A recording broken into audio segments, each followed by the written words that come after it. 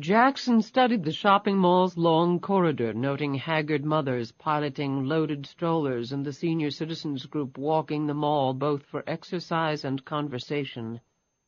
Dressed in a gray pinstriped suit, the stocky Jackson stared intently at the north entrance to the shopping mall. That would no doubt be the one she would use, since the bus stop was right in front. She had, Jackson knew, no other form of transportation. Her live-in boyfriend's truck was in the impoundment lot, the fourth time in as many months. It must be getting a little tedious for her, he thought. The bus stop was on the main road.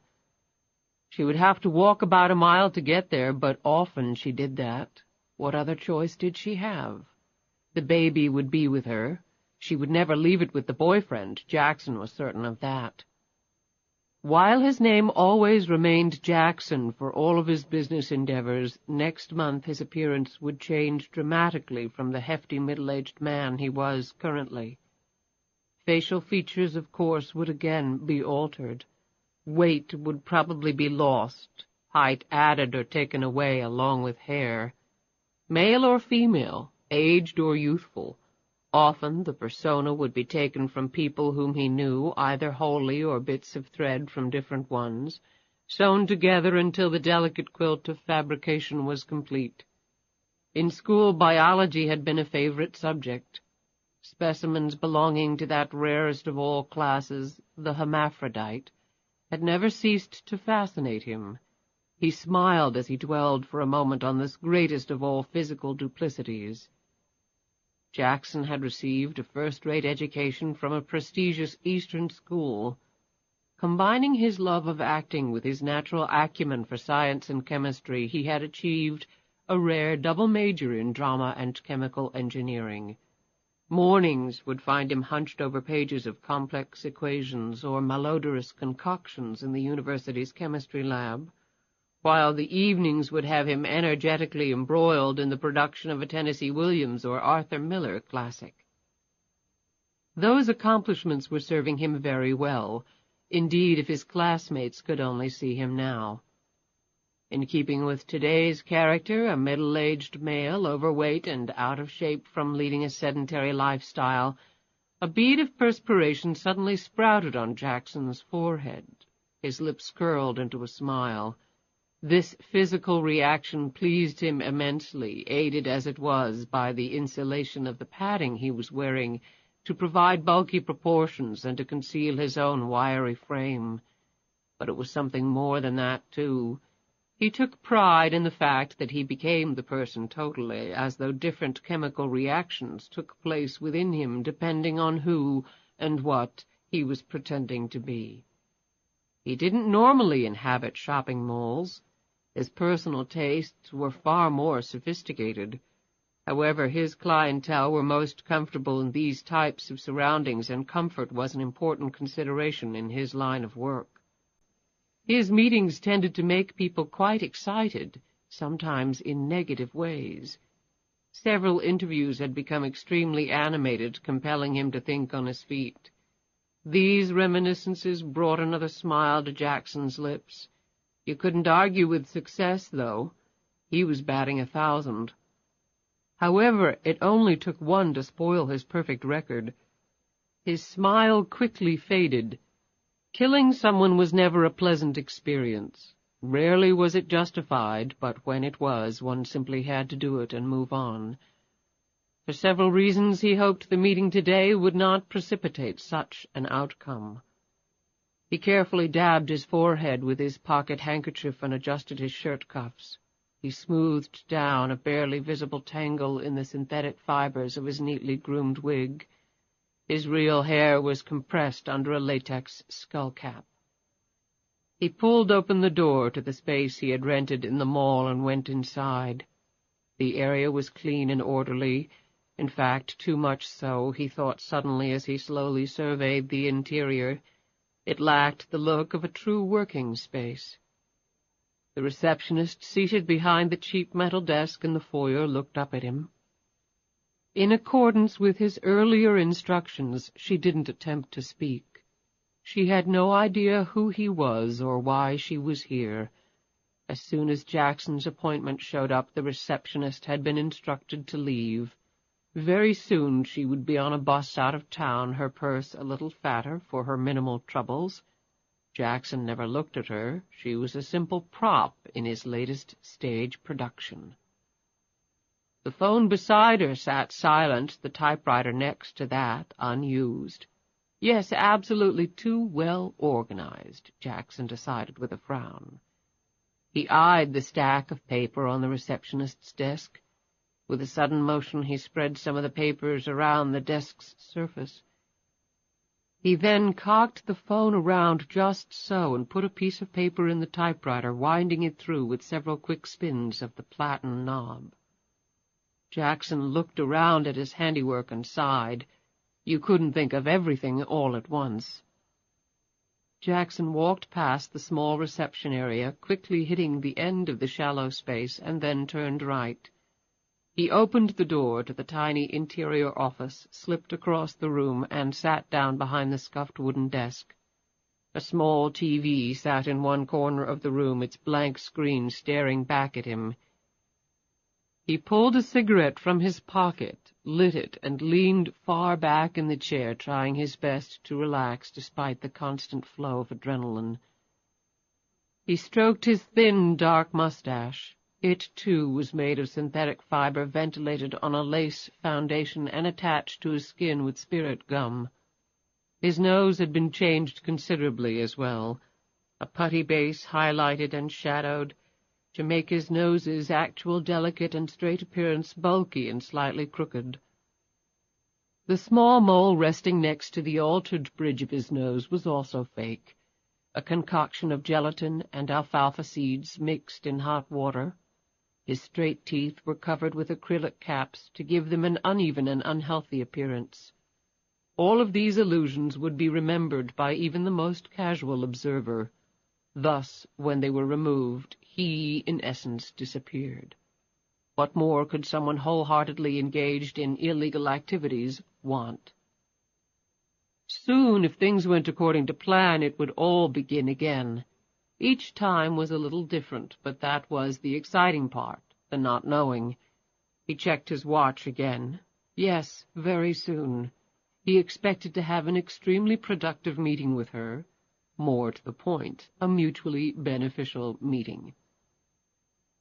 He only had one question to ask LuAnn Tyler, one simple question that carried the potential for very complex repercussions. Based upon his experience, he was reasonably certain of her answer, but one just never knew.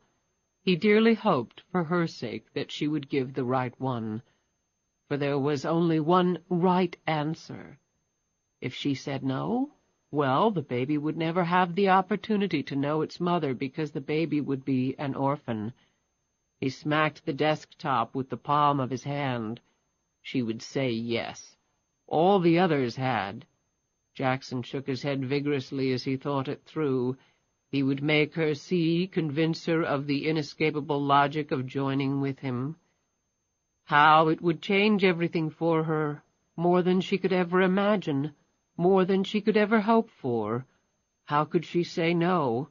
It was an offer that simply no one could refuse. If she came. Jackson rubbed his cheek with the back of his hand, took a long, slow drag on the cigarette, and stared absently at a nail pop in the wall. But, truth be known, how could she not come?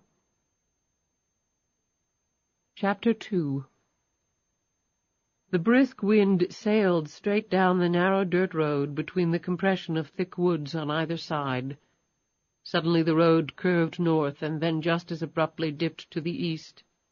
Over a slight rise the view yielded still more trees, some dying, bent into what seemed painful shapes by wind, disease, and weather, but the majority were ramrod straight, with thickening girths and soaring leafy branches. On the left side of the road the more diligent eye could discern a half-circle of open space consisting of mud interspersed with patches of new spring grass. Also nestled with nature into this clearing were rusted engine blocks, piles of trash, A small mountain of bone-dry beer cans, discarded furniture, and a litany of other debris that served as visual art objects when covered with snow, and as home to snakes and other creatures when the mercury made its way north. Smack in the middle of that semicircular island rested a short, squat mobile trailer atop a crumbling cinder-block foundation.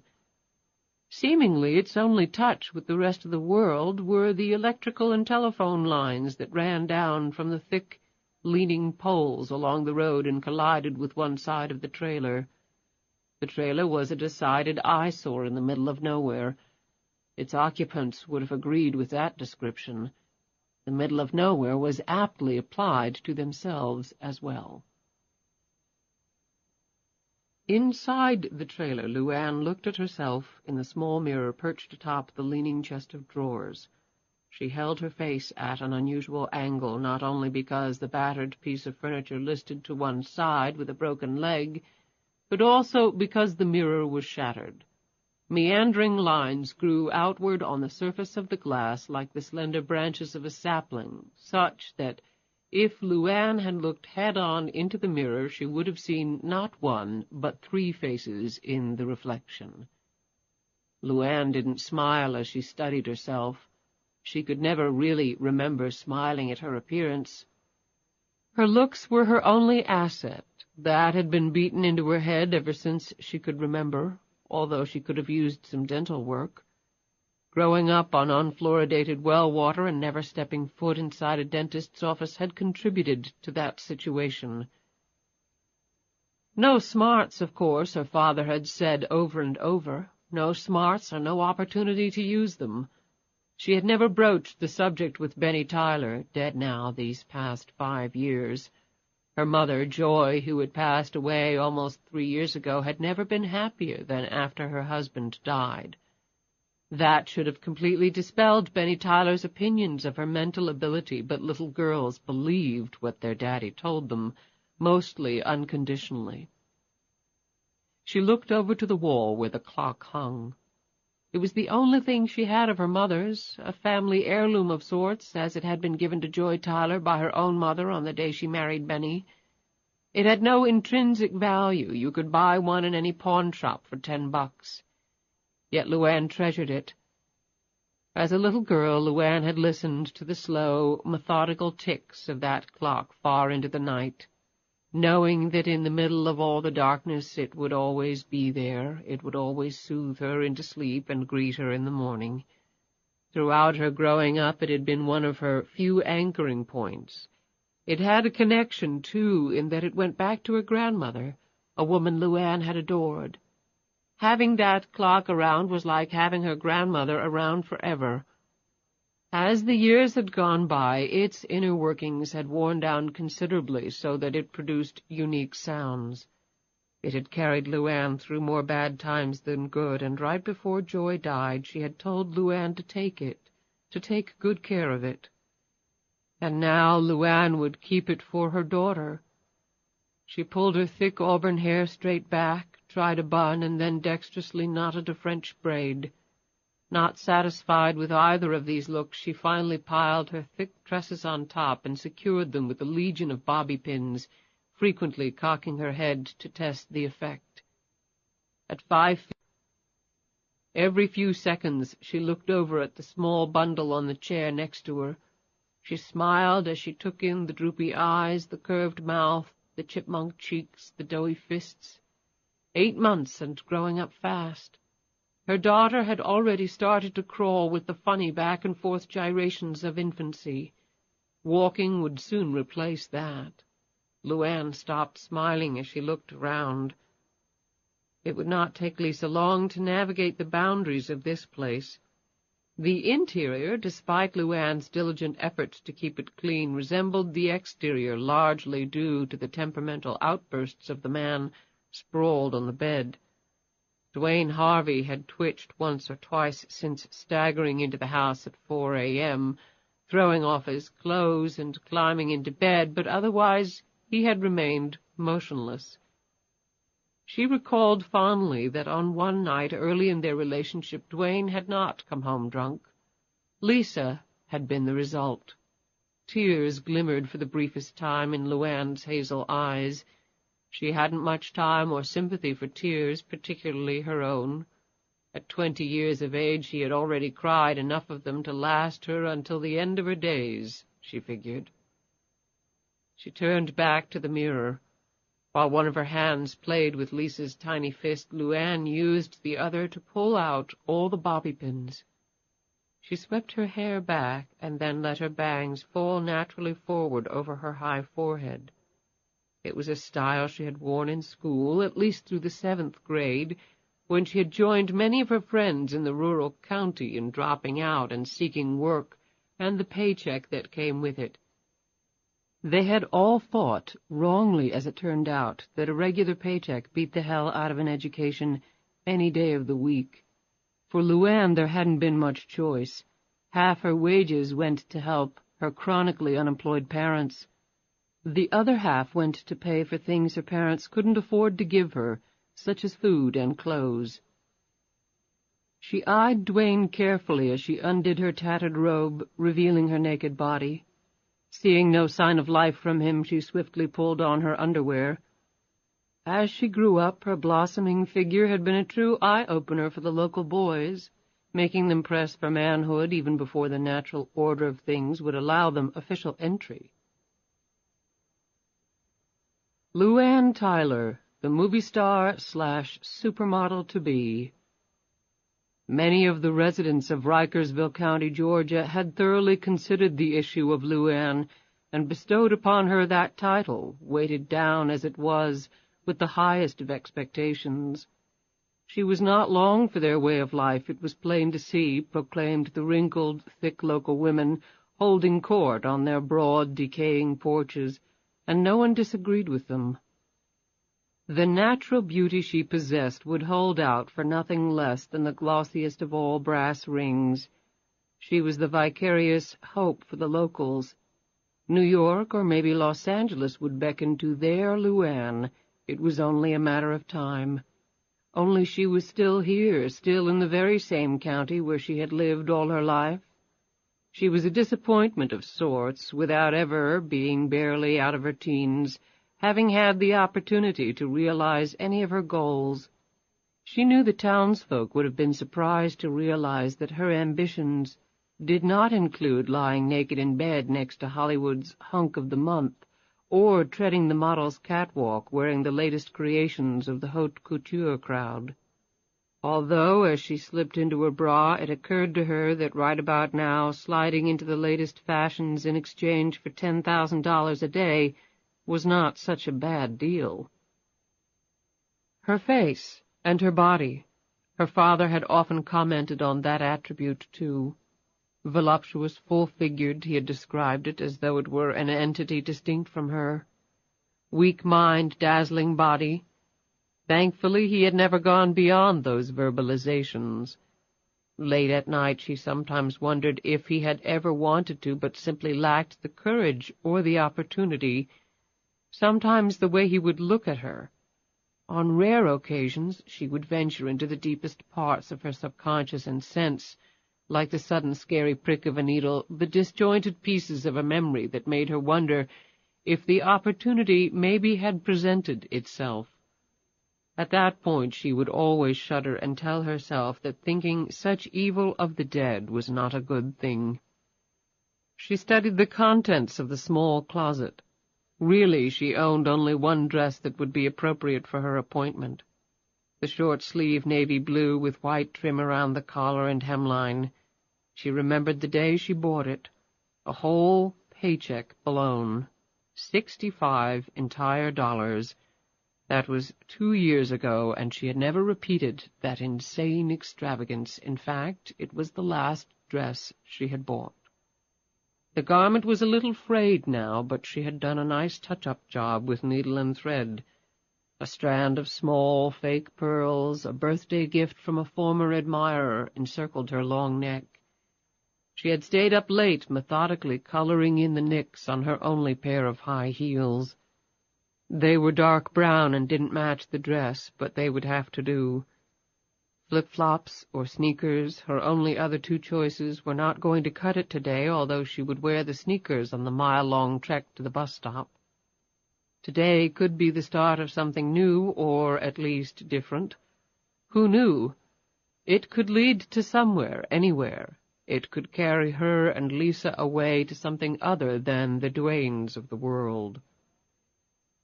LuAnn took a deep breath, opened up the zippered interior pocket of her purse, and carefully unfolded the piece of paper.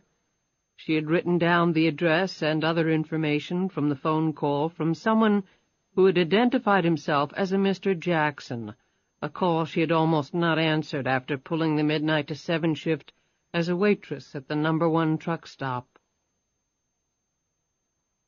When the phone call came, LuAnn's eyes had been welded shut as she sat on the kitchen floor breastfeeding Lisa. The little girl's teeth were coming in, and LuAnn's nipples felt like they were on fire, but the baby formula was too damn expensive, and they were out of milk. At first, LuAnn had no desire to answer the phone. Her job at the popular truck stop, right off the interstate, kept her running non-stop, with Lisa meanwhile tucked safely under the counter in her baby seat.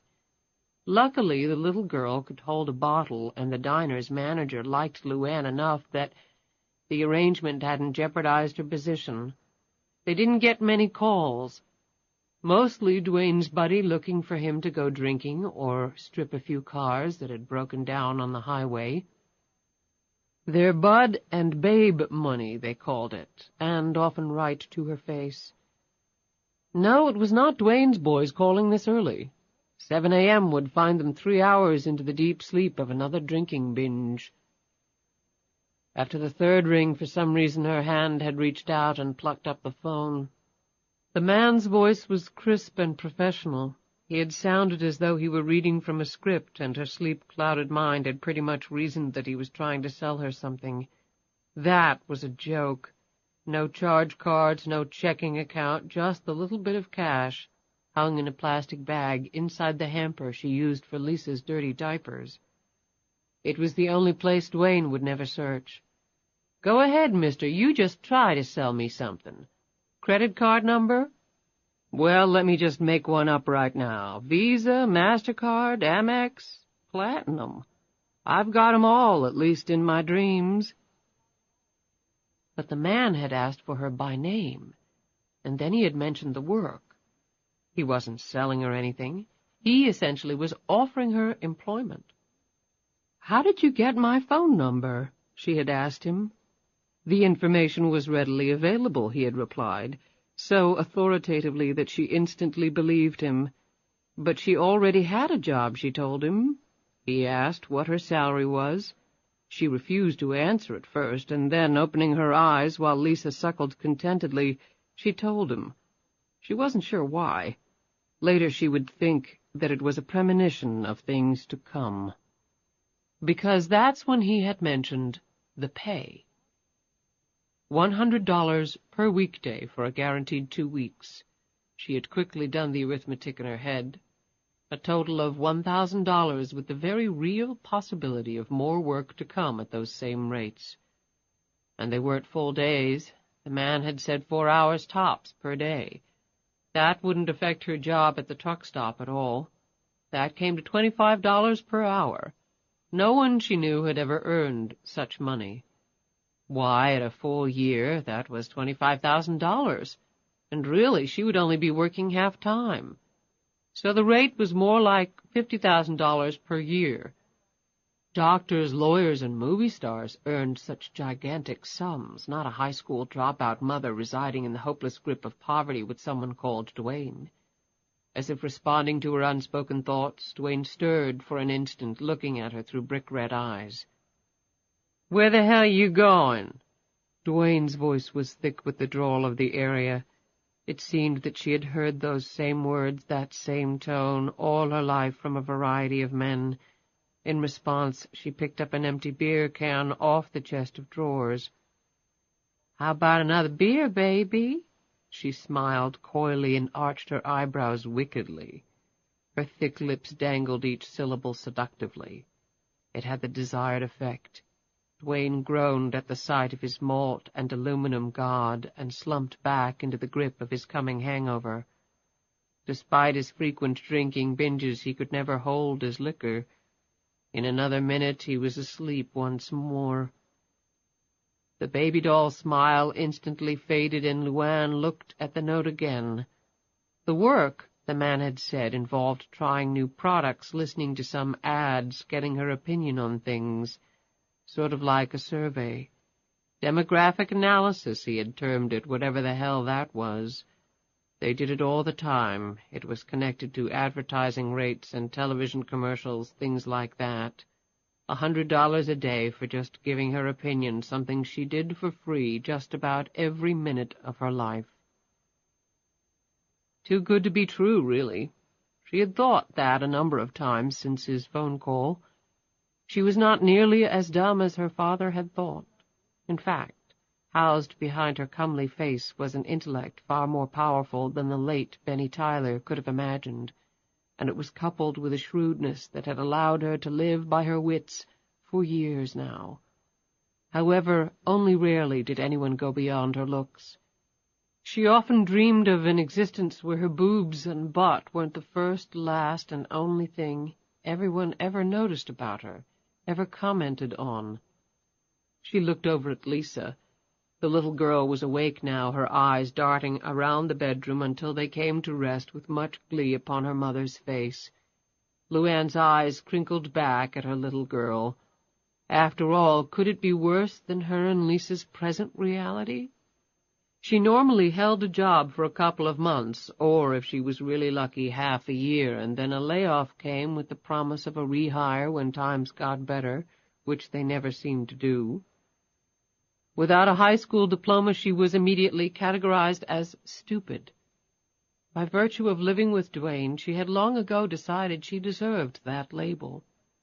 But he was Lisa's father, even if he had no intention of marrying LuAnn, not that she had pushed him on that. She was not over-eager to take Duane's last name or the man-child that came with it.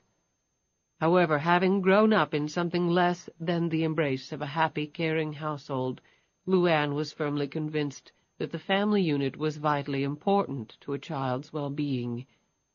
She had read all the magazines and watched numerous talk shows on the subject. In Rikersville, LuAnn was one step ahead of the welfare rolls most of the time. There were about 20 people for every lousy job. Lisa could and would do far better than her mother. LuAnn had dedicated her life to making that a reality. But with $1,000, perhaps LuAnn would do all right for herself.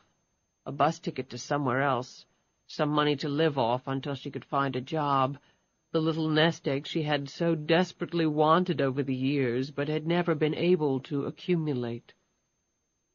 Rikersville was dying. The trailer was Duane's unofficial sepulcher. He would never have it any better, and probably would have it much worse before the ground swallowed him up. It could be her crypt, too, LuAnn realized, only it wouldn't be. Not after today, not after she kept her appointment. She folded up the piece of paper and put it back in her purse. Sliding a small box out of one of the drawers, she found enough change for bus fare. She finished with her hair, buttoned her dress, swooped up Lisa, and quietly left the... Chapter 3. There was a sharp knock on the door. The man quickly stood up from behind the desk, adjusted his tie, and opened a file folder lying in front of him. In the ashtray next to him were the remains of 3 cigarettes. "Come in," he said, his voice firm and clear. The door opened, and LuAnn stepped into the room and looked around. Her left hand clutched the handle of the baby carrier where Lisa lay, her eyes looking around the room with obvious curiosity. Over LuAnn's right shoulder hung a large bag. The man observed the vein plunging down LuAnn's long, sinewy biceps until it connected with a maze of others in her muscular forearm. The woman was obviously strong physically. What about her character? Was it as strong? "Are you Mr. Jackson?" LuAnn asked. She looked directly at him as she spoke. waiting for his eyes to take the inevitable inventory of her face, bosom, hips, and so on. It didn't matter from what walk of life they came. In that regard, men were all the same. She was thus very surprised when his gaze did not leave her face. He held out his hand, and she shook it firmly. "I am. Please sit down, Miss Tyler. Thank you for coming. Your daughter is quite beautiful. Would you care to put her down over here?" He pointed to a corner of the room. "She just woke up. The walk and the bus ride makes her go to sleep every time. I'll just keep her beside me if that's okay." As if in agreement, Lisa began to jabber and point.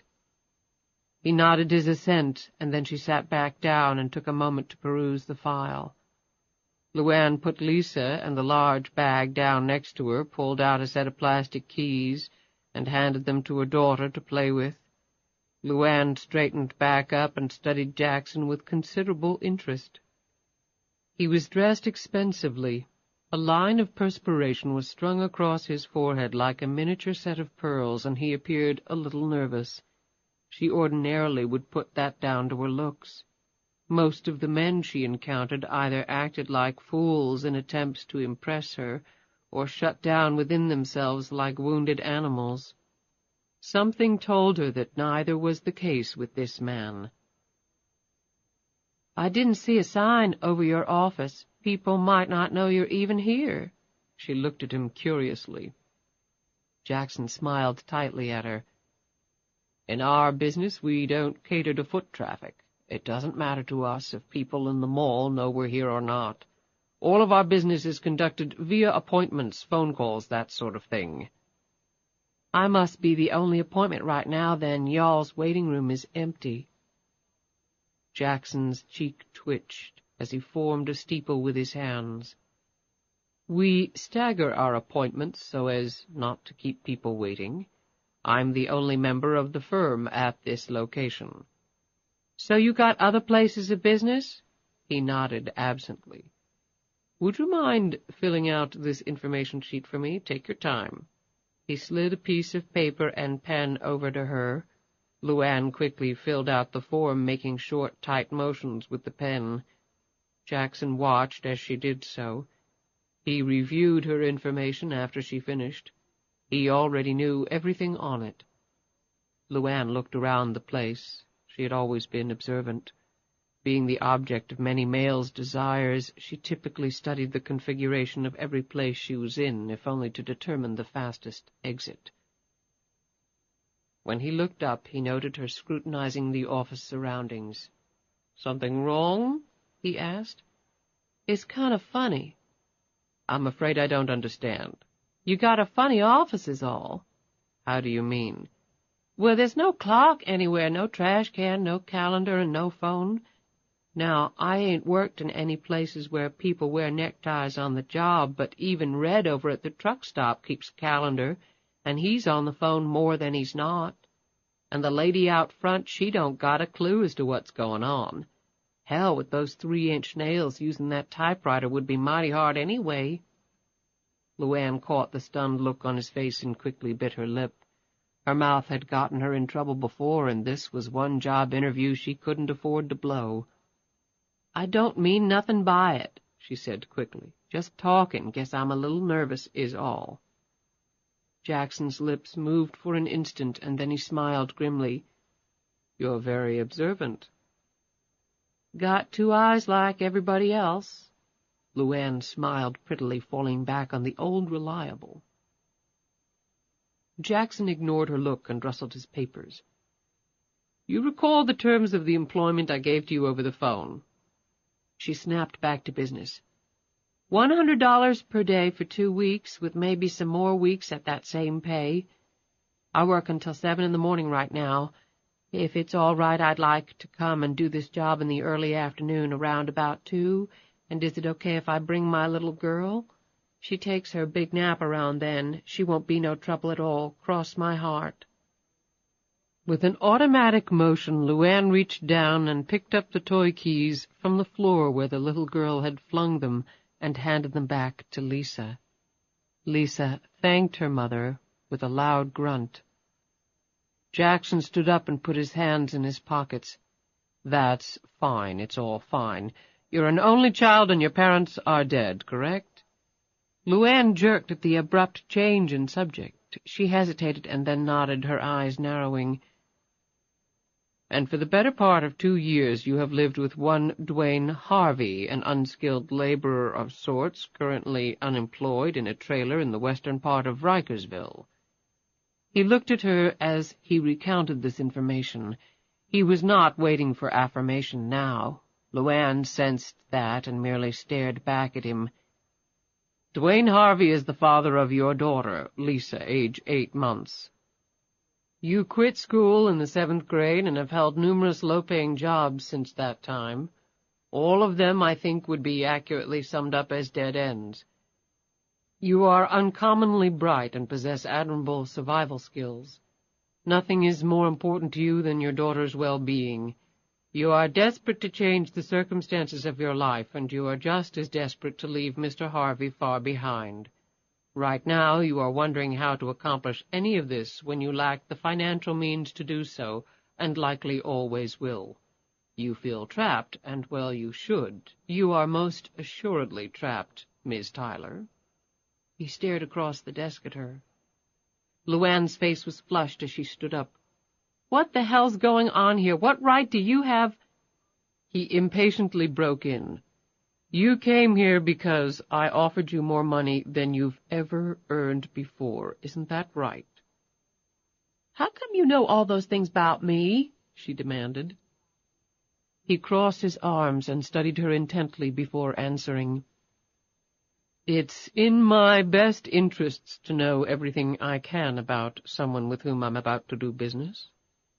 "What does knowing about me have to do with my opinions and surveys and such?" "Very simple, Miss Tyler. To know how to evaluate your opinion on things, I need to know intimate details about the opinion maker, who you are, what you want, what you know, and don't know, the things you like, dislike, your prejudices, your strengths and weaknesses. We all have them in varying degrees. In some, if I don't know all about you, I haven't done my job." He came around the corner of the desk and perched on the edge. "I'm sorry if I offended you. I can be rather blunt. However, I didn't want to waste your time." Finally, the anger in LuAnn's eyes passed away. "Well, I guess, if you put it that way—" "I do, Miss Tyler. May I call you LuAnn?" "That's my name," she said brusquely. She sat back down. "Well, I don't want to waste your time either, so what about the hours? Is the afternoon okay?" Jackson abruptly returned to his seat and looked down at the desk, rubbing his hands slowly over its cracked surface. When he looked back up at her, his countenance was even more serious than it had been seconds before. "Have you ever dreamed of being rich, LuAnn? I mean, rich beyond all your wildest fantasies. So wealthy, in fact, that you and your daughter could literally do anything in the world you wanted to do, when you wanted to do it? Have you ever had that dream?" LuAnn started to laugh until she caught the look in his eyes. There was no humor, no diffidence, no sympathy in their depths, merely an intense desire to hear her answer. "Hell, yes! Who hasn't had that dream?" "Well, those who are already filthy rich rarely do, I can tell you that. However, you're right. Most other people at some point in their lives have that fantasy. Yet virtually no one ever makes that fantasy a reality. The reason is simple. They can't." LuAnn smiled disarmingly. "But $100 a day ain't bad either." Jackson stroked his chin for several seconds, coughed to clear his throat, and then asked a question. "LuAnn, do you ever play the lottery?" She was surprised by the inquiry, but readily replied. "Now and then. Everybody around here does. It can get expensive, though. Dwayne plays every week, sometimes half his paycheck. That is when he pulls a paycheck, which usually ain't the case. He's all fired certain he's going to win, plays the same numbers every time, says he saw them in a dream. I say he's just dumber than dirt. Why? Have you ever played the National Lotto? You mean the one for the whole country? Jackson nodded, his eyes fixed on her. Yes, he said slowly. That's exactly the one I mean.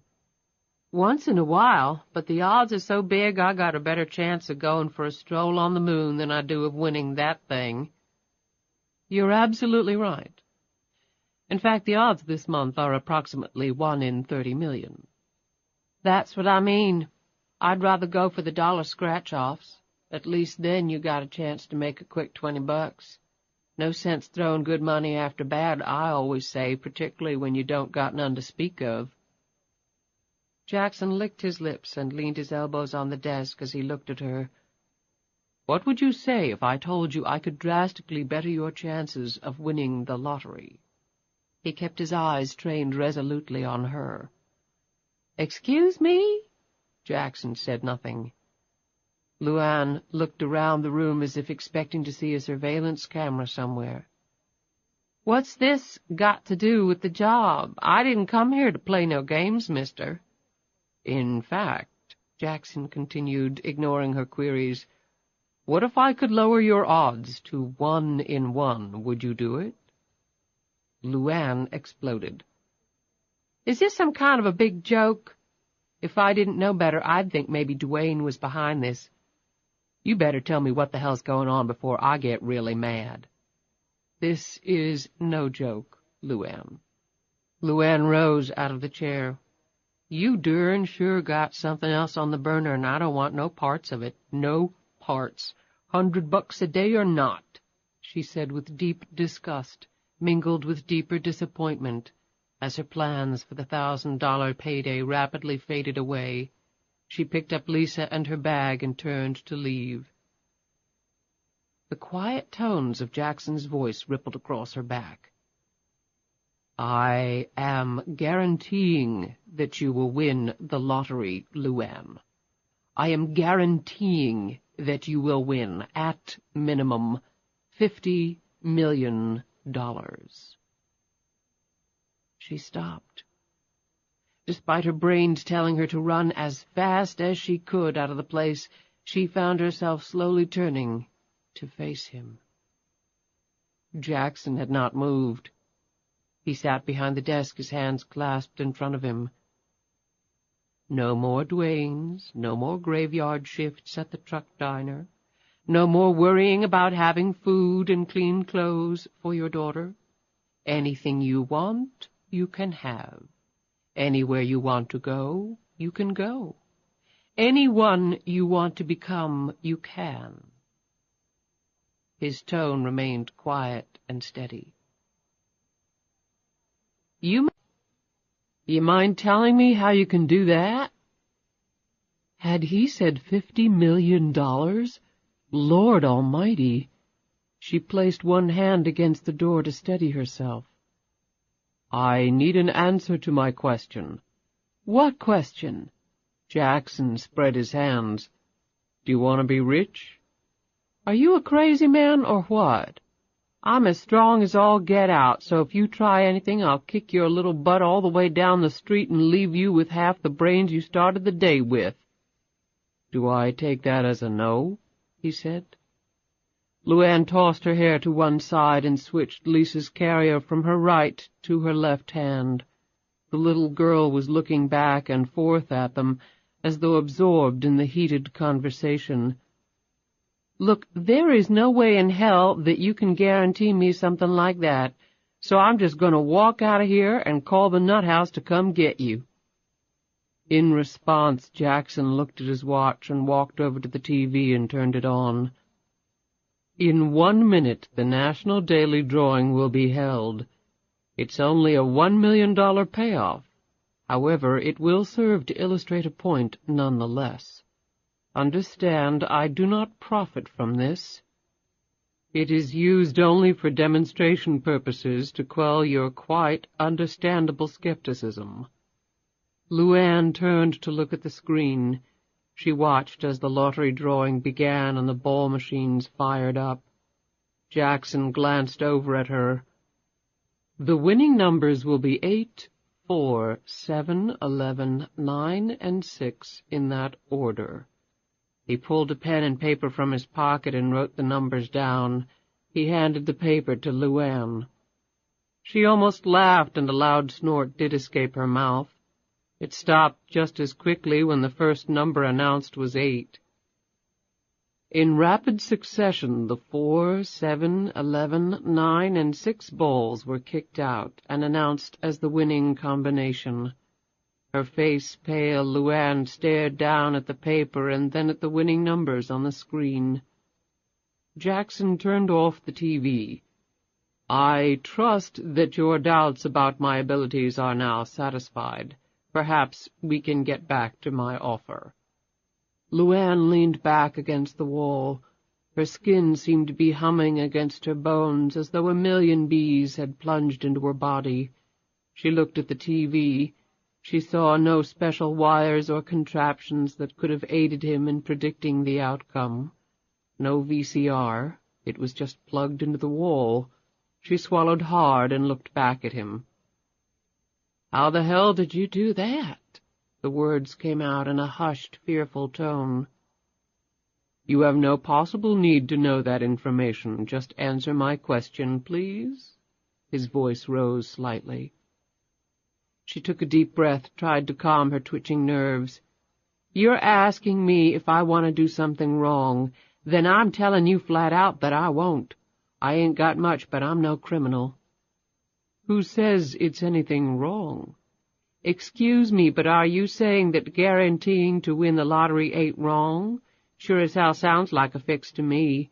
You think just because I work crap jobs I'm stupid?" "I actually have a high opinion of your intelligence. That's why you're here. However, someone has to win that money, LuAnn. Why not you?" "Because it's wrong, that's why." "And who exactly are you hurting? Besides, it's not wrong technically if no one ever finds out." "I'd know." Jackson sighed. "That's very noble. However, do you really want to spend the rest of your life with Dwayne?" "He has his good points." "Really? Would you care to enumerate them?" "Why don't you go straight on to hell? I think my next stop's going to be at the police station. I got a friend who's a cop. I bet you he'll be real interested to hear about all this." LuAnn turned and gripped the doorknob. This was the moment Jackson had been waiting for. His voice continued to rise. "So Lisa grows up in a filthy trailer in the woods. Your little girl will be extraordinarily beautiful if she takes after her mother. She reaches a certain age, the young men start to get interested, she drops out of school, a baby perhaps comes along, the cycle starts anew. Like your mother?" He paused. "Like you?" Jackson added very quietly. LuAnn turned slowly around, her eyes wide and glimmering. Jackson eyed her sympathetically. "It's inevitable, LuAnn. I'm speaking the truth, you know I am. What future do you and Lisa have with him? And if not him, another Dwayne, and then another and another? You'll live in poverty, and you'll die in poverty, and your little girl will do the same. There's no changing that. It's not fair, of course, but that doesn't make it any less certain. Oh, people who have never been in your situation would say that you should just pack up and go. Take your daughter and just leave. Only they never tell you how you're supposed to do that. Where will the money for bus fare and motel rooms and food come from? Who'll watch your child, first while you look for work, and then when you find it, if you ever do?" Jackson shook his head in sympathy and slid the back of one hand under his chin as he eyed her. "Of course you can go to the police if you want, but by the time you get back there will be no one here. And do you think they'll really believe you?" An expression of condescension played across his features. "And then what will you have accomplished? You'll have missed the opportunity of a lifetime. Your only shot at getting out. Gone." He shook his head sadly at her as if to say, "Please don't be that stupid." LuAnn tightened her grip on the baby carrier. An agitated Lisa was starting to struggle to get out, and her mother automatically started rocking the little girl back and forth. "You talking about dreams, Mr. Jackson? I got me my own dreams. Big ones, damn big ones." Her voice was trembling, though. LuAnn Tyler had a very tough exterior built up over long, hard years of scrapping for an existence and never getting anywhere. However, Jackson's words had hurt LuAnn, or rather the truth in those words. "I know you do. I said you were right, and you've done nothing at this meeting but reinforce that opinion. You deserve far better than what you have now. However, rarely do people get what they deserve in life. I'm offering you a way to achieve your big dreams." He abruptly snapped his fingers for effect. "Like that." She suddenly looked wary. "How do I know you're not the police trying to set me up? I ain't going to no prison over money." "Because it would be a clear case of entrapment, that's why. It would never hold up in court. And why in the world would the police target you for such an elaborate scheme?" LuAnn leaned up against the door. Under her dress she felt her heart beating erratically between her breasts. Jackson stood up. "I know you don't know me, but I take my business very, very seriously.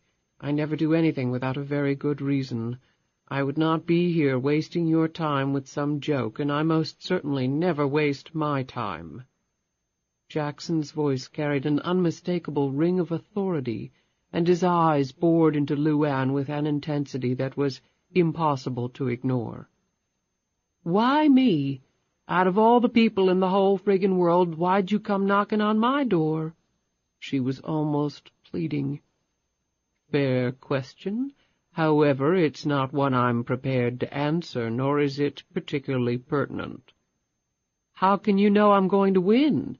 He looked at the TV. "Unless you think I was incredibly lucky with that drawing, then you shouldn't doubt the outcome." "Huh. Right now I doubt everything I'm hearing. So what if I play along and I still don't win?" "Then what have you lost?" "The $2 it costs to play, that's what. It might not sound like much money to you, but that's bus fare for almost a whole week." Jackson pulled 4 singles from his pocket and handed them to her. "Then consider that risk eliminated and 100% return on top of it." She rubbed the money between her fingers. "I want to know what's in it for you. I'm a little too old to believe in good fairies and wishes on a star." LuAnn's eyes were clear and focused now. "Again, a good question, but one that only becomes applicable if and when you agree to participate. You're right, however. I'm not doing this out of the goodness of my heart." A tiny smile escaped his lips. "It's a business transaction, and in all good business transactions both sides benefit. However, I think you'll be pleased at how generous the terms will be." LuAnn slid the money into her bag. "If you need my answer right this very minute, it's going to be a big, fat no." "I realize that my proposition has certain complexities. Therefore, I will give you some time to think about it." He wrote a toll-free number down on a piece of paper and held it out to her. "But not too much time. The monthly lottery drawing takes place in 4 days. I have to have your answer by 10 a.m. the day after tomorrow. This number will reach me anywhere." She looked at the paper in his hand. "And if I still say no in 2 days, which I probably will?" Jackson shrugged. "Then someone else will win the lottery, LuAnn. Someone else will be at least $50 million richer, and they certainly won't waste any time feeling guilty about it." "I can assure you." He smiled pleasantly. "Believe me when I tell you that a lot of people would gladly take your place. Gladly." He put the paper in her hand and closed her fist around it. "Remember, 1 minute past 10 a.m. and the offer to you is gone. Forever." Jackson, of course, did not mention the fact that if LuAnn said no, he would have her immediately killed. His tone was almost harsh, but then he quickly smiled again and opened the door for her, glancing at Lisa as he did so. The little girl stopped thrashing and stared wide-eyed at him. "She looks just like you. I hope she's got your brains as well." As she passed through the doorway, he added, "Thank you for coming, LuAnn, and have a nice day." "What makes me think your name ain't Jackson?" she said, giving him a piercing stare. "I sincerely hope to hear from you soon, LuAnn. I like to see good things happen to deserving people, don't you?" He shut the door softly behind her. Chapter 4. On the bus ride home, LuAnn clutched both Lisa and the piece of paper bearing the phone number with equal tenacity. She had the very uncomfortable feeling that everyone on the bus was acutely aware of what had just happened to her and was judging her harshly as a result.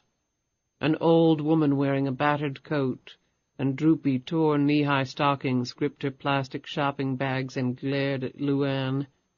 Whether she was really privy to LuAnn's interview or simply resented her youth, looks, and beautiful baby girl, LuAnn couldn't be sure. She sat back in her seat and let her mind race ahead to examine her life if she said yes or no to the proposal. While declining the offer seemed to carry with it certain consequences, all of them emblazoned with Dwayne-like features, acceptance seemed to bear its own problems. If she actually won the lottery and came into incalculable wealth, the man had said she could have anything she wanted, anything, go anywhere, do anything. God, the thought of such unbridled freedom only a phone call and 4 days away made her want to run screaming with joy through the bus's narrow aisle. She had put aside the notion that it was all a hoax or some bizarre scheme. Jackson had asked for no money, not that she had any to give. He had also given no indication that he desired any sexual favors from her, although the full terms had not, as yet, been disclosed. However, Jackson did not strike her as being interested in her sexually. He had not tried to touch her, had not commented on her features, at least not directly, and seemed in every way professional and sincere. He could be a nut, but if he was, he certainly had done an admirable job of feigning sanity in front of her. Plus, it had cost money to rent the space, hire the receptionist, and so forth. If Jackson was certifiable, he definitely had his normal moments. She shook her head, and he had called every number correctly on the daily drawing before the damn machines had even kicked them out. She couldn't deny that. So if he was telling the truth, then the only catch was that his business proposal resonated with illegality, with fraud, with more bad things than she cared to think about.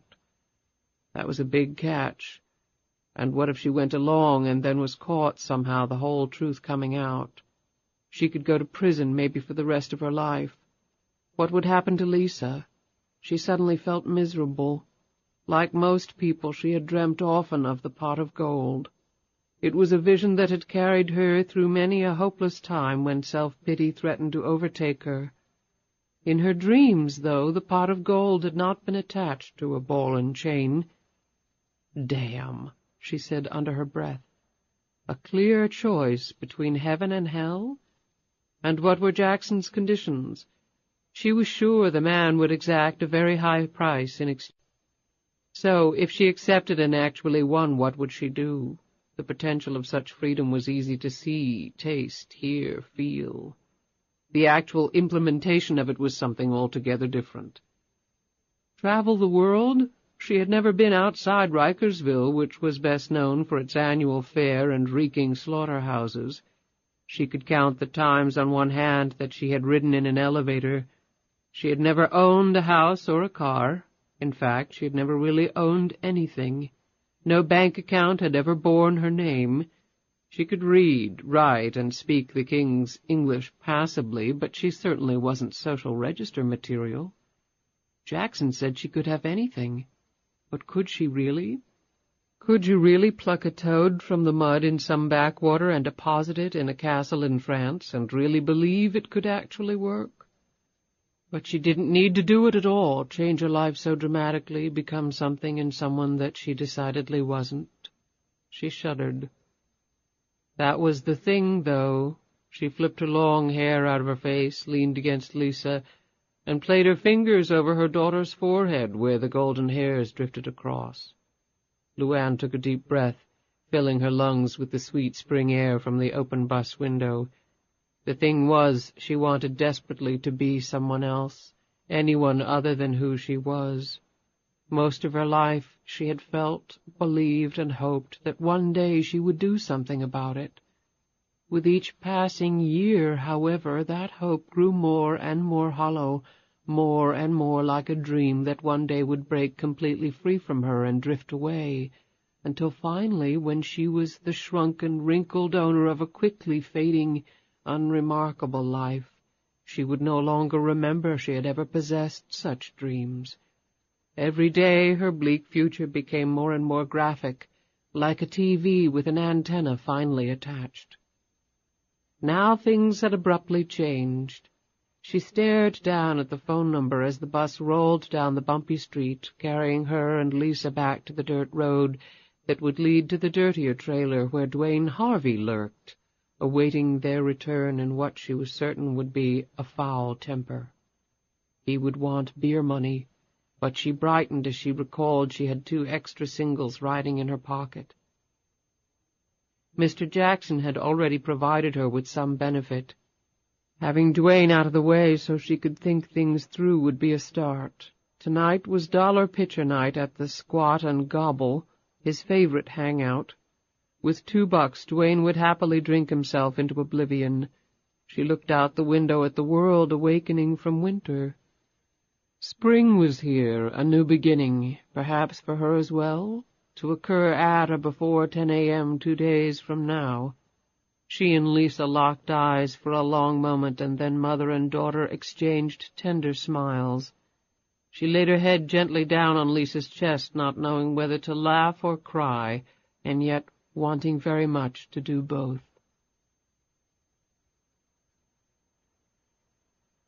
Chapter 5. The busted screen door creaked open, and LuAnn passed through, carrying Lisa. The trailer was dark, cool, and quiet. Dwayne might still be asleep. However, as she navigated through the narrow passageway, she kept her eyes and ears on high alert for movement or sound. She wasn't anything close to being afraid of Dwayne unless he got the drop on her. In a fair fight she could more than hold her own. She'd kicked the crap out of him on more than one occasion when he had been particularly drunk. He normally didn't try anything too outrageous when he was sober, which he would be now, or as close to it as he usually got. It was a strange relationship to have with someone who could be categorized as her significant other. However, she could name 10 other women she knew who had similar arrangements, based more on pure economics, limited options, and, in essence, inertia, than on anything approaching tender emotions. She had had other offers, but rarely was the grass greener elsewhere. She knew that firsthand. She picked up her pace as she heard the snores coming from the bedroom, and leaned her head in the small room. She sucked in her breath as she eyed the twin figures lying under the sheets. Dwayne's head was visible on the right.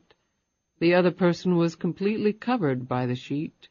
However, the twin humps in the chest region suggested it was not one of Dwayne's male drinking buddies sleeping it off. LuAnn quietly stepped down the hallway and placed an anxious-looking Lisa and her carrier down in the bathroom, then closed the door. LuAnn didn't want her little girl to be disturbed by what was about to happen. When she again opened the bedroom door, Dwayne was still snoring loudly. However, the body beside him had moved, and the dark red hair was clearly visible now. It took only a second for LuAnn to clamp a hand around the thick mane, and then she pulled with all her immense strength, and the unfortunate owner of those long locks was hauled out of the bed to crash buck-naked against the far wall. shit!" the woman bellowed as she landed on her butt and was immediately pulled across the rough, ragged carpet by a grim-looking LuAnn. "Damn it, LuAnn, let go!" LuAnn looked back at her for a split second. "Shirley, you slut around here again, and I swear to God I'll break your neck." "Dwayne, help me, for Christ's sake! She's crazy!" Shirley wailed, pulling and clawing at her hair in a futile effort to make LuAnn let go. Shirley was short and about 20 pounds overweight. Her chubby legs and full, wobbly breasts slapped back and forth against each other as the two women made their way to the bedroom door. Dwayne stirred as LuAnn passed by. "What's going on here?" he said sleepily. "Shut up," LuAnn snapped back. As his eyes focused on the situation, Dwayne reached across to the nightstand and pulled out a pack of Marlboros from the drawer. He grinned at Shirley as he lit up.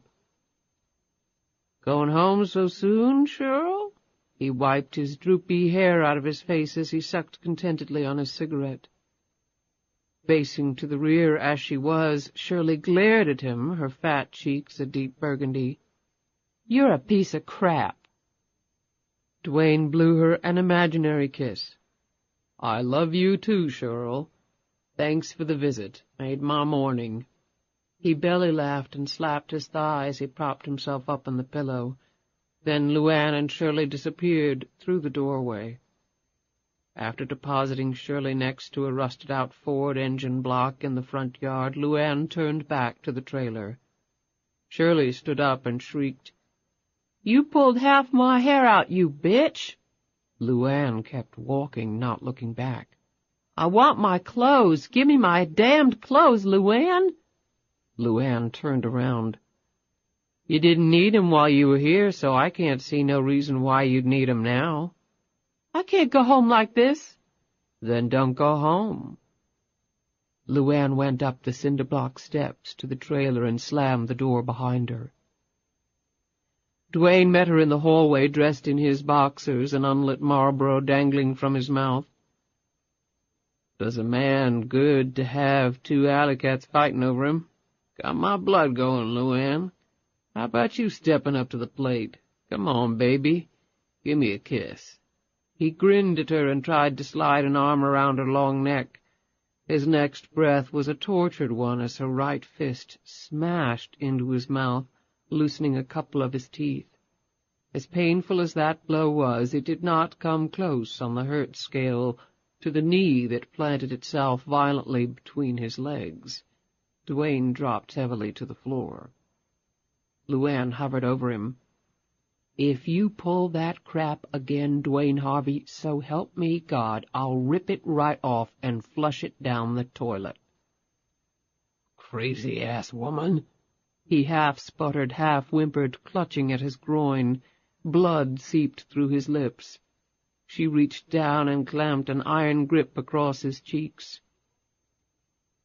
"No, you're crazy if you think for 1 second I'm gonna put up with that shit." "We ain't married." "That's right, but we live together. We got a kid together, and this place is as much mine as it is yours." "Shirl don't mean nothing to me. What do you care?" He stared up at her, small tears gathering in the corners of his eyes as he continued to clutch his privates. "Because that little fat piece of bacon is going to waddle on down to the IGA and the beauty parlor and the damned squat and gobble and tell everybody that will listen all about it, and I'm going to look like the biggest piece of trash in the world." "You shouldn't have left me this morning." He struggled up off the floor. "See, this here's all your fault. She came by to see you about something. What was I supposed to do?" "I don't know, Dwayne. How about giving her a cup of coffee instead of your dick?" "I don't feel so good, babe. I really don't." He leaned up against the wall. She roughly pushed past him on her way to check on Lisa. "Best news I've heard all day." A minute later she marched past him again and entered the bedroom, where she proceeded to rip the sheets off the bed. Dwayne sulkily watched her from the doorway. "Go ahead and throw 'em away. I don't give a crap. You bought 'em." She didn't look at him as she answered. I'm taking 'em over to Wanda's to wash. If you're going to sleep around with sluts, it ain't going to cost me nothing." As she lifted the mattress, a flash of green caught her eye. She shoved the mattress off the bed frame and then looked over at Duane. "What the hell is this?" she demanded. Duane looked at her coldly. He sauntered into the room, scooped up the piles of cash, and stuffed them in a paper bag that had been sitting on the table beside the bed. He continued to eye her as he closed up the bag. "Let's just say I won the lottery," he said arrogantly. She perceptibly stiffened at his words as though she'd been slapped flush in the face. For a moment she felt as though she would topple right over in a dead faint. Had Duane actually been behind all of this? Were he and Jackson in this together? She could not have envisioned a more unlikely pair. It couldn't possibly be. She quickly recovered and crossed her arms. "Bull. Where'd you get it, Duane? Let's just say it's a real good reason to be nice to me and to keep your mouth shut." Angrily pushing him from the room, she locked the door. She changed into jeans, sneakers, and a sweatshirt, and then quickly packed an overnight bag. When she unlocked and threw open the door, Duane hadn't budged. The bag was still clutched in his hand. She moved quickly past him, opened the door to the bathroom, and scooped up a wriggling Lisa in one arm. The dirty linen and overnight bag in her other hand, she headed for the front door. "Where you going, LuAnn?" "None of your damned business." "How long you going to be pissed about this? I didn't get mad at you for kicking me in the balls, did I? I done already forgot about it, in fact." She whirled around for a second. "Duane, you have got to be the dumbest person on the face of this earth." "Is that right? Well, who do you think you are, Princess Di? Well, if it weren't for me, you and Lisa wouldn't even have a damned place to stay. I took you in, or you wouldn't have nothing." He lit up another cigarette, but warily kept out of range of her fist. He scrunched the match out on the tattered carpet. "So maybe instead of bitching all the time, you ought to try being nice to me." He held up the paper bag stuffed with cash. "There's plenty more where this came from, too, little girl. I ain't going to be living in this crap hole much longer. You best think about it. You best think real good about that. I ain't taking crap from you or anybody else any more. You hear me?" She opened the front door. "Duane, I'll start being nice to you right now. You know how? I'm going to leave before I kill you." Lisa started to cry at her mother's angry tones as though she thought they were directed at her. LuAnn kissed the little girl and cooed in her ear to calm her down. Duane watched LuAnn march across the muddy yard, admiring her soft behind and the tight jeans. For a moment he looked around for Shirley, but she had evidently already made a run for it, naked and all. "I love you, babe," he yelled after LuAnn, grinning. "Go to hell, Duane." Chapter 6. The mall was far busier than it had been during her visit the day before. LuAnn was grateful for the crowds as she made a wide berth around the office she had visited earlier, though she did glance in its direction as she passed by. Through the glass panes on either side of the door it seemed dark inside. She supposed if she tried the door it would be locked. She didn't imagine that Jackson would have hung around long after she had left, and she assumed she had been his sole client. She had called in sick to work and spent a sleepless night at a friend's house, alternating between staring at a full moon and Lisa's tiny mouth, as it randomly produced smiles, grimaces, and every expression in between while the little girl slept heavily. She had finally decided not to make a decision on Jackson's proposal until she had some more information. One conclusion had come fairly rapidly. She would not go to the police. She could prove nothing, and who would believe her? There was no upside potential to such a move, and at least 50 million reasons against it. For all her sense of right and wrong, she could not get past that one inescapable temptation.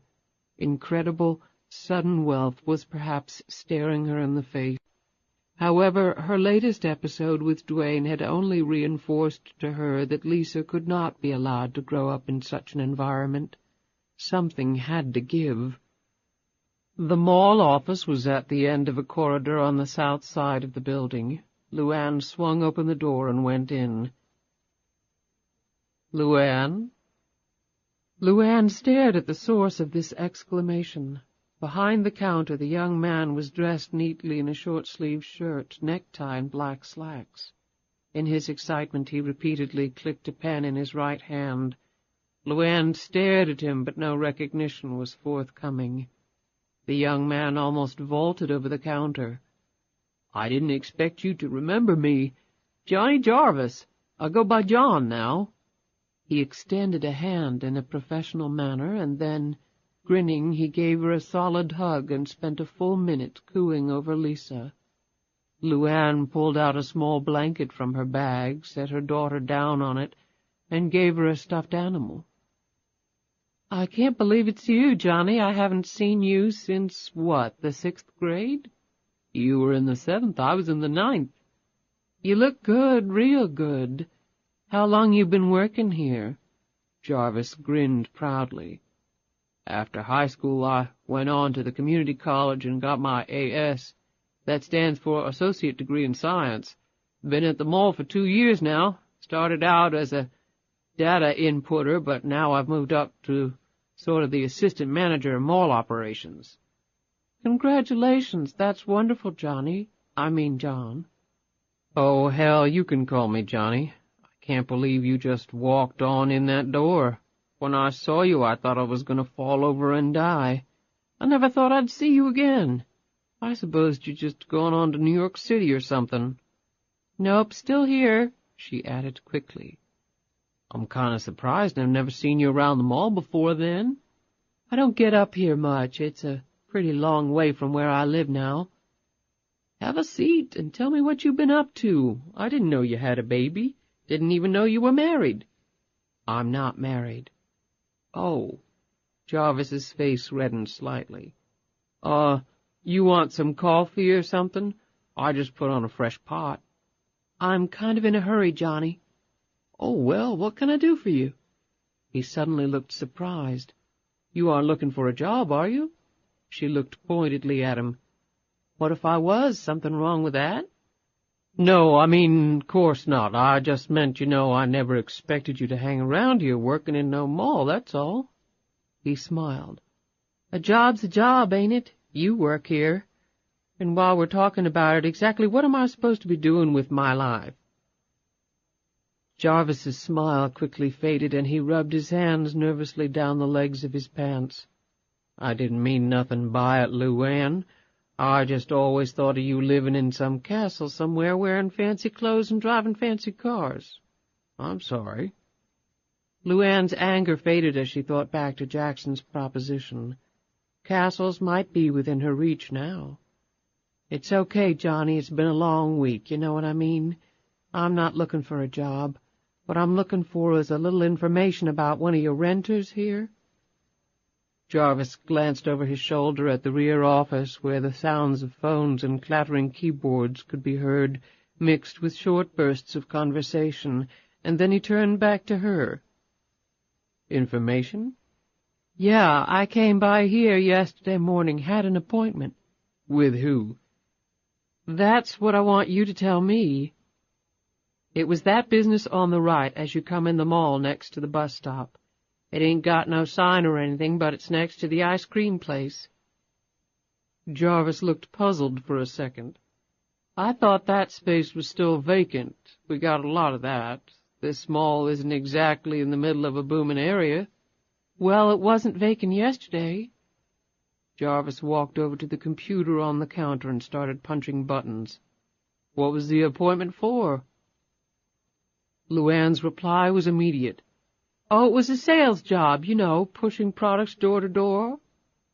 "Yeah, we've had some people like that come in on a temporary basis, more like an interview room than anything else. If we have the space, which we usually do, we rent it out, sometimes just for the day, especially if it's already been built out, ready-made for office space. He pulled up a screen and studied it. As voices continued to filter in from the back office, he went over and shut the door. He looked a little apprehensively at LuAnn. "So what'd you want to know?" She noted his concerned look and glanced in the direction of the door he had just shut. "You're not going to get in trouble over this, are you, Johnny?" He waved his hand dismissively. "Hell no. Remember, I'm the assistant manager here," he said importantly. "Well, just tell me whatever you can. Who the people are, what the business is, an address somewhere, stuff like that." Jarvis looked confused. "Well, didn't they tell you that during the interview?" "Some of it," she said slowly, "but I just want to make sure it's all legit, before I accept or not. I gotta buy some nicer clothes and maybe get me a car. I don't want to do that if it's not on the up and up." Jarvis snorted. "Well, you're smart to do that. I mean, just because we rent space to these people, it don't mean they're shooting straight with you." He added anxiously, "They didn't ask for money from you, did they?" "No, as a matter of fact, the money they were talking about me getting was pretty unbelievable." "Probably too good to be true, then." "That's what I'm afraid of." She watched his fingers sail across the computer keyboard. "Where'd you learn to do that stuff?" she said with admiration. "What, this? That's when I was at the community college. They got programs over there that teach you just about anything. Computers are cool." "I wouldn't mind going back to school one day." "You were always real smart in school, LuAnn. I bet you'd pick it up like nobody's business." She gave him a pretty look. "Maybe one day. Now what you got for me?" Jarvis studied the screen again. "Company's name is Associates, Inc. At least that's what they put on the rental agreement. They leased for a week, starting yesterday, in fact, paid in cash. Didn't give any other address. When they pay in cash, we don't really care." "There ain't nobody there now." Jarvis nodded absently as he tabbed down the screen. "Guy named Jackson signed the lease agreement," he said. "About my height, with black hair, sort of fat?" "That's right." "I remember him now. He seemed very professional. Anything out of the way happened during your interview?" "Depends on what you call out of the way. But he was real professional to me, too. Anything else you can tell me?" Jarvis studied the screen again, hoping to find a few more kernels of information with which to entice LuAnn. Finally, strong disappointment etched across his features. He looked at her and sighed. "Not really, I guess." LuAnn hoisted up Lisa and then eyed a stack of steno pads and a cup of pens on the counter. "Could I have one of those pads and a pen, Johnny? I could pay you something for them." "You kidding? Good golly, take all you want." "One of each is all I need, thanks." She put the pad and pen in her handbag. "No problem at all, we got tons of that stuff." "Well, I appreciate what you told me, I really do, and it was real nice seeing you, Johnny." "Hell, you made my whole year walking in the door like that." He took a peek at his watch. "I take my lunch break in about 10 minutes. They got a nice Chinese place down at the food court. You have time? My treat. We could talk some more, catch up." "Maybe another time. Like I said, I'm kind of in a hurry." LuAnn observed Jarvis's disappointment and felt a little guilty. She put Lisa down and gave him a big hug. She smiled as she listened to him breathe deeply into her freshly washed hair. As he pressed his hands against the small of her back and the warmth and softness of her chest spread over his, Jarvis's spirits were instantly rekindled. "You've done real well for yourself, Johnny," LuAnn said as she stepped back. "Always knew you'd do just fine." Things might have been different, she thought, if she had come across Johnny a while back. Jarvis was now treading across fine white clouds. "You did? I'm kind of surprised you even thought about me at all." "There you go, I'm just full of surprises. Take care of yourself, maybe I'll see you around." She picked up Lisa, who was rubbing the stuffed animal against her mother's cheek and jabbering happily, and headed for the door. "Hey, LuAnn?" She turned back around. "You gonna take that job?" She considered the question for a moment.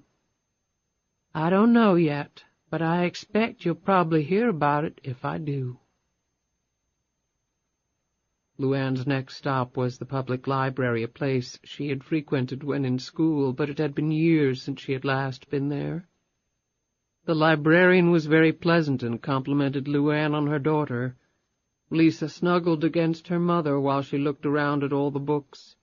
Ooh." "She likes books," said LuAnn. "I read to her every day." "She's got your eyes," the woman said, looking back and forth between mother and child. LuAnn's hand gently slid against Lisa's cheek. The woman's smile faded when she saw no ring on LuAnn's finger.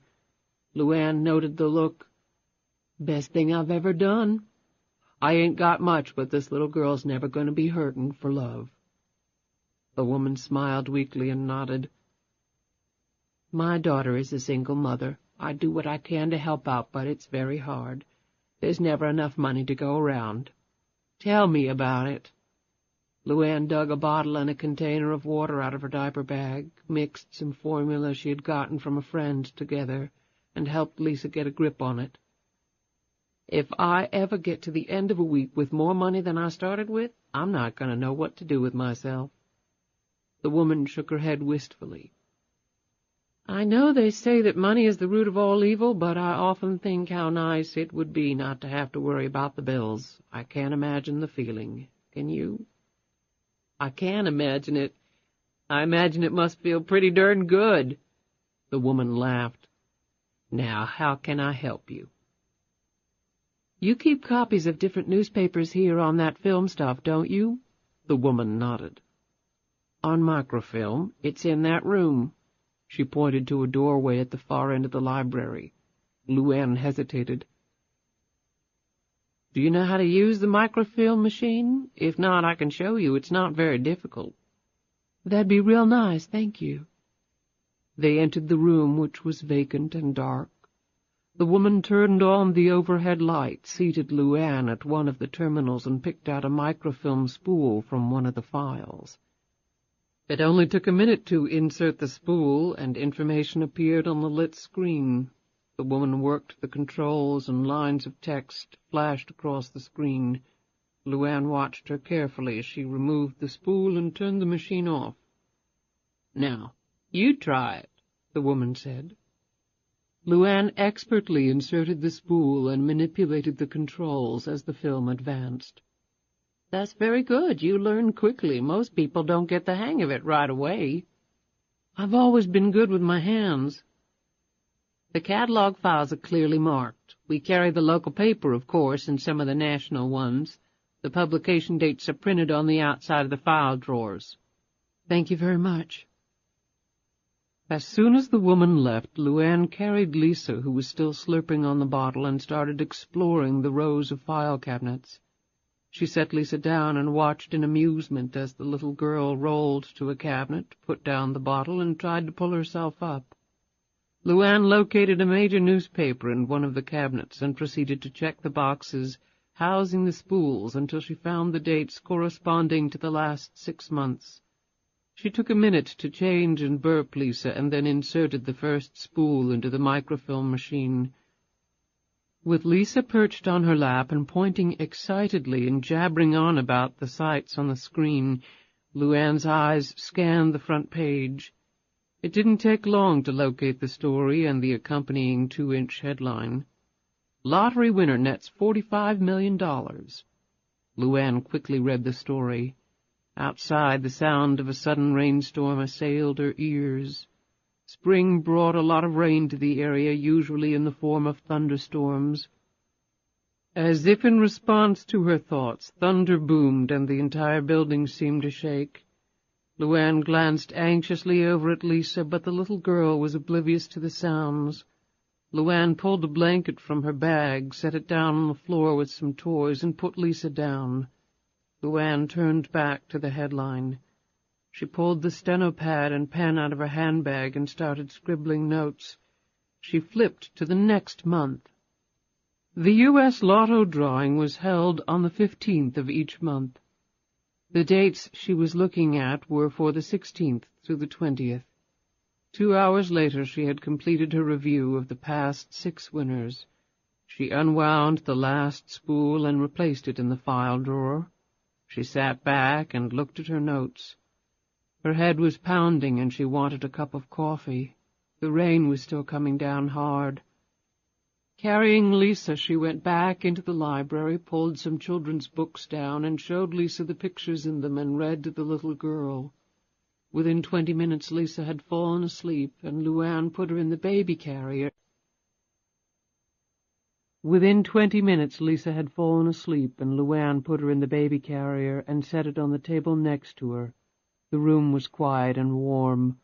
As LuAnn felt herself starting to doze, she put one arm protectively across Lisa and gripped the little girl's leg in a gentle squeeze.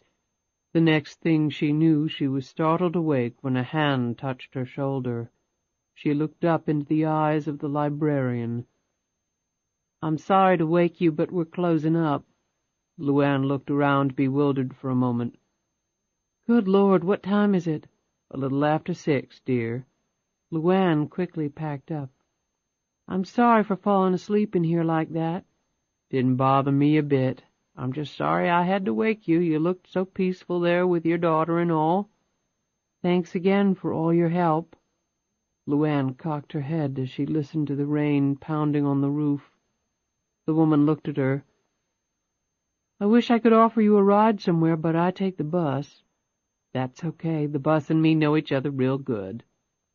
LuAnn draped her coat over Lisa and left. She sprinted to the bus stop and waited until the bus pulled up a half-hour later with a squeal of brakes and a deep sigh of its air-powered door. She was 10 cents short on the fare, but the driver, a heavy-set black man whom she knew by sight, waved her on after dropping in the rest from his own pocket.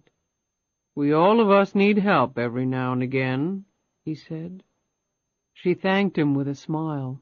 20 minutes later, LuAnn walked into the No. 1 truck stop several hours before her shift. "Hey, girl, what you doing here so soon?" asked Beth, LuAnn's 50-ish and very matronly co-worker, as she wiped a wet cloth across the Formica counter.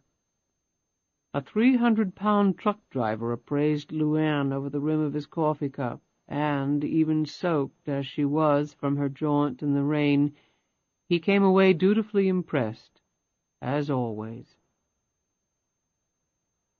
"She come in early so she wouldn't miss big old Frankie here," he said with a grin that threatened to swallow up his whole wide face. "She knew I got on the earlier shift and couldn't bear the thought of not seeing me no more."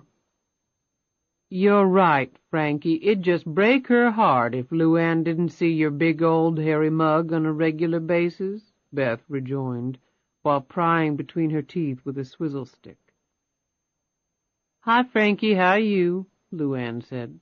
"Just fine now," Frankie replied, the smile still cemented on his features. "Beth, can you watch Lisa for a minute while I change into my uniform?" LuAnn asked as she wiped her face and arms down with a towel. She checked Lisa and was relieved to find her dry and hungry. "I'm going to make up her bottle in just a minute and mix up some of that oatmeal. Then she should be ready to go down for the night, even though she had a pretty big nap not too long ago."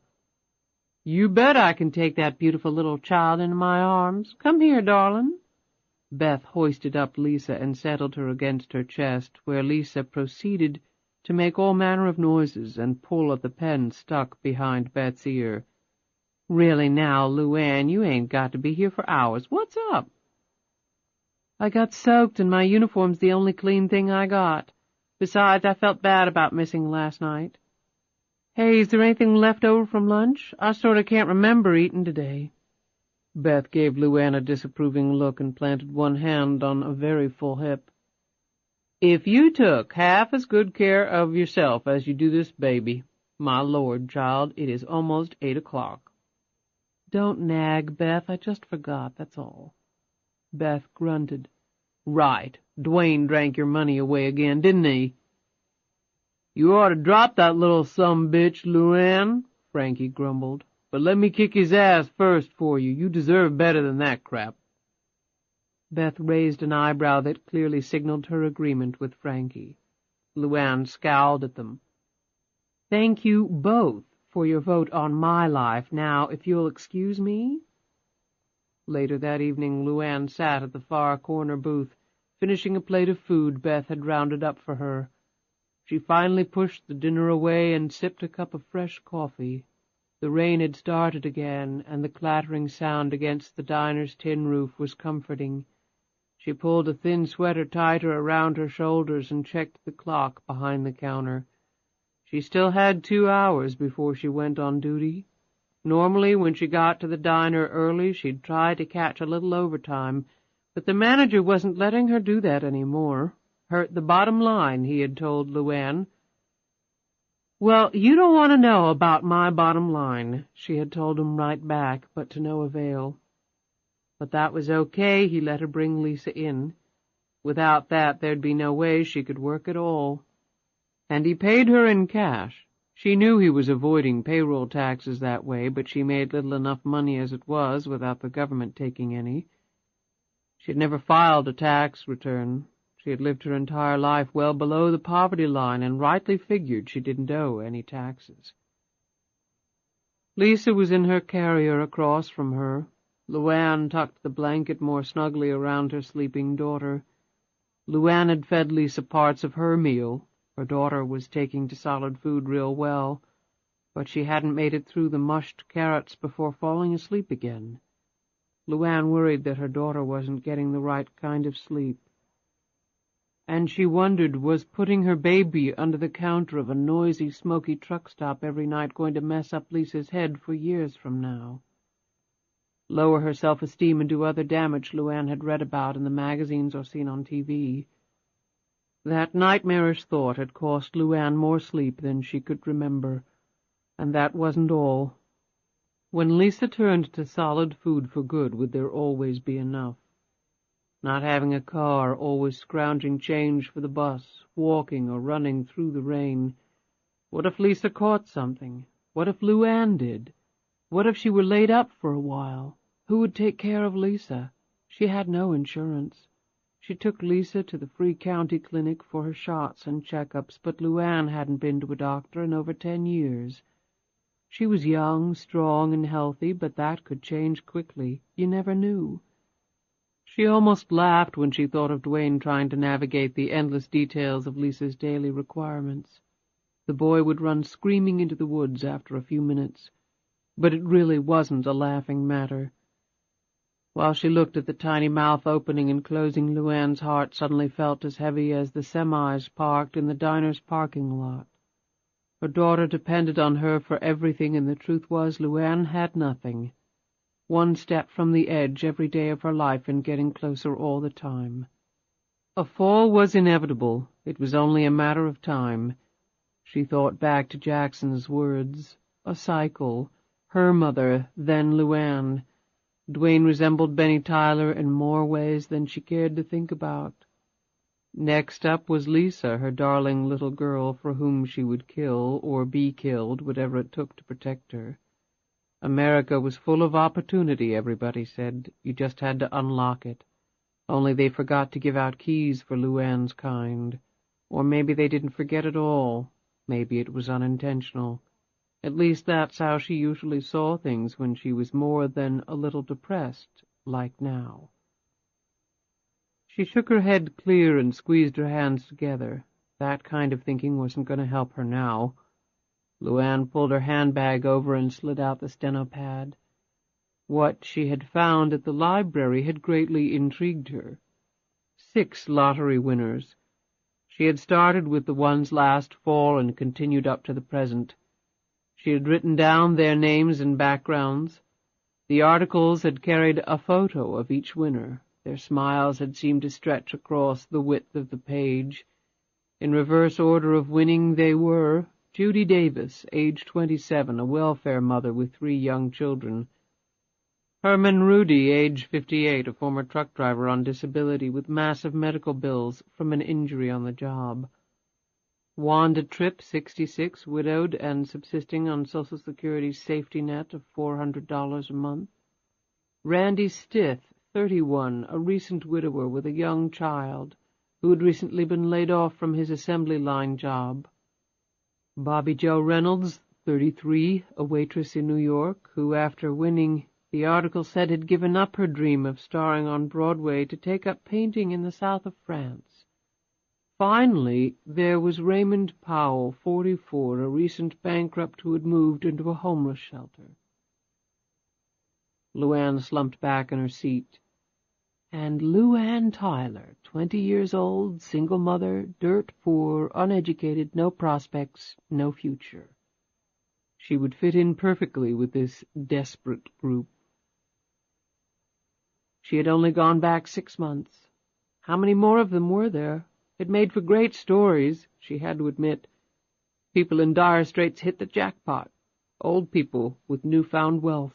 Young children with a suddenly bright future. All their dreams coming true. Jackson's face appeared in her thoughts.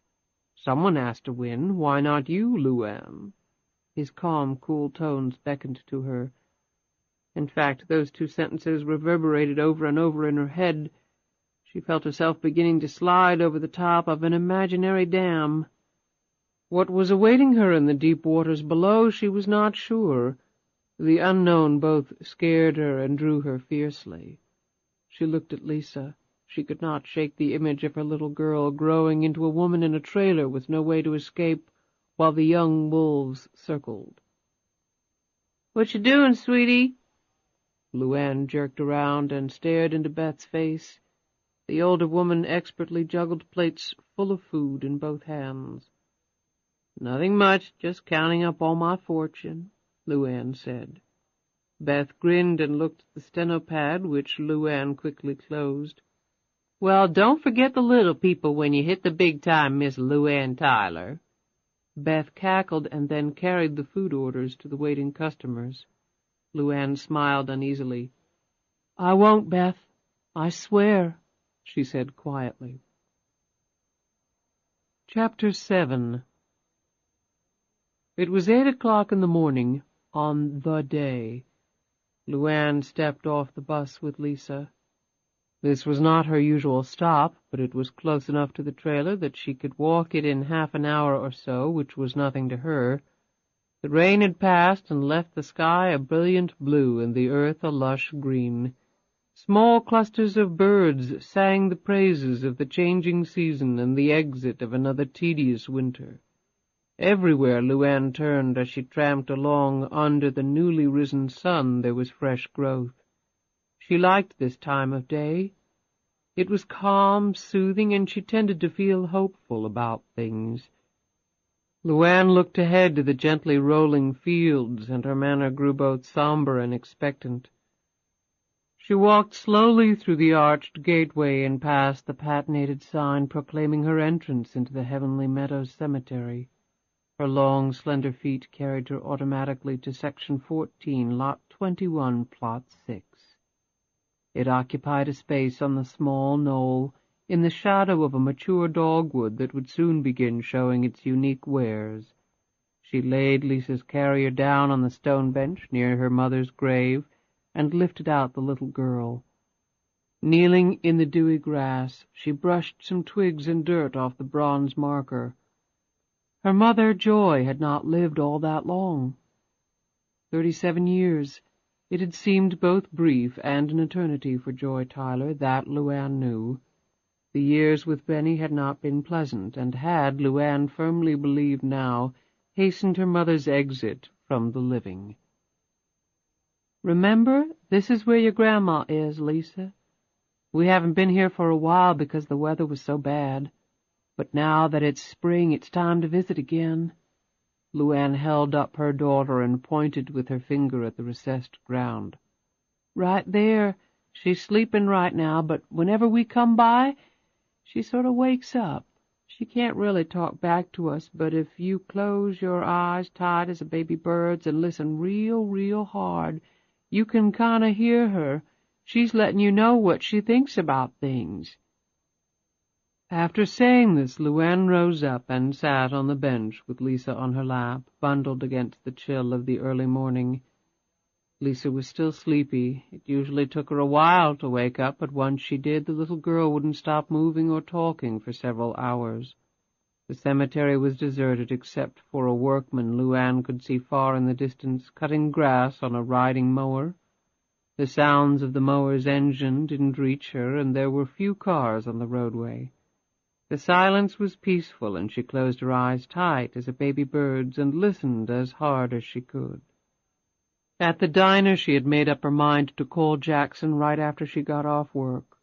He had said any time, and she figured he would answer the phone on the first ring, regardless of the time. Saying yes had seemed like the easiest thing in the world to do, and the smartest. It was her turn. After 20 years filled with grief, disappointment, and depths of despair that seemed to have endless elasticity, the gods had smiled upon her. Out of the masses of billions, LuAnn Tyler's name had turned the hat trick on the slot machine. It would never happen again, of that she was dead certain. She was also sure that the other people she had read about in the paper had made a similar phone call. She hadn't read anything about them getting in trouble. That sort of news would have been all over, certainly in as poor an area as she lived in, where everyone played the lottery in a frantic effort to throw off the bitter hopelessness of being a have-not.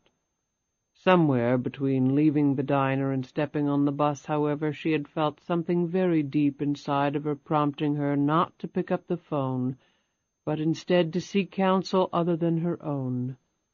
She came here often to talk, to lay flowers she had picked, or to spruce up her mother's final resting place. In the past, she had often thought she actually did communicate with her mother. She had never heard voices. It was more levels of feelings, of senses. Euphoria or deep sadness sometimes overtook her here, and she had finally put it down to her mother reaching out to her, letting her opinion on things having to do with LuAnn seep into her child's body, into her mind. Doctors would probably call it. Right now she hoped for something to speak to her, to let her know what to do. Her mother had raised her right. LuAnn had never told a lie until she had started living with Duane. Then the fabrications seemed to just happen. They seemed to be an inextricable part of simply surviving. But she had never stolen anything in her life, never really done anything wrong that she knew of. She had kept her dignity and self-respect through a lot over the years, and it felt good. It helped her get up and face the toil of another day when that day contained little in the way of hope that the next day and the next would be any different, any better. But today nothing was happening. The noisy lawnmower was drawing closer and the traffic on the road had picked up. She opened her eyes and sighed. Things were not right. Her mother apparently was not going to be available today of all days. She stood up and was preparing to leave when a feeling came over her. It was like nothing she had ever experienced before. Her eyes were automatically drawn to another section of the cemetery, to another plot that lay about 500 yards away. Something was pulling her there, and she had no doubt what it was. Eyes wide and her legs moving of their own accord, LuAnn made her way down the narrow, winding asphalt walkway.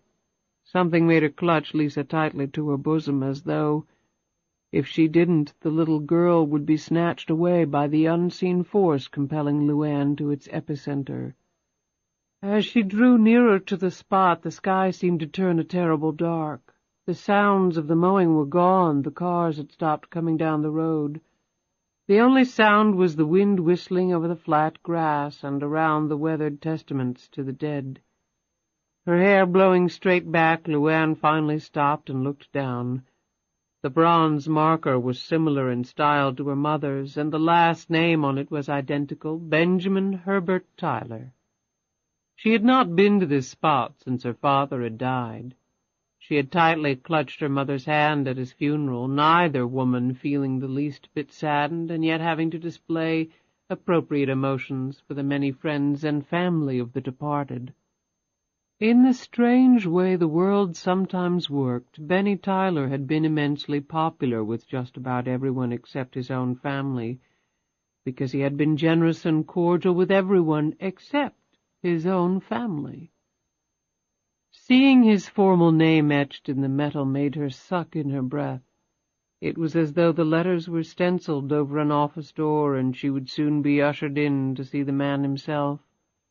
She started to draw back from the sunken earth, to retreat from the sharp jabs that seemed to sink in deeper with each step she had taken toward his remains. Then the intense feeling she had not realized beside her mother's grave suddenly overtook her. Of all places, she could almost see wisps of gauzy membrane swirling above the grave like a spiderweb picked up by the wind. She turned and ran. Even with Lisa, she hit an all-out sprint, 3 steps into a run that would have made many an Olympian bristle with envy. Without missing a step and gripping Lisa to her chest, LuAnn snatched up Lisa's baby carrier and flew past the gates of the cemetery. She had not closed her eyes tight like a baby bird. She had not even been listening particularly hard. And yet the immortal speech of Benny Tyler had risen from depths so far down she could not contemplate them, and had made its way ferociously into the tender ear canals of his only child. "Take the money, little girl. Daddy says take it, and damn everyone and everything else. Listen to me. Use what little brain you've got. When the body goes, you've got nothing. Nothing. When did I ever lie to you, baby doll? Take it, damn it. Take it, you dumb bitch. Daddy loves you. Do it for Big Daddy. You know you want to." The man on the mower paused to watch her race away under a sky of pristine blue that begged to be photographed. The traffic on the road had picked up considerably. All the sounds of life which had disappeared so inexplicably for LuAnn during those few moments had once again reappeared. The man looked over at the grave from which LuAnn had fled. Some people just got spooked in a graveyard, he figured, even in broad daylight. He went back to his mowing. LuAnn was already out of sight. The wind chased the pair down the long dirt road. Sweat drenched LuAnn's face as the sun bore down on her from gaps in the foliage. Her long legs ate up the ground with a stride that was both machine-like in its precision and wonderfully animalistic in its grace. Growing up, she had been able to outrun just about everybody in the county, including most of the varsity football team. God-given world-class speed, her 7th-grade gym teacher had told her. What exactly she was supposed to do with that gift no one ever told her. For a 13-year-old girl with a woman's figure, it had just meant if she couldn't beat up the boy who was trying to feel her up, at least she could probably outrun him. Now her chest was burning. For a minute she wondered if she would kneel over from a heart attack as her father had. Perhaps there was some physical flaw buried deep within all the descendants of the man, just waiting for the opportunity to cleave another Tyler from the ranks. She slowed down. Lisa was bawling now, and LuAnn finally stopped running and hugged her baby hard, whispering soothing words into the little girl's small pink ear while she made slow, wide circles in the dense shadows of the forest until the cries finally stopped. LuAnn walked the rest of the way home. The words of Benny Tyler had made up her mind. She would pack what she could from the trailer and send somebody back for the rest. She would stay with Beth for a while. Beth had offered before. She had an old ramshackle house, but it had a lot of rooms, and after the death of her husband, her only companions were a pair of cats that Beth swore were crazier than she was. LuAnn would take Lisa into the classroom with her if need be, but she was going to get her GED and then maybe take some classes at the community college. If Johnny Jarvis could do it, then she could too, and Mr. Jackson could find somebody else to gladly take her place. All these answers to her life's dilemmas had come roaring in upon her so fast She could barely keep her head from exploding off her shoulders with relief. Her mother had spoken to her in a roundabout manner, perhaps, but the magic had been worked.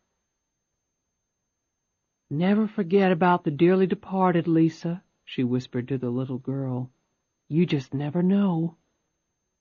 LuAnn slowed as she neared the trailer. Dwayne had been rolling in money the day before. She wondered how much he had left.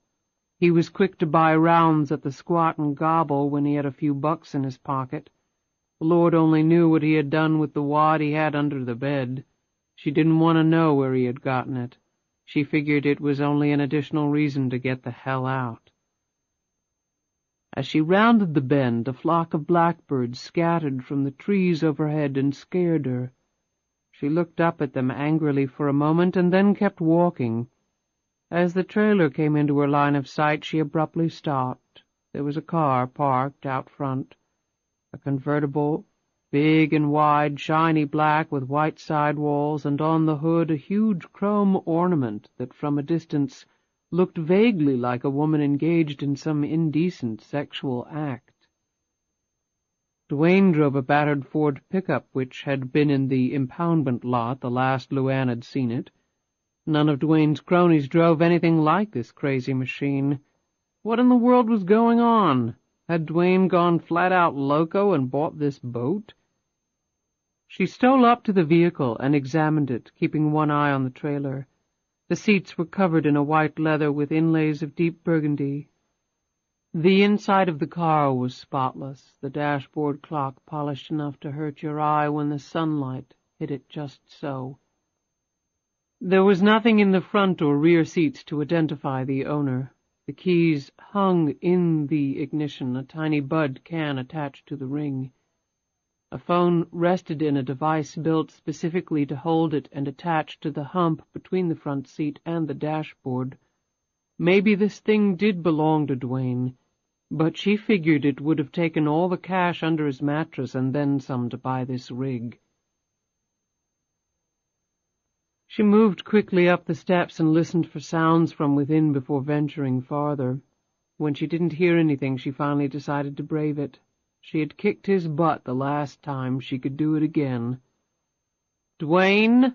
She slammed the door loudly. "Dwayne, what the hell did you do? Is that thing out there yours?" There was still no answer.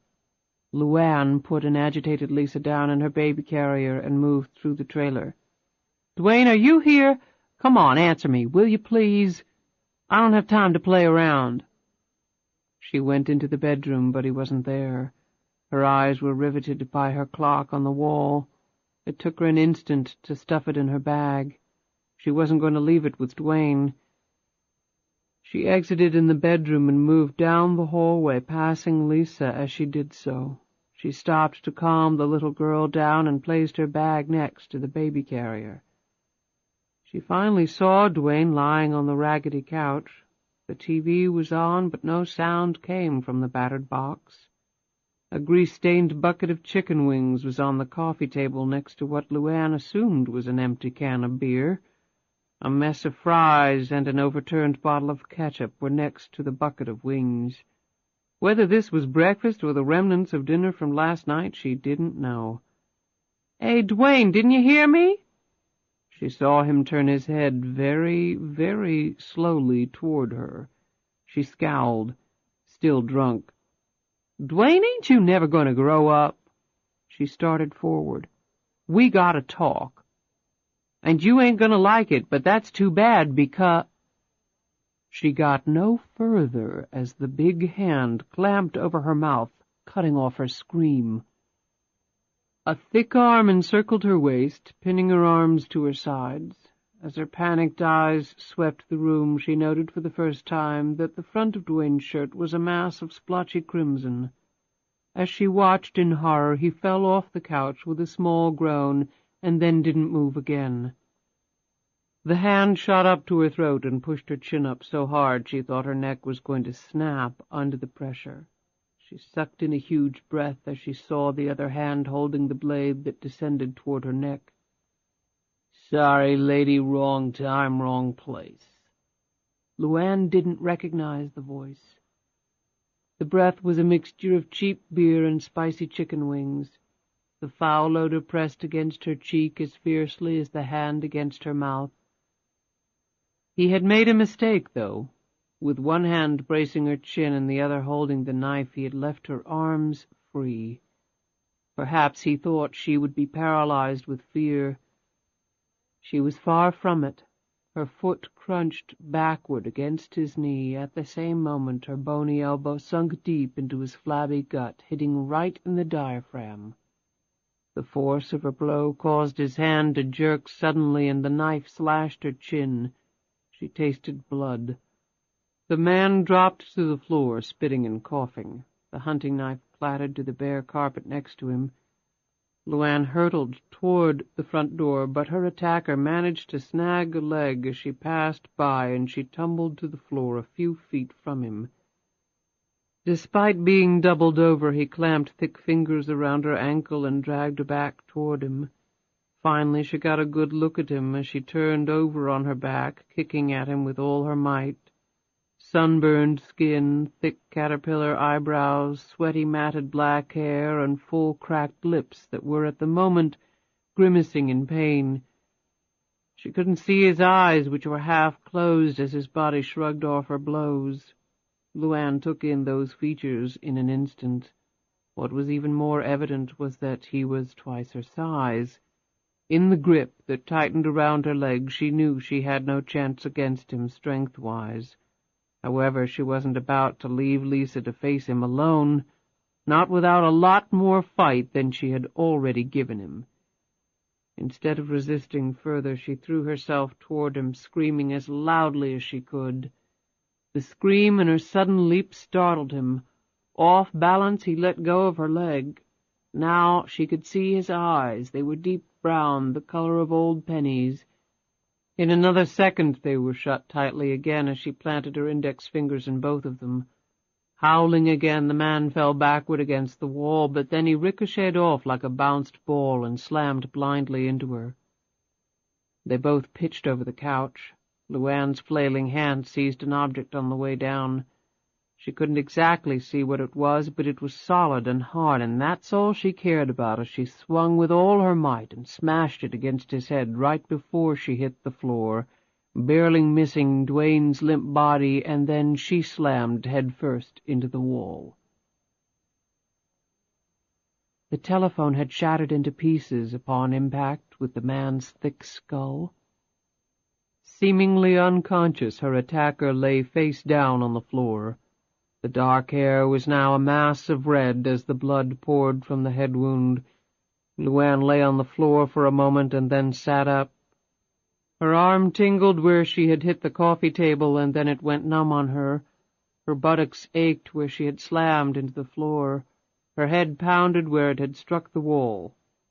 "Damn," she said as she struggled to regain her equilibrium. She had to get out of here, she told herself. Grab Lisa and keep running until her legs or lungs gave out.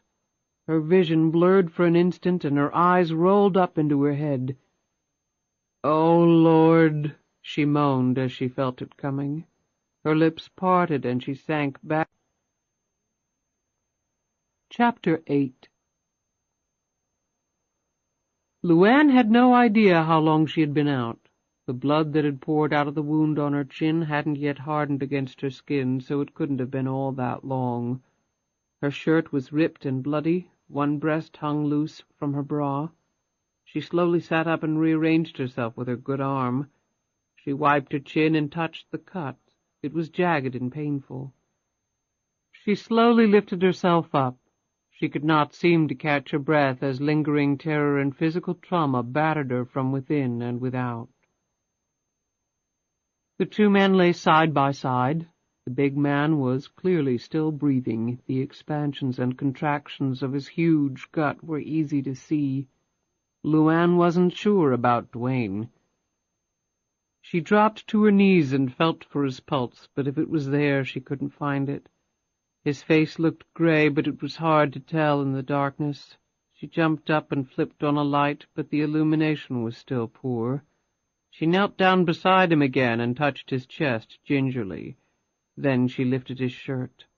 She She quickly pulled it back down, nauseated at the sight of all the blood there. "Oh, Lord, Dwayne, what have you gone and done? Dwayne, can you hear me? Dwayne!" In the dim light she was able to see that no more blood was flowing from his wounds, a sign that his heart was probably no longer beating. She felt his arm. It was still warm to the touch, but she felt his fingers, and they were already beginning to curl and grow cold. She eyed the remnants of the phone. There was no way to call the ambulance now, although it didn't look like Dwayne was going to need one. She should probably go fetch the police, though, find out who the other man was, why he had cut up Dwayne and tried to kill her. When LuAnn rose to leave, she noticed the small pile of bags that had been hidden behind the greasy bucketed chicken. They had fallen off the table in the scuffle. LuAnn stooped down and picked one up. It was clear plastic. Inside was a small amount of white powder. Drugs. Then she heard the whimpering. Oh, God, where was Lisa? But there was another sound. LuAnn sucked in her breath as she jerked around and looked down. The big man's hand was moving. He was starting to rise. He was coming for her. Oh, sweet Lord, he was coming for her. She dropped the bag and raced to the hallway. Using her good arm to snatch up Lisa, who started screaming when she saw her mother, LuAnn bolted through the front door, slamming it back against the side of the trailer. She ran past the convertible, stopped, and turned back. The massive wall of flesh she had clocked with the phone didn't explode through the door, at least not yet. Her eyes shifted slightly to the car. The dangling keys glimmered temptingly in the sunlight. She hesitated for only an instant, then she and Lisa were in the car. LuAnn gunned the motor and fishtailed out of the muck and onto the road. She took a minute to get her nerves under control before she turned onto the main highway into town. Now Dwayne's sudden wealth made a lot of sense. Selling drugs was obviously far more lucrative than stripping cars for a living. Only Dwayne had apparently gotten greedy and kept a little too much of the drugs or green for himself. The stupid idiot. She had to call the police. Even if Dwayne was alive, which she doubted, she was probably only saving him for a long spell in jail. But if he was still alive, she couldn't just leave him to die. The other fellow she didn't give a damn about. She only wished she had hit him harder. As she sped up, she looked over at Lisa. The little girl sat wide-eyed in her baby carrier, the terror still clearly observable in her quivering lips and cheeks. Lisa settled her injured arm over her daughter, biting back the pain this simple movement caused her. Her neck felt as though a car had run over it. Then her eyes alighted on the cellular phone. She had pulled off the road and snatched it up. After quickly figuring out how to work it, she started to dial 911. Then she slowly put down the phone. She looked down at her fingers. They were shaking so hard she couldn't make a fist. They were also covered with blood, and probably not just her own. It was suddenly dawning on her that she could easily be implicated in all of this. Despite his starting to move, the guy could have slumped back down, dead, for all she knew. She would have killed him in self-defense, she knew that, but would anyone else? A drug dealer. She was driving his car. This thought made her look around suddenly to see if anyone was watching. Some cars were heading toward her. The top. She had to close the rag top. She jumped into the back seat and gripped the stiff fabric. She pulled upward, and then the big, white convertible top descended down upon them like a clam closing up. She hit the rag top's clamps, jumped back into the driver's seat, and tore down the road. Would the police believe that she knew nothing about Dwayne selling drugs? Somehow Dwayne had kept the truth from her, but who would accept that as the truth? She didn't believe it herself. This reality swept over her like a fire raging through a paper house. There seemed to be no escape, but maybe there was. She almost shrieked as she thought of it. For an instant her mother's face appeared in her thoughts. It was with immense difficulty that she pushed it away. "I'm sorry, Mama. I ain't got no choices left." She had to do it. The call to Jackson. That's when her gaze came to rest on the dashboard. For several seconds she could not even manage a breath. It was like every ounce of blood had evaporated from her body as her eyes stayed locked on the shiny clock. It was 5 minutes past 10. Gone. Forever, Jackson had said, and she didn't doubt for an instant he had meant it. She pulled off the road and slumped over the steering wheel in her misery. What would happen to Lisa while she was in prison? Stupid, stupid Duane, screwed her in life and now in death. She slowly raised her head up and looked across the street, wiping her eyes so she could make out the image.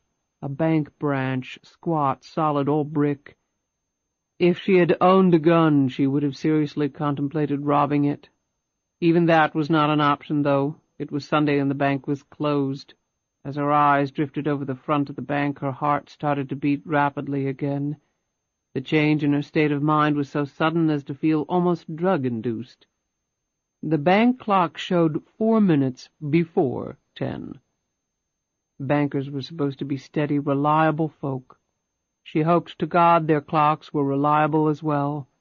She snatched up the phone, at the same time digging frantically in her pocket for the slip of paper with the number on it. Her coordination seemed to have totally deserted her. She could barely force her fingers to punch in the numbers. It seemed to take forever for the line to begin ringing. Fortunately for her nerves, it rang only once before being answered. "I was beginning to wonder about you, LuAnn," Jackson said. She could envision him checking his watch, probably marveling at how close she had cut it. She forced herself to breathe normally. "I guess the time just got away from me. I had a lot going on." "Your cavalier attitude is refreshing, although quite frankly it's a bit amazing to me." "So what now? Aren't you forgetting something?" LuAnn looked puzzled. "What?" Her brain was near serious burnout. A series of pains shot through her body.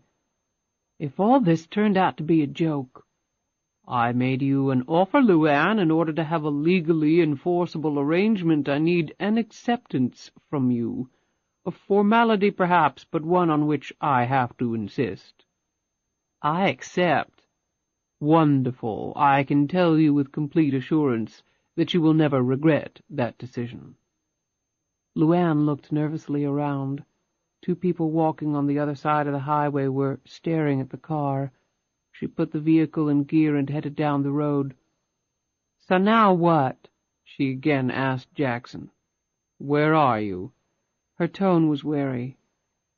"Why?" Then she added quickly, "I'm at home." "Fine. You are to go to the nearest outlet selling lottery tickets. You will purchase one." "What numbers do I play?" "That doesn't matter. As you know, you have 2 options. Either accept a ticket with numbers automatically dispensed by the machine, or pick whatever numbers you want. They're all fed into the same central computer system with up-to-the-second results, and no duplicate combinations are allowed. That ensures only one winner. If you opt for a personalized combination and your first choice has already been taken, simply pick another combination." "But I don't understand. I thought you were going to tell me what numbers to play, the winning numbers." "There is no need for you to understand anything, LuAnn." Jackson's voice had risen a notch higher. "You are simply to do what you're told. Once you have the combination, call me back and tell me what the numbers are. I'll take care of the rest." "So when do I get the money?" "There will be a press conference." "Press conference?" LuAnn almost flipped the car over. She fought to keep it under control with her good arm as she cradled the phone under her chin. Now Jackson sounded truly exasperated. "Haven't you ever watched one of these things? The winner attends a press conference, usually in New York. It's televised across the country, the world. You'll have your photo taken holding a ceremonial check, and then reporters will ask questions about your background, your child, your dreams, what you'll do with the money. Quite nauseating, but the Lottery Commission insists. It's terrific PR for them. That's why ticket sales have been doubling every year for the last 5 years. Everybody loves the deserving winner, if for no other reason than most people believe themselves to be quite deserving. Do I have to do it? Excuse me? I don't want to be on TV. Well, I'm afraid you don't have a choice. Keep in mind that you're going to be at least $50 million richer, LuAnn. For that kind of money, they expect you to be able to handle one press conference. And, frankly, they are right. So I have to go. Absolutely. Do I have to use my real name? Why wouldn't you want to? I've got my reasons, Mr. Jackson. Would I? Yes. There is a certain statute, LuAnn, not that I would expect you to be aware of it, popularly termed the right-to-know law. To put it simply, it says that the public is entitled to know the identities, the real identities of all lottery winners. LuAnn let out a deep breath filled with disappointment. Okay, so when do I get the money? Now Jackson discernibly paused. The hair on the back of LuAnn's neck started to bristle. Listen, don't try pulling no crap on me here. What about the damn money? There's no cause to get testy, LuAnn. I was merely pondering how to explain it to you in the simplest terms possible. The money will be transferred into an account of your designation. But I don't have any account. I've never had enough money to open a damn account. Calm down, LuAnn. I'll take care of all that. You don't have to worry about it. The only thing you have to do is win. Jackson's voice tried to sound upbeat. Go to New York with Lisa, hold that big check, smile, wave, say nice, humble things, and then spend the rest of your life on the beach. How do I get to New York? Good question. However, one for which I have already prepared. There's no airport near where you live, but there is a bus station. You'll take a bus to the train station in Atlanta. That's on Amtrak's Crescent Line. The Gainesville station is closer to you, but they don't sell tickets there. It's a long ride, about 18 hours or so, with numerous stops. However, a good part of it will be while you're sleeping. It will take you to New York, and you won't have to change trains. I'd put you on a... Your winning ticket will be confirmed, and then the press conference will occur the next day. It used to take weeks to verify the winning ticket. With the technology they have today, it takes hours. How about if I drive to Atlanta and take the train up today? You have a car? My goodness, what will Dwayne say? There was considerable mirth in Jackson's tone. Let me worry about that, LuAnn snapped. You know, LuAnn, you might want to act a little more grateful, unless, of course, someone makes you rich beyond your wildest dreams on a routine basis. LuAnn swallowed hard. She was going to be rich, all right, by cheating. I am, she said slowly. It's just now that I made up my mind everything's going to change, my whole life, and Lisa's too. It's a little mind-boggling. Well, I understand that, but keep in mind that this particular change is definitely of the positive variety. It's not like you're going to prison or anything. LuAnn fought back the catch in her throat and clenched her bottom lip between her teeth. Can't I please take the train up today? Please? Hold on for 1 minute. He clicked off. LuAnn looked up ahead. A police cruiser sat on the side of the road, a radar gun perched on the door. LuAnn automatically checked her speedometer, and although she was under the speed limit, slowed down slightly. She didn't breathe again until she was several hundred yards down the road. Jackson clicked back on, his abrupt tones startling her. The Crescent pulls into Atlanta at 7:15 this evening and arrives in New York at 1:30 tomorrow afternoon.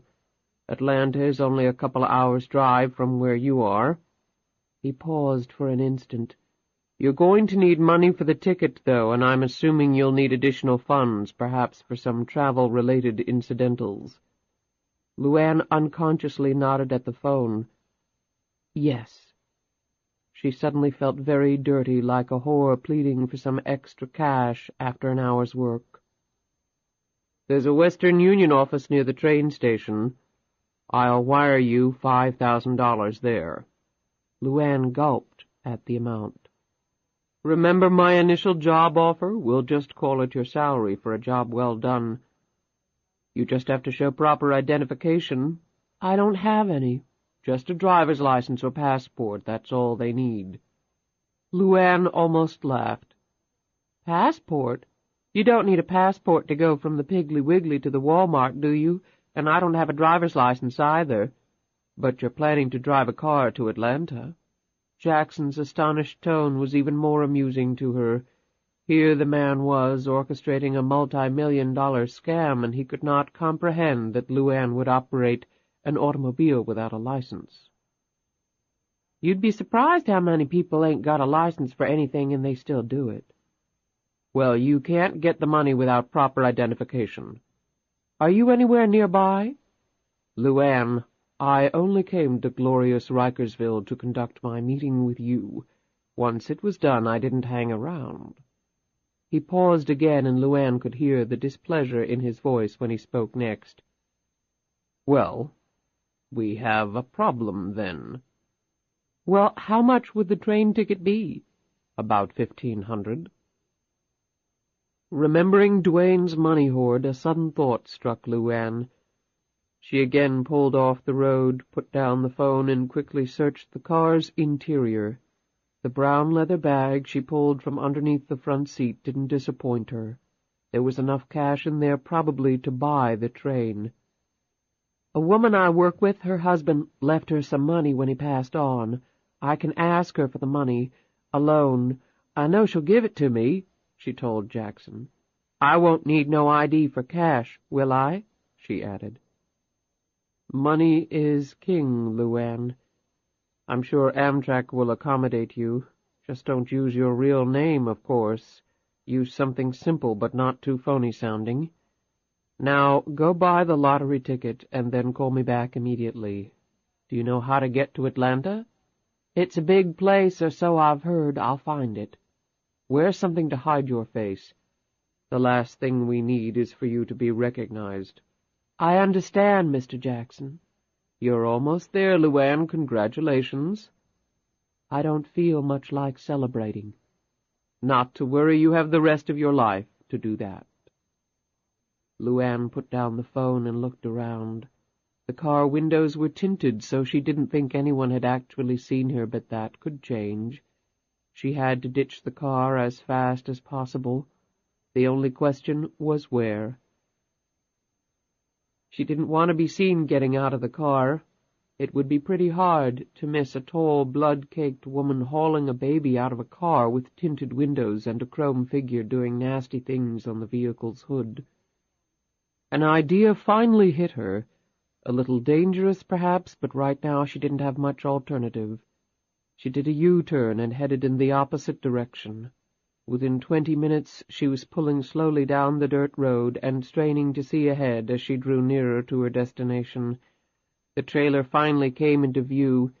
She saw no other vehicles, no movement. As she pulled in front of the trailer, cold dread poured over her as she once again felt the man's hands around her throat, as she watched the blade swooping toward her. "You see that man coming out of that house?" LuAnn said aloud to herself. "You're going to run right over his butt, let his lips kiss the oil pan on this thing." She rolled down the passenger window so she could check for sounds coming from within, but heard nothing. She pulled a diaper wipe out of Lisa's bag and methodically rubbed down all of the car's surfaces that she had touched. She had watched a few episodes of America's Most Wanted.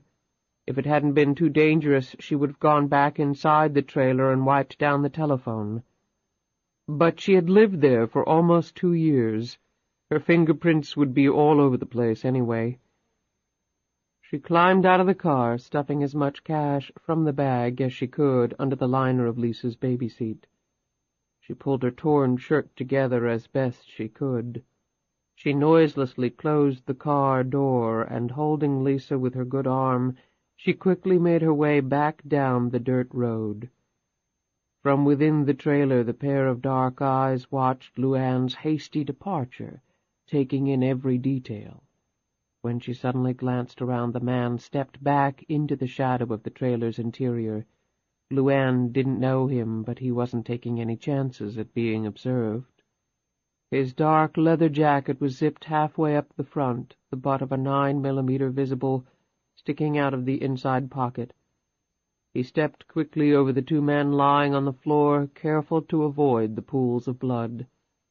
He had happened along at an opportune time. He was left with the spoils of a battle he had not even had to fight. What could be better? He scooped the drug packets off both the coffee table and the floor and deposited them in a plastic bag that the man pulled from his jacket. After thinking about it for a moment, he put half the stash back where he had found it. No sense being greedy, and if the organization these boys worked for got wind that no drugs had been discovered by the police in the trailer, they might start looking for who took it. If only part of the stash was missing, they'd probably assume the cops had sticky fingers. He eyed the fight scene and then noted the torn fabric on the floor. Recognition spread across his features. It was from the woman's shirt. He put it in his pocket. She owed him now. He looked at the remnants of the phone, the position of each man's body, the knife and the dents in the wall. She must have walked right into the middle of this, he deduced. Fat man got the little man, and LuAnn somehow got the fat man. His admiration for her increased as he noted the man's bulk. As if he sensed this observation, the fat man started to stir again, slowly. Not waiting for the fat man to recover further, the other man stooped down, used a cloth to snatch up the knife, and then plunged it repeatedly into the man's side. The dying man grew momentarily stiff, his fingers digging into the threadbare carpet, hanging on to the last seconds of his life, desperately unwilling to let go. After a few moments, though, his entire body shook for an instant and then slowly relaxed, his fingers uncurled and splayed out, his palms flush against the floor. His face was turned to the side. One lifeless, blood-filled eye stared up at his killer. Next, he roughly flipped over Duane, squinting in the dim light as he tried to determine if the chest was moving up or down. Just to be safe, he used several carefully aimed thrusts to make certain Duane Harvey joined the fat man in the hereafter. He tossed the knife down. In another few seconds he was through the front door and around the back of the trailer, where he plunged into the woods. His car was parked off a little used dirt trail that snaked through the heavy woods. It was windy and rough, but it would deliver him onto the main road in plenty of time to take up his real task, following LuAnn Tyler. When he climbed into his car phone was ringing. He picked it up. "Your duties are at an end," Jackson said. "The hunt has officially been called off. The balance of your payment will be sent to you via the usual channels. I thank you for your work, and I'll keep you in mind for future employment." Anthony Romanello gripped the phone hard. He debated whether to tell Jackson about the two bodies in the trailer, and then decided not to. He might have stumbled onto something really interesting. "I saw the little lady tearing out of here on foot, but she doesn't look like she has the resources to go very far," Romanello said. Jackson chuckled. "I think money will be the least of her worries." Then the line went dead. Romanello clicked off his phone and pondered the matter for a moment. Technically, he had been called off. His work was at an end, and he could just return home and wait for the rest of his money. But there was something screwy going on here. Everything about the job was somehow off. Sending him down here to the sticks to kill some hick chick, and then being told not to. And there was Jackson's passing reference to money. Dollars were something that always held Romanello's interest. He made up his mind and put the car in gear. He was going to follow LuAnn Tyler. Chapter 9. LuAnn stopped at a gas station restroom and cleaned up as best she could. She cleaned the wound on her jaw, pulled a Band-Aid out of Lisa's diaper bag, and covered the cut with it. While Lisa slurped contentedly on a bottle, LuAnn bought her lottery ticket and some ointment and gauze at the local 7-Eleven.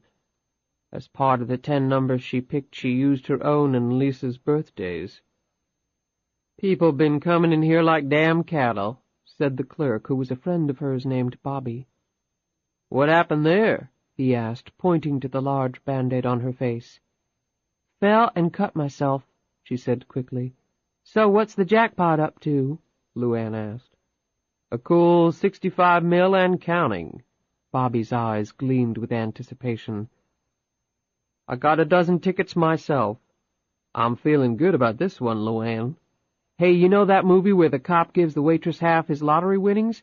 LuAnn, tell you what, darling, I win this thing, I'll give half to you, cross my heart." "I appreciate that, Bobby, but what exactly do I have to do for the money?" "Why, marry me, of course." Bobby grinned as he handed her the ticket she had purchased. "So what do you say? How about half of yours if you win? We'll still get hitched." "I think I'll just play this one all by myself. Besides, I thought you were engaged to Mary Ann Simmons." "I was, but that was last week." Bobby looked her up and down in obvious admiration. "Dwayne is dumb as dirt." LuAnn jammed the ticket far down into her jeans. "You been seeing much of him lately?" Bobby shook his head. "Nah, he's been keeping to himself lately. I heard he's been spending a lot of time over Gwinnett County way. Got some business over there or something." "What kind of business?" Bobby shrugged. "Don't know. Don't want to know. Got better things to do with my time than worry about the likes of him." "Dwayne come into some money that you know of?" "Come to think of it, he was flashing some cash around the other night. I thought maybe he won the lottery. If he did, I think I'll just go kill myself right now. Damn, she looks just like you." Bobby gave Lisa's cheek a gentle rub. "You change your mind about splitting the pot or marrying me, you just let me know, sweet cheeks. I get off at 7. "I'll see you around, Bobby." At a nearby payphone, LuAnn dialed the number again, and once again Jackson picked it up on the first ring. She gave him the 10 digits from her ticket, and she could hear him rustling the paper on the other end of the line as he wrote them down. "Read them to me once more, slowly," he said. "As you can understand, we can't have any mistakes now." She read them again, and he read them back to her. "Good," he said. "Very good.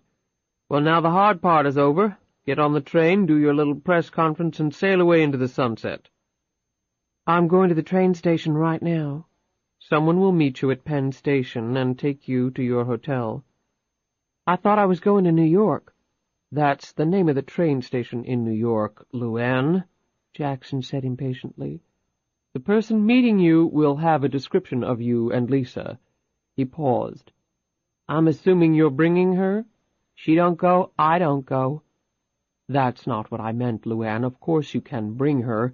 However, I trust you did not include Dwayne in the travel plans." LuAnn swallowed hard as she thought back to the bloodstains on Dwayne's shirt. "Dwayne won't be coming," she said. "Excellent," Jackson said. "Enjoy your trip." The bus dropped off LuAnn and Lisa at the train station in Atlanta. After her phone call with Jackson, she had stopped at the Walmart and purchased some essentials for herself and Lisa, which were in a bag slung over her shoulder. Her own torn shirt had been replaced with a new one. A cowboy hat and a pair of sunglasses hid her face. She had thoroughly cleaned and dressed the knife wound in the restroom. It felt a lot better. She went to the ticket counter to purchase her train ticket to New York, and that's when LuAnn made a big mistake. "Name, please," the agent said. LuAnn was fiddling with a fussing Lisa and thus answered automatically, "LuAnn Tyler." She caught her breath as soon as she said it. She looked at the clerk, who was busily typing the information into her computer. LuAnn couldn't change it now. "That would obviously make the woman suspicious," She swallowed hard and hoped to God the slip would not come back to haunt her. The woman recommended the deluxe sleeping car accommodations, since LuAnn was traveling with a baby. "There's one available, and it has a private shower and all," the woman said. LuAnn quickly agreed. While the ticket was being processed, the sales agent raised an eyebrow when LuAnn pulled some bills from under Lisa's baby seat to pay for the ticket, stuffing the rest in her pocket. LuAnn observed the woman's look, thought quickly, and smiled at her. "My rainy day money. Figured I might as well use it while the weather's nice. Go up to New York and see the sights." "Well, enjoy yourself," the woman said. "But be careful. You shouldn't be carrying a lot of cash up there. My husband and I made that mistake when we went years ago. We weren't 5 minutes out of the train station when we got robbed. Had to call my mother to send us some money so we could come home." "Thanks, I'll be real careful." The woman looked behind LuAnn. "Where's your luggage?" "Oh, I like to travel light. Besides, we got family up there." "Thanks again." LuAnn turned and walked toward the departure area. The woman stared after her and then turned back, and was startled by the person who had seemingly appeared from nowhere and was now standing in front of her window. The man in the dark leather jacket put his hands on the counter. "One-way ticket to New York City, please," Anthony Romanello said politely, and then stole a sideways glance in LuAnn's direction. He had watched through the plate glass of the 7-Eleven as LuAnn had purchased her lottery ticket. Next he had observed her make the phone call from the payphone, although he had not risked getting close enough to overhear the conversation. The fact that she was now on her way to New York had piqued his curiosity to the maximum. He had many reasons for wanting to leave the area as quickly as possible anyway. Even though his assignment was over, finding out what LuAnn Tyler was up to and why she was going to New York was just an added inducement. It was all the more convenient because he happened to live there. It could be she was simply running from the bodies in the trailer, or it could be much more. Much more. He took the train ticket and headed toward the platform. LuAnn stood well back from the tracks when the train came noisily into the station, a bit behind schedule. With the aid of a conductor she found her compartment. The deluxe Viewliner sleeping compartment had a lower bunk, an upper bunk, an armchair, sink, toilet, and private shower. Because of the lateness of the hour, and with LuAnn's permission, the attendant changed the compartment to its sleeping configuration. After he was finished, LuAnn closed the door to the room, sat down in the armchair, pulled out a bottle, and started feeding Lisa as the train slid smoothly out of the station half an hour later. The train gathered speed, and soon LuAnn was watching the countryside sail by through the 2 large picture windows. She finished feeding Lisa and cradled the little girl against her chest to burp her. That accomplished, LuAnn turned Lisa around and started playing with her, doing patty cake and singing songs, which the delighted little girl joined in on in her own unique fashion. They passed an hour or so playing together until Lisa finally grew tired and LuAnn put her in the baby carrier. LuAnn sat back and tried to relax. She had never been on a train before, and the gliding sensation and rhythmic click of the wheels was making her drowsy as well. It was hard to remember the last time she had slept, and she started to drift off. LuAnn awoke with a start several hours later. It must be nearly midnight, she thought. She suddenly recalled that she hadn't eaten all day. It hadn't seemed important with everything that had happened. She popped her head out of the compartment door, spied an attendant, and asked if there was food on the train. The man looked a little surprised and glanced at his watch. "They made the last call for dinner several hours ago, ma'am. The dining car is closed now." "Oh," LuAnn said. It wouldn't be the first time she had gone hungry. At least Lisa had eaten. However, when the man caught sight of Lisa and then looked at how tired LuAnn seemed, he smiled kindly and told her to wait just a bit. 20 minutes later he came back with a tray loaded with food and even set it out for her, using the lower bunk as an impromptu table. LuAnn tipped him generously from her stash of funds. After he left, she devoured her meal. She wiped off her hands and reached carefully into her pocket and pulled out the lottery ticket. She looked over at Lisa. The little girl's hands were gently swaying in her slumber. A smile played across the small features. Must be a nice dream, LuAnn thought, smiling at the precious sight. LuAnn's features grew softer, and she leaned down and spoke quietly into Lisa's tiny ear. "Mama's going to be able to take care of you now, baby, like I should have been doing all along. The man says we can go anywhere, do anything." She stroked Lisa's chin and nuzzled her cheek with the back of her hand. "Where you want to go, baby doll? You name it, we'll go. How's that sound? That sound good?" LuAnn locked the door and laid Lisa down on the bed, checking to make sure the straps on the baby seat were tight.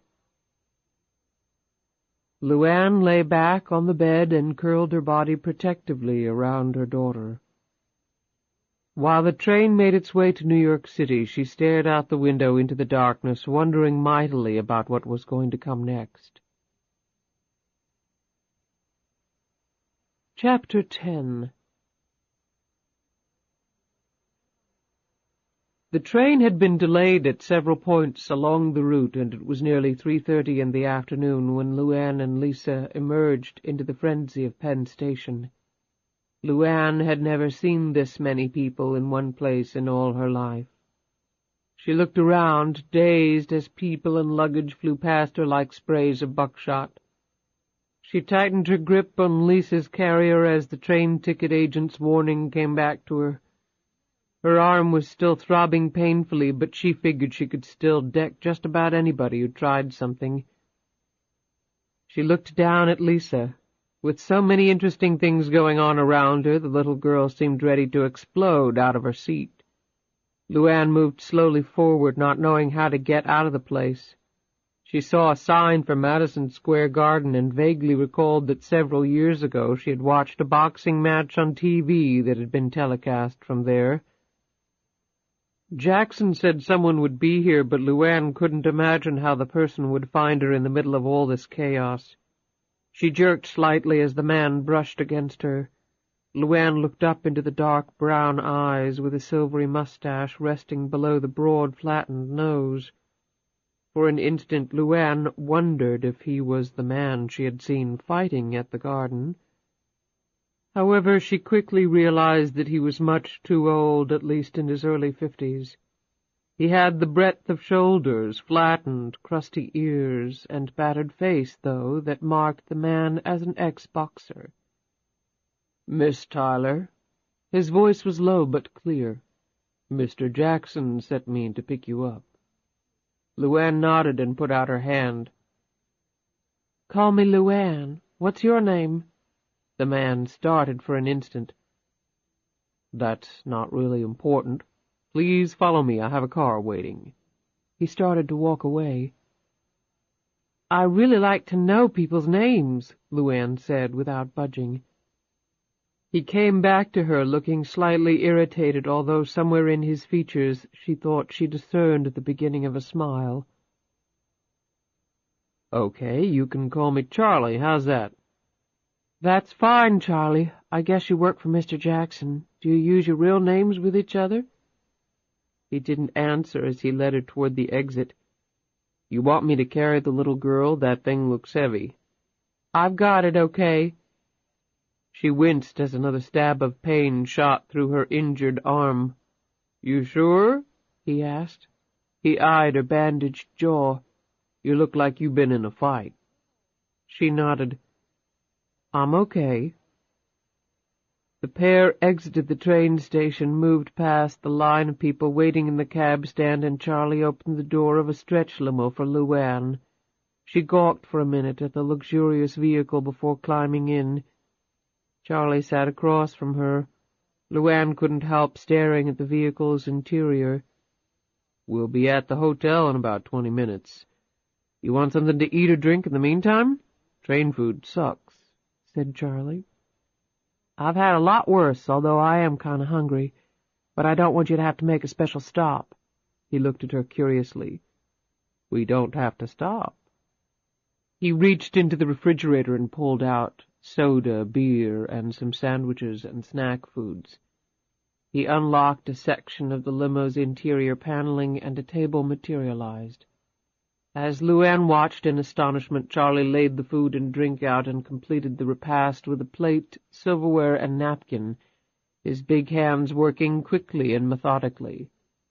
"I knew you were bringing the baby, so I had the limo stocked with milk, bottles, and stuff like that. At the hotel, they'll have everything you need." LuAnn made up a bottle for Lisa, cradled her against one arm, and fed her with one hand while she devoured a sandwich with the other. Charlie watched the tender way she handled her daughter. "She's cute. What's her name?" "Lisa Marie, you know, after Elvis's daughter." "You look a little young to be a fan of the king." "I wasn't. I don't really listen to that kind of music, but my mama did. She was a big fan. I did it for her." "She appreciated it, I guess." "I don't know. I hope she does. She died before Lisa was born." "Oh, sorry." Charlie fell silent for a moment. "Well, what kind of music do you like?" "Classical. I really don't know nothing about that kind of music. I just like the way it sounds, the way it makes me feel sort of clean and graceful, like swimming in a lake somewhere up in the mountains where you can see all the way to the bottom." Charlie grinned. "I never thought about it that way. Jazz is my thing. I actually play a little horn myself. Outside of New Orleans, New York has some of the best jazz clubs around. Play until the sun comes up, too. A couple of them not too far from the hotel." "Which hotel are we going to?" she asked. "Waldorf Astoria, the Towers. You ever been to New York City?" Charlie took a swig of club soda and sat back against the seat, unbuttoning the front of his suit coat. LuAnn shook her head and swallowed a bite of sandwich. "I ain't never really been anywhere." Charlie chuckled softly. "Well, then the Big Apple is a hell of a place to start." "What's the hotel like?" "It's real nice, first-rate, especially the Towers. Now, it's not the Plaza, but then what is? Maybe you'll be staying at the Plaza one day, who knows?" He laughed and wiped his mouth with a napkin. She noticed that his fingers were abnormally large and thick, the knuckles massive and knobby. LuAnn looked at him nervously as she finished her sandwich and took a sip of Coke. "Do you know why I'm here?" Charlie settled a keen gaze upon her. "Let's just say I know enough not to ask too many questions. Let's leave it at that." He smiled curtly. "Have you ever met Mr. Jackson?" Charlie's features grew grim. "Let's just leave it alone, okay?" "Okay, just curious is all." "Well, you know what curiosity did to that old cat." The dark eyes glittered briefly at LuAnn as the words rolled off his tongue. "Just stay cool, do what you're told, and you and your kid have no problems ever again. Sound good to you?" "Sounds good to me," LuAnn said meekly, cradling Lisa closer to her hip. Right before they climbed out of the limo, Charlie pulled out a black leather trench coat and matching wide-brimmed hat and asked LuAnn to put them on. "For obvious reasons, we don't want you to be observed right now. You can ditch the cowboy hat." LuAnn put on the coat and hat, cinching the belt up tight. "I'll check you in. Your suite is under the name of Linda Freeman, an American business executive with a London-based firm, traveling with her daughter on a combination of business and pleasure." "A business executive? I hope nobody asks me no questions." "Don't worry, nobody will." "So that's who I'm supposed to be, Linda Freeman?" "At least until the big event. Then you can go back to being LuAnn Tyler." "Do I have to?" LuAnn wondered to herself. The suite Charlie escorted her to after he checked her in was on the 32nd floor and was mammoth in size. It had a large sitting room and a separate bedroom. LuAnn looked around in wonderment at the elegant furnishings You get to wear these robes?" She fingered the soft cotton. "You can have it if you want. For $75 or so a pop, that is," Charlie replied. She walked over to the window and partially drew back the curtains. A goodly slice of the New York City skyline confronted her.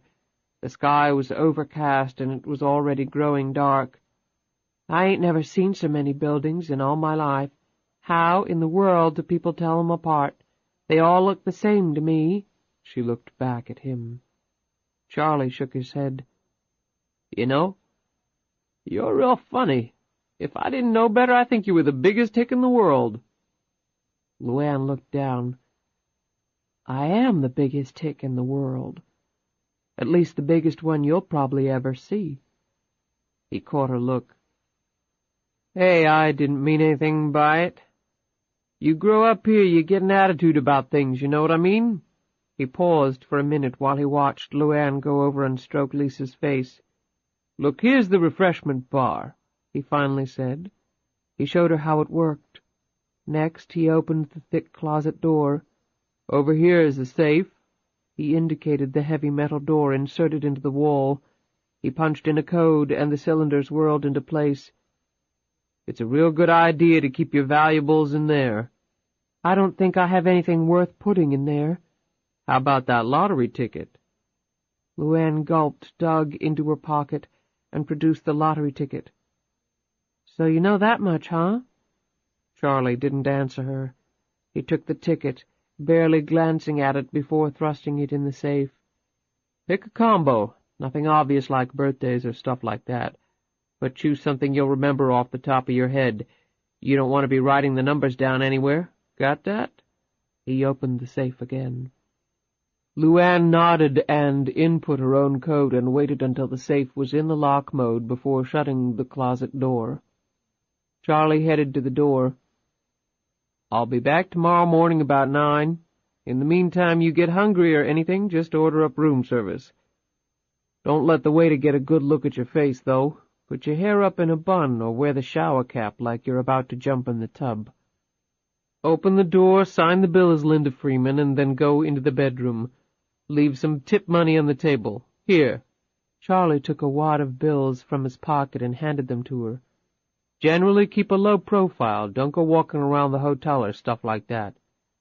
"Don't worry, I know I don't sound like no executive person." LuAnn pulled her hair out of her eyes and tried to sound flippant, although her low self-esteem was as plain as the hurt tones in Charlie's response. "Well, that's not it, LuAnn. I didn't mean—" He finally shrugged. "Look, I barely finished high school. I never went to college, and I did okay for myself. So neither one of us could pass as a Harvard grad, so who the hell cares?" He touched her lightly on the shoulder. "Get a good night's sleep. When I come back tomorrow, we can go out and see some of the sights, and you can talk your head off. How about that?" She brightened. "Going out would be nice." "It's supposed to be chilly tomorrow, so dress warmly." LuAnn suddenly looked down at her wrinkled shirt and jeans. These are all the clothes I have. I left home kind of quick." She looked embarrassed. Charlie said kindly, "That's all right. No luggage, no problem." He sized her up quickly. "What, you're about 5'10", right? Size 8? LuAnn nodded and blushed slightly. "Maybe a little bigger on top than that." Charlie's eyes hovered over her chest area for a moment. "Right," he said. "I'll bring some clothes with me tomorrow. I'll get some things for Lisa, too. I'll need a little extra time, though. I'll be here around noon." "I can take Lisa with us, right?" "Absolutely, the kid comes with us." "Thanks, Charlie, I really appreciate it.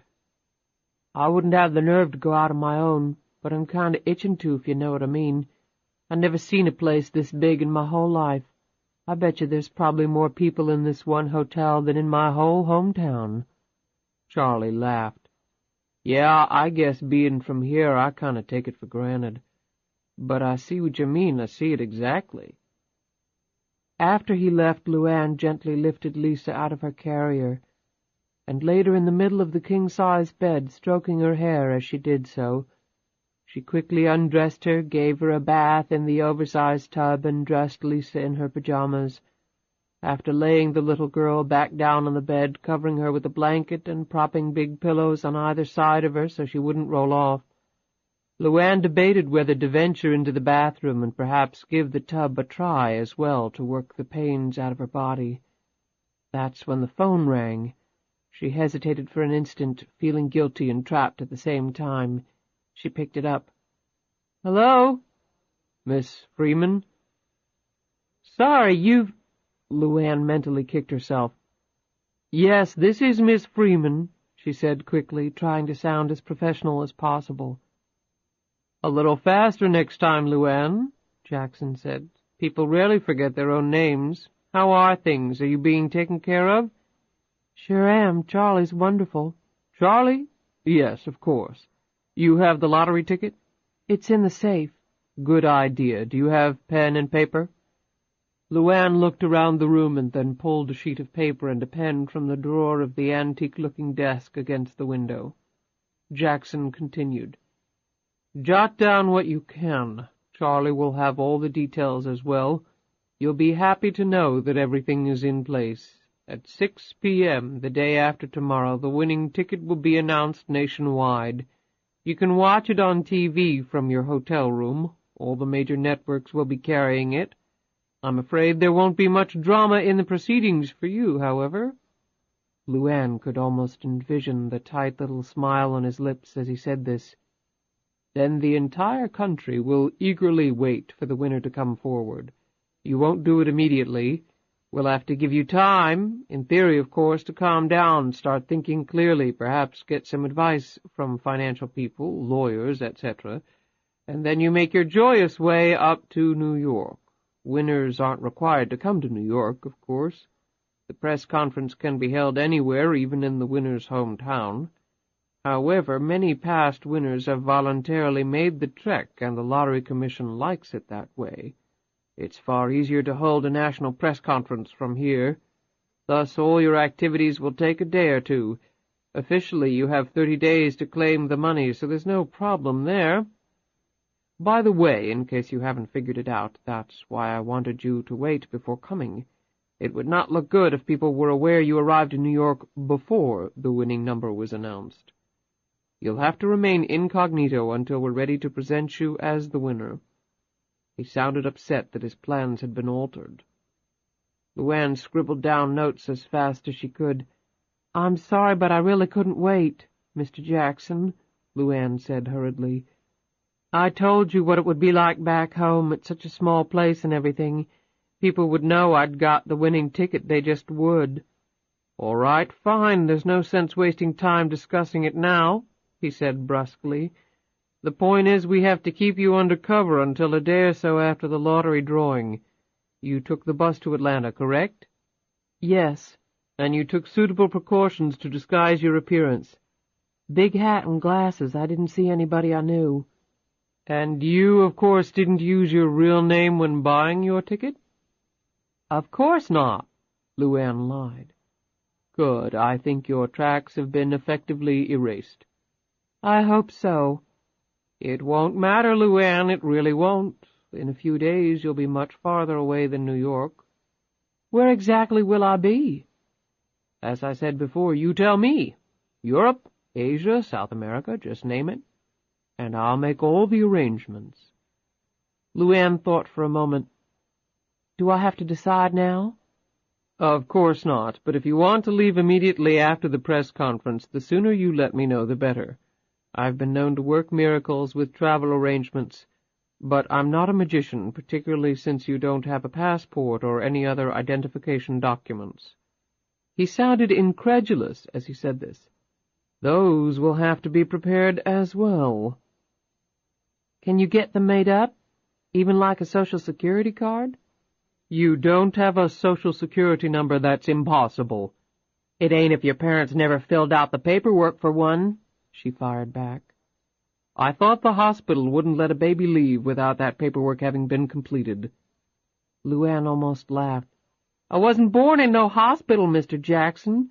They say the first sight I saw was the dirty laundry stacked in my mama's bedroom, because that's right where my grandma delivered me. Yes, I suppose I can get you a Social Security number, he said huffily. Then could you have them put another name on the passport? I mean with my picture on it, but with a different name, and on all the other paperwork, too? Jackson said slowly. Why would you want that, LuAnn? Well, because of Dwayne. I know he looks stupid and all, but when he finds out I won all this money, he's going to do everything he can to find me. I thought it'd be best if I disappeared. Start over again, fresh, so to speak. New name and everything? Jackson laughed out loud. You honestly think Dwayne Harvey will be able to track you down? I seriously doubt if he could find his way out of Rikersville County if he had a police escort. Please, Mr. Jackson, if you could do it that way, I'd really appreciate it. Of course, if it's too hard for you, I'll understand. LuAnn held her breath desperately, hoping that Jackson's ego would take the bait. It's not, Jackson snapped. It's quite simple, in fact. When you have the right connections, as I do. Well, I suppose you haven't thought of the name you want to use, have you? She surprised him by rattling one off immediately, as well as the place where the fictitious person was from. It seems you've been thinking about doing this for a while, perhaps with or without the lottery money, true? You got secrets, Mr. Jackson? Why not me, too? She heard him sigh. Very well, LuAnn, your request is certainly unprecedented, but I'll take care of it. I still need to know where you want to go. I understand. I'll think real hard about it and let you know real soon. Why am I suddenly worried that I will regret having selected you for this little adventure? There was a hint of something in his tone that caused LuAnn to shudder. I'll be in touch after the lottery drawing to let you know the rest of the details. That's all for now. Enjoy your visit to New York. If you need anything, just tell Charlie. Charlie, right. Jackson hung up. LuAnn went immediately to the wet bar and uncapped a bottle of beer. Lisa started to make noise, and LuAnn let her down on the floor. LuAnn watched with a big smile on her face as Lisa moved around the room. Just in the last few days her little girl had started to really get the hang of crawling, and now she was exploring the large dimensions of the suite with considerable energy. Finally LuAnn got down on the floor and joined her. Mother and daughter made the circuit of the hotel room for about an hour, until Lisa grew tired and LuAnn put her down for the night. LuAnn went into the bathroom and started running water in the tub while she checked the cut on her jaw in the mirror. It was healing okay, but it would probably leave a scar. That didn't bother her. It could have been a lot worse. She got another beer from the refrigerator and walked back into the bathroom. She slid into the hot water and took a sip of the cold beer. She figured she would need plenty of both alcohol and steamy, soothing water to get through the next couple of days. Promptly at 12 o'clock, Charlie arrived with several bags from Bloomingdale's and Baby Gap. During the next hour, LuAnn tried on several outfits that made her tingle all over. You certainly do those clothes justice. More than justice, Charlie said admiringly. Thank you. Thanks for all this stuff. You got the size just right. Hell, you got the height and figure of a model. They make these clothes for people like you. You ever think about doing that for a living, modeling, that is? LuAnn shrugged as she put on a cream-colored jacket over a long, pleated black skirt. Sometimes, when I was younger. Younger? My God, you can't be far out of your teens. I'm 20, but you feel older after having a baby. I guess that's true. No, I ain't cut out for modeling. Why not? She looked at him and said simply, I don't like getting my picture taken, and I don't like looking at myself. Charlie just shook his head. You are definitely one strange young woman. Most girls your age, with your looks, you couldn't drag them away from the mirror. Narcissus personified. Oh, but you need to wear those big sunglasses and keep the hat on. Jackson said to keep you under wraps. We probably shouldn't be going out, but in a city of 7 million, I don't think we're going to have a problem." He held up a cigarette. "You mind?" She smiled. "Are you kidding? I work in a truck diner. They don't even let you in unless you got your smokes and plan to use 'em. Most nights the place looks like it's on fire." "Well, no more truck diners for you." "I guess not." She pinned a wide-brimmed floppy hat to her hair. "How do I look?" She posed for him. "Better than anything in Cosmo, that's for sure." "You ain't seen nothing yet. You just wait till I dress my little girl," she said proudly. "Now that is something I dream about. A lot." An hour later, LuAnn put Lisa, who was decked out in the latest Baby Gap fashions, in her baby carrier and hefted it. She turned to Charlie. "You ready?" "Not just yet." He opened the door to the suite and then looked back at her. "Why don't you close your eyes? We might as well do the whole production." LuAnn looked strangely at him. "Go on, just do it," he said, grinning. She obeyed. A few seconds later he said, "Okay, open them up." When she did, she was staring at a brand new and very expensive baby carriage. "Oh, Charlie." "You keep lugging that thing around much longer," he said, pointing at the baby carrier. "Your hands are going to scrape the ground." LuAnn gave him a big hug, loaded Lisa in, and they were off. Chapter 11. Shirley Watson was madder than hell. In seeking appropriate revenge for her humiliation at the hands of LuAnn Tyler, Shirley had taxed her ingenuity, to the extent she had any, to the maximum. She parked her pickup in an out-of-the-way spot about a quarter of a mile from the trailer and got out, a metal canister held tightly in her right hand. She looked at her watch as she made her way toward the trailer, where she was pretty certain LuAnn would be deeply sleeping after working at the diner all night. Where Dwayne was, she didn't really care. If he was there, then she might get a piece of him, too, for not defending her against the Amazon-like LuAnn. With each step, the short, squat Shirley grew even angrier. She had gone to school with LuAnn and had also dropped out before graduating. Also like LuAnn, she had lived in Rikersville all her life. Unlike LuAnn, however, she had no desire to leave it, which made what LuAnn had done to her even more awful. People had seen her sneaking home completely naked. She had never been more humiliated. She had gotten more crap than she knew how to deal with. She was going to have to live with that for the rest of her life. Stories would be told again and again until she would be the laughingstock of her hometown. The abuse would continue until she was dead and buried. Maybe even then it wouldn't stop. LuAnn Tyler was going to pay for that. So she was screwing around with Dwayne. So what? Everybody knew Dwayne had no intention of marrying LuAnn. And everyone also knew that LuAnn would probably kill herself before she would ever walk down the aisle with that man. LuAnn stayed because she had nowhere else to go or lacked the courage to make a change. Shirley knew that.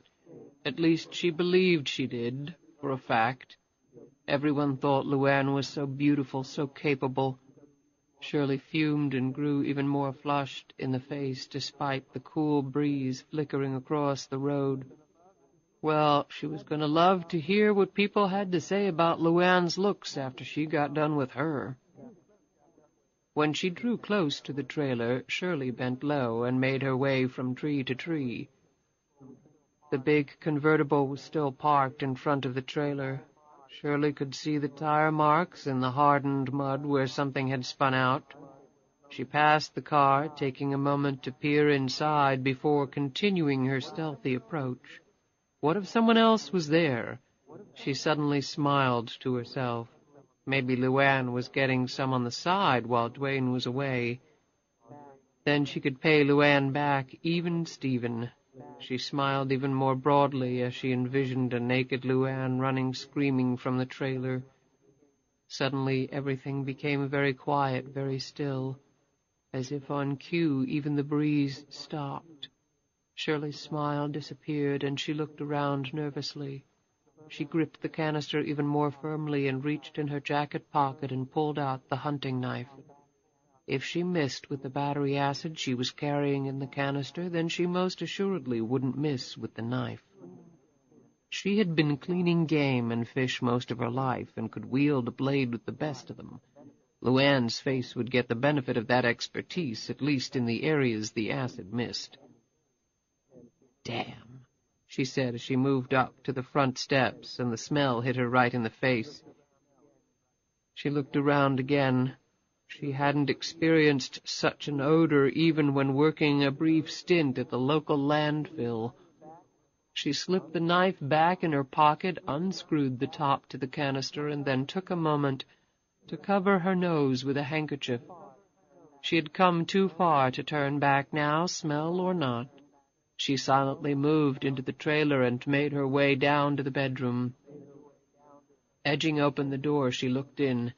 Empty. She closed the door softly and turned to head down the other way. Maybe LuAnn and her beau were asleep on the couch there. The hallway was dark, and she felt her way along the wall. As she drew closer, Shirley steeled herself to strike. She lurched forward and instead stumbled over something and fell to the floor, coming face to face with the decaying source of the stench. Her scream could be heard almost to the main road. "You sure didn't buy much, LuAnn." Charlie surveyed the few bags on the chaise longue in her hotel room. LuAnn came out of the bathroom where she had changed into a pair of jeans and a white sweater, her hair done up in a French braid. "I just like looking. That was fun enough. Besides, I flat out can't believe the prices up here. Good God." "But I would have paid for it," Charlie protested. "I told you that 100 times. I don't want you spending money on me, Charlie." Charlie sat down in a chair and stared at her. "LuAnn, it's not my money. I told you that, too. I'm on an expense account. Whatever you wanted, you could have." "Is that what Mr. Jackson said?" "Something like that. Let's just call it an advance on your future winnings." He grinned. LuAnn sat down on the bed and played with her hands, a deep frown on her face. Lisa was still in her baby carriage, playing with some toys Charlie had bought her. Her happy sounds filled the room. "Here." Charlie handed LuAnn a package of photos from their day in New York. "For the memory book." LuAnn looked at the photos and her eyes crinkled. "I never thought I'd see a horse and buggy in this city. It was lots of fun riding around that big old park, smack dab in the middle of all them buildings, too." "Come on, you never heard of Central Park?" "Sure I had. Heard leastways. Only I just thought it was all made up." LuAnn handed him a double photo of herself that she picked out of the pack. "Oops, thanks for reminding me," said Charlie. "That's for my passport?" He nodded as he slipped the photo into his jacket pocket. "Don't Lisa need one?" He shook his head. "She's not old enough. She can travel under yours." "Oh, so I understand you want to change your name." LuAnn put the photos away and started fiddling with the packages. "I thought it'd be a good idea, a fresh start." "That's what Jackson said you said. I guess if that's what you want." LuAnn suddenly plopped down on the chaise longue and put her head in her hands. Charlie looked keenly at her. "Come on, LuAnn, changing your name isn't that dramatic. What's bothering you?" She finally looked up. "Are you sure I'm going to win the lottery tomorrow?" He spoke carefully. "Let's just wait until tomorrow, LuAnn, but I don't think you'll be disappointed." "All that money, but I don't feel good about it, Charlie, not one bit." He lit a cigarette and puffed on it as he continued to watch her. "I'm going to order up some room service, 3 courses, a bottle of wine, some hot coffee, the works. You'll feel better after you've eaten." He opened up the hotel services book and began to peruse the menu. "Have you done this before? I mean, looked after people that Mr. Jackson has met with?" Charlie looked up from the menu. "I've worked with him for a while, yeah. I've never met him in person. We communicate solely over the phone. He's a smart guy, a little anal for my tastes, a bit paranoid, but real sharp. He pays me well, real well, and babysitting people in fancy hotels and ordering room service isn't such a bad life. He added with a big smile, I've never looked after anybody I had this much fun with, though. She knelt down beside the baby carriage and pulled out a gift-wrapped package from the storage bin underneath. She handed it to him. Charlie's mouth gaped in surprise. What's this? I got you a present. Actually, it's from me and Lisa. I was looking for something for you, and she started pointing and squealing at it. When did you do this? Remember while you were overlooking at the men's clothing? LuAnn, you didn't have to. I know that, she said quickly. That's why it's called a gift. You're not supposed to have to. Charlie gripped the box tightly in his hands, his eyes riveted on her. Well, go ahead and open it, for gosh sakes, she said. While Charlie carefully pulled off the wrapping paper, LuAnn heard Lisa stir. She went over and picked up the little girl. They both watched Charlie as he took off the box top. Damn! He gently lifted out the dark green fedora. It had an inch-wide leather band on the outside and a ribbon of cream-colored silk lining the inside. I saw you trying it on at the store. I thought you looked real nice in it, real sharp. But then you put it back. I could tell you didn't want to. LuAnn, this thing cost a lot of money. She waved him off. I had some saved up. I hope you like it. I love it, thank you. He gave her a hug and then took one of Lisa's dimpled fists in his. He gave it a gentle, formal shake. And thank you, little lady. Excellent taste. Well, try it on again. Make sure you still like it. He slid it over his head and checked himself out in the mirror. Slick, Charlie, real slick. He smiled. Not bad, not bad. He fussed with it a little until he caught the proper angle. Then he took it off and sat back down. I've never gotten a gift from the people I've looked after. I'm usually only with them for a couple of days anyway, then Jackson takes over. LuAnn quickly picked up on the opening. So, how'd you come to be doing this kind of work? I take it you'd like to hear my life story? Sure. I've been bending your ear enough. Charlie settled back in the chair and assumed a comfortable look. He pointed to his face.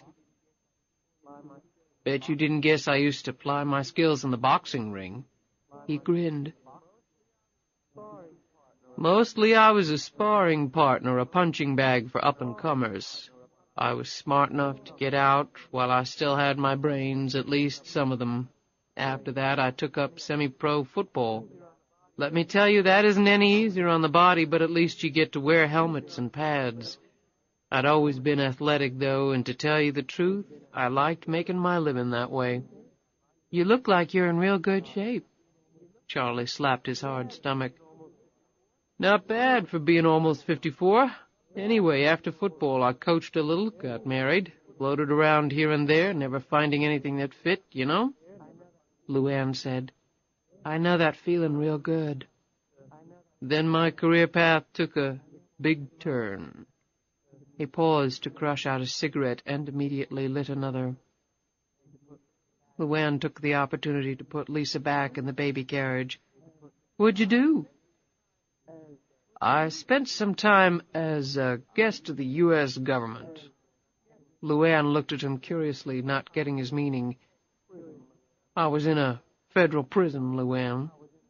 She looked astonished. You don't look the type, Charlie. He laughed. I don't know about that.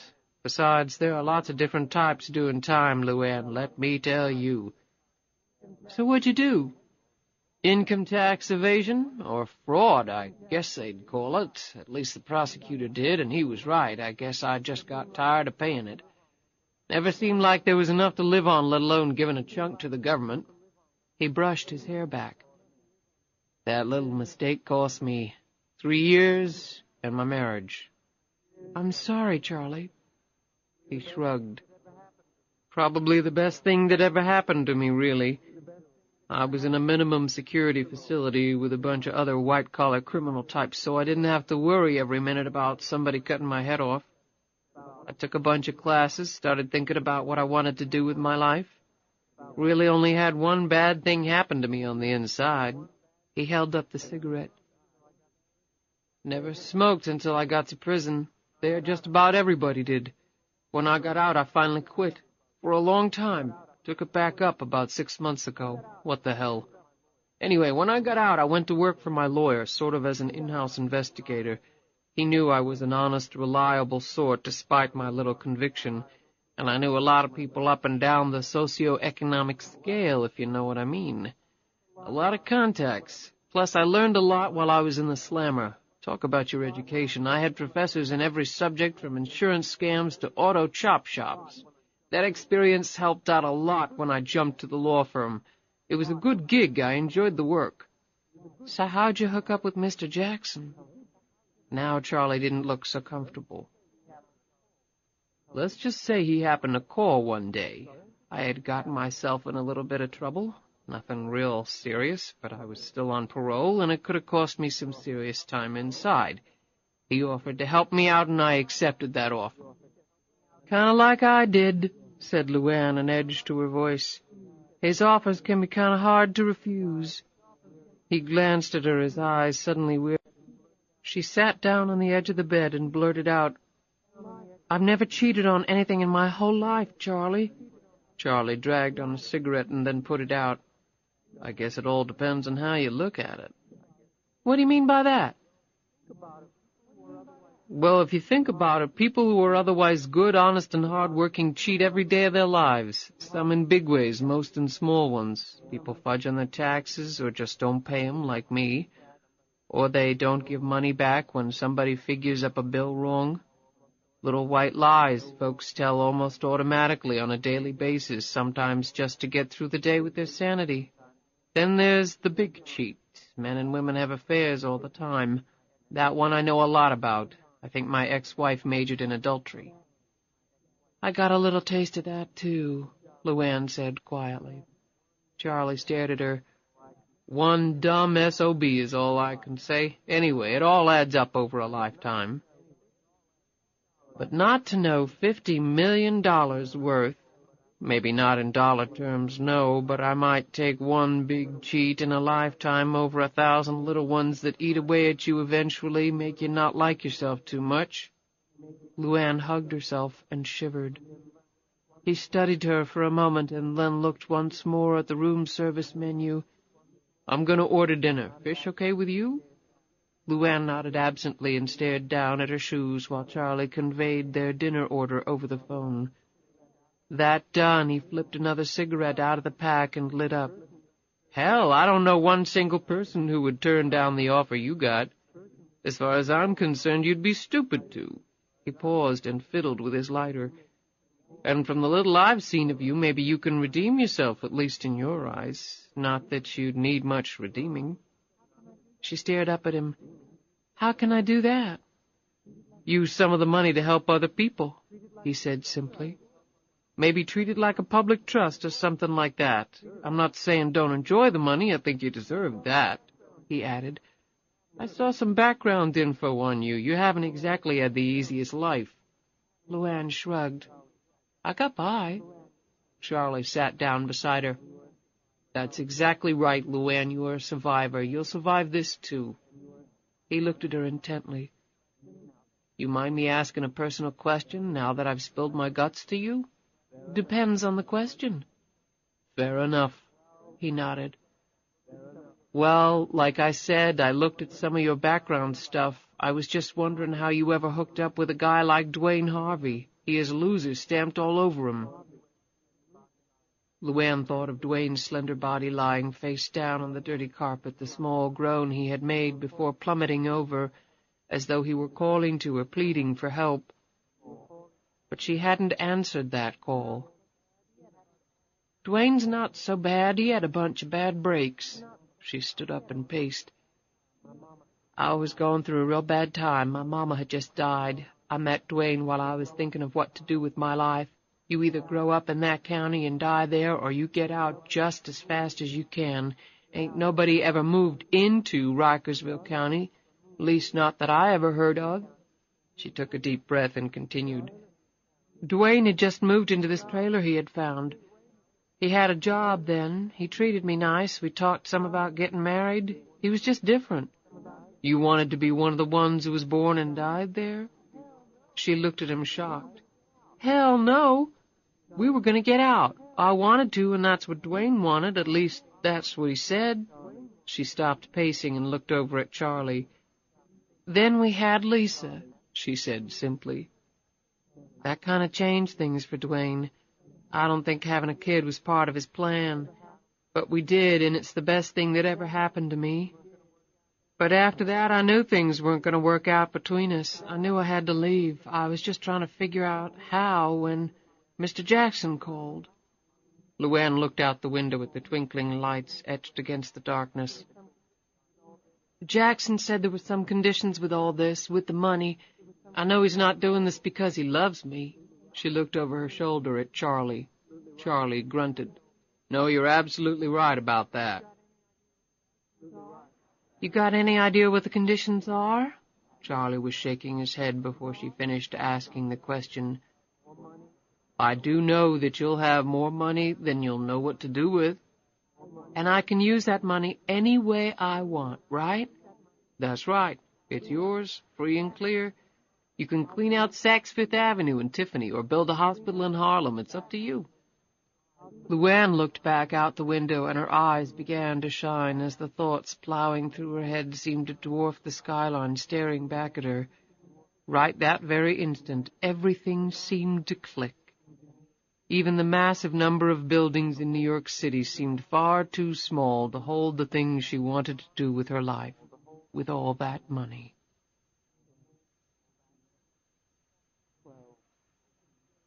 Chapter 12.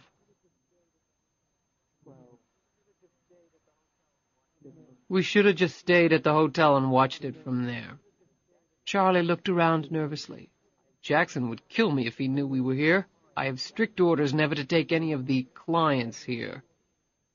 Here was the headquarters of the United States National Lottery Commission, located in a brand-new, state-of-the-art, needle-thin skyscraper on Park Avenue.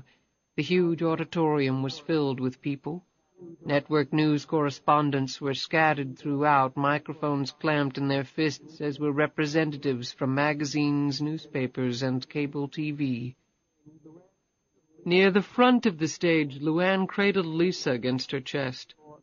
She wore the glasses Charlie had bought for her and a baseball cap turned backward under which her long hair was balled up. Her memorable figure was hidden under the full-length trench coat.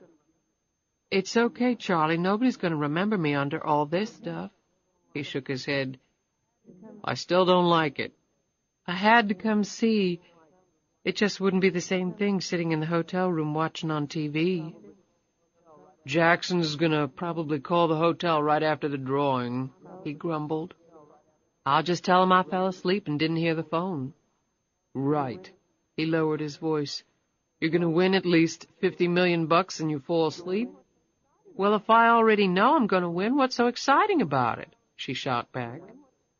Charlie had no ready answer for that, so he clamped his mouth shut and again took up a careful scrutiny of the room and its occupants. LuAnn looked at the stage where the lottery pinball machine was set up on the table. It was about 6 feet long and comprised 10 large tubes, each one rising above an attached bin of ping-pong balls. Each ball had a number painted on it. After the machine was activated, the air would circulate the balls until one made its way through the tiny hatch, popped up into the tube, and was caught and held by a special device against the tube. Once a ball was thus captured, the bin of balls below that tube would immediately shut down, and the next bin would automatically activate. Down the line it would go, the suspense building until all 10 winning numbers were finally revealed. People were nervously looking at their lottery tickets. Many held at least a dozen in their hands. One young man had an open laptop computer in front of him. The screen was filled with hundreds of lottery combinations he had purchased, as he reviewed his electronic inventory. LuAnn had no need to look at her ticket. She had memorized the numbers 0810080521, which represented her and Lisa's birthdays, and the age LuAnn would be on her next birthday. She didn't feel any more guilt as she observed the hopeful looks on the faces surrounding her, the silently mouthed prayers as the time for the drawing drew nearer. She would be able to handle their imminent disappointment. She had made up her mind, set her plan, and that decision had bolstered her spirits incredibly, and it was the reason she was standing in the middle of this sea of tense people instead of hiding under the bed back at the Waldorf. She stirred out of her musings as a man walked onto the stage. The crowd instantly hushed. LuAnn had half expected to see Jackson striding across the stage, but the man was younger and far better looking. LuAnn wondered for a moment if he was in on it. She and Charlie exchanged tight smiles. A blonde woman in a short skirt, black nylons, and spike heels joined the man and stood next to the sophisticated-looking machine, hands clasped behind her back. The man's announcement was brief and clear as the TV cameras focused on his handsome features. He welcomed everyone to the drawing, and then he paused, stared dramatically out at the crowd, and delivered the real news of the evening. The official jackpot, based upon ticket sales up to the very last minute, was a record-setting $100 million. A collective gasp went up from the crowd at the mention of the gigantic sum. Even LuAnn's mouth dropped open. Charlie looked over at her, shook his head slightly, and a small grin escaped his lips. He playfully elbowed her, leaned close, and whispered into her ear, "Hell, you can clean out Saks and Tiffany and still build that hospital just with the friggin' interest."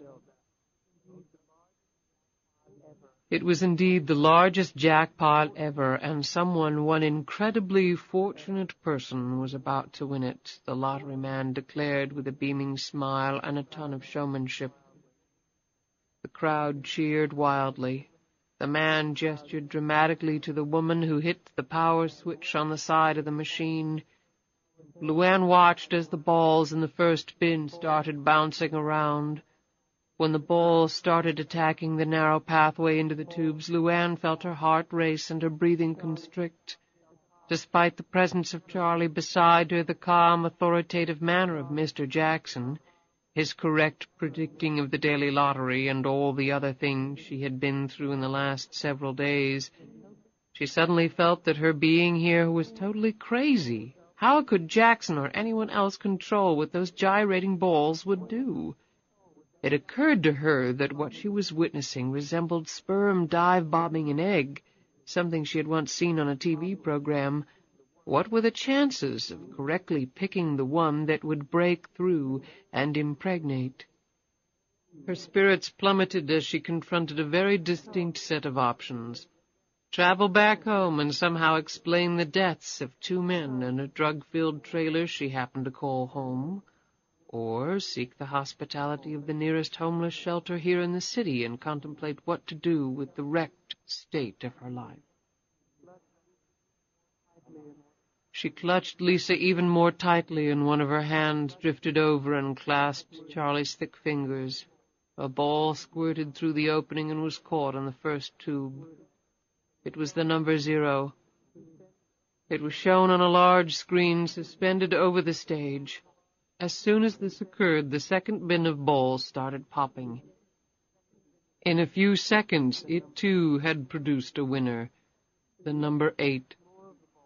In quick succession, 6 more of the balls popped through into their respective tubes and were caught. The tally now stood as follows: 08100805. LuAnn mouthed the familiar number silently. Sweat appeared on her forehead, and she felt her legs begin to give way. "Oh, my God," she whispered to herself. "It's really gonna happen."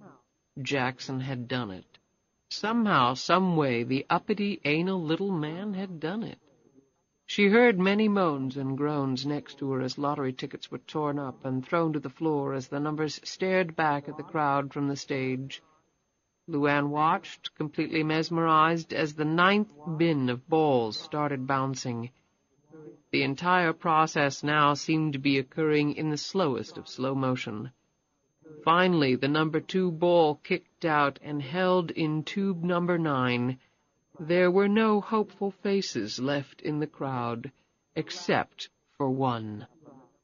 The last bin fired up, and the number 1 ball quickly fought its way right against the hatch of the last tube and appeared to be ready to shoot through to victory at any moment. LuAnn's grip on Charlie's fingers began to loosen. Then, like a pricked balloon hemorrhaging air, the number 1 ball suddenly slid back down to the bottom and was replaced, near the hatch, by a suddenly energetic and determined number 4 ball. With sharp, jerky motions, it grew closer and closer to the open pathway leading into the number 10 and final tube, although it appeared to be repeatedly repelled from the opening. The blood slowly drained from LuAnn's face, and for a moment she thought she would end up on the floor. "Oh, shit," she said out loud, although not even Charlie could hear her over the crowd noise. LuAnn squeezed Charlie's fingers so tightly he almost yelled out in pain. Charlie's own heart was racing as if in sympathy for LuAnn. He had never known Jackson to fail, but, well, you never knew. What the hell, it couldn't hurt, he thought. He moved his free hand up and quietly felt under his shirt for the thick silver crucifix he had worn for as long as he could remember. He rubbed it for good luck. Ever so slowly, even as LuAnn's heart threatened to cease beating, the 2 balls, as though carefully choreographed, again swapped places with each other in the swirling spray of hot air, even ricocheting off one another at one point. After this momentary collision, the number 1 ball, mercifully for LuAnn, finally shot through the opening and was caught in the 10th and final tube. It was all LuAnn could do not to scream out loud from pure relief rather than from the excitement of having just become $100 million richer. She and Charlie looked at each other, their eyes wide, both bodies shaking, faces drenched with perspiration as though they had just finished making love. Charlie inclined his head toward her, his eyebrows arched as if to say, "You won, didn't you?" LuAnn nodded slightly, her head swaying slowly as if to the tunes of a favorite song. "Damn," Charlie said. "I thought I was going to pee in my pants waiting for that last number to drop." He led LuAnn out of the room, and in a couple of minutes they were walking slowly down the street in the direction of the hotel. It was a beautiful, brisk night. The cloudless sky housed a stretch of stars that seemingly had no end. It matched LuAnn's mood precisely. Charlie rubbed his hand. "God, I thought you were going to snap my fingers off. What was that all about?" "You don't want to know," said LuAnn firmly. She smiled at him, sucked in huge amounts of the sweet, chilly air, and gave Lisa a tender kiss on the cheek. She suddenly elbowed Charlie in the side, a mischievous grin on her face. "Last one to the hotel pays for dinner." She took off like a blue streak, the trench coat billowing out like a parachute in her wake. Even as she left him in the dust, Charlie could hear her shrieks of joy flowing back to him. He grinned and then bolted after her. Neither one would have been so happy had they seen the man who had followed them to the lottery drawing and was watching from across the street. Romanello had figured that tailing LuAnn might result in some interesting developments, but even he had to admit that his expectations had so far been exceeded. Chapter 13. "You're certain that's where you want to go, LuAnn?" LuAnn spoke earnestly into the phone. "Yes, sir, Mr. Jackson. I've always wanted to go to Sweden. My mama's people came from there a long time ago. She always wanted to go there, but never had the chance. I'd sort of be doing it for her. Is that much trouble?" "Everything is trouble, LuAnn. It's just a matter of degrees." "But you can get it done, can't you? I mean, I'd like to go to other places, but I'd really like to start in Sweden." Jackson said testily. "If I can arrange for someone like you to win $100 million, then I can certainly take care of travel plans." "I appreciate it, I really do." LuAnn looked over at Charlie, who was holding Lisa and playing with her. She smiled at him. "You look real good doing that." "What's that?" Jackson asked.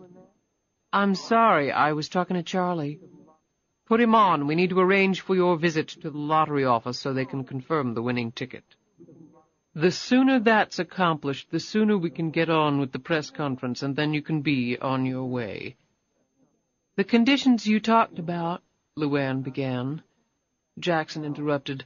"I'm not ready to discuss that right now. Put Charlie on. I'm in a hurry." LuAnn swapped the phone for Lisa. She watched closely as Charlie spoke in low tones into the phone, his back to her. She saw him nod several times, and then he hung up. "Everything okay?" Her tone was anxious as she held a rambunctious Lisa. He looked around the room for a moment before his eyes finally met hers. "Sure, everything's A-okay. You have to go over to see the lottery people this afternoon. Enough time has passed." "Will you go with me?" "I'll go over in the cab with you, but I won't go in the building. I'll hang around outside until you come out." "What all do I have to do?" "Just present the winning ticket. They'll validate it and issue you an official receipt. There'll be witnesses there and all. You'll be confirmed every which way from Sunday. They go over the ticket with a high-tech laser to verify it's authentic. They got special fiber threads in the tickets, some of them right under the row of numbers. Kind of like U.S. currency to prevent counterfeiting. It's impossible to duplicate, especially in a short time frame.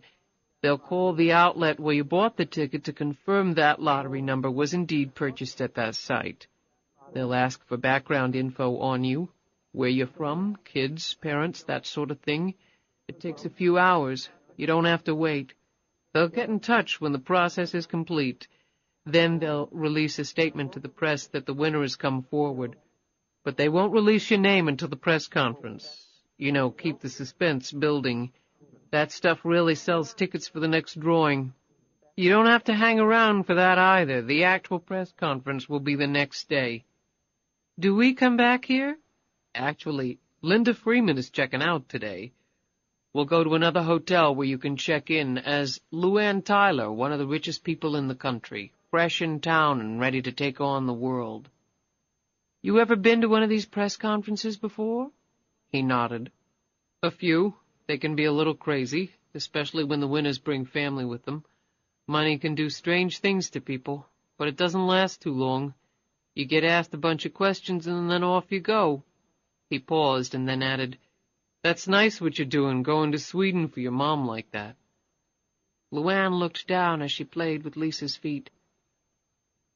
"I hope so. It's sure going to be different." "Well, it sounds like you can use a little different." "I don't know how long I'll stay."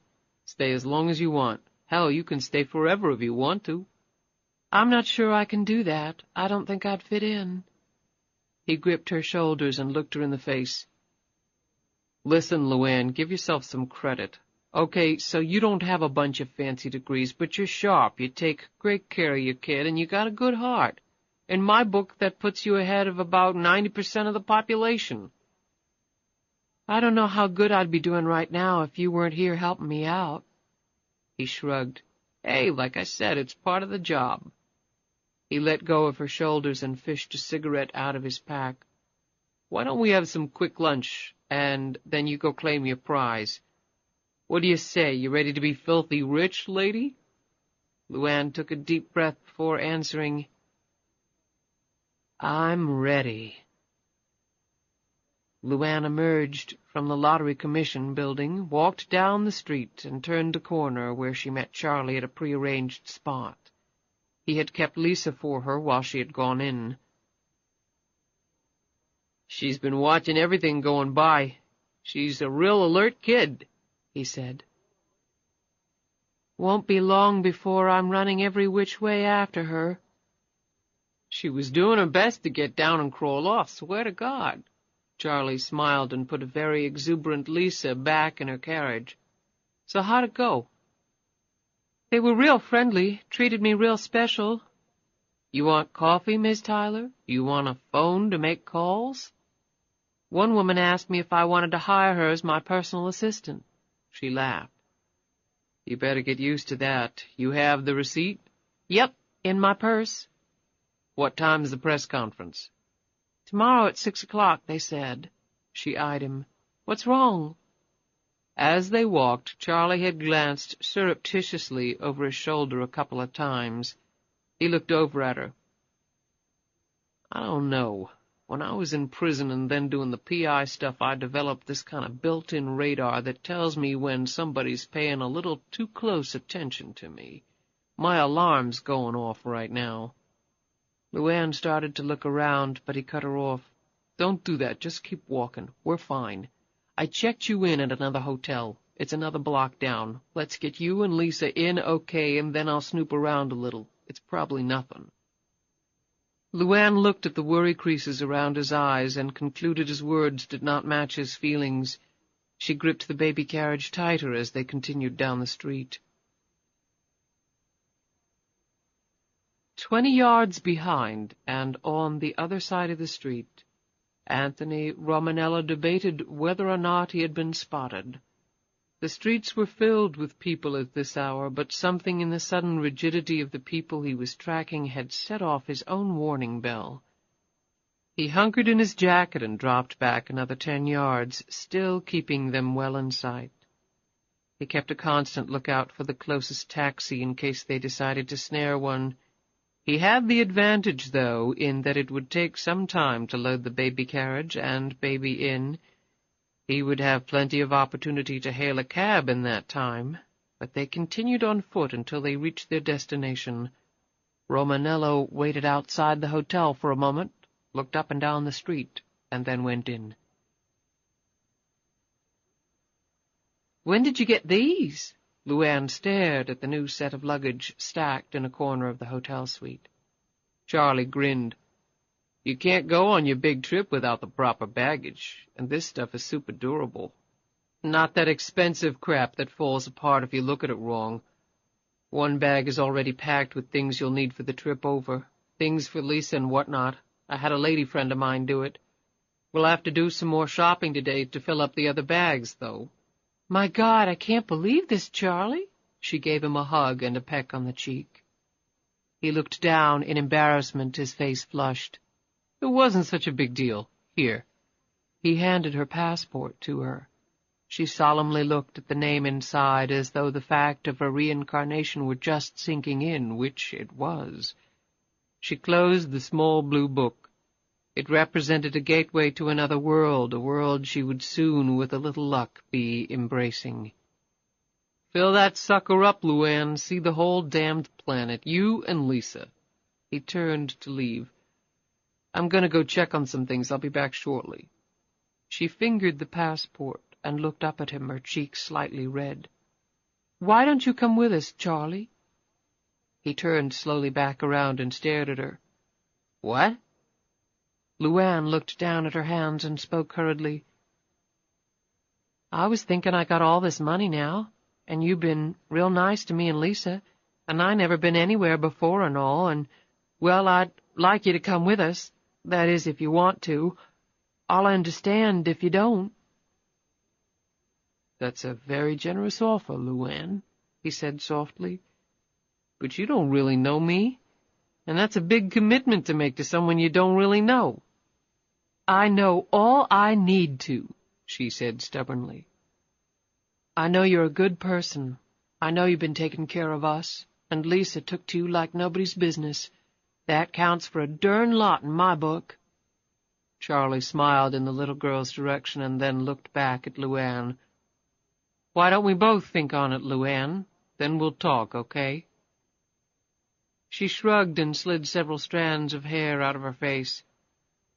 I ain't proposing marriage to you, Charlie, if that's what you think. Good thing, since I'm almost old enough to be your grandfather. He smiled at her. But I really like having you with me. I ain't had that many friends, least that I can count on. I know I can count on you. You're my friend, ain't you? There was a catch in his throat when Charlie answered, Yes.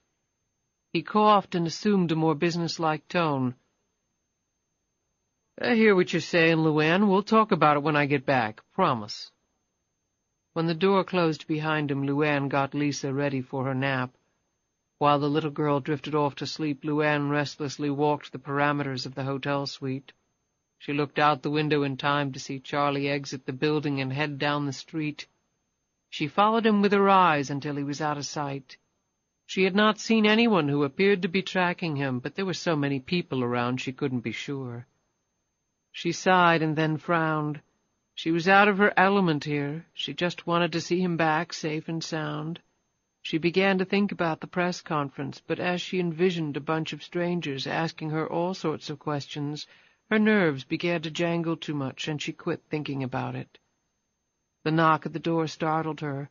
She stared at the door, unsure what to do. "Room service," the voice said. LuAnn went to the door and squinted through the peephole. The young man standing there was indeed dressed in a bellman's uniform. "I didn't order anything," she said, trying hard to keep her voice from quaking. "It's a note and a package for you, ma'am." LuAnn jerked back. "Who from?" "I don't know, ma'am. A man in the lobby asked me to give it to you." "Charlie?" LuAnn thought. "Did he ask for me by name?" "No, he pointed you out when you were walking to the elevator and just said to give it to you. Do you want it, ma'am?" he said patiently. "If not, I'll just put it in your box behind the registration desk." LuAnn opened the door slightly. "No, I'll take it." She stuck out her arm, and the bellman put the package in it. She immediately closed the door. The young man stood there for a moment, upset that his errand and patience had not resulted in a tip. However, the man had already rewarded him handsomely for it, so it had worked out okay. LuAnn tore open the envelope and unfolded the letter. The message was brief and written on hotel stationery. "Dear LuAnn, how's Dwayne feeling lately? And the other guy? What'd you hit him with anyway? Dead as a doornail.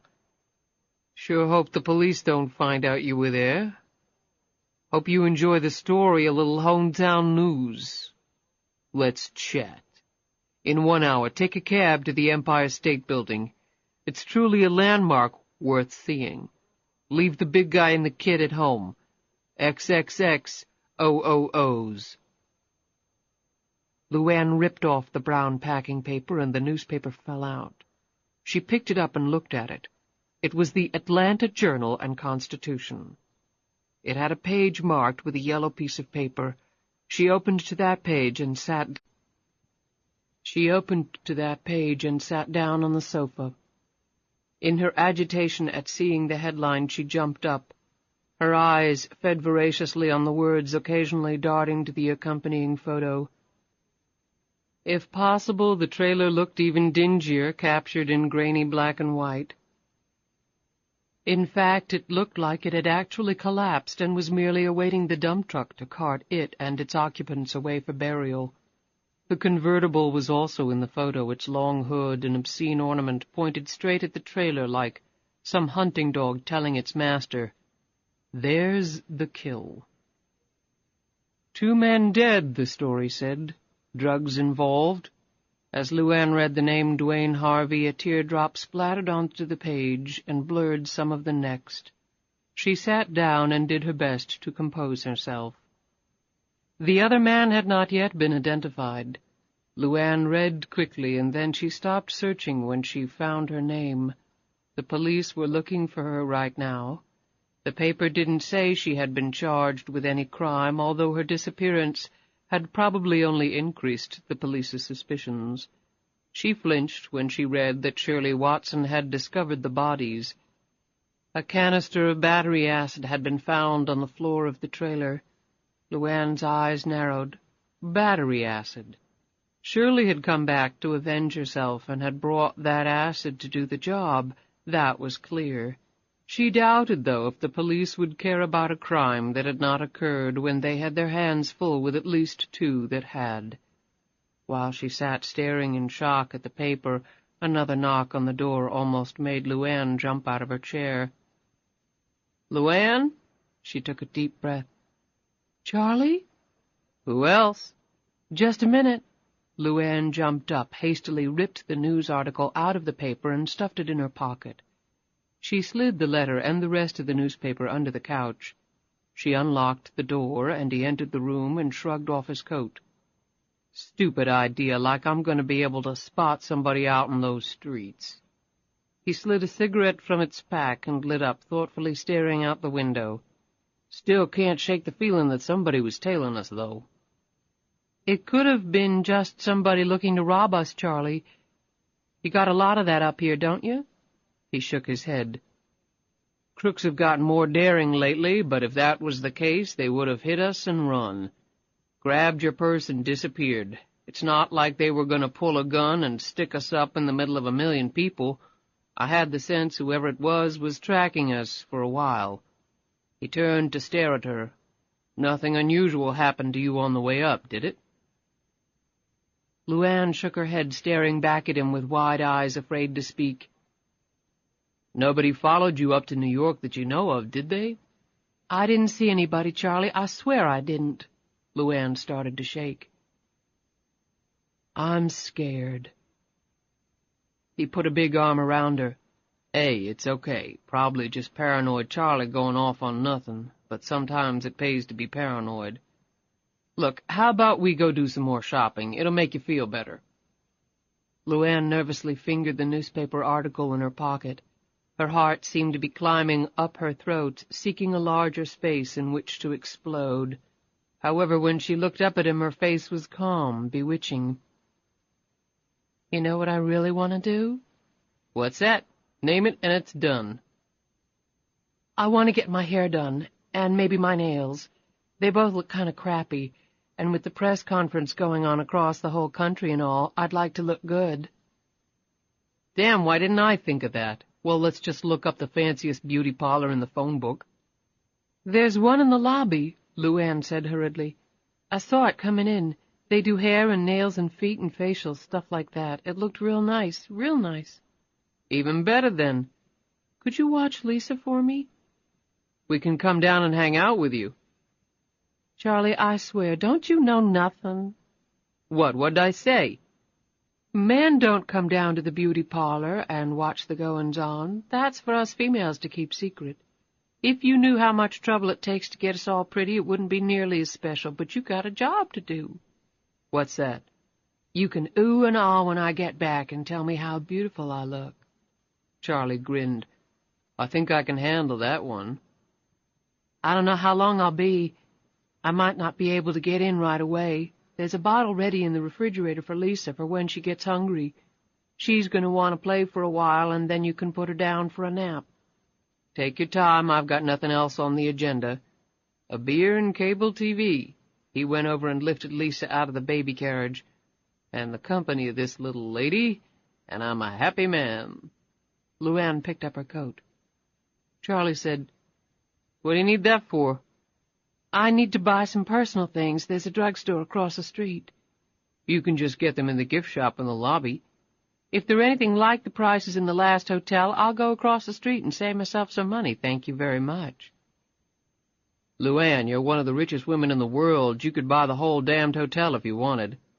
"Charlie, I've been scraping pennies all my life. I can't change overnight." She opened the door and glanced back at him, trying her best to hide the rising anxiety she was experiencing. "I'll be back as soon as I can." Charlie moved over to the door. "I don't like it. If you go out, I'm supposed to go with you." "Charlie, I'm a grown woman. I can take care of myself. Besides, Lisa's going to have to take a nap soon, and we can't leave her here all by herself, can we?" "Well, no, but—" LuAnn slid an arm across his shoulder. "You look after Lisa, and I'll be back as soon as I can." She gave Lisa a kiss on the cheek and Charlie a gentle squeeze on the arm. After she left, Charlie grabbed a beer from the wet bar and settled into his chair with Lisa on his lap and the TV remote in his hand. He suddenly paused and looked over at the doorway, a frown appearing on his features as he did so. Then he turned back and did his best to interest Lisa in channel surfing. Chapter 14. When LuAnn stepped from the cab, she looked up at the towering presence of the Empire State Building. She didn't have long to dwell upon the architecture, though, as she felt the arm slide around hers. "This way we can talk." The voice was smooth, comforting, and it made every hair on her neck stiffen. She pulled her arm free and looked at him. Very tall and broad-shouldered, his face was clean-shaven, the hair thick and dark, matching the eyebrows. The eyes were big and luminous. "What do you want?" Now that she could actually see the man behind the note, LuAnn's fear quickly receded. Romanello looked around. "You know, even in New York we're bound to attract attention if we conduct this investigation out in the open. There's a deli across the street. I suggest we continue our chat there." "Why should I?" He crossed his arms and smiled at her. "You read my note in the news article, obviously, or you wouldn't be here." "I read it," LuAnn said, keeping her voice level. "Then I think it's clear we have some things to discuss." "What the hell do you have to do with it? Were you involved in that drug dealing?" The smile faded from the man's lips, and he stepped back for a moment. "Look." "I didn't kill nobody," she said fiercely. Romanello looked around nervously. "Do you want everybody here to know our business?" LuAnn looked around at the passers-by and then stalked toward the deli with Romanello right behind. Inside they found an isolated booth far in the back. Romanello ordered coffee and then looked at LuAnn. "Anything interest you on the menu?" he asked pleasantly. "Nothing." She glared back at him. After the waitress departed, he looked at her. "Since I can understand you're not wanting to prolong this discussion, let's get to the heart of it." "What's your name?" He looked startled. "Why?" "Just make one up. That's what everybody else seems to be doing." "What are you talking—" He stopped and considered for a moment. "All right, call me Rainbow." "Rainbow, huh? That's a different one. You don't look like no rainbow I've ever seen." "See, that's where you're wrong." His eyes gleamed for an instant. "Rainbows have pots of gold at the end." "So?" LuAnn's tone was calm, but her look was wary. "So you're my pot of gold, LuAnn, at the end of my rainbow." He spread apart his hands. She started to get up. "Sit down." The words shot out of his mouth. LuAnn stopped in mid-rise, staring at the man. "Sit down unless you want to spend the rest of your life in prison instead of paradise." The calm returned to his manner, and he politely gestured for her to resume her seat. She did so, slowly, her eyes squarely on his. "I ain't never been real good at games, Mr. Rainbow, so why don't you say whatever the hell it is you want to say, and let's be done with it." Romanello waited for a moment as the waitress returned with his coffee. "You sure you don't want some? It's quite chilly outside." The chill in LuAnn's eyes compelled him to move on. He waited until the waitress had set the coffee and cream down and asked if they wanted anything else. After she left, he leaned across the table, his eyes bare inches from LuAnn's. "I was at your trailer, LuAnn. I saw the bodies." She flinched for an instant. "What were you doing there?" He sat back. "Just happened by." "You're full of crap, and you know it." "Maybe. The point is, I saw you drive up to the trailer in that car, the same one in the newspaper photo. I saw you pull a wad of cash out of your baby's kid's seat at the train station. I saw you make a number of phone calls." "So what, I'm not allowed to make phone calls?" "The trailer had 2 dead bodies and a shitload of drugs in it, LuAnn. That was your trailer." LuAnn's eyes narrowed. Was Rainbow a policeman sent to get her to confess? She fidgeted in her seat. "I don't know what you're talking about. I never seen no bodies. You must have seen somebody else get out of that car. And who says I can't keep my money wherever the hell I want to keep it?" She dug her hand into her pocket and pulled out the newspaper article. "Here, why don't you take this back and go try scaring somebody else?" Romanello picked up the piece of paper, glanced at it, and put it in his pocket. When his hand returned to view, LuAnn could barely keep from trembling as she saw the torn piece of bloody shirt. "Recognize this, LuAnn?" She struggled to maintain her composure. Looks like a shirt with some stains on it. So what? He smiled at her. You know, I didn't expect you to remain this calm about it. You're a dumb chick from Hooterville. I pictured you dropping to your knees pleading for mercy. Sorry I ain't what you imagined, and if you call me a dumb anything again, I'll knock you flat on your ass. His face suddenly became hard, and he slid down the zipper of his jacket until the butt of his 9mm was revealed. The last thing you want to do, LuAnn, is make me upset, he said quietly. When I get upset, I can be very unpleasant. In fact, I can be downright violent. LuAnn barely glanced at the weapon. What do you want from me? He zipped the jacket back up. Like I said, you're my pot of gold. I ain't got any money, she said quickly. He almost laughed. Why are you in New York, LuAnn? I bet you never been out of that God-forsaken county before. Why, of all places, did you take off for the Big Apple? He cocked his head at her, waiting for an answer. LuAnn rubbed her hands nervously across the uneven surface of the table. She didn't look at him when she finally spoke. Okay, maybe I knew what happened in that trailer. But I didn't do nothing wrong. I had to get out, though, because I knew it might look real bad for me. New York seemed as good as any place. She looked up to test his reaction to her explanation. The mirth was still there. What are you going to do with all the money, LuAnn? She nearly crossed her eyes. What are you talking about? What money? In the baby seat? I would hope you weren't going to try and stuff $100 million in a baby seat. He eyed her chest. Or, despite its obvious capacity, your bra. She just stared at him, her mouth open a notch. Let's see, he continued. What's the going price for blackmail these days? 10%, 20%, 50%? I mean, even at half, you're still talking millions in your bank account. That'll keep you and the kid in jeans and sneakers for life, right? He took a sip of his coffee and sat back, idly fingering the edges of his napkin while he watched her. LuAnn clamped a fist around the fork in front of her. For a moment she thought about attacking him, but that impulse subsided. You're crazy, mister, you really are. The press conference is tomorrow, LuAnn. What press conference? You know that's where you're going to hold that big old check and smile and wave to the disappointed masses? I've got to go. His right hand shot across and gripped her arm. I don't think you can spend that money from a prison cell. I said I gotta go. She jerked her hand free and stood up. Don't be a fool, LuAnn. I saw you buy the lottery ticket. I was at the lottery drawing. I saw the big smile on your face, the way you ran down the street whooping and hollering, and I was inside the lottery building when you went to get your winning ticket validated. So don't try to bullshit with me.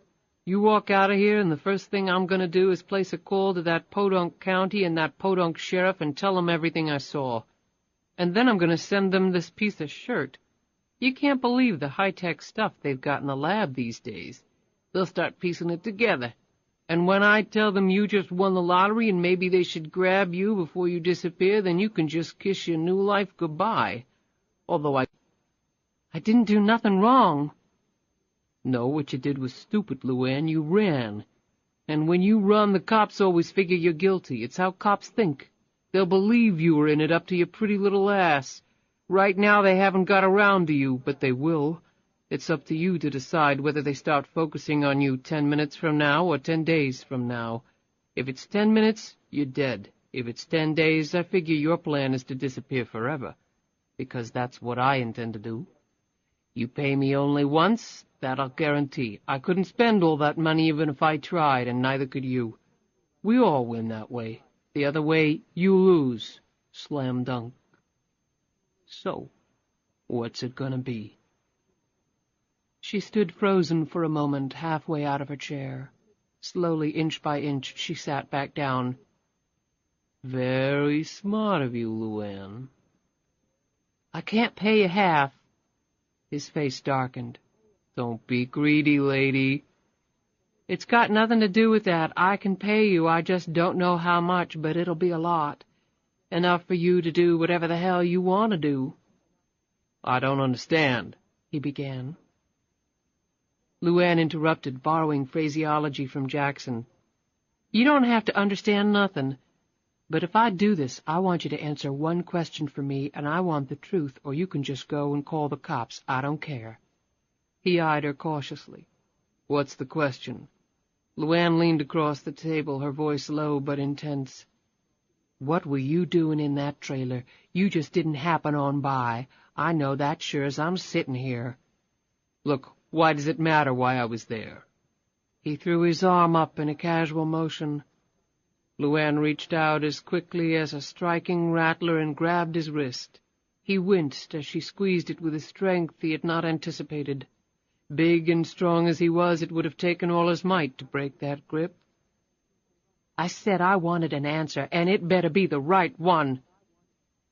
"I earn my living—" He smiled and corrected himself.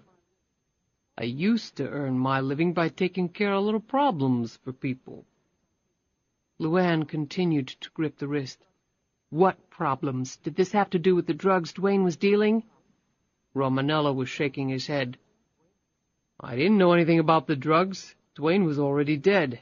Maybe he was holding out on his supply, or maybe skimming off the top, and the other guy cut him up. Who knows? Who cares?" "What happened to the other guy?" "You were the one who hit him, weren't you? Like I said in the note, dead as a doornail." LuAnn didn't answer. He paused and took a breath. "You can let go of my wrist any time now." "You haven't answered my question, and unless you answer it, you could just go and call the sheriff, because you ain't getting 1 red cent from me." Romanello hesitated, but then his greed won out over his better judgment. "I went there to kill you," he said simply. She slowly let go of his wrist after giving it one more intense ratchet. He took a minute to rub the circulation back in. "Why?" LuAnn demanded fiercely. "I don't ask questions, I just do what I'm paid to do." "Who told you to kill me?" He shrugged. "I don't know."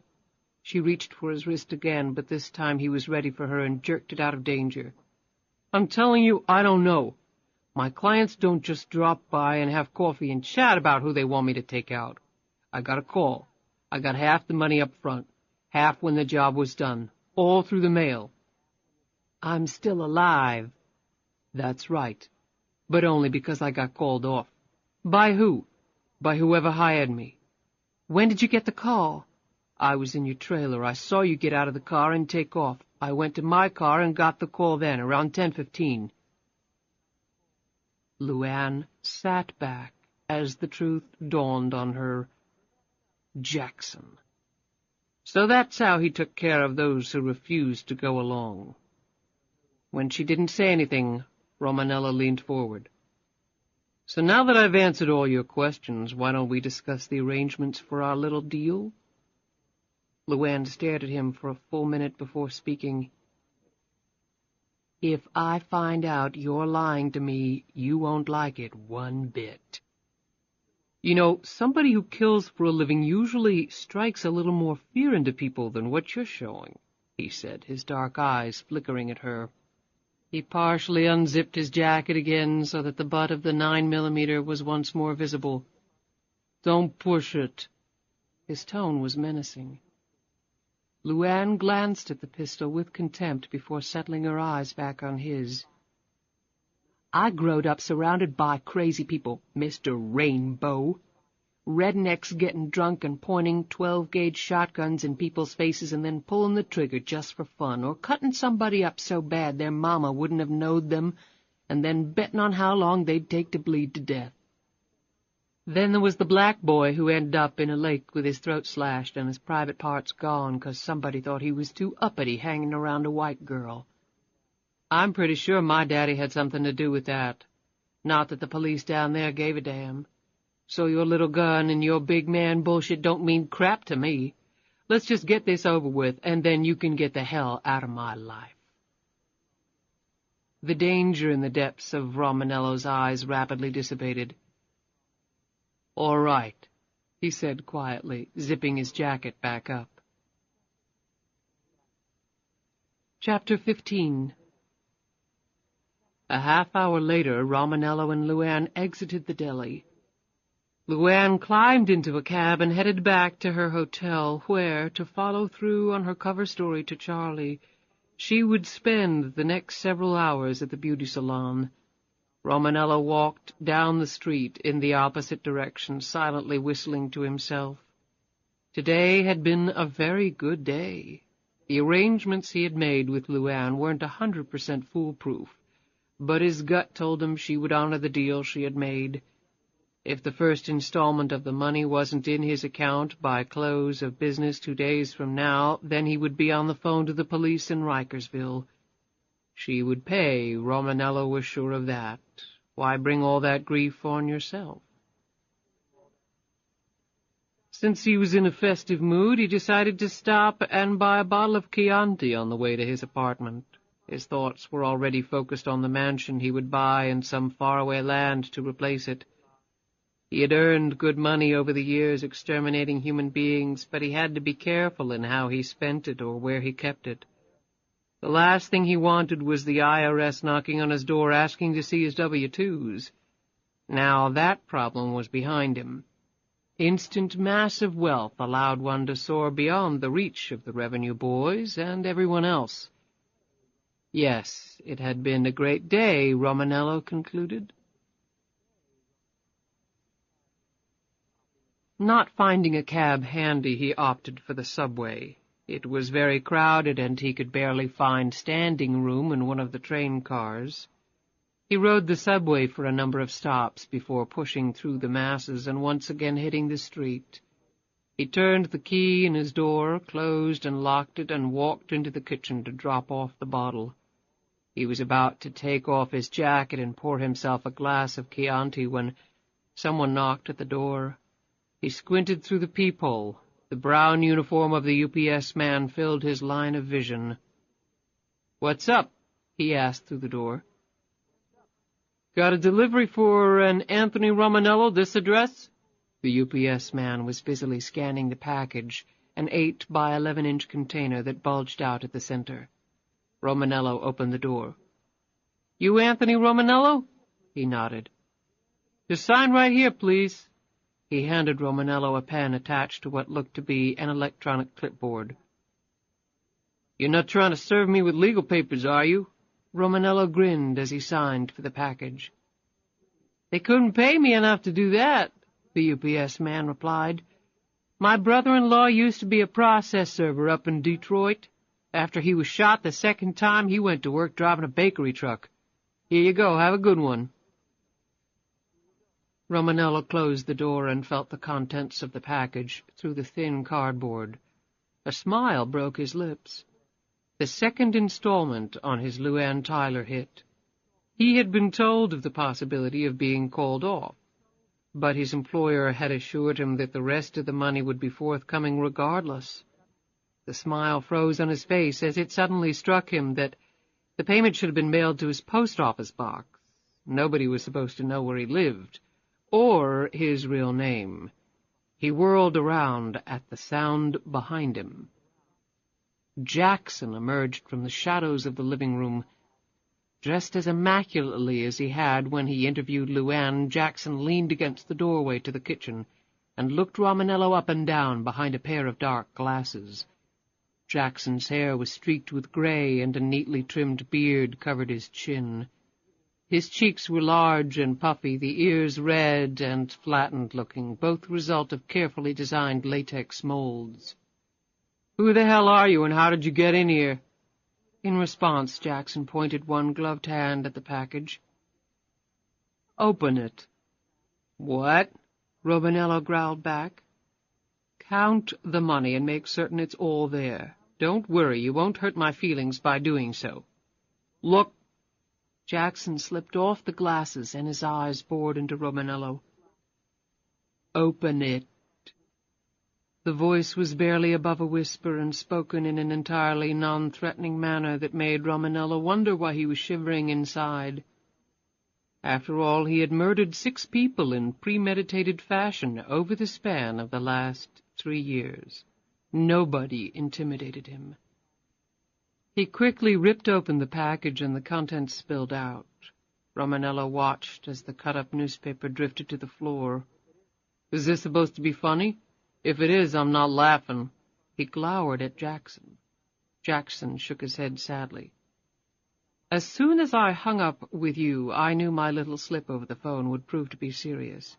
I made mention of LuAnn Tyler and money as you well know, makes people do strange things." "What exactly are you talking about?" "Mr. Romanello, you were hired to perform a job for me.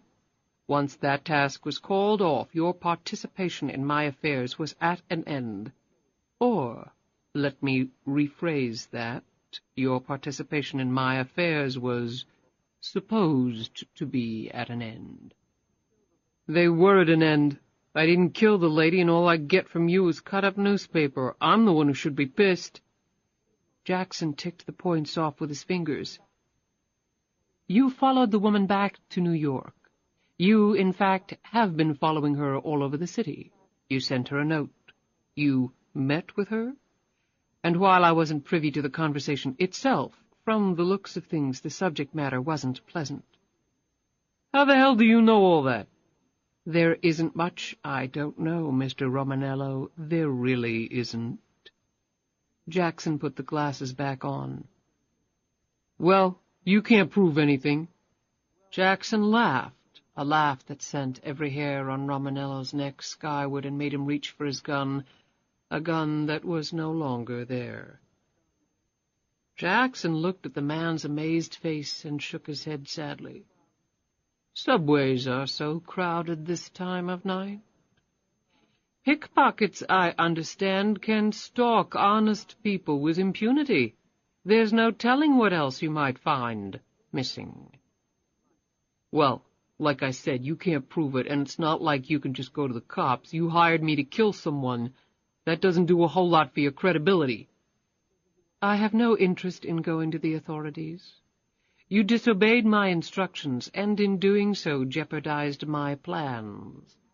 I came here to inform you that I was aware of this, to plainly show you that the rest of your money has been forfeited because of your improper actions, and that I have decided upon the appropriate punishment, a punishment that I fully intend to mete out now." Romanello drew himself up to his full 6'3" height, towering over Jackson, and laughed heartily. "Well, if you came here to punish me, I hope you brought somebody else with you to do the punishing." "I prefer to handle these matters myself." "Well, then this is going to be your last job." In a flash, Romanello's hand went down to his ankle, and he was erect again in a second, the jagged-edged blade in his right hand. He started forward and then stopped as he eyed the device in Jackson's hand. "The touted advantages of strength and superior size are so often overrated, wouldn't you agree?" said Jackson. The twin darts shot out from the laser gun and hit Romanello dead center in the chest. Jackson continued to squeeze the trigger, sending 120,000 volts of electricity along the thin metal cords that were attached to the darts. Romanello went down as though poleaxed, and he lay there staring up as Jackson stood over him.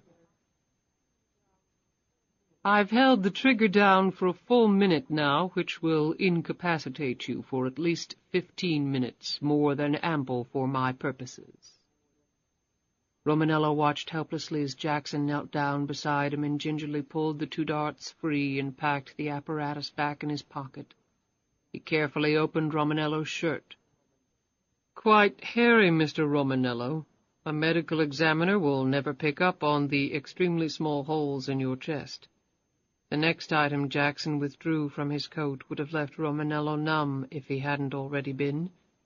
With his tongue feeling as big as a knobby tree root, Romanello thought he had suffered a stroke. His limbs were useless to him. There was no physical sensation at all. He could still see clearly, however, and suddenly wished he had been blinded as well. He watched in horror as Jackson— "It's mostly an innocuous saline solution, you know," Jackson said, as though he were addressing a science class. I say mostly because what's lurking in here can be quite deadly under certain conditions. He smiled down at Romanello and paused for a moment as he considered the import of his own words, and then continued. This solution contains prostaglandin, a substance produced naturally in the body. Normal levels are measured in micrograms. I'm about to give you a dose several thousand times that, measured in milligrams, in fact. When this dose hits your heart, it will cause the coronary arteries to severely constrict, triggering what doctors would technically term a myocardial infarction, or coronary occlusion, also known as a heart attack of the most devastating kind. To tell you the truth, I've never combined the effects of electrification caused by the stun gun with this method of inflicting death. It might be interesting to observe the process. Jackson was betraying no more emotion than if he were about to dissect a frog in biology class. Since prostaglandin occurs naturally in the body, as I mentioned, it's also naturally metabolized by the body, meaning there will be no suspiciously high traces left for a medical examiner to detect. I'm currently working on a poison to which I will attach an enzyme encapsulated by a special coating. The protective cover is quickly broken down by the components in the bloodstream. However, the poison will have ample time to do its work before that occurs. Once the protective coating is gone, the enzymes will instantly react with the poison compound and break it down, in effect destroying it. They use a similar process to clean up oil slicks. It's absolutely untraceable. I was planning to use it on you tonight. However, the process is not yet perfected, and I hate to rush things of that nature. Chemistry, after all, requires patience and precision. Hence, the fallback to the old reliable prostaglandin. Jackson held the needle very close to Romanello's neck, seeking the perfect entry site. They will find you here, a young, strapping man felled in his prime by natural causes, another statistic in the ongoing health debate. Romanello's eyes almost exploded out of his head as he struggled with every ounce of will to break the grip of inertia the stun gun had caused. The veins stood out on his neck with the effort he was exerting, and Jackson quietly thanked him for providing such a convenient place, right before the needle plunged into the jugular vein and its contents poured into his body. Jackson smiled and gently patted Romanello on the head as his pupils shot back and forth like a metronome. From his bag, Jackson extracted a razor blade. Now, a sharp-eyed medical examiner might pick up on the hypodermic's entry site, so we will have to address that. Using the razor, Jackson nicked Romanello's skin at the precise place the needle had gone in. A drop of blood floated to the surface of the skin. Jackson replaced the razor in the bag and pulled out a Band-Aid. He pressed it across the fresh cut and sat back to study his handiwork, smiling as he did so. I'm sorry that it's come to this, as your services might have been useful to me in the future. Jackson picked up one of Romanello's limp hands and made the sign of the cross over the stricken man's chest.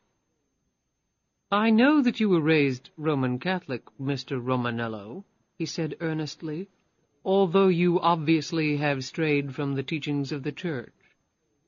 But I'm afraid a priest to administer last rites is out of the question. I hardly think it matters where you're going anyway, do you? Purgatory is such a silly notion, after all. He picked up Romanello's knife and placed it in the sheath strapped to his ankle. Jackson was about to stand up when he noted the edge of the newspaper sticking out from the inside of Romanello's jacket pocket. He nimbly plucked it out. As he read the article detailing the story of the two murders, drugs, LuAnn's disappearance, and the police's search for her, his features became grim. That explained a lot. Romanello was blackmailing her, or attempting to. Had he discovered this piece of information a day earlier, Jackson's solution would have been simple. He would have executed LuAnn Tyler on the spot. Now he could not do that, and he hated that he had lost partial control of the situation. She had already been confirmed as the winning ticket holder. She was scheduled to appear to the world in less than 24 hours as the lottery's newest winner. Yes, now her requests made more sense. He followed up the piece of paper and put it in his pocket. Like it or not, he was wedded to LuAnn Tyler, warts and all. It was a challenge, and if nothing else, he loved a challenge. However, he would take control back. He would tell her exactly what she had to do, and if she didn't follow his instructions precisely, then he would kill her after she won the lottery. Jackson gathered up the shredded newspaper and remnants of the UPS package. The dark suit he was wearing came off with a tug on certain discrete parts of the garment, and together with the now revealed body moldings that had given Jackson his girth. All of these items were packed in a pizza carrier bag that Jackson pulled from a corner of the living room. Underneath, the much slimmer Jackson was wearing the blue and white shirt, proclaiming him to be a Domino's pizza delivery person. From one of his pockets he pulled out a piece of thread, and, edging it carefully under the putty on his nose, lifted the piece cleanly off and stuck it in the pizza box. The mole, beard, and earpieces he similarly discarded.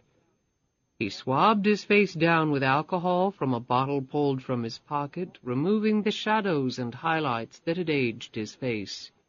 His hands worked quickly and methodically from years of long practice. Last, he combed a gel through his hair that effectively removed the sprayed-on streaks of gray. He checked his altered appearance in a small mirror hanging on the wall.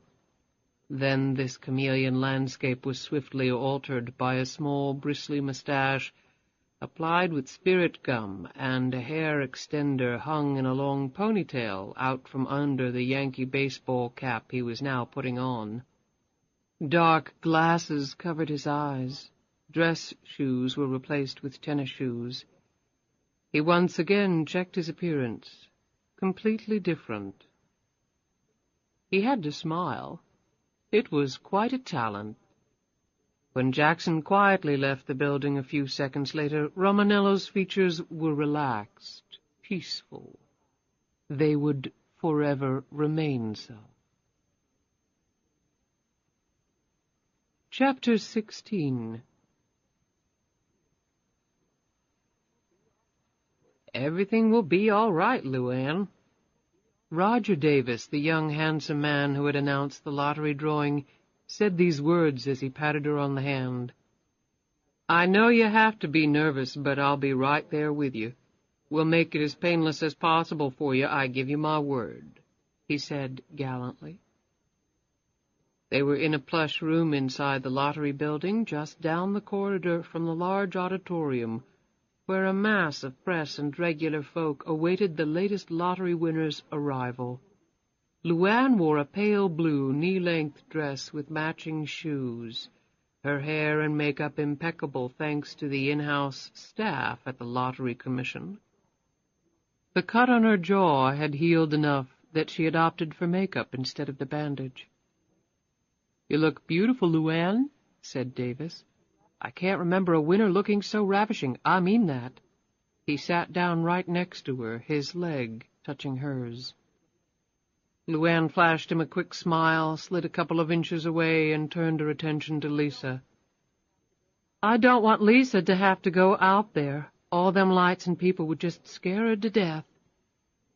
That's fine. She can stay in here. We'll have someone watching her, of course, every minute. Security is very tight here, as you can imagine. He paused while he once again took in LuAnn's shapely form. We'll announce that you have a daughter, though. That's why your story's so great. Young mother and daughter, all this wealth. You must be so happy. He patted her on the knee and then let his hand linger for a moment before pulling it away.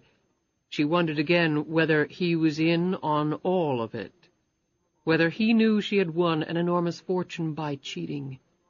He looked the type, she concluded, the kind who would do anything for money. She imagined he would be very well paid for helping to pull off something this big. "How long until we go out there?" she asked. "About 10 minutes. He smiled at her again and then said, as casually as possible, You weren't exactly clear on your marital status. Will your husband—" "I'm not married," LuAnn said quickly. "Oh, well, will the father of the child be attending?" He added quickly, "We just have to know for scheduling purposes." LuAnn looked dead at him. "No, he won't." Davis smiled confidently and inched closer. "I see. He made a steeple with his hands and rested them against his lips for a moment, and then he laid one arm casually across the back of her seat. "Well, I don't know what your plans are, but if you need anyone to show you around town, I'm absolutely here for you, LuAnn, 24 hours a day. I know after living all your life in a small town that the big city—" Davis lifted his other arm dramatically toward the ceiling— "must be very overwhelming. But I know it like the back of my hand. The best restaurants, theaters, shopping. We could have a great time." He edged still closer, his eyes hugging the contours of her body as his fingers drifted toward her shoulder. "Oh, I'm sorry, Mr. Davis. I think maybe you got the wrong idea. Lisa's father ain't coming for the press conference, but he's coming up after. He had to get leave first." "Leave?" "He's in the Navy. He's with the SEALs." She shook her head and stared off as if digging up some shocking memories. "Let me tell you, it downright scares me, some of the stuff he's told me about. But if there's anybody that can take care of himself, it's Frank. Why, he beat 6 guys unconscious in a bar one time 'cause they were coming on to me. He probably would have killed them if the police hadn't pulled him off, and it took 5 of them to do it. Big, strong cops, too." Davis's mouth dropped open, and he scooted away from LuAnn. "Good Lord." "Oh, but don't say nothing about that at the press conference, Mr. Davis. What Frank does is all top secret like, and he'd get real pissed at you if you said anything. Real pissed." She stared intently at him, watching the waves of fear pour over his pretty boy features. Davis stood up abruptly. "No, of course not. Not one word, I swear." Davis licked his lips and put a shaky hand through his heavily moosed hair. "I'd better go check on things, LuAnn." He managed a weak smile and gave her a shaky thumbs up. She returned the gesture. "Thanks so much for understanding, Mr. Davis." After he had gone, LuAnn turned back to Lisa. "You ain't never going to have to do that, baby doll. And pretty soon your mama ain't going to have to do it no more, either." She cradled Lisa against her chest and stared across at the clock on the wall, watching the time tick down. Charlie glanced around the crowded auditorium while he methodically pushed his way toward the front of the stage. He stopped at a spot where he could see clearly and waited. He would have liked to be up on the stage with LuAnn, giving her what he knew would be much-needed moral support. However, that was out of the question. He had to remain in the background. Raising suspicion was not part of his job description. He would see LuAnn after the press conference was completed. He also would have to tell her his decision about whether he would accompany her or not. The problem was he hadn't made up his mind yet. He stuffed his hand in his pocket for a cigarette and then remembered smoking wasn't permitted in the building. He really was craving the soothing influences of the tobacco, and for a brief instant he contemplated sneaking outside for a quick one, but there wasn't enough time. He sighed, and his broad shoulders collapsed. He had spent the better part of his life roaming from point to point, with nothing in the way of a comprehensive plan, nothing resembling long-term goals. He loved kids and would never have any of his own. He was paid well, but while money went a long way toward improving his physical surroundings, it didn't really contribute. He was paid well, but while money went a long way toward improving his physical surroundings, it didn't really contribute to his genuine overall happiness. At his age, he figured this was as good as it was going to get. The avenues he had taken as a young man had pretty much dictated what the remaining years of his life would be like. Until now, LuAnn Tyler had offered him a way out of that. He held no delusions that she was interested in him sexually, and in the cold face of reality, away from her unpretentious and yet incredibly seductive presence, Charlie had concluded that he did not want that either.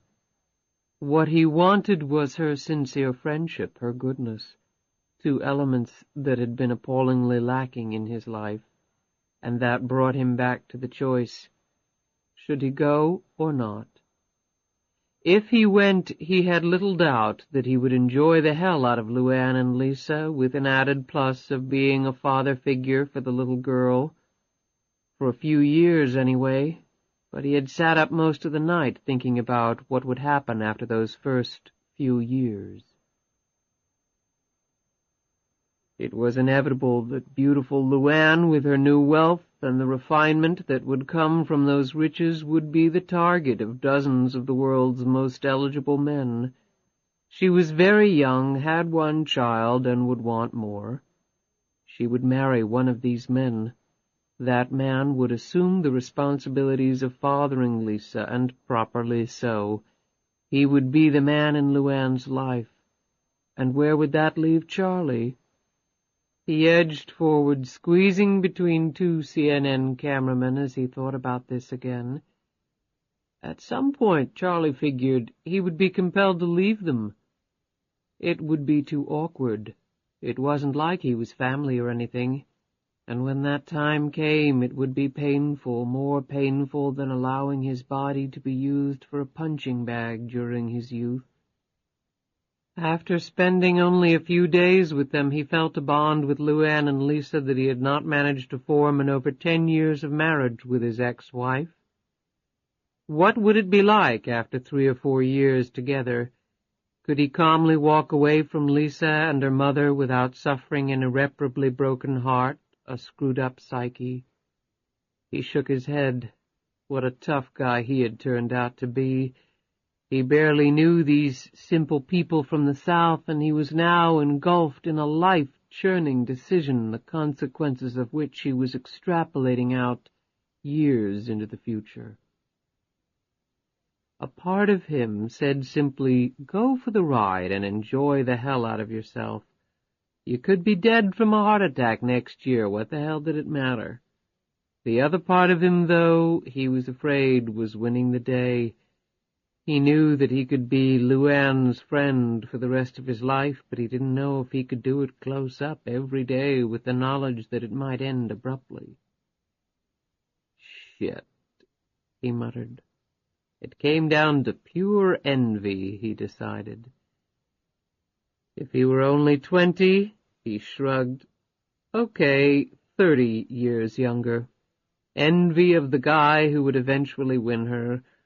Win her love, a love that he was sure would last forever, at least on her side. And heaven help the poor man who betrayed her. She was a hellcat, that was easy to see. A firecracker with a heart of gold, but that was a big part of the attraction. Polar opposites like that in the same fragile shell of skin and bones and raw nerve endings was a rare find. Charlie abruptly stopped his musings and looked up at the stage. The entire crowd seemed to tense all at once, like a biceps flexing and forming a ridge of muscle. Then the cameras started clicking away as LuAnn, tall, queenly, and calm, walked gracefully into their field of vision and stood before them all. Charlie shook his head in silent wonderment. Damn, he said under his breath. She had just made his decision. that much harder. Sheriff Roy Waymer nearly spit his mouthful of beer clear across the room as he watched LuAnn Tyler waving back at him from the TV. Jesus, Joseph, Mary! He looked over at his wife, Doris, whose eyes were boring into the 27-inch screen.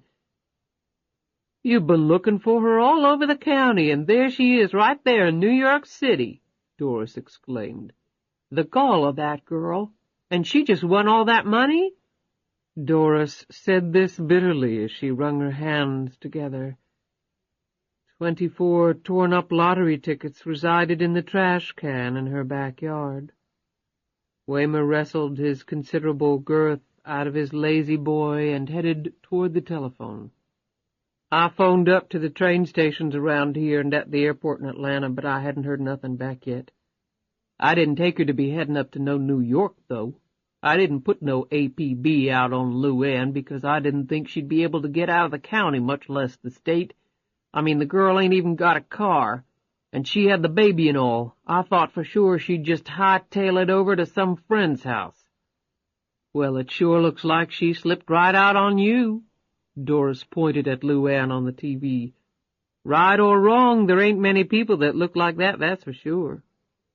Well, Mother, he said to his wife, we don't exactly have the manpower of the FBI down here. With Freddie out with his back, I only got 2 uniformed officers on duty, and the state police are up to their eyeballs in work. They couldn't spare nobody. He picked up the phone. Doris looked at him anxiously. You think LuAnn killed Dwayne and that other boy? Waymer held the phone up to his ear and shrugged. LuAnn could kick the crap out of most men I know. She sure as hell could Dwayne, but that other guy was a hoss, almost 300 pounds.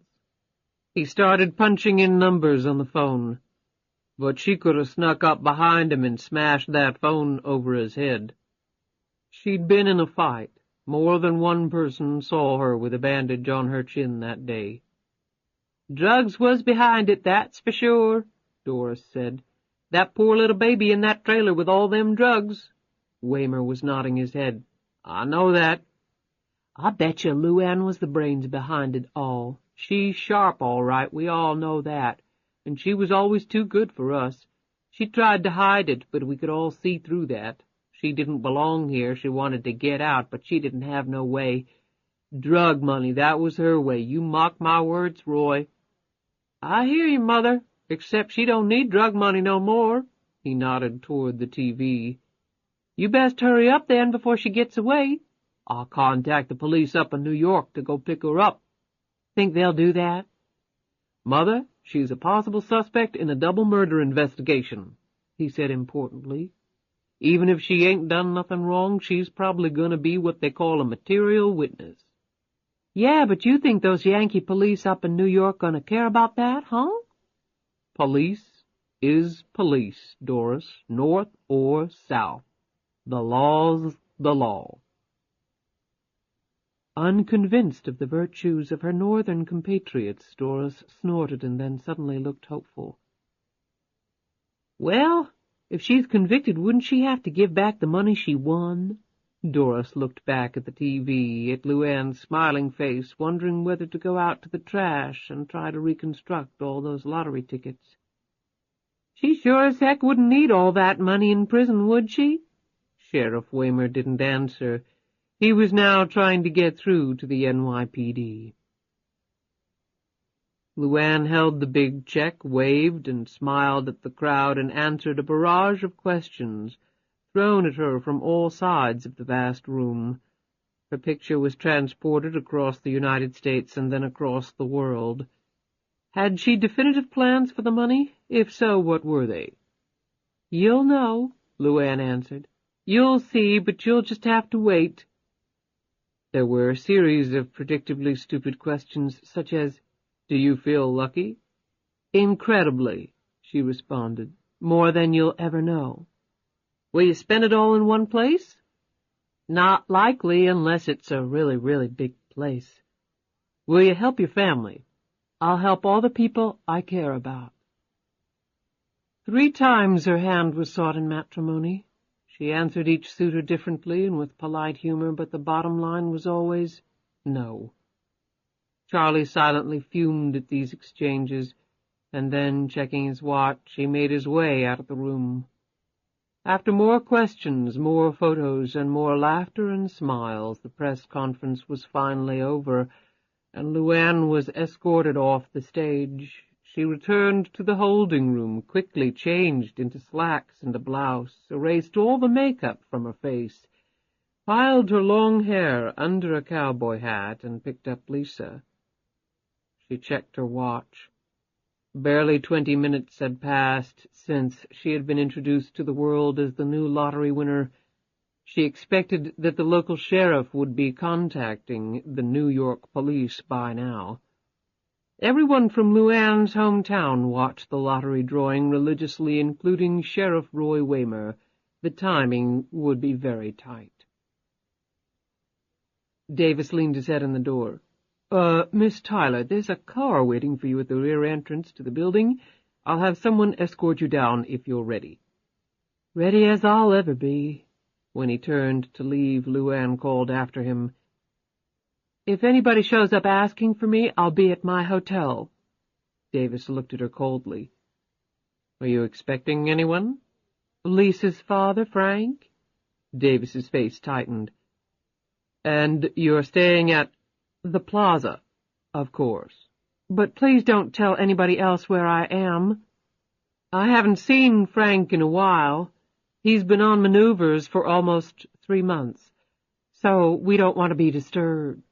She arched her eyebrows wickedly and smiled. "You know what I mean?" Davis managed a very insincere smile and made a mock bow. "You can trust me implicitly, Miss Tyler. Your chariot awaits." Inwardly, LuAnn smiled. Now she was certain that when the police came for her, they would be directed as fast as possible to the Plaza Hotel. That would gain her the precious moments she would need to escape this town and this country. Her new life was about to begin. Chapter 17. The rear exit was very private and thus very quiet. A black stretch limo confronted LuAnn as she left the building. The chauffeur tipped his cap to her and held open the door. She got in and settled Lisa in the seat next to her. "Good work, LuAnn. Your performance was flawless," Jackson said. LuAnn nearly screamed out as she jerked around and stared into the dark recesses of the limo's far corner. All the interior lights in the rear of the limo were off, except for a solitary one directly over her head that suddenly came on, illuminating her. She felt as though she were back on the stage at the lottery building. She could barely make out his shape as he hunkered back into his seat. His voice drifted out to her. "Really very poised and dignified, a touch of humor when it was called for. The reporters eat that up, you know, and, of course, the looks to top it all off. Trey marriage proposals during one press conference is certainly a record as far as I'm aware." LuAnn composed herself and settled back into her seat as the limo proceeded down the street. "Thank you. Quite frankly, I was concerned that you would make a complete fool of yourself. Nothing against you, of course. As I said before, you are an intelligent young woman. However, anyone, no matter of their sophistication, thrust into a strange situation is more apt to fail than not, wouldn't you agree?" "I've had a lot of practice." "Excuse me?" Jackson leaned forward slightly, but still remained hidden from her view. "Practice with what?" LuAnn stared toward the darkened corner, her vision blocked by the shining light. "Strange situations." "You know, LuAnn, you really do amaze me sometimes, you really do. In some limited instances your perspicacity rivals my own, and I don't say that lightly." He stared at her for several more seconds and then opened a briefcase lying on the seat next to him and pulled out several pieces of paper. As he sat back against the soft leather, a smile played across his features, and a sigh of contentment escaped his lips. "And now, LuAnn, it's time to discuss the conditions." LuAnn fumbled with her blouse before crossing her legs. "We need to talk about something first." Jackson cocked his head. "Really? And what might that be?" LuAnn let out a deep breath. She had stayed awake all night, deciding how best to tell him about the man calling himself Rainbow. She had first wondered whether Jackson needed to know at all. Then she decided that since it was about the money that he would probably find out at some point, better it be from her. "A man came and talked to me yesterday." "A man, you say? What about?" "He wanted money from me." Jackson laughed. "LuAnn, my dear, everybody will want money from you." "No, it's not like that. He wanted half my winnings." "Excuse me, that's absurd." "No, it ain't. He had some information about me, things that had happened to me that he said he would tell if I didn't pay him." "My goodness, what sorts of things?" LuAnn paused and looked out the window. "Can I have something to drink?" "Help yourself." A gloved finger came out of the darkness and pointed to the door built into one side of the limo. LuAnn did not look in his direction as she opened the refrigerator door and pulled out a Coke. She took a long drink, wiped her lips, and continued.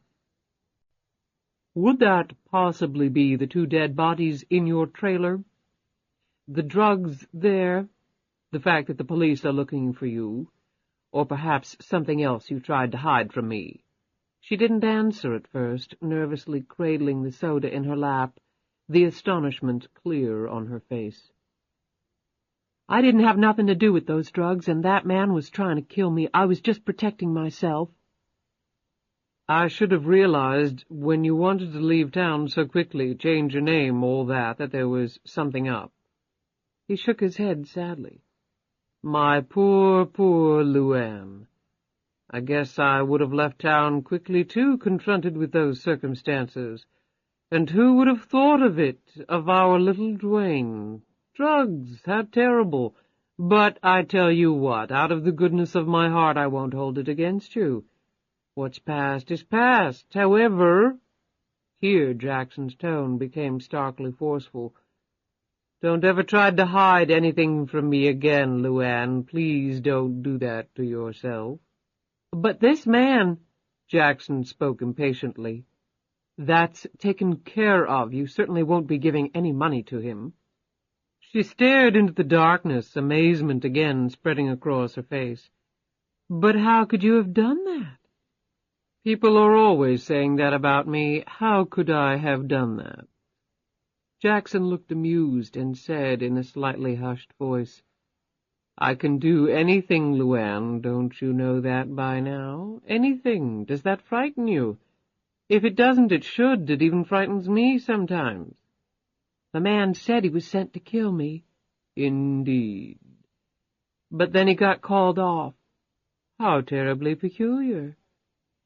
"Time-wise, I figure he got called off right after I called you and said I'd do it." "Life is chock full of coincidence, isn't it?" Jackson's tone had become mocking. Now LuAnn's features took on their own glint of ferocity. "I get bit, I bite back real hard, just so we understand each other, Mr. Jackson." "I think we understand each other perfectly, LuAnn." In the darkness she heard papers rustling. "However, this certainly complicates matters. When you wanted your name changed, I thought we could still do everything above board." "What do you mean?" "Taxes, LuAnn. We do have the issue of taxes." "But I thought all that money was mine to keep.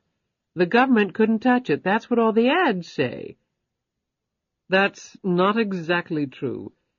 In fact, the advertising is very misleading. Funny how the government can do that. The principal is not tax-free. It's tax-deferred, but only for the first year."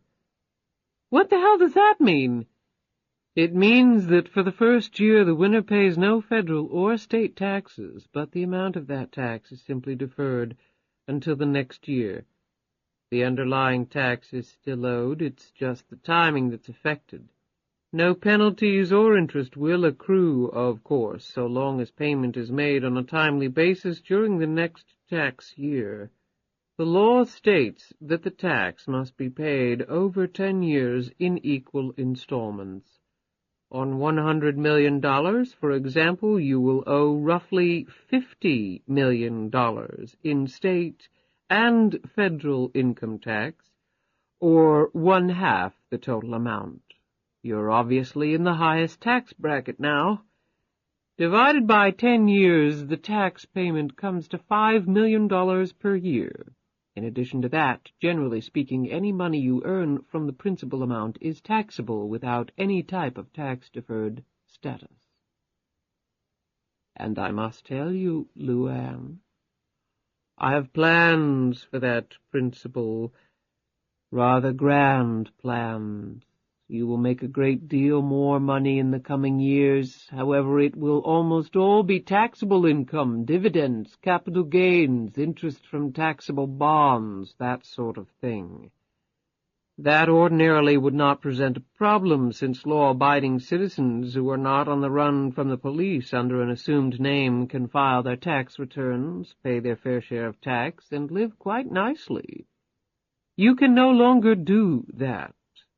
If my people filed your tax return under the name LuAnn Tyler with your current address and other personal information, don't you think the police might come knocking on your door?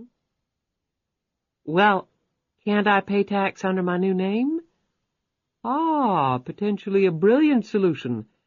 However, the IRS tends to get quite curious when the very first tax return filed by someone barely out of her teens has so many zeros in it. They might wonder what you were doing before and why all of a sudden you're richer than a Rockefeller. Again, the result would probably be the police, or even more likely the FBI, knocking on your door. No, that won't really do. So what do we do? When Jackson next spoke, the tone that reached LuAnn's ears made her tighten her grip on Lisa. You will do exactly as I tell you, LuAnn. You are ticketed on a flight that will take you out of the country. You will never return to the United States. This little mess in Georgia has bestowed upon you a life on the move, forever, I'm afraid. But there is no but to it, LuAnn. That is the way it will be. Do you understand? LuAnn sat back against the leather seat and said stubbornly, I got enough money now to where I can handle myself okay, and I don't like people telling me what to do. Is that right? Jackson's hand closed around the pistol he had lifted from his briefcase. In the darkness he could have swung it up in an instant, mother and child obliterated. Well, then, why don't you take your chances on getting out of the country by yourself? Would you like to do that? I can take care of myself. That's not the point. You made a deal with me, LuAnn. A deal I expect you to honor. Unless you're a fool, you will work with me and not against me. You will see that in the long run your and my interests are the same. Otherwise, I can stop the limo right here, toss you and the child out, and I'll phone the police to come and pick you up. It's your choice. Decide now. Confronted with that option, LuAnn looked desperately around the interior of the limo. Her eyes finally settled on Lisa. Her daughter looked up at her with big, soft eyes. There was complete faith there. LuAnn let out a deep breath. What choice did she really have? All right. Jackson again rustled the papers he held. Now, we have just enough time to go over these documents. There are a number of them for you to sign. But let me discuss the principal terms first. I will try to be as simple in my explanation as possible. You have just won $100 million and change. As we speak, that money has been placed into a special escrow account set up by the Lottery Commission under your name. By the way, I have obtained a Social Security number for you under your new name. It makes life so much easier when you have one of those. Once you execute these papers, my people will be able to transfer the funds out of that account and into one over which I will have complete and total control. But how do I get to the money? LuAnn protested. Patience, LuAnn. All will be explained. The money will be invested as I see fit and for my own account. However, from those investment funds you will be guaranteed a minimum return of 25% per annum, which comes to approximately $25 million per year. Those funds will be available to you all during the course of the year. I have accountants and financial advisors who will handle all of that for you, don't worry. He held up a cautionary finger. Understand that that is income from principal. The $100 million is never touched. I will control that principal amount for a period of 10 years and invest it however I choose. It will take several months or more to fully implement my plans for the money, so the 10-year period will commence approximately in the late fall of this year. I will provide you with the exact date later. 10 years from that date, you will receive the full $100 million back. Any of the yearly income you've earned over the 10 years is, of course, yours to keep. We will invest that for you as well, free of charge. I'm sure you're ignorant of this, but at that rate your money compounded, less even an exorbitant personal allowance, will double approximately every 3 years, particularly when you don't pay any taxes.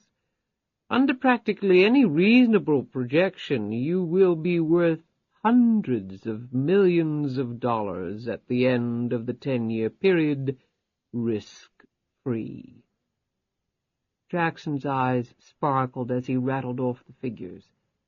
It's positively intoxicating, isn't it, LuAnn? It just beats the hell out of $100 a day, doesn't it? You've come a long way in less than a week, you truly have. He laughed heartily. To start you off, I will advance you the sum of $5 million interest-free. That should be sufficient to keep you until the investment earnings come rolling in. LuAnn swallowed hard at the mention of the gigantic sums. I don't know nothing about investing, but how can you guarantee me so much money each year? Jackson looked disappointed. The same way I could guarantee that you would win the lottery. If I can perform that magic, I think I can handle Wall Street. What if something should happen to me? The contract you will be signing binds your heirs and assigns. He nodded at Lisa. Your daughter. However, that income would go to her, and at the end of the 10-year period, so would the principal amount. There's also a power of attorney form. I took the liberty of already having filled in the notary panel. I'm a man of many talents. He chuckled lightly. From out of the darkness, Jackson extended the packet of documents and a pen to her. They're clearly marked where your signature is required. I trust that you are satisfied with the terms. I told you from the start that they would be generous, didn't I? LuAnn hesitated for an instant. Is there a problem, LuAnn? Jackson asked sharply. She shook her head, quickly signed the documents, and handed them back. Jackson took the documents and slid open a compartment in the console of the limo. LuAnn heard Jackson make some tapping sounds, and a loud screech ensued, and then stopped. Jackson said, Faxes are wonderful things, especially when time is of the essence. Within 10 minutes the funds will be wired into my account." He picked the papers up as they slid out of the machine and placed them back into his briefcase. "Your bags are in the trunk. I have your plane tickets and hotel reservations with me. I have planned your itinerary out for the first 12 months. It will be a great deal of travel. However, I think the scenery will be pleasant enough. I have honored your request to travel to Sweden, the land of your maternal ancestors. Think of it all as an extremely long vacation. I may have you end up in Monaco. They have no personal income tax. However, out of an abundance of caution, I'm putting together and thoroughly documenting an intricate cover story for you. In sum, you left the States as a very young girl. You met and married a wealthy foreign national. The money will all be his as far as the IRS is concerned. You see, the funds will be kept only in foreign banks and offshore accounts. U.S. banks have stringent reporting requirements to the IRS. None of your money will ever be kept in the United States. However, keep in mind that you will be traveling under a United States passport as a United States citizen. Some accounts of your wealth may well trickle back here. We have to be prepared for that. However, if the money is all your husband's, who is not an American citizen, who does not reside at any time in this country, who earns no income directly in America or from investments or business endeavors connected to this country, then, generally speaking, the IRS cannot touch you. I won't bore you with the complex tax rules having to do with U.S.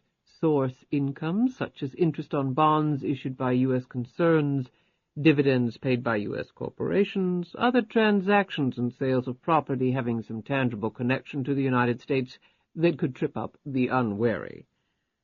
My people will take care of all that. Believe me when I say it won't be a problem." LuAnn reached out for the tickets. "Not quite yet, LuAnn. We have some steps to take." "The police?" he said pointedly. "I took care of that." "Oh, did you now?" His tone was one of amusement. "Well, I would be very surprised if New York's finest weren't stationing them. Since you're a felon fleeing across state lines, they've probably called the FBI in as well. They're sharp. It's not like they'll be waiting patiently at your hotel for you to show up." He looked out the window of the limo. "We have some preparations to take care of. It'll give the police additional time to set up their net. However, it's a trade-off we have to make." As Jackson was talking, LuAnn felt the limo slow down and then stop. Then she heard a long, slow, clanking sound as though a door were being raised. When it stopped, the limo pulled through and then stopped again. The limo phone rang, and Jackson quickly answered it. He listened for a few moments and then hung up. "Confirmation that the $100 million has been received. Though it's after regular banking hours, I'd had special arrangements in place.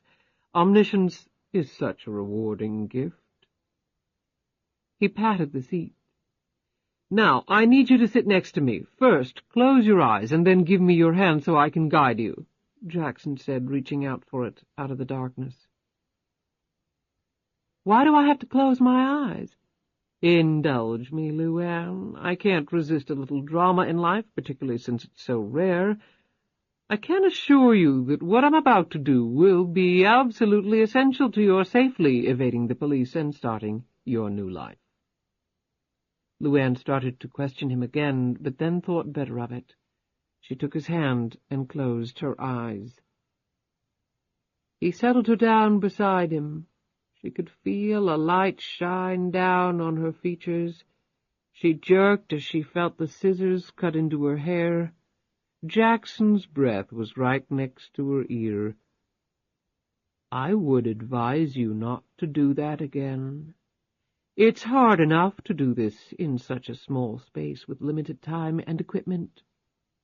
I wouldn't want to do you serious damage." Jackson continued cutting until her hair stopped just above her ears. He periodically stuffed the cut hair into a large trash bag. A wet substance was continually run through the remaining strands, and then it quickly hardened, almost like concrete. Jackson used a styling brush to manipulate the remaining strands into place. Jackson next clamped a portable mirror surrounded by non-heating light bulbs to the edge of the limo's console. Ordinarily, with the nose job he was going to perform, he would employ 2 mirrors to test profile constantly. However, he didn't have that luxury sitting in a limo in a Manhattan underground parking garage. He opened up his kit, a 10-tray case filled with makeup supplies and a myriad of tools with which to apply them, and then set to work. She felt his nimble fingers flying over her face. He blocked out her eyebrows with Cryolan's eyebrow plastic, covered them with a sealer, dressed the cream stick, and then powdered it. Then he created totally new ones using a small brush. He thoroughly cleansed the lower part of her face with alcohol. He applied spirit gum to her nose and let it dry. While it did so, he applied KY lubricating jelly to his fingers so the putty he was going to use wouldn't stick to them. He let the putty heat up in his hand and then commenced applying the malleable substance to her nose, methodically kneading and pressing until a satisfactory shape was created. "Your nose is long and straight, LuAnn. Classic, really. However, a little putty, a little shadowing and highlighting, and voila, we have a thick, crooked piece of cartilage that isn't nearly as becoming. However, it's only temporary. Everyone, after all, is only temporary." He chuckled lightly at this philosophical statement as he went through the process of stippling the putty with a black stipple sponge, powdering the surface, stippling in a foundation color, and adding rouge to the nares to give a natural appearance. Using subtle shadowing and highlights, he made LuAnn's eyes seem closer together and made her chin and jawline seem less prominent with the aid of powders and creams. Rouge was placed skillfully on the cheekbones to lessen their impact on her overall appearance. She felt him gently examining the wound on her jaw. "Nasty cut. Souvenir from your trailer experience." When LuAnn didn't answer, he said, "You know, this will require some stitching. Even with that, it's deep enough that it probably will scar. Don't worry, after I'm done it will be invisible, but eventually you may want to consider plastic surgery." He chuckled again and added, "in my professional opinion." Next, Jackson carefully painted her lips. "A little thinner, I'm afraid, than the classical model, LuAnn. You may want to consider collagen at some point." It was all LuAnn could do not to jump up and run screaming from him. She had no idea what she was going to look like. It was as though he were some mad scientist bringing her back from the dead. "I'm stippling in freckles now, along the forehead, around the nose and cheeks. If I had time, I'd do your hands as well, but I don't. No one would notice anyway. Most people are so unobservant." He spread open the collar of her shirt and applied the foundation and stippling around her neck. Then he buttoned her shirt up, repacked his equipment, and guided her back to her seat. "There's a small mirror in the compartment next to you," Jackson informed her. LuAnn slowly pulled out the mirror and held it up in front of her face. She gasped. Looking back at her was a red-headed woman with short, spiky hair, a very light, almost albino complexion with an abundance of freckles.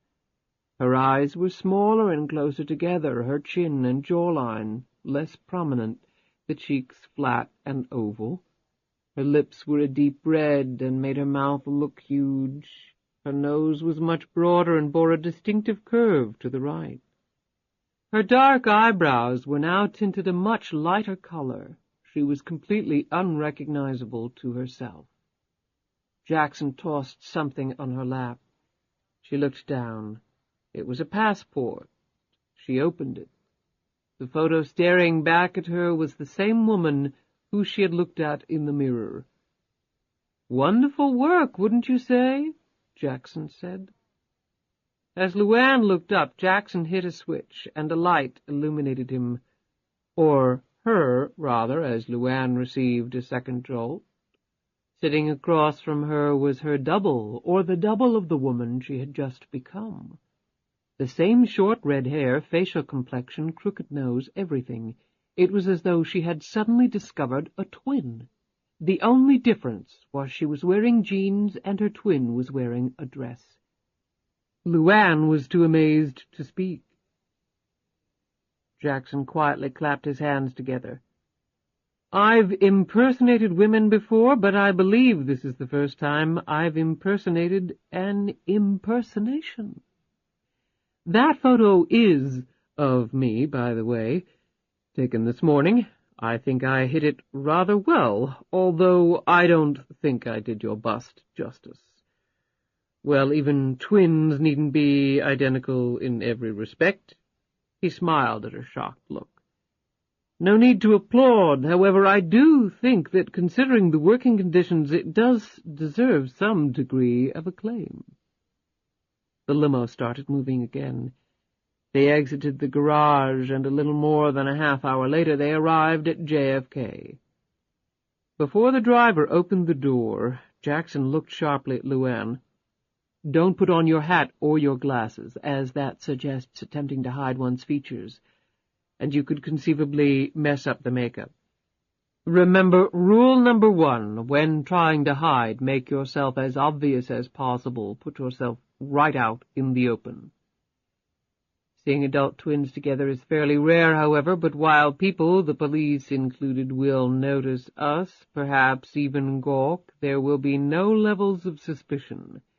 In addition, the police will be looking for one woman. When they see two together, and twins at that, even with a child, they'll discount us entirely, even as they stare at us. It's just human nature. They have a lot of ground to cover and not much time. Jackson reached across for Lisa. LuAnn automatically blocked his hand, looking at him suspiciously. "LuAnn, I am trying my best to get you and this little girl safely out of the country. We will shortly be walking through a squadron of police and FBI agents who will be doing their best to apprehend you.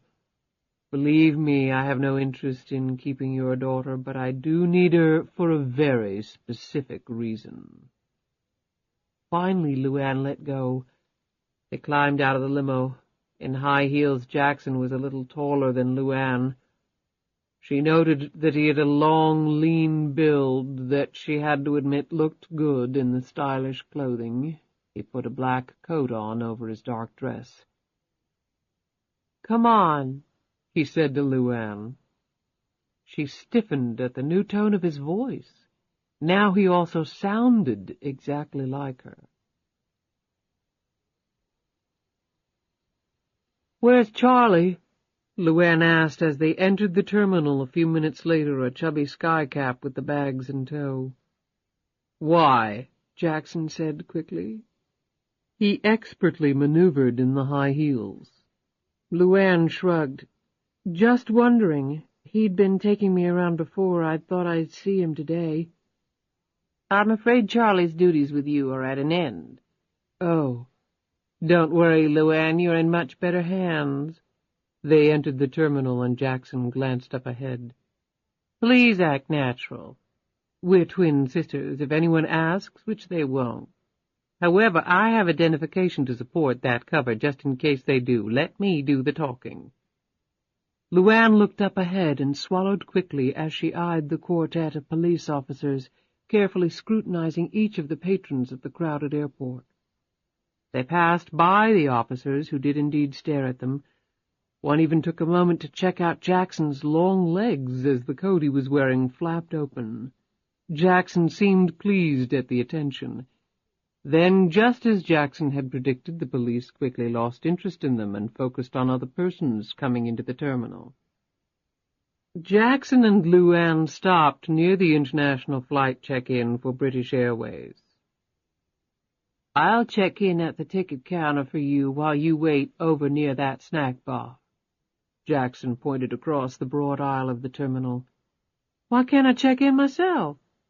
"How many times have you flown overseas?" "I ain't never flown." "Precisely. I can get through the process a lot faster than you. If you messed up something, said something you weren't supposed to, then we might attract some attention that we don't really need right now. Airline personnel aren't the most security-conscious people I've ever run across, but they're not idiots either, and you'd be surprised what they pick up on." "All right, I don't want to mess nothing up." "Good. Now give me your passport, the one I just gave you." LuAnn did so and watched as Jackson, the skycap behind him, swung Lisa's baby carrier in one hand as he sauntered over to the ticket counter. Jackson had even picked up that mannerism of hers. LuAnn shook her head in awe and moved over to the spot designated by Jackson. Jackson was in the very short first-class line, and it moved very quickly. He rejoined LuAnn in a few minutes. "So far, so good. Now, I wouldn't recommend changing your appearance for several months. You can wash the red dye out, of course, although, frankly, I think the color works well on you." His eyes twinkled. "Once things die down and your hair grows out, you can use the passport I originally made up for you." He handed a second U.S. passport to her, which she quickly put in her bag. From the corner of his eye, Jackson watched as two men and a woman all dressed in suits moved down the aisle, their eyes sweeping the area. Jackson cleared his throat, and LuAnn glanced in their direction and then away again. LuAnn had spied in one of their hands a piece of paper. On it was a picture of her, no doubt taken at the press conference. She froze until she felt Jackson's hand inside hers. He gave it a reassuring squeeze. "Those are FBI agents, but just remember that you don't look anything like that photo now. It's as if you're invisible." His confident tones assuaged her fears. Jackson moved forward. "Your flight leaves in 20 minutes. Follow me." They went through security and down to the departure gate and sat down in the waiting area. "Here." Jackson handed her the passport along with a small packet. "There's cash, credit cards, and an international driver's license in there. There's cash, credit cards, and an international driver's license in there, all in your new name, and your new appearance with respect to the driver's license." He took a moment to toy with her hair in a completely clinical fashion. He scrutinized her altered features and came away duly impressed with himself again. Jackson took a moment to grip her by the hand and even patted her shoulder. "Good luck. If you find yourself in difficulty at any time, here is a phone number that will reach me anywhere in the world, day or night. I will tell you, though, that unless there is a problem, you and I will never meet or speak to each other again." He handed her the card with the number on it. "Isn't there something you want to say to me, LuAnn?" Jackson was smiling pleasantly. She looked at him curiously and shook her head. "Like what?" "Perhaps thank you," he said, no longer smiling. "Thank you," she said very slowly. It was difficult, pulling her gaze away from him. "You're welcome," he said very slowly back, his eyes riveted to hers. Finally, LuAnn nervously looked down at the card. She hoped she would never have to use it. If she never looked upon Jackson's face again, it would be all right with her. The way she felt around the man was too close to the feeling she had experienced at the cemetery when her father's grave had threatened to swallow her up. When she looked up again, Jackson had disappeared into the crowd. She sighed. She was already tired of running, and now she was about to start a lifetime of just that. LuAnn took out her passport and looked at its blank pages. That would soon change.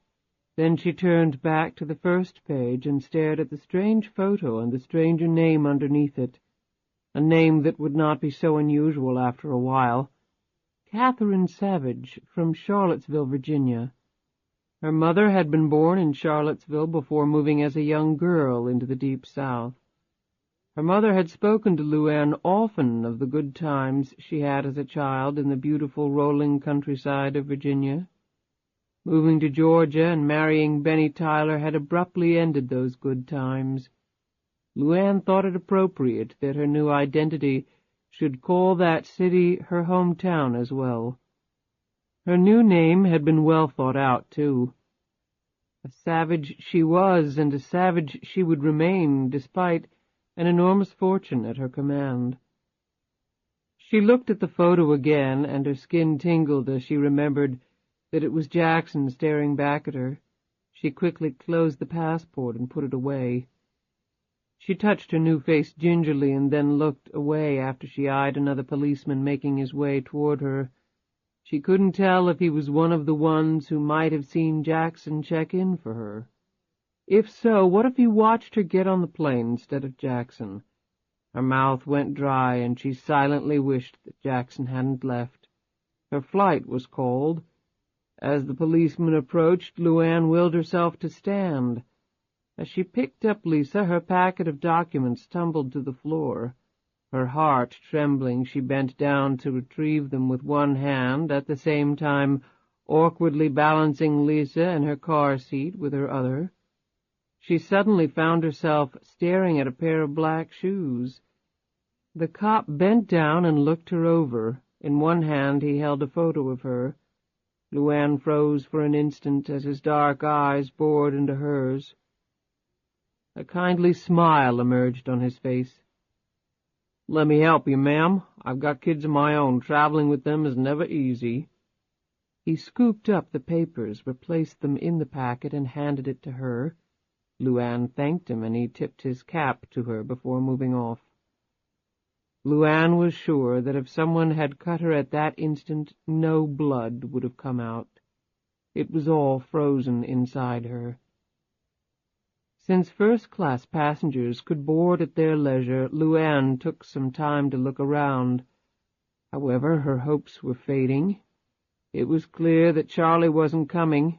She walked down the jet walk, and the flight attendant greeted her warmly while LuAnn marveled at the interior size of the Boeing 747. "Right this way, Miss Savage. Beautiful little girl." LuAnn was led up a spiral staircase and escorted to her seat. With Lisa in the seat next to her, LuAnn accepted a glass of wine from the cabin attendant. She again looked around the lavish space in awe and noted the built-in TV and phone at each seat. She had never been on a plane before. This was quite a princely way to experience it for the first time. The darkness was rapidly gathering as she looked out the window. For now Lisa was content to look around the cabin, and LuAnn used the time to think while she sipped on her wine. She took a series of deep breaths and then studied the other passengers as they entered the first-class compartment. Some were orderly and expensively dressed. Others were in business suits. One young man wore jeans and a sweatshirt. LuAnn thought she recognized him as a member of a big-time rock band. She settled back in her seat and then jumped a bit as the plane pushed back from its moorings. The flight attendants went through their pre-flight safety drill, and within 10 minutes the giant plane was lumbering down the runway. LuAnn held on to the sides of her seat and gritted her teeth as the plane rocked and swayed while it gathered speed. She didn't dare look outside the window. Oh, Lord, what had she done? One of her arms flew protectively over Lisa, who appeared far calmer than her mother. Then, with a graceful motion, the plane lifted into the air, and the lurching and swaying stopped.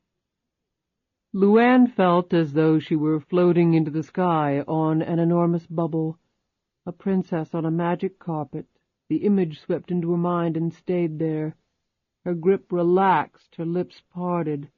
She looked out the window and down at the twinkling lights of the city, the country she was leaving behind. Forever, according to Jackson. She gave a symbolic wave out the window and then leaned back against the seat. 20 minutes later she had put on her headphones and was gently swaying her head to some classical music. She jerked upright when a hand fell upon her shoulder, and Charlie's voice filtered down to her. He wore the hat she had bought him. His smile was big and genuine, but there was nervousness evident in his body language, the twitching of his eyes. LuAnn took off the headphones. "Good gosh," he whispered. "If I hadn't recognized Lisa, I would have passed right by you. What the hell happened?" "A long story." She gripped his wrist tightly and let out a barely audible sigh. "Does this mean you're finally going to tell me your real name, Charlie?" A light rain had started to fall on the city shortly after the 747 had lifted off. Walking slowly down the street in Midtown Manhattan with the aid of a cane, the man in the black trench coat and waterproof hat seemed not to notice the inclement weather. Jackson's appearance had changed drastically since his last encounter with LuAnn. He had aged at least 40 years. Heavy pouches hung under his eyes. A fringe of brittle white hair circled the back of his bald head, which was mottled all over with age spots. The nose was long and saggy, the chin and neck equally so. His gait, slow and measured, matched the feebleness of his character. He often aged himself at night, as though when darkness came he felt compelled to shrink down, to draw nearer to old age, to death. He looked up into the cloudy sky. The plane would be over Nova Scotia about now as it traveled along its convex path to Europe. And she had not gone alone. Charlie had gone off with her. Jackson had stayed behind after dropping off LuAnn and watched Charlie board the aircraft, not knowing his employer was only a few feet away. That arrangement might work out all right after all, Jackson thought. He had doubts about LuAnn, serious doubts. She had withheld information from him, usually an unpardonable sin. He had managed to avoid a serious problem by eliminating Romanello, and he had to concede that the difficulty had been partially his in the making. He had, after all, hired Romanello to kill his chosen one if she had failed to accept his offer. However, he had never before had a winner on the run from the police. He would do what he always did when confronted with a possible disaster. He would sit back and observe. If things continued to run smoothly, he would do nothing. At the slightest sign of trouble, however, he would take immediate and forceful action. So having capable Charlie along with her might prove to be a good thing. LuAnn was different from the others, that was certain. Jackson pulled his collar up and slowly ambled down a side street. New York City in the darkness and rain held no terror for him. He was heavily armed and expertly skilled in innumerable ways of killing anything that breathed. Anyone targeting the old man as easy pickings would painfully realize the mistake. Jackson had no desire to kill. It was sometimes necessary, but he took no pleasure in it. Only the attainment of money, power, or ideally both, would suffice as justification in his mind. He had far better things to do with his time. Jackson turned his face once again to the sky. The light rain fell onto latex folds of his face. He looked at them. They were cool to the touch, felt good against his real skin. "Godspeed to you both," he said under his breath, and then smiled. "And God help you if you ever betray me." He continued down the street, thinking intently and whistling while he did so. It was now time to plan for next month's winner. Part 2. 10 years later. Chapter 18. The small private jet landed at the airstrip at Charlottesville-Albemarle Airport and taxied to a halt. It was nearly 10 o'clock at night, and the airport had pretty much shut down for the day. The Gulfstream 5 was the day's last incoming flight, in fact. The limousine was waiting on the tarmac. 3 people quickly exited the plane and climbed into the limo, which immediately drove off, and a few minutes later was heading south on Route 29. Inside the limo, the woman took off her glasses and laid her arm across the young girl's shoulder. Then LuAnn Tyler slumped back against the seat and took a deep breath. Home. Finally, they were back in the United States. All the years of planning had finally been executed. She had thought about little else for some time now. She glanced over at the man who sat in the rear-facing seat. His eyes stared straight ahead as thick fingers drummed a somber rhythm across the car's window. Charlie looked concerned, and he was concerned, but he still managed to smile, a reassuring grin. If nothing else, he had always been reassuring for her over the last 10 years. He put his hands in his lap and cocked his head at her. "You scared?" he asked. LuAnn nodded and then looked down at 10-year-old Lisa, who had immediately slumped over her mother's lap and fallen into an exhausted sleep. The trip had been a long and tedious one. "How about you?" she asked back. He shrugged his thick shoulders. "We prepared as well as we could. We understand the risks. Now we'll just have to live with it." He smiled again, this time more broadly. "We'll be okay." She smiled back at him, her eyes deep and heavy.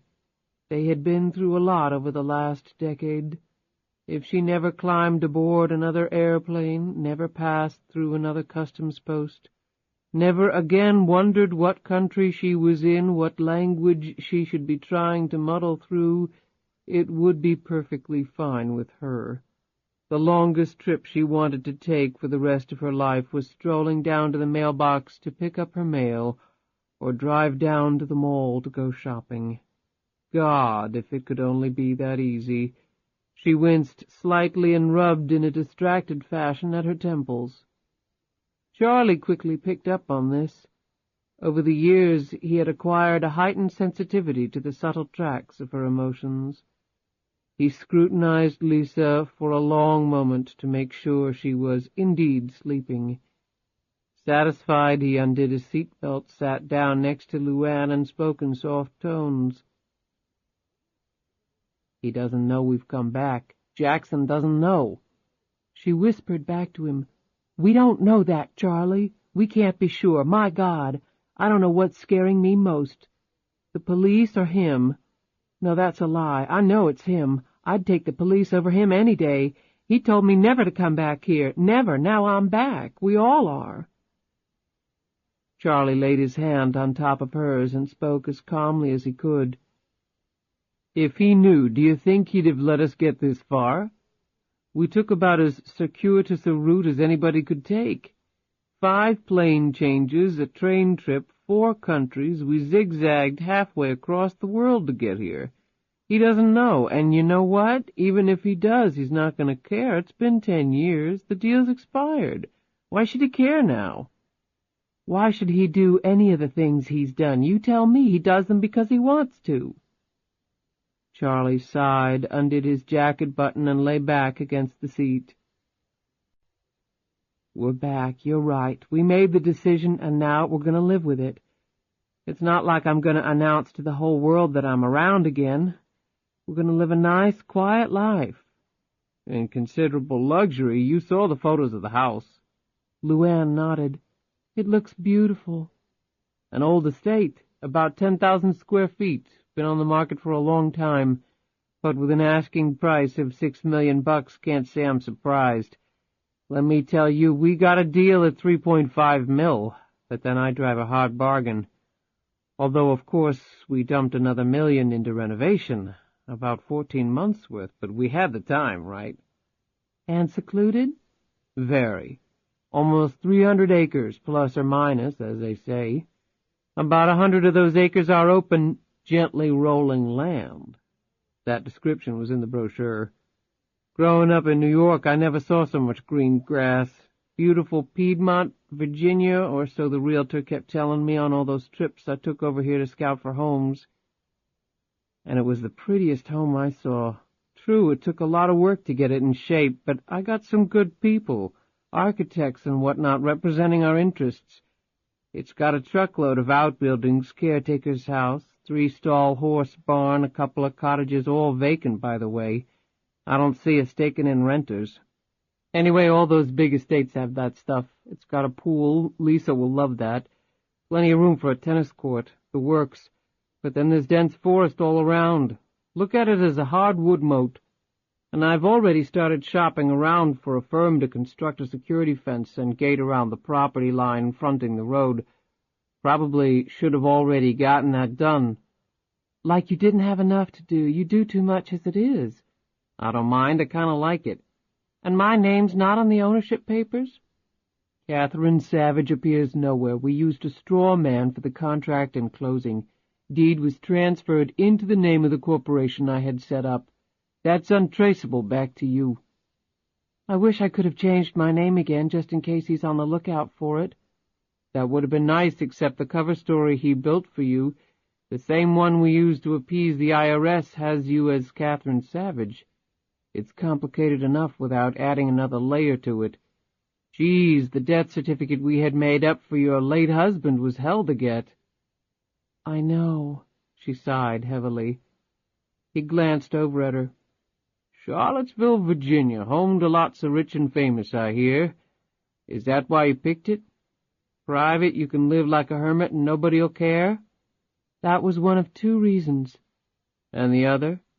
My mother was born here, LuAnn said, her voice dropping a notch as she delicately traced the hem of her skirt.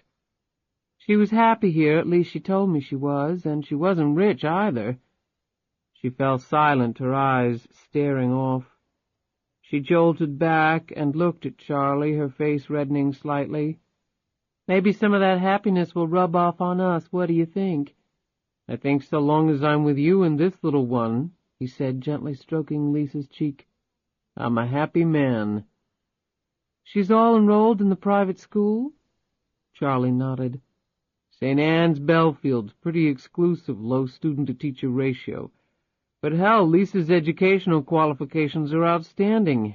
She speaks multiple languages, been all over the world, already done things most adults will never do their whole life. I don't know, maybe I should have hired a private tutor. Come on, LuAnn, she's been doing that ever since she could walk.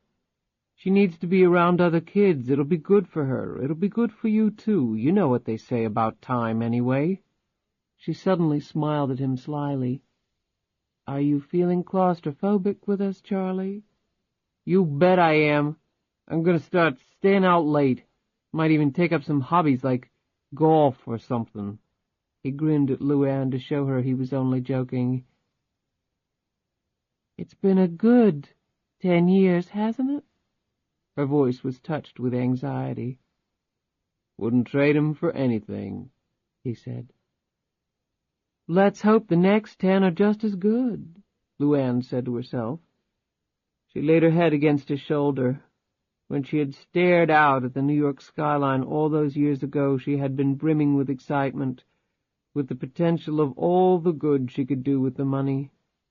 She had promised herself that she would, and she had fulfilled that promise. Personally, however, those wonderful dreams had not been met. The last 10 years had only been good to her if you defined good as constantly on the move, fearful of discovery, having pangs of guilt every time she bought something because of how she had come by the money. She had always heard that the incredibly rich were never really happy for a variety of reasons. Growing up in poverty, LuAnn had never believed that. She simply took it to be a ruse of the wealthy. Now she knew it to be true, at least in her own case. As the limo drove on, she closed her eyes and tried to rest. She would need it. Her second new life was about to commence. Chapter 19. Thomas Donovan sat staring at his computer screen in the frenetic newsroom of the Washington Tribune. Journalistic awards from a number of distinguished organizations dotted the walls and shelves of his cluttered cubicle, including a Pulitzer he had won before he was 30. Donovan was now in his early 50s, but still possessed the drive and fervor of his youth. Like most investigative journalists, he could dish out a strong dose of cynicism about the workings of the real world, if only because he had seen the worst of it. What he was working on now was a story the substance of which disgusted him. He was glancing at some of his notes when a shadow fell across his desk. "Mr. Donovan?" Donovan looked up into the face of a young kid from the mailroom. "Yeah." "This just came in for you. I think it's some research you had requested." Donovan thanked him and took the packet. He dug into it with obvious zeal. The lottery story he was working on had so much potential. He had already done a great deal of research. The national lottery took in billions of dollars each year in profits, and the amount was growing at more than 20% a year. The government paid out about half its revenue in prize money, about 10% to vendors and other operating costs, and kept 40% as profit, a margin most companies would kill for. Surveys and scholars had argued for years about whether the lottery amounted to a regressive tax, with the poor the chief loser. The government maintained that demographically the poor didn't spend a disproportionate share of their income on the game. Such arguments didn't sit well with Donovan. He knew for a fact that millions of the people who played the game were borderline poverty level, squandering Social Security money, food stamps, and anything else they could get their hands on to purchase the chance at the easy life, even though the odds were so astronomically high as to be farcical. And the government advertisements were highly misleading when it came to detailing precisely what those odds were. But that wasn't all. Donovan had turned up an astonishing 75% bankruptcy rate per year for the winners. 9 out of every 12 winners each year subsequently had declared bankruptcy. His angle had to do with financial management companies and other scheming, sophisticated types getting hold of these poor people and basically ripping them off. Charities calling up and hounding them relentlessly. Purveyors of every type of sybaritic gratification, selling them just about anything they didn't need, calling their wares must-have status items for the nouveau riches and charging 1,000% markup for their troubles. It didn't stop there. The sudden wealth had destroyed families and lifetime friendships as greed supplanted all rational emotions. And the government was just as much to blame, Donovan felt, for these financial crashes.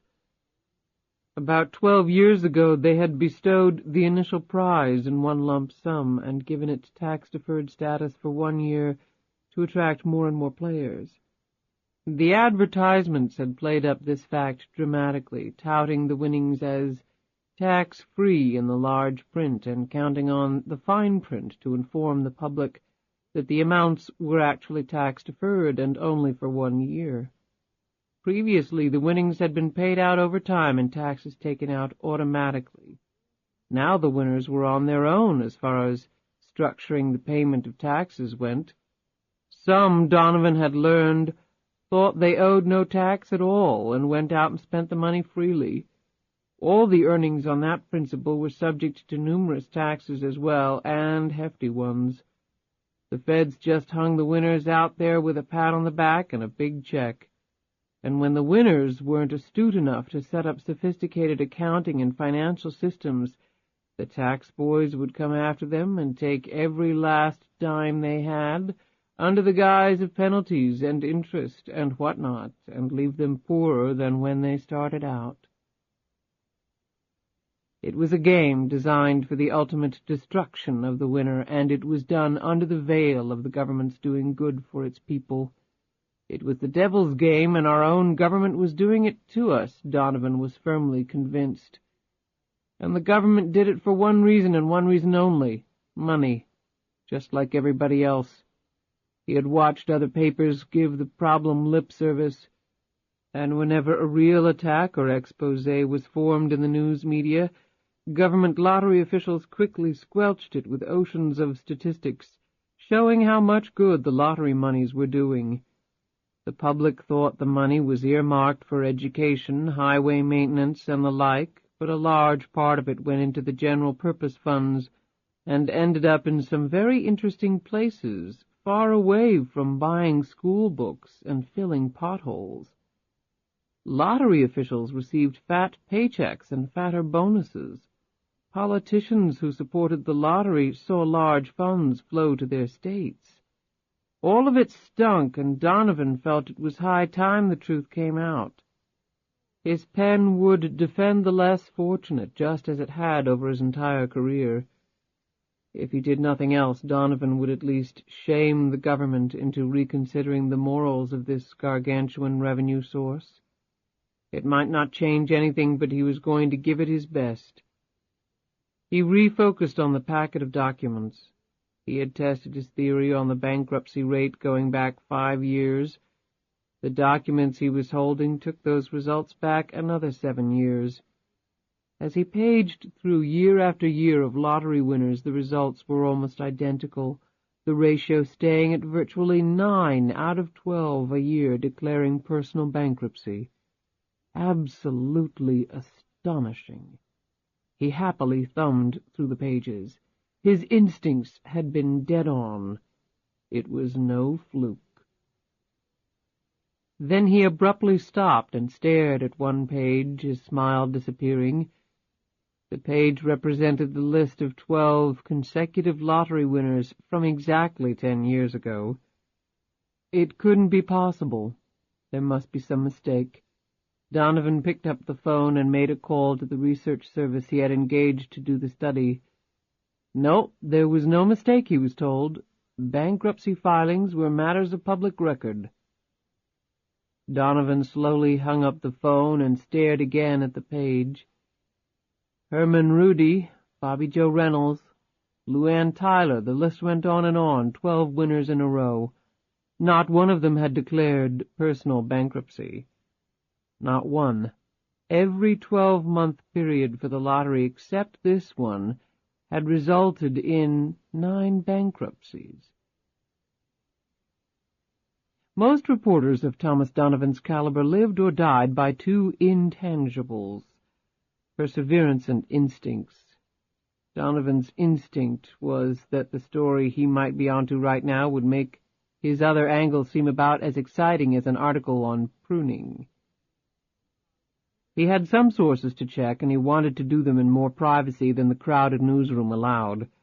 He threw the file in his battered briefcase and quickly left the office. In non-rush hour traffic, he reached his small apartment in Virginia in 20 minutes.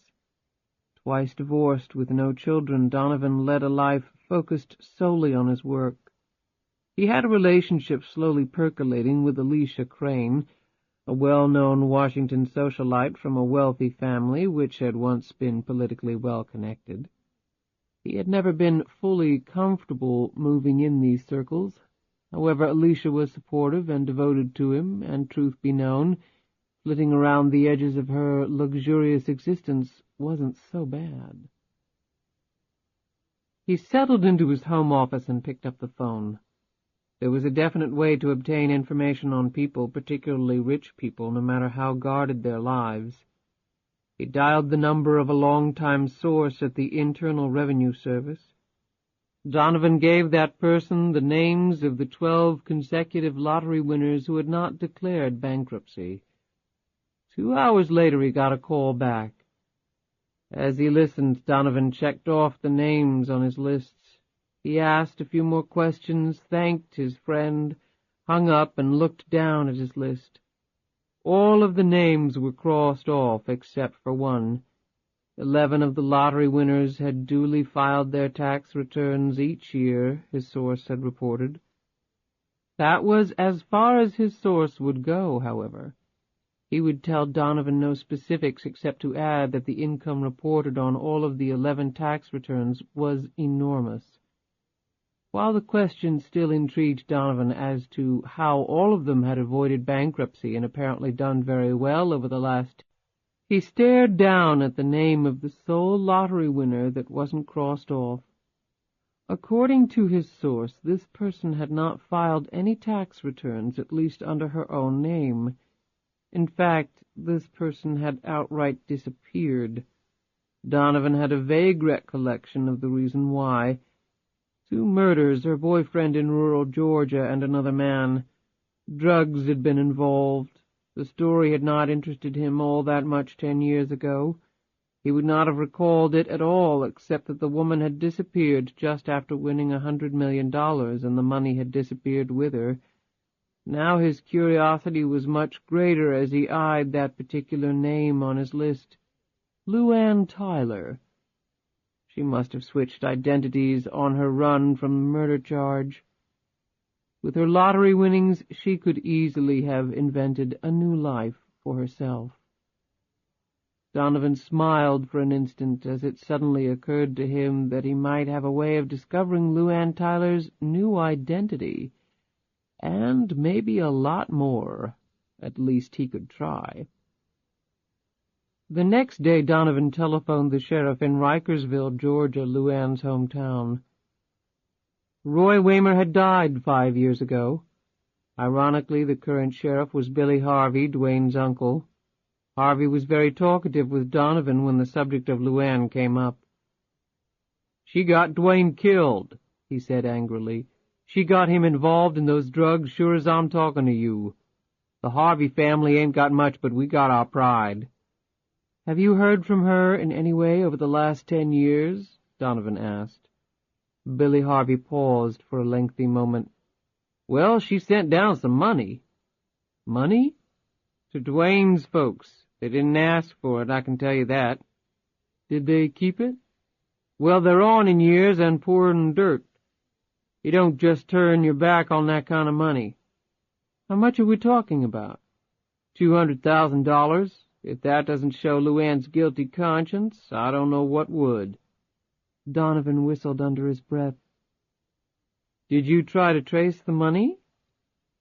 "I wasn't sheriff then, but Roy Waymer did. He even had some local FBI boys over to help, but they never turned up a darn thing. She's helped some other people around here, too, but we could never get a handle on her whereabouts from them either, like she was a damn ghost or something." "Anything else?" "Yeah, you ever talk to her, you tell her that the Harvey family ain't forgot, not even after all these years. That murder warrant is still outstanding. We get her back to Georgia, she'll be spending some nice quality time with us. I'm talking 20 to life. No statute of limitations on murder. Am I right?" "I'll let her know, Sheriff, thanks. Oh, I'm wondering if you could send me a copy of the file in the case. The autopsy reports, investigative notes, forensics, the works. You really think you can find her after all this time?" "I've been doing this kind of stuff for 30 years, and I'm pretty good at it. I'm sure going to try." "Well, then, I'll send it up to you, Mr. Donovan." Donovan gave Harvey the Trib's FedEx number and address, hung up, and wrote down some notes. Tyler had a new name, that was certain. In order to even begin to track her down, he had to find out what that name was.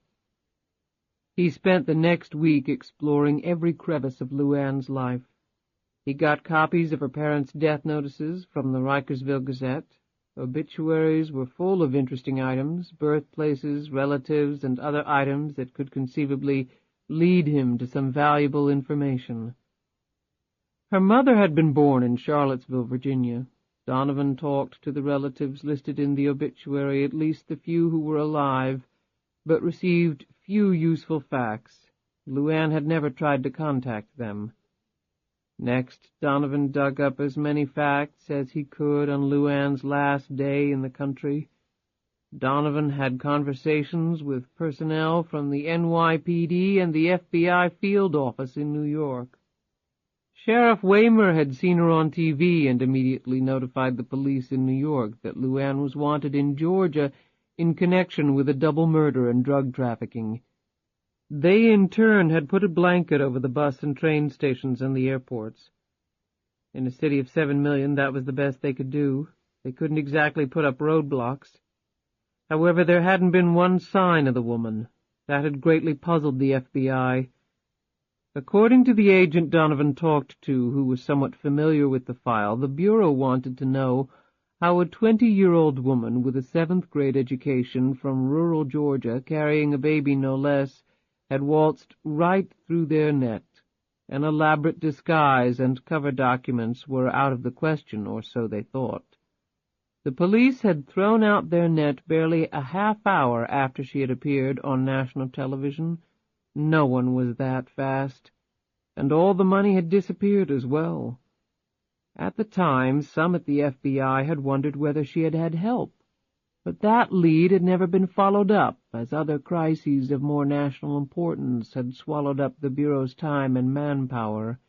They had officially concluded that LuAnn Tyler had not left the country, but had simply driven out of New York or taken the subway to a suburb and then lost herself somewhere in the country or perhaps Canada. The NYPD had reported its failure to Sheriff Waymer, and that had been the end of it. Until now. Now Donovan was greatly intrigued. His gut told him that LuAnn Tyler had left the country. Somehow she had gotten past the law. If she had gotten on a plane, then he had something to work with. He could narrow the list down in any event. He had a certain day to work with, even a block of hours on that day. Donovan would begin with the premise that LuAnn Tyler had fled the country. He would focus on international flights departing from JFK during that time frame 10 years ago. If the records at JFK turned up nothing, he would focus on LaGuardia and then Newark International Airport. At least it was a start. There were far fewer international flights than domestic. If he had to start checking domestic flights, he concluded he would have to try another angle. There were simply too many. As he was about to start this process, a package arrived from Sheriff Harvey. Donovan munched on a sandwich at his cubicle while he looked through the files. The autopsy photos were understandably gruesome. However, they didn't faze the veteran reporter. He had seen far worse in his career. After an hour of reading, he laid the file aside and made some notes. From the looks of it, he believed LuAnn Tyler to be innocent of the charges for which Harvey wanted to arrest her. He had done some independent digging of his own into Rikersville, Georgia. By virtually all accounts, Dwayne Harvey was a lazy good-for-nothing with no greater ambition than to spend his life drinking beer, chasing women, and adding nothing whatsoever of value to mankind. LuAnn Tyler, on the other hand, had been described to him by several persons who had known her as hard-working, honest, and a loving, caring mother to her little girl. Orphaned as a teenager, she seemed to have done as well as she could under the circumstances. Donovan had seen photos of her, had even managed to dig up a videotape of the press conference announcing her as the lottery winner 10 years ago. She was a looker, all right, but there was something behind that beauty. She hadn't scraped by all those years on her physical assets alone. Donovan finished his sandwich and took a sip of his coffee. Dwayne Harvey had been cut up badly. The other man, Otis Burns, had also died from knife wounds to his upper torso.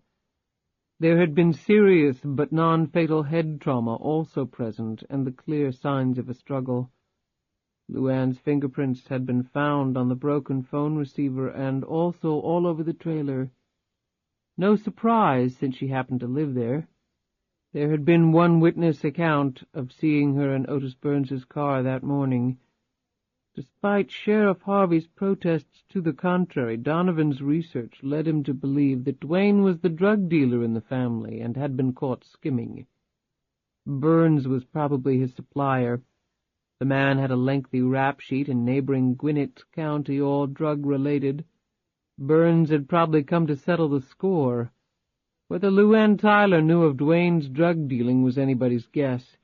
She had worked at the truck stop up until the time she had bought her lottery ticket and disappeared only to resurface, however briefly, in New York City. So if she had known of Duane's sideline, she hadn't reaped any discernible benefits from it. Whether she had been in the trailer that morning and had had anything to do with either man's death was also unclear. Donovan really didn't care one way or another. He had no reason to sympathize with Duane Harvey or Otis Burns. At this point, he didn't know what he felt about LuAnn Tyler.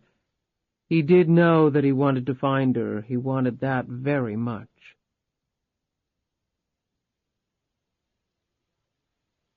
Chapter 20. Jackson sat in a chair in the darkened living room of a luxurious apartment in a pre-war building overlooking Central Park. His eyes were closed, his hands neatly folded in his lap. Approaching 40 years of age, he was still lean and wiry in build. His actual facial features were androgynous, although the years had etched fine lines around his eyes and mouth. His short hair was cut stylishly, his clothing was quietly expensive.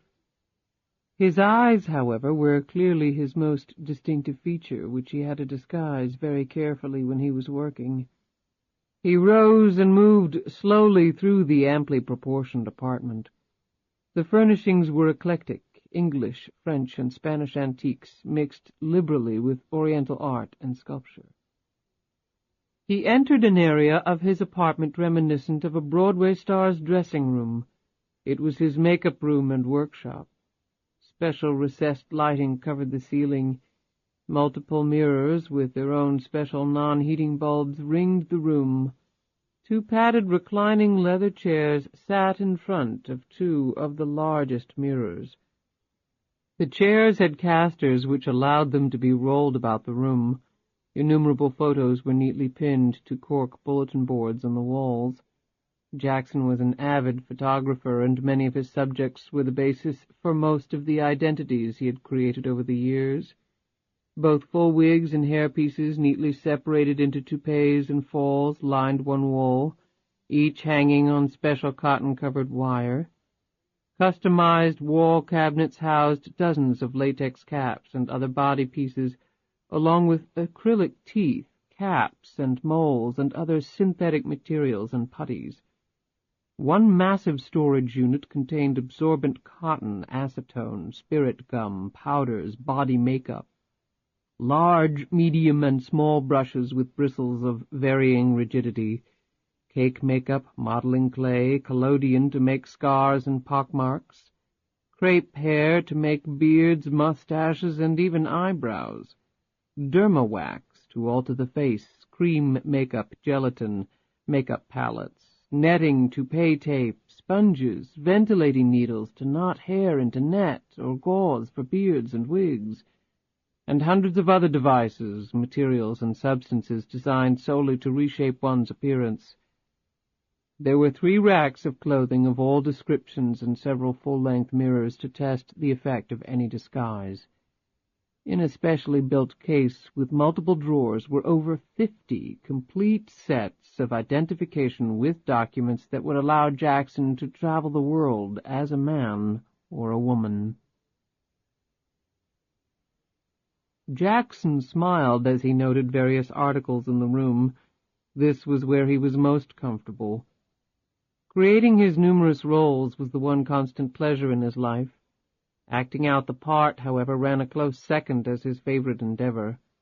He sat down at the table and ran his hand along its top. He stared into a mirror. Unlike anyone else looking into a mirror, Jackson didn't see his reflection staring back at him. Instead, he saw a blank countenance, one to be manipulated, carved, painted, covered, and massaged into someone else. Although he was perfectly content with his intellect and personality, why be limited to one physical identity one's whole life, he thought, when there was so much more out there to experience. Go anywhere, do anything.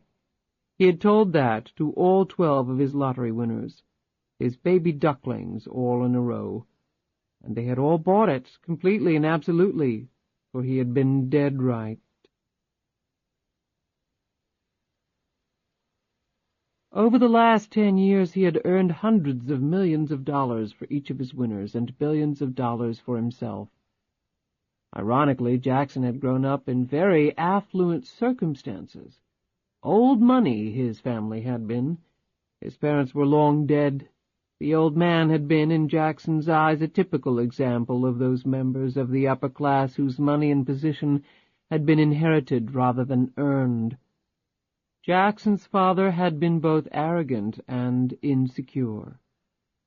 A politician and insider in Washington for many years, the old man had taken his family connections as far as he could until his decided lack of merit and marketable skills had done him in. A politician and insider in Washington for many years, the old man had taken his family connections as far as he could until his decided lack of merit and marketable skills had done him in, and the escalator had stopped moving upward.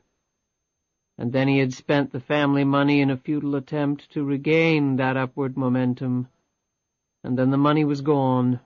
Jackson, the eldest, had often taken the brunt of the old man's wrath over the years. Upon turning 18, Jackson discovered that the large trust fund his grandfather had set up for him had been raided illegally so many times by his father that there wasn't anything left. The continuing rage and physical abuse the old man had wielded after Jackson had confronted him with this discovery had left a profound impression on the son. The physical bruises eventually had healed. The psychological damage was still with Jackson, and his own inner rage seemed to grow exponentially with each year, as though he were trying to outdo his elder in that regard. It might seem trite to others, Jackson understood that. Lost your fortune, so what? Who gives a damn? But Jackson gave a damn.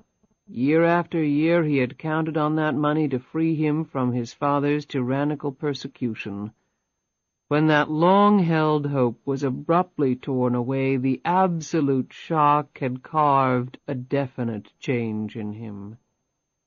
What was rightfully his had been stolen from him, and by the one man who shouldn't have done it, by a man who should have loved his son and wanted the best for him, respected him, wanted to protect him.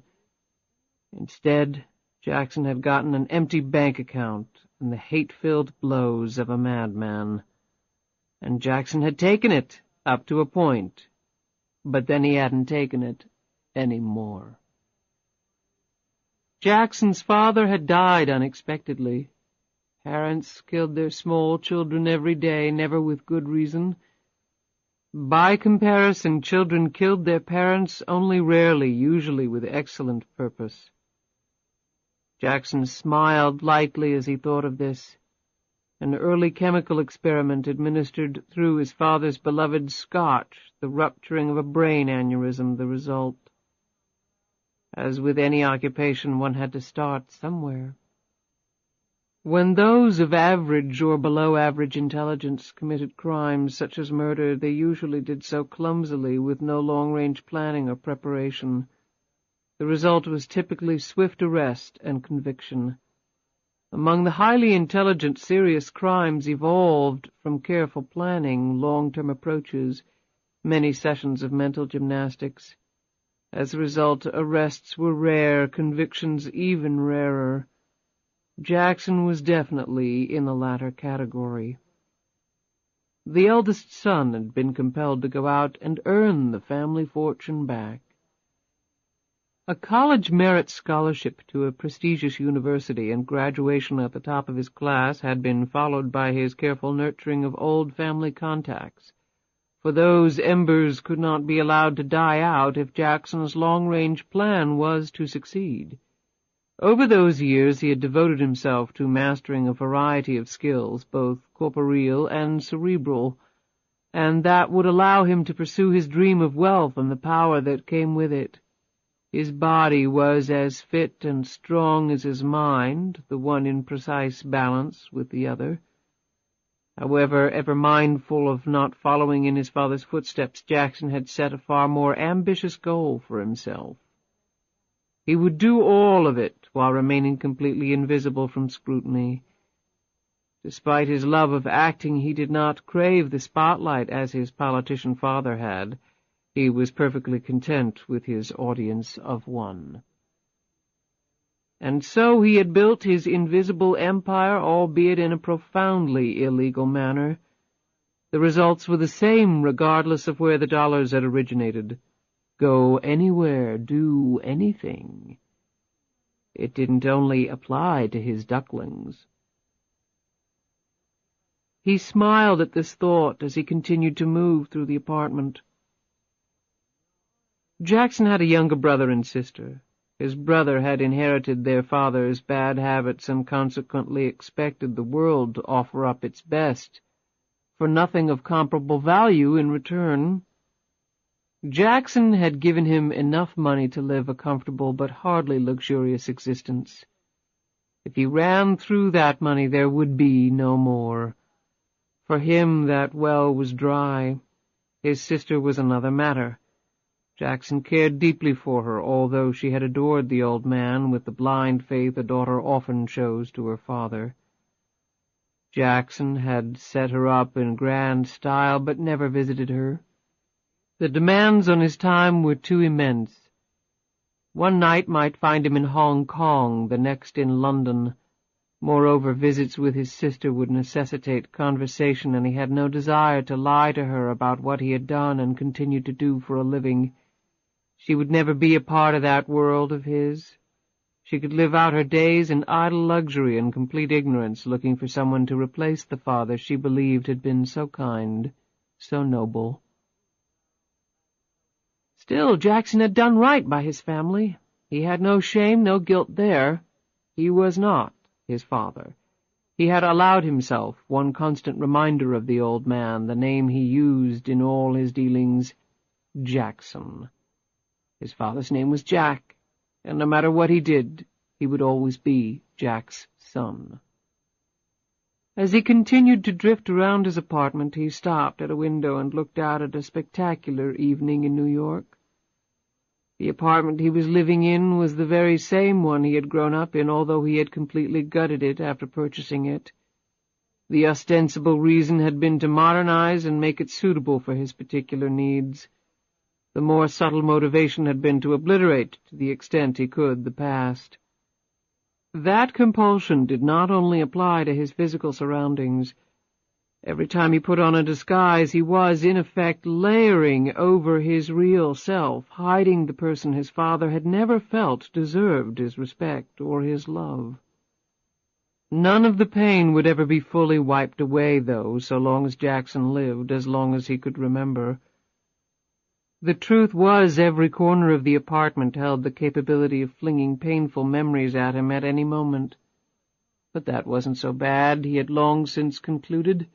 Pain was a wonderful motivational tool. Jackson entered and exited his penthouse by private elevator. No one was ever allowed in his apartment under any circumstances. All mail and other deliveries were left at the front desk. But there was very little of that. Most of his business was conducted by means of phone, computer modem, and fax. He did his own cleaning, but with his traveling schedule and Spartan habits, these were not overly time-consuming chores, and were certainly a small price to pay for absolute privacy. Jackson had created a disguise for his real identity and used it whenever he left his apartment. It was a worst-case scenario plan in the event the police ever came calling at his door. Horace Parker, the elderly doorman who greeted Jackson each time he left his apartment, was the same one who had tipped his cap to the shy, bookish boy clutching his mother's hand all those years ago. Jackson's family had left New York when he was a teenager because his father had fallen on bad times, so the aged Parker had accepted Jackson's altered appearance as simply maturation. Now, with the fake image firmly in people's minds, Jackson was confident that no one could ever identify him. For Jackson, hearing his given name from Horace Parker was comforting and troubling at the same time. Juggling so many identities was not easy, and Jackson occasionally found himself not responding when he heard his real name uttered. It was actually nice being himself at times, however, since it was an escape of sorts, where he could relax and explore the never-ending intricacies of the city. But no matter which identity he assumed, he always took care of business. Nothing came before that. Opportunities were everywhere, and he had exploited them all. With such limitless capital, he had made the world his playpen for the last decade, and the effects of his manipulations could be felt in financial markets and political paradigms all across the globe. His funds had propelled enterprises as diverse as his identities, from guerrilla activities in third-world countries to the cornering of precious metal markets in the industrialized world. When one could mold world events in that way, one could profit enormously in the financial markets. Why gamble on future markets when one could manipulate the underlying product itself and thereby know precisely which way the winds would be blowing? It was predictable and logical. Risk was controlled. These sorts of climates he loved. He had exhibited a distinctly benevolent side as well, and large sums of money had been funneled to deserving causes across the globe. But even with those situations he demanded and received ultimate control, however invisible it was, figuring that he could exercise far better judgment than anyone else. With so much money at stake, who would deny him? He would never appear on any power list or hold any political office. No financial magazine would ever interview him. He floated from one passion to another with the utmost ease. He could not envision a more perfect existence, although he had to admit that even his global meanderings were becoming a little tedious lately. Redundancy was beginning to usurp originality in his numerous lines of business, and he had begun searching around for a new pursuit that would satisfy an ever-growing appetite for the unusual, for the extremely risky, if only to test and retest his skills of control, of domination, and ultimately of survival. He entered a smaller room which was filled floor to ceiling with computer equipment. This represented the nerve center of his operation. The flat screens told him in real time how his many worldwide interests were doing. Everything from stock exchanges to futures markets to late-breaking news stories was captured, catalogued, and eventually analyzed here by him. He craved information, absorbed it like a 3-year-old learning a foreign language. He only needed to hear it once, and he never forgot it. His eyes scanned each of the screens, and from long habit he was able to separate the important from the mundane, the interesting from the obvious in a matter of minutes. Investments of his colored in soft blue on the screens meant he was doing very well. Those mired in harsh red meant he was doing less well. He sighed in satisfaction as a sea of blue blinked back at him. He went into another, larger room that housed his collection of mementos from past projects. He pulled out a scrapbook and opened it. Inside were photographs of and background information on his 12 precious pieces of gold, the dozen individuals upon whom he had bestowed great wealth and new lives, and who, in turn, had allowed him to recoup his family's fortune. He flipped idly through the pages, occasionally smiling as various pleasant memories flickered through his mind. He had handpicked his winners carefully, culling them from welfare rolls and bankruptcy filings, logging hundreds of hours, tramping through poor, desolate areas of the country, both urban and rural, searching for desperate people who would do anything to change their fortunes, normal, law-abiding citizens who would commit what was technically a financial crime of immense proportion without blinking an eye. It was wonderful what the human mind could rationalize given the appropriate inducement. The lottery had been remarkably easy to fix. It was often that way. People just assumed institutions like that were absolutely above corruption or reproach. They must have forgotten that government lotteries had been banned on a wholesale basis in the last century because of widespread corruption. History did tend to repeat itself, if in a more sophisticated and focused manner. If Jackson had learned one thing over the years, it was that nothing, absolutely nothing, was above corruption so long as human beings were involved, because, in truth, most people were not above the lure of the dollar or other material enticements, particularly when they worked around vast sums of money all day. They tended to believe that part of it was rightfully theirs anyway. And an army of people wasn't required to carry out his plans. Indeed, to Jackson, the notion of a widespread conspiracy was an oxymoron anyway. He had a large group of associates working for him around the globe. However, none of them knew who he really was, where he lived, how he had come by his fortune. None of them were privy to the grand plans he had laid, the worldwide machinations he had orchestrated. They simply performed their small slice of the pie and were very well compensated for doing so. When he wanted something, a bit of information not readily available to him, he would contact one of them, and within the hour he would have it. It was the perfect setting for contemplation, planning, and then action, swift, precise, and final. He completely trusted no one, and with his ability to create flawlessly more than 50 separate identities, why should he? With state-of-the-art computer and communications technology at his fingertips, he could actually be in several different places at the same time, as different people. His smile broadened. Could the world be any more his personal stage? As he perused one page of the scrapbook, his smile faded and was replaced with something more understated.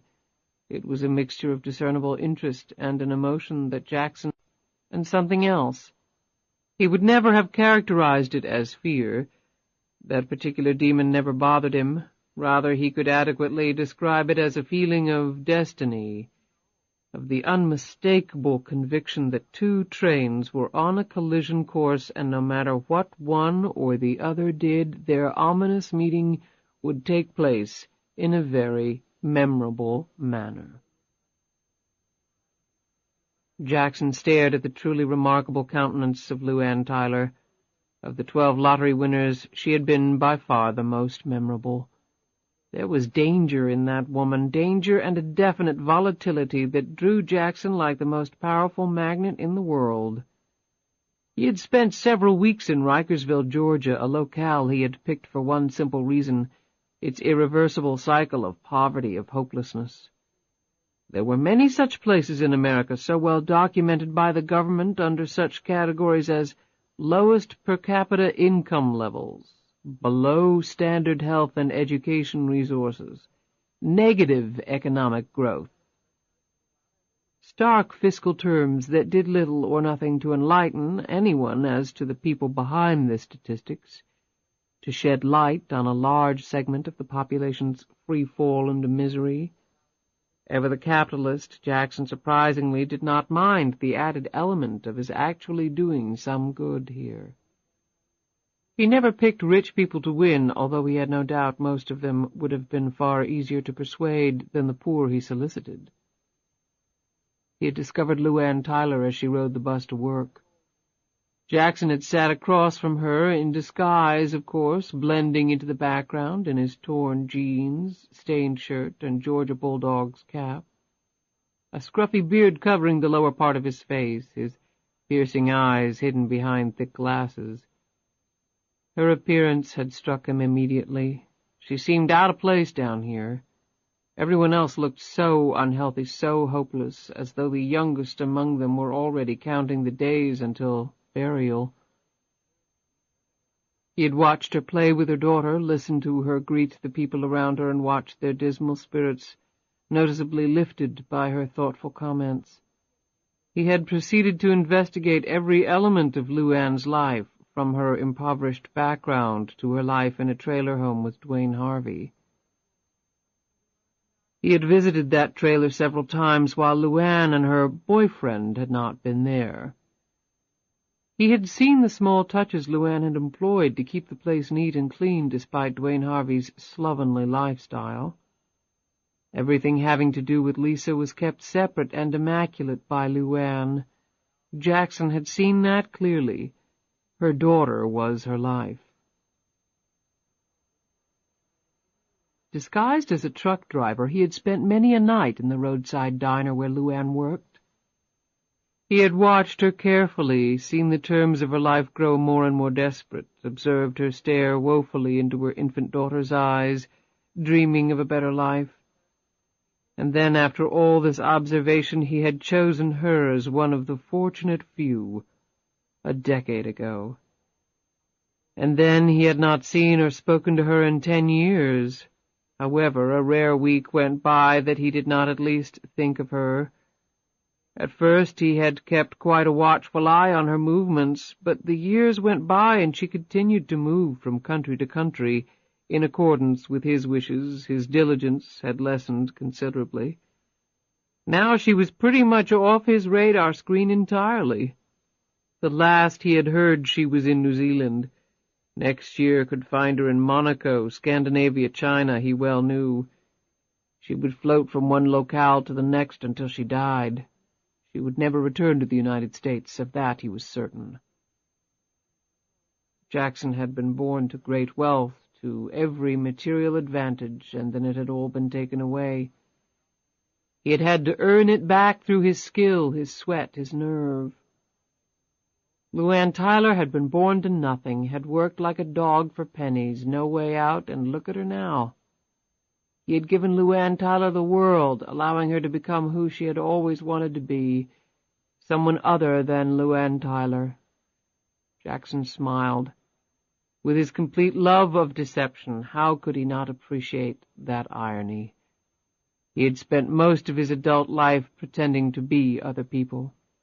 LuAnn had spent the last 10 years of hers living another life, filling in the dimensions of another identity. He stared into the lively hazel eyes, studied the high cheekbones, the long hair.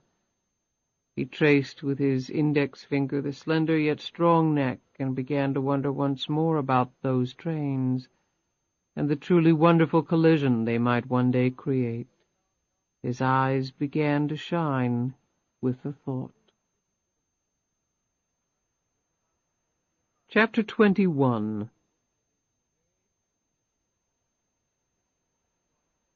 Donovan entered his apartment and sat down at the dining-room table, spreading the pages he had taken out of his briefcase in front of him. His manner was one of subdued excitement. It had taken several weeks, dozens of phone calls, and a massive amount of legwork to accumulate the information he was now sifting through. Initially, the task seemed more than daunting.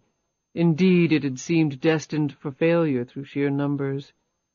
During the year LuAnn Tyler had disappeared, there had been over 70,000 scheduled international passenger aircraft movements at JFK. On the day she presumably fled, there had been 200 flights, or 10 per hour, because there had been no flights between 1 and 6 a.m. Donovan had whittled down the parameters of his search at JFK to include women between the ages of 20 and 30, traveling on an international flight on the date of the press conference 10 years ago, between the hours of 7 p.m. and 1 a.m. The press conference had lasted until 6:30, and Donovan doubted she could have made a 7 o'clock flight, but the flight could have been delayed, and he wasn't taking any chances. That meant checking 60 flights and about 15,000 passengers. Donovan had learned during his investigation that most airlines kept active records of passengers going back 5 years. After that, the information was archived. His task promised to be easier because most airline records had been computerized in the mid-'70s. However, Donovan had met a stone wall in seeking passenger records from 10 years ago. The FBI could get such records, he had been told, but usually only through a subpoena. Through a contact at the Bureau who owed him a favor, Donovan had been able to pursue his request. Without going into particulars and naming names with his FBI contact, Donovan had been able to convey the precise parameters of his search. including the fact that the person he was seeking had probably been traveling under a newly issued passport and traveling with a baby. That had narrowed things down considerably. Only 3 people satisfied those very narrow criteria, and he was now looking at a list of them together with their last known addresses. Next, Donovan pulled out his address book. The number he was calling was a firm called Best Data, a well-known national credit check agency. Over the years, the company had amassed a large database of names, addresses, and most important, Social Security numbers. They serviced numerous firms requiring that information, including collection agencies and banks checking up on credit of potential borrowers. Donovan gave the 3 names and last known addresses of the people on his list to the person at Best Data, and then provided his credit card number to pay for Best Data's fee. Within 5 minutes he was given the Social Security numbers for all 3 people, their last known addresses, and 5 nearbys or neighbors' addresses. He checked those against the records from the airlines. 2 of the women had moved, which wasn't surprising, given their ages 10 years ago. In the interim, they had probably moved on to careers and marriages. One woman, however, had not changed her address. Catherine Savage was still listed as living in Virginia. Donovan called directory assistance in Virginia, but no number came up for that name and address.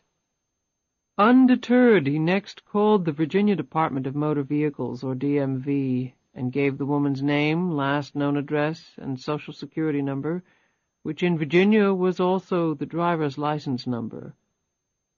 The person at DMV would only tell Donovan that the woman had a current, valid Virginia driver's license, but would not reveal when it had been issued or the woman's current address. Unfortunate, but Donovan had chased lots of leads into brick walls in the past. At least he knew she was now living in Virginia, or at least had a driver's license in the Commonwealth. The question now was, where in the Commonwealth might she be? He had ways of finding that out, but decided in the meantime to dig up some more information on the woman's history. He returned to the office where he had an online account through the newspaper and accessed the Social Security Administration's PEBES, or Personal Earnings and Benefit Estimate Statement, database on the World Wide Web. Donovan was from the old school when it came to research methods, but even he occasionally lumbered out to do some net surfing. All one needed to find out information on a person was their Social Security number, mother's maiden name, and the birthplace of the person. Donovan had all of those facts in hand. LuAnn Tyler had been born in Georgia, that he knew for certain. However, the first 3 digits of the Social Security number he had been given identified Catherine Savage as having been born in Virginia. If LuAnn Tyler and Catherine Savage were one and the same, then Tyler had obtained a phony SSN. It wasn't all that difficult to do, but he doubted whether the woman would have had the connections to do it. The PEBES listed a person's earnings going back to the early 50s, their contributions to the Social Security Fund, and their expected benefits upon retirement based upon those contributions. That was normally what was shown. However, Donovan was looking at a blank screen. Catherine Savage had no history of wage earnings of any kind. LuAnn Tyler had worked, Donovan knew that. Her last job had been at a truck diner. If she had received a paycheck, her employers should have withheld payroll taxes, including amounts for Social Security. Either they hadn't, or LuAnn Tyler didn't have a Social Security number to begin with, or both. He called up Best Data again and went through the same process. The answer this time, however, was different. As far as the Social Security Administration was concerned, LuAnn Tyler didn't exist.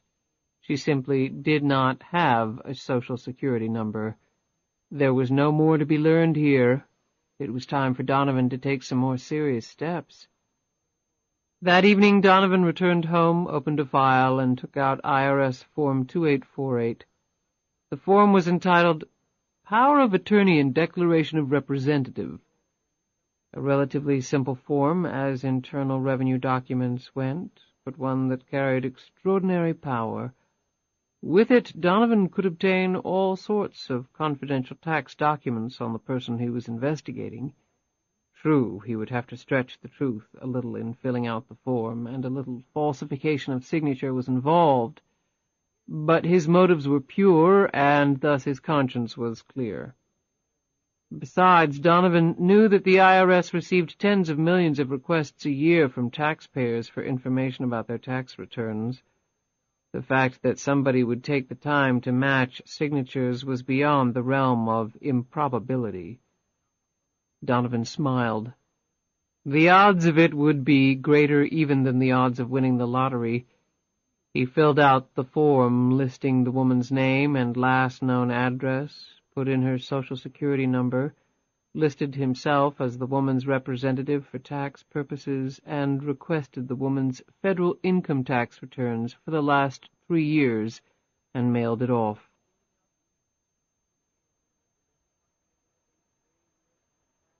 It took 2 months and numerous prodding phone calls, but the wait was worth it. Donovan had devoured the contents of the package from the IRS when it finally came. Catherine Savage was an awfully wealthy woman, and her tax return from the prior year, at a full 40 pages in length, reflected that wealth and the financial complexities that level of income bore. He had requested her last 3 years' worth of returns, but the IRS had only sent one for the simple reason that she had only filed one return. The mystery behind that had been cleared up quickly, because Donovan, as Catherine Savage's tax representative, had been able to contact the IRS and ask virtually every question that he wanted about the taxpayer. Donovan had learned that Catherine Savage's tax situation had sparked a great deal of initial interest with the IRS. A U.S. citizen with such an extraordinary level of income filing a tax return for the first time at age 30 was enough to jumpstart even the most drone-like of revenue agents into action. There were over 1 million Americans living abroad who simply never filed returns, costing the government billions in unpaid taxes, and consequently this was an area that always received the IRS's attention. However, the initial interest had quickly dissipated, as every question the agency had asked had been answered, and every answer had been supported by substantial documentation, Donovan had been told. Donovan looked at his notes from the conversation with the IRS agent. Catherine Savage had been born in the United States, in Charlottesville, Virginia, in fact, and then left the As a young woman living in France, she had met and married a wealthy German businessman who was a resident of Monaco at the time. The man had died a little over 2 years ago, and his fortune had duly passed to his young widow. Now, as a U.S. citizen with control of her own money, all of which was passive, unearned income, she had begun paying her income taxes to her homeland. The documents in the file were numerous and legitimate, the IRS agent had assured Donovan. Everything was above board. As far as the IRS was concerned, Catherine Savage was a responsible citizen who was lawfully paying her taxes, although residing outside the United States. Donovan leaned back in his chair and studied the ceiling, his hands clasped behind his head. The agent had also provided Donovan with another piece of interesting news. The IRS had very recently received a change of address form for Catherine Savage. She was now in the United States. In fact, she had returned, at least according to her records, to the town of her birth, Charlottesville, Virginia, the same town where LuAnn Tyler's mother had been born. That was far too much of a coincidence for Donovan. And with all that information in hand, Donovan was fairly certain of one thing. LuAnn Tyler had finally come home. And now that he was so intimately familiar with virtually every facet of her life, Donovan felt it was time that they actually meet. How and where was what he started to think about. Chapter 22.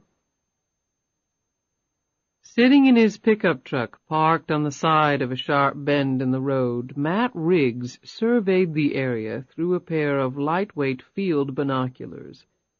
The tree-filled, steeply graded land was, to his experienced eye, impenetrable.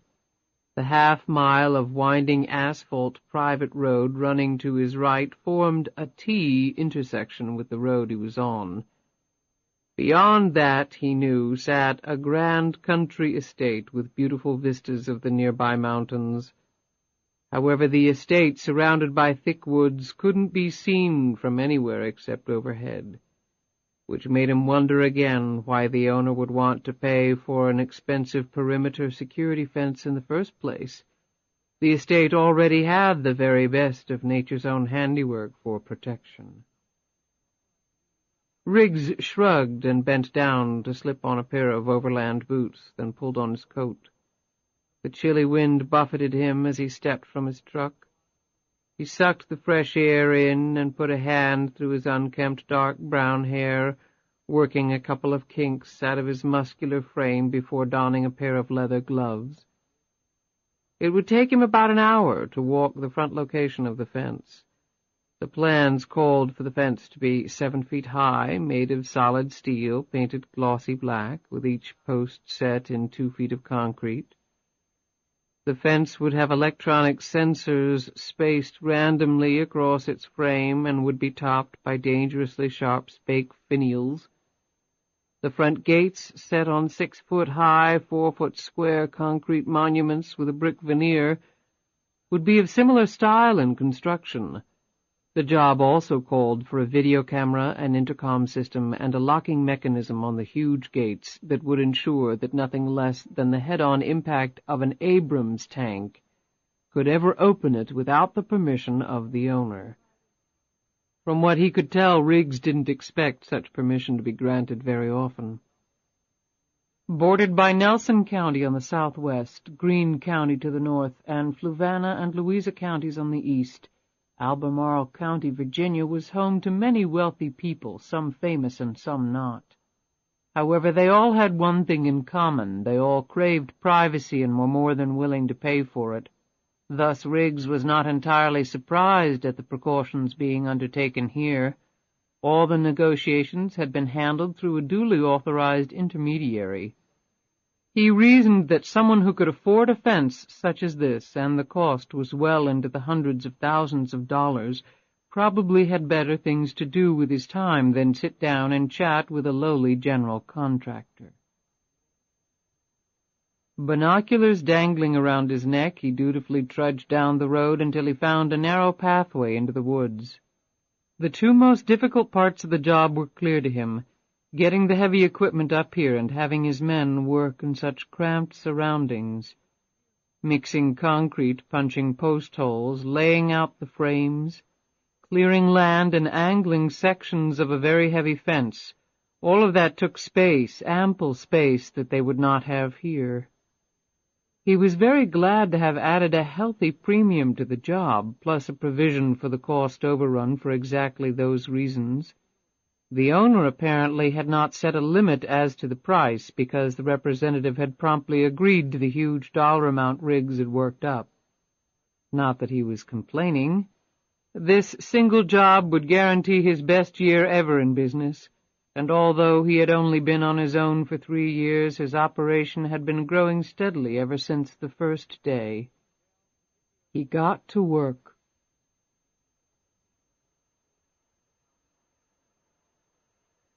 The BMW pulled slowly out from the garage and headed down the drive.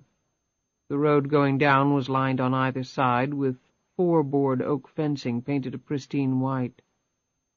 Most of the cleared land was surrounded by the same style of fencing, the white lines making a stunning contrast to the green landscape. It was not quite 7 in the morning, and the stillness of the day remained unbroken. These early morning drives had become a soothing ritual for LuAnn. She glanced back at the house in her rear-view mirror. Constructed of beautiful Pennsylvania stone and weathered brick, with a row of new white columns bracketing a deep front porch, a slate roof, aged-looking copper gutters, and numerous French doors, the house was elegantly refined despite its imposing size. As the car passed down the drive and out of sight of the house, LuAnn turned her eyes back to the road and suddenly took her foot off the gas and hit the brake. The man was waving at her, his arms crisscrossing themselves as he flagged her down. She inched forward and then stopped the car. He came up to the driver's side window and motioned for her to open it. Out of the corner of her eye, she saw the black Honda parked on a grass strip bordering the road. She eyed him with deep suspicion, but hit the button and the window descended slightly. She kept one foot on the accelerator, ready to mash it down if the situation called for it. His appearance was innocent enough, middle-aged and slight of build, with a beard laced around the edges with gray. "Can I help you?" she asked, her eyes attempting to duck his gaze. At the same time, she tried her best to note any sudden movements on his part. "I think I'm lost. Is this the old Brillstein estate?" He pointed up the road toward where the house was. LuAnn shook her head. "We just recently moved in, but that wasn't the name of the owners before us. It's called Wiccan's Hunt." "Huh. I could have sworn this was the right place." "Who were you looking for?" The man leaned forward so that his face filled her window. "Maybe you know her? The name is LuAnn Tyler from Georgia." LuAnn sucked in a mouthful of air so quickly she almost gagged. There was no hiding the astonishment on her face. Thomas Donovan, his face full of satisfaction, leaned even closer, his lips right at her eye level. "LuAnn, I'd like to talk to you. It's important, and—" She hit the accelerator, and Donovan had to jump back to avoid having his feet crushed by the car tires. "Hey!" he screamed after her. The car was almost out of sight. Donovan, his face ashen, ran to his car, started it up, and roared off down the road. "Christ!" he said to himself. Donovan had tried directory assistance in Charlottesville, but they had no listing for Catherine Savage. He would have been shocked if they had. Someone on the run all these years didn't ordinarily give out her phone number. He had decided after much thought that the direct approach would be, if not the best, at least the most productive. He had watched the house for the last week, noted her pattern of early morning drives, and chosen today to make contact. Despite being almost run over, he had the satisfaction of knowing that he had been right. Throwing the question at her out of the blue like that, he knew, was the only sure way to get the truth. And now he had it. Catherine Savage was LuAnn Tyler. Her looks had changed considerably from the video and photos he had seen from 10 years ago. The changes were subtle, no one single alteration really dramatic, yet the cumulative effect had been marked. Except for the look on her face and her abrupt departure, Donovan wouldn't have known it was her. He now focused on the road ahead. He had just glimpsed the gray BMW. It was still far ahead, but on the curvy mountain road his smaller and more agile Honda was gaining. He didn't like playing the daredevil role. He had disdained it in his younger days when covering dangerous events halfway around the world, and he disliked it even more now. However, he had to make her understand what he was trying to do. He had to make her listen, and he had to get his story. He hadn't worked 20-hour days the last several months tracking her down simply to watch her disappear again. Matt Riggs stopped for a moment and again studied the terrain. The air was so clean and pure up here, the sky so blue, the peace and quiet so ethereal. He again marveled at why he had waited so long to chuck the big city and to come to calmer, if less exciting parts. After years of being in the very center of millions of tense, increasingly aggressive people, he now found being able to feel like you were all alone in the world for even a few minutes was more soothing than he could have imagined. He was about to pull the property survey out of his jacket to study in more detail the dimensions of the property line when all thoughts of work amid the peaceful countryside abruptly disappeared from his mind. He jerked his head around and whipped the binoculars up to his eyes to focus on what had suddenly destroyed the morning's calm. He quickly located the origin of the explosion of sound. Through the trees he spied 2 cars hurtling down from the road where the country estate was situated, their respective engines at full throttle. The car in front was a big BMW sedan. The car behind it was a smaller vehicle. What the smaller car lacked in muscle power to the big Beamer, it more than made up for in agility around the winding road. At the speeds the two were doing, Riggs thought it most likely they would both end up either wrapped around a tree or upside down in one of the steep ditches that bordered either side of the road.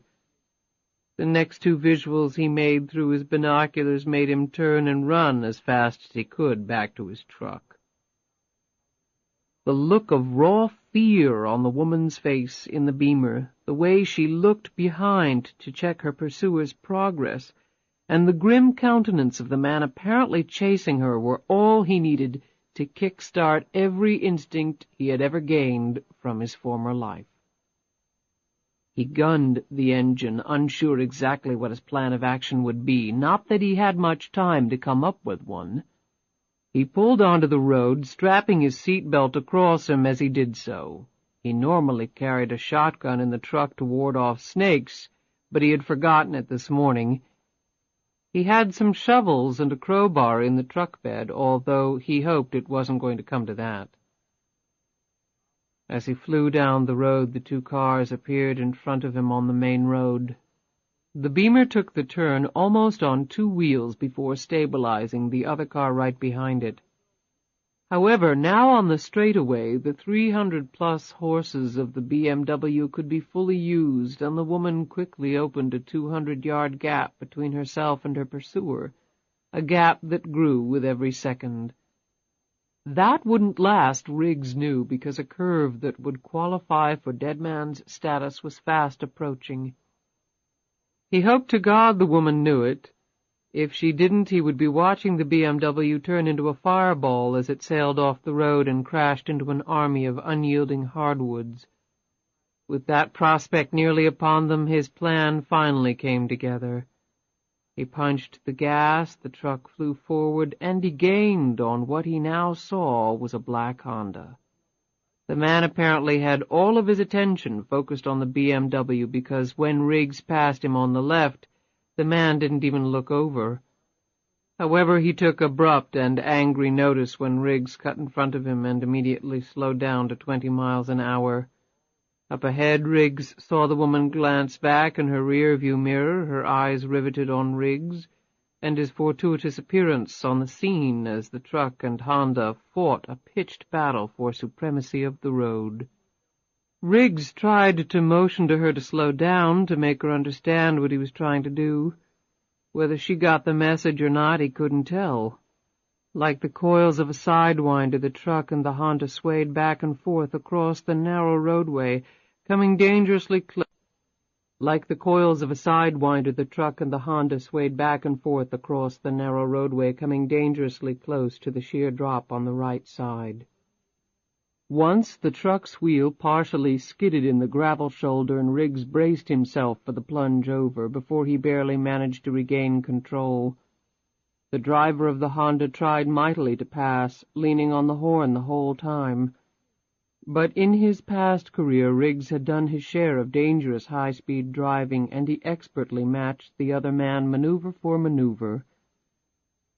A minute later they rounded the almost V-shaped curve, a wall of sheer jutting rock on his left and an almost vertical drop to the right.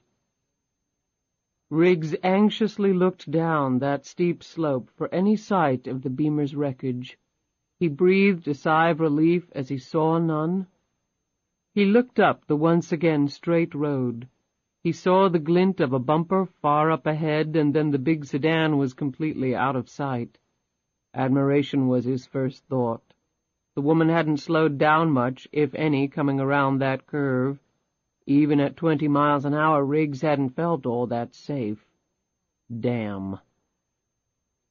Riggs reached across to his glove box and pulled out his portable phone. He was just about to punch in 911 when the Honda now took the very aggressive tack of ramming his truck from behind. The phone flew out of his hand and smashed into several pieces against the dashboard. Riggs cursed, shook off the impact, clenched the wheel hard, shifted into low gear, and slowed down even more as the Honda repeatedly smashed into him. What he was hoping would happen eventually did, as the Honda's front bumper and the truck's heavy-duty rear one locked together. He could hear the gears grinding in the Honda as the driver tried to extricate his vehicle without success. Riggs peered into the rear-view mirror, and he saw the man's hand slide over to his glove compartment. Riggs wasn't going to wait around to see whether a weapon emerged from it or not. He jerked the truck to a stop, slammed the gear in reverse, and the two vehicles roared backward down the road. He watched with satisfaction as the man in the Honda jerked back upright and gripped the steering wheel in a panic. Riggs slowed as he came to the curve, cleared it, and then shot forward again. As he came to a straightaway, he cut the wheel sharply to the left and slammed the Honda into the rocky side of the road. The force of that collision uncoupled the two vehicles. The driver appeared unhurt. Riggs slammed the truck into drive and quickly disappeared down the road in pursuit of the BMW. He continually looked back for several minutes, but there was no sign of the Honda. Either it had been disabled upon impact, or the driver had decided not to pursue his reckless actions any further. The adrenaline continued to course through Riggs's body for several minutes until it finally dissipated. 5 years removed from the dangers of his former profession, Riggs was aware that this morning's 5-minute episode had reminded him vividly of how many close calls he had survived. He had neither expected nor ever wanted to rekindle that anxious feeling in the sleepy morning mists of central Virginia. His damaged bumper clanking loudly, Riggs finally slowed down as further pursuit of the BMW was hopeless. There were innumerable roads off the main track, and the woman could have taken any one of them and be long gone by now. Riggs pulled off the road and stopped, plucked a pen from his shirt pocket, and wrote the license plate numbers of the Honda and the BMW down on the pad of paper he kept affixed to his dashboard. He ripped the paper off the pad and tucked it in his pocket. He had a pretty good idea who was in the Beamer, someone who lived in the big house, the same big house he had been hired to surround with a state-of-the-art security fence. Now the owner's request started to make a whole lot more sense to Riggs, and the question he was most interested in now was why. He drove off, deep in thought, the morning's peacefulness irretrievably shattered by the look of sheer terror on a woman's face. Chapter 23. The BMW had indeed pulled off on a side road several miles away from where Riggs and the Honda had tangled. The driver's side door was open, the motor running. Arms clutched tightly around her sides, LuAnn walked in tight, frenetic circles in the middle of the road, shooting frosty breaths skyward in her agitation. Anger, confusion, and frustration raced across her features. All traces of fear were gone, however. The present emotions were actually far more damaging to her. Fear almost always passed. These other mental battering rams did not retreat so easily. She had learned this over the years and had even managed to cope with it as best she could. Now 30 years old, LuAnn Tyler still carried the impulsive energy and sleek animal movements of her youth. The years had grafted onto her a more complete, mature beauty. However, the basic elements of that beauty had been discernibly altered. Her body was leaner, the waist even tighter. The effect was to make her appear even taller than she already was. Her hair had grown out and now was far more blonde than auburn and cut in a sophisticated manner that highlighted her more defined facial features, including the minor nose job done for disguise rather than aesthetics. Her teeth were now perfect, having benefited from years of expensive dentistry. There was, however, one imperfection. She had not followed Jackson's advice regarding the knife wound to her jaw. She had had it stitched, but let the scar remain. It wasn't all that noticeable, but every time she looked in the mirror it was a stark reminder of where she had come from, how she had gotten here. It was her most visible tie to the past, and not a pleasant one. That was the reason she would not cover it over with surgery. She wanted to be reminded of the unpleasantness, of the pain. People she had grown up with would probably have recognized her. However, she never planned to see anyone like that here. She had resigned herself to wearing a big hat and sunglasses whenever she ventured out into public, which wasn't very often. A lifetime of hiding from the world, that had come with her deal. She went and sat back down on the front seat of the BMW, rubbing her hands back and forth across the padded steering wheel. She continually looked back down the road for any sign of her pursuer. However, the only sounds were her car's engine and her own uneven breathing. Huddled in her leather jacket, she hitched up her jeans, swung her long legs inside the car, and closed the door and locked it. She took off, and for a few moments as she drove, her thoughts centered on the man in the truck. He had obviously helped her. Was he just a good Samaritan who had happened along at the right time? Or was he something else, something more complex than that? She had lived with this paranoia for so long now that it was like an exterior coating of paint. All observations had to pass through its screening first. All conclusions were based in some way upon how she perceived the motivation of anyone colliding unexpectedly with her universe. It all came down to one grim fact: fear of discovery. She took one long, deep breath and wondered for the 100th time if she had made a grievous mistake by returning to the United States. Riggs drove his battered truck up the private road. He had kept a close eye out for the Honda on his return down the road, but the car and the driver had not reappeared. Going up to the house, he figured, was the quickest way to find a telephone and perhaps also seek an explanation of sorts for this morning's events. Not that he deserved one, but his intervention had helped the woman, and he felt that was worth something. In any event, he couldn't exactly let it rest now. He was surprised that no one stopped him on the drive up. There was no private security, apparently. He had met with the owner's representative in town. This was his first visit to the estate, which had been christened Wiccan's Hunt long ago. The home was one of the most beautiful in the area. It had been constructed in the early 1920s with craftsmanship that was simply non-existent today. The Wall Street magnate who had it built as a summer retreat had jumped off a New York skyscraper during the stock market crash of '29. The home had passed through several hands and had been on the market 6 years before being sold to the current owner. The place had required substantial renovation.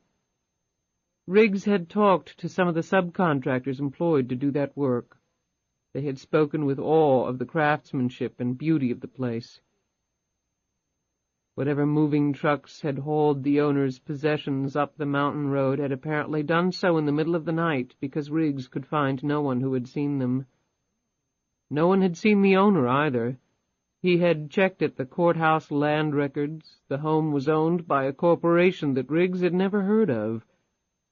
The usual channels of gossip had not yielded an answer to the mystery, although St. Anne's Belfield School had admitted a 10-year-old girl named Lisa Savage who had given Wiccan's Hunt as her home address. Riggs had heard that a tall young woman would occasionally drop off and pick up the child, although she had always worn sunglasses and a large hat.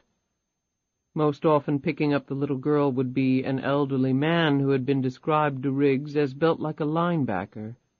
A strange household. Riggs had several friends who worked at the school, but none of them would talk about the young woman. If they knew her name, they wouldn't say what it was. When Riggs rounded a curve, the mansion suddenly appeared directly in front of him. His truck resembled a plain, squat tug bearing down on the QE2. The mansion stood 3 stories tall, with a double doorway spanning at least 20 feet.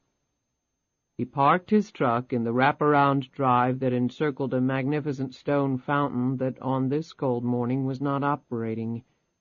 The landscaping was as lush and as carefully planned as the house, and where annuals and even late-blooming perennials had died out, evergreens and other hardy foliage of all descriptions had filled in the spaces. He slid out of his seat, making sure he had the piece of paper with the license plate numbers still in his pocket. As he walked up to the front door, he wondered if a place like this would condescend to have a doorbell, or would a butler automatically open the door at his approach? Actually, neither happened, but as he cleared the top step, a voice did speak to him from a brand-new-looking intercom built into the side of the wall next to the door. "Can I help you?"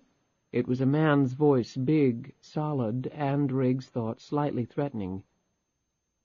"Matthew Riggs. My company was hired to build a privacy fence on the property's perimeter." "Okay." The door didn't budge, and the tone of the voice made clear that unless Riggs had more information to impart, this status was not going to change. He looked around, suddenly conscious that he was being observed. Sure enough, above his head, recessed within the back of one of the columns, was a video camera. That looked new as well. He waved. "Can I help you?" the voice said again. "I'd like to use a telephone." "I'm sorry, that's not possible." "Well, I'd say it should be possible since I just crashed my truck into a car that was chasing a big charcoal gray BMW that I'm pretty sure came from this house. I just wanted to make sure that the woman driving the car was okay. She looked pretty scared the last time I saw her." The next sound Riggs heard was the front door being unbolted and thrown open. The elderly man facing him matched the 6'1" Riggs in height, but was far broader across the shoulders and chest. However, Riggs noted that the man moved with a slight limp, as though the legs, and perhaps the knees in particular, were beginning to go. The possessor of a very strong athletic body, Riggs decided he would not want to have to take this guy on. Despite his advancing age and obvious infirmities, the man looked strong enough to break Riggs's back with ease. This was obviously the guy seen at the school picking up Lisa Savage, the doting linebacker. "What the hell are you talking about?" Riggs pointed toward the road. "About 10 minutes ago, I was out doing a preliminary survey of the property line in advance of ordering up men and equipment when this BMW comes bolting down the road, a woman driving, blonde from what I could see, and scared to death. Another car, a black Honda Accord, probably a 1992 or 93 model, right on her butt. A guy was driving that one, and he looked determined as hell." "The woman, is she all right?" The elderly man edged forward perceptibly. Riggs backed up a notch, unwilling to let the guy get too close until he had a better understanding of the situation. For all he knew, this guy could be in cahoots with the man in the Honda. Riggs's internal radar was all over the place on this one. "As far as I know, I got in between them and took the Honda out, banged the crap out of my truck in the process." Riggs briefly rubbed his neck as the recollection of his collision brought several distinct painful twinges to that location. He would have to soak in the tub tonight. "We'll take care of the truck. Where's the woman?" "I didn't come up here to complain about the truck, mister." "Charlie. Call me Charlie." The man extended his hand, which Riggs shook. He had not underestimated the strength the old guy possessed. As he took his hand back, Riggs observed the indentations in his fingers caused by the other man's vice-like grip. Whether he was merely anxious about the safety of the woman or he mangled visitors' fingers on a routine basis, Riggs didn't know. "I go by Matt, like I—" "Call it in?" "The police. The guy in the Honda was breaking at least several laws that I know of, including a couple of felonies. Too bad I didn't get to read him his rights."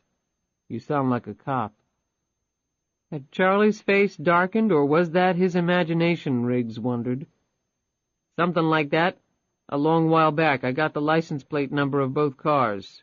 He looked at Charlie, studying the battered and grizzled face, trying to get beyond the solid stare he was getting in return. "I'm assuming the BMW belongs to this house and the woman." Charlie hesitated for a moment and then nodded. "She's the owner."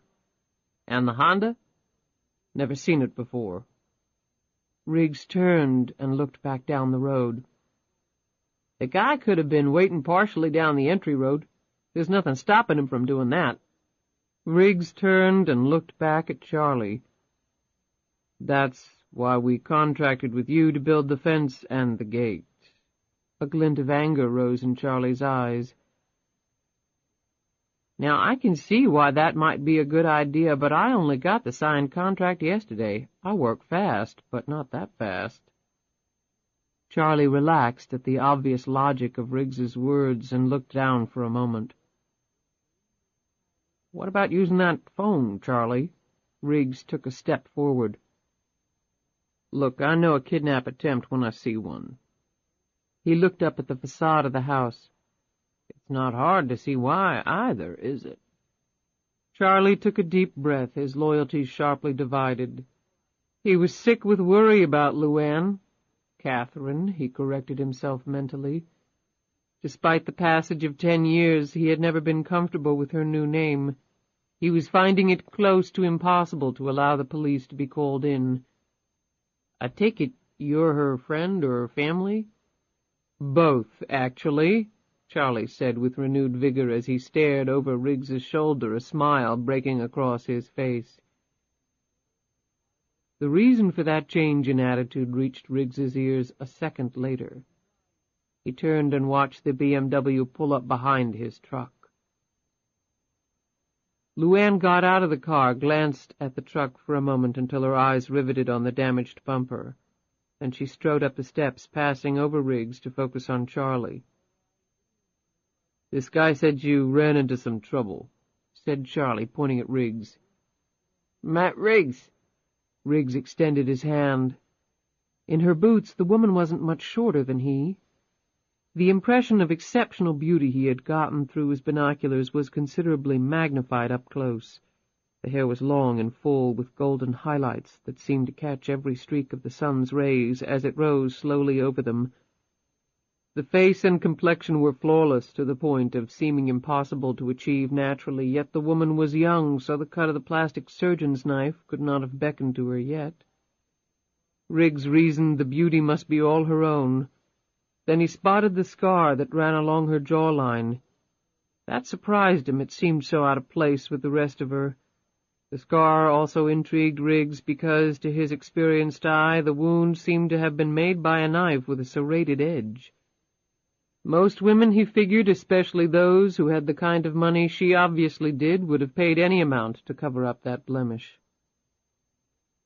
The pair of calm hazel eyes that stared into Riggs made him conclude that this woman was different. The person he was looking at was one of those rare creations, a very lovely woman who cared little about her looks. As his eyes continued to sweep over her, he noted the lean, elegant body, but from the smaller hips and waist there grew a breadth of shoulders that suggested exceptional physical strength. When her hand closed around his, he almost gasped. The grip was almost indistinguishable from Charlie's. "I hope you're okay," said Riggs. "I got the plate number of the Honda. I was going to call it in to the cops, but my cell phone got broken when the guy hit me. The car's probably stolen anyway. I got a good look at the guy. This is a pretty isolated place. We should be able to nail him if we act fast enough." LuAnn looked at him, confusion on her face. "What are you talking about?" Riggs blinked and stepped back. "The car that was chasing you." LuAnn looked over at Charlie. Riggs watched closely, but he saw no discernible signals passing between them. Then LuAnn pointed over at Riggs's truck. "I saw that truck and another car driving erratically, but I didn't stop to ask any questions. It was none of my business." Riggs gaped for a moment before he responded. "The reason I was doing the two-step with the Honda was because he was trying his best to run you off the road. In fact, I almost took your place as the wreck of the week." Again, I'm sorry, but I don't know what you're talking about. Don't you think I would know if someone were trying to run me off the road? So you're saying that you always drive 80 miles an hour around curvy mountainous roads just for the fun of it? Riggs asked heatedly. I don't think my driving methods are any of your concern, she snapped back. However, since you happen to be on my property, I think it is my concern to know why you're here. Charlie piped in. He's the guy who's building the security fence. LuAnn eyed Riggs steadily. Then I would strongly suggest you concentrate on that task rather than come up here with some outrageous account of my being chased. Riggs's face flushed, and he started to say something, but then decided against it. Have a good day, ma'am. He turned and headed back to his truck. LuAnn didn't look back. She passed by Charlie without a glance and walked quickly into the house. Charlie stared after Riggs for a moment before shutting the door. As Riggs climbed back in his truck, another car pulled up the drive. An older woman was driving. The back seat of the car was stacked with groceries. The woman was Sally Beecham, LuAnn's live-in housekeeper, just back from early morning grocery shopping. She glanced over at Riggs in a cursory fashion. Though his features were laced with anger, he curtly nodded at her, and she returned the gesture. As was her custom, she pulled around to the side-load garage and hit the garage door opener clipped to the car's visor. The door in from the garage led directly to the kitchen, and Beecham was an efficient person who detested wasted effort.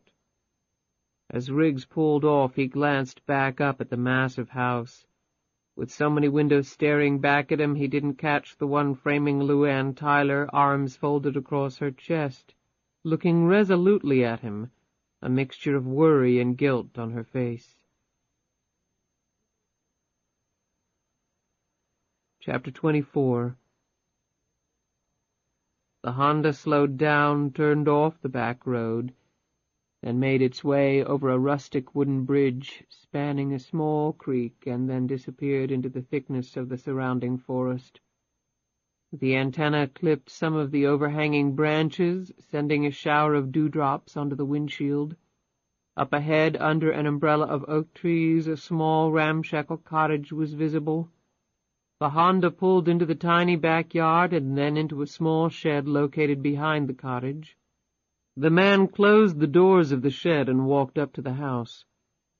Donovan rubbed his lower back and then worked his neck around in some attempt to overcome the after-effects of his early morning escapade. He was still visibly shaking. Donovan stamped into the house, threw off his coat, and proceeded to make coffee in the small kitchen. Nervously smoking a cigarette while the coffee percolated, he looked outside the window with a slight feeling of apprehension, although he was fairly certain no one had followed him. He rubbed his brow. The cottage was isolated, and the landlord didn't know his real name or the reason he had decided to take up temporary residence here. The guy in the truck, who the hell had he been? Friend of the woman or some guy who had happened by? Since he had been seen, Donovan would have to shave off his beard and do something with his hair. He would also have to rent another car. The Honda was damaged, and the guy in the truck could have gotten the license plate number. But the Honda was a rental, and Donovan had not used his real name in leasing it.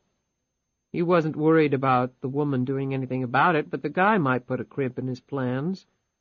He wouldn't risk driving the Honda back into town to exchange it for another rental. He didn't want to be spotted driving it, and he didn't want to have to explain the damage to the bumper right now. Tonight he'd walk to the main road and catch a bus into town, where he would pick up another rental car. He poured a cup of coffee and walked into the dining room that had been set up as an office. A computer terminal, printer and fax and phone were set up on one table. File boxes were stacked neatly in one corner. On two walls hung several large bulletin boards. They were filled with newspaper clippings. The car chase had been stupid, Donovan muttered to himself. It was a miracle both of them weren't dead in some ravine right now. Tyler's reaction had absolutely astonished him, although thinking about it now, it probably shouldn't have. She was scared, and she had ample reason to be. Donovan's next problem was apparent.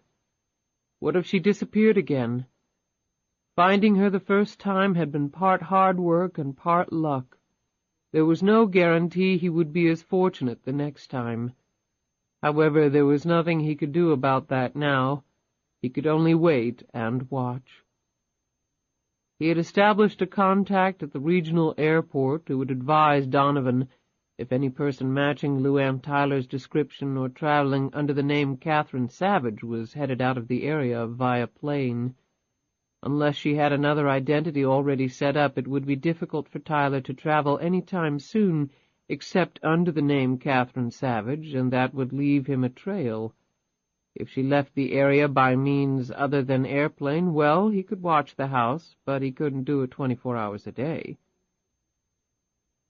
He briefly contemplated calling in reinforcements from the Trib, but there were many factors that cautioned him against doing that. He had worked alone for almost 30 years, and bringing in a partner now was not very appealing, even if the newspaper would consent to do it. No, he would do what he could do to dog her movements, and he would work very hard to set up another face-to-face. He was convinced that he could make the woman trust him, work with him. He didn't believe that she had killed anybody, but he was fairly certain that she, and perhaps some of the other winners, were hiding something about the lottery. He wanted that story, wherever it led him. A fire blazed in the hearth of the spacious 2-story library, which had floor-to-ceiling maple bookcases on 3 walls, and inviting overstuffed furniture arranged in intimate conversation patterns. LuAnn sat on a leather sofa, her legs drawn up under her, bare feet protruding, an embroidered cotton shawl covering her shoulders. A cup of tea and a plate of uneaten breakfast sat on the table next to her. Sally Beecham, dressed in a gray uniform with a sparkling white apron, was just leaving, carrying the serving tray. Charlie closed the arched double doors behind her and sat down next to LuAnn. "Listen, are you going to tell me what really happened or not?" When LuAnn didn't answer, Charlie gripped one of her hands. "Your hands are like ice. Drink the tea." He rose and stoked the fire until the flames made his face redden. He looked at her expectantly. "I can't help you if you don't tell me what's wrong, LuAnn." Over the last 10 years a lasting bond had been built between the two that had seen them through many crises, both minor and major, in their travels. From the time Charlie had touched her shoulder as the 747 climbed into the skies until they had arrived back in America, they had been inseparable. Even though his given name was Robert, he had taken Charlie as his accepted name. It wasn't too far from the truth, as his middle name was Charles. What was in a name, anyway? However, he referred to her as LuAnn only in private, as now. He was her closest friend and confidant, really her only one, since there were things she could not even tell her daughter. As he sat back down, Charlie winced in pain. He was acutely aware that he was slowing down a process that was exacerbated by the rough treatment of his body in his youth. The difference in years between the two was now more pronounced than ever as nature took its toll on him. Even with all that, he would do anything for her, would face any danger, confront any enemy she had with every ounce of strength and ingenuity he had left. It was the look in Charlie's eyes as LuAnn read these very thoughts that made her finally start talking. "I had just left the house. He was standing in the middle of the driveway waving for me to stop." "And you did?" Charlie's tone was incredulous. "I didn't get out of the car. I couldn't exactly run over the man. If he tried anything or pulled a gun, you can bet I would have done just that." Charlie hitched one leg up over the other, an action that was accompanied by another painful wince. "Go on. Eat while you're talking and drink your tea. Your face is as white as a sheet." LuAnn did as he said, managing to get some bites of egg and toast down and a few sips of the hot tea. Putting the cup back down, she wiped her mouth with a napkin. "He motioned for me to roll the window down. I cracked it a bit and asked him what he wanted." "Wait a minute, what'd he look like?" "Medium height, full beard, a little gray at the edges, wire-rimmed glasses." olive complexion, maybe 160 pounds, probably late 40s or early 50s. Over the last 10 years, memorizing minute details of people's appearances had become second nature to LuAnn. Charlie mentally filed away her description of the man. "Go on." "He said he was looking for the Brillstein estate." She hesitated and took another sip of the tea. "I told him that this wasn't the place." Charlie suddenly leaned forward. "What'd he say then?" Now LuAnn was perceptibly shaking. "He said he was looking for somebody." "Who?" "Who?" Charlie asked again as LuAnn's blank stare dropped to the floor. She finally... Charlie sat back. After a decade, they had pretty much put the fear of exposure on the back burner, though it was still there and always would be. Now that flame had just been rekindled. "Did he say anything else?" LuAnn rubbed the napkin across her dry lips and then sat back up. "He said something about wanting to talk to me. Then I just went blank, slammed the accelerator, and almost ran over him." She let all the air drain out of her after speaking. She looked over at Charlie. "And he chased you?" She nodded. "I've got strong nerves, Charlie, you know that, but they have their limits. When you're going out for a relaxing early morning drive and you get hit with something like that instead—" She cocked her head at him. "God, I was just starting to feel comfortable here. Jackson hasn't shown up. Lisa loves school. This place is so beautiful." She fell silent. "What about the other guy, Riggs? Is his story true?" Suddenly agitated, LuAnn stood up and paced the room. She stopped and ran her hand fondly along a row of finely bound novels resting on the shelves. Over the years, she had read just about every book in the room. 10 years of intense education with some of the finest private tutors had produced an articulate, polished, cosmopolitan woman, far removed from the one who had run from that trailer, from those bodies. Now those bloody images would not budge from her mind. "Yes, he jumped right into the middle of it. I probably would have lost the guy anyway," she added quietly. "But he did help me, and I would have liked to have thanked him. But I couldn't exactly do that, could I?" She threw up her hands in frustration and sat back down. Charlie rubbed his chin as he pondered the situation. "You know, legally the lottery scam amounts to a bunch of felonies, but the statute of limitations has expired on all of them. The guy can't really hurt you there." "What about the murder charge? There's no statute of limitations on that." "I did kill the man, Charlie. I did it in self-defense, but who the hell would believe me now?"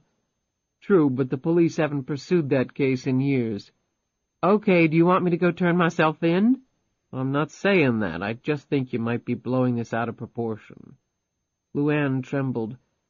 Going to jail over the money or the killing was not her biggest concern. She put her hands together and looked over at Charlie. "My daddy probably never said one word to me that was true. He did his best to make me feel like the most worthless piece of trash in the world, and any time I built up some confidence, he'd come along and tear it down. The only thing I was good for, according to him, was making babies and looking pretty for my man." "I know you had it rough, LuAnn." "I swore to myself that I would never, ever do that to any child of mine. I swore that to God on a stack of Bibles, set it on my mother's grave, and whispered it to Lisa while I was carrying her, and every night for 6 months after she was born." LuAnn swallowed hard and stood up. "And you know what? Everything I've told her, everything she knows about herself, you, me, every damned molecule of her existence is a lie. It's all made up, Charlie. Okay, maybe the statute of limitations is expired. Maybe I won't go to jail because the police don't care that I killed a drug dealer. But if this man has found out my past and he brings it all out into the open, then Lisa will know. She'll know that her mother told her more lies than my daddy probably ever thought of in his entire life. I'll be 100 times worse than Benny Tyler, and I'll lose my little girl. As certain as the sun comes up, I'll lose Lisa." After this outburst, LuAnn shuddered and closed her eyes. "I'm sorry, LuAnn, I hadn't thought about it like that." Charlie looked down at his hands. LuAnn's eyes opened, and they held a distinctly fatalistic look. "And if that happens, if she finds out, then it's over for me. Jail will seem like a day in the park, because if I lose my little girl, then I won't have any reason to be any more, despite all this." She swept her arms around the room. "No reason at all." LuAnn sat back down and rubbed at her forehead. Charlie finally broke the silence. "Riggs got the license plate number on both cars."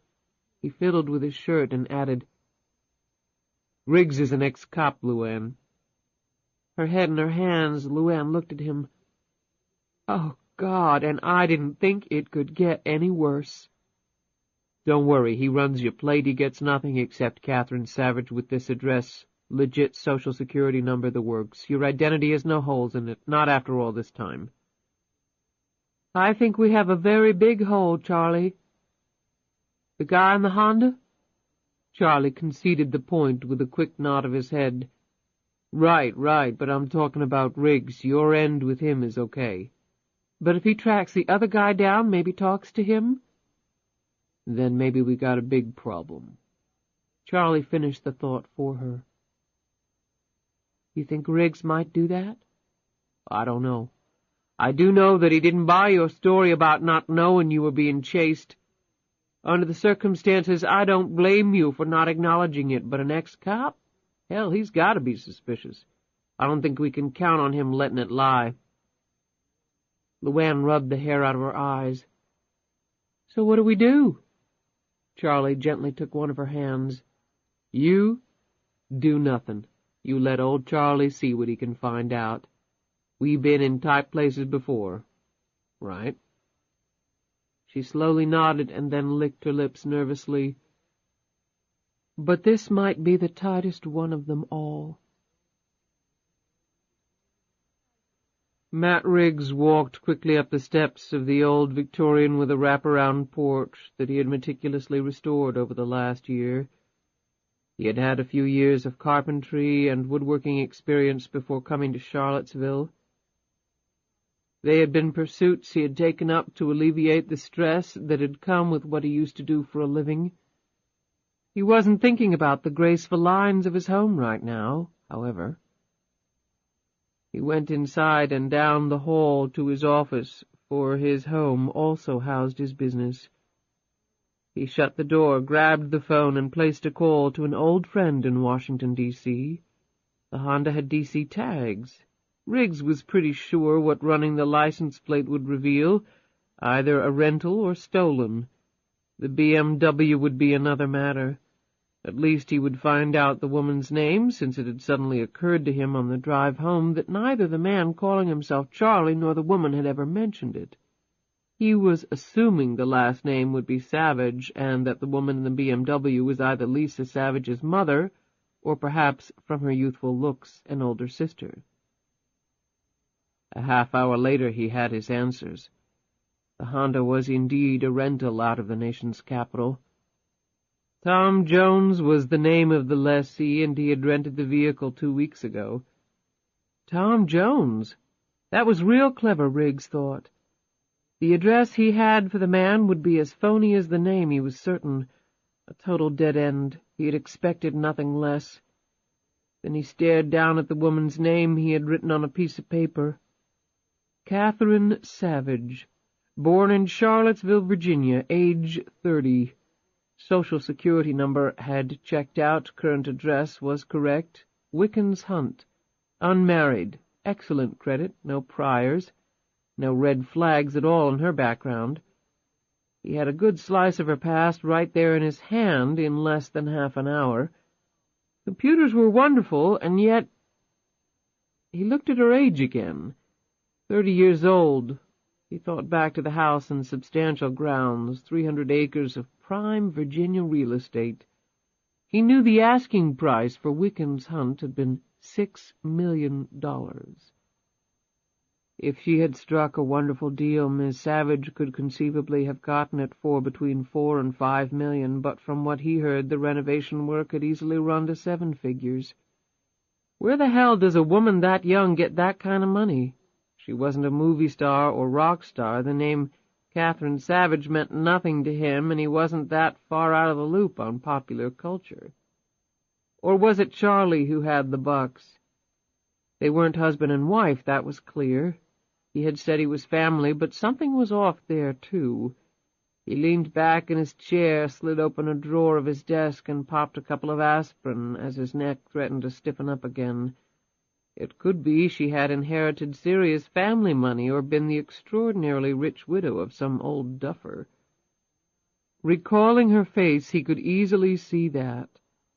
A lot of men would shower her with everything they had. So what now?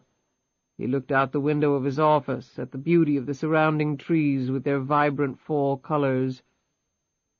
Things were going well for him, an unhappy past behind him, a thriving business in a place he loved, a low-key lifestyle that he figured would add lots of quality years to his life, and now this. He held the piece of paper with her name on it up to eye level. Despite having no material incentive to care at all about her, Riggs's curiosity was at a high pitch. "Who the hell are you, Catherine Savage?" Chapter 25. "You about ready, honey?" LuAnn peeked in the door and cast her gaze fondly on the back of the young girl who was finishing dressing. Lisa looked around at her mother. "Almost." With a face and athletic build that mirrored LuAnn's, Lisa Savage was the one immovable landmark in her mother's life. LuAnn stepped into the room, closed the door, and settled on the bed. "Miss Sally says you didn't eat much breakfast. Are you feeling all right?" "I have a test today. I guess I'm just a little nervous." One result of having lived all over the world was that her speech carried myriad traces of the different cultures, dialects, and accents. The mesh was a pleasing one, although several months in Virginia had already started to graft upon Lisa the beginnings of a mild southern inflection. LuAnn smiled. "I would have thought that by now, after so many straight A's, you wouldn't get so nervous." She touched her daughter's shoulder. During the time spent traveling, LuAnn had thrown every ounce of energy and a great deal of money into reshaping herself to be who she had always wanted to be, which was as far from southern white trash named LuAnn Tyler as she could get. Well-educated, able to speak 2 foreign languages, she noted with pride that Lisa could speak 4, as much at home in China as in London. She had covered several lifetimes in the last 10 years.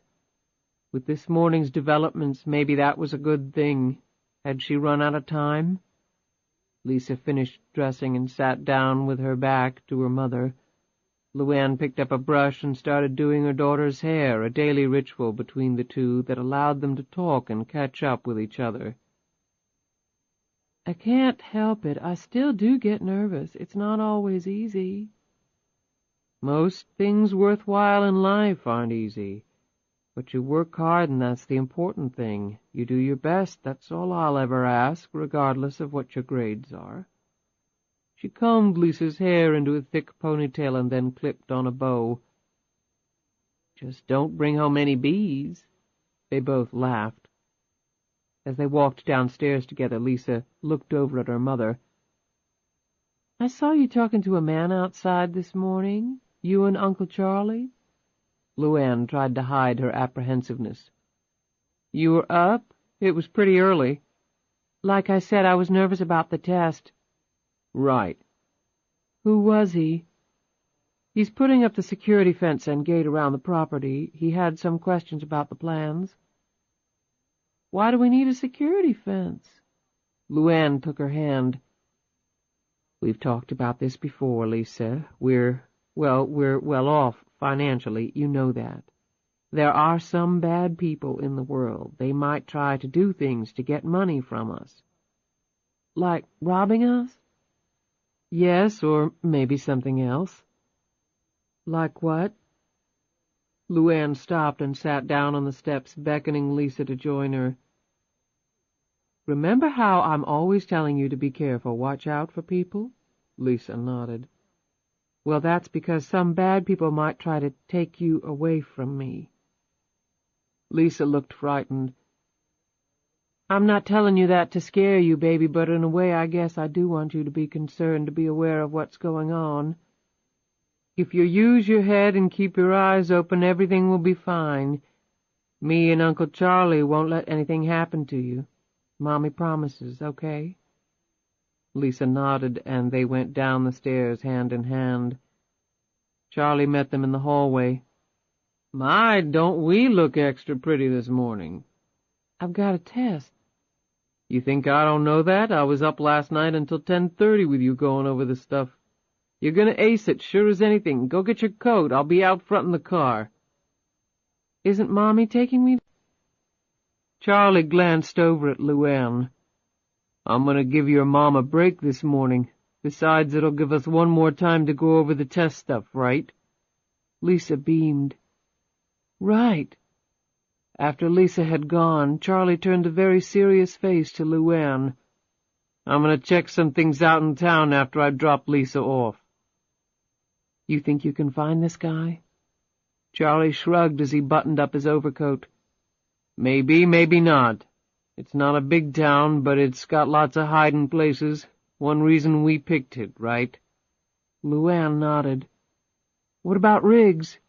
I'll save him for later. I'll go knock on his door now. He might get more suspicious than he already is.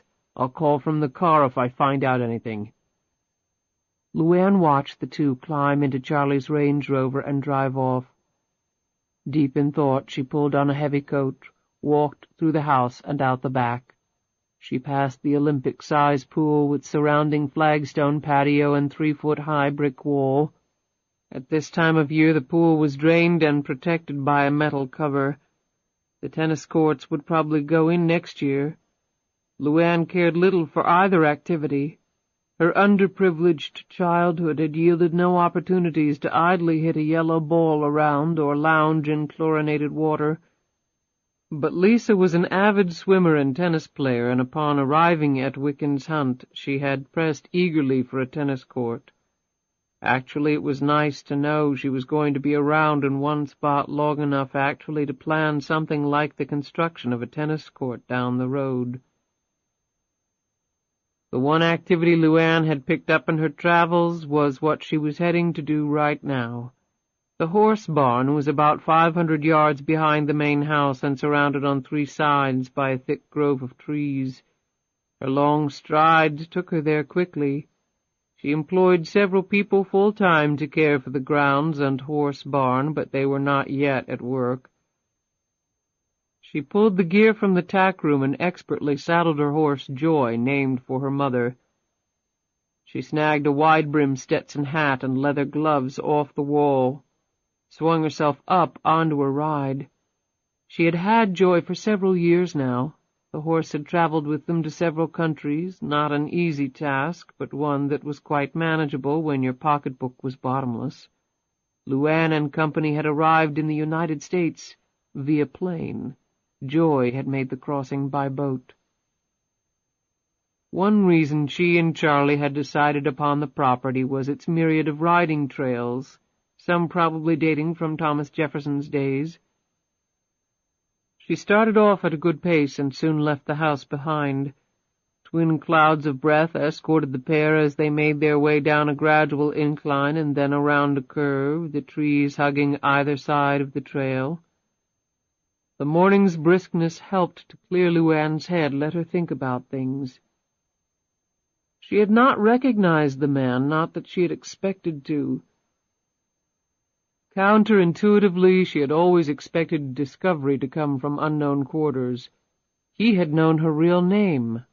Whether that was a recent discovery on his part, or he had found out long ago, she had no way of knowing. Many times she had thought about going back to Georgia and telling the truth, just making a clean breast of it and attempting to put all of it behind her.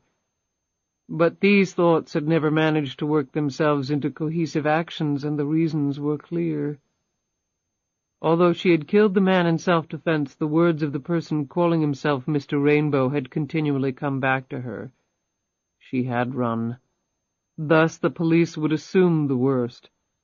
On top of that, she was vastly rich, and who would have any sympathy or compassion for her now? Especially people from her hometown. The Shirley Watsons of the world were not so rare. Added to that was the fact that she had done something that was absolutely wrong.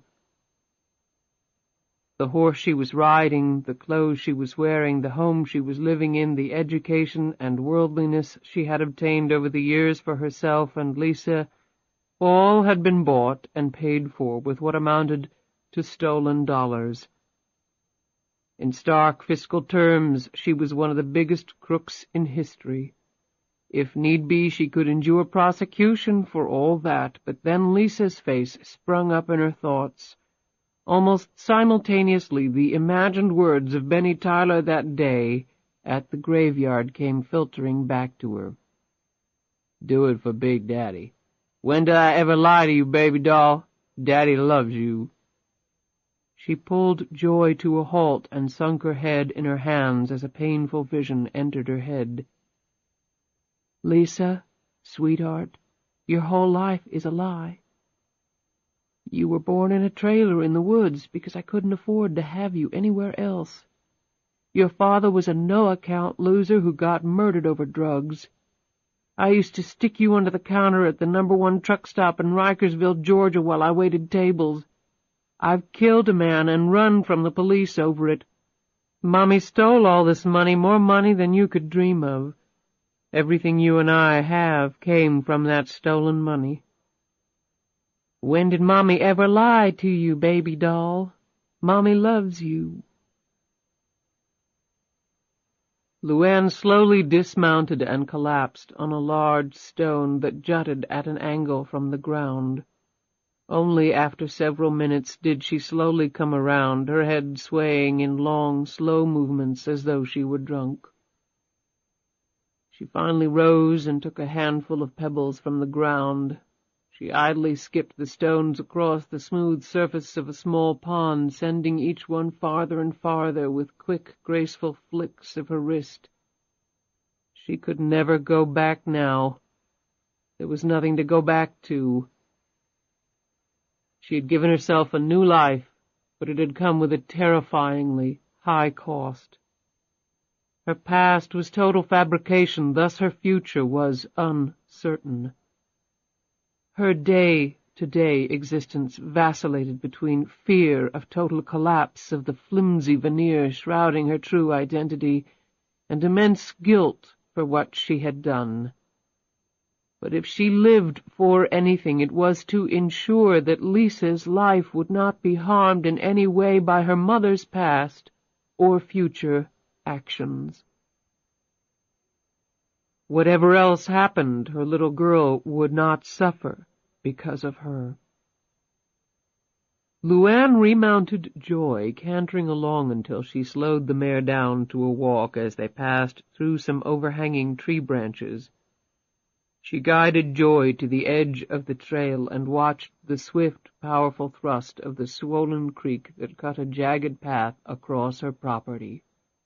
There had been recent heavy rains, and early snow in the mountains had turned the usually docile water into a dangerous torrent. She backed Joy away from the edge and continued on. 10 years ago, just after she, Charlie, and Lisa had landed in London, they had immediately boarded a plane for Sweden. Jackson had given them detailed marching orders for the first 12 months, and they had not dared to deviate from them. The next 6 months had been a whirlwind zigzag through Western Europe, and then several years in Holland, and then back to Scandinavia, where a tall, light-haired woman would not seem so out of place. They had also spent time in Monaco and surrounding countries. The last 2 years had them in New Zealand, where they had all enjoyed the quiet, civilized, and even somewhat old-fashioned lifestyle. While Lisa knew multiple languages, English had been her primary one. LuAnn had been firm on that. LuAnn was an American, despite spending so much time away. It had indeed been fortunate that Charlie was a seasoned traveler. It had been largely through his efforts that potential disaster had been avoided at several different times. They had not heard from Jackson, but both assumed that he knew Charlie was with her. Thank God he was. If he hadn't gotten on that plane, LuAnn didn't know what she would have done. As it stood now, she couldn't function without him, and he wasn't getting any younger. She shook at the thought of life without the man. To be robbed of the one person in her life who shared her secret, who loved her and Lisa. There was nothing Charlie wouldn't do for them, and when his life ended and that void erupted, she drew in a deep breath. Their new identities had been cemented over the years as LuAnn had taken great pains to establish the history Jackson had concocted for her and her daughter. The toughest part, by far, had been Lisa. Lisa believed her father to have been an extremely wealthy European financier who had died when Lisa was very young and who had left behind no family other than them. Charlie's role, while never fully explained, was clearly one of family, and the uncle label had seemed a natural one. There were no photographs of Mr. Savage. LuAnn had explained to Lisa that her father was very reclusive and a touch eccentric, and had allowed none to be taken. LuAnn and Charlie had long debated whether actually to create a man, photos and all, but had decided that it would be too dangerous. A wall with holes punched through it would eventually fall.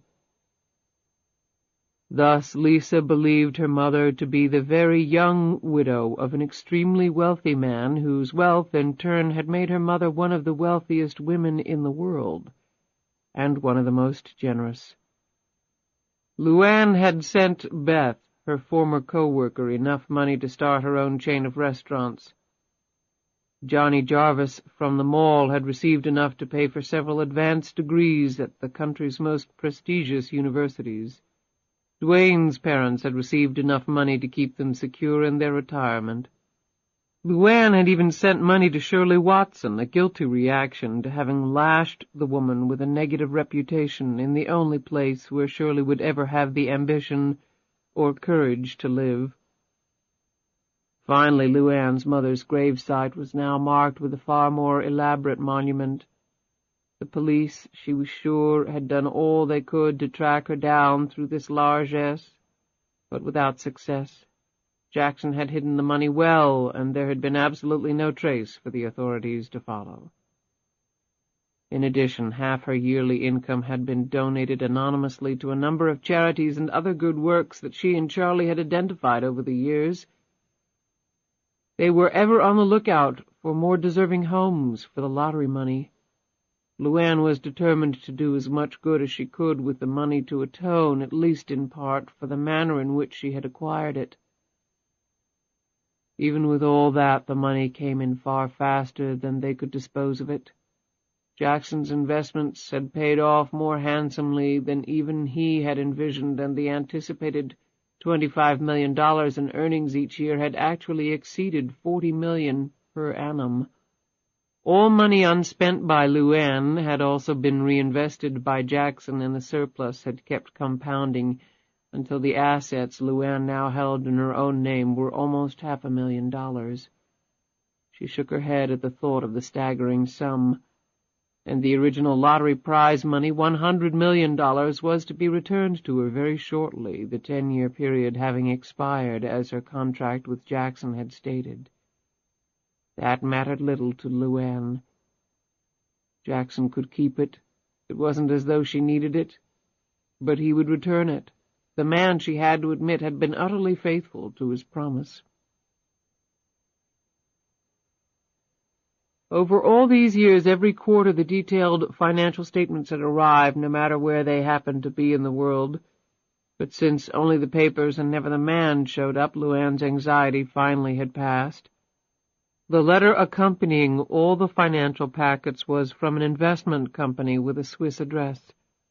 She had no idea of Jackson's ties to this firm, nor did she care to explore that area further. She had seen enough of him to be respectful of his volatility, and more disturbingly of the extreme consequences which he was capable of causing. She also remembered how he had been prepared to kill her if she had rejected his offer. There was something not quite natural about him. The powers he seemed to possess could hardly be of this world. She stopped at a large oak. From one of its branches a long, knotted rope dangled. LuAnn gripped the rope and lifted herself off the saddle, while Joy, already quite familiar with this ritual, waited patiently. Her arms moving like wonderfully calibrated pistons, LuAnn swiftly climbed to the other end of the rope, which was tied around a thick branch almost 30 feet off the ground, and then made her way back down. She repeated the process twice more. She had a fully equipped gymnasium in her home where she worked out diligently. It wasn't vanity. She had little interest in how it made her look. She was naturally strong, and that physical strength had carried her through many a crisis.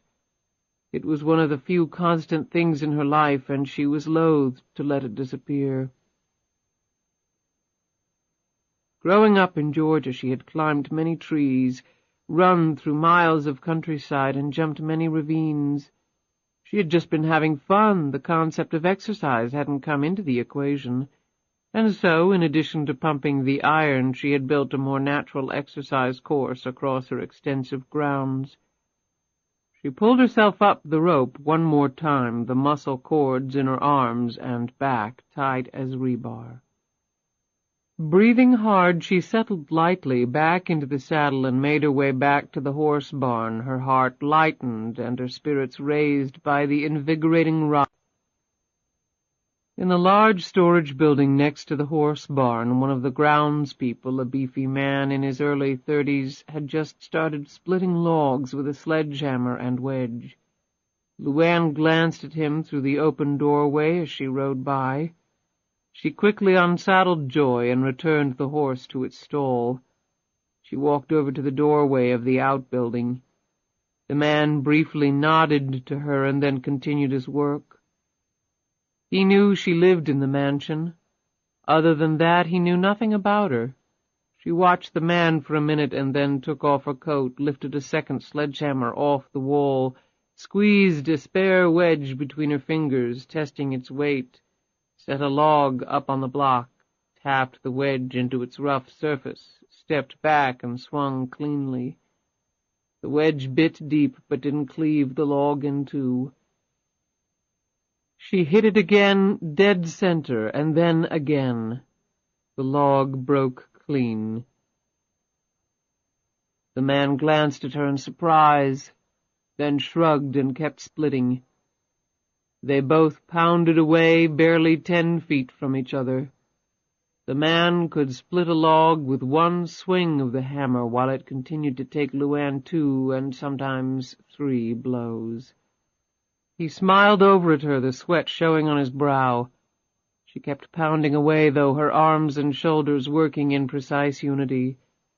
And within 5 minutes she was cracking a log with one blow, and before he knew it she was doing it faster than he. The man picked up his pace, the sweat falling faster across his brow, his grin gone as his breaths became more painful. After 20 minutes he was taking 2 and 3 strikes to crack a log as his big arms and shoulders started to tire rapidly, his chest heaving and his legs rubbery. He watched in growing amazement as LuAnn continued, her pace steady, the strength of her blows against the wood totally undiminished. In fact, she seemed to be hitting the wedge harder and harder. The sound of metal on metal rang out louder and louder. Finally the man dropped the sledgehammer and leaned back against the wall, his gut heaving, his arms dead, his shirt drenched in perspiration despite the chilly weather. LuAnn finished her pile of logs and, barely missing a stroke, finished off his stack as well. Her work complete, she wiped her forehead and replaced the sledgehammer on the wall hook before glancing over at the puffing man as she shook out her arms. "You're very strong," she said, looking at the substantial pile of wood he had split as she put her coat back on. He looked at her in surprise and then started laughing. "I was thinking that, too, before you came along.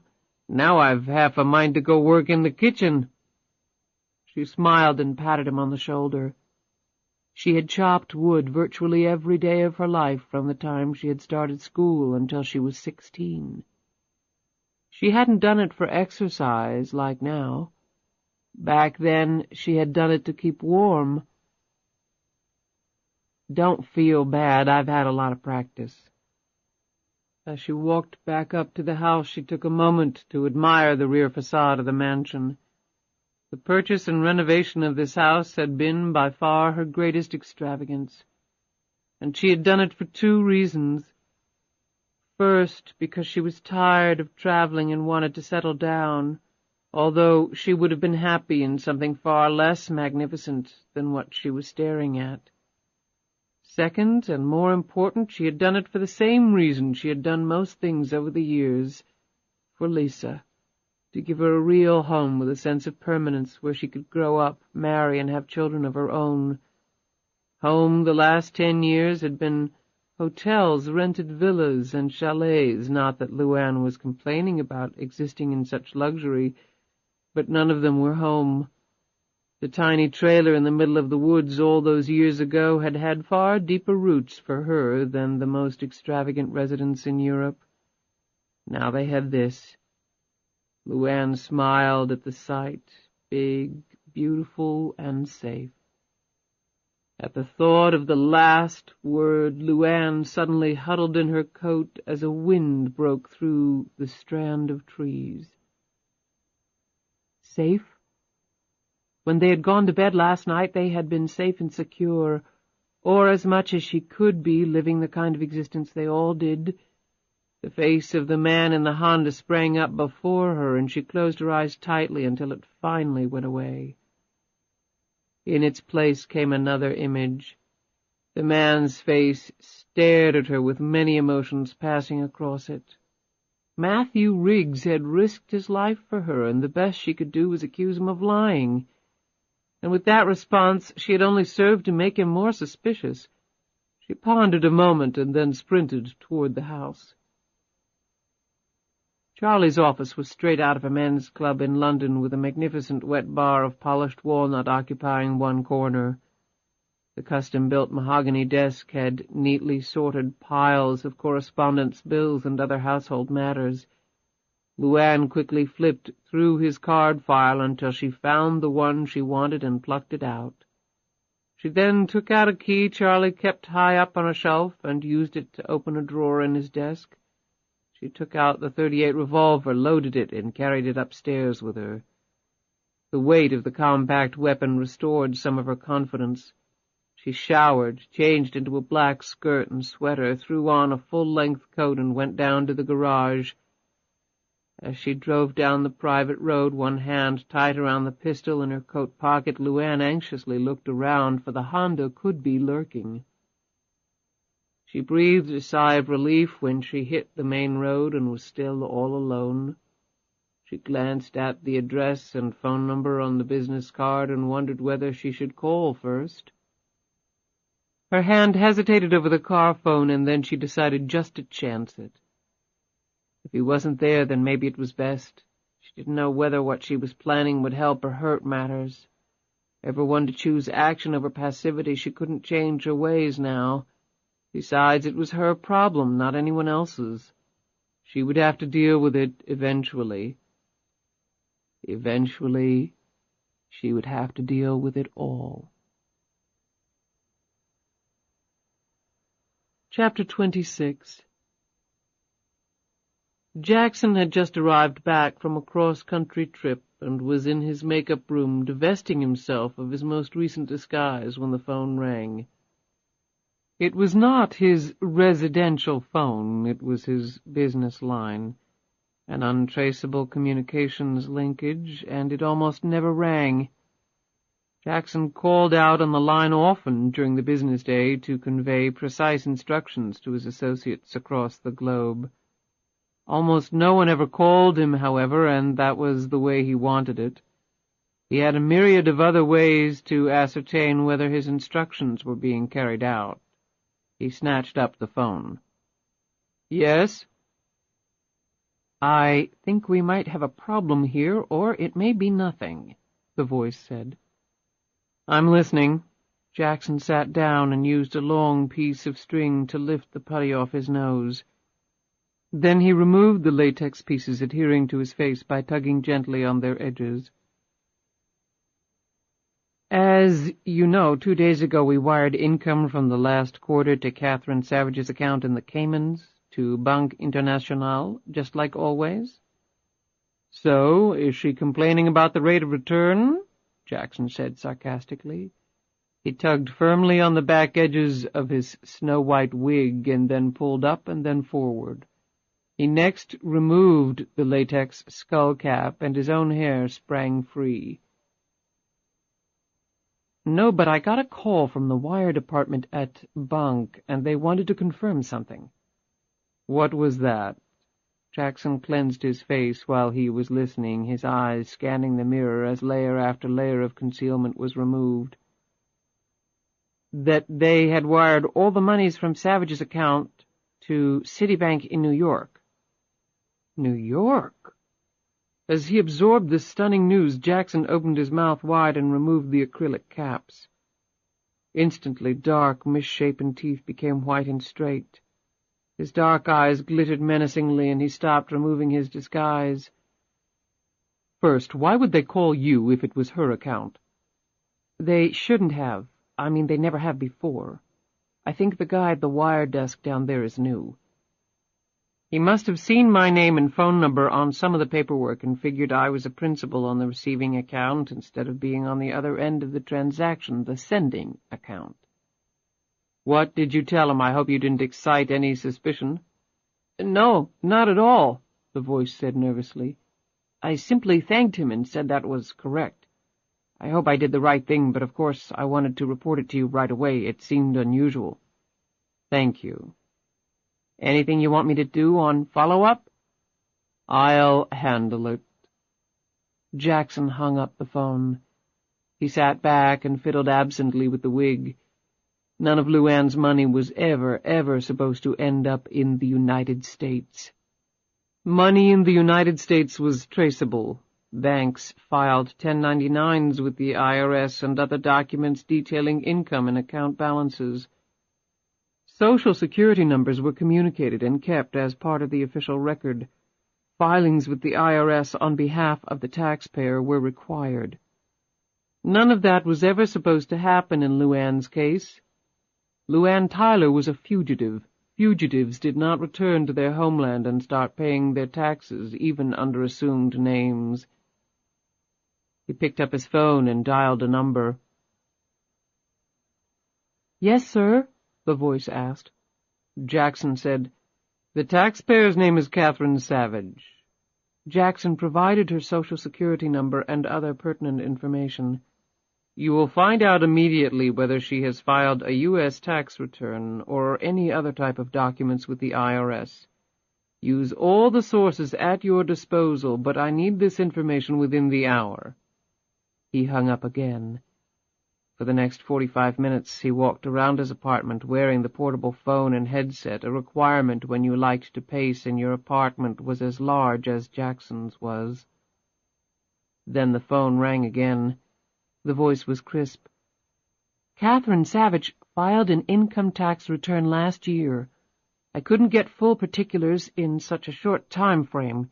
However, according to my source, the income reported was substantial. She also recently filed a change of address form with the IRS.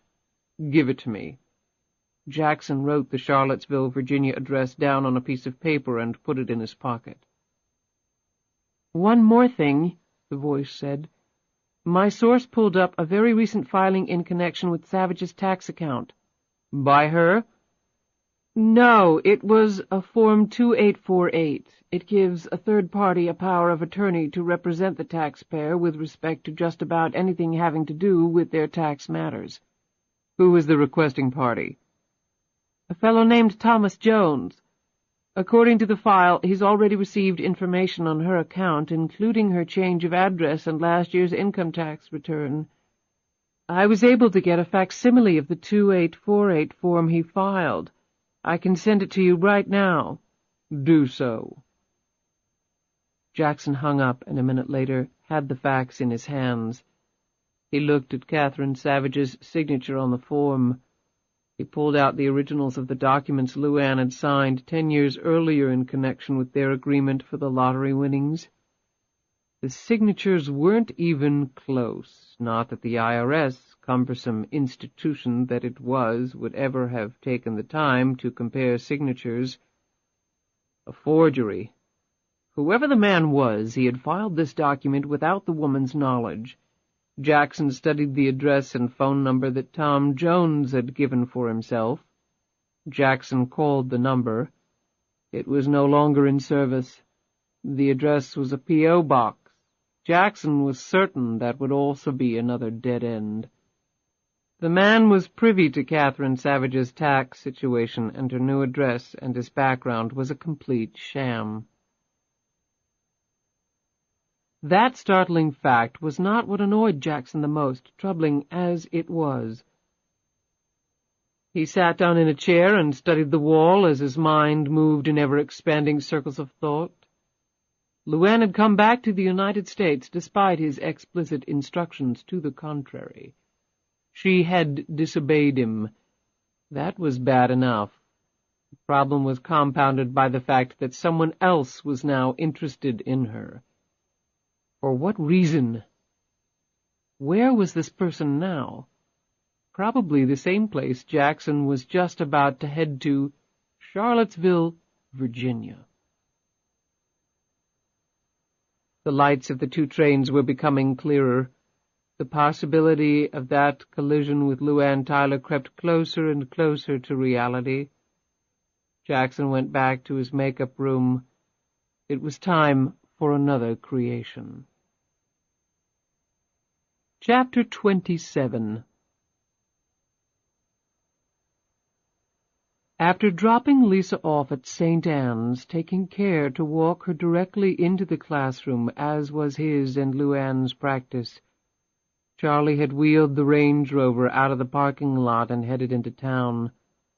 Over the last few months, while LuAnn had remained reclusive inside their mountainside fortress, Charlie had been the point man, meeting with prominent townsfolk, making the rounds of businesses and charities and university officials. He and LuAnn had decided that they could not keep secret her wealth and presence in this small, albeit cosmopolitan town, and any attempt to do so would invite more suspicion rather than less. Thus Charlie's task was to lay the groundwork with the town's leaders for the eventual emergence of LuAnn into their society. However, it would only be a very limited emergence. Everyone could understand the need for privacy of the extremely wealthy, and there were many organizations very eager to receive donations from LuAnn, so that maximum cooperation and understanding would likely be forthcoming. That pipeline had already been opened as LuAnn had. As he headed down the road, Charlie shook his head wearily. All these plans, strategies, and whatnot. Being phenomenally wealthy was a big pain in the ass. Sometimes he yearned for the old days. A few bucks in his pocket, a beer nearby, and a pack of smokes when he wanted it. A fight on the tube. He smiled wryly. LuAnn had finally gotten him to stop smoking about 8 years ago, and he knew that had prolonged his life considerably. But he was allowed an occasional cigar. She wasn't about to mother him to death. Charlie's earlier forays into Charlottesville society had produced one contact in an extremely useful position, a contact that he now intended to pump for information that would allow him and LuAnn to check out her pursuer and, if possible, forestall any real problem. If the man wanted money, that was one thing. If money was not an issue, LuAnn's pocketbook was more than sufficient to satisfy even the most outrageous blackmailer. But what if the issue wasn't simply money? The problem was, Charlie was unsure exactly what the man knew or didn't know. He had mentioned LuAnn's real name. Did he also know about Dwayne Harvey's murder and LuAnn's relationship to the dead man? The warrant that had been issued for LuAnn's arrest 10 years ago? And how had he tracked LuAnn down after all these years? The next issue was even more critical. Did the man know about the lottery fix? LuAnn had told Charlie all about the man calling himself Rainbow. Rainbow might have figured it out. He had followed her, watched her buy a lottery ticket, leave immediately for New York, and win a fortune. Had the man known it was rigged, and had he told anyone? LuAnn had not been sure. And what happened to Rainbow? Charlie licked his lips nervously. He had never really known Jackson, never even seen him. But while he had worked for him, he had talked to the man often. The tones of Jackson's voice had been unremarkable, even calm, direct, supremely confident. Charlie had known people just like that. These men weren't the blusterers, the ones who always said a hell of a lot more than they ever had the courage or ability to back up in reality. They were the ones who looked you dead in the eye, said precisely what they intended to do with little fanfare or hyperbole, and then simply did it. These types would efficiently disembowel you and not lose any sleep over it. Jackson, Charlie had long ago decided, was one of those. Despite his own toughness and strength, Charlie shivered slightly. Wherever Rainbow was, it wasn't among the living, that was for damn sure. Charlie drove on, lost in thought.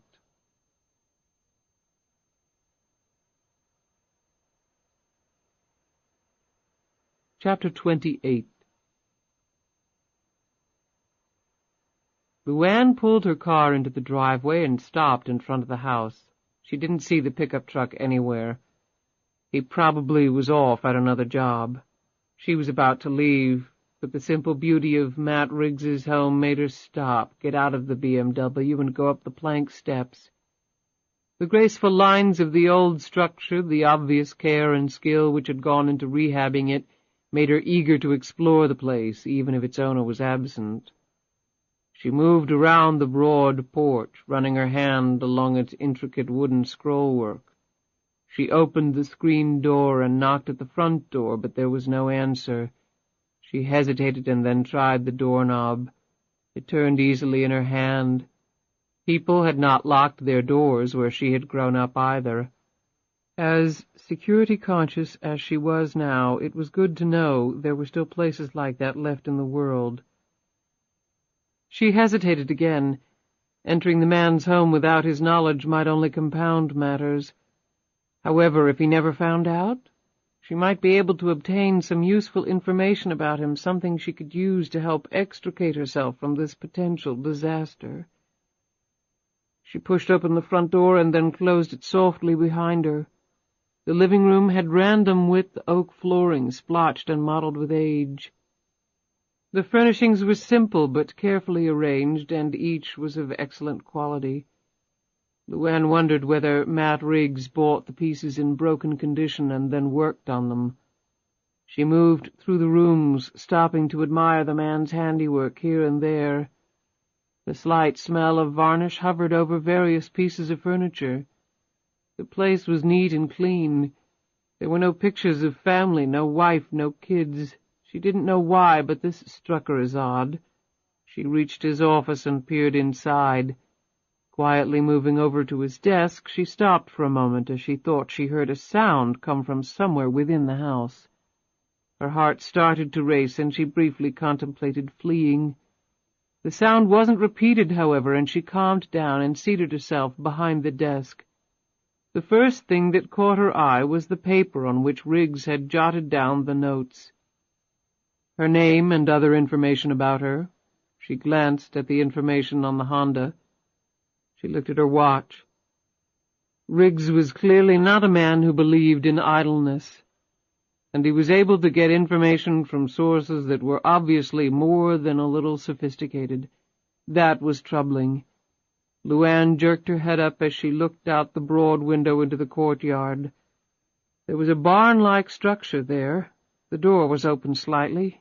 LuAnn had thought she had noted movement there. As she got up to go outside, her hand dipped into her jacket pocket and closed around the .38. When she exited the house, she started to head back to her car. Then her curiosity got the better of her, and she crept over to the barn door and peered inside. An overhead light illuminated the area well. It was set up as a workshop and storage facility. In front of 2 entire walls were sturdy workbenches and tables and more tools than LuAnn had ever before seen in one place. The 2 other walls had shelving where wood supplies and other materials were stacked in precise configurations. As LuAnn moved inside, she eyed the staircase at the rear of the structure. In former times she was certain it would have led to a hayloft. Riggs, however, had no animals in need of hay, at least that she could see. She wondered what it housed now. She took the steps slowly. When she reached the top, she stared in amazement. The place was set up as a small study and observation area. 2 bookcases, a beat-up leather chair and ottoman, and an ancient pot-bellied stove stared back at her. In one corner an old-fashioned telescope was set up to look out a huge window in the rear of the barn. As LuAnn climbed up and looked through the window, her heart started to pound. Riggs's truck was parked behind the barn. As she turned to run down the stairs, she found herself staring down the barrel of a 12-gauge shotgun. When Riggs saw who it was, he slowly lowered the weapon. "What the hell are you doing here?" She tried to move past him, but Riggs grabbed her arm. She just as quickly pulled it free. "You scared me to death," she said. "Sorry, now what the hell are you doing here?" "Is this how you usually welcome company into your home?"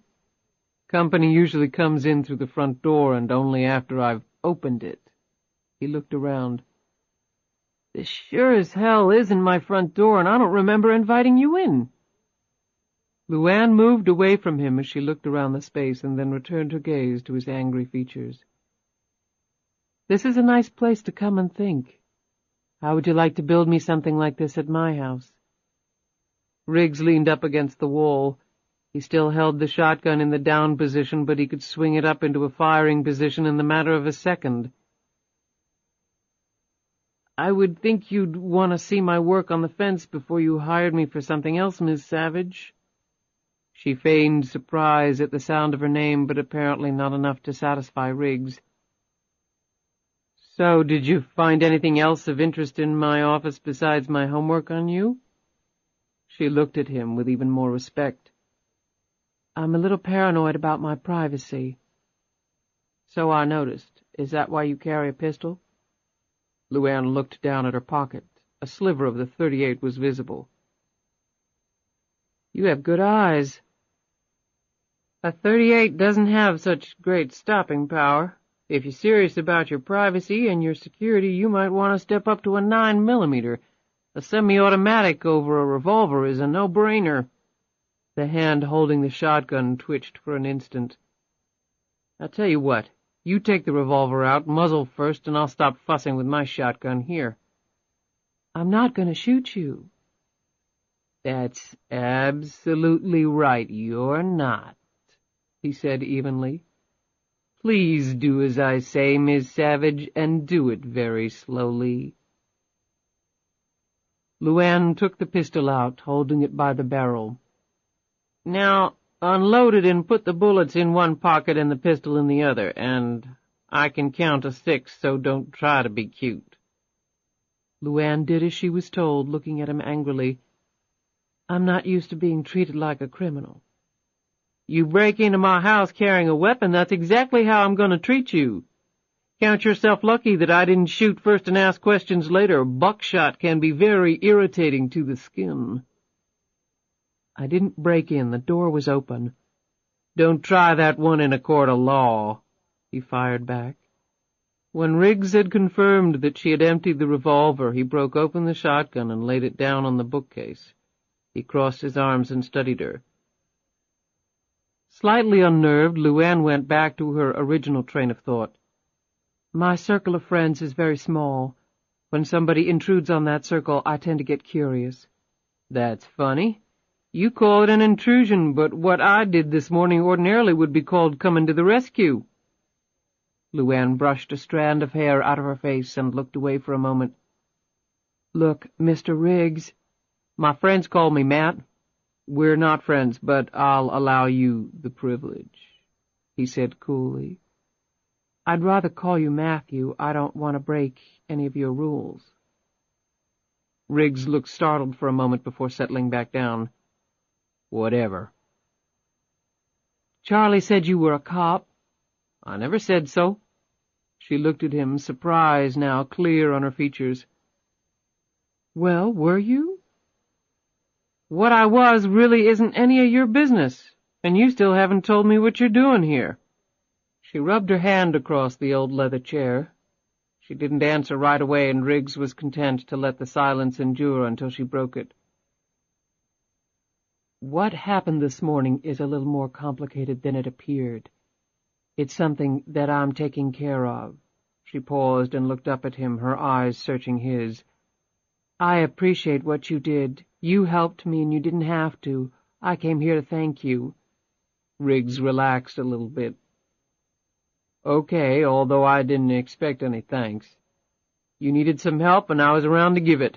One human being to another. The world would be a hell of a lot better place if we all lived by that rule. I also came to ask a favor. Riggs inclined his head toward her, waiting. The situation this morning, I would appreciate it if you'd just forget about it. Like I said, Charlie and I are taking care of it. If you got involved, it might make things more difficult for me. Riggs took this in for a few moments. Do you know the guy? I really don't want to get into it. Riggs rubbed his chin. You know, the guy banged me up, so I already feel like I'm involved. LuAnn moved closer to him. I know you don't know me, but it would mean a lot if you would just drop it. It really would.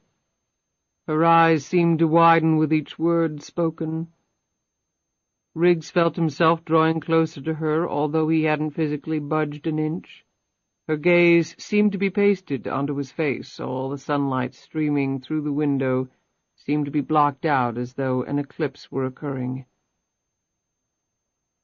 I'll tell you what, unless the guy gives me any more trouble, I'll forget it ever happened. LuAnn's tensed shoulders slumped in relief. Thank you. She moved past him toward the stairs. The scent of her perfume drifted through his nostrils. His skin started to tingle. It had been a long time since that had happened. Your home is beautiful, she said. It certainly doesn't compare to yours. Did you do it all yourself? Most of it. I'm pretty handy. Why don't you come by tomorrow and we can talk about you doing some more work for me? Miss Savage. Call me Catherine. Catherine, you don't have to buy my silence. Around noon, I can have some lunch ready. Riggs gave her a searing look and then shrugged. I can make that. As she started down the stairs, he called after her. That guy in the Honda? Don't assume he's going to give up. She glanced back at the shotgun for one significant moment before settling her gaze on him. I never assume anything anymore. I never assume anything anymore, Matthew. Well, it's a good cause, John, and she likes to help good causes. Charlie leaned back in his chair and sipped the hot coffee. He was sitting at a window table in the dining room of the Boar's Head Inn off Ivy Road, a little west of the University of Virginia. 2 plates held the remnants of breakfast. The man across from him beamed. "Well, I can't tell you how much it means to the community. Having her here, both of you, is just wonderful." Wearing a costly double-breasted suit with a colorful handkerchief dangling from the outer pocket and matching his polka-dot tie, the wavy-haired John Pemberton was one of the area's most successful and well-connected real estate agents. He also sat on the boards of numerous charities and local communities. The man knew virtually everything that happened in the area, which was precisely the reason Charlie had asked him to breakfast. Further, the commission on the sale of LuAnn's home had landed 6 figures in Pemberton's pocket, and he was, thus, an eternal friend. Now he looked down at his lap, and a sheepish grin appeared on his handsome features when he looked back up at Charlie. "We are hoping to actually meet Miss Savage at some point." "Absolutely, John, absolutely. She's looking forward to meeting you, too. It'll just take some time. She's a very private person, you understand." Of course. This place is full of people like that. Movie stars, writers, people with more money than they know what to do with." An involuntary smile played across Pemberton's lips. Charlie assumed the man was daydreaming about future dollars of commission when these wealthy folk moved in or out of the area. "You'll just have to live with my company for a little while longer." A grin creased Charlie's features. "And very enjoyable company it is, too," Pemberton replied automatically. Charlie put down his coffee cup and pushed his breakfast plate away. If he still smoked cigarettes, he would have stopped to light one up. "We have Matt Riggs doing some work for us." "Putting in the security fence, yes, I know. Undoubtedly his biggest job to date." Upon noting Charlie's surprised look, Pemberton smiled in an embarrassed fashion. "Despite its cosmopolitan appearance, Charlottesville really is a small town. There is very little that happens that isn't known by most people soon thereafter." At those words, Charlie's spirits plummeted. Had Riggs already told someone? Had they made a mistake coming here? Should they have planted themselves amid the 7 million residents of New York City instead? With an effort, he shook off these numbing thoughts and plunged ahead. "Right. Well, the guy had some terrific references." "He does very good work, dependable and professional. He hasn't been here all that long by the standards of most locals, about 5 years, but I've never heard a bad word said about him." "Where'd he come from?" "Washington, D.C., not the state of." Pemberton fingered his teacup. "So he was a builder up there, then?" Pemberton shook his head. "No, he got his general contractor's license after he got here. Still, he could have apprenticed up there." "I think he had some natural talent for the trade. He's a first-rate carpenter, but he apprenticed with Ralph Steed, one of our best local builders, for 2 years. Ralph passed away about that time, and that's when Riggs went out on his own. He's done very well. He's a hard worker, and landing that fence job doesn't hurt any." "True. Still, the guy just shows up in town one day and plunges into something new? That takes some balls. I mean, I've met him, and it wasn't like he would have been fresh out of college when he came here." "No, he wasn't." Pemberton looked around the small dining area. When he spoke next, it was with a lowered voice. "You're not the first person who has been curious about Riggs's origins." Charlie leaned forward, adding to the conspiratorial image of the pair. "Is that right? What do we have here, a little local intrigue?" Charlie tried to make his tone appear light and unconcerned. "Of course, rumors come and go, and you know the questionable veracity of most of them. Still, I have heard from various sources that Riggs held some important position in Washington." Pemberton paused for effect.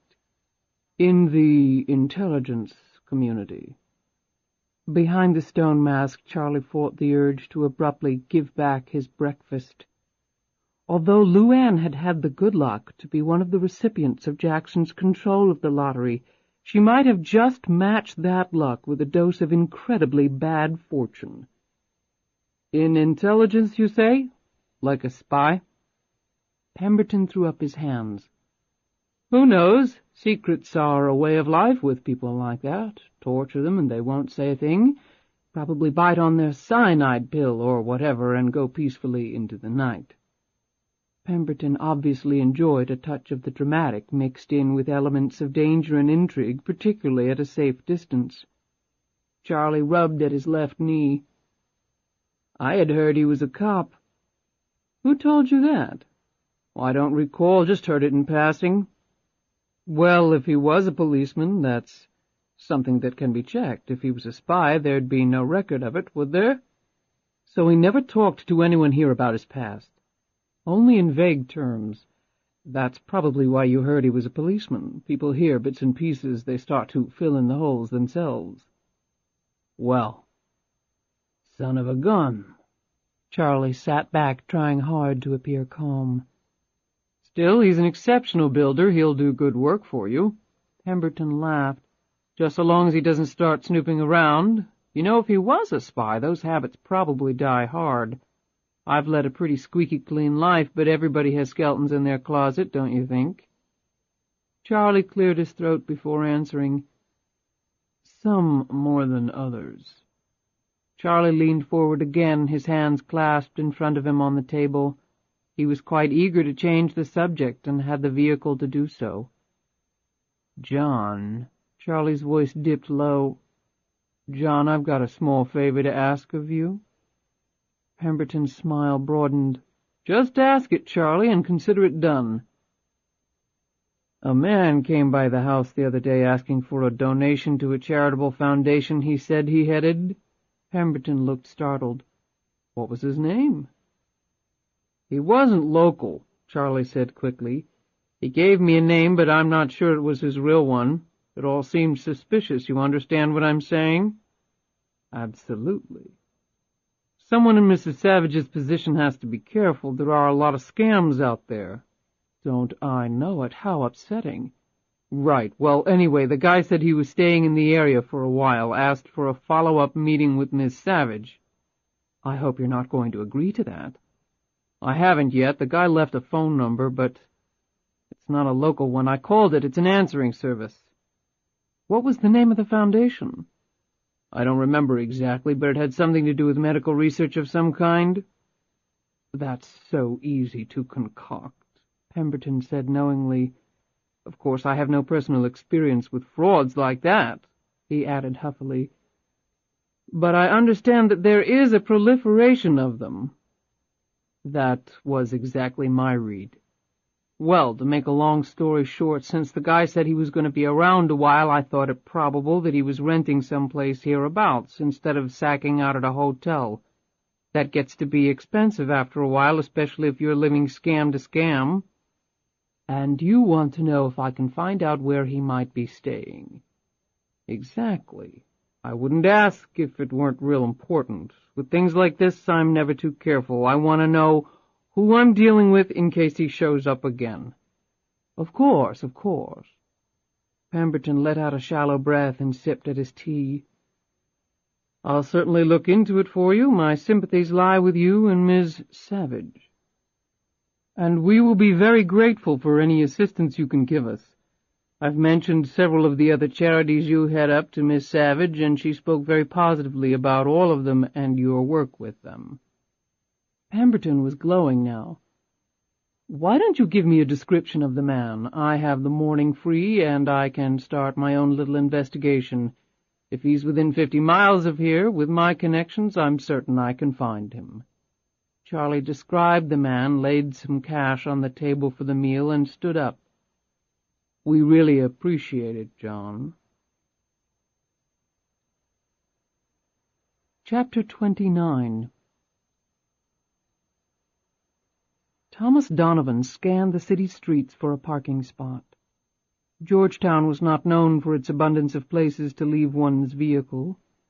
He was driving a new rental car, a late-model Chrysler. He turned right from M Street onto Wisconsin Avenue and finally managed to snag a spot on a side street not too far from where he was heading. A light rain began to fall as he walked down the street. The quiet area he soon found himself in harbored an elite neighborhood of towering brick and clapboard residences, which were home to high-ranking businessmen and political types. He eyed some of the homes as he walked along. In the lights visible through intricately designed windows, Donovan could make out well-dressed owners settling down in front of warm fires, coddling drinks and exchanging light kisses as they went through their rituals of relaxation after another day of perhaps changing the world, or merely adding to their already hefty investment portfolios. So much wealth and power rested in this area that an energy seemed to wash up from the brick sidewalks and hurtle Donovan along at a furious clip. Money and power had never been overriding ambitions of his. Despite that, his occupation often placed him in close proximity to those who held the attainment of one or both of these prizes above all else. It was a wonderful position from which to play the altruistic cynic, and Donovan often played that role to the fullest, for the simple reason that he genuinely believed in what he did for a living. The irony of this was not lost on him, for without the rich and powerful and their evil ways, at whom would he throw his sharp-edged stones? Donovan finally stopped at one formidable residence, a 100-year-old three-story brick townhouse, sitting behind a high-waste brick wall topped by black steel wrought-iron fencing of a style found throughout the area. He inserted a key into the gate's lock and went up the sidewalk. Another key allowed him entry through the massive wooden front door, and he shook off his coat. The housekeeper appeared immediately and took the wet coat from him. She wore a traditional maid's uniform and spoke with a practiced degree of deference. "I'll tell the missus you're here, Mr. Donovan." He nodded quickly and moved past her into the drawing-room, where he took a moment to warm himself before the blazing fire, and then looked around with contentment.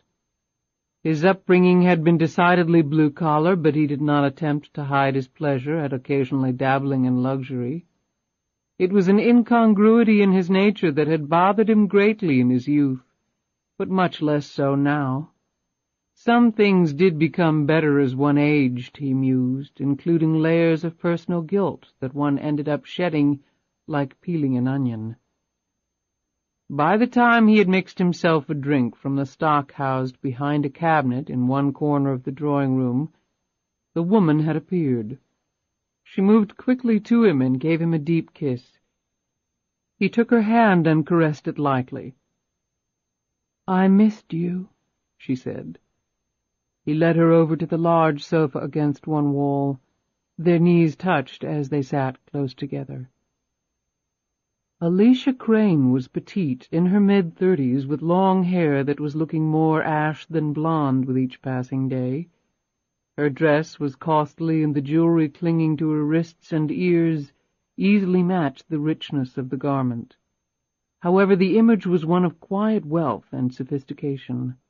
Her features were delicate, the nose so small as to be barely noticeable between the deep luster of the dark brown eyes.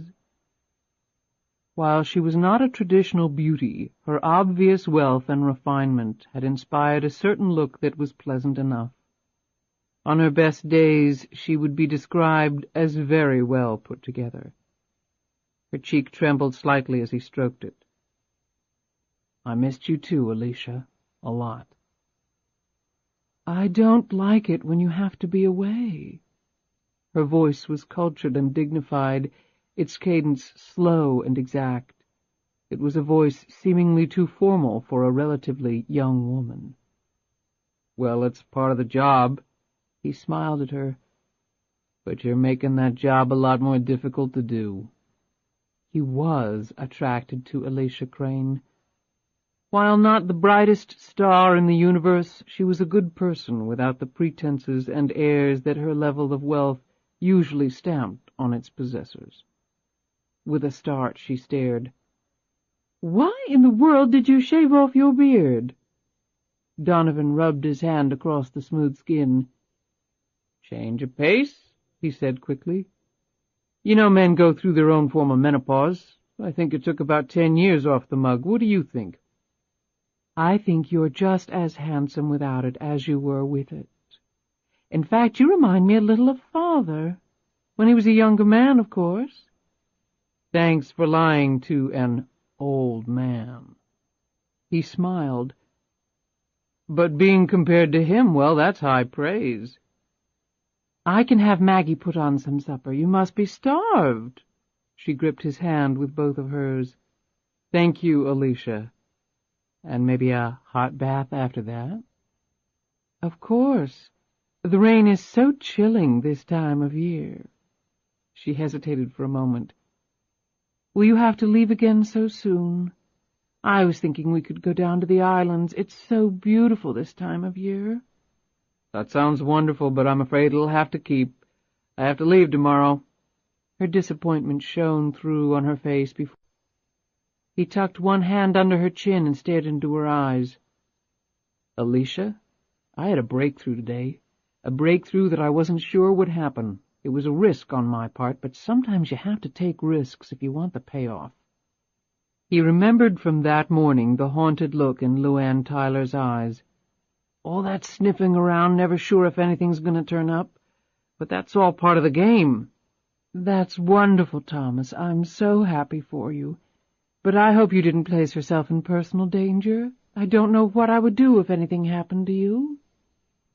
He sat back as he contemplated his daredevil morning. I can take care of myself, but I don't take unnecessary risks. I'll leave that for the kiddies coming up. His voice was calming. He glanced over at her. The look on her face was that of a child listening to her favorite hero recount a past adventure. Donovan finished his drink. A hero. He liked the feeling. Who wouldn't? Who didn't need that kind of unadulterated admiration every now and then? He smiled deeply and gripped Alicia's small hand in his. I promise you something. After I break this story, we're going to take a long vacation, just you and me, someplace warm with plenty to drink, and I can dust off my talents as a sailor. I haven't done that in a long time, and I can't think of anyone I'd rather do it with. How's that sound? She laid her head against his shoulder and squeezed his hand tightly. Wonderful. Chapter 30. You invited him for lunch? Charlie stared at LuAnn with a mixture of anger and frustration on his grizzled face. Would you mind telling me why you did that? And would you mind telling me why the hell you went there in the first place? They were in Charlie's office. LuAnn stood next to the bulky desk while Charlie sat in front of it. He had unwrapped a thick cigar and was about to light it when LuAnn had delivered the news of her excursion that morning. Defiance was all over LuAnn's features as she scowled back at him. I couldn't just sit around and do nothing. I told you I was going to handle it. What, you don't trust my judgment anymore? Of course I do, Charlie. It's not that. LuAnn dropped her defiant stance, perched on the edge of his chair, and ran her fingers through his thinning hair. I figured if I could get to Riggs before he had a chance to do anything, apologize, and then get him to drop it, we'd be free and clear. Charlie shook his head, wincing as a small pain worked at his left temple. He took a deep breath and put an arm around her waist. LuAnn, I had a very informative conversation with John Pemberton this morning. Who? Real estate agent. Guy who sold us the house. That's not important. What is relevant is the fact that Pemberton knows everybody and everything that goes on in this town. He's trying to track down the guy in the Honda for us right now. LuAnn jerked back. You didn't tell him. I concocted a cover story and fed it to him. He slurped it up like it was the sweetest ice cream in the world. We both have gotten real good with making up stuff over the years, haven't we? Sometimes too good, LuAnn said gloomily. It's getting harder and harder to remember what's true and what's not. I also talked to Pemberton about Riggs, trying to get some of the guy's history out to try and get a feel for the guy. He's not a cop. I asked him and he said he wasn't. You said he was. I know, a screw-up on my part, but Riggs led me to believe he was. So what the heck was he, and why all the secrecy? A funny question coming from you. LuAnn jabbed an elbow playfully into Charlie's side. Her smile disappeared with Charlie's next words. Pemberton thinks Riggs was a government spy. A spy? Like the CIA? Who the hell knows? It's not like the guy's going to advertise what outfit he was with. Nobody really knows for sure. His background is kind of a blur as far as Pemberton can tell. LuAnn shuddered, remembering the info Riggs had gathered on her so quickly. Now it perhaps made sense, but she was still unconvinced. And now he builds fences in rural Virginia? I didn't think they ever let spies retire. You've been watching too many mob movies. Even spies change jobs or retire, especially with the Cold War ending. And there are a lot of specialties in intelligence gathering. Not all of them involve trench coats, pistols up the sleeve, and assassination plots against foreign dictators. He could have been just some schlep working in an office looking at aerial photos of Moscow. LuAnn recalled her meeting with Riggs at his home. The way he had handled the shotgun, his observation skills, and his knowledge of firearms, and finally his confident and cool demeanor. She shook her head firmly. He doesn't strike me as the office type. Charlie sighed deeply. Me either, so how'd it go? LuAnn stood back up and leaned against the door jamb, her fingers hooked through the belt loops on the jeans she had changed into. He had already dug up some info on me and the Honda. The cover stuff came up on me, so we're okay there. Anything on the Honda? LuAnn shook her head. Rental up in D.C. Name looked phony, probably a dead end. Riggs moves fast. How'd you find that out? I did a little snooping around his office. When he caught me, he was holding a shotgun. Good gosh, LuAnn, if the guy was a spy, you're lucky he didn't blow your head off. It didn't seem so risky while I was doing it. It turned out all right anyway. You and your risk-taking, like going to the drawing that night in New York. I should really start putting my foot down around here. What else? I admitted to him that the car chase was something we were concerned about and that we were handling it. And he accepted that? No questions? Charlie's tone was skeptical. I was telling the truth, Charlie, she said heatedly. I get kind of tingly all over when the rare occasion happens along that I can do that. Okay, I didn't mean to put a stick in your spokes. God, we sound like an old married couple here. LuAnn smiled. We are an old married couple. We just have a few more secrets to share than most. Charlie flashed her a quick grin and took a moment to light his cigar. So you really think Riggs is okay? He won't keep nosing around? I think he's very curious, and he should be. But he told me he wasn't going to pursue it, and I believe him. I'm not exactly sure why, but I do. There doesn't appear to be much BS in the man. And him coming over for lunch tomorrow, I take it you want to get to know him a little better? LuAnn studied Charlie's face for a moment. Was there a touch of jealousy there? She shrugged her shoulders. Well, it's a way to keep an eye on him and maybe learn a little more about him.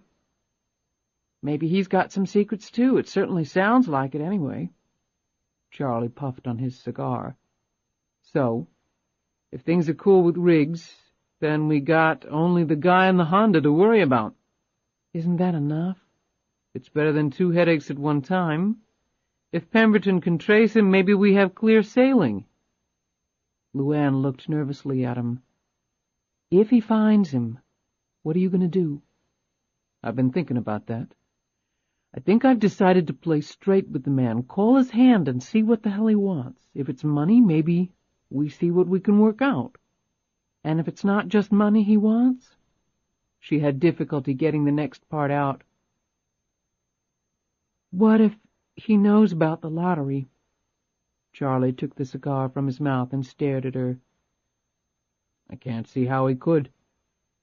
But in the 1,000,000,000 to 1 chance he does, there are a lot of other places in the world we can live, LuAnn. We could be gone tomorrow if we need be.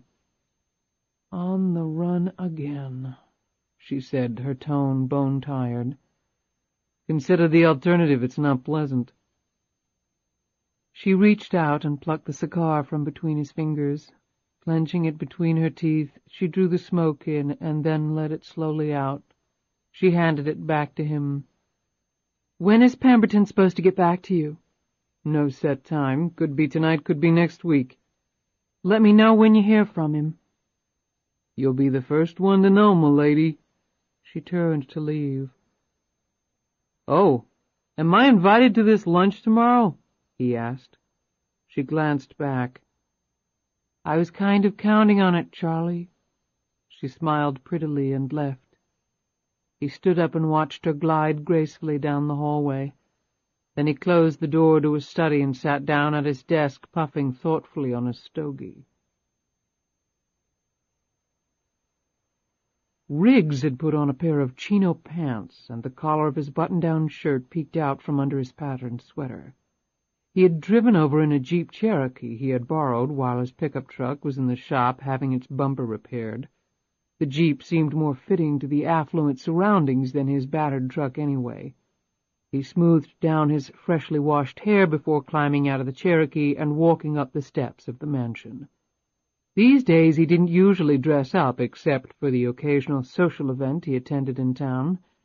He had finally decided a jacket and dress slacks was too pretentious. It was only lunch, after all, and who knew, the lady of the house might ask him to do some on-site work. The door was answered by the maid who escorted Riggs to the library.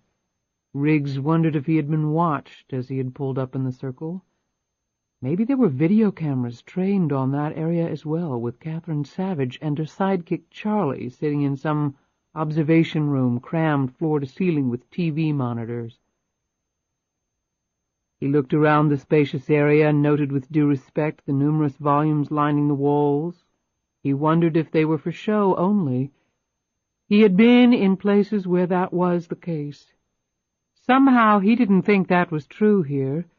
His attention fell upon the photos lining the fireplace mantel.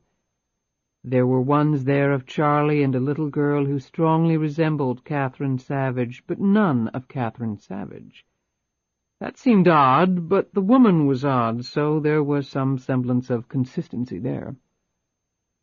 He turned when the double doors to the library opened. His first real encounter with the woman in his reconfigured hayloft had not prepared him for his second. The golden hair tumbled down the stylishly flared shoulders of a black one-piece dress that ended at her bare calves and didn't miss any contour of her long, curvy body along the way. It struck him that on her the garment would have seemed equally appropriate at a state fair or a White House dinner. She wore matching black low-heel shoes.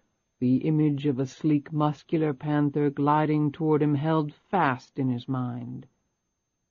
After giving it some thought, Riggs had decided that the woman's beauty was undeniable, but wasn't perfect. After all, whose was? And another remarkable detail now emerged. While there were fine lines beginning to carve themselves around her eyes, Riggs noticed the almost complete absence of lines around her mouth, as though she had never smiled. Curiously, the small scar on her jaw considerably heightened her attraction, he felt. Perhaps by silently forging a layer of danger, of adventure, into her past? "I'm glad you could make it," she said, moving briskly forward and extending a hand, which Riggs shook. He was again amazed at the strength he felt in that grip. Her long fingers seemed to swallow his big, calloused hand. "I know contractors have numerous emergencies during the day. Your time is never your own." Riggs eyed the walls and ceilings of the library. "I heard about some of the renovations you had done here. I don't care how good the GC is, something this complex, things get out of whack every now and then." "Charlie handled all of that, but I think things went fairly smoothly. I'm certainly pleased with the end product." "I could see that." "Lunch will be ready in a few minutes. Sally is setting it up in the rear veranda. The dining room seats about 50, and I thought it might be a little overwhelming for 3. Would you like something to drink beforehand? I'm okay. He pointed at the photos. Is that your daughter or younger sister? She blushed and then followed his gesture, but settled herself on the couch before answering. My daughter, Lisa. She's 10 years old. I can't believe that. The years go by so quickly. Riggs looked her over in an unassuming manner. You must have had her very young, then. Younger than I probably should have, but I wouldn't give her back for anything in the world. Do you have children? Riggs shook his head quickly and looked down at his hands. Never been that lucky. LuAnn had noted the absence of a wedding ring, although some men never wore them. She assumed a man who worked with his hands all day might not wear it, simply for safety reasons. Your wife— I'm divorced, he interjected. Almost 4 years now. He put his hands in his pockets and again ran his eye around the room. He could sense her following the path of his observations. You? He asked, setting his eyes back upon her. Widowed. I'm sorry. She shrugged. It was a long time ago, she said simply. There was a ring in her voice that told Riggs the years had not managed to diminish the impact of the loss. Ms. Savage, please call me Catherine, she smiled impishly. All my close friends do. He smiled and sat down next to her. So, where's Charlie? He's out running some errands. He'll be joining us for lunch, though. So he's your uncle. LuAnn nodded. His wife— I take it your late husband did very well for himself. Or maybe you did. I don't want to sound politically incorrect. Riggs grinned suddenly. Either that, or one of you won the lottery. LuAnn's hand tightened perceptibly on the edge of the couch. My husband was a brilliant businessman who obviously left me very well off. She managed to say this with a casual air. He sure did, Riggs agreed. And you, have you lived here all your life? Gee, after my visit here yesterday, I thought you would have checked out my background thoroughly. I'm afraid I don't have quite the level of sources you obviously do. I didn't think builders had such an information network. Her eyes remained fixed on his. I moved here about 5 years ago, apprenticed with a local builder who taught me the trade. He died about 3 years ago, and that's when I set up my own shop. 5 years, so your wife lived here with you for a year? Riggs shook his head. The divorce was final 4 years ago, but we had been separated for about 14 months. She's still up in D.C. Probably always will be. Is she in politics? Attorney, big partner at a big firm. She has some politically connected clients. She's very successful. She must be good, then. That's still very much a man's world, like a lot of other ones. Riggs shrugged. She's smart, a great business getter. I think that's why we broke up. The marriage thing got in the way. I see. Not what you'd call an original story, but it's the only one I have. I moved down here and never looked back. I take it you like what you do? It can be a hassle sometimes, just like any job. But I like putting things together. It's therapeutic and peaceful. I've been lucky, got some good word of mouth, and the business has been steady. As you probably know, there's a lot of money in this area, even before you came. So I understand. I'm glad your career change has worked out. He sat back while he digested her words, his lips pursed, his hands balled up into fists, but not in a threatening way. He chuckled. Let me guess, you heard that I was either a CIA operative or an international assassin who abruptly decided to chuck all that and take up hammering and sawing in more placid surroundings. Actually, I hadn't heard the assassin angle. They exchanged brief smiles. You know, if you just told people the truth, they'd stop speculating. She couldn't believe she had just made that statement, but there it was. She looked at him with what she hoped was an air of complete innocence. You're assuming that I care if people speculate about me. I don't. That's beneath you, I take it? If I've learned anything in life, it's that you don't worry about what other people think or say. You worry about yourself, and that's good enough. Otherwise, you're setting yourself up to be a basket case. People can be cruel, especially people who supposedly care about you. Believe me, I speak from experience. I take it the divorce wasn't exactly amicable. He didn't look at her when he spoke. I'm not taking anything away from you, but sometimes losing a spouse isn't as traumatic or painful as going through a divorce. They each have their own degrees of hurt, I guess. He looked down at his hands. There was a definite ring of sincerity in his words, and LuAnn felt instant guilt that she, in fact, had not been widowed, at least not by the falsehood of losing a wealthy husband. It was as though he were bearing his wounds in return for LuAnn bearing hers. As usual, it was all lies on her part. Could she even speak the truth any more? In fact, how could she? Speaking the truth would destroy her. All the lies would immediately fall to earth like those old buildings demolished by explosives that caused them to implode. I can understand that, she said. Riggs didn't appear inclined to continue. LuAnn finally looked at her watch. Lunch should be just about ready. I thought after we eat you could look at the site at the rear grounds where I'm thinking of having you build a small studio. She stood up, and Riggs did too. He appeared immeasurably relieved that this particular conversation was over. That sounds good, Catherine. In my business, work is always welcome. As they walked to the rear of the house, Charlie joined them. The two men shook hands. Glad to see you again, Matt. I hope you're hungry. Sally usually puts out a good spread. Lunch was devoted to enjoying the food and drink and discussing innocuous subjects of local interest. However, there was an energy between Charlie and Catherine Savage that was unmistakable to Riggs. A strong bond, he concluded. Unbreakable, in fact. They were family, after all. So what are we looking at time-wise on the fence, Matt? Charlie asked. He and Riggs were on the rear terrace overlooking the grounds. Lunch was over, and LuAnn had gone to pick up Lisa. School had ended early because of a scheduled teacher workshop. She had asked Riggs to remain until she returned so they could talk about the studio construction.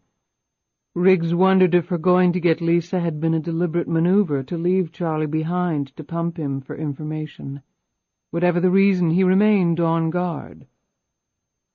Before Riggs had a chance to answer him about the fence, Charlie extended a cigar. You smoke these things? Riggs took it. After a meal like that, and a gorgeous day like this, even if I didn't, I'd be tempted. He snipped off the end with a cutter Charlie handed him, and they took a moment to get their respective smokes going. I figure a week to dig all the post holes. 2 weeks clearing land and assembling and installing the fencing. That includes pouring the cement for the posts. Another week to install the gate and security systems. 1 month total. That's about what I estimated in the contract. Charlie looked him over. I know, but sometimes what you put on paper doesn't work exactly that way in reality. That pretty much sums up the construction business, Riggs agreed. He puffed on his cigar. But we'll get in before the frost, and the lay of the land isn't as bad as I originally thought. He paused and eyed Charlie. After yesterday, I wish I could have that sucker in today. I'm sure you do, too. It was an open invitation for discussion, and Charlie didn't disappoint Riggs. Have a seat, Matt. Charlie indicated a pair of white wrought-iron chairs next to the balustrade. Charlie sat down gingerly. God, these suckers are uncomfortable as hell, and for what they cost, you'd think they were made out of gold. I'm thinking the interior designer we used must have gotten some kind of kickback on them. He smoked his cigar while he looked over the landscape. Damn, it's beautiful here. Riggs followed his gaze. It's the one reason I came here. A big reason. What were the other reasons? Charlie grinned at him. I'm just kidding. That's your business. The emphasis on the word was not lost on Riggs. Charlie wriggled in the seat until he managed to find a semi-comfortable position. Catherine told me about your little discussion yesterday. I assumed she would. She shouldn't go sneaking around people's houses, though. That's not always a healthy thing to do. That's exactly what I told her. I know it might be hard to see, but she's rather headstrong. The two men exchanged knowing chuckles. I do appreciate your agreeing not to pursue it, Charlie said. I told her so long as the guy didn't bother me, I wouldn't bother him. Fair enough. I'm sure you can see that with all of Catherine's wealth, she's a target for a variety of scams, hustles, or downright threats. We have Lisa to worry about, too. We keep a real close eye on her. You sound like you speak from experience. I do. This isn't the first time, and it won't be the last. But you can't let it get to you. I mean, Catherine could buy a deserted island somewhere and make it impossible for anyone to reach her, but what kind of life would that be, for her or Lisa? And you, it's not like you're tapping on the grave, Charlie. You look like you could suit up for the Redskins on Sunday. Charlie beamed at the compliment. I actually played some semi-pro ball way back when, and I can take care of myself. And Catherine nags me about my diet. I think she lets me smoke these things out of pity. He held up the cigar. Although lately I'm feeling old beyond my years. But yeah, I don't want to live on a deserted island. So, any luck finding the guy in the Honda? Riggs asked. I'm working on it. Got some inquiries going. Don't take offense at this, but if you find him, what do you plan on doing about it? Charlie looked over at him. What would you do? Depends on his intentions. Exactly. So until I find him and determine what his intentions are, I don't know what I'm going to do. There was a slight trace of hostility in Charlie's tone that Riggs chose to ignore. He looked back over the countryside. Catherine says she wants to put up an outdoor studio. Do you know where? Charlie shook his head. I really haven't discussed it with her. I think it was a recent impulse on her part. Riggs again looked over at him. Had that been a conscious slip on his part? It was as though Charlie were telling him point-blank that the potential new piece of business was the payoff for Riggs keeping his mouth shut. Or was there another reason? What would she be using it for, the studio? Charlie glanced at him. Doesn't matter. Actually, it does. If it's an art studio, I'd make sure there was sufficient lighting, maybe put in some skylights, and a ventilation system to carry the paint fumes out. If she just wants to use it to get away, read, or sleep, I'd configure it differently. Charlie nodded thoughtfully. I see. Well, I don't know what she plans to use it for, but she doesn't paint. That I know. The men fell silent until that silence was interrupted by the sounds of LuAnn and Lisa approaching. The door to the terrace opened and the pair came out. In person, Lisa Savage resembled her mother even more than in the photo. They both walked the same way, easy glides, no wasted energy. This is Mr. Riggs, Lisa. Riggs had not been around many children in his life, but he did what came naturally. He put out his hand. Call me Matt, Lisa. Pleased to meet you. She smiled and squeezed his hand in return. Pleased to meet you, Matt. That's quite a grip. He glanced up at LuAnn and then Charlie. That particular attribute must run in the family. If I keep coming over here, I might have to start wearing a steel glove. Lisa smiled. Matthew is going to build a studio for me, Lisa, out there somewhere. She pointed toward the rear grounds. Lisa looked up at the house in undisguised wonderment. "Isn't our house big enough?" All the adults burst into laughter at that one, and finally Lisa joined in too. "What's the studio for?" Lisa asked. "Well, maybe it'll be kind of a surprise. In fact, I might let you use it too, sometimes." Lisa grinned broadly at the news. "But only if you keep your grades up," said Charlie. "By the way, how'd your test go?" Charlie's tone was gruff, but it clearly was all a facade. It was obvious to Riggs that the old guy loved Lisa as much as he did her mother, if not more. Lisa's mouth dropped into a pout. "I didn't get an A." "That's okay, sweetie," Charlie said kindly. "Probably my fault. I'm not all that good with math." Lisa suddenly broke into a big smile. "I got an A+. Charlie playfully cuffed her head. "You got your mother's sense of humor, that's for sure." LuAnn said, "Miss Sally has some lunch ready for you. I know you didn't get a chance to eat at school. Run along, and I'll see you after I finish up with Matthew." LuAnn and Riggs walked through the rear grounds. Charlie had begged off. He had some things to do, he had said. After Riggs had walked the property, he pointed to a clearing that was level, had an unobstructed view of the distant mountains, but still had shade trees on two sides. "That looks like a nice spot. Actually, with this much land, you probably have a number of potential locations. By the way, if I knew what you were going to use the place for, I could make a more informed choice for the site." He looked around. "And you have a number of outbuildings already. Another option would be to convert one of those into a studio." "I'm sorry, I thought I was clear on that. I want it done from scratch. None of the other buildings would really do. I want it set up like yours. 2 stories. The first floor could be set up as a workshop for some of my hobbies.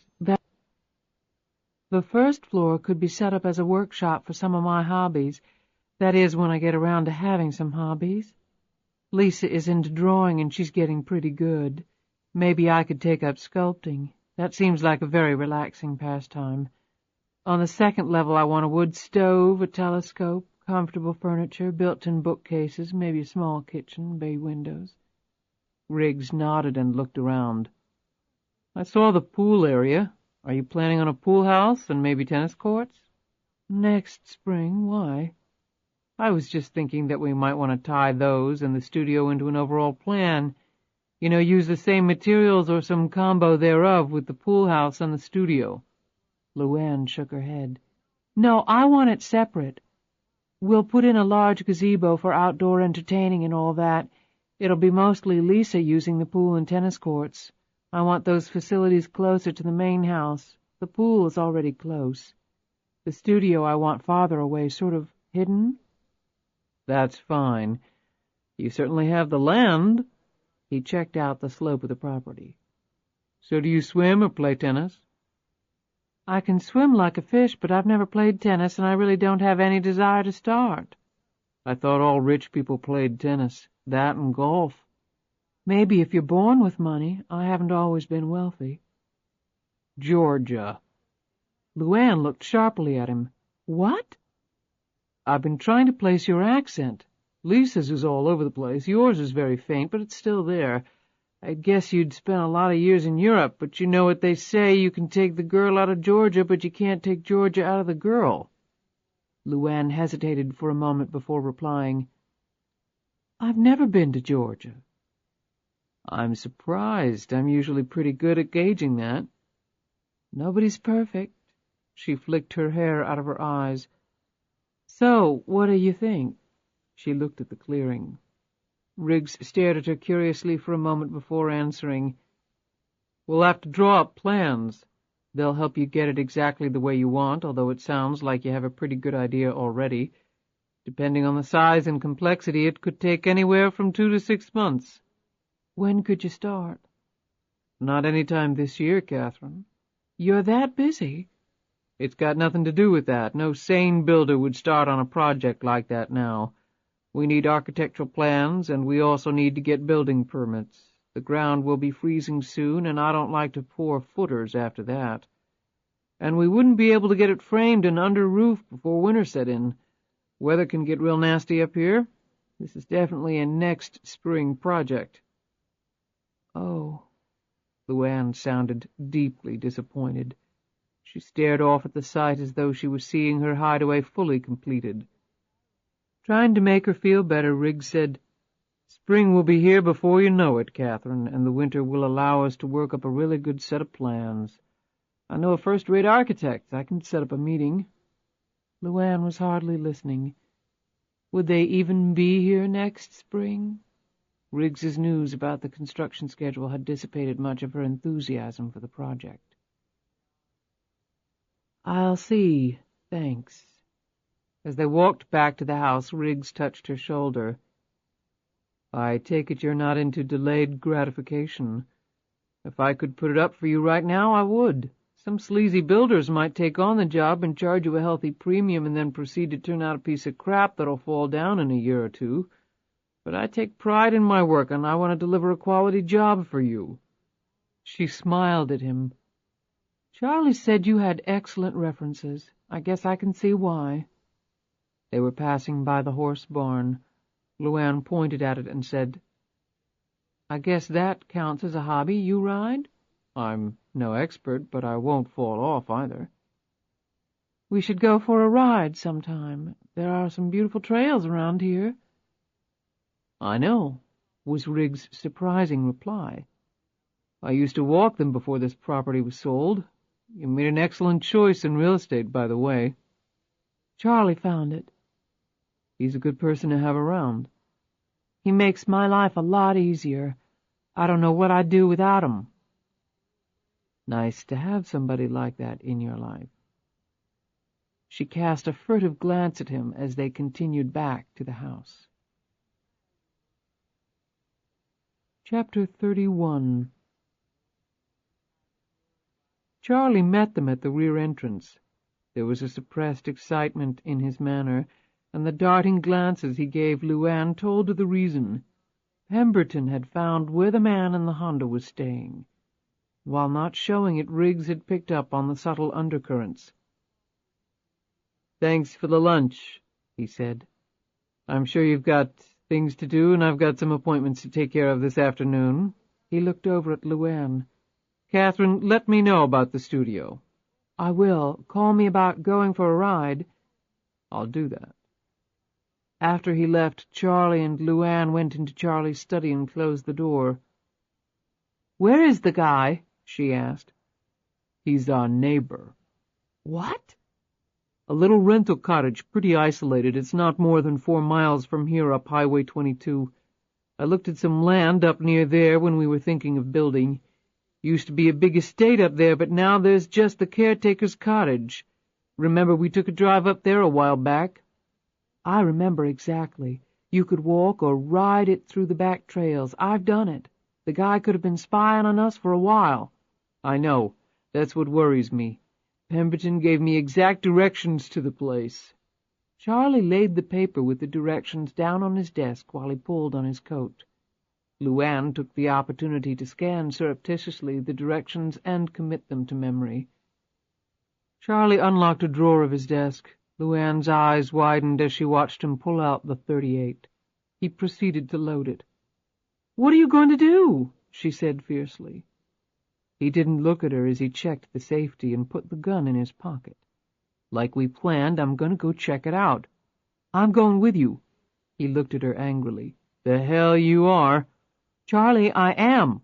"What if there's trouble?" "You're saying that to me?" "You know what I mean. Let me check it out first, see what the guy's up to. I'm not going to do anything dangerous." "So why the gun?" "I said I'm not going to do anything dangerous. I don't know about him." "I don't like it, Charlie." "You think I do? I'm telling you, it's the only way. Something happens, the last thing I want is you in the middle of it." "I've never expected you to fight my battles for me." He touched her cheek gently. "You're not exactly twisting my arm here. I want you and Lisa to be safe and sound. In case you hadn't noticed, I've kind of made that my life's work. By choice." He smiled. She watched him open the door and start to head out. "Charlie, please, be careful." He looked back, noting the worry in her features. "LuAnn, you know I'm always careful." As soon as he left, LuAnn went to her room, changed into jeans and a warm shirt, and pulled on sturdy boots. "In case you hadn't noticed, Charlie, my life's work is to make sure you and Lisa are safe and sound." She grabbed a leather jacket from her closet and raced out of the house in the direction of the horse barn. She saddled Joy and then galloped off toward the maze of trails behind the mansion.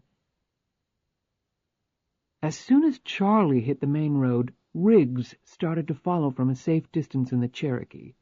Riggs had thought it a 50-50 possibility that something was going to happen as soon as he left. A friend of Riggs had mentioned seeing Pemberton and Charlie having breakfast the day before. That was smart on Charlie's part, and indeed was probably the path Riggs would have taken to track down the man in the Honda.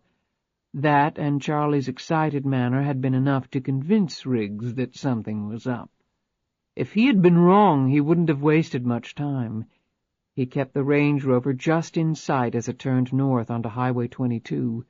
It wasn't easy being invisible on the rural road, but Riggs was confident he could manage it. On the seat next to him was a shotgun. This time, he would be prepared. Charlie glanced to the right and left as he pulled the Range Rover underneath the cover of trees and then stopped. He could see the cottage up ahead. He might have wondered who would have built the place in the middle of nowhere, but Pemberton had informed him that the house had been a caretaker's cottage for a vast estate that was no longer in existence. Ironic that the tiny structure had outlived the main house. He gripped the pistol in his pocket and got out. Threading his way through the thick trees behind the cottage, he made his first stop the shed. Rubbing away the dirt and grime on the window, he was able to barely make out the black Honda inside. For this, he and LuAnn owed Pemberton a nice little donation to a charity of his choice. Charlie waited about another 10 minutes, his gaze glued to the small cottage, looking for any movement, any shadows falling across the windows. The place appeared unoccupied, but the car in the shed belied that appearance. Charlie moved forward cautiously. He glanced around, but did not notice Riggs crouched behind a stand of thick holly bushes to the left of the house. Riggs lowered his binoculars and surveyed the area. Like Charlie, he had detected no movement or sound coming from the cottage, but that didn't mean anything. The guy could be in there just waiting for Charlie to put in an appearance. Shoot first and ask questions later. Riggs gripped his shotgun and waited. The front door was locked. Charlie could have smashed a glass pane next to the door and unlocked the door from the inside, or simply kicked the door until it tore loose from the door jamb. It didn't look all that sturdy.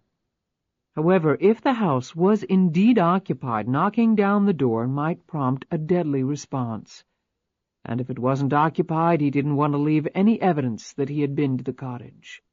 Charlie knocked on the door, his pistol half out of his pocket. He waited and knocked again. There was no answer. He slid the gun back in his pocket and looked at the lock, a common pin tumbler to his expert eye. He pulled out 2 items from his inner coat pocket, a straight pick and a tension tool. Fortunately, arthritis had not yet set into his fingers, or he would not have had the dexterity needed to pick the lock. He first slid the pick into the keyhole and then eased the tension tool underneath the pick. Using the pick, Charlie raised the tumbler pins to their open position, and the constant pressure from the tension tool kept the tumbler pins open. Charlie manipulated the pick, sensing the subtle vibrations of the pins until he was rewarded with a click. He turned the doorknob and the door swung open. He replaced his tools in his coat. His state pen degree had once again worked its magic. All the while he listened intently. He was well aware that a trap could be awaiting him. His hand closed around the .38. If the guy gave Charlie the opportunity to use it, he would. The ramifications of such an act were too numerous to analyze. However, at least a few of them would be better than outright exposure. The cottage's interior was of a simple configuration. The hallway ran from front to back, splitting the space into roughly equivalent halves. The kitchen was in the back on the left. The small dining room fronted that. On his right was an equally modest living room. Tacked on to the rear of that was a combination mudroom laundry room. Plain wooden stairs on the right made their way to the bedrooms on the second floor. Charlie observed little of this because his attention was riveted on the dining room. He stared in amazement at the computer, printer, fax, and stacks of file boxes. He moved closer as his eyes swept to the bulletin board with all the news clippings and photos affixed to it. He mouthed the headlines. LuAnn's face was prominent among the various photos. The whole story was there, the murders, LuAnn winning the lottery, her disappearance. Well, that had confirmed his suspicions. Now it remained to discover who the man was and, more important, what he wanted from them. He made his way around the room, carefully lifting papers here and there, studying the clippings, examining the file boxes. His eyes diligently searched for anything that would identify the man. However, there was nothing. Whoever was pursuing them knew what he was doing. Charlie moved to the desk and carefully slid open a drawer. The papers in there yielded nothing new. He tried the other drawers with similar results. For a moment he thought about turning on the computer, but his skills with that technology were about nil. He was about to begin a search of the rest of the house, when a solitary box in the far corner caught his eye. He might as well hit that, too, he figured. Lifting off the top, Charlie's eyes immediately started to twitch uncontrollably. The word shit passed almost silently from between his lips, and his legs made a serious threat of giving out on him. A single piece of paper stared back at him. The names were listed neatly on it. LuAnn's name was there. Most of the remaining names represented people Charlie was also familiar with. Herman Rudy, Wanda Tripp, Randy Stith, Bobby Joe Reynolds, among others. All past lottery winners. Most of them Charlie had personally escorted, like LuAnn. All of them, he knew, had won their fortunes with Jackson's help. Charlie steadied himself by placing a shaking hand on top of the windowsill. He had been prepared to find evidence of the man knowing all about the murders and LuAnn's involvement. He had not been at all prepared to learn that the lottery scam had been uncovered.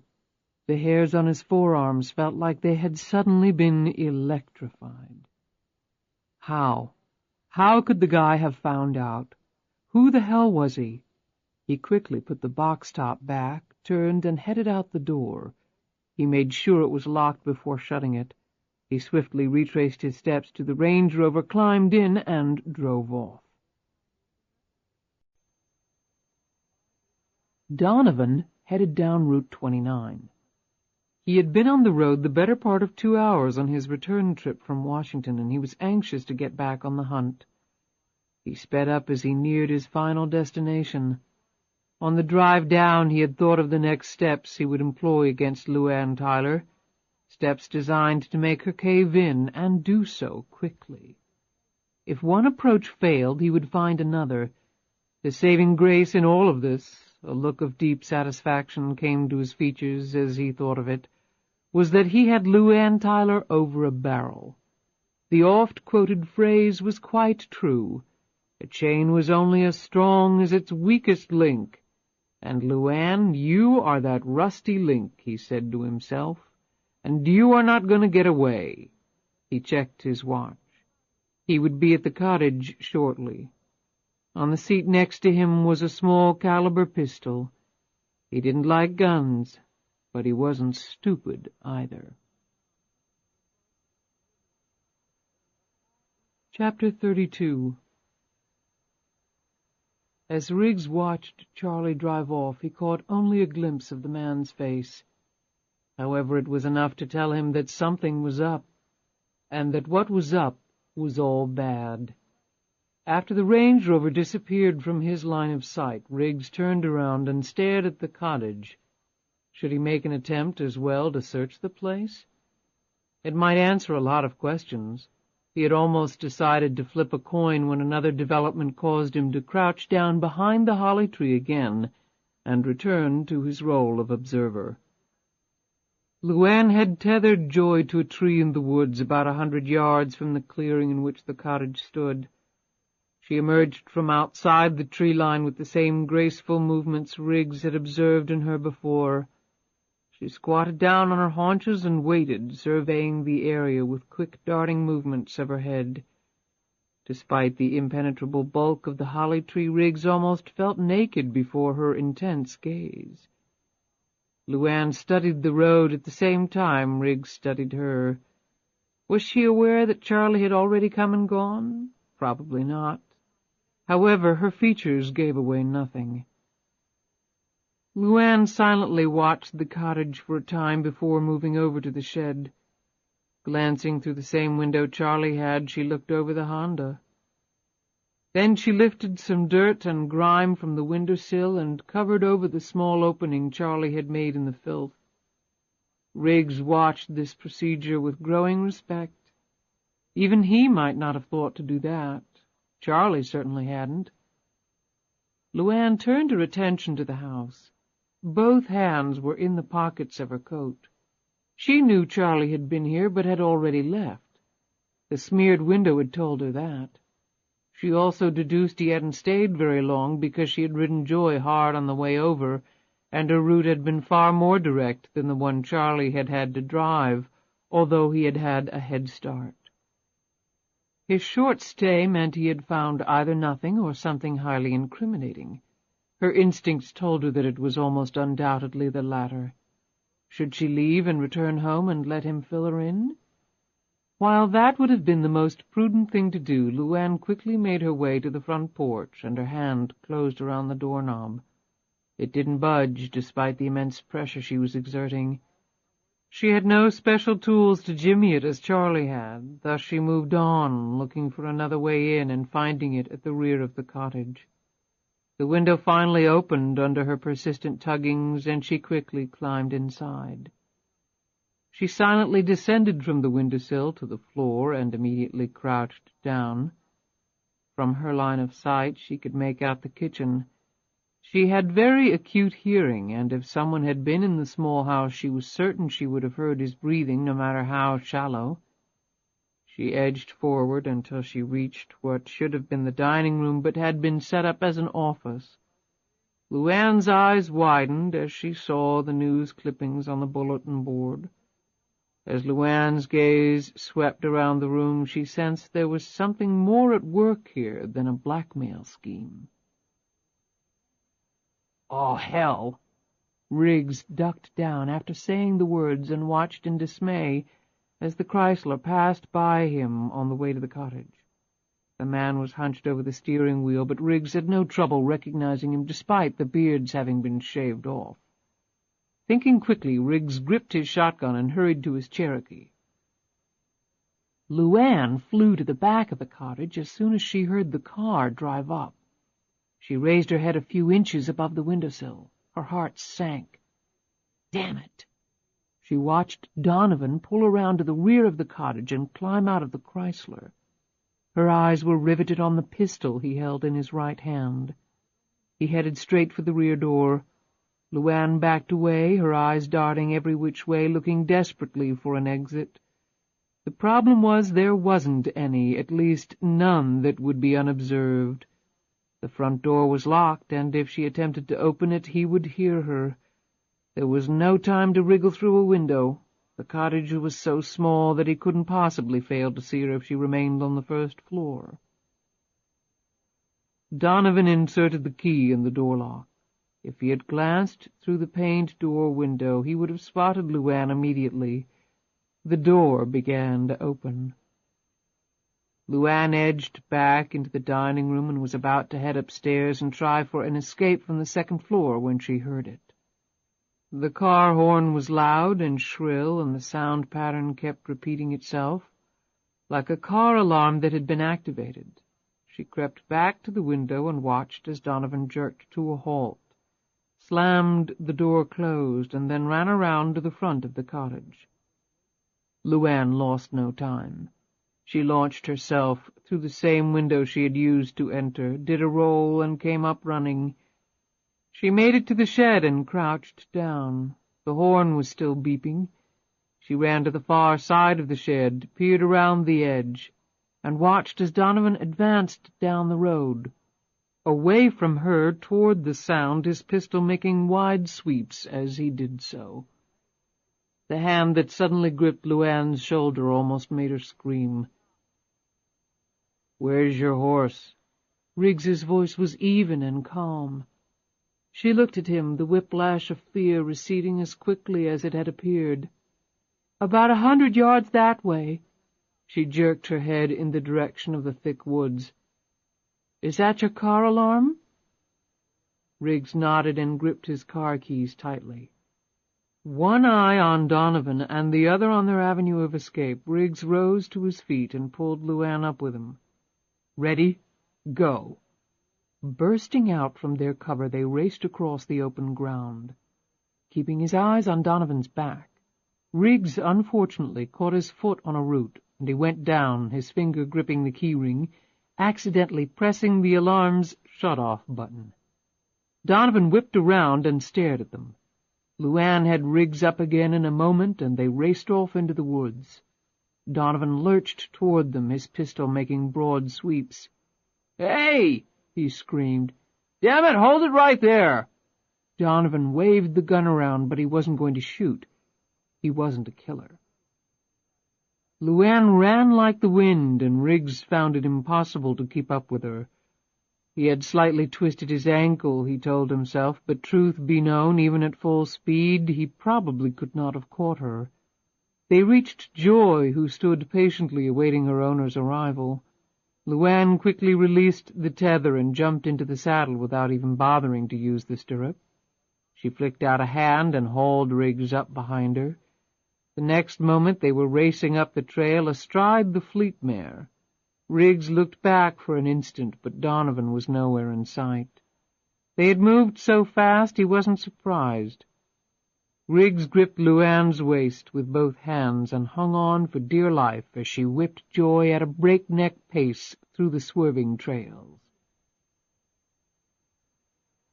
They had returned Joy to the horse barn and were walking back to the main house before Riggs broke the silence.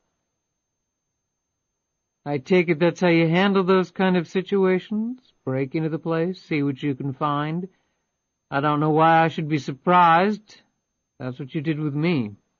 He looked at LuAnn with angry eyes. She matched the look.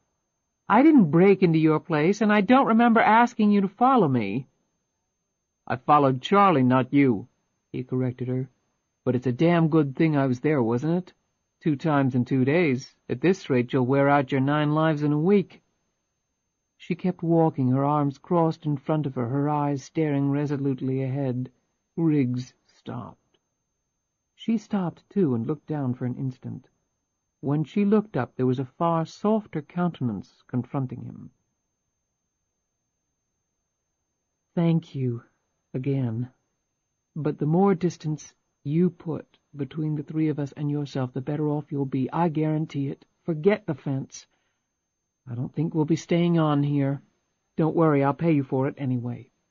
She stared at him for a moment longer, trying to push away feelings that had been strangers to her for so long that they now simply frightened her. "Have a good life, Matthew." She turned and headed for the house. "Catherine?"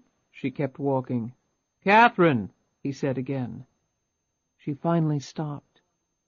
"Would you please tell me what's going on? I might be able to help you." "I don't think so." "You never know." "Believe me, I know." She started toward the house again. Riggs stood there staring after her. "Hey, in case you forgot, I don't have a car to get home in." When she turned around, the keyring was already sailing through the air. Riggs caught it in the palm of his hand. "Take my car. It's parked out front. Keep it as long as you like. I've got another one." On that she spun back around and disappeared into the house. Riggs slowly pocketed the keys, shaking his head in absolute frustration.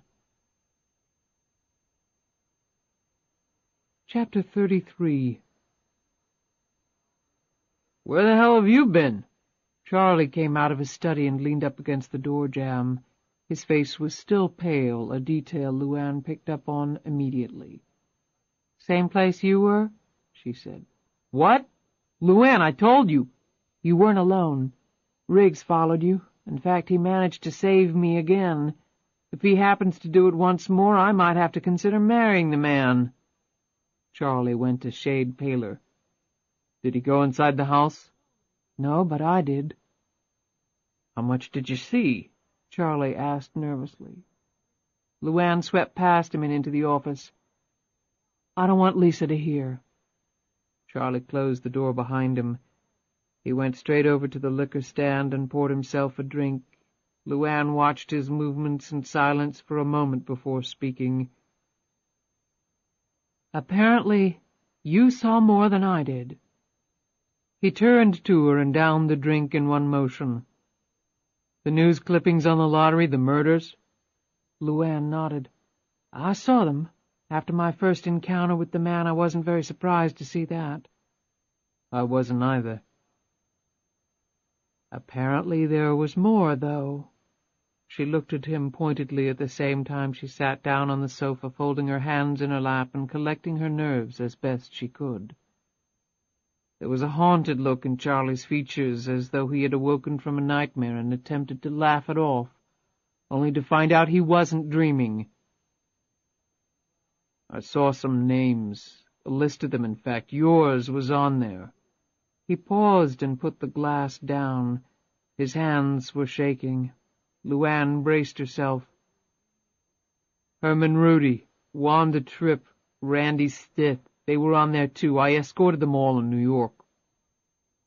LuAnn slowly rested her head in her hands.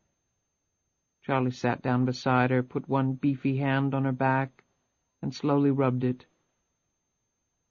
She sat back and slumped against him.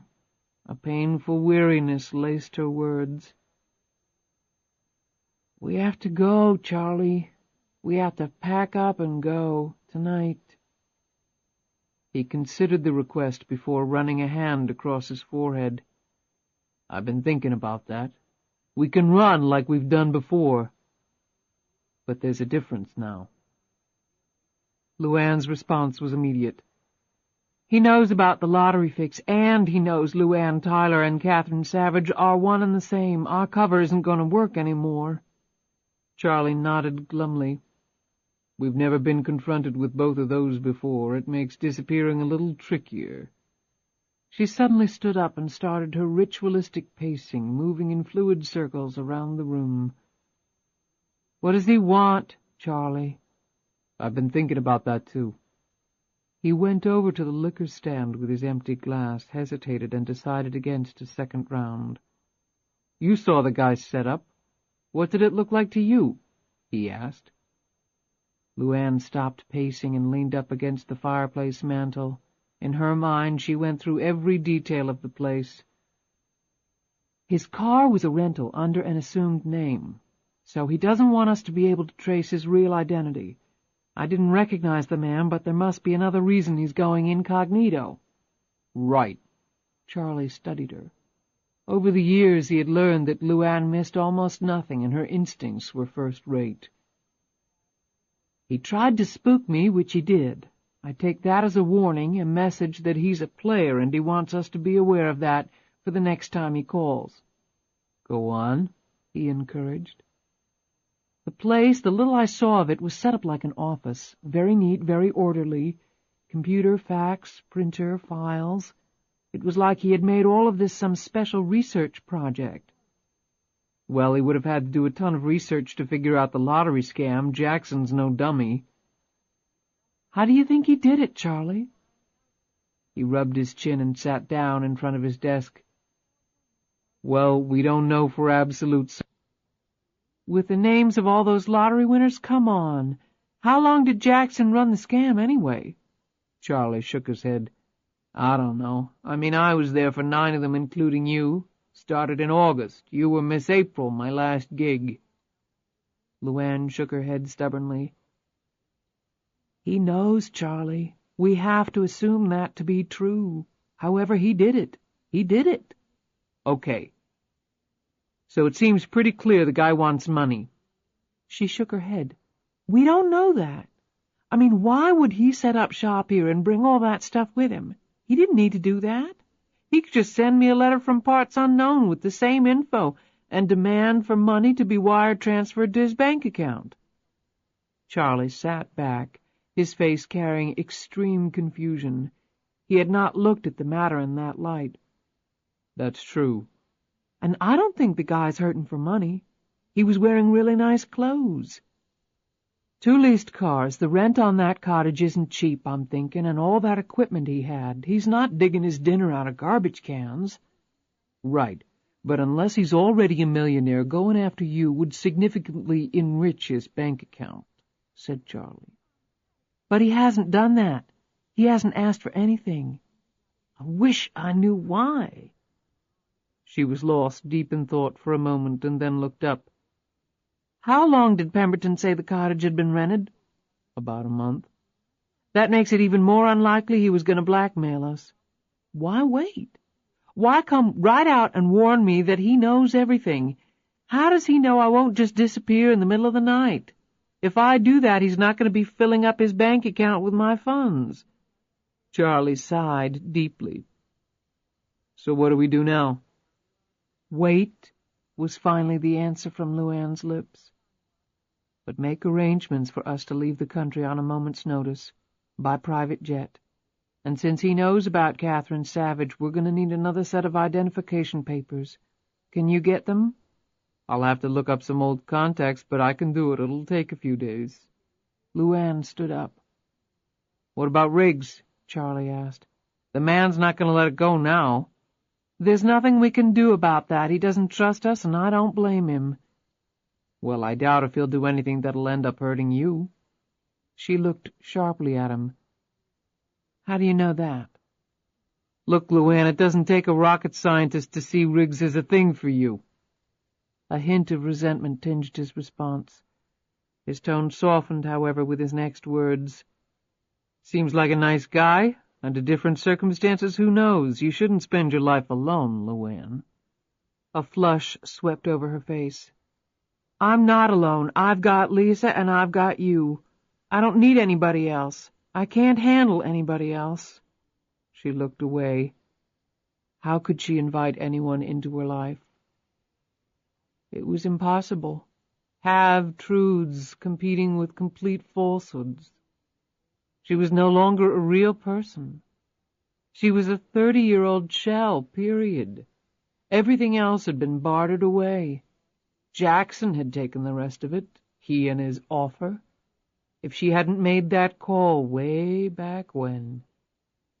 If she hadn't panicked, she wouldn't have spent 10 years turning herself into the woman she always wanted to be. She wouldn't be living in a multi-million-dollar mansion.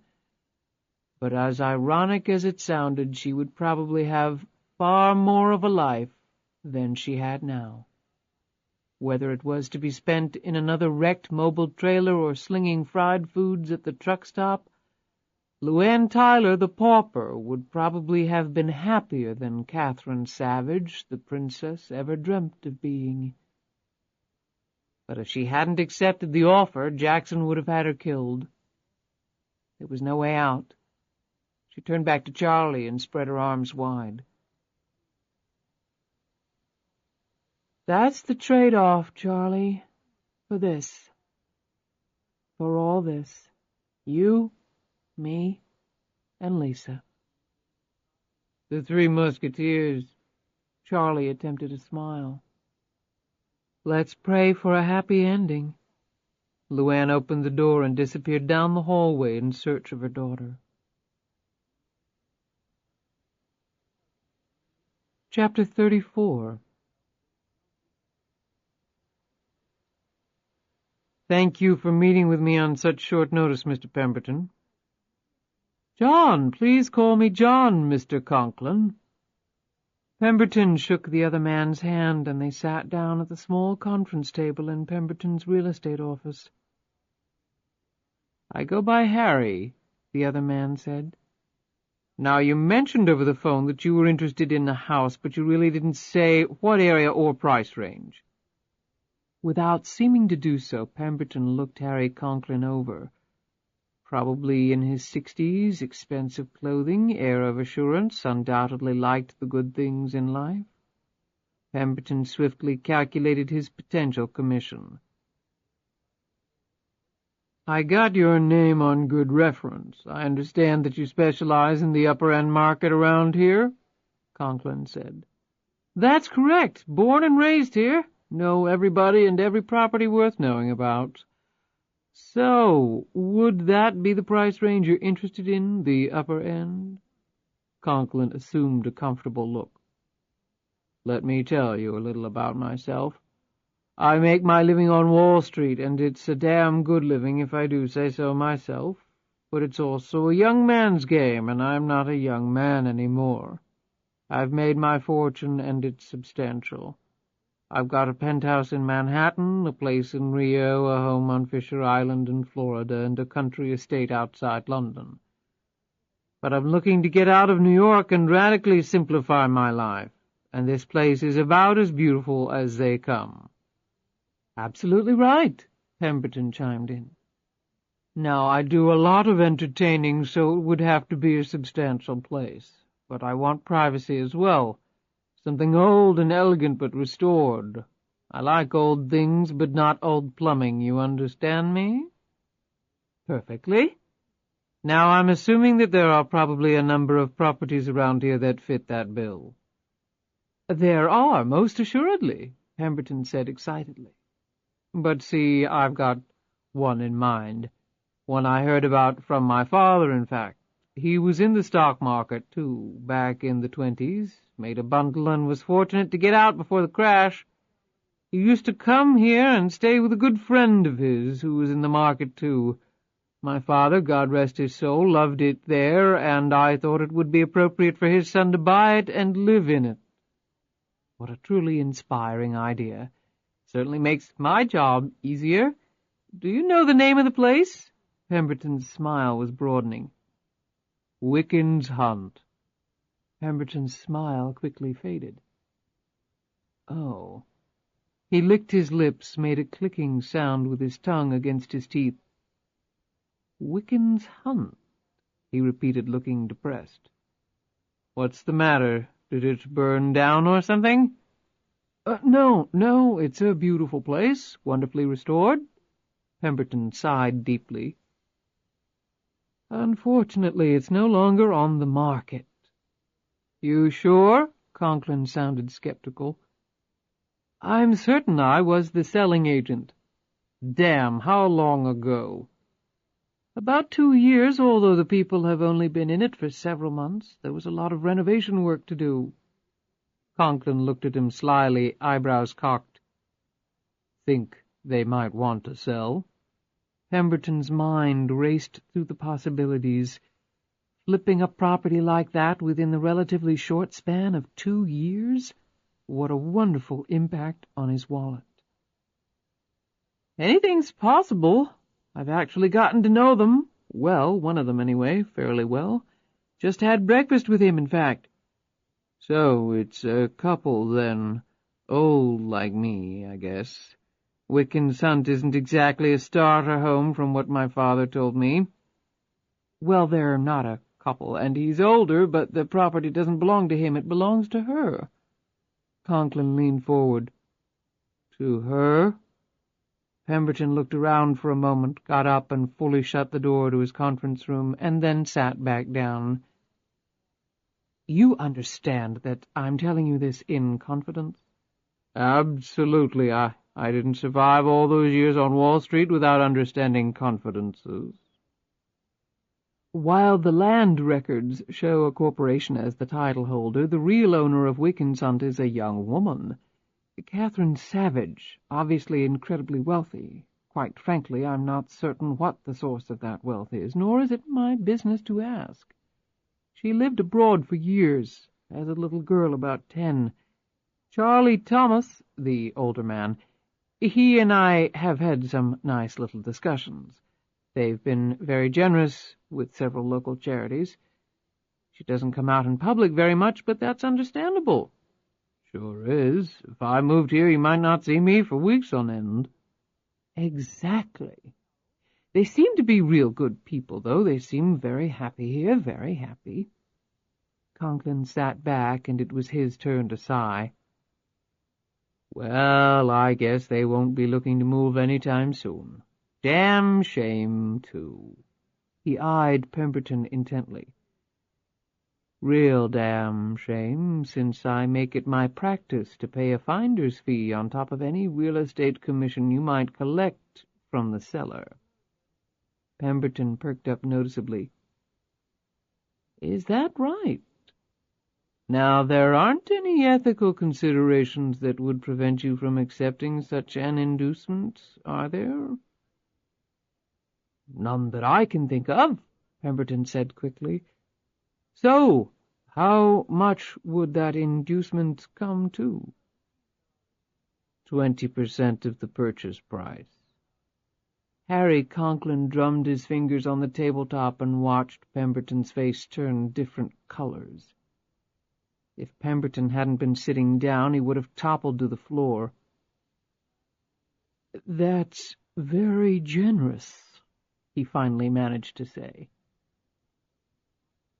If I want something done, I find the best way to accomplish my goal is to provide decent incentives to those in a position to help me achieve that goal. But from the looks of things here, I don't think it's likely. Maybe I'll try North Carolina. I hear good things about it. Conklin started to get up. Wait a minute, please wait a minute. Conklin hesitated and then slowly resumed his seat. Actually, your timing may be perfect.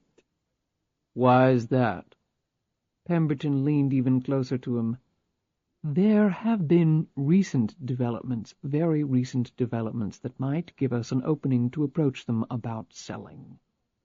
If they just moved in, seem happy here, what kind of developments are we talking about? The place isn't haunted, is it?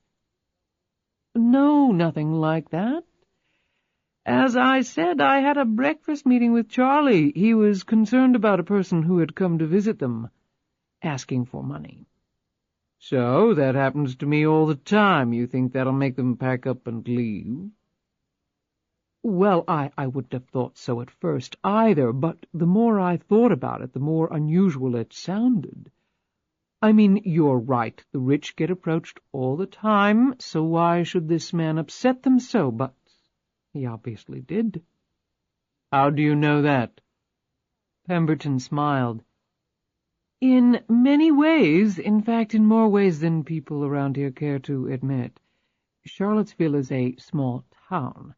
Now, I know for a fact that very recently Matt Riggs was up surveying Ms. Savage's property line when he became engaged in a reckless chase with another car that almost got him killed. Conklin shook his head in confusion. Who's Matt Riggs? A local contractor hired by Ms. Savage to install a security fence around her property. So he was chasing another car. How does that tie in with Catherine Savage? A friend of mine was heading to work that morning. He lives up in that same area and works in town. He was about to turn onto the main road heading into town when a charcoal-gray BMW flew by.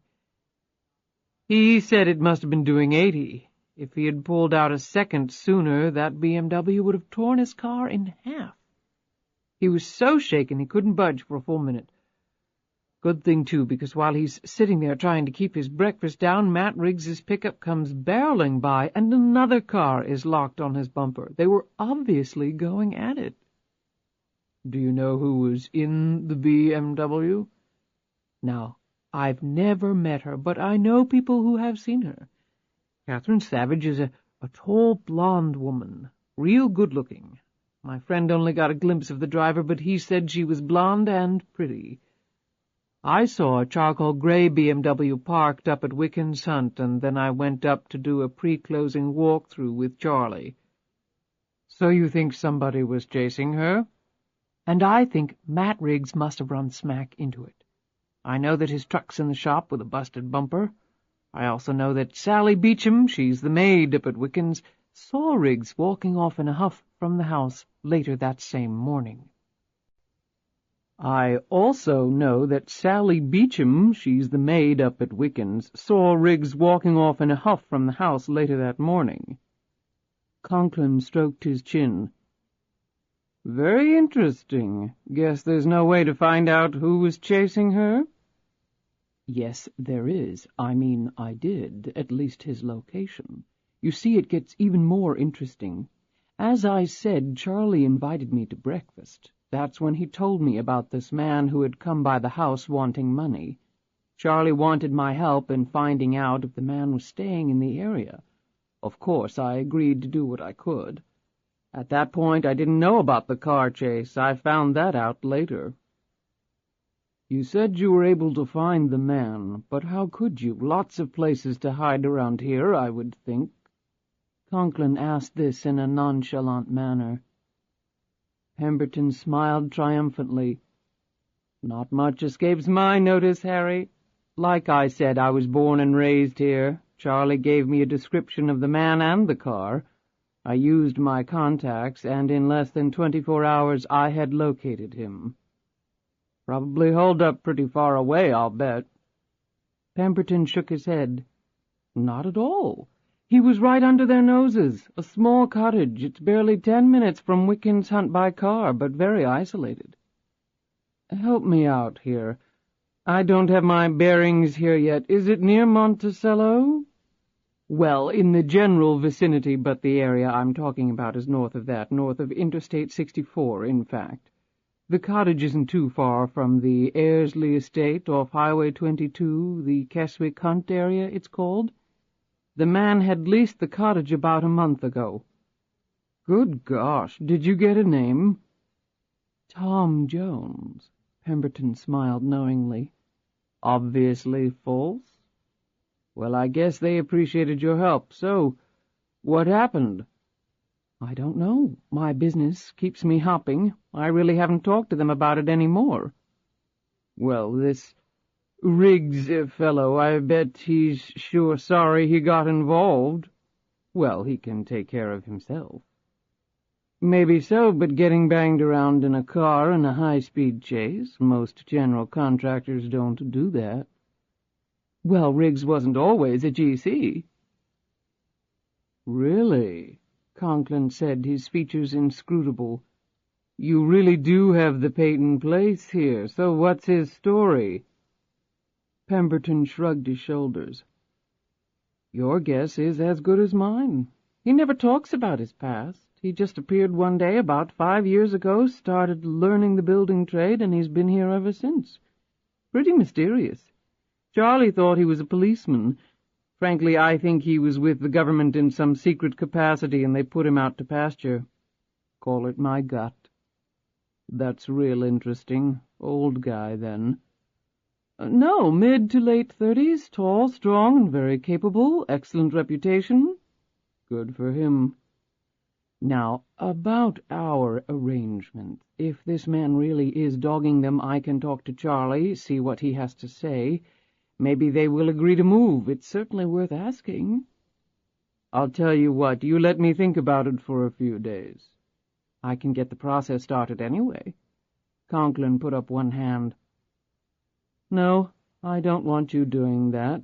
When I'm ready to move, we'll move fast. Don't you worry about that. I just thought... Conklin abruptly got up. You'll hear from me very soon, John. I appreciate the insight. I really do. And if they won't move, there are at least a dozen other estates I can show you. They would serve your purposes equally well, I'm sure. This fellow in the cottage intrigues me. You wouldn't happen to have an exact address and directions, would you? Pemberton was startled at the question. You certainly don't want to talk to him, do you? He might be dangerous. I can take care of myself.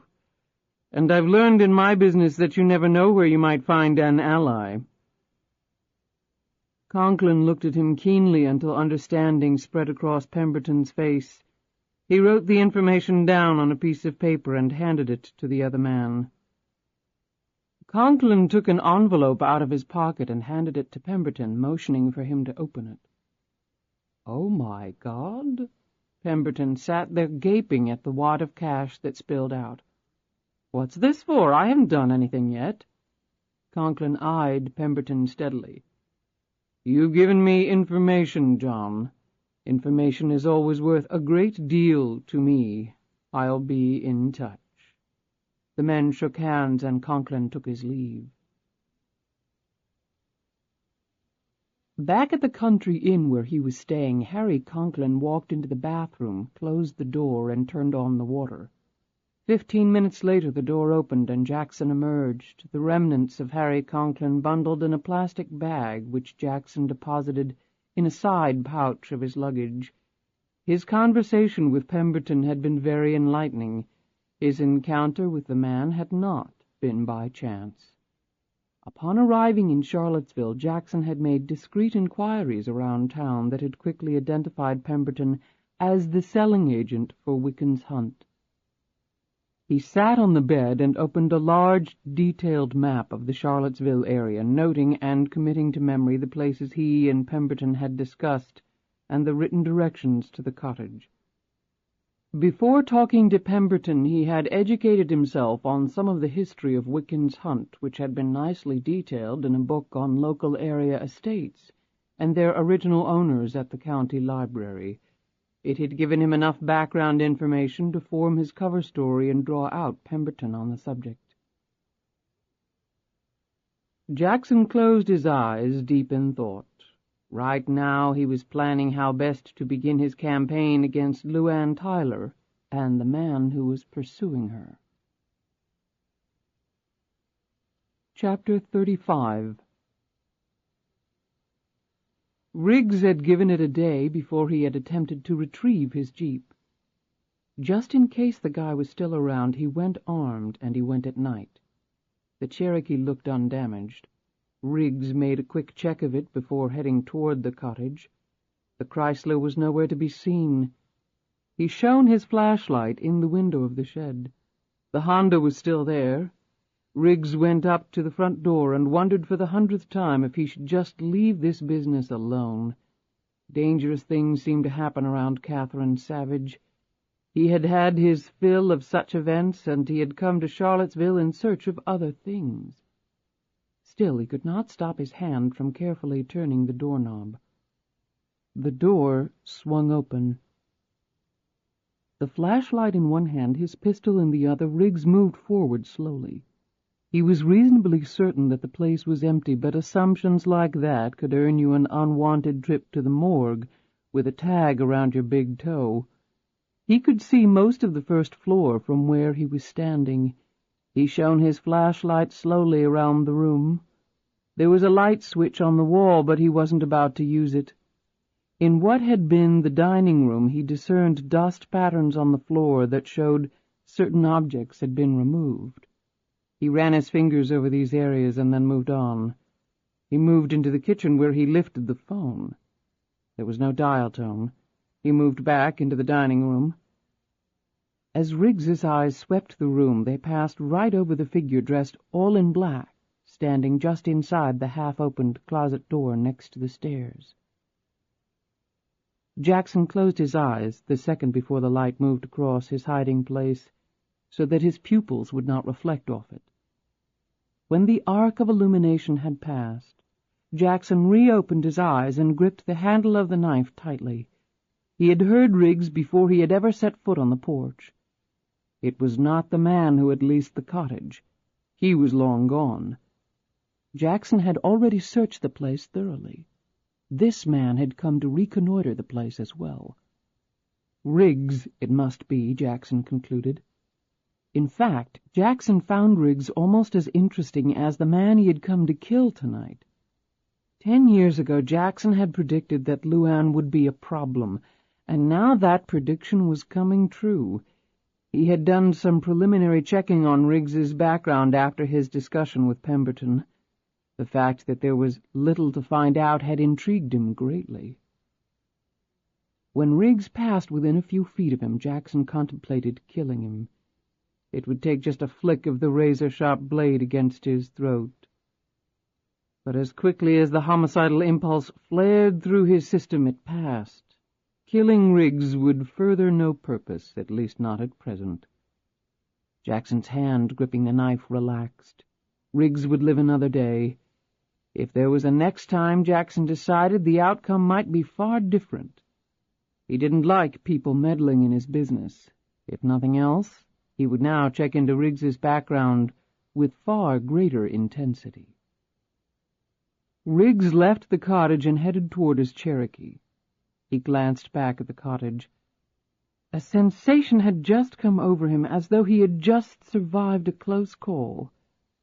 He shrugged it off. He had once lived by his instincts. However, he assumed they had rusted somewhat since his occupation had changed. It was an empty house, and nothing more. Watching from the window, Jackson picked up on Riggs's slight hesitation, and with it his curiosity grew even more. Riggs would possibly make an interesting project, but he would have to wait. Jackson had something more pressing to take care of. From the floor of the closet, Jackson picked up what looked like a doctor's bag. He moved to the dining room, crouched down, and unpacked the contents of a first-rate fingerprint kit. Jackson then moved over to the light switch and hit it from various angles with a handheld laser carried in his jacket pocket. Several latent prints sprang to life under the beam. Jackson dusted the area with a fiberglass brush dipped in black powder and gently brushed around the area of the light switch, outlining the latent prints. The kitchen counter, telephone, and doorknobs were subjected to the same process. The telephone especially evidenced very clear fingerprints. Jackson smiled. Riggs's real identity would not be a mystery much longer. Using pressure-wound tape, he then lifted the prints from each of the areas and transferred them to separate index cards. Humming quietly to himself, Jackson marked the cards with special identification hieroglyphics and placed them in separate plastic-lined containers. He then carefully removed all evidence of the fingerprint powder from each of the surfaces. He loved the methodology of it all, precise steps that reached a precise conclusion. It took him only a few minutes to repack his kit, and then he left the cottage. He took a side trail to his waiting car and drove off. It was not often that one captured 2 birds with 1 stone. Tonight's work was beginning to look like precisely that.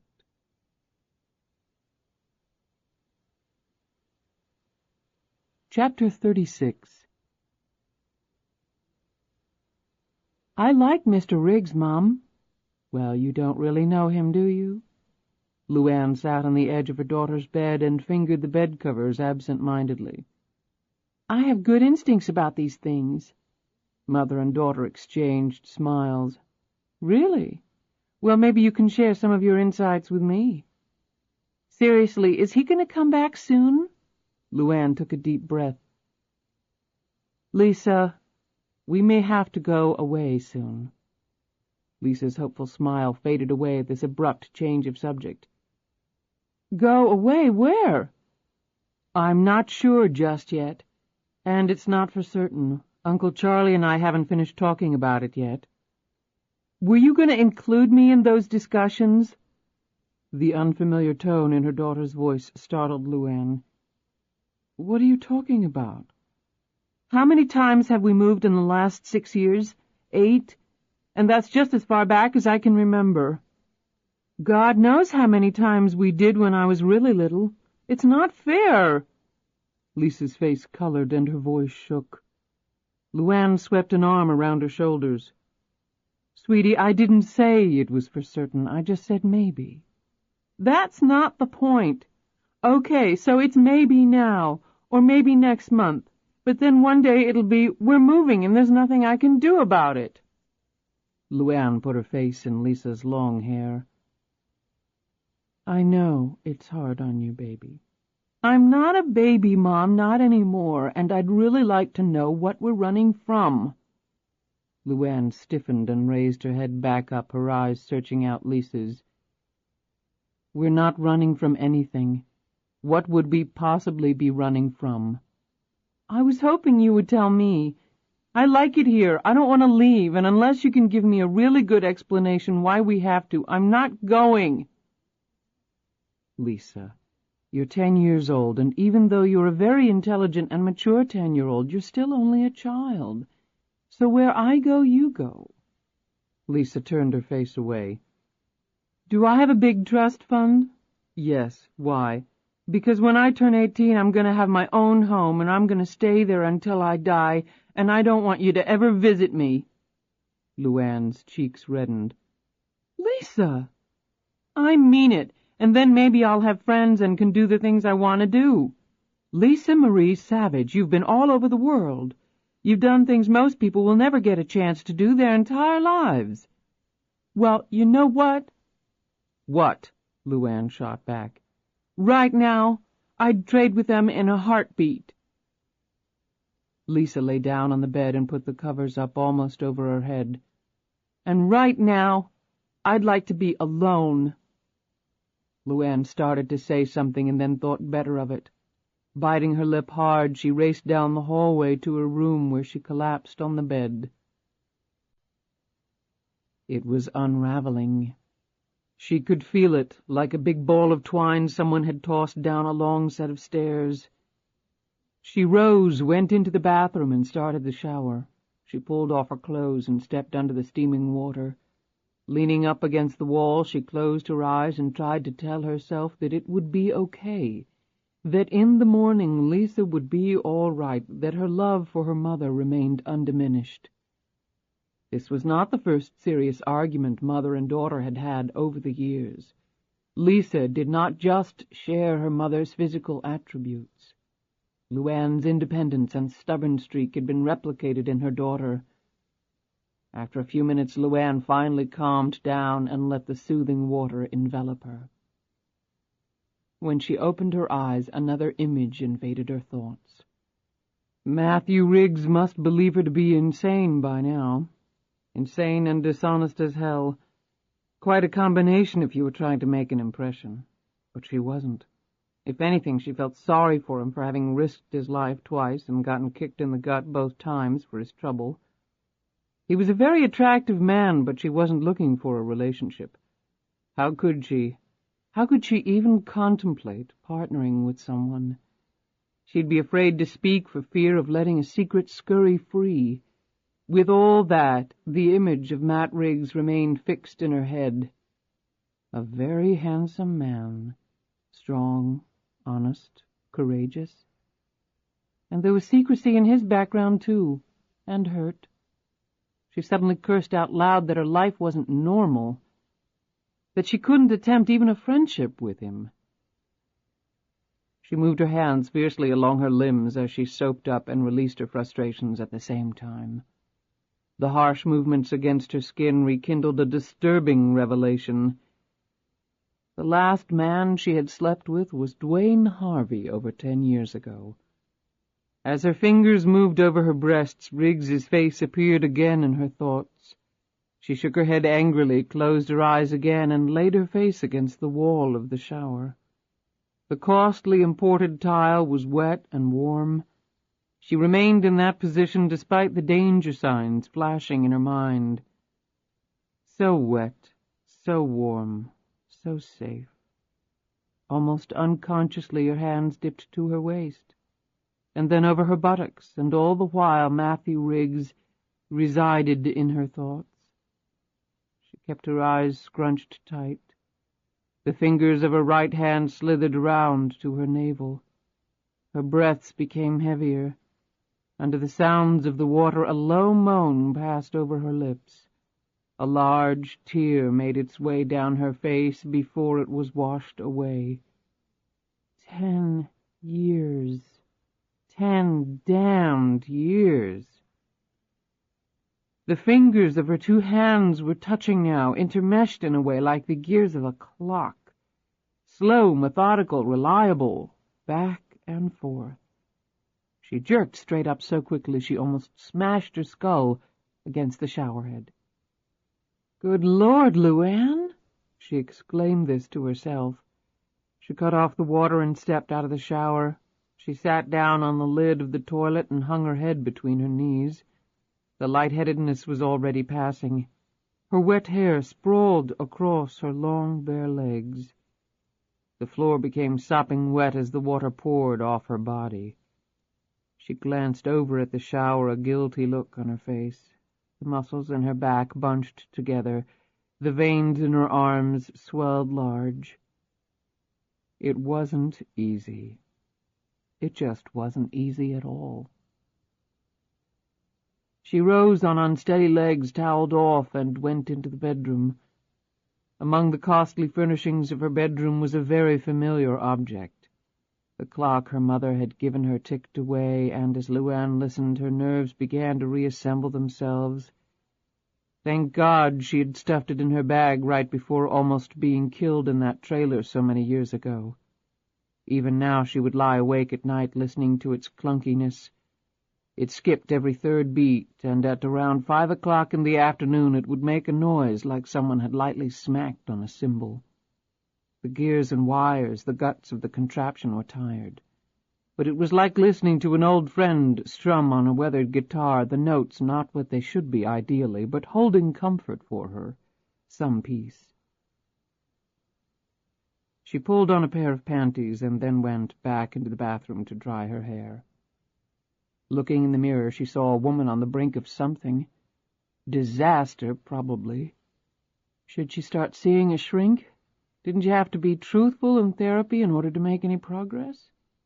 She mouthed this question to her reflection in the mirror. No, psychotherapy wasn't going to be an option. As usual, she would just go it alone. She traced the scar on her face, letting her finger feel each contour of the rigid, damaged skin, in essence reliving the painful events of her past. Never forget, she told herself. It's all a sham, all a lie. She finished drying her hair and was about to go back into the bedroom and collapse onto the bed when Lisa's words came back to her. She just couldn't let that resentment and anger fester all night. She had to talk to her daughter again, or at least try to. She went back into the bedroom to put on her robe before heading for Lisa's room. "Hello, LuAnn." So stunned was LuAnn that she had to reach out and grip the door jamb where she would have sagged to the floor. As LuAnn stared at him, she found that the muscles in her face had ceased to function. She couldn't even form a response, as though she had just suffered a stroke. "It's been a long time." Jackson stepped away from the window and sat down on the edge of the bed. His casual movements finally broke LuAnn free from her inertia. "How the hell did you get in here?" "Not relevant." The words and tone were instantly familiar to her. All those years ago came rushing back with such speed that the effect was nearly incapacitating. "What do you want?" She forced the words to come out. "Ah, very relevant. However, we have much to discuss, and I would suggest you do so in the comfort of some clothing." He stared pointedly at her body. LuAnn found it extremely difficult to take her eyes off him. Being half naked in front of the man was far less disturbing than having to turn her back on him. Finally, she threw open her closet door, pulled out a knee-length robe, and quickly put it on. She cinched the robe tightly around her waist and turned back around. Jackson wasn't even looking at her. His eyes roamed the spectacular parameters of her boudoir. His gaze rested on the clock on the wall briefly and then moved on. Apparently the brief view of her body, a sight many men would have paid hard cash for, had inspired in him nothing more than extreme diffidence. "You've done well for yourself. If I remember correctly, your previous decorating tastes were limited to dirty linoleum and Goodwill cast-offs." "I don't appreciate this intrusion." He swiveled his head around and his eyes flashed into hers. "And I don't appreciate having to take time away from a very busy schedule to rescue you yet again, LuAnn. By the way, do you prefer LuAnn or Catherine?" "I'll let you choose," she said sharply. "And I don't need to be rescued by anyone, certainly not by you." He rose from the bed and scrutinized her altered appearance closely. "Very good. Not quite as good as I could have done, but I won't nitpick," he finally said. "Still, the look is very chic, very sophisticated. Congratulations." LuAnn responded by remarking, "The last time I saw you, you were wearing a dress. Other than that, you haven't changed much." Jackson still had on the dark clothing he had worn at the cottage. His features were the same as for their first meeting, although he had not covered his lean frame with padding. He thrust his head forward. The smile seemed to engulf his entire face. "Didn't you know?" he said.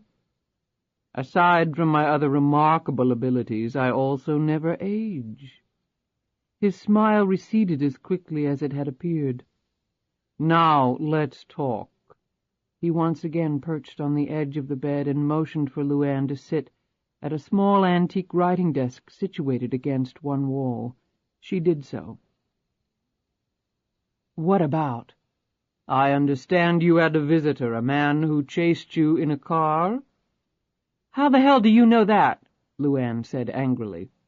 "You just won't accept the fact that you can't conceal information from me.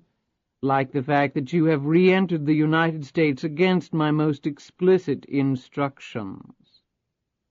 "The 10 years are up." "Funny, I don't remember setting an expiration date on those instructions." "You can't expect me to run for the rest of my life." "On the contrary, that is exactly what I expect. That is exactly what I demand." "You cannot run my life." Jackson looked around the room again and then stood up. "First things first, tell me about the man." "I can handle this situation by myself." "Is that right? From what I can tell, you've committed one blunder after another." "I want you to leave right now. I want you to get the hell out of my house." Jackson calmly shook his head. "The years have done nothing to ameliorate your temper. An unlimited supply of money can't purchase good breeding or tact, can it?"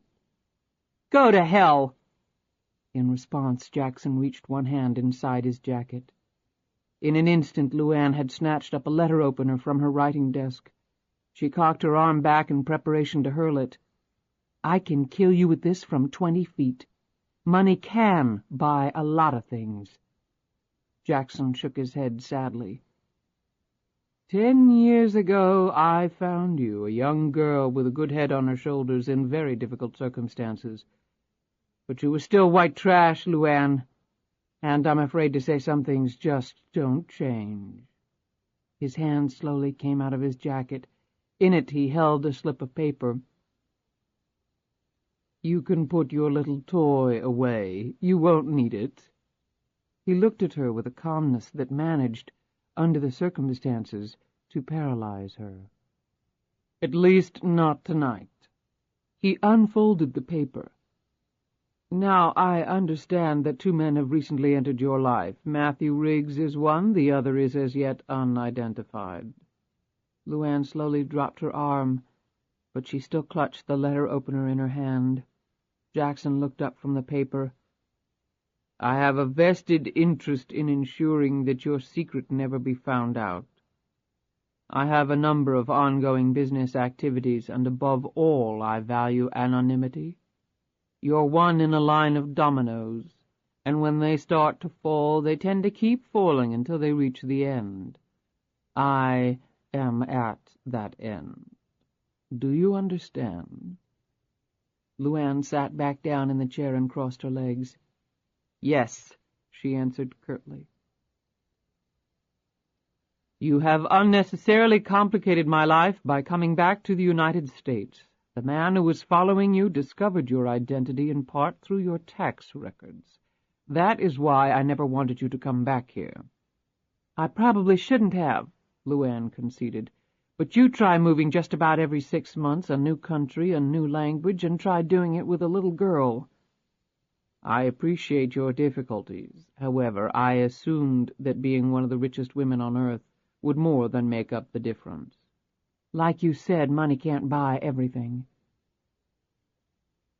"You never met the man before in your extensive travels, you're absolutely certain?" "I would have remembered.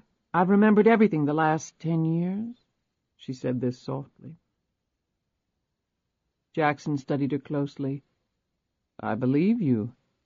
Do you have any reason to think that he knows about the lottery?" LuAnn hesitated a second. "No."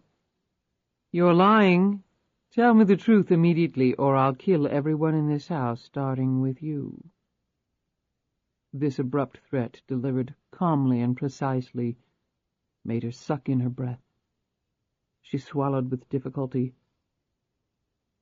"He had a list with 12 names on it, mine, Herman Rudy, Bobby Joe Reynolds, and some others." Jackson assimilated this information rapidly and then looked down at the paper. "And the man Riggs? What about him? There's some confusion as to his background."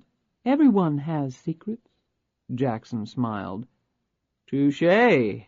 Under other circumstances, that would not bother me. However, in this instance, it does." "I'm not following you." "Riggs has a mysterious past, and he just happens to be around when you need assistance. I take it he did help you." LuAnn looked at him quizzically. "Yes, but he's been here for 5 years, long before I got here." "That's not the point. I'm not suggesting the man is a plant. I am suggesting that he could well be something entirely different than what he claims. Now he coincidentally collides with your world. That's what worries me." "I don't think it was anything other than a coincidence. He was hired to do a job for me. It was perfectly natural that he would be nearby when the other man started chasing me." Jackson shook his head. "I don't like it. I saw him tonight." LuAnn stiffened perceptibly. "At the cottage. I was this close to him. He spread his hands about 2 feet apart. I contemplated killing him on the spot. It would have been extremely easy." LuAnn's face turned white and she licked dry lips. "There's no reason to do that." "You have no way of knowing that. I'm going to check him out, and if I find anything in his background to suggest trouble for me, then I will eliminate him. It's that simple." "Let me get that information for you." "What?" Jackson looked startled. "Riggs likes me. He's already helped me, probably saved my life. It would be natural for me to show my gratitude, to get to know him better." "No, I don't like it." "Riggs is a nobody, a local builder. Why trouble yourself with him? Like you said, you're busy." Jackson studied her intensely for a moment. "All right, LuAnn, you do that. However, any information you obtain better be reported to me in a timely fashion, or with respect to Mr. Riggs, I will take matters into my own very capable hands. Clear?" LuAnn let out a deep breath. "Clear." "The other man, of course, I must find. It shouldn't be too terribly difficult." "Don't do that." "Excuse me?" "You don't have to do that. Find him." "I'm very much certain that I do." The memory of Mr. Rainbow came flooding back to her. She did not want another death on her conscience. She wasn't worth it. "If he shows up again, we're just going to leave the country." Jackson refolded the paper and replaced it in his pocket. He made a precise steeple with his hands. "You obviously do not fully understand the situation. Were you the only one he was on to, then perhaps your simplistic solution might resolve the matter, at least temporarily. However, the man has a list with the names of 11 other people with whom I worked. I would submit that a resolution involving all of them fleeing the country almost simultaneously would be essentially unworkable. LuAnn drew in a sharp breath. I could pay the man. How much money can he want? That would take care of it. Jackson smiled tightly. Blackmailers are a bad lot. They never seem to go away, he added sharply, unless they receive extreme persuasion to do so. Mr. Jackson, please don't do it, she said again. Don't do what, LuAnn? Ensure your survival? He glanced around. And with it all of this? He rested his gaze back upon her. How is Lisa, by the way, as beautiful as her mother? LuAnn felt her throat constrict. She's fine. Excellent. Let's keep it that way, shall we? Can't you just let it go? Let me handle it. LuAnn. Many years ago we were confronted with a situation regarding another would-be blackmailer. I took care of that incident, and I will take care of this one. In matters like this, I almost never opt for delegation. Count your blessings that I'm allowing Riggs to live. For now. But that man can't prove anything. How can he? And even if he could, they'll never be able to trace anything to you. Maybe I'll go to jail, but you won't. Hell, I don't even know who you really are. Jackson stood up, his lips pursed. He took a moment to rub his left hand delicately along the edge of the bedspread. Beautiful needlework here, Jackson commented. Indian, isn't it? Distracted for an instant by his query, LuAnn was suddenly staring down the barrel of a 9mm, a suppressor attached to its muzzle. One potential solution could involve my killing all 12 of you. That would certainly qualify as a startling dead end for our inquisitive friend. Remember that the 10-year period is up. The lottery's principal amount has already been returned to a Swiss account that I have set up in your name. I would strongly advise against transferring that money into the United States. He pulled another slip of paper from his pocket and put it down on her bed.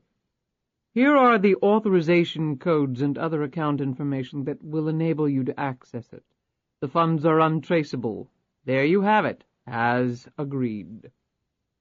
Jackson's finger curled around the trigger of his weapon. However, now I really don't have any incentive to keep you around, do I? He advanced toward her. LuAnn's fingers tightened around the letter opener. Put it down, LuAnn. Granted, you're remarkably athletic, but you're not faster than a bullet. Put it down, now. She dropped the letter opener and backed up against the wall. Jackson stopped a few inches from her. While he lined up the pistol with her left cheekbone, he ran a gloved hand along her right cheek. There was no sexual content to the motion. Even through the glove, LuAnn could sense the purely clinical chill of his touch. You should have thrown it the first time, LuAnn. You really should have. His eyes were mocking. I'm not going to kill someone in cold blood, said LuAnn. I know. You see that as your greatest shortcoming, because that's precisely when you should strike. He removed his hand and looked at her. 10 years ago I felt you were the weak link in the chain. During the intervening years I thought perhaps I was wrong. Everything was going so smoothly. But now I find my initial intuition was correct. Even if I were in no personal danger of discovery, were I to let this man blackmail you, or perhaps even expose the manipulations of the lottery, then that would be a failure on my part. I do not fail, ever. And I do not let other people have any control whatsoever over plans of mine, for that in itself would be a form of failure. Besides, I couldn't bear to let such a grand performance be ruined. Just think about the wonderful life I've given you, LuAnn. Remember what I told you all those years ago? Go anywhere, do anything? I gave that to you. The impossible. All yours. Look at you now, flawless beauty." His hand went to the front of her robe.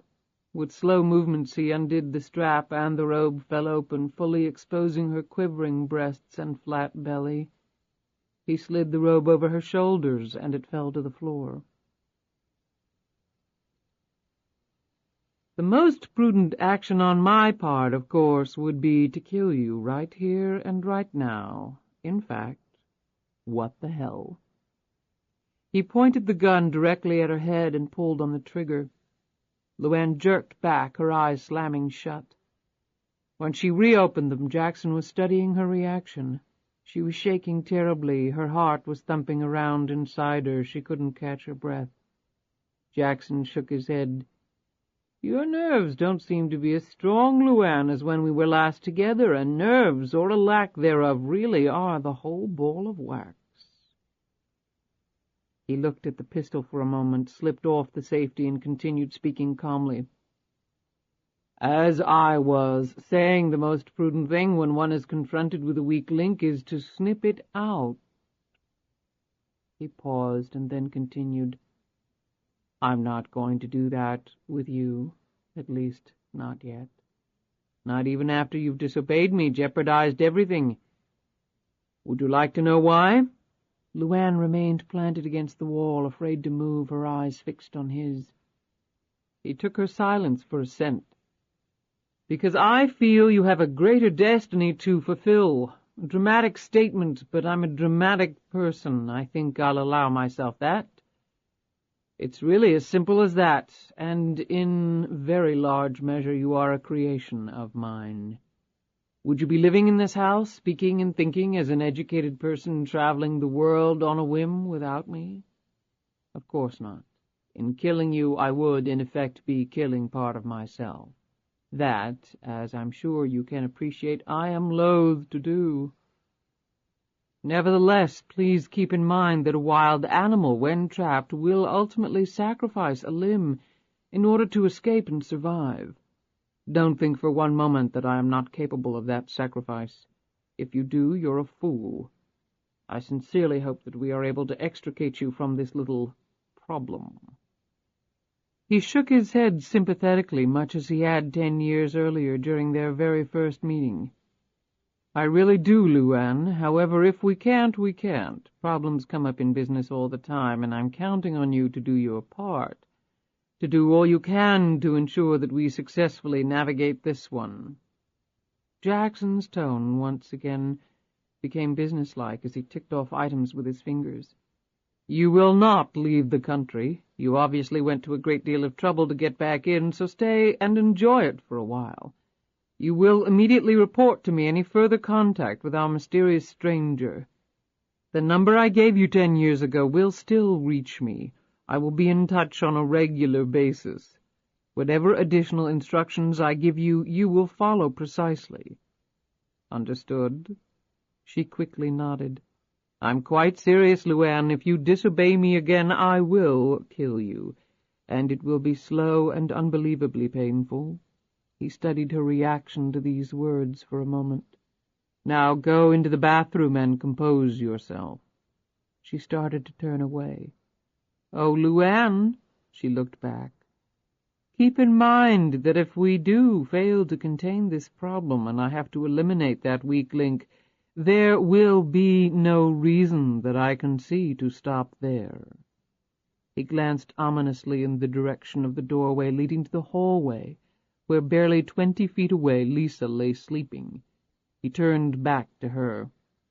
"I like to give my business associates as much incentive as possible to achieve success, and I find that they're much more likely not to disappoint."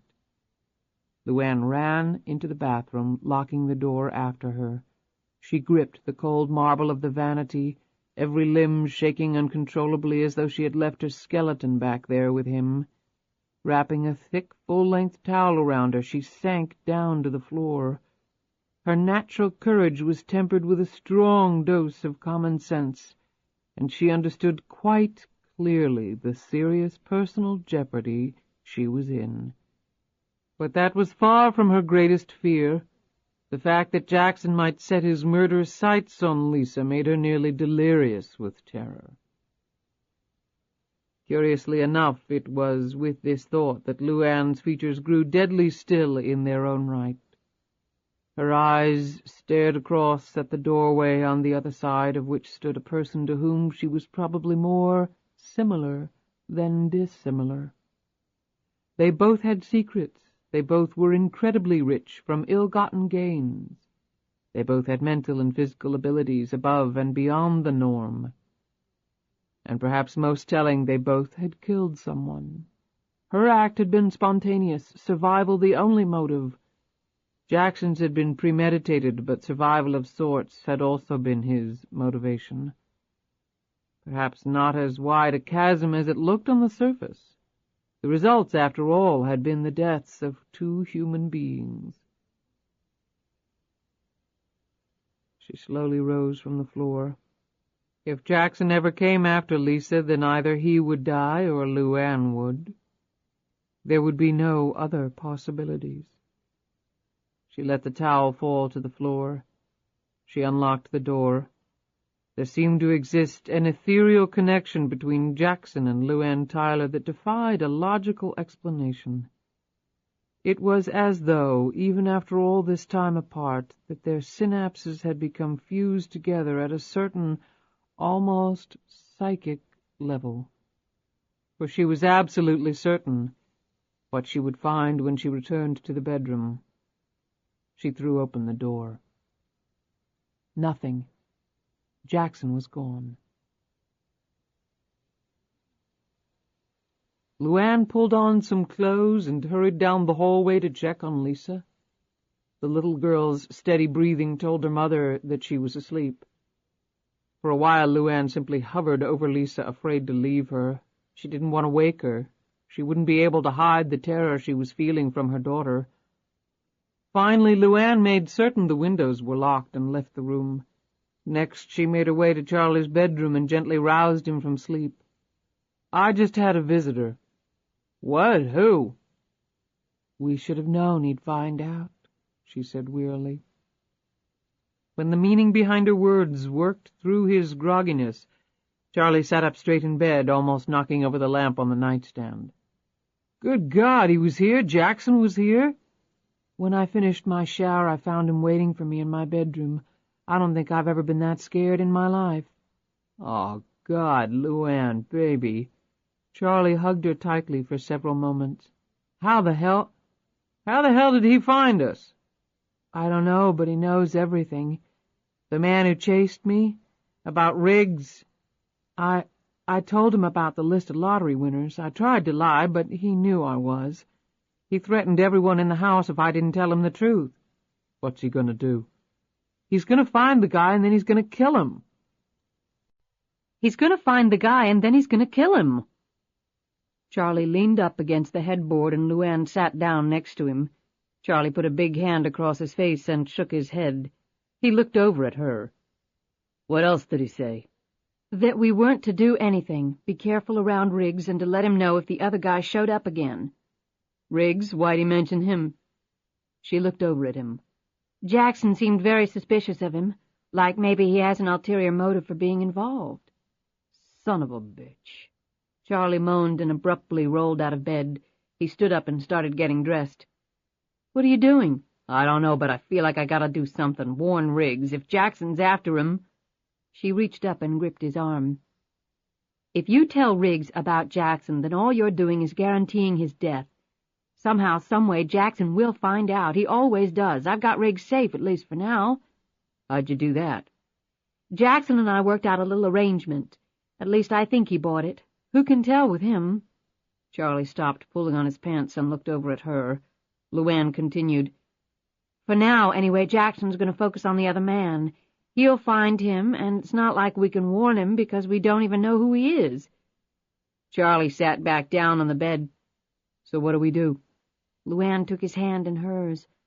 "I want you to take Lisa away. I want both of you to go away." "There's no way I'm leaving you alone with that guy in the neighborhood. No way in hell." "Yes, you will, Charlie, because you know I'm right.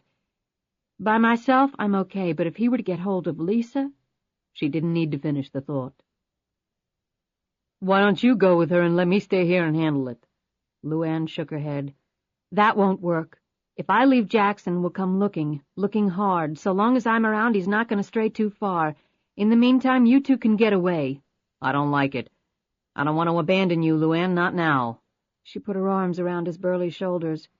"My God, you're not abandoning me. You're going to be taking care of the most precious thing I have." She broke off here as Jackson's face planted itself squarely in her thoughts. Finally, Charlie took her hand. "Okay, when do you want us to leave?" "Right now. I'll go get Lisa ready while you pack. Jackson just left, so I doubt if he's going to be watching the place. He probably figures I'm too frozen with fear to do anything. Actually, he wouldn't be too far from the truth." "Where do we go?" "You pick the place. I don't want to know. That way nobody can get the information out of me. Call when you get there, and then we'll make arrangements to safely communicate after that." Charlie shrugged. "I never thought it would come to this." She kissed him lightly on the forehead. "We'll be okay. We just need to be really careful." "And what about you? What are you going to do?" LuAnn took a deep breath. "Whatever it takes to make sure we all survive this." "And Riggs?" She looked squarely at him. "Especially Riggs." "I hate this, Mom. I hate it." Lisa stomped around the room in her pajamas as LuAnn hurriedly packed her daughter's bags. "I'm sorry, Lisa, but you're just going to have to trust me on this." "Trust, ha! That's a funny one coming from you." Lisa glared at her from across the room. "I don't need that kind of talk right now, young lady." "And I don't need this." Lisa sat down on the bed and stubbornly crossed her arms. "Uncle Charlie is ready. You need to get a move on." "But we're having a party at school tomorrow. Can't it at least wait until after that?" LuAnn slammed the suitcase shut. "No, Lisa, I'm afraid it really can't." "When is this going to stop? When are you going to stop dragging me all over the place?" LuAnn ran a shaky hand through her hair and sat down next to her daughter, putting an arm around Lisa's quaking form. She sensed the pain coursing through the small body. Could the truth hurt her daughter any worse than this? LuAnn clenched her fist and pushed it against her right eye as she tried to stop her nerves from pouring right out of her body. She turned to her daughter. "Lisa?" The little girl refused to look at her mother. "Lisa, please look at me." Finally, Lisa looked at her mother, her small face a blend of anger and disappointment, a combination that was crushing to LuAnn. LuAnn spoke slowly. The words she was uttering would have been unthinkable an hour ago, but then Jackson had shown up and his appearance had changed a lot of things. "I promise that one day, very soon, I will tell you everything you want to know. In fact, more than you will ever want to know about me, about you, about everything, all right?" "But why?" LuAnn put her hand gently across her daughter's mouth, silencing her. "But I'm telling you right now that when I do, it will shock you, it will hurt you, and you might never understand or appreciate why I did what I did. You may hate me for it, you may be sorry I'm your mother." She paused, biting hard into her lip. "But however you feel, I want you to know that I did what I thought was best at the time. I did what I thought was best for you. I was very young, and I really didn't have anyone to help me make my decision." She cupped Lisa's chin with her hand and tilted her daughter's face up to hers. Lisa's eyes were now filled with tears. "I know I'm hurting you now. I don't want you to go away, but I will die before I'd let anything happen to you. So would Uncle Charlie." "Mom, you're scaring me." LuAnn gripped Lisa with both hands. "I love you, Lisa, more than I've ever loved anything in my whole life." "I don't want anything to happen to you." Lisa touched her mother's face. "Mom, will you be okay?" LuAnn managed a reassuring smile. "A cat always lands on its feet, sweetie. Mommy'll be just fine." Chapter 37. The next morning LuAnn rose early after a mostly sleepless night. Saying goodbye to her daughter had been the most wrenching thing she had ever done. However, she knew that task would seem easy compared to the day she would tell Lisa the truth about her life, about her mother's life. LuAnn hoped she would have the opportunity to do that, and yet a huge wave of relief had swept over her when she had watched the lights of the Range Rover disappear down the road the night before. Now her biggest concern was devising a way to reapproach Riggs without making him even more suspicious. But she didn't have much time. If she didn't report back to Jackson with some information soon, then he would turn his attention fully on Riggs. She was not going to let that happen. She was thinking this through as she drew back her bedroom curtains and peered out onto the rear lawn. Her bedroom was on the 3rd floor and provided an inspiring view of the surrounding countryside. A balcony opened off the bedroom through a pair of French doors. LuAnn wondered if that was how Jackson had gained access to the room last night.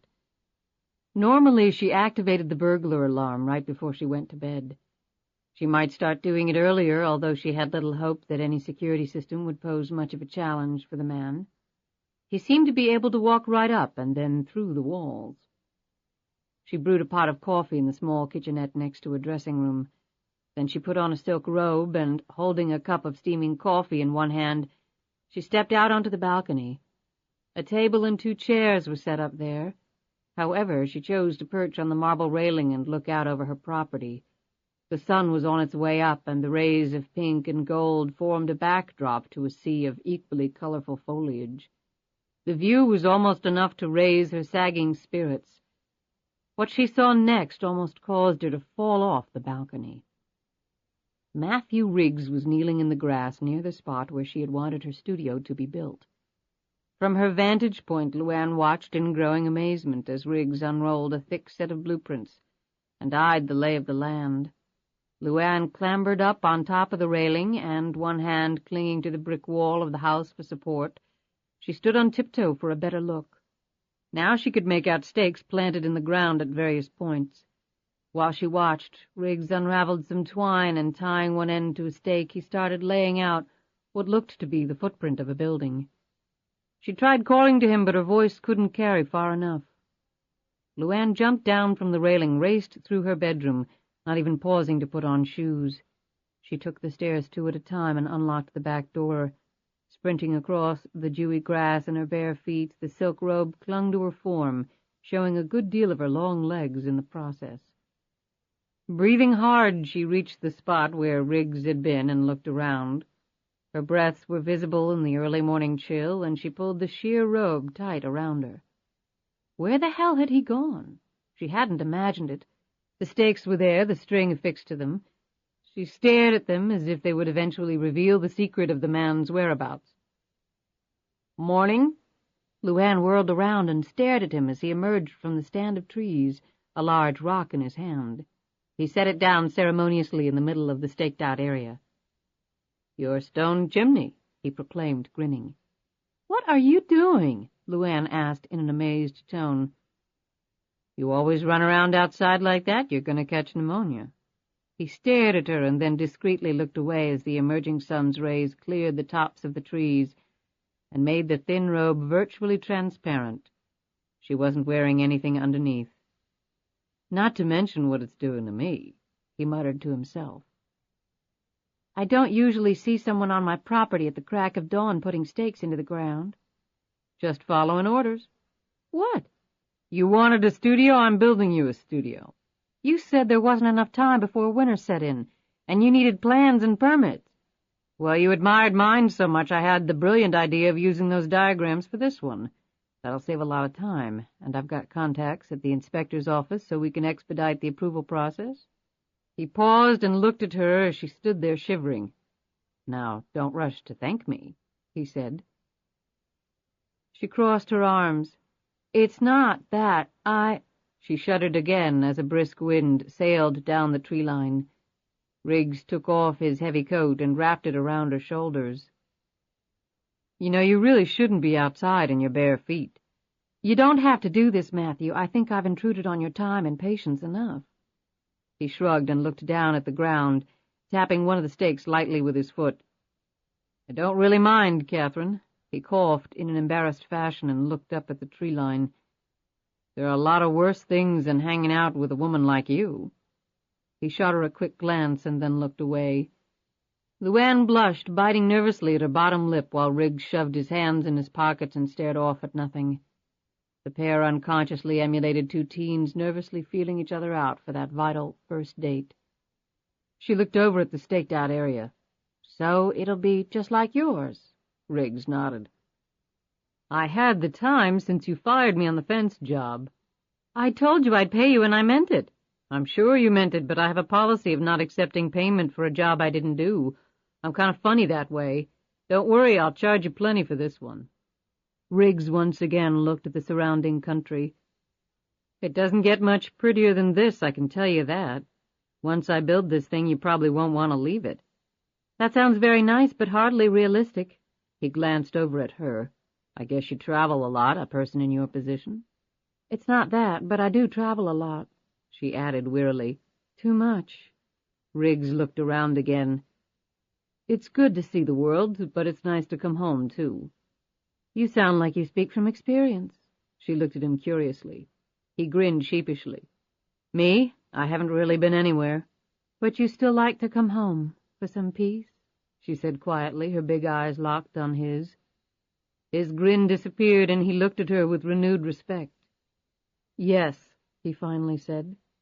How about some breakfast? I already ate, but thanks. Coffee?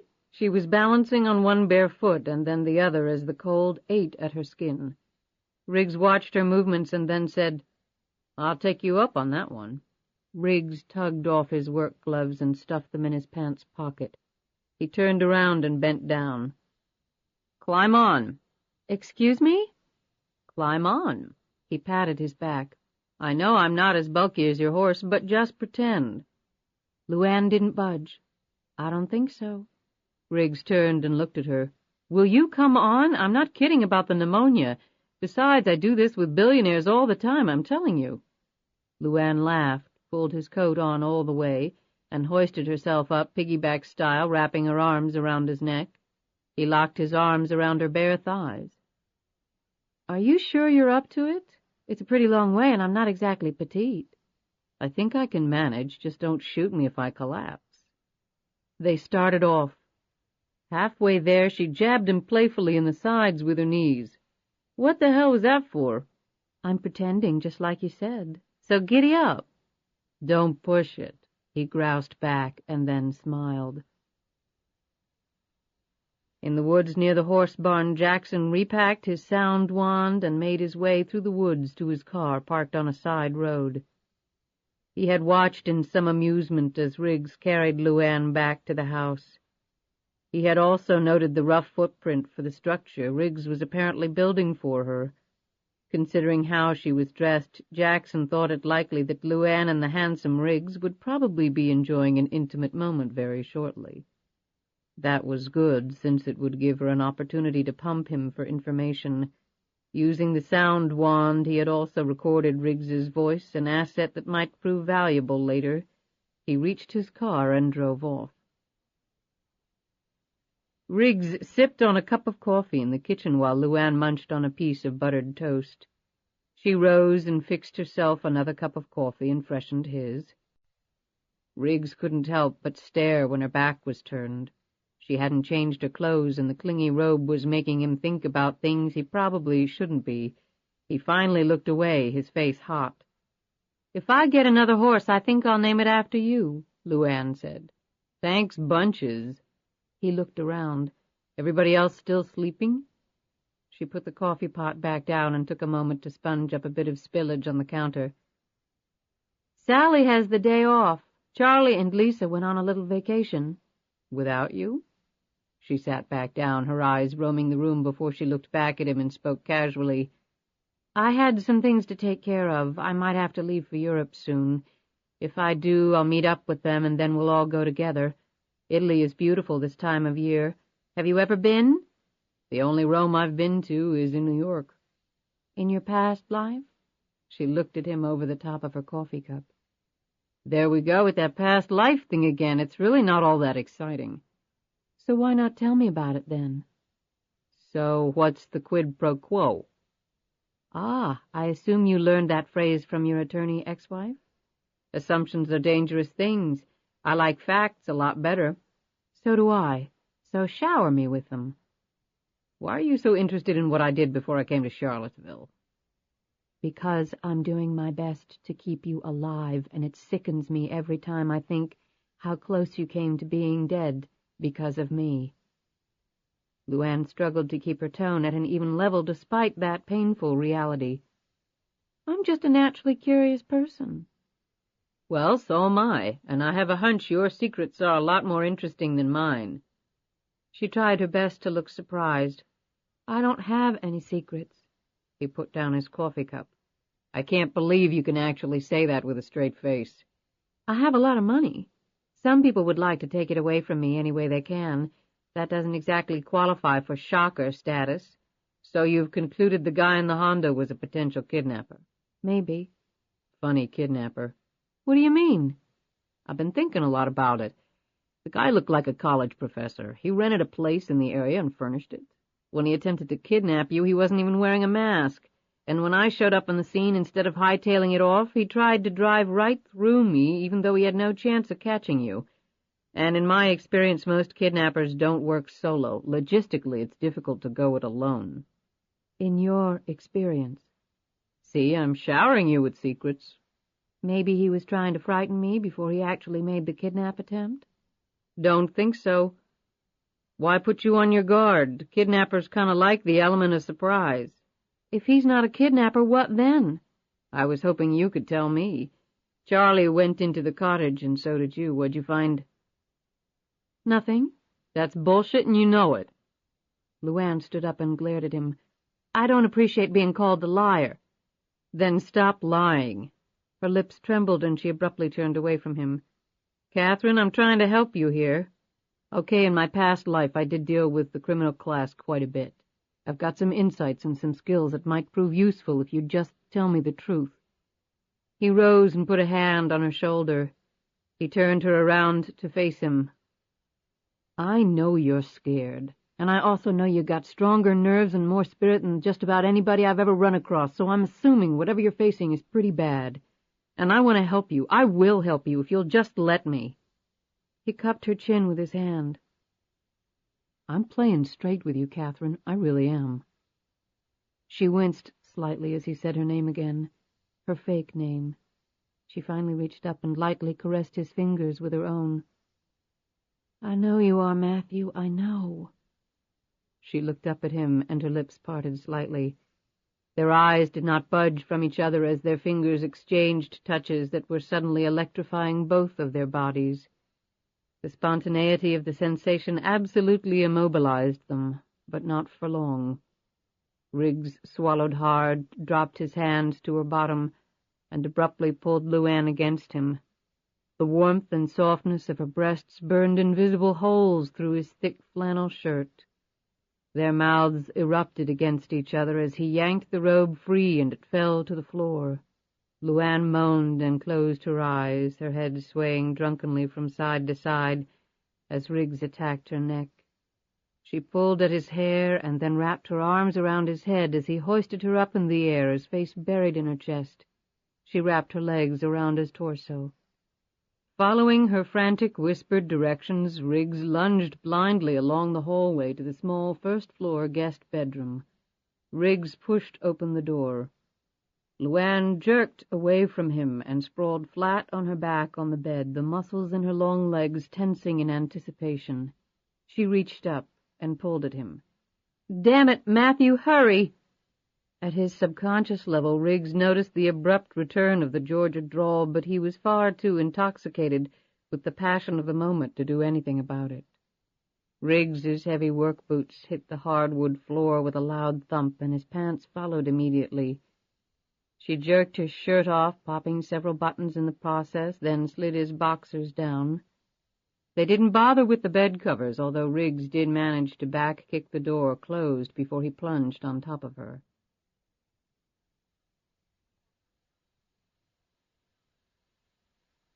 Chapter 38. Jackson sat at the table and studied the laptop's small screen.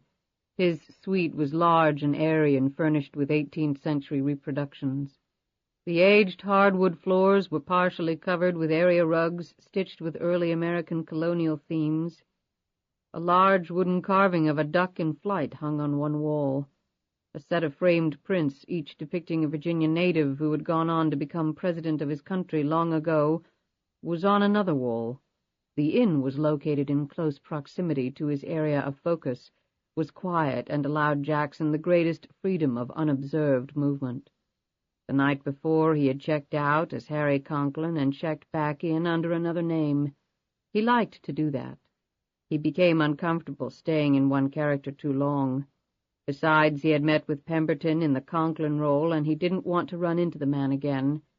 Now a baseball cap covered his head. Heavy latex eye pouches bracketed the fake nose. The hair was blondish-gray and tied a ponytail that sprouted out the back of the cap. His neck was long and wrinkled, and his build was stocky. He looked like an aging hippie. His luggage was stacked neatly in one corner. He had a practice of not unpacking when he traveled. His line of work sometimes necessitated rapid exits. 2 hours earlier he had scanned one set of the fingerprints lifted from the cottage into his hard drive and transmitted them via modem to one of his information contacts. He had already called this person and told him what was coming.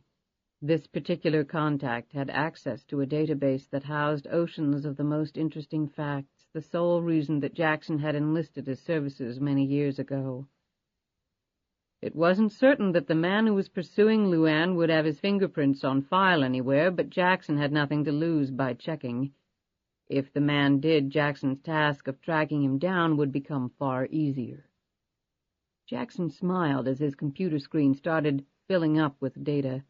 A digitized photo of the man had even accompanied the personal details.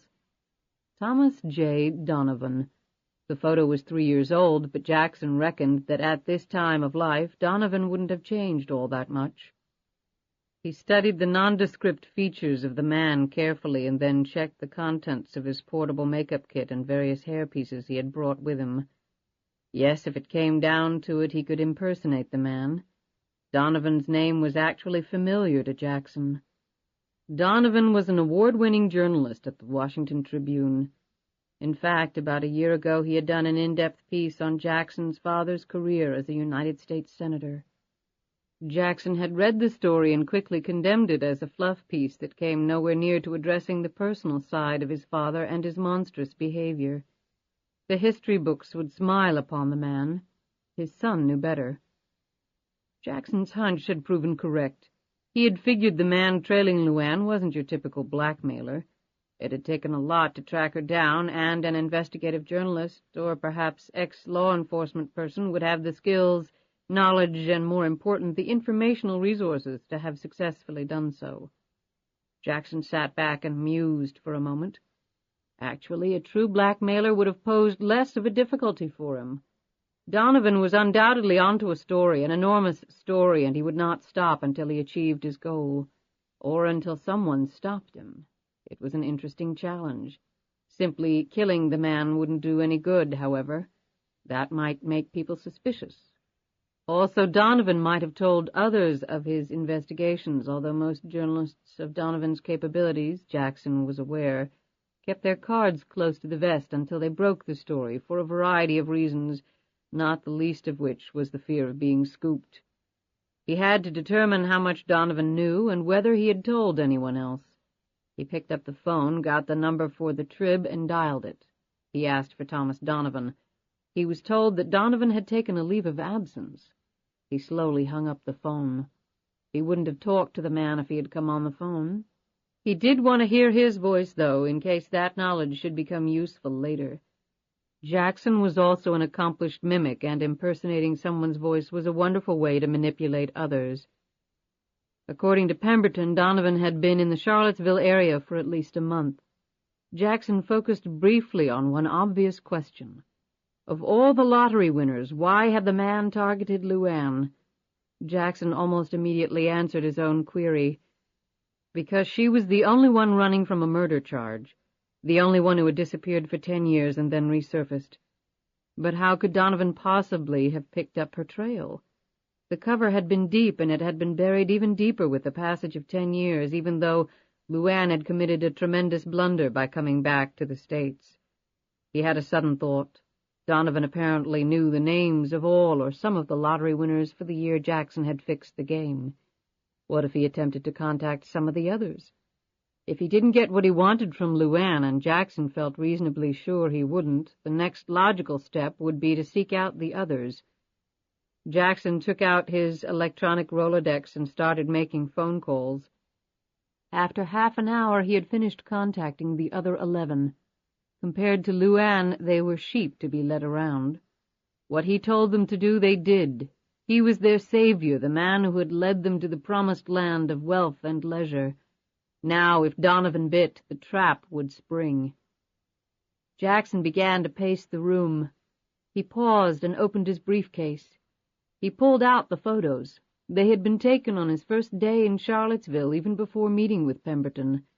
The quality of the photos was good, considering he had been using a long-range lens and the early morning light had not been the best. The faces stared back at him. Sally Beecham looked tired and bothered. In her 40s, tall and slender, she was LuAnn's live-in housekeeper. Her suite was on the first floor of the north side of the mansion. He studied the next 2 photos. The 2 young Hispanic women constituted the cleaning staff. They came at 9 and left at 6. Finally came the photos of the groundspeople. Jackson studied each of their faces. When taking the photos, he had watched the people intently, how they moved, how they gestured. His hand-held sound wand had picked up their voices perfectly. He had listened to their voices over and over as he had just listened to Riggs's. Yes, it was coming together nicely. Like pieces in a strategic battle plan, he was positioning his soldiers to optimal advantage. Possibly none of the information he had painstakingly gathered about Catherine Savage's daily world would ever come into play. But on the chance that it might, he would be more than ready. He put the photos away and closed the briefcase. From a hidden compartment in his suitcase, he drew out a short-handled throwing knife. Handcrafted in China, the blade was so sharp it couldn't even be touched by a bare hand without drawing blood. It was thrown by means of the perfectly balanced tea candle. Jackson strolled around the room as his mind was sidetracked for a moment. LuAnn was uncommonly fast, lithe, agile, words that could equally be applied to himself. Yes, she had certainly upgraded herself. What else had she learned? What other skills had she acquired? He wondered whether she had experienced the same premonition he had, that their paths would cross again one day like 2 trains colliding. And had she done her utmost to prepare for that eventuality?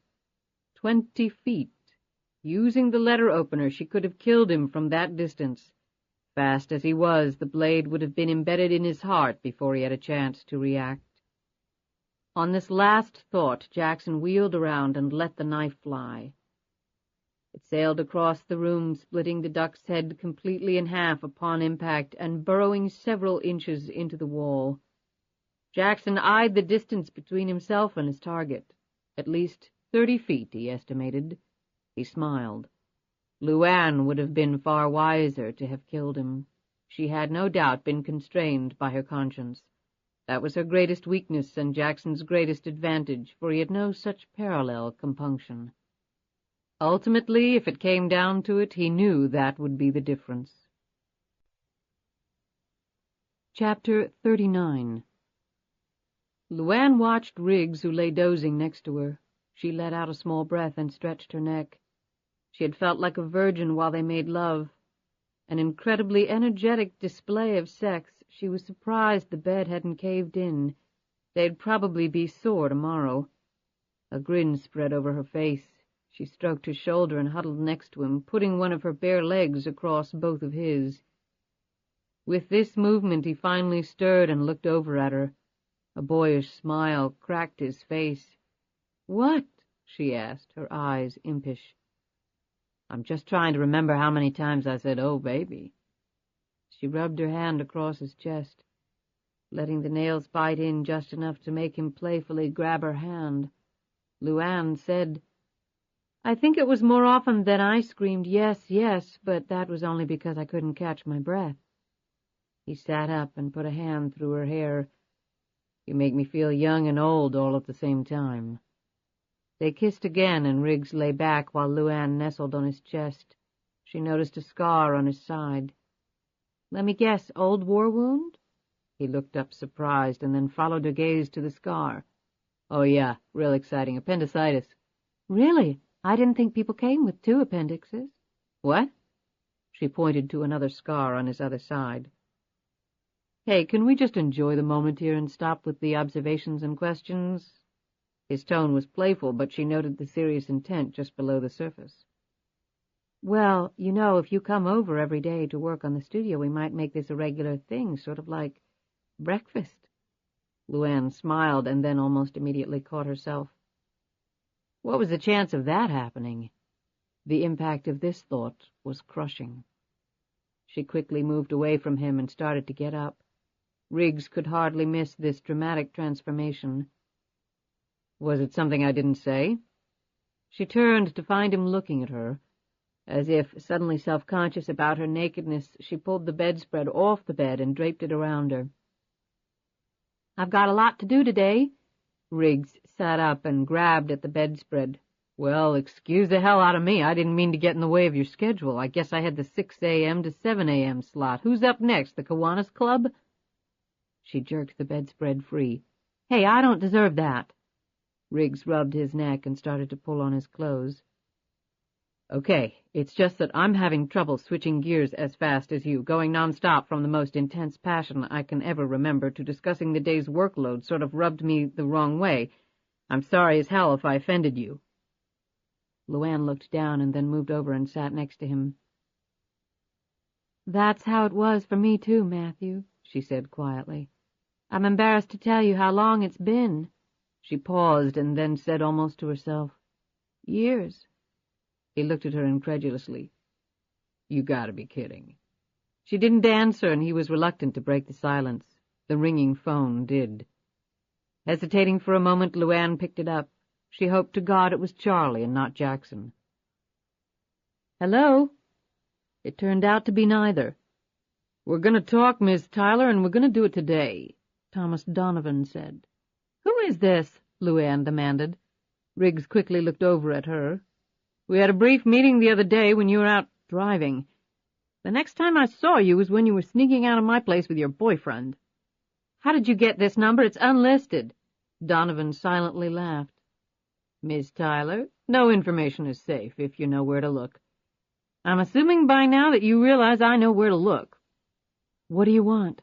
Like I said, I want to talk to you. I don't have anything to say to you. Riggs went over to the phone and held the receiver with her. At first LuAnn tried to push him off, but Riggs held firm. Sure you do, and I have a lot to say to you. I can understand your reaction the other day. Maybe I should have approached you differently, but that's past. I know beyond a doubt that you're sitting on a story of immense importance, and I want to know what it is. I have nothing to say to you. Donovan considered this for a moment. He ordinarily didn't like to take this tack, but right now he couldn't think of an alternative strategy. He made up his mind. I'll give you this as an inducement. If you talk to me, I'll give you 48 hours to leave the country before I go public. If you don't talk to me, then I go public with everything I have as soon as I get off the phone. He struggled internally for a moment and then added quietly, Murder doesn't have a statute of limitations, LuAnn. Riggs stared over at LuAnn wide-eyed. She looked away from him. Where? She asked. Riggs was shaking his head fiercely, but LuAnn ignored him. Let's make it a very public place, Donovan said. Mitchie's Tavern. I'm sure you know where that is, 1 o'clock. And don't bring anyone with you. I'm way too old for guns and speeding cars. I catch a whiff of your boyfriend or anyone else, the deal is off, and I call the sheriff in Georgia. Do you understand? LuAnn ripped the phone free from Riggs and slammed it down. Riggs faced her. Would you like to fill me in on what's going on? Who are you supposed to have murdered, somebody in Georgia? LuAnn stood up and pushed past him, her face crimson from the abrupt revealing of this secret. Riggs grabbed her arm and pulled her back roughly. Damn it, you're going to tell me what's going on. She snapped around and, quick as a ferret, connected her right fist flush with his chin, causing his head to snap back and hit hard against the wall. When he came to, Riggs was lying on the bed. LuAnn sat next to him, holding a cold compress to his bruised chin, and then pressed it against the growing knot on his head. Damn, he said as the cold went through his system. I'm sorry, Matthew. I didn't mean to do that. I just... He rubbed his head in disbelief. I can't believe you knocked me out. I'm not a chauvinist, but I can't believe a woman just flattened my butt with one punch. She managed a feeble smile. I had a lot of practice growing up, and I'm pretty strong, she added kindly. But I think your head hitting the wall had a lot to do with it. Riggs rubbed his jaw and sat up. Next time we're having an argument and you're thinking about popping me, just let me know and I'll surrender on the spot. Deal? She touched his face gently and kissed him on the forehead. I'm not going to hit you any more. Riggs looked over at the phone. Are you going to meet him? I don't have a choice that I can see. I'm going with you. LuAnn shook her head. You heard him? Riggs sighed. I don't believe you murdered anyone. LuAnn took a deep breath and decided to tell him. I didn't murder him. It was self-defense. The man I was living with 10 years ago was involved in drugs. I guess he was skimming off the top, and I walked right into the middle of it. So you killed your boyfriend? No, the man who killed my boyfriend. And the police? I didn't stay around long enough to find out what they were going to do. Riggs looked around the room. The drugs, is that where all this came from? LuAnn almost laughed. No, he was a small-timer. Drug money didn't have anything to do with this. Riggs wanted desperately to ask what did, but refrained from doing so. He sensed that she had divulged enough of her past life for now. Instead, he watched in silent frustration as LuAnn slowly got up and started to leave the room, the bedspread dragging behind her, the well-defined muscles in her back tensing with each stride. LuAnn, that's your real name? She turned to look at him and nodded faintly. LuAnn Tyler. You were right about Georgia. 10 years ago I was a lot different. A lot. I believe it, although I bet you've always had that right cross. He attempted a smile, but neither of them was buying it. She watched Riggs as he dug into his pants pocket. He tossed something to her. She caught the keys in the palm of her hand. Thank you for letting me use your BMW. You might need the horsepower in case he starts chasing you again. She frowned, looked down, and then walked out of the room.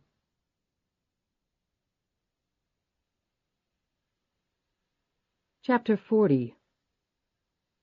Wearing a long black leather coat and a matching hat, her eyes hidden behind a pair of Ray-Bans, LuAnn stood outside the Ordinary, an aged wooden building that was part of Mitchie's Tavern, a historic structure originally built in the late 1700s and later moved to its current location down the road from Monticello in the late 1920s.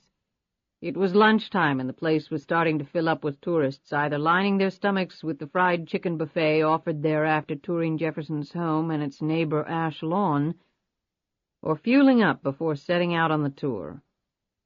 Inside, a fire blazed in the hearth, and LuAnn, who had arrived early to check things out, had soaked in the warmth from the flames before deciding to wait for him outside.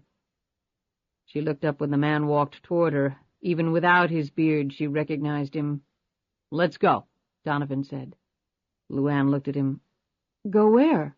"You follow me in your car. I'll be checking my rearview mirror. If I see anyone who remotely looks like they're following us, then I pick up my cell phone and you go to prison." "I'm not following you anywhere." He leaned into her face and said quietly, "I think you might want to reconsider." "I don't know who you are or what you want. You said you wanted to meet me. Well, I'm here." Donovan looked around at the line of people making their way into the tavern. "I had in mind a little more privacy than this." "You picked the place." "That I did." Donovan jammed his hands in his pocket and stared at her in obvious discomfort. LuAnn broke the silence. "I'll tell you what, we'll go for a drive in my car." She stared at him ominously and spoke in low tones. "But don't try anything, because if you do, I will hurt you." Donovan snorted for a moment and then just as quickly stopped as he stared into her eyes. An involuntary shiver swept over him. He followed her long strides to her car. LuAnn got on Interstate 64 and put the big sedan on cruise control. Donovan turned to her. "You know, you threatened me back there with bodily injury. Maybe you did kill that guy in the trailer." "I didn't murder anyone. I didn't do anything wrong in that trailer." Donovan studied her features and then looked away. When he spoke next, his tone was softer, calmer. I didn't spend the last several months tracking you down, LuAnn, in order to destroy your life. She glanced over at him. Then what did you track me down for? Tell me what did happen in that trailer. LuAnn shook her head in frustration and remained silent. I've dug through a lot of dirt over the years, and I can read between the lines with the best of them. I don't believe you murdered anyone, Donovan said. Come on, I'm not a cop. You can check me for a wire if you want. I've read all the newspaper accounts. I'd like to hear your version. LuAnn let out a deep sigh and looked over at him. Dwayne was dealing drugs. I didn't know anything about it. I just wanted to get out of that life. I went to the trailer to tell him so. Dwayne was cut up very badly. A man grabbed me, tried to cut my throat. We fought. I hit him with the telephone and he died. Donovan looked puzzled. You just hit him with the telephone? Really hard. I guess I cracked his skull. Donovan rubbed his chin thoughtfully. The man didn't die from that. He was stabbed to death. The BMW almost ran off the road before LuAnn regained control. LuAnn stared over at him, her eyes wide. What? She gasped. I've seen the autopsy reports. He did have a wound to the head, but it wasn't fatal. He died from multiple stab wounds to his chest, no doubt about it. It didn't take LuAnn long to realize the truth. Rainbow. Rainbow had killed him, and then lied to her. She shook her head. Why should that be such a big surprise, she thought. All these years I believed that I had killed him. That's a horrible thing to carry around inside. I'm glad I could clear your conscience on it. The police can't still be interested in all this. It's been 10 years, LuAnn said. That's where you've run into some incredibly bad luck. Dwayne Harvey's uncle is the sheriff in Rikersville now. Billy Harvey is sheriff? LuAnn said in astonishment. He's one of the biggest crooks down there. He had an auto chop shop. He ran gambling in the back rooms of the bars. He was into everything you could earn a buck from illegally. Dwayne kept trying to get in on it, but Billy knew Dwayne was too stupid and unreliable. That's probably why he ended up selling drugs over in Gwinnett. I don't doubt it, but the fact is he's sheriff. Probably figured the best way to avoid trouble with the police was to become the police. So you talked to him? Donovan nodded. According to him, the whole family has never gotten over poor Dwayne and his hasty exit from the living. According to him, the whole family has never gotten over poor Dwayne and his hasty exit from the living.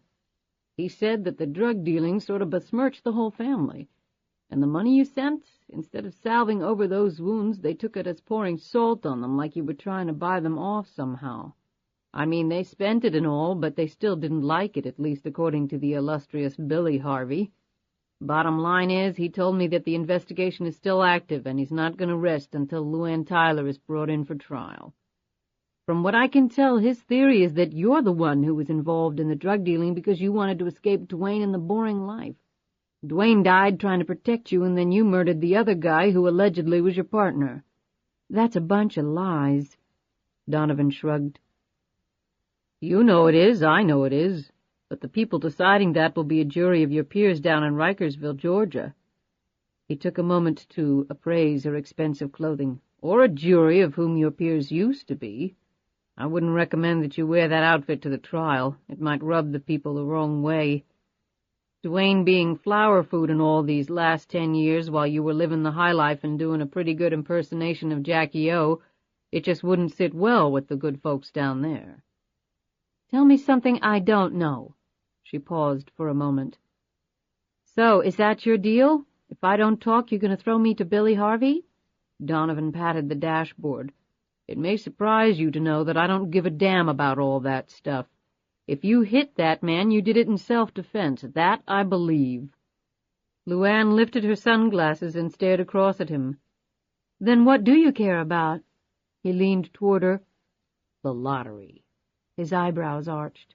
LuAnn spoke evenly. What about it? You won it 10 years ago, $100 million. So? So how'd you do it? I bought a ticket that turned out to be the winning number. How else do you do it? I don't mean that. Let me fill you in on something. Without getting too technical, I went back through years' worth of lottery winners. There's a constant rate of bankruptcy declared by all those winners. 9 out of 12 every year. Bang, bang, you can set your clock by it. Then I ran across 12 consecutive winners who somehow managed to avoid the big B, and you were smack in the middle of that unique group. Now how is that possible? She glanced over at him. How should I know? I've got good money managers. Maybe they do too. You haven't paid your taxes on your income 9 out of the last 10 years. I guess that helps. How do you know that? Again, all sorts of information is available. You just have to know where to look. I know where to look. You'd have to talk to my financial people about that. I was in other parts of the world during that time. Maybe the income wasn't taxable in the U.S. I doubt that. I've written enough financial stories to know that there's almost nothing Uncle Sam won't tax, if he can find it, that is. So call up the IRS and report me. That's not the story I'm looking for. Story? That's right. I forgot to fill you in on the reason I came to visit you. My name's Thomas Donovan. You probably haven't heard of me, but I'm a journalist for the Washington Trib going on 30 years now, and a damn good one, even if I am blowing my own horn. A while back, I decided to do a story on the national lottery. Personally, I think the whole thing is a travesty. Our own government doing that to the poorest among us. Dangling carrots like that, all the catchy ads, enticing people to cash in their Social Security checks to play something with odds at millions to one. Excuse the soapbox, but I only write about things I feel passionate about. Anyway, my original angle was the rich sucking it back out of the poor after they hit the jackpot. You know, investment shysters, people peddling one scheme after another, and the government just letting them go right ahead and do it, and then when the winner's finances are so screwed up they haven't paid enough tax or whatnot, the IRS comes in and takes every last dime, leaving them poorer than before they won. A good story, and one I feel needs to be told. Well, while I'm researching the story, I find out this interesting coincidence about all the lottery winners from your year. They didn't lose a dime of their money. In fact, using their tax returns as a gauge, they're all richer now, a lot richer. So I track you down, and here I am. What I want is simple, the truth. And if I don't tell you, I end up in a Georgia prison, is that it? That's what you implied over the phone. Donovan stared across at her angrily. I won 2 Pulitzers before I was 35. I've covered Vietnam, Korea, China, Bosnia, South Africa. Gotten my ass shot up twice. I've spent my life chasing every hot spot in the world. I'm as legit as they come. I'm not going to blackmail you, because I don't operate that way. I told you that over the phone just to get you to meet with me. If Sheriff Billy catches up to you, it's not going to be with my help. Personally, I hope he never does. Thank you. But if you don't tell me the truth, I'll find it out someplace else, and then I'm going to write that story. And if you don't tell me your side of things, I can't guarantee how flatteringly I can portray you. I report the facts. Guilt will fall where it may. If you're willing to talk to me, I can guarantee only one thing, that your side of the story will be heard. But if you've broken the law somehow, there's nothing I can do about that. I'm not a cop, and I'm not a judge. He paused and looked at her. So, what's it going to be? She didn't speak for several minutes, her eyes staring down the road. He could see the conflict going on inside her. Finally, she looked over at him. I want to tell you the truth. God, I want to tell somebody the truth. She took a deep breath that almost turned into a shudder. But I can't. Why not? You're already in a great deal of danger. If I were to talk to you, that danger would turn into an absolute certainty that you're going to die. Come on, LuAnn, I've been in dangerous spots before. It comes with the territory. What is it, and who's behind it? I want you to leave the country. Excuse me? I'll pay. You pick a place, I'll make all the arrangements. I'll set up an account for you. Is that your way of dealing with problems? Send them off to Europe? Sorry, but I got a life right here. That's just it. If you stay, you're not going to have a life. You're really going to have to do better than that. If you'd work with me, we could really accomplish something here. Just talk to me, trust me. I didn't come down here to shake you down, but I also didn't come down here to be thrown a bunch of bullshit. I'm telling you the truth. You are in serious danger. Donovan wasn't listening now. He rubbed his chin as he thought out loud. Similar backgrounds, all poor, desperate. It made for great stories, really picked up the numbers of players. He looked at her, clutched her arm. Come on, LuAnn, you had help leaving the country 10 years ago. You've gotten a whole lot richer. I can smell the story here if you'd just give me the right angle. This could rank right up there with the Lindbergh baby and Who Shot JFK. I've got to know the truth. Is the government behind this, whatever this is? They're making billions off this thing every month, sucking it out of the rest of its taxation without representation. Donovan rubbed eager hands together. Are we talking all the way to the White House? Please tell me we are. I'm not telling you anything, and I'm doing it to keep you as safe as I can. If you work with me, we both win. I don't consider being murdered winning, do you? Last chance. Will you please believe me? Believe what? You haven't told me anything, he bellowed. If I tell you what I know, it's like putting a pistol against your head and pulling the trigger myself. Donovan sighed. Then why don't you take me back to my car? I don't know, LuAnn. I guess I expected more from you. You grew up dirt poor, raised a kid by yourself, and then got this incredible break. I thought you might give a crap. LuAnn put the car in gear, and they started off again. She glanced once or twice at him, and then started speaking in a very low voice, as though she were afraid of being overheard. Mr. Donovan, the person who is looking for you right this very minute is not someone you want to mess around with. He told me he's going to kill you because you might know too much. And he will. Unless you leave right now, he'll find you for sure. And when he does, it won't be pretty. This person can do anything, anything. Donovan snorted, and then his face froze. He slowly turned and looked at her as the answer finally hit him. Including making a poor woman from Georgia rich? Donovan saw LuAnn jerk slightly as he said the words. His eyes widened. Jesus, that's it, isn't it? You said this man can do anything. He made you the lottery winner, didn't he? A woman barely out of her teens running from the police after believing she committed a murder. Mr. Donovan, please. She stops to buy a lottery ticket and then just happens to travel to New York where the lottery drawing is being held. And what do you know? She wins $100 million. Donovan slapped the dashboard with the palm of his hand. Good God, the national lottery was fixed. Mr. Donovan, you have got to let it drop. Donovan's face flushed crimson.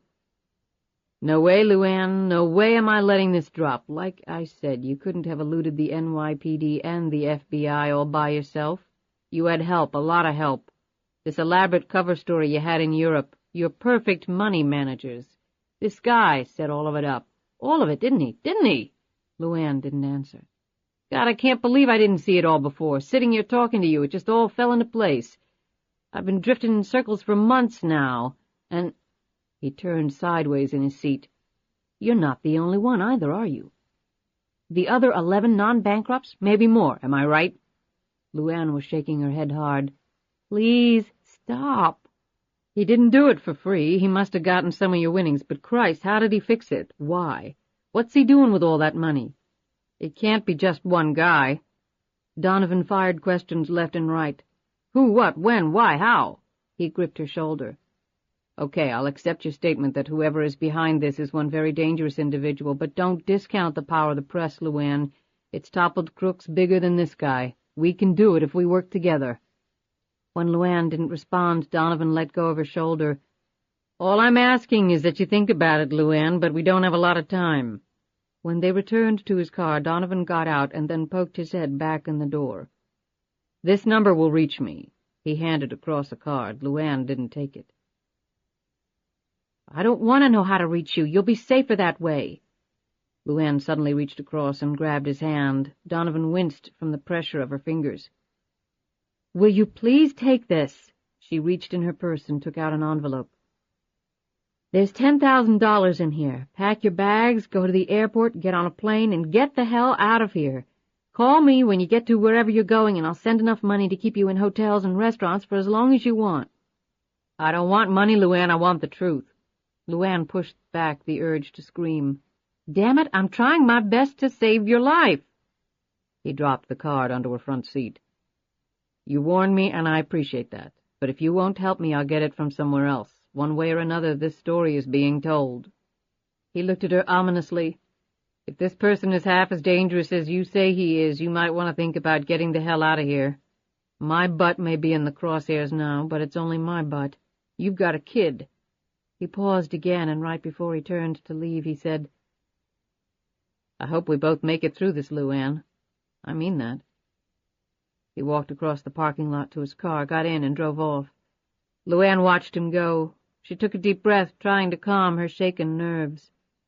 Jackson was going to kill the man unless she did something, but what could she do?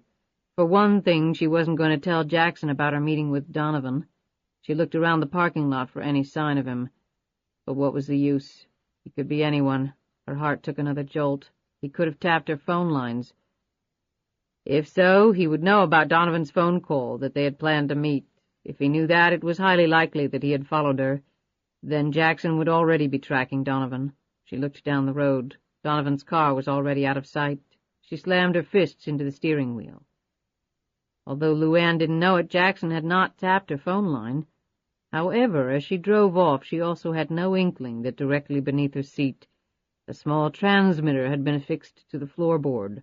Her entire conversation with Donovan had just been heard by someone else. Chapter 41. Riggs turned off the receiving unit, and the sounds of LuAnn's BMW coming through his earphones vanished. He slowly took off the headphones, sat back in his desk chair, and let out a long breath. He had anticipated obtaining some information about LuAnn Tyler and her discussions with the man he now knew to be Thomas Donovan, a newspaper reporter. The name was familiar to Riggs. He had seen the guy's byline in past years. However, Riggs hadn't anticipated stumbling across something that had all the earmarks of a major conspiracy. Damn! Riggs stood up and looked out the window of his home office. The trees were stunning, the sky a pale blue that was both dazzling and soothing. To the right, a squirrel scampered up a tree, a chestnut secured between its jaws. Farther back, through the thickness of the trees, Riggs could make out a slender procession of deer headed by a 6-point buck as they made their way cautiously toward the small spring-fed pond situated on Riggs's property. So peaceful, so serene, all that he had hoped for. He looked back at the receiving device he had used to listen in on LuAnn and Donovan's conversation. "LuAnn Tyler," Riggs said out loud. "Not Catherine Savage, not even close," she had said. New identity, new life, far, far away. That was something Riggs could certainly relate to. He eyed the phone, hesitated, then picked it up. The number he was calling had been given to him 5 years ago for emergencies, just as, unknown to Riggs, Jackson had provided one to LuAnn 10 years ago. Just for emergencies. Well, Riggs decided as he punched in the numbers he supposed this qualified as such. An automated voice came on the line. Riggs left a series of numbers and then his name. He spoke slowly in order to let the computer verify the authenticity of his voice patterns. He put down the phone. 1 minute later it rang. He picked it up. "That was fast," Riggs said, sitting back down. "That number gets our attention. What's the situation? You in trouble?" "Not directly, but I've come across something I need to check up on." "Person, place, or thing?" "Person." "I'm ready. Who is it?" Riggs took a silent breath and hoped to God he was doing the right thing. He would at least hedge his bets until he understood matters a little better. "I need to find out about someone named LuAnn Tyler." LuAnn's car phone buzzed as she was driving back home. "Hello?" The voice on the other end of the line made her breathe easier. "Don't tell me where you are, Charlie. We can't be sure this line is safe." She checked where she was on the road. "Give me 20 minutes and then call me at the prearranged spot." She hung up. When they had come to the area, they had identified a payphone at a McDonald's that would receive incoming calls. That was their safe phone. 20 minutes later, she was standing at the payphone, snatching it up on the first ring. "How's Lisa?" Charlie's tone was low. "Fine, we're both okay. She's still bumming, but who can blame the kid?" "I know. Did she talk to you at all?" "A little, although I think we're both the enemy as far as she's concerned right now. That little girl's playing it close to the vest. Chip off the old block, right?" "Where is she?" "Crashed on the bed. We drove all night and she didn't sleep much, just stared out the car window." "Where are you?" "Right now we're at a motel in the outskirts of Gettysburg, Pennsylvania, just across the Maryland state line. We had to stop. I was falling asleep at the wheel. You didn't use a credit card, did you? Jackson can trace that. You think I'm a novice at being on the run? All cash. Any sign that you've been followed? I've varied my routes, gone the interstate, back roads, lots of stops, and very public places. I've checked every car that even looks remotely familiar. No one's onto us. How's it on your end? Do you hook up with Riggs? LuAnn blushed at the question. You could say that. She paused and cleared her throat. I met up with Donovan. Who? The guy from the cottage. His name is Donovan. He's a reporter. Aw, crap. He knows about the 12 lottery winners. How? It gets complicated, but basically because none of us declared bankruptcy. In fact, we all became a lot richer through shrewd investment advice. I guess that's pretty unusual with lottery winners. Damn, I guess Jackson isn't infallible. That's a comforting thought. I've got to go. Give me the number there. Charlie did so. I brought the portable cell phone too, LuAnn. You've got the number, right? Memorized. I don't like it that you're all alone in this. I really don't. I'm holding my own. I've just got to think things through a little. When Jackson shows up again, I want to be ready. I'm not sure that's possible. The guy's not human. LuAnn hung up the phone and walked back to her car. As unobtrusively as she could, she scanned the parking lot for anyone looking remotely suspicious. But that was the problem. Jackson never looked suspicious. Charlie hung up the phone, checked on Lisa, and then went to the window of the ground-floor motel room. The building was constructed in the shape of a horseshoe, so that Charlie was looking out not only at the parking lot, but also at the motel units on the other side of the parking lot. He had a habit of checking the parking lots every 30 minutes to see who had pulled in after them. He had selected fairly isolated places that would make it easier to flush out someone who was following them. Despite his sharp scrutiny, he could not have seen the pair of binoculars focused on him from the dark recesses of the motel room directly across from his. This person's car was not in the parking lot because he was not a paying guest of the motel. He had broken into the room when Charlie and Lisa had gone out to eat. The man put down the binoculars and jotted some words down in a notebook before taking up his sentry once again. Chapter 42. The BMW pulled into the front drive. LuAnn sat in the car and stared up at the house. She'd not gone home. After driving around for a while, she had decided to come here. The Jeep was there, so he must be as well. She got out of the sedan and walked up the wide steps of the Victorian. Riggs heard her coming. He was just finishing up his phone call, the paper in front of him covered with notes, more information than he had ever wanted to know. His gut was cramping up just thinking about it all. He opened the door to her knock, and she passed through the doorway without looking at him. "How'd it go?" he asked. LuAnn drifted around the room before settling down on the couch and looking up at him with a shrug. "Not all that well, really." Her voice was listless. Riggs rubbed his eyes and sat down in the chair opposite her. "Tell me about it." "Why? Why in the hell would I want to get you involved in all this?" He paused and briefly considered what he was about to say. He could walk away from this. She was obviously giving him the opportunity to do so. He could just say, "You're right," and escort her to the door and out of his life. As he looked at her, so tired, so alone, he spoke quietly and intensely. "I want to help you." "That's nice, but I really wouldn't know where to begin." "How about 10 years ago, Georgia, and you're running from the cops for a murder you didn't commit?" She stared over at him, biting her lip. She wanted desperately to trust the man.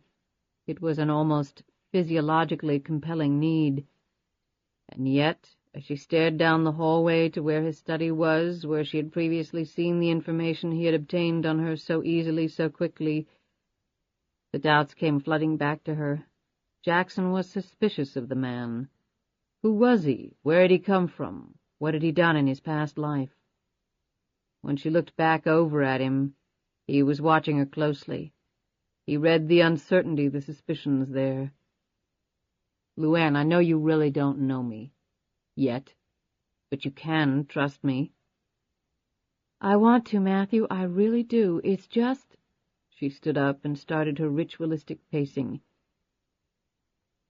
It's just that I've made a habit the last 10 years of never trusting anyone other than Charlie.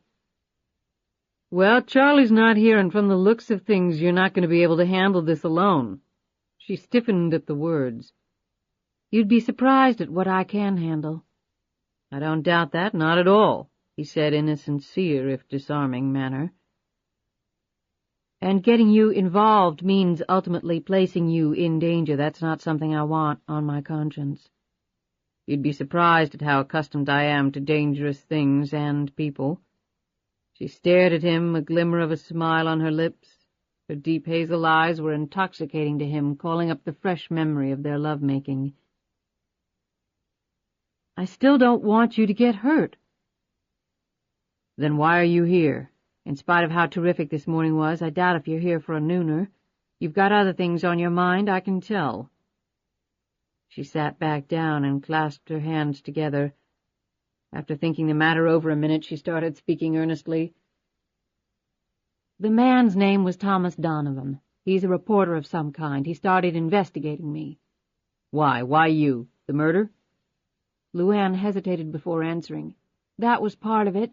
What was the other part? LuAnn didn't answer now. She looked at the floor. Imparting personal information to anyone other than Charlie went against every instinct she possessed. Riggs decided to take a shot. Did it have to do with the lottery? She slowly looked up, the astonishment starkly on her face. I knew your real name. Something clicked. You won $100 million 10 years ago. A lot of stories about you back then. Then you disappeared. She studied him warily, alarm bells ringing. His face, though, was one of complete sincerity, and finally that look subdued her suspicions, at least temporarily. Yes, I won that money. So what did Donovan want? Your story on the killing? Partly. What was the other part? He asked persistently. Now the alarm bells started ringing again, and this time Riggs's honest features did not silence them. LuAnn rose. I've got to be going. Come on, LuAnn, talk to me. I think I've said more than I should have. Riggs knew far more than she had already told him, but he had wanted to hear it from her. His source for the information on LuAnn had naturally desired to know why he wanted it. He had lied, or gotten close to it. He wasn't going to give LuAnn Tyler away, at least not yet. He had no reason to trust her, and many reasons not to, but he did trust her.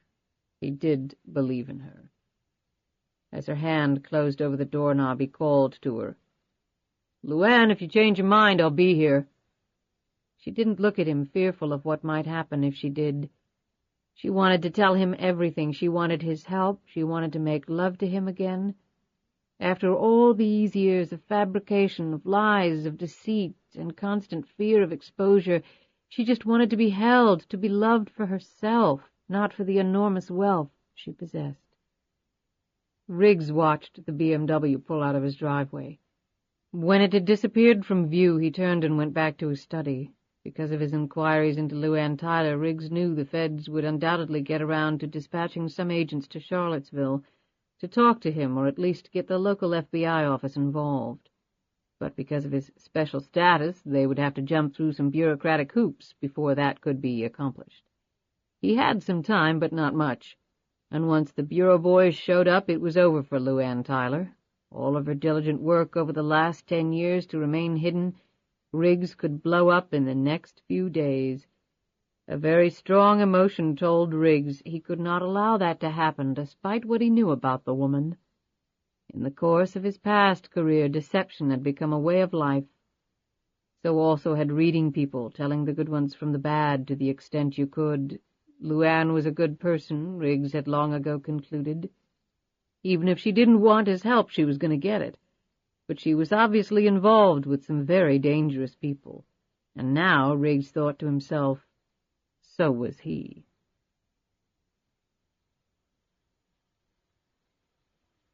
Chapter 43. When LuAnn arrived home, it was late. The household staff had gone, and Sally Beecham would not return until tomorrow. She went in the house, through the garage, punched in the alarm code, and threw her coat and purse down on the kitchen island. She went upstairs to shower and change. She had a lot of things to think through right now. In the shrubs bordering the edge of the expanse of lawn by the garage side of the house, Jackson knelt in the mulch and smiled to himself. He lowered the small piece of equipment he was holding in his hand. On its digital face were the 6 numbers constituting LuAnn's passcode for the home's alarm system.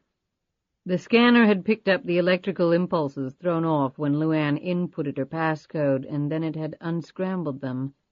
With the passcode, Jackson could come and go freely. When he got back to his rental car, his cell phone buzzed. He spoke for a few minutes and then hung up. Charlie and Lisa were at a motel outside of Gettysburg. They would probably be on the move again soon. LuAnn had tried to get them away from him, or rather, Lisa away from him. Charlie could take care of himself, Jackson well knew. If it came to it, Lisa was the Achilles heel of her mother.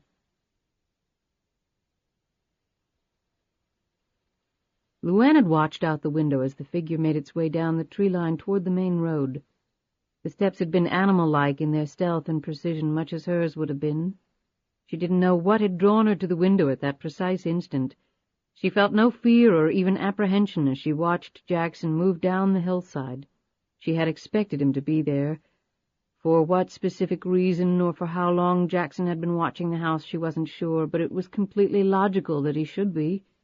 She was now his main focus, she knew, and to be the main focus of the man was akin to treading on the very edge of the grave. She drew the curtains shut and sat on her bed. The enormous house felt cold and threatening, as though she were all alone in a mausoleum of immense proportion, just waiting for something unspeakably horrible to happen to her. Was Lisa truly safe beyond the reach of the man? The answer to that question was so obvious that it hit her like a hard slap in the face.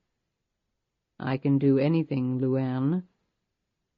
The mocking words came back to her after all these years and sent a shiver through her. Riggs was right, she couldn't get through this alone. He had offered help, and this time she needed it. Whether she was making the right decision or not, she didn't care. Right now she just needed to do something. She jumped up, grabbed her car keys, unlocked a box in her closet, and placed the loaded nickel-plated .44 Magnum in her purse. She ran down the stairs and into the garage. A minute later the BMW was flying down the road. Riggs was in the room over his barn when he heard the car drive up and park next to the garage. He watched out the window as LuAnn came into view. She started toward the house, but then, as if sensing his presence, she turned to stare at him. Their eyes stayed locked for a long moment as each silently probed the other.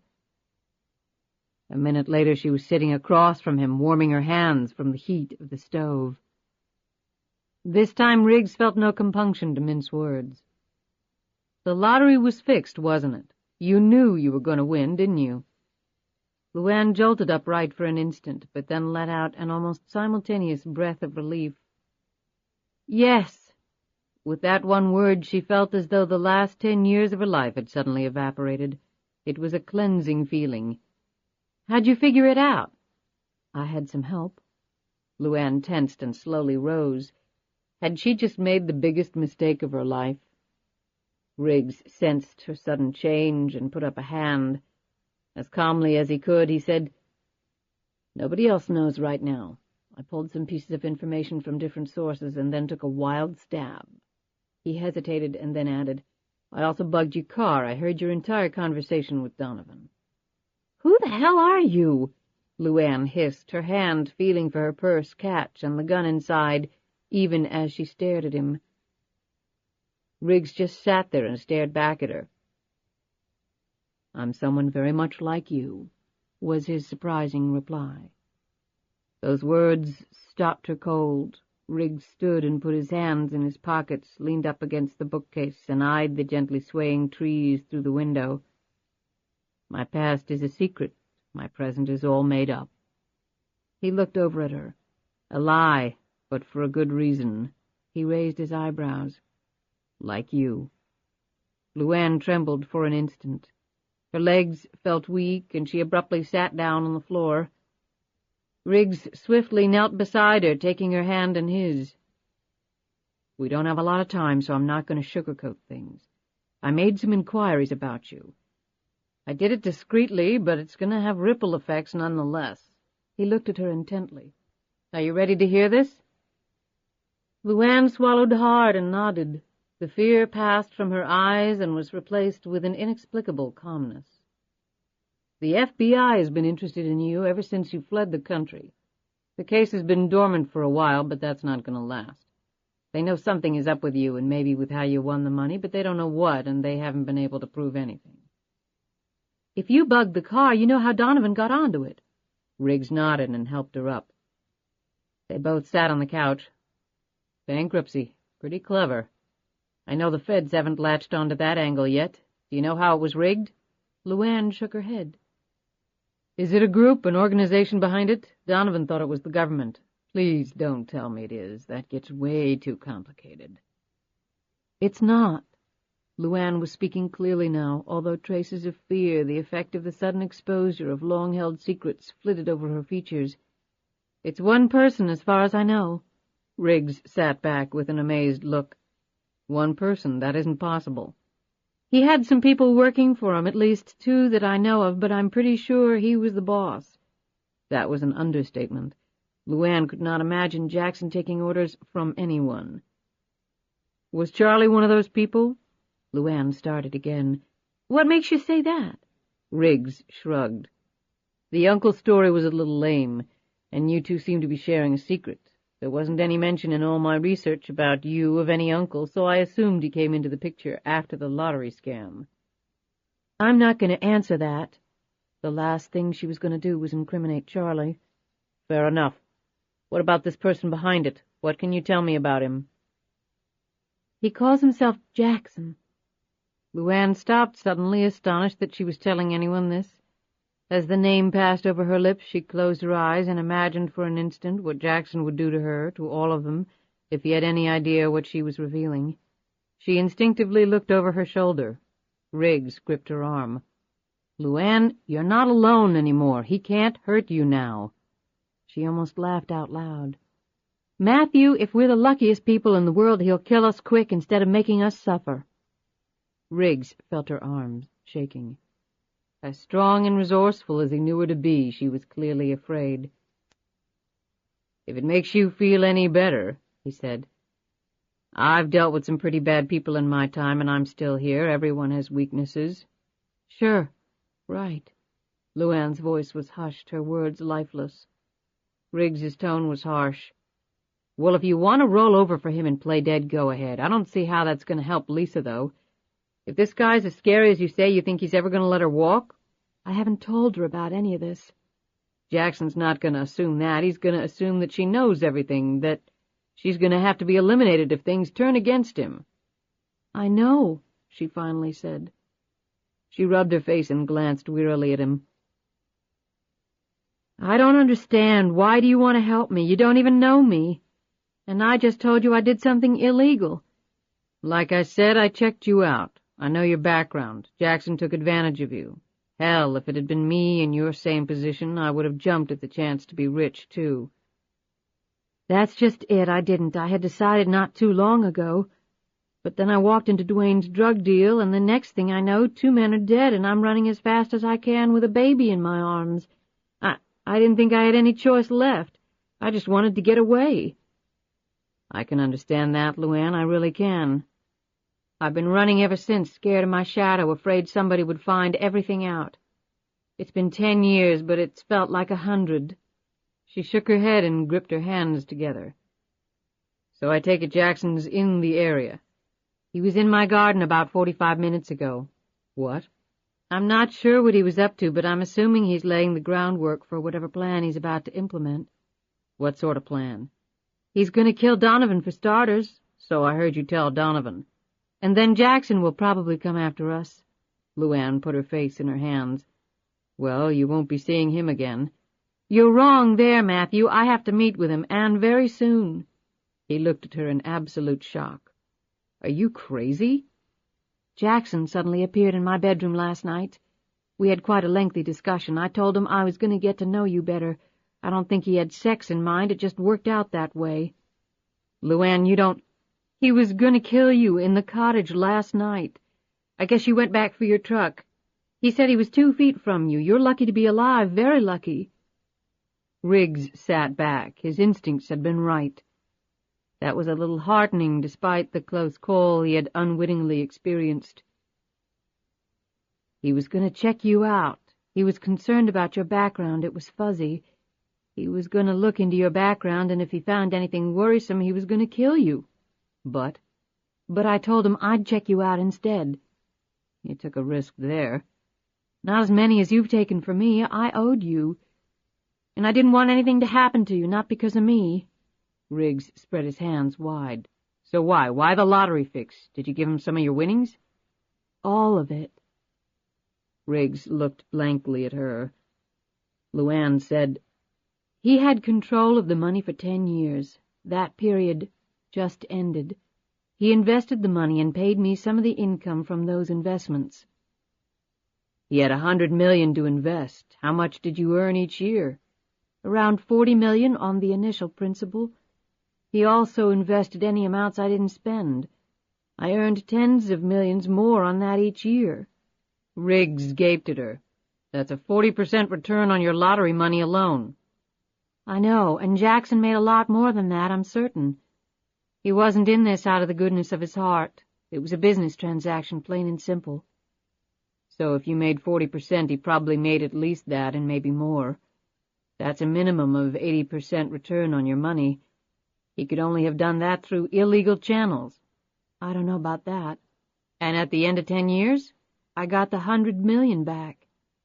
Riggs rubbed at his brow. And if there were 12 of you at, say, an average of $70 million each, this guy had almost $1 billion to invest. He's got a lot more than that now, I'm sure. She looked at him, saw the worry lines. What are you thinking? He looked at her steadily. Another thing that's had the FBI's dander up. She looked puzzled. Riggs started to explain. I know for a fact that for years now the FBI, Interpol, and a few other foreign law enforcement agencies have been aware of something. Tremendous amounts of money have been funneled into lots of activities across the globe, some legit, others not. At first the feds thought it was drug cartel money, either from South America or Asia, partly to launder it. That didn't turn out to be the case. They picked up threads here and there, but the leads always fizzled.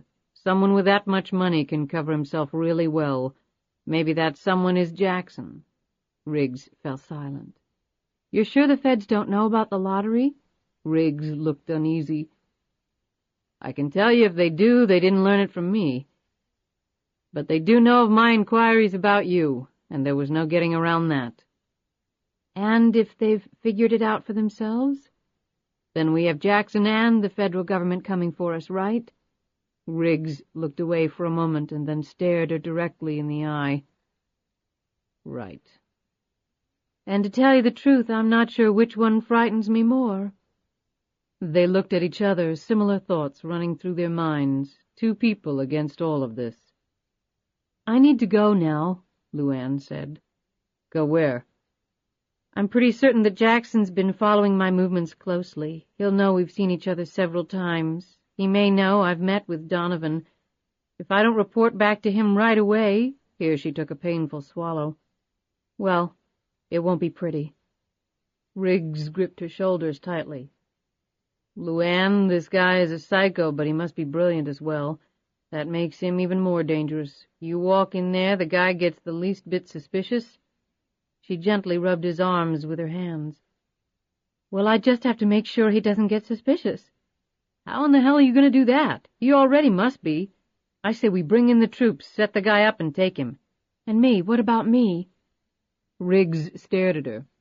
I'm sure you could probably work a deal with the authorities, he said lamely. And the folks down in Georgia? You heard Donovan, they want to lynch me.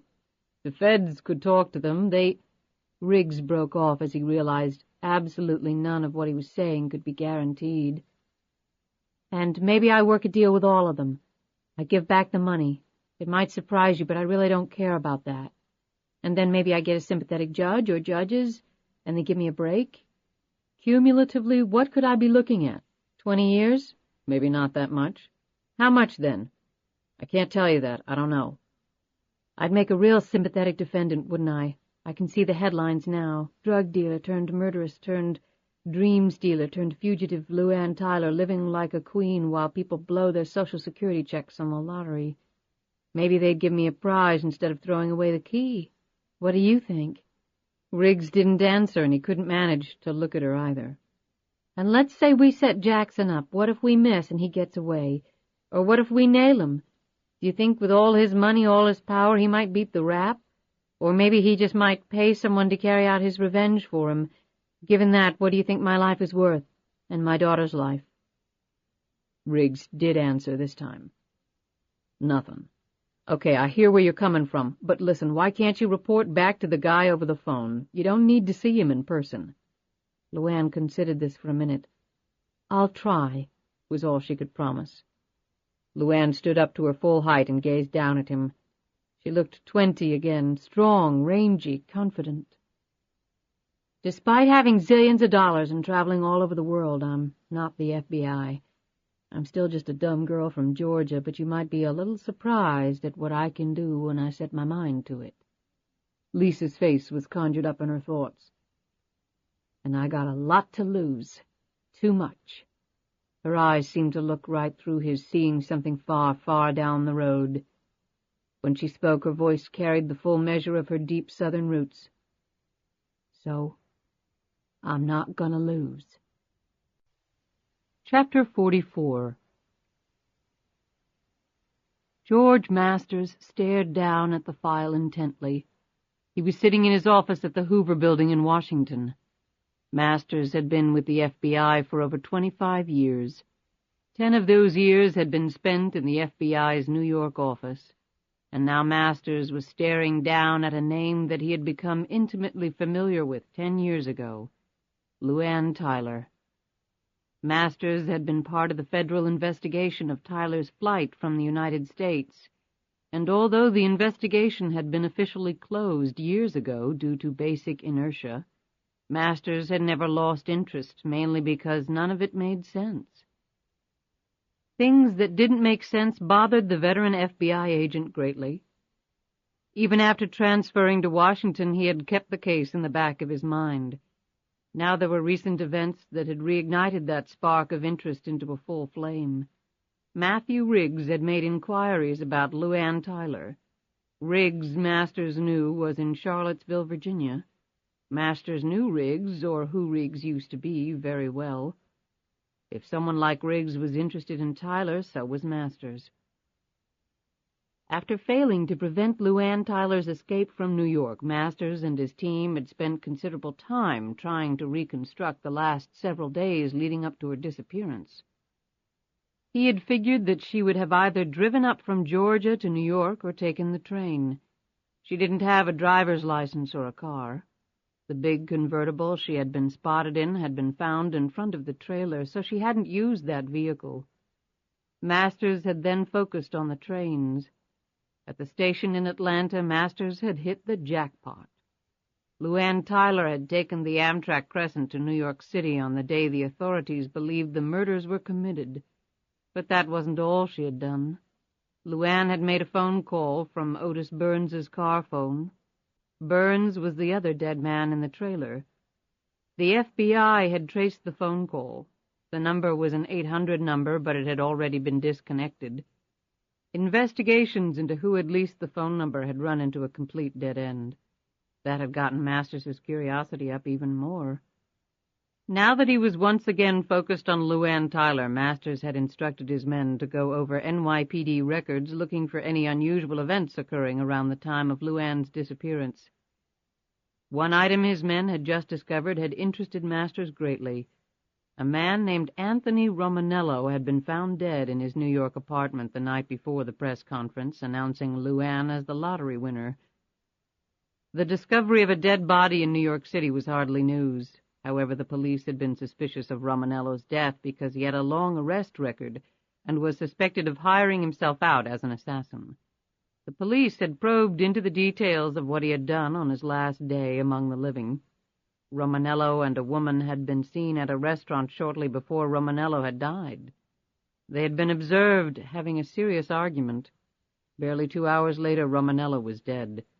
The official cause of death had been ruled cardiac arrest. However, the autopsy had revealed no sign of heart trouble in the youthful and strongly built man. None of those details had gotten Masters excited. What had gotten his adrenaline going was the description of the woman. It matched LuAnn Tyler precisely. Masters shifted uncomfortably in his chair and lit up a cigarette. And then came the kicker. Found on Romanello's person was a receipt for a train ticket. Romanello had been in Georgia and returned to New York on the very same train with LuAnn, although they had been seated in separate compartments. Was there a connection? Drawing on information that had been long buried in his mind, the veteran FBI agent was beginning to piece things together from a clearer perspective.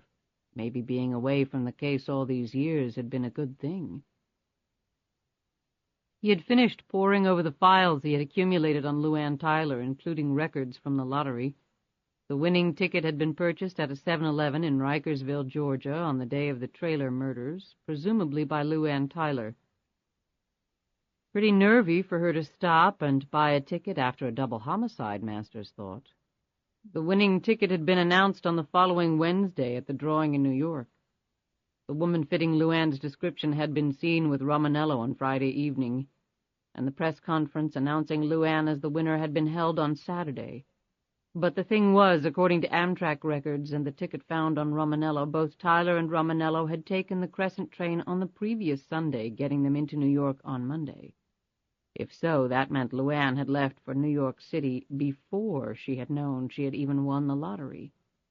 Was she just running from a possible murder charge and coincidentally chose New York in which to hide and then just happened to win $100 million? If so, she must be the luckiest person in the world. George Masters did not believe that anyone could be that lucky. He ticked off the points on his hand. Murders, telephone call, purchase of lottery ticket, train to New York before winning ticket announced. LuAnn Tyler wins the lottery. Romanello and Tyler argue. Romanello dies. LuAnn Tyler, a 20-year-old with a 7th-grade education and a baby, walks right through a massive police net and successfully disappears. She could not, Masters decided, have done that alone. All of this had been planned well in advance, and that meant one thing. Masters suddenly gripped the arms of his chair tightly as the conclusion hit him. LuAnn Tyler knew that she was going to win the lottery. The implications of that last thought sent a deep shudder through the grim-faced agent. He couldn't believe he hadn't seen that possibility 10 years ago, but he had to admit it had never even occurred to him.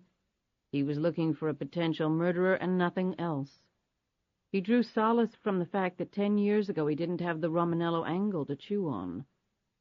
Masters obviously wasn't old enough to remember all the lottery corruption from the last century, but he certainly remembered the game show scandals in the 1950s.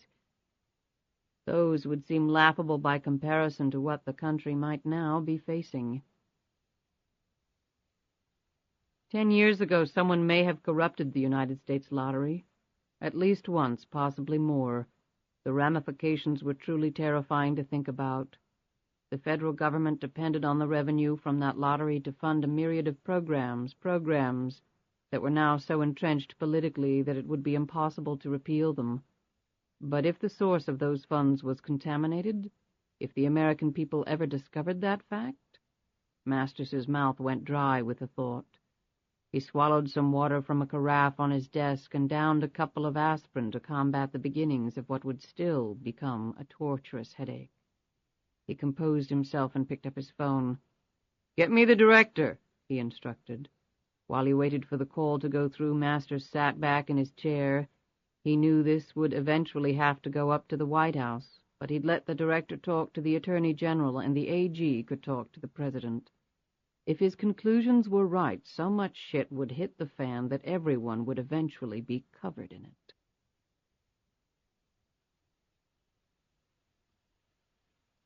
Chapter 45.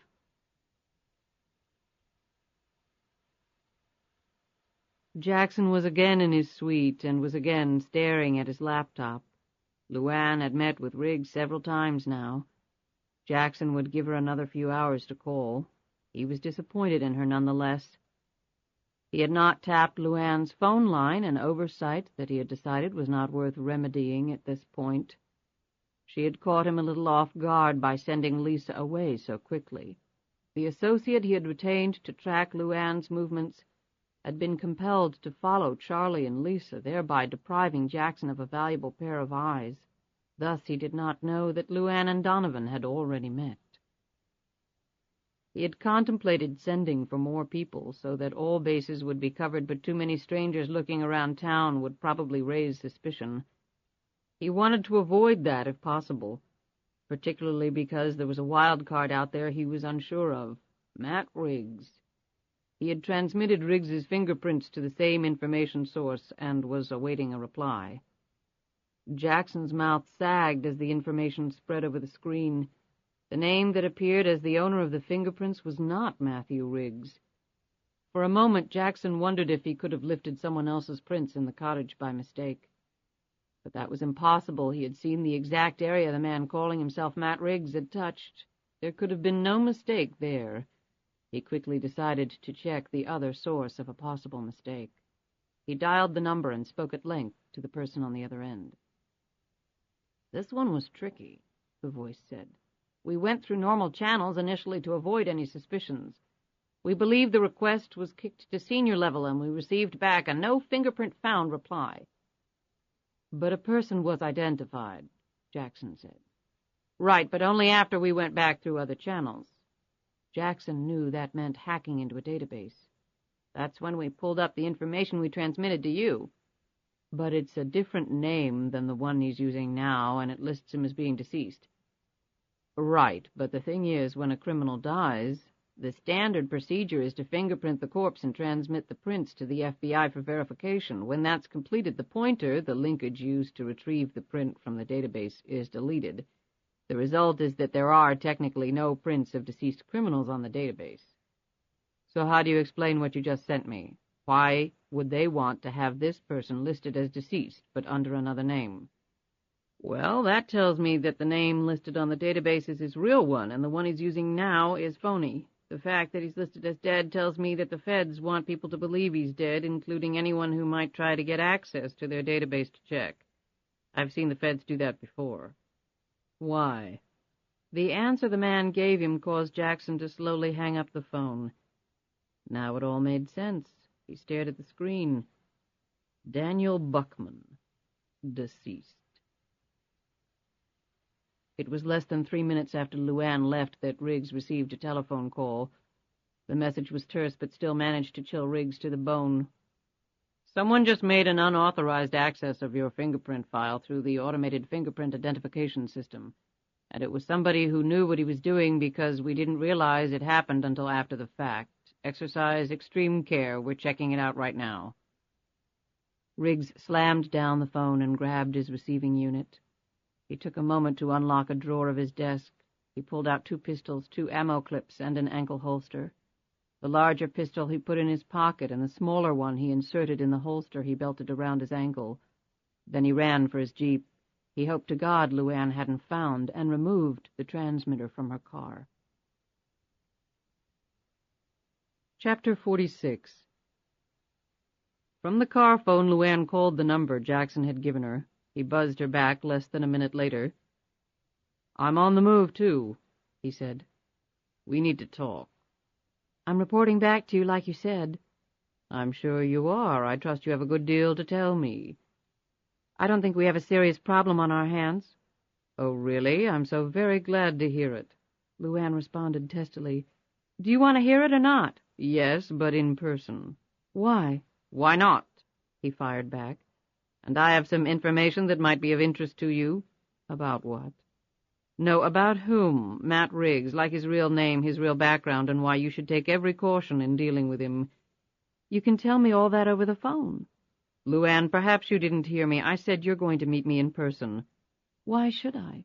"I'll give you a wonderful reason. If you don't, I'll find Riggs and kill him in the next half hour. I'll cut off his head and mail it to you. If you call to warn him, then I'll go to your home and kill everyone there, from the maids to the gardeners, and then I'll burn it to the ground. Then I'll go to your precious daughter's exclusive school and slaughter everyone there. You can keep calling, trying to warn the whole town, and I'll just start killing people at random. Is that a good enough reason, LuAnn, or do you want to hear more?" LuAnn, pale and trembling at this verbal onslaught, had to force her next breath out. She knew that he meant every insane word. Where and when? Just like old times. Speaking of old times, why don't you ask Charlie to join us? This applies to him as well. LuAnn held the phone away from her, staring at it as though she wanted to melt it down, along with the man on the other end. "He's not around right now." My, and I thought he never left your side, the faithful sidekick." Something in his tone touched a chord in LuAnn's memory. She couldn't think of what it was. "We're not exactly joined at the hip. He's got a life to live." "For now," Jackson thought. "For now, just like you. I'm having my doubts, though. I really am." "Let's meet at the cottage where our inquisitive friend was nesting. 30 minutes. Can you manage it?" "I'll be at the cottage in 30 minutes. Jackson hung up the car phone and, with an automatic motion, felt for the knife hidden in his jacket. 10 miles away, LuAnn almost mirrored that movement, slipping off the safety on her .44. Dusk was gathering as LuAnn drove down the tree-lined, leaf-strewn dirt road. The area was very dark.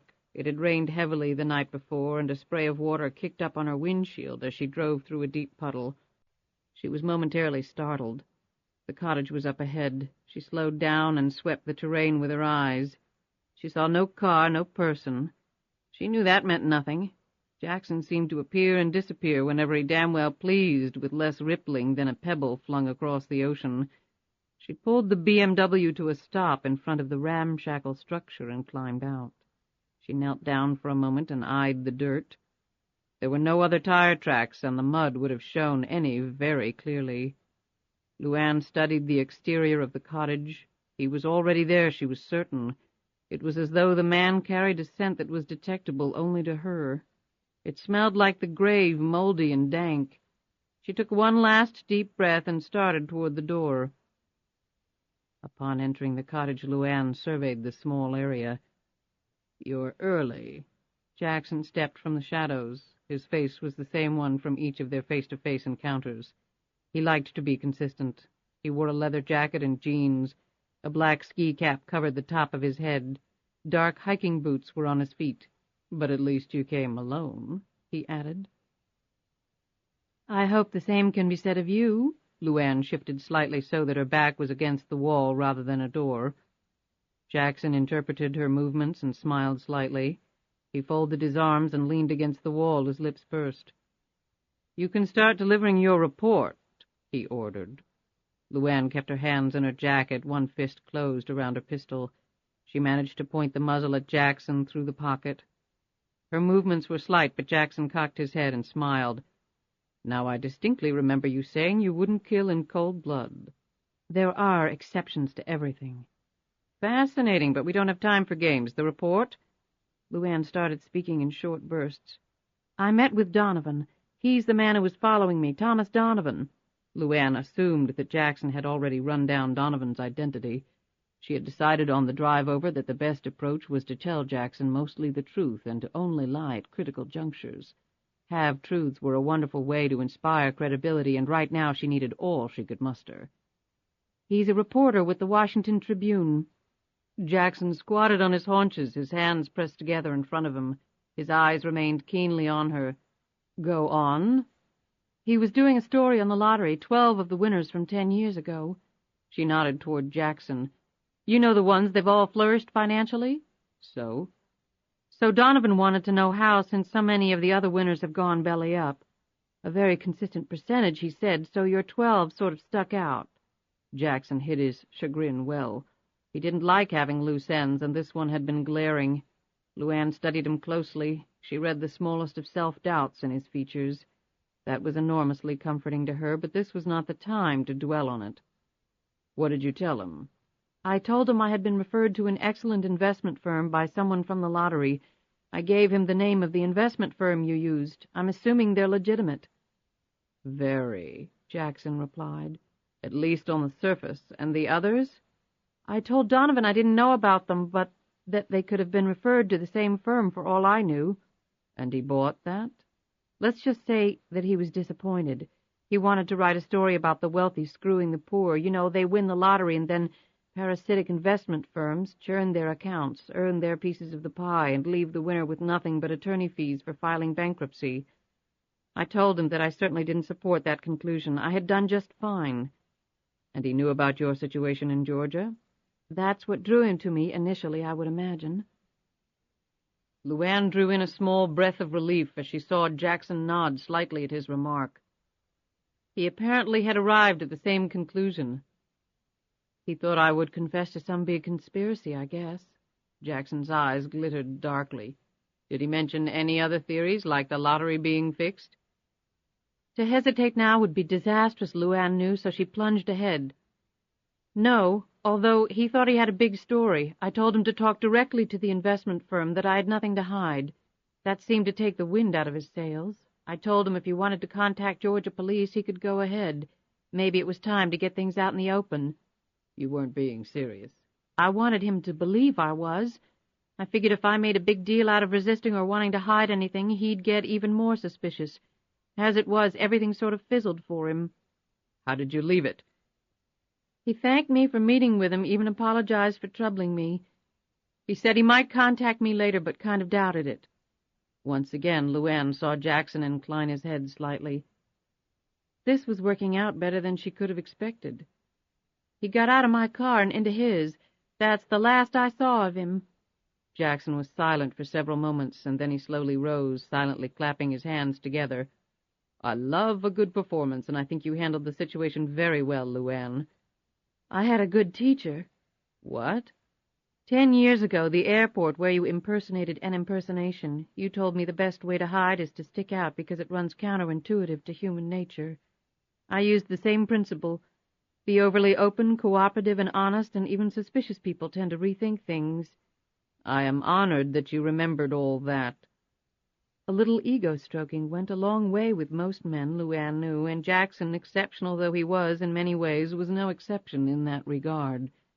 In an understatement of mammoth proportions, LuAnn said, "You're a little hard to forget. So you don't have to do anything with Donovan. He's harmless. Now tell me about Riggs."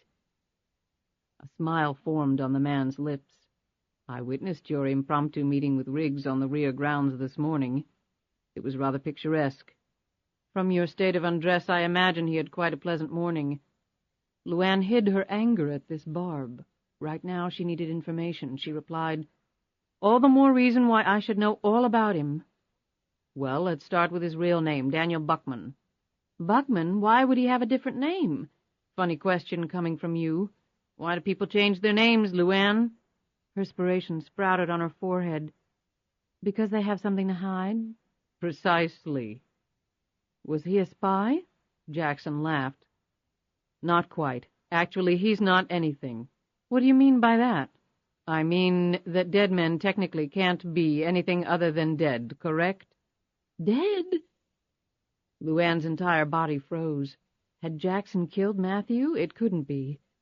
She fought with all her might not to plunge to the floor. Luckily, Jackson continued. I obtained his fingerprints, had them run through a database, and the computer told me that he's dead. The computer's wrong. The computer only relays what it's been told. Someone wanted it to appear that Riggs was dead in case anyone came looking. Came looking like who? His enemies. When LuAnn didn't respond, Jackson said, Have you ever heard of the Witness Protection and Relocation Program? No, should I? You've lived abroad for so long, I suppose not. It's run by the federal government, more particularly by the United States Marshals Service. It's to protect persons testifying against dangerous criminals or organizations. They get new identities, new lives. Officially, Riggs is dead. Shows up in a small town, starts a new life under a new identity. Maybe his features have been altered somewhat. I don't know for certain, but it's an educated guess on my part that Riggs is a member of that select group. Riggs, Buckman, was a witness to what? Jackson shrugged. Who knows? Who cares? What I'm telling you is that Riggs is a criminal. Or was a criminal. Probably drugs or something like that. Maybe mafia informant. Witness protection isn't used for purse snatchers. LuAnn settled back against the wall to keep herself from falling. Riggs was a criminal. I hope you haven't confided anything to him. There's no telling what his agenda might be. I haven't, LuAnn managed to say. So what can you tell me about the man? Not as much as you just told me. He doesn't know any more than he did before. He's not pushing the issue. He thinks Donovan was a potential kidnapper. From what you just said, I'm sure he doesn't want to draw any attention to himself. True, that's very good for us, and I'm sure your little rendezvous this morning didn't hurt at all. That's really none of your business, she retorted hotly. With their exchange of information at an end, she wasn't going to let that remark pass. Ah, your first mistake this session. You can't just make it through without committing some blunder, can you? He pointed a slender finger at her. Everything about you is my business. I made you, and in a real sense I feel responsible for your well-being. I don't take that responsibility lightly. LuAnn blurted out, Look, the 10 years is up. You've made your money, I've made mine. I say we call it a day forever. In 36 hours I'll be on the other side of the world. You go your way, I'll go mine, because I'm more than real tired of all this. You disobeyed me. Right, well, I spent 10 damn years in 20 different countries constantly looking over my shoulder, obeying your instructions, and I guess now I'll spend the rest of my life doing the same thing, so let me get to it. The two engaged in a stare-down of prolonged duration. You'll leave right away? Just give me time to pack my bags. We'll be gone by tomorrow morning. Jackson rubbed his chin as he considered this proposal. Tell me something, LuAnn. Tell me why I shouldn't kill you right now. She had been prepared for that question. Because Donovan might find it a little peculiar that right after he talks to me I end up a corpse. He's not suspicious now. I think I can guarantee you that would get his radar going. You really want that kind of trouble? Jackson pursed his lips for a moment and then motioned to the door. Go pack. LuAnn looked at him and motioned to the door. You first. Let's leave together, LuAnn. That way we'll each have a reasonable chance at reciprocating in kind in the event one of us tries something violent. They went to the door together, their gazes glued to each other. Right when Jackson put his hand on the doorknob, the door burst open, almost knocking him down. Riggs stood there, his gun leveled on Jackson. Before he could fire, Jackson pulled LuAnn in front of him, his hand edging downward. Matthew, don't! LuAnn cried out. Riggs shot her a glance. LuAnn! LuAnn sensed rather than saw Jackson cock his arm. He was using an underhanded throwing method to hurl the knife, but it wouldn't be any less deadly that way. Her hand shot out, partially colliding with Jackson's forearm. The next instant Riggs was grunting in pain, the knife sticking out of his arm. He dropped to the floor, clutching at the blade's handle. LuAnn pulled her gun out of her pocket and whipped around, trying to draw a bead on Jackson. At the very same time, Jackson pulled her backward against him. Their combined momentum sent Jackson and LuAnn crashing through the glass window. LuAnn landed on top of him as they hit the porch hard. LuAnn's pistol squirted free from her hand and slid across the porch. Each felt the subtle but undeniable strength of the other as they wrestled amid the thick, slippery shards of glass, trying to gain some footage. He clutched at her neck, she kicked at his groin, one of her elbows levered against his chin. Locked tightly together, they both rose slowly, each seeking an advantage. She noted the blood pouring from the grisly wound on Jackson's hand. He must have cut it going through the window. His grip couldn't be 100%, she thought. With a sudden burst of strength that seemed to astonish even Jackson, LuAnn tore free from him, seized him by his belt and shirt front, and threw him face first against the side of the cottage where he slumped down, momentarily stunned from the impact. Without wasting an instant or any unnecessary motion, LuAnn propelled herself forward, straddled his back, gripped his chin with both hands, and pulled it backward, trying her best to crack his spine. Jackson screamed in pain as she pulled harder and harder. Another inch and he was a dead man. Her hands, however, suddenly slipped, and she fell backward, landing in the glass. She exploded up and then froze as she looked down. In her hands was Jackson's face. Jackson staggered up. For one terrible instant their eyes locked on each other, and for the first time LuAnn was staring at Jackson's real face. Jackson looked down at her hands. He touched his face, felt his own skin, his own hair, his breath coming in great gasps. Now she could identify him. Now she had to die. The same thought occurred to LuAnn. She dove for the gun at the same time Jackson pounced on her. They slid together along the porch, both straining for the gun. "Get off her, you bastard!" Riggs screamed. LuAnn turned to see the man, deathly pale, standing at the window, his shirt entirely red, the gun in his shaky hands. With an enviable bit of speed, Jackson leapt over the porch railing. Riggs fired an instant too late, the bullet striking the porch instead of flesh. "Shit!" Riggs groaned and dropped to his knees, disappearing from LuAnn's line of sight. "Matthew!" LuAnn sprung to the window. Meanwhile, Jackson had disappeared into the woods. LuAnn raced through the door, pulling off her jacket as she did so. She was next to Riggs in an instant. "Wait, don't pull it out, Matthew." Using her teeth, she tore her jacket sleeve apart and into strips. Next, she ripped open his shirt sleeve and exposed the wound. At first she tried to staunch the bleeding with the cloths, but she couldn't. She searched under Riggs's armpit and applied pressure with her finger at a certain spot. The flow of blood finally stopped. As gently as she could, LuAnn pulled the knife free while Riggs's fingers dug into her arm, his teeth almost biting through his lip. She tossed the blade down. "Matthew, hold your finger right there. Don't push too hard. You need to allow a little blood to flow through." She guided his finger to the pressure point under his arm that she had been pressing against. "I've got a first aid kit in my car. I'll dress it as best I can. Then we need to get you to a doctor." LuAnn retrieved her gun from the porch, and they hustled out to the BMW where LuAnn cleaned and dressed the wound using the first aid kit from her glove compartment. As she cut the last piece of tape off with her teeth and wound it around the gauze, Riggs looked at her. "Where'd you learn to do this stuff?" LuAnn grunted. "Hell, the first time I ever saw a doctor was when Lisa was born, and even then it was only for about 20 minutes. You live in the boonies with no money. You have to learn how to do this just to survive."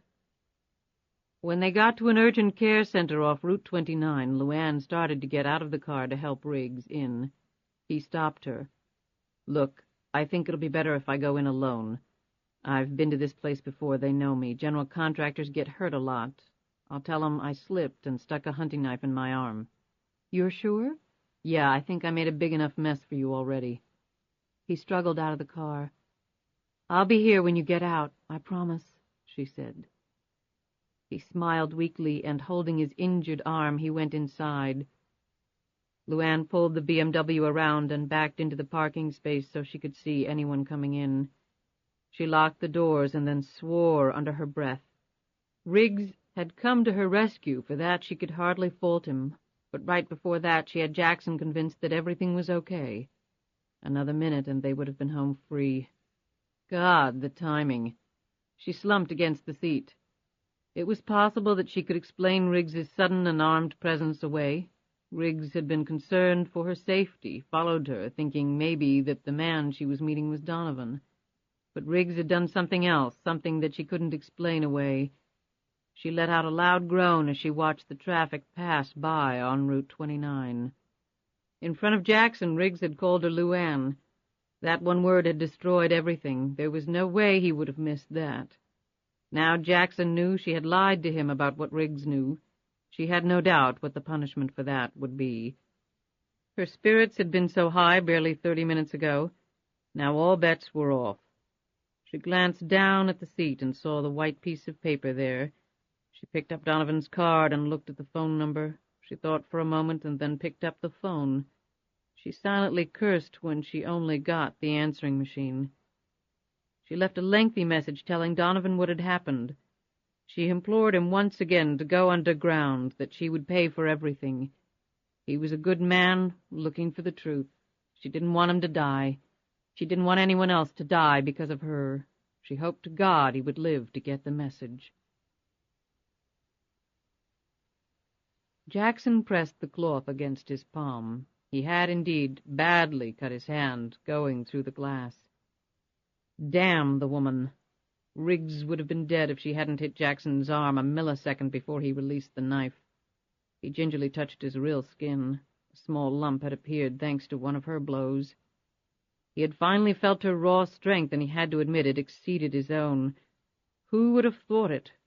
The big, muscle-bound types never possessed genuine God-given strength like that, the kind you couldn't manufacture in a health spa.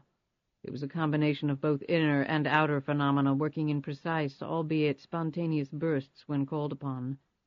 One couldn't measure it or quantify it because it came and went upon demand by its owner and varied in its intensity depending on the situation, rising to the occasion and mustering just enough reserve so that failure was never a possibility. You either had that type of power or you didn't. LuAnn Tyler clearly did. He would not forget that. He would not seek to conquer her that way, but as always he would adapt around it. And the stakes were as high as they were ever likely to climb for one specific reason. The irony was he had believed her. He had been prepared to let her walk away. LuAnn had confided in Riggs, that was clear. Riggs knew her real name. There were few factions that angered Jackson more than prevarication by his own people. Disloyalty could not and would not be tolerated. If she had lied about Riggs, it was more than probable that she had lied about Donovan. Jackson had to assume that the Trib reporter was closing in on the truth. Thus he had to be stopped as well. As these thoughts were going around in Jackson's mind, his portable phone rang. He picked it up. He listened, asked a few questions, conveyed some clear instructions, and when he hung up, a deep look of satisfaction graced his true features. The timing couldn't have been better. His trap had just been sprung. Chapter 47. The bell-ranger helicopter landed in a grassy field where 3 black sedans bearing government license plates were waiting. George Masters alighted from the chopper, another agent, Lou Berman, right at his elbow. They climbed in one of the cars and started off. Riggs had seriously underestimated the quickness of the response time from Washington. 20 minutes later, the procession made its way down the gravel road and stopped in front of Riggs's home. Car doors swung open and serious-looking men, weapons out and ready, swarmed the front and back of the house and barn. Masters strode up to the front door. When his knocks were not answered, he motioned to one of his men. The burly agent planted one foot directly against the lock, and the door flew open, crashing against the interior wall. After they searched the house thoroughly, they finally converged in Riggs's office. Masters sat down at the desk and quickly rustled through the papers, his eyes alighting on one set of notes. Masters leaned back in the chair and intently studied Riggs's scribbles on LuAnn Tyler and someone named Catherine Savage. He looked up at Berman. Tyler disappears and Catherine Savage reappears. That's the cover. We can check the airport, see if Catherine Savage flew out 10 years ago, Berman said. Masters shook his head. We don't need to do that. They're one and the same. Tyler's here. Find out Savage's address pronto. Call up some of the high-end real estate agents around here. I don't think Her Highness will be living in another trailer. Berman nodded, pulled out a portable phone, and went to confer with the local FBI agents who had accompanied them here. Masters ran his eyes around Riggs's office. He was wondering how Riggs fit into all this. He had it nice here, new life, new career, peaceful, lots of good years left to live. But now? Masters had been at the White House meeting with the President, the Attorney General, and the Director of the FBI. As Masters had outlined his theory, he had watched each of their faces go sickly pale. A scandal of horrific proportions. The government lottery fixed. The American people would believe that their own government had done it to them. How could they not? The President had publicly announced his support for the lottery, even appeared in a TV commercial touting it. So long as the billions flowed in and a few lucky people were elevated to millionaire status, who cared? The concept of the lottery had received attacks claiming that what it spent on furthering the public welfare was largely negated by what it cost in others, breakup of families, gambling addiction, making poor people even poorer, causing people to eschew hard work and industriousness for the unrealistic dream of winning the lottery. One critic had said it was much like inner-city kids striving for the NBA instead of an MBA. However, the lottery had remained bulletproof from those attacks. If it came out, however, that the game was fixed, then the bullets would rapidly shatter that bubble. There would be a tremendous bloodletting, and everyone from the president on down was going to take a major hit. As Masters had sat in the Oval Office, he saw that clearly in all their features. The FBI director, the nation's top lawman, the Attorney General, the nation's top lawyer, the President, the number one of all. The responsibility would fall there, and it would fall heavily. So Masters had been given explicit instructions. Bring in LuAnn Tyler at any cost and by any means possible, and he intended to do just that. "How's it feel?" Riggs climbed slowly into the car. His right arm was in a sling. "Well, they gave me enough painkillers to where I'm not sure I can feel anything." LuAnn put the car in gear, and they sped out onto the highway. "Where are we going?" he asked. "McDonald's. I'm starving, and I can't remember the last time I had a Big Mac and fries. Sound good?" "Sounds good." She pulled into the drive-thru of a McDonald's, ordering some burgers, fries, and 2 coffees. They ate as they drove. Riggs put down his coffee, wiped his mouth, and nervously fingered the dashboard with his good arm. "So, tell me, how badly did I screw things up for you?" "Matthew, I'm not blaming you." "I know," he said sheepishly. He slapped the seat. "I thought you were walking into a trap." She stared over at him. "And why's that?" Riggs looked out the window for a long moment before answering. "Right after you left, I got a call."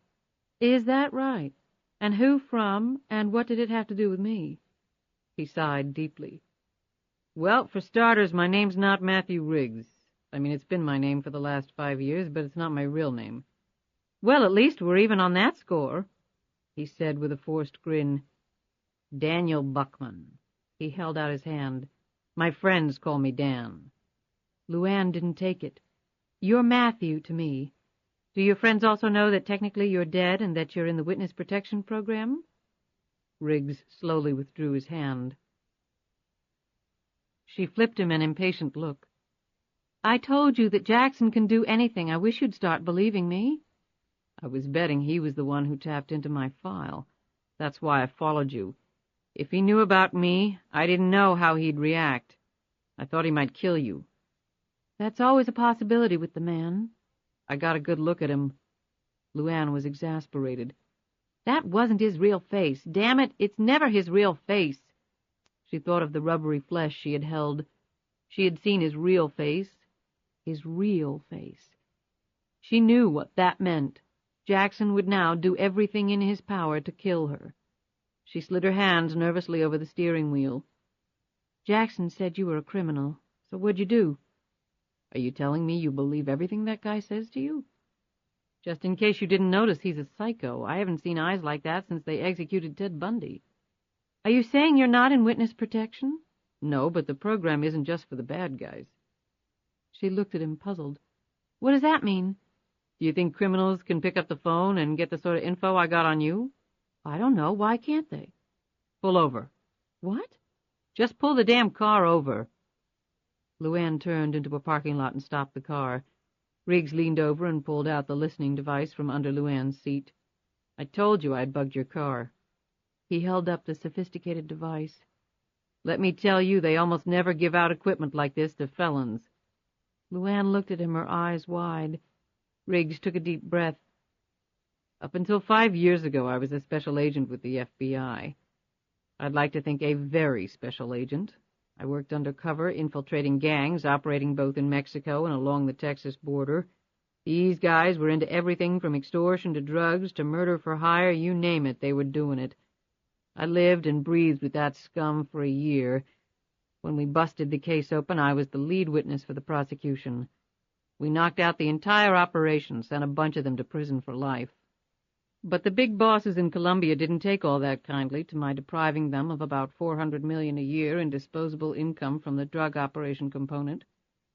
I knew how badly they'd want me, so I did the brave, honorable thing. I asked to disappear." "And?" "And the Bureau turned me down. They said I was too valuable in the field, too experienced. They did have the courtesy to set me up in another town, in another gig, a desk job for a while." "So there was no wife. That was all made up." Riggs rubbed his injured arm again. "No, I was married after I relocated. Her name was Julie."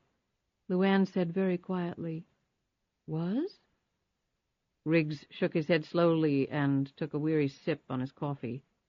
The steam from the liquid fogged the window, and he traced his real initials in it, forming the D and the B for Dan Buckman with great care, as though doing it for the very first time. Ambush on the Pacific Coast Highway. Car went over the cliff with about 100 bullet holes in it. Julie was killed by the gunfire. It took 2 slugs. Somehow neither of them hit any vitals. I was thrown clear of the car, landed on a ledge. Those were the scars you saw. Oh, God, I'm so sorry, Matthew. Guys like me, we probably shouldn't get married. It wasn't something I was looking for. It just happened. You know, you meet, you fall in love, you want to get married. You expect everything to sort of click after that. Things that you know might come up to ruin it, you sort of will them away. If I had resisted that impulse, Julie would still be alive and teaching first grade. He looked down at his hands as he spoke. Anyway, that was when the brilliant higher-ups at the Bureau decided I just might want to retire and change my identity. Officially, I died in the ambush. Julie's 6 feet under in Pasadena, and I'm a general contractor in safe, pastoral Charlottesville. Julie's 6 feet under in Pasadena, and I'm a general contractor in safe, pastoral Charlottesville. He finished his coffee, or at least it used to be safe. LuAnn slid her hand across the front seat and took his in a firm grip. He squeezed back and said, "It's tough wiping out so many years of your life. Trying not to think about it, forgetting people and places, things that were so important to you for so long. Always afraid you're going to slip up." He stared at her. "It's damn tough," he said wearily. She raised her hand up and stroked his face. "I never realized how much we had in common," she said. "Well, here's another one." He paused for a second as their eyes locked. "I hadn't been with a woman since Julie." They kissed tenderly and slowly. "I want you to know," Riggs said, that wasn't the reason this morning happened. I've had other opportunities over the years. I just never felt like doing anything about them." He added quietly, "Until you." She traced his jawline with her index finger, and then her finger curled up to his lips. "I've had other chances, too," she said. They kissed again, and then their bodies instinctively embraced and held tightly like 2 pieces from a mold, joined at last. They sat and rocked together for several minutes. When they finally pulled away, Riggs checked the parking lot, refocusing on the present situation. "Let's get to your house, pack some clothes and whatever else you need. Then we'll go to my house and I'll do the same. I left the notes I made from my phone calls about you on my desk. I don't want to leave a trail for anyone. There's a motel off 29 about 4 miles north of here." "That's a start." "So what do you think Jackson's going to do now?" "He knows I lied about you. He has to assume I lied about Donovan. Since I have every reason not to reveal the truth, and Donovan is trying his best to do that, Jackson will go after him first and me second. I called Donovan and left a message warning him." "Boy, that's real encouraging, being number 2 on Master Psycho's hit list," Riggs said, tapping his hand against the gun in his pocket. A few minutes later they pulled up the private drive to Wicken's Hunt. The house was dark. LuAnn parked in front, and she and Riggs got out. LuAnn punched in the home's security code, and they went inside. Riggs sat alertly on the bed while LuAnn stuffed some things in a small travel bag. "You're sure Lisa and Charlie are okay?" "As sure as I can be. They're far away from here, and him. That can only be a good thing." Riggs went over to the window that overlooked the front drive. What he saw coming up the driveway made his knees buckle for an instant. Then he snatched LuAnn by the hand, and they were racing down the stairs and out the rear entrance. The black sedans stopped in front of the house, and the men quickly scrambled out. George Masters laid a hand on the BMW's hood and immediately scanned the area. "It's warm. She's here somewhere. Find her." The men fanned out and surrounded the house. LuAnn and Riggs were racing past the horse barn and were headed into the deep woods when LuAnn pulled up. Riggs stopped, too, clutching at his arms, sucking in air. They were both trembling. "What are you doing?" he gasped. She motioned toward the horse barn. "You can't run with that arm, and we can't just go floundering around in the woods." They entered the horse barn. Joy immediately started to make some noise, and LuAnn quickly darted over and soothed the animal. While LuAnn readied their mount, Riggs pulled a pair of binoculars off the wall and went outside. Setting up in some thick bushes that hid the horse barn from the house, Riggs focused the binoculars. He automatically jerked back as he saw, under the floodlights that fully illuminated the entire rear lawn, the man moving across the back of the house, rifle in hand, and the letters FBI emblazoned across his jacket. The next sight made Riggs mutter under his breath. It was 5 years since he had seen the man. George Masters hadn't changed much. The next instant the men disappeared from view as they entered the house. Riggs hustled back to the horse barn, where LuAnn was checking the cinches on the saddle. She patted Joy's neck, whispering calming words to the horse as she slid on the bridle. "You ready?" she asked Riggs. "Better be. As soon as they find the house empty, they're going to check the grounds. They know we're around somewhere. The car's engine would have still been warm." LuAnn planted a wooden crate next to Joy, swung up, and reached out a hand for Riggs. "Step on the crate and hold on tight to me." Riggs managed to struggle up in this fashion, clutching his arm as he did so. He planted his good arm around LuAnn's waist. "I'll go as slow as I can, but it's going to jostle you a lot regardless. Horseback riding does that." "Don't worry about me. I'll take a little pain to having to try and explain everything to the FBI." As they started off on the trail, LuAnn said, "So that's who it was, your old friends?" Riggs nodded. "At least one old friend, in fact. Used to be a friend, anyway. George Masters, he's the one at the Bureau who said I was too valuable in the field, who wouldn't let me enter witness protection until my wife was dead." "Matthew, it's not worth it. There's no reason you should be running from them. You haven't done anything wrong." "Look, LuAnn, it's not like I owe those guys anything." "But if I'm caught and you're with me?" "Well, we just won't get caught." He grinned. "What's so funny?" "I was just thinking how bored I'd been the last few years. I guess I'm not really happy unless I'm doing something where I have a reasonable shot at getting my head blown off. I might as well own up to it." "Well, you picked the right person to hang with, then." She looked up ahead. "The motel's probably out of the question." "Yep, they'll cover every place like that. Besides, riding up on a horse might make the motel manager suspicious." "I've got another car back at the house. Fat lot of good that'll do us." "Wait a minute. We do have a car." "Where?" "We've got to get to the cottage, pronto." When they arrived at the cottage, Riggs said, "Keep a sharp eye out in case you know who decided to come back." He opened up the doors to the rear shed and went inside. In the darkness, LuAnn couldn't see what he was doing. Then she heard a motor turn over and then die. Then it kicked over again, and this time it kept running. A moment later, Donovan's black Honda, torn up front bumper and all, appeared in the doorway. Riggs pulled it to a stop outside the shed doors and climbed out. "What do you want to do with the horse?" LuAnn looked around. "I could send her back up the trail. She'd probably go back to the horse barn on her own, but in the dark like this she might miss the trail or wander off and fall in a hole or maybe the creek." "How about we put her in the shed and then you can call somebody to come get her?" he offered. "Good idea." She swung down and led Joy inside the shed. She looked around and noted the watering trough, tack wall, and 2 small bales of hay stored in the back of the shed.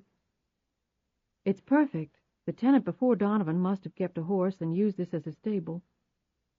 Lifting off the saddle and slipping off the horse's bridle, LuAnn tethered Joy to a hook on the wall with a piece of rope she found. LuAnn scrounged up a bucket, and using water from the outside tap, she filled the watering trough and laid out the hay in front of Joy.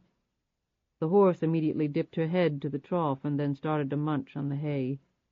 LuAnn shut the doors and climbed in the driver's seat of the Honda while Riggs eased in the other side. There was no key in the ignition.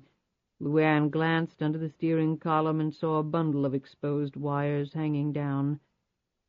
"They teach hot wiring at the FBI?" You learn a lot of things going through life. She put the car in gear. Tell me about it. They were silent and still for a moment, and then Riggs stirred. We may only have one shot at getting out of this relatively intact. And what's that? The FBI can be accommodating to people who cooperate. But Matthew, he broke in, but they can be absolutely forgiving to people who give them what they really want. Are you suggesting what I think you are? All we need to do is deliver Jackson to them. That's good to hear. For a minute there, I thought it might be something difficult. They drove off in the Honda. Chapter 48. It was 10 o'clock in the morning. Donovan stared through a pair of binoculars at the large southern colonial home set amid mature trees. He was in McLean, Virginia, one of the most affluent locales in the United States. $1 million properties were the norm here, and that was typically only on an acre of land or less. The home he was staring at rested on 5 secluded acres. You had to have substantial wealth for a place like this. As he looked at the columned portico, Donovan knew without a doubt that the current owner had more than enough. As he watched, a brand-new Mercedes drove down the street from the opposite direction and approached the massive gates to the property. As the Mercedes nosed toward the entrance, the gates parted and the car entered the private drive. Through the binoculars, Donovan eyed the woman driving. In her 40s now, she still matched her lottery photo from 10 years ago pretty well. Lots of money could slow down the aging process, Donovan figured. He checked his watch. He had gotten here early just to scope things out. He had checked his answering machine and had listened to LuAnn Tyler's warning. He wasn't going to run yet, but he had taken her advice quite seriously. He would have been a fool to think there weren't some serious forces behind all this. He took out the gun from his pocket and checked to make sure it was fully loaded. He scanned the area intently once more. He waited a few more minutes to give her time to get settled, then tossed his cigarette out the window, rolled it up, and drove toward the house. He pulled up to the gates and spoke into an intercom.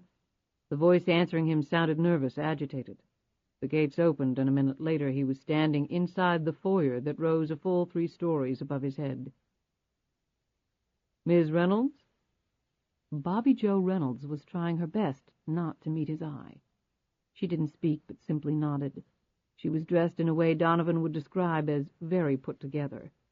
You wouldn't have suspected that barely 10 years ago she had been a starving actress wannabe hustling tables.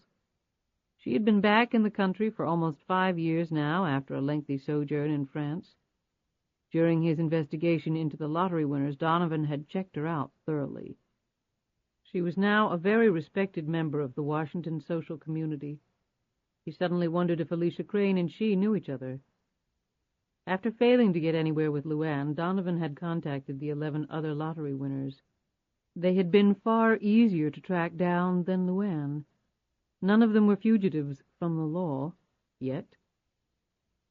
Reynolds was the only one who had agreed to speak with him. 5 of the winners had hung up on him. Herman Rudy had threatened bodily harm and used language Donovan hadn't heard since his Navy days.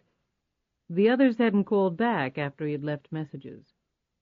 Reynolds escorted him into what Donovan figured was the living room, large, airy, and filled, presumably under an interior designer's tasteful eye, with contemporary furnishings sprinkled here and there with costly antiques. Reynolds sat down in a wing-back chair and motioned Donovan to the settee across from her. "Would you like some tea or coffee?" She still didn't look at him, her hands nervously clasping and unclasping. "I'm fine." He hunched forward, took out his notebook, and slipped a tape recorder from his pocket. "You mind if I record this conversation?" "Why is that necessary?" Reynolds was suddenly showing a little backbone now, he thought. Donovan quickly decided to squelch that tendency before it gained any further strength. "Ms. Reynolds, I assumed when you called me back that you were prepared to talk about things. I'm a reporter. I don't want to put words in your mouth. I want to get the facts exactly straight. Can you understand that?" "Yes," she said nervously. "I suppose I can." That's why I called you back. I don't want my name besmirched. I want you to know that I've been a very respectable member of this community for years. I've given generously to numerous charities. I sit on several local boards." "Miss Reynolds," Donovan interrupted, "do you mind if I call you Bobby Joe?" There was a perceptible wince on Reynolds's face. "I go by Roberta," she said primly. Reynolds reminded Donovan so much of Alicia he was tempted to ask if they knew each other. He decided to pass on that impulse. "All right, Roberta, I know you've done a ton of good for the community, a real pillar, but I'm not interested in the present. I want to talk about the past, specifically 10 years ago." "You mentioned that on the phone. The lottery." She swept a shaky hand through her hair. "That's right, the source of all this." He looked around at the opulence. "I won the lottery 10 years ago. That's hardly news now, Mr. Donovan." "Call me Tom." "I would prefer not." "Fine. Roberta, do you know someone named LuAnn Tyler?" Reynolds thought a moment and then shook her head. "It doesn't seem familiar. Should I know her?" "Probably not. She won the lottery, too. In fact, 2 months after you did." "Good for her." "She was a lot like you. Poor. Not a lot to look forward to. No way out, really." She laughed nervously. "You make it sound like I was destitute. I was hardly that." "But you weren't exactly rolling in dough, were you? I mean, that's why you played the lottery, right?" "I suppose it's not like I expected to win." "Didn't you, Roberta?" She looked startled. "What are you talking about?" "Who manages your investments?" "That's none of your business." "Well, my guess is it's the same person who manages the money of 11 other lottery winners, including LuAnn Tyler." "So?" "Come on, Roberta, talk to me. Something's up. You know all about it, and I want to find out all about it. In fact, you knew you were going to win the lottery." "You're crazy." Her voice was trembling badly. "Am I? I don't think so. I've interviewed lots of liars, Roberta, some very accomplished. You're not one of them." Reynolds stood up. "I don't have to listen to this." Donovan persisted. "The story's going to come out, Roberta.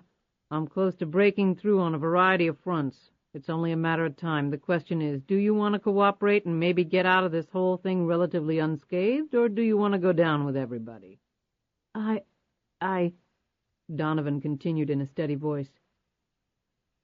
"I'm not looking to wipe out your life, Roberta, but if you participated in a conspiracy to fix the lottery in whatever manner, you're going to take some lumps.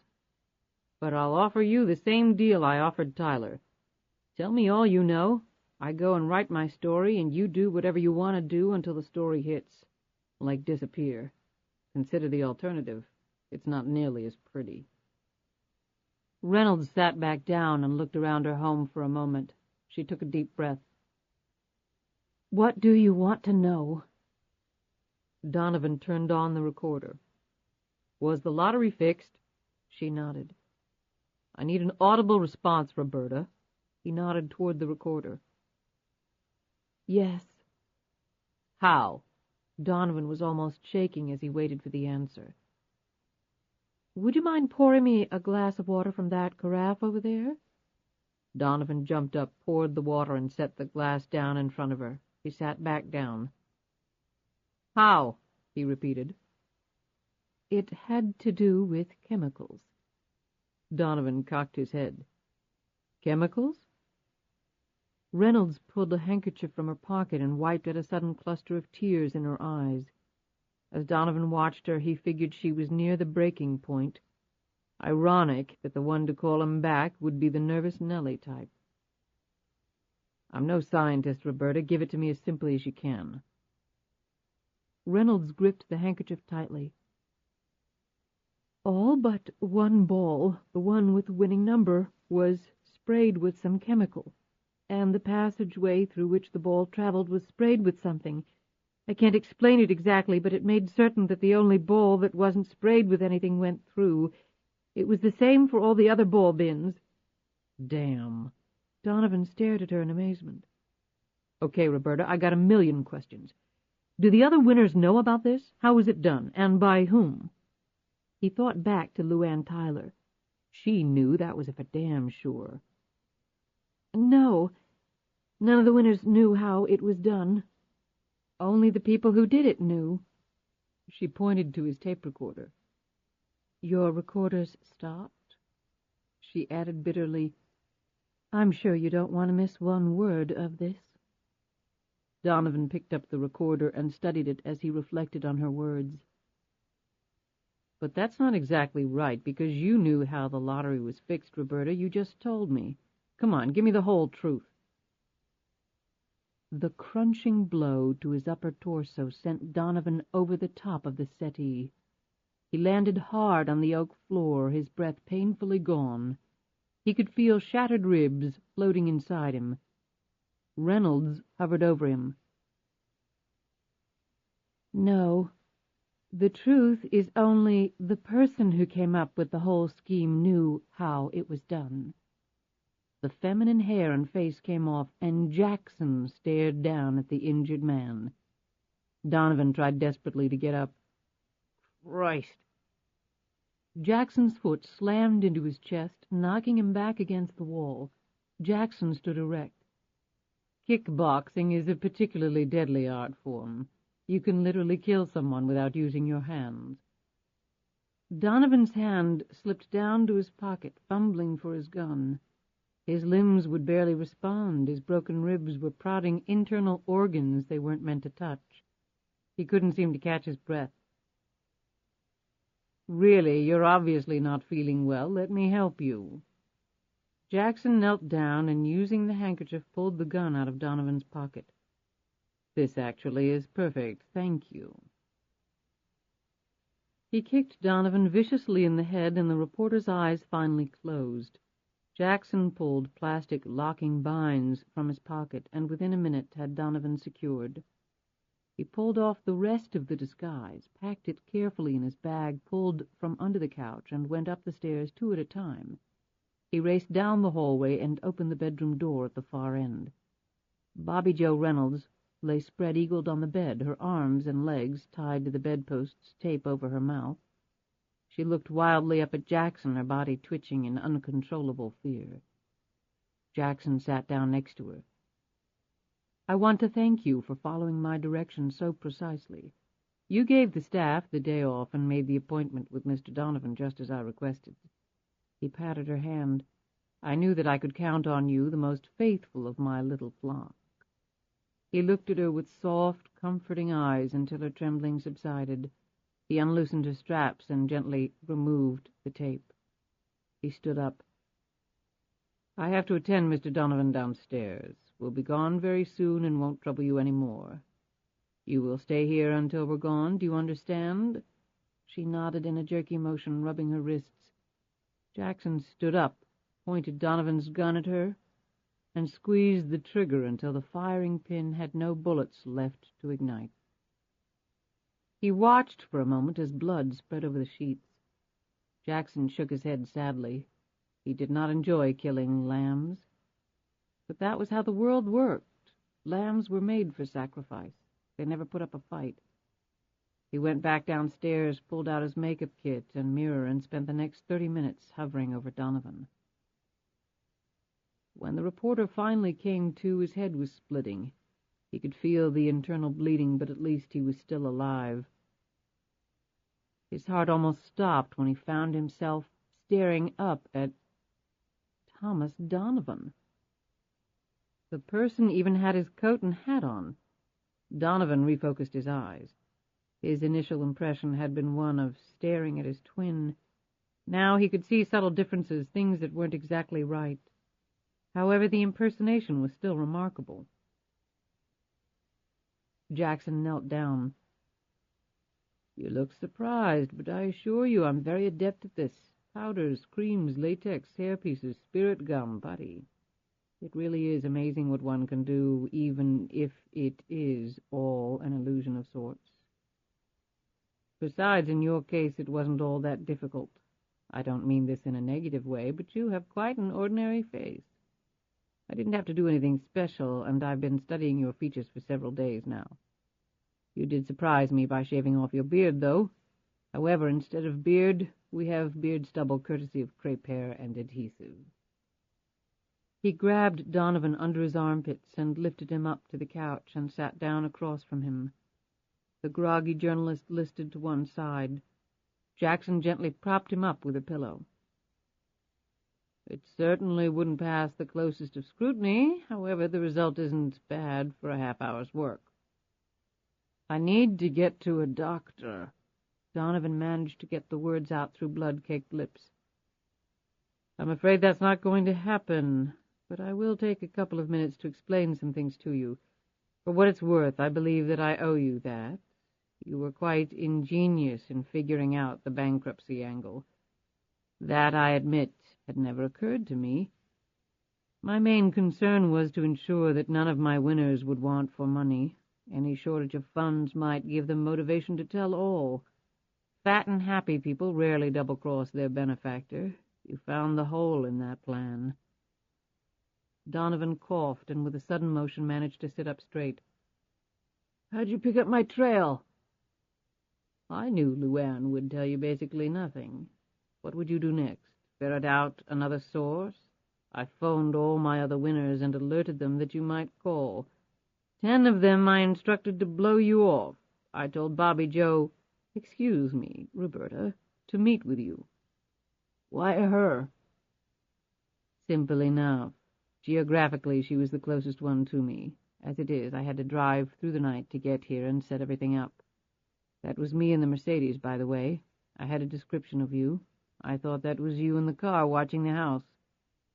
"Where's Bobby Joe?" "Not relevant." Jackson smiled both in his eagerness to explain and in his triumph and total control over the veteran reporter. "Now to continue. The substance applied to 9 of the 10 balls was a clear light acrylic.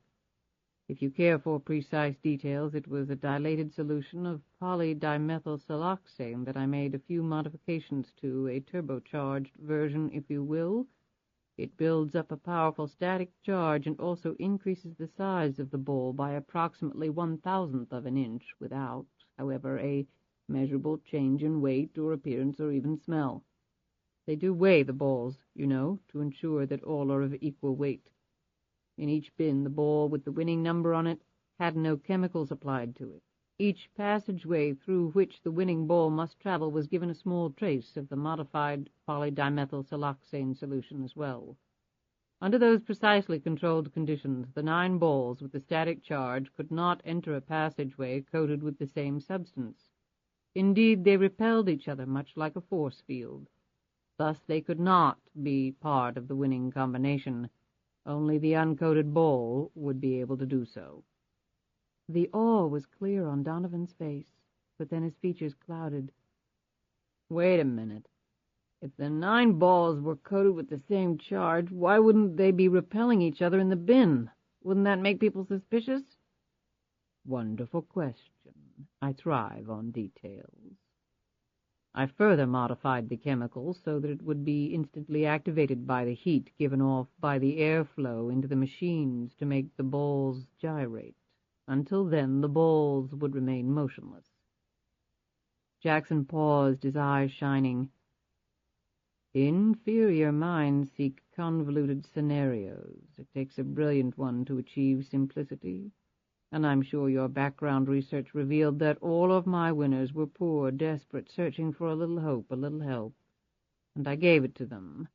To all of you. The lottery loved it. The government looked like saints helping the impoverished like that. You people in the media got to write your teary-eyed stories. Everybody won, including me." Donovan half expected the man to take a bow. "And you did all this by your lonesome," Donovan sneered. Jackson's retort was sharp. "I didn't need anyone else other than my winners.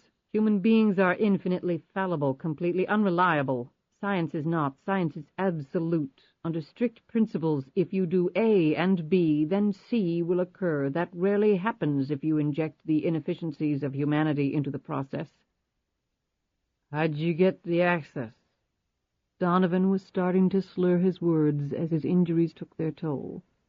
Jackson's smile broadened. I was able to gain employment as a technician at the company that provided and maintained the Ball machines. I was drastically overqualified for the position, which was one reason I got it. No one really cared about the geeky little techie. It was like I wasn't even there. But I had complete and unrestricted access to the machines. I even bought one of the Ball machines so that I could experiment in private as to the right combinations of chemicals. So there I am, Mr. Technician, spraying the balls with what everyone thought was a cleansing solution to get rid of dust and other grime that might have gotten into the bins. And all I had to do was hold the winning ball in my hand while I did so. The solution dries almost immediately. I surreptitiously drop the winning ball back into the bin, and I'm all set. Jackson laughed. People really should respect the technicians of the world more, Mr. Donovan. They control everything because they control the machines that control the flow of information. In fact, I use many of them in my work. I didn't need to buy off the leaders. They're useless because they're incompetent showpieces. Give me the worker bees any day. Jackson stood up and put on a pair of thick gloves. I think that covers everything, he said. Now, after I finish with you, I'm going to visit LuAnn. Damn me for a fool for not listening to you, LuAnn, Donovan thought to himself. Through the glove, Jackson rubbed his injured hand where the glass had cut him. He had many paybacks planned for LuAnn. Piece of advice, a-hole, Donovan sputtered. Tangle with that woman and she'll cut your balls off. Thank you for your point of view. Jackson gripped Donovan tightly by the shoulders. Why are you keeping me alive, you son of a bitch? Donovan tried to pull back from him, but was far too weak. Actually, I'm not. Jackson suddenly placed both hands around the sides of Donovan's head and gave it an abrupt twist. The sound of bone cracking was slight but unmistakable.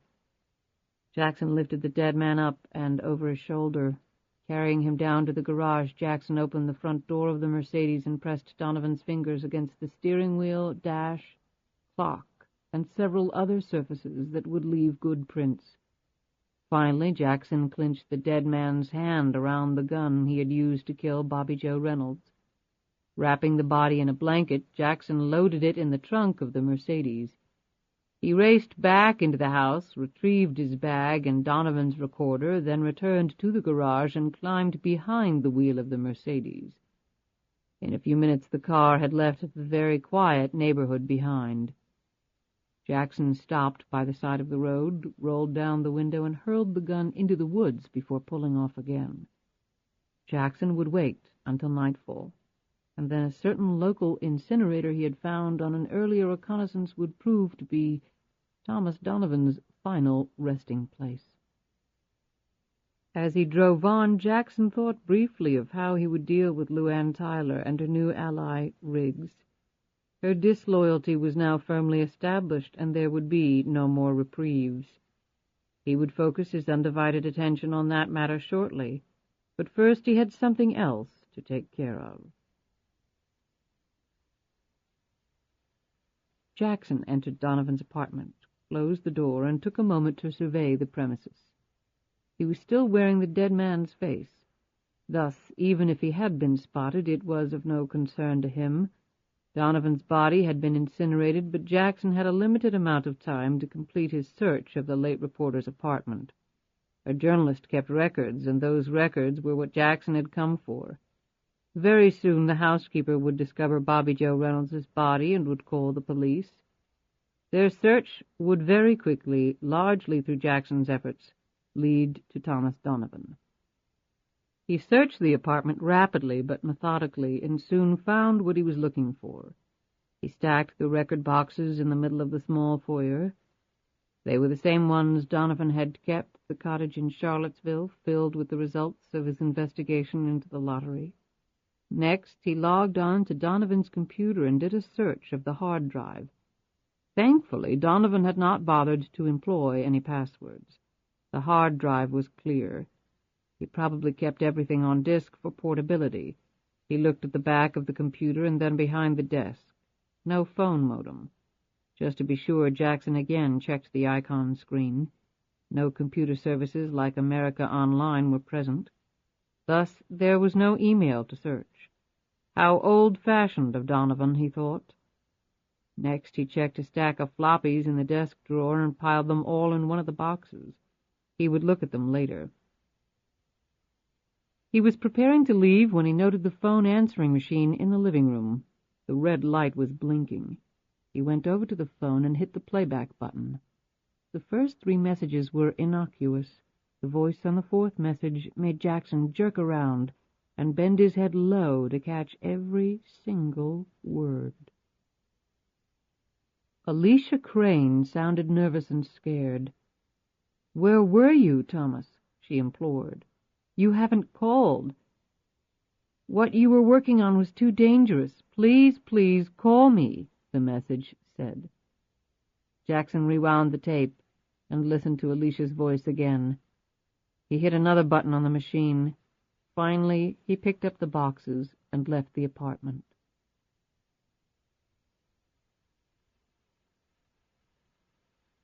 Chapter 49. LuAnn looked at the Lincoln Memorial as she drove the Honda over the Memorial Bridge. The water of the Potomac River was dark and choppy. Flecks of white foam appeared, but then quickly dissipated. It was the morning rush hour, and the traffic over the bridge was heavy. They had spent one night in a motel near Fredericksburg while they decided what to do. Then they had driven to the outskirts of Washington, D.C., and spent the night at a motel near Arlington. Riggs had made some phone calls and visited a couple of retail establishments preparing for the events that would take place the next day. Then they had sat in the hotel room eating while Riggs had gone over the plan, the details of which LuAnn quickly memorized. With that completed, they had turned out the lights. One slept while the other kept watch. That was the plan, at least. However, neither one got much rest. Finally, they both sat up, one curled around the other. Under any other circumstances, they would have probably made love. As it was, they spent the night looking out the window onto the dark street, listening for any sound that might herald another wave of danger. "I can't believe I'm doing this," LuAnn said as they drove along. "Hey, you said you trusted me." I do trust you." "LuAnn, I know what I'm doing. There are 2 things I know, how to build things and how the Bureau works. This is the way to do it, the only way that makes sense. You run, they'll eventually find you." "I got away before," she said confidently. "You had some help and a better head start. You'd never get out of the country now, so if you can't run, you do the reverse. You go right at them, take the offensive." LuAnn focused on the traffic at the same time she was thinking intently about what they were about to do. What she was about to do. The only man she had ever absolutely trusted was Charlie, and that complete trust had not come quickly. It had been built and then cemented over a 10-year period. She had only known Riggs for a very short time, and yet he had earned her trust even in a matter of days. His actions reached her far more deeply than any words he could try to tempt her with. "Aren't you nervous?" she asked. "I mean, you don't really know what you're going to be walking into." He grinned at her. "That's the really great part, isn't it?" "You're a crazy man, Matthew Riggs. You really are." "All I want in my life is a little predictability, a semblance of tranquility, of normalcy even, and you're salivating over walking along the edge of a cliff." "It's all in how you look at it." He looked out the window. "Here we are." He pointed to an open spot on the curb, and she pulled over and parked. Riggs got out and then poked his head back in. "You remember the plan?" LuAnn nodded. "Going over everything last night helped. I can find it with no trouble." "Good. See you soon." As Riggs walked down the street to the payphone, LuAnn looked up at the large, ugly building. The J. Edgar Hoover building was stenciled on its facade, home of the Federal Bureau of Investigation. These people were looking for her everywhere, and here she was, parked 10 feet from their damned headquarters. She shivered and put on her sunglasses. Putting the car in gear, she tried to keep her nerves in check. She hoped to hell the man really knew what he was doing. Riggs made the phone call. The man on the other end was understandably excited. Within a few minutes, Riggs was inside the Hoover building and being escorted by an armed guard to his destination. The conference room he was deposited in was large but sparsely furnished. He passed by the chairs gathered around the small table and remained standing, waiting for them to arrive.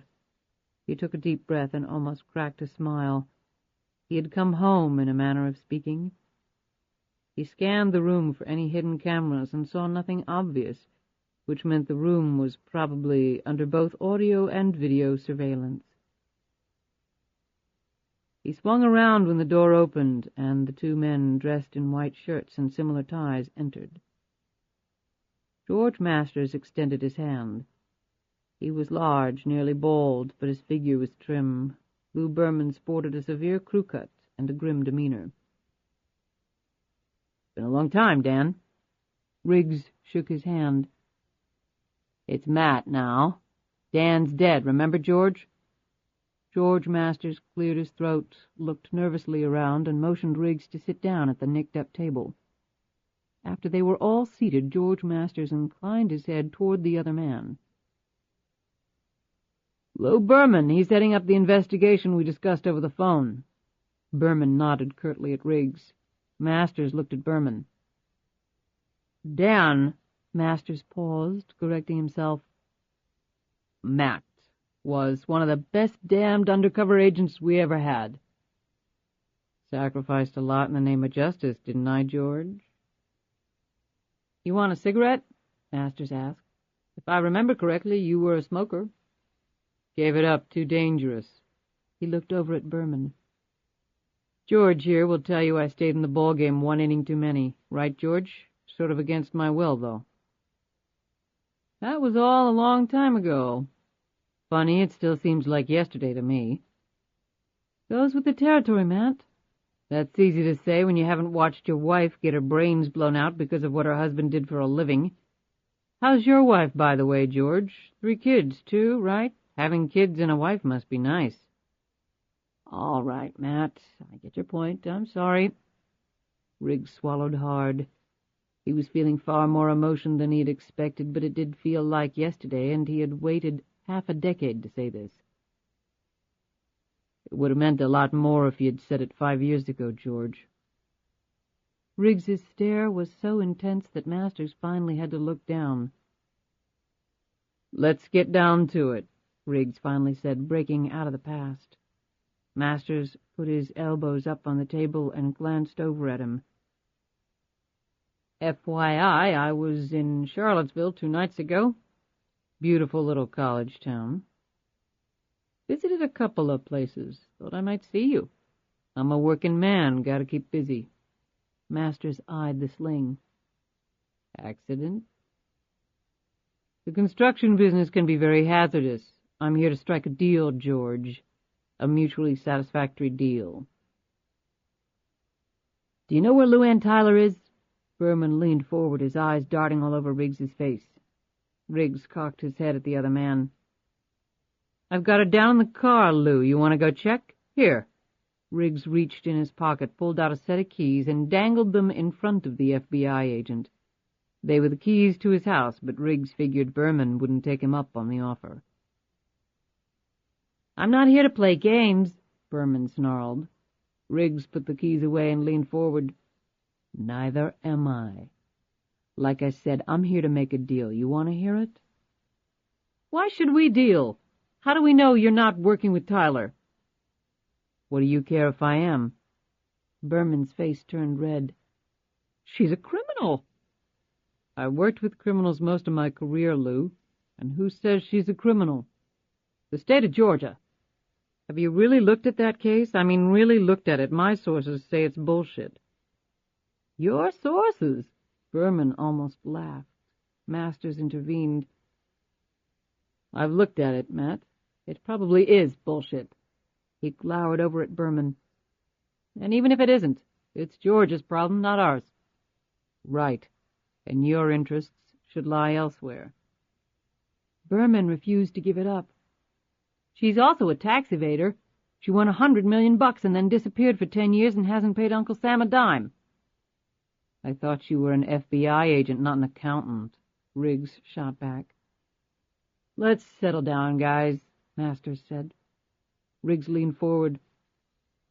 I thought you'd be a lot more interested in the person behind LuAnn Tyler, the person behind a lot of people. The invisible guy with billions of dollars running around the planet playing games, causing havoc, making your lives miserable. Now, do you want to get to him, or do you want to talk to LuAnn Tyler about her itemized deductions? What are you suggesting? Riggs sat back. Just like old times, George. We reel in the big fish and let the little one go. I don't like it, Berman grumbled. Riggs's eyes played over the man's features. Based upon my experience at the Bureau, catching the big fish gets you promoted, and, more important, gets you pay raises. Delivering the small fry doesn't. Don't lecture me on the FBI, Riggs. I've been around the block a few times.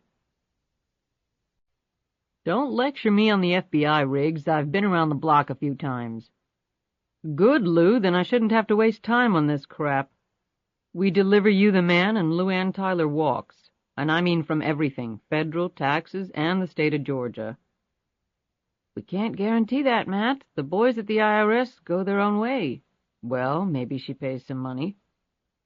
Maybe she pays a lot of money.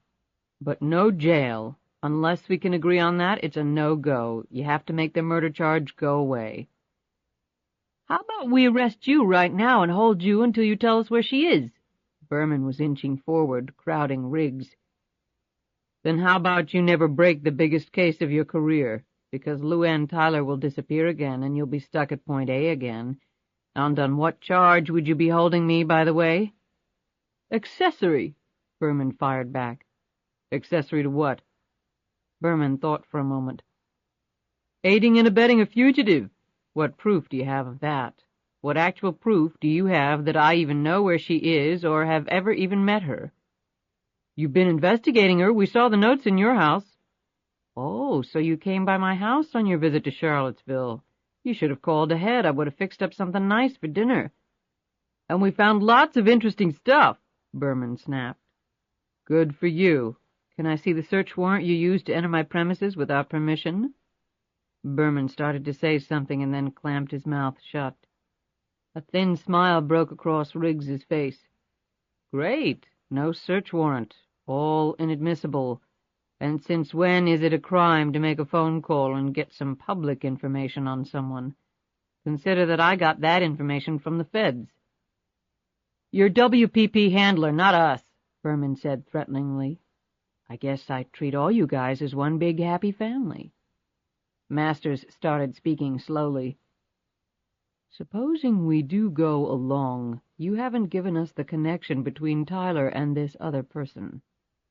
Riggs had been expecting this question and was surprised it hadn't come up before. He had to get the money from somewhere. Masters considered this statement for a moment, and then his eyes flickered. Listen, Matt.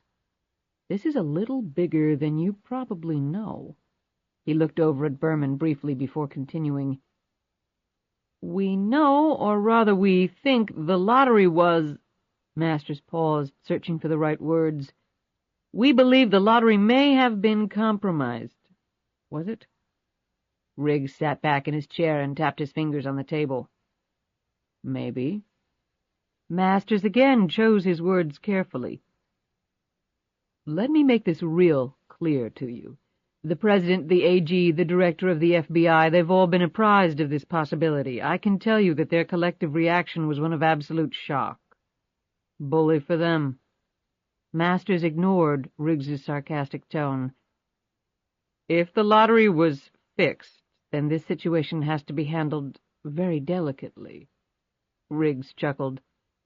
Translation, if it ever gets out to the public, half the guys in Washington, including the President, the AG, the Director, and you two guys, will probably be looking through the want ads. So what you're suggesting is a major cover-up. Hey, this all probably happened 10 years ago. It didn't occur on our watch, Berman said. Gee, Lou, that'll go over real big with John Q. Public. All of your butts are on the line here, and you know it. Masters banged his fist down on the table. Do you realize what would happen if it becomes public that the lottery was fixed? Masters said hotly. Can you imagine the lawsuits, the investigations, the scandals, the blow it would give the old U.S. of A. right in the gut? It would almost be like the country defaulting on its debt. It cannot be allowed to happen. It will not be allowed to happen. So what's your suggestion, George? Masters rapidly calmed down and ticked off the points with his fingers. You bring in Tyler, we question her, we get her cooperation. With that information in hand, we bring in the people— Person, George, Riggs interrupted. There's just one of him, but let me tell you, he's a very special one. Okay, so with Tyler's help, we nail him. And what happens to LuAnn Tyler? Masters spread his hands helplessly. Come on, Matt. She's got a state murder warrant out. She hasn't paid taxes for almost a decade. I have to assume she was in on the lottery scam. That all adds up to a few lifetimes in prison, but I'll settle for just one. Maybe half of one if she's real cooperative, but I can't guarantee it. Riggs stood up. Well, guys, it was nice talking to you. Berman was up in an instant, and he slid over to the door, blocking Riggs's exit. Lou, I've still got one good arm, and the fist attached to it is just itching like hell to plant one right across your face. Riggs started to advance menacingly toward the door. Wait a minute, just hold it. Both of you sit down, Masters bellowed. Riggs and Berman engaged in a suitably lengthy stare-down and then slowly returned to their seats. Riggs stared over at Masters. If you think the woman's going to waltz in here so she can risk her life in order to bring this guy down and then be rewarded by spending the rest of her life in prison, then you've hung around the bureau too long, George. Your brains are gone. Riggs pointed a finger at him. Let me fill you in on something. It's the game of life, and it's called Who's Got the Leverage? You call up the state of Georgia and tell them that LuAnn Tyler is no longer wanted for murder there or for anything else. If she's got a friggin' parking ticket outstanding, then it's wiped out. You understand me? Squeaky clean. Then you call up the IRS and you tell them that she'll pay what she owes, but they can forget jail time. As far as being involved in any lottery scam, if the statute of limitations hasn't already expired, then that goes away too. The tiniest infraction that could possibly put her in jail for even a second gets blotted out. Gone. She's a free person. Are you nuts? Berman said. Or, Masters said quietly, his eyes fixed on Riggs. Or we go public with everything, George. What does she have to lose? If she's going to go to prison for life, then she's going to have some hobbies to fill up her days. I'm thinking appearances on 60 Minutes, Dateline, Primetime Live, maybe even Oprah. A book deal would probably be in the cards, too. She can just talk her little heart out about the lottery being fixed, how the president and the AG and the FBI director wanted to cover it all up to save their jobs, and how they were stupid enough to let a master criminal who's been wreaking worldwide havoc for years walk away so they could put a young woman who grew up dirt poor in prison for doing something all of us would have done in an instant. Riggs sat back and looked at both men. That, gentlemen, is what I mean by leverage. While Masters considered this, Berman snorted. One guy? I don't believe that. We're looking at a big organization. No way could one person do all the stuff I've been seeing on my radar screen. We haven't been able to prove anything, but we know there are multiple players. Riggs thought back to the cottage right before the knife sliced into his arm. He had stared right into the most deadly pair of eyes he had ever seen. Over the years working undercover in some very dangerous situations, he had been scared before. He was only human after all, but he had never before felt the nervous terror those eyes had aroused in him. If he had had a crucifix handy, he would have pulled it out to ward the guy off. He looked at Berman. You know, Lou, you'd be surprised.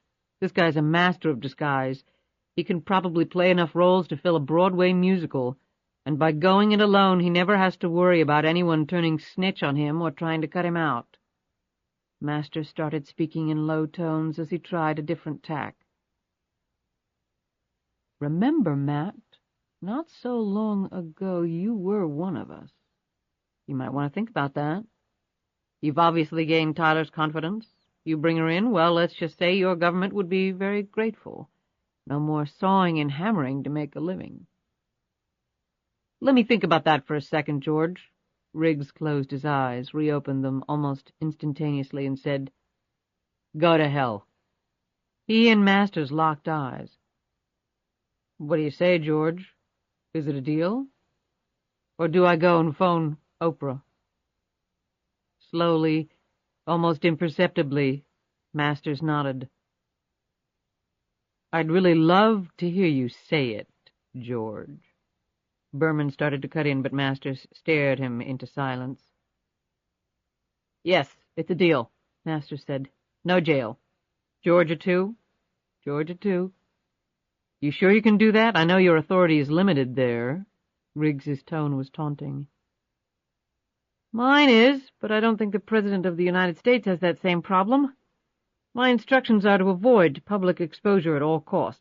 I guarantee that either he or the AG will make that phone call. Good. Now get the Director and the Attorney General in here, because I want to hear the same things from them. By the way, is the President busy today? There's no way in hell the President is meeting with you. Then get the Director and the AG in here, George, right now. You don't trust my word? Let's just say your track record hasn't inspired my confidence all that much, and I take comfort in numbers. He nodded at the phone. Make the call. Masters and Riggs stared across at each other for at least a minute. Then Masters slowly picked up the phone and spoke into it at length. It took some schedule juggling, but within 30 minutes the Director of the FBI and the Attorney General of the United States were sitting across from Riggs. Riggs presented the same deal to them he had presented to Masters, and he extracted the same promises. Riggs rose. Thank you for your cooperation. Berman got up, too. All right, if we're working together now, bring Tyler in, we can wire her, get a team together, and go get this one-man crime wave. Lou, the deal was I'd bring him in, not the FBI. Berman looked ready to explode. Listen, you— Shut up, Lou. The FBI director's eyes bored into him, and then he turned to look at Riggs. You really think you can pull this off? Riggs smiled. Have I ever let you guys down before? He glanced over at Masters. Masters didn't return the smile, but just continued to study Riggs's face. If you don't, all bets are off, for Tyler. He paused and then added ominously, And you? Your cover's blown, and I'm not sure how much incentive we'd have to reestablish it, and your enemies are still plenty active. Riggs walked across the room to the door, but then turned back. Well, George, I never really expected anything less from you guys. Oh, and don't try to have me followed. That'll just piss me off and waste a lot of time, okay? Masters nodded quickly. Sure, don't sweat it. The big-voiced Attorney General asked a final question. Was the lottery fixed, Mr. Riggs? Riggs looked back at her. You bet it was. And you want to know the kicker? It looks like the United States lottery was used to finance the plans of one of the most dangerous psychopaths I've personally ever seen. I truly hope this never makes it onto the 6 o'clock news. His eyes swept the room, taking in the steadily rising panic in each of their faces. Have a good day. Riggs closed the door behind him. The rest of the group looked around at each other. Holy shit! Was all the director could say, his head swinging from side to side. Masters picked up the phone and spoke into it. He's leaving the building now. He'll know he's being followed. Make it a short leash, but give him some room. He's an expert at this stuff, so he'll take you for a waltz around the city and then try to lose you. Be alert. When he hooks up with Tyler, communicate with me immediately. Keep them under surveillance, but don't approach them. He looked over at the AG, who nodded her assent. Masters hung up the phone and took a deep breath. Do you believe Riggs's story, that it's only one man behind all this? The director asked, looking nervously at Masters. It sounds incredible, but I hope to God it's true, said Masters. I'd rather be dealing with one guy than some worldwide crime syndicate. The AG and director both nodded in agreement. Berman looked around with questioning eyes. So, what's the plan here? The director cleared his throat heavily and said, We can't ever let this come out. You all know that. No matter what happens. No matter who gets hurt. Even if Riggs is successful and we are able to apprehend this person and any others involved in the scheme, then we still face a major problem. The AG folded her arms across her chest and picked up this line of thought. Even if we can build a case against him, on all the other activities this person will know he has leverage, to use Riggs's term. And he'll use the same threat Riggs used. Deal with him or he goes public. I can just see his defense lawyer salivating over that one. She involuntarily shuddered. So what you're saying is this thing can never go to trial, Berman said. What then? The AG ignored the question and instead asked Masters, You think Riggs is playing straight with us? Masters shrugged.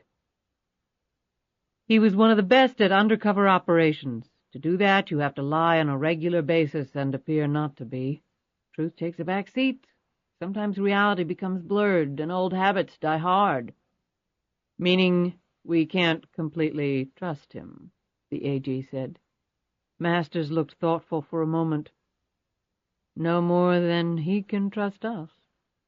Well, the director said, there's the strong possibility that we won't bring this guy in alive. He looked around the room. Right? They all nodded. Masters ventured, If he's half as dangerous as Riggs says he is, I'd shoot first and ask no questions later. Then maybe our problem goes away. And what about Riggs and Tyler? The AG asked.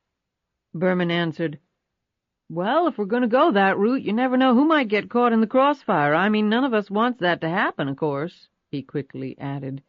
But like Riggs's wife, you know, innocent people sometimes die.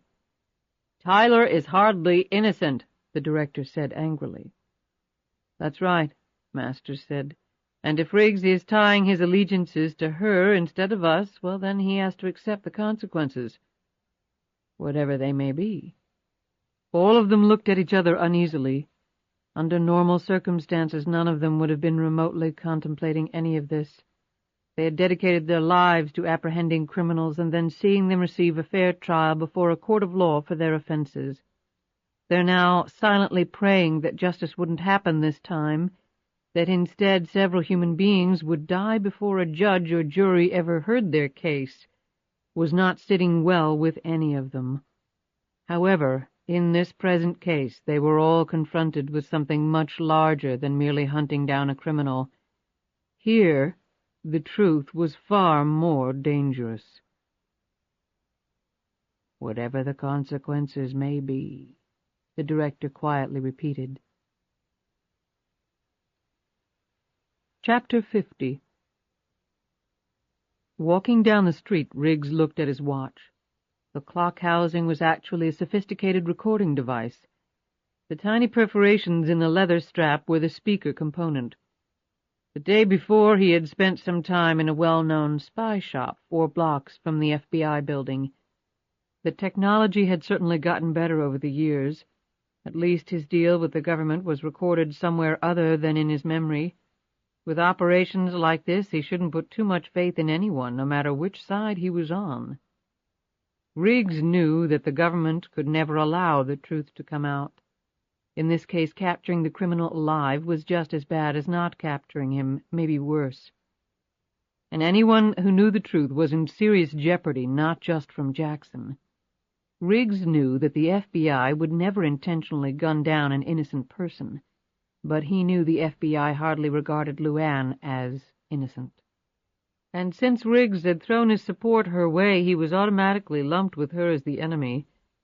If it got dicey toward the end, which Riggs knew it would, and if LuAnn were anywhere near Jackson, well, the FBI might not be real careful about who they were firing at. Riggs didn't expect Jackson to go down quietly. He would take out as many agents as he could. Riggs had seen that in his eyes at the cottage. The man had no respect for human life. To him a person was merely a factor to be manipulated and eliminated if circumstances called for it. As an undercover agent, Riggs had dealt with people like that for years, people almost as dangerous as Jackson. Given those elements, the FBI would err on the side of killing the man rather than taking him alive. They wouldn't risk the life of an agent in order to ensure that the man would stand trial. Riggs was well aware that the government had no incentive to bring Jackson to trial and every incentive not to. So Riggs's job was to flush out Jackson, and then the feds could do what they wanted. If that was pumping the man full of lead, Riggs would be glad to help them do so. But he was going to keep LuAnn as far away from the man as humanly possible. She was not going to be caught in the crossfire. He had been through that once. History was not going to repeat itself. Riggs didn't bother to look behind him. He knew he was already under surveillance. Despite Masters's assurances to the contrary, he would have immediately ordered a tail. Riggs would have done the same thing in his position. Now he had to beat the tail before meeting up with LuAnn. He smiled. Just like old times. While Riggs had been dealing with the FBI, LuAnn had driven to another payphone and dialed a certain phone number. It rang several times, and LuAnn thought she would probably get the standard automated message. Then a voice answered. She could barely recognize it. The connection was so bad. "Charlie?" "LuAnn?" "Where are you?" "On the road. I can barely hear you. Hold on, I'm passing some power lines." In a moment the connection was much clearer. "That's better," said LuAnn. "Hang on, there's someone who wants to talk to you." "Mom?" "Hello, baby. Are you okay?" "I'm fine, sweetie. I told you Mommy would be fine." "Uncle Charlie said you and Mr. Riggs saw each other." "That's right. He's helping me with things." "I'm glad you're not alone. I miss you." "I miss you too, Lisa. I can't tell you how much." "Can we come home soon?" Home. Where was home now? "I think so, baby. Mommy's working really hard on that right now." "I love you." "Oh, sweetie, I love you too." "Here's Uncle Charlie." "Lisa?" "Yes?" "I mean to keep my promise to you. I'm going to tell you everything. The truth, okay?" The voice was small, a little scared. "All right, Mom." When Charlie came back on the phone, LuAnn told him to just listen. She filled him in on the latest events, including Riggs's plan and his real background. Charlie could barely contain himself. "I'm pulling over at a rest stop in 2 minutes. Call me back." When LuAnn did so, Charlie's tone was heated. "Are you crazy?"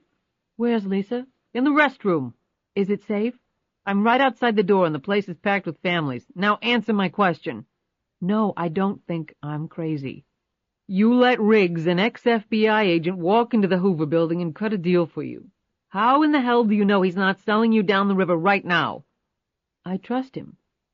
"Trust him?" Charlie's face turned crimson. "You barely know him. LuAnn, this is a big mistake, darling, a damned big one." "I don't think so. Riggs is playing straight. I know he is. I've learned some things about him in the last few days." "Like he's an experienced undercover agent who's an expert at lying." LuAnn blinked for a second as these words sank in. A small seed of doubt suddenly grew, invading her confidence in Matthew Riggs. "LuAnn, are you there?" She gripped the phone hard. "Yes." "Well, if you did sell me down the river, it won't be long before I find out." "You've got to get out of there. You said you've got the car. Get the hell out of there." "Charlie? He saved my life. Jackson almost killed him while he was trying to help me." Charlie was silent for a minute. He was having an internal conflict and was highly uncomfortable with it. From everything LuAnn had just told him, Riggs probably was going to bat for her. Charlie thought he knew why. The man was in love with her. Was LuAnn in love with him? Why shouldn't she be? And where did that leave him? The fact was, Charlie wanted Riggs to be lying. He wanted the man out of their lives. That thought was skewing his whole mental process, but Charlie did love LuAnn, and he loved Lisa too. He had always put his own interests behind theirs, and with that thought his inner conflict disappeared. LuAnn, I'll go with your instincts. Riggs is probably okay now that I think about it. Just keep your eyes open, will you? I will, Charlie. Where are you? We headed through West Virginia, then into Kentucky, skirted the edge of Tennessee, and now we're floating back toward Virginia. I gotta go now. I'll call later today and fill you in. I hope the rest of today isn't as exciting as the last two were. You and me both. Thanks, Charlie. For what? I haven't done anything. Now who's lying? Take care of yourself. LuAnn hung up the phone. She would be meeting Riggs soon if everything went according to plan. As she walked back to the car, Charlie's initial reaction came back to her. Could she trust Riggs? She slid into the front seat of the Honda. She had left it running because she had no keys and didn't share Riggs's skill at hot-wiring automobiles. She was about to put the car in gear when her hand stopped. This was no time for doubts, and yet she was suddenly overwhelmed with them. Her hand refused to move. Chapter 51. Riggs walked slowly down 9th Street, looking casually around as if he had all the time in the world. A gust of freezing air hit him. He stopped, gingerly slipped off the sling, and put his injured arm in the sleeve of his overcoat, buttoning it all the way up. As the bitter wind continued to blow down the street, Riggs pulled up the collar of his overcoat, took a knit cap emblazoned with the Washington Redskins logo from his pocket, and pulled it tightly over his head so that only the lower part of his reddening face was visible. He entered a corner convenience store. The two teams of agents that were following him, one on foot, the other in a gray Ford, swiftly moved into position. One team covered the front store, the other the rear. They knew Riggs was an experienced undercover agent, and they weren't taking any chances. Riggs appeared, carrying a newspaper under his arm, walked down the street, and hailed a taxi. The agents quickly climbed into the sedan, and it followed the taxi. Moments after the sedan disappeared, the real Matt Riggs, wearing a dark felt cap, emerged from the store and walked quickly in the opposite direction. The key had been the brightly colored knit cap. His pursuers would have focused on the burgundy and gold colors like a ship's beacon to pinpoint their man, and would not notice the subtle differences in the overcoats, pants, and shoes. He had called in a favor last night from an old friend who had thought Riggs long dead. The FBI was now tailing that old friend to his job at a law firm near the White House. The man lived near the FBI building, so his being in the vicinity would not be difficult to explain, and a lot of Washingtonians wore Redskins knit caps this time of year. Finally, the FBI couldn't possibly know of the long-ago connection between the two men. The agents would question him briefly, realize their mistake, report back to Masters and the director, and get their heads handed to them for their morning troubles. Riggs climbed in a cab and gave an address. The car sped off. He ran a hand through his hair. He was glad to get that one under his belt. He and LuAnn were a long way from being home free, but it felt good to know he still had it, at least in small doses. As the cab stopped at a red light, Riggs opened the newspaper he had purchased at the store. Staring back at him from the front page were two photos. One person he knew, the other was a stranger to him. He quickly read the story and then looked at the pictures again. With a press badge dangling around his neck and a small notepad and pen peeking out from his shirt pocket, a sleepy-eyed Thomas Donovan looked like he had just climbed off a plane from covering some major news event on the other side of the world. The woman in the photo next to his could not have struck a greater contrast to the reporter's disheveled image. The dress was elegant, the hair and makeup obviously professionally done and thus impeccable, the background almost surreal in its abundant luxury. A charity event where the rich and famous caucused to raise money for the less fortunate. Roberta Reynolds had been a long-time participant in such events, and the story said her brutal murder had robbed the Washington area's charitable community of a great benefactor. Only one line of the story recounted the source of Reynolds' wealth, a $65 million lottery win 10 years earlier. She was apparently worth far more than that now, or at least now her estate was. She had been murdered, allegedly, the story reported, by one Thomas Donovan. He had been seen around the woman's home.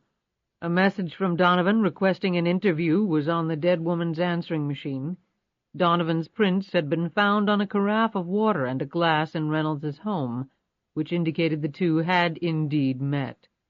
And, finally, the pistol apparently used to slaughter Roberta Reynolds had been found in a wooded area about a mile from her home, along with her Mercedes, with Donovan's prints all over both of them.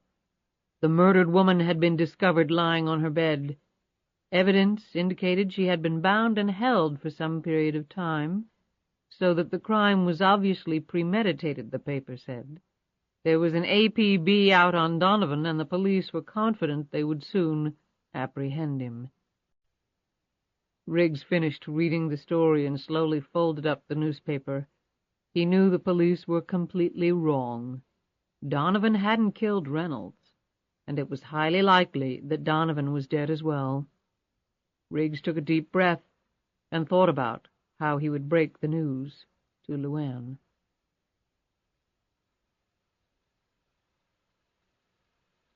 Chapter 52. The burly man looked around at the other pricey homes in the Georgetown neighborhood. 50-ish, with pale skin and a neatly trimmed mustache, the man hitched up his pants, tucked his shirt in, and rang the bell next to the front door. Alicia Crane opened the door, looking anxious and tired. "Yes?"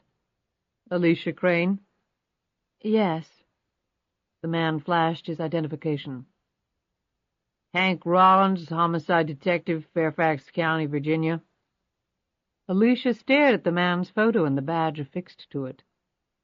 "I'm not sure." "Are you an acquaintance of Thomas Donovan?"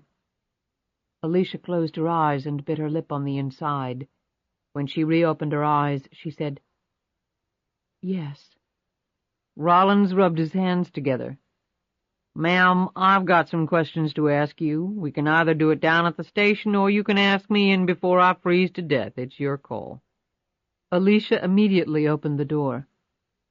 "Of course, I'm sorry." She led him down the hallway to the living room. After settling him down on the sofa, she asked him if he wanted coffee. "That'd be great, yes, ma'am." As soon as she left the room, Rollins lurched to his feet and looked around the room.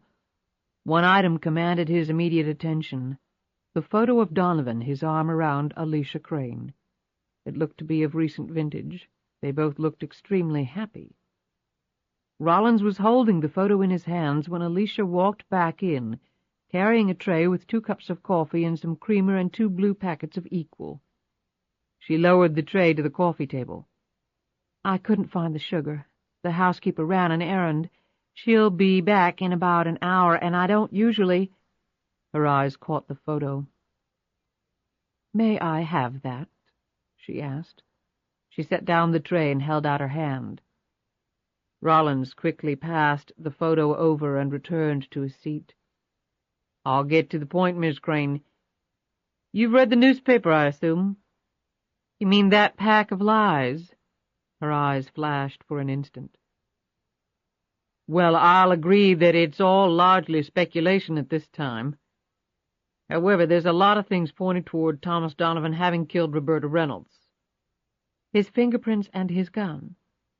"It's an active homicide investigation, Miss Crane, so I can't really go into it with you, but yes, things like that."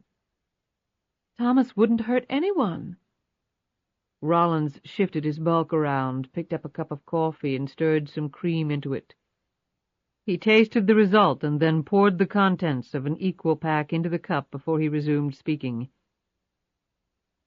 But he did go visit Roberta Reynolds. Alicia crossed her arms and glared at him. Did he? He never mentioned it to you, that he was going to meet with her? He told me nothing. Rollins pondered this for a moment. Ma'am, we got your name off Donovan's answering machine at his apartment.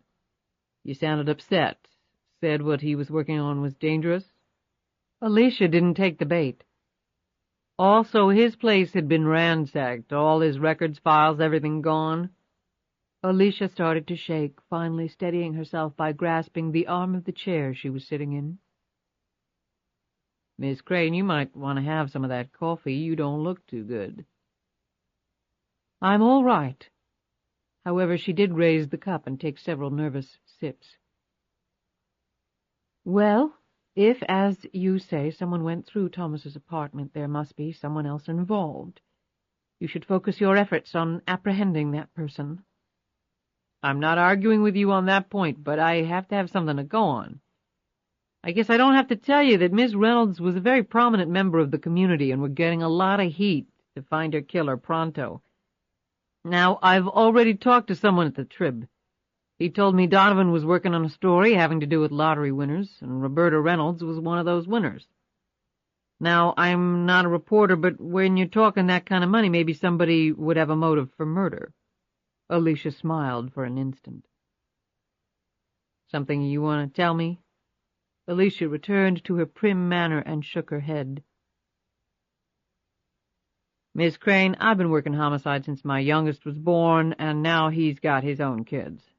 Don't take this the wrong way, but you're holding out on me, and I'd like to know why. Murder isn't something you want to screw around with. He looked at the elegant room.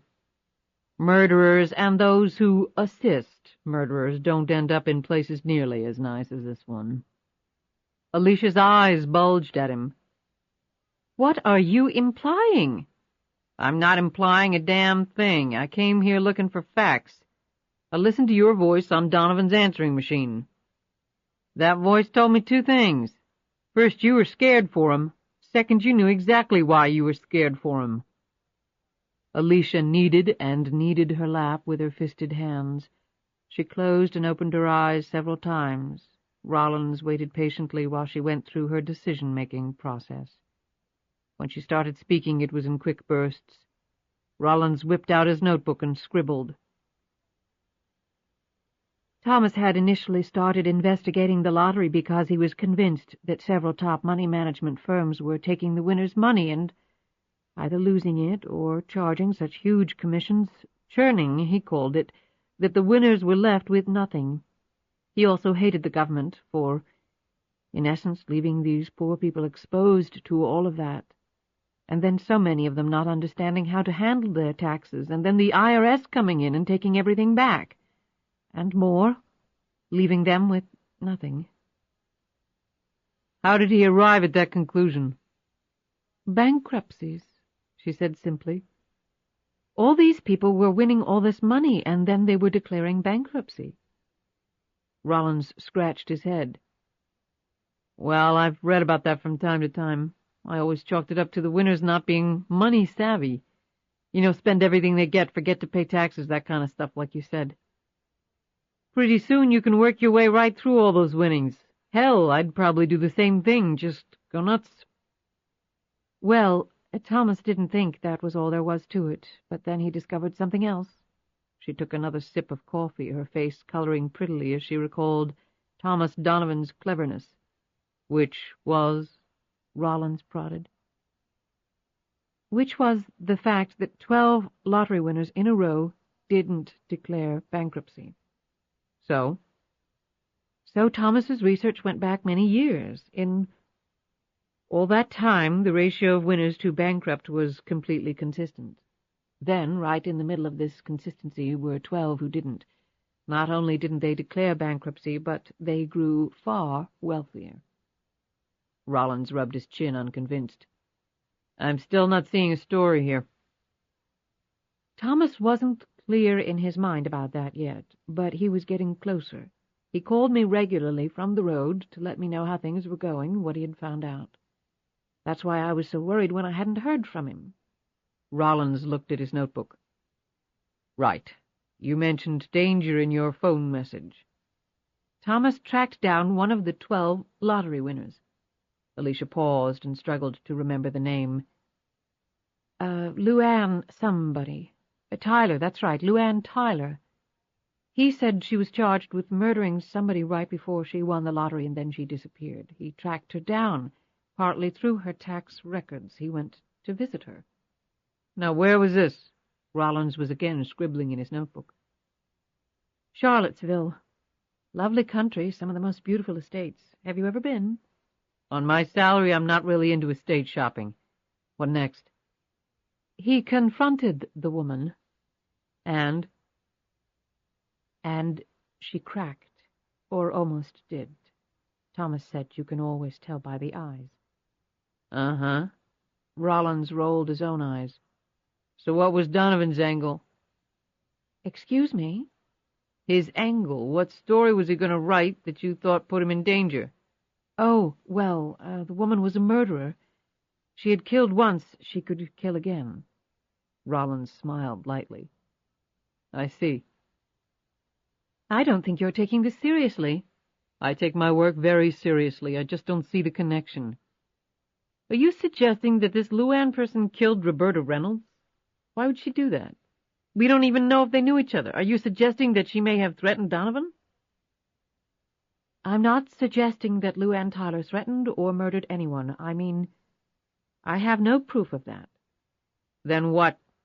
Rollins was struggling to maintain his patience. Alicia looked away. I don't know. I mean, I'm not sure."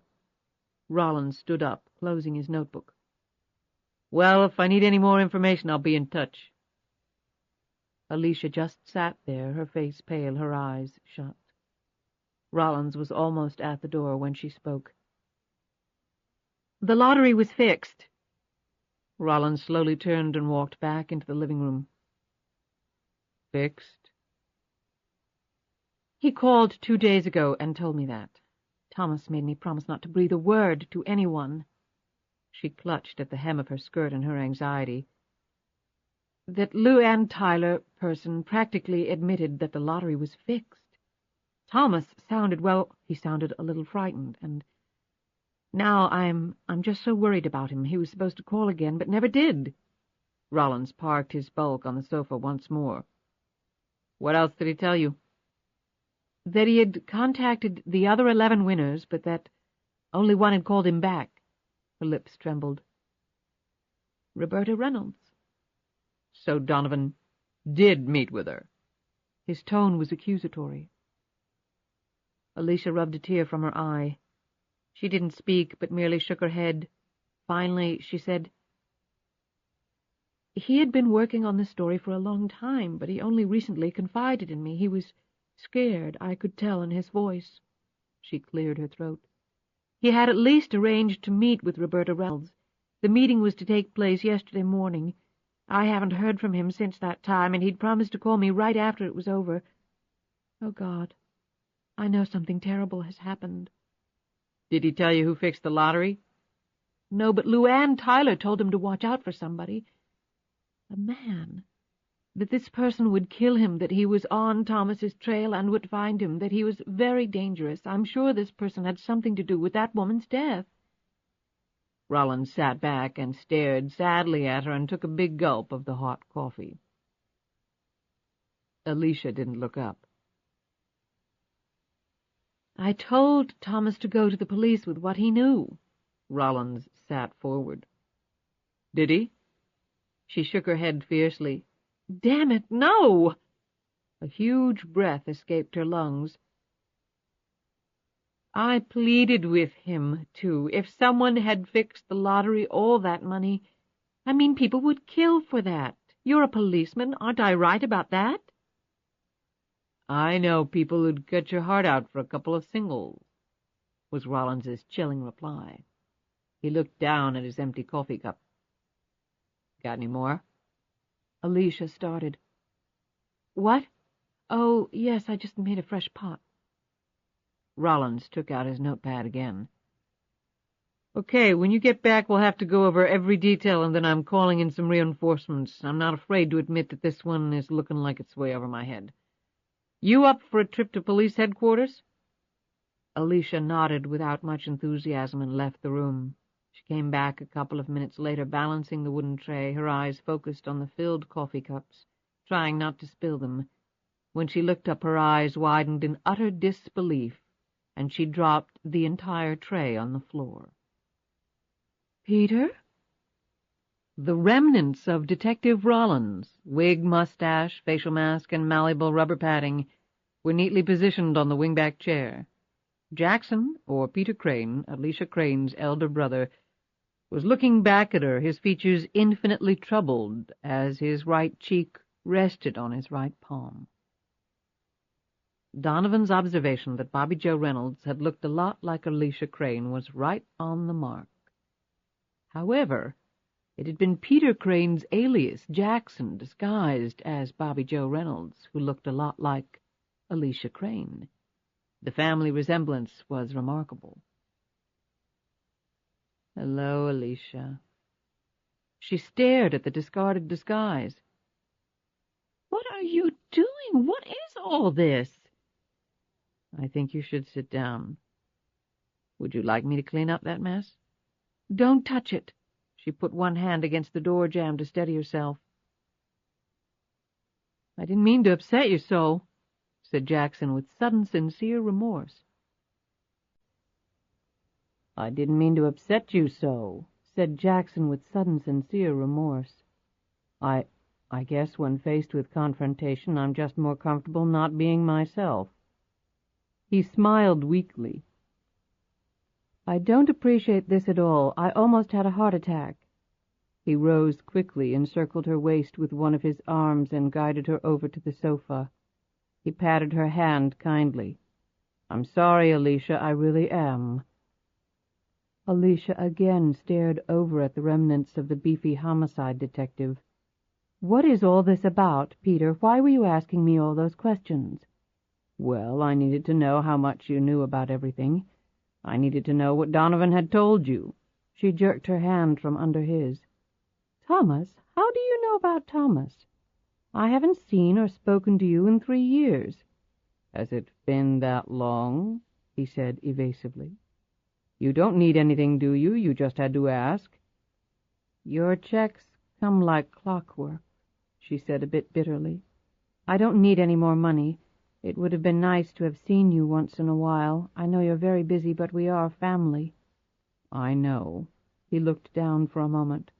I always said I would take care of you, and I always will. Family is family.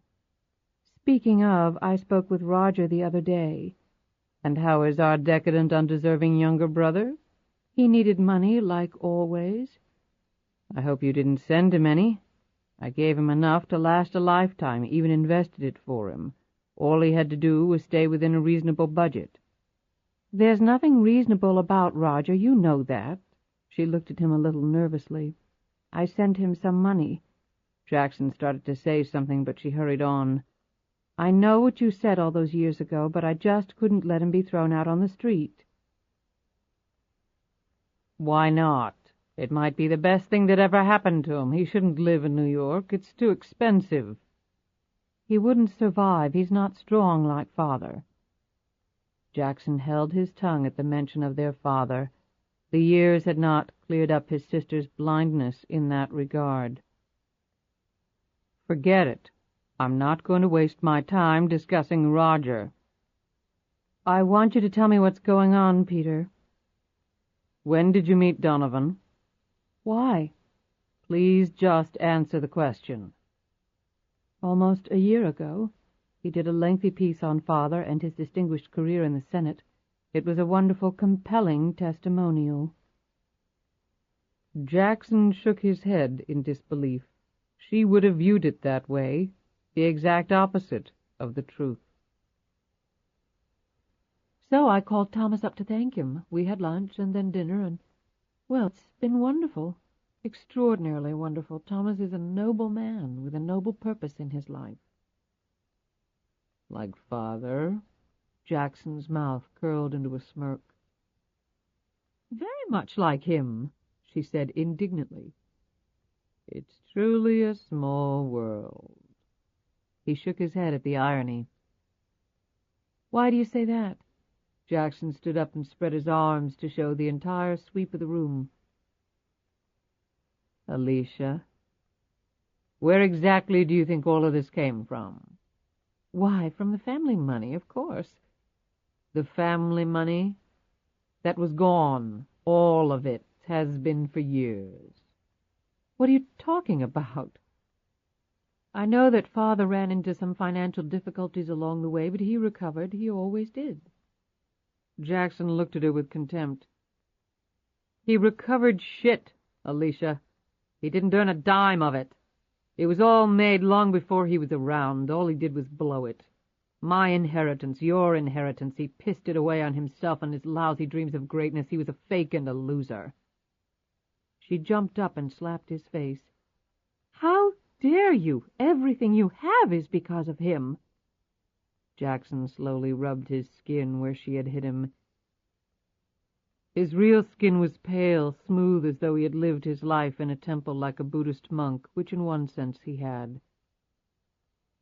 10 years ago, I fixed the national lottery, he said quietly, his dark eyes glittery as he stared at her small, stunned face. All that money, everything you have, came from that money, from me, not dear old Dad. What do you mean? How could you? Jackson pushed her down on the sofa as he interrupted.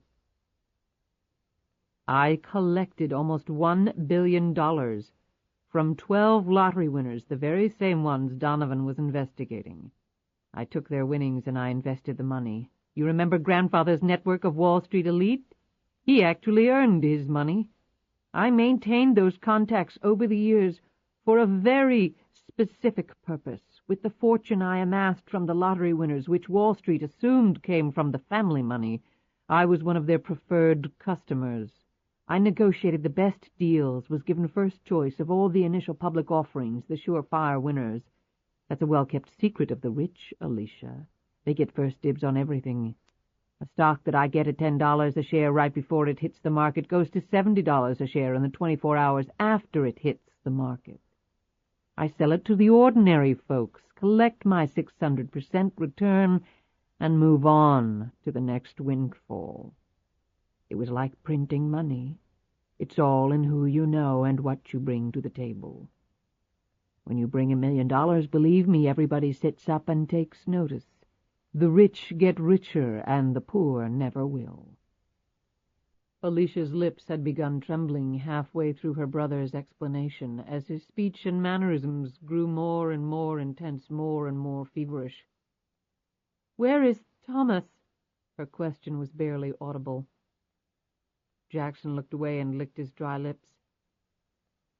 He was no good for you, Alicia. No good at all. An opportunist. And I'm sure he loved all of this. All that you had. All that I had given you. Was no good. Alicia stood up, her hands clamped so tightly together the skin looked boiled. Where is he? What have you done to him? Jackson stared at her, searching her features for something. It suddenly occurred to him that he was looking for some redeeming quality. From afar he had long held idyllic visions of his only sister, putting her perhaps on a pedestal. Face to face with her, he found that image was unsustainable. The tone of his response was casual, his words far from casual, as he finally made up his mind.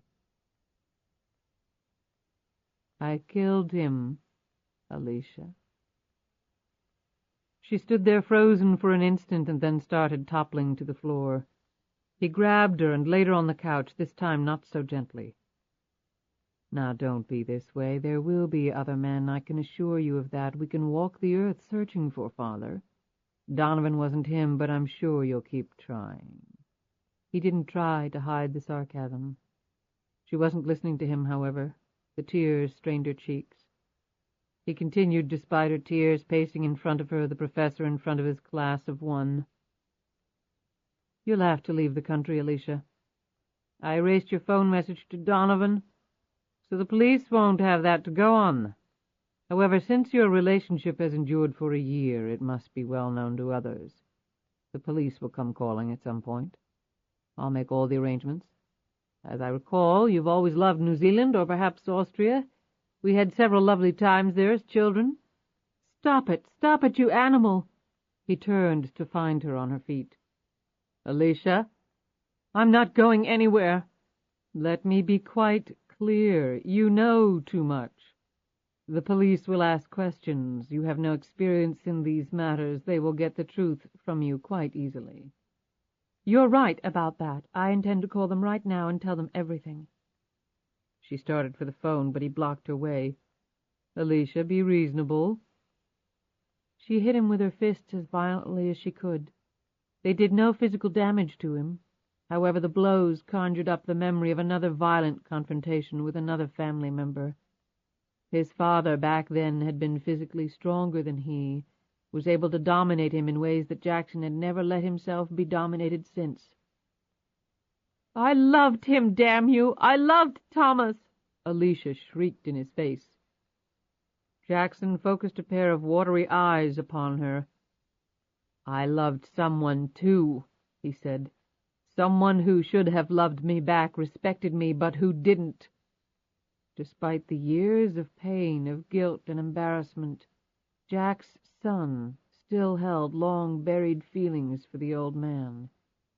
Feelings that he had never dwelt upon or vocalized until now.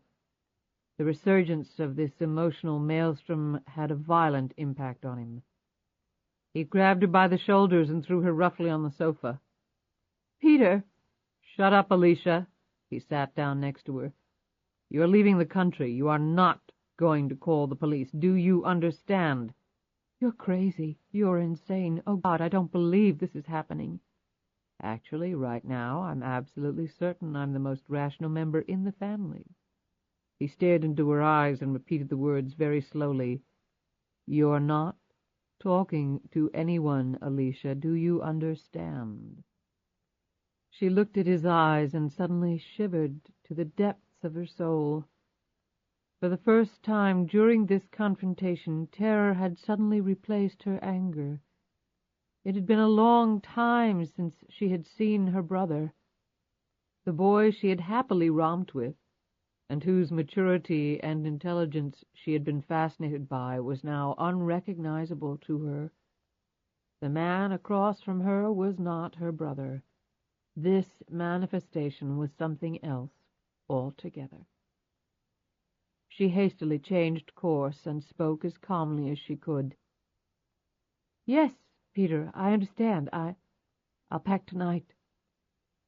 Jackson's face took on a level of despair that it had not carried for many years. He had read her thoughts, her fears. They were so plainly written on the thin parchment of her soft features. His fingers clutched the large throw pillow on the sofa between them. "Where would you like to go, Alicia?" "Anywhere, Peter, anywhere you say. New Zealand. You mentioned New Zealand. That would be fine."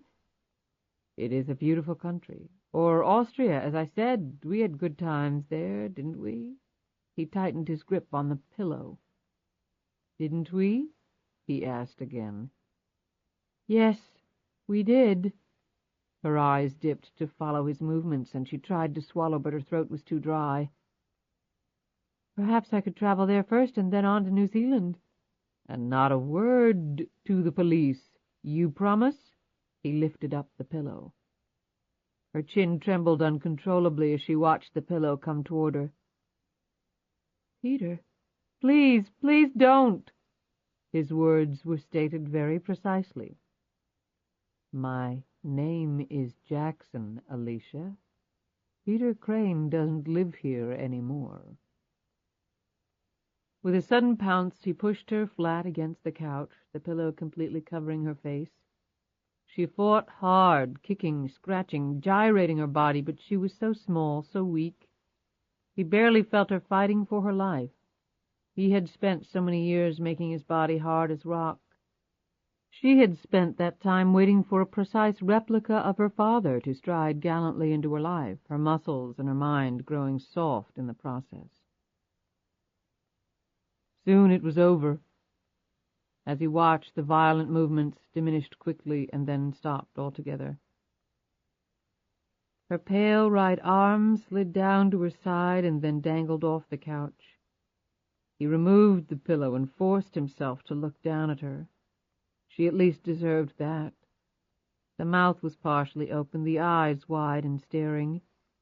He quickly closed them and sat there with her, patting her hand gently. He did not try to hold back his own tears. That would have done no good. He struggled to remember the last time he had cried, but couldn't. How healthy was it when you couldn't even recall? He placed her arms across her chest, but then decided to have them clasped at her waist instead. He carefully lifted her legs up on the sofa and put the pillow he had used to kill her under her head, arranging her pretty hair so that it swept out evenly over the pillow. He thought she was very lovely in death despite the utter stillness. There was a peace there, a serenity that was at least heartening to him, as though what he had just done wasn't all that terrible. He hesitated for a moment and then went ahead. He checked her pulse and laid her hand back down. If she'd still been alive, then he would have left the room, fled the country, and left it at that.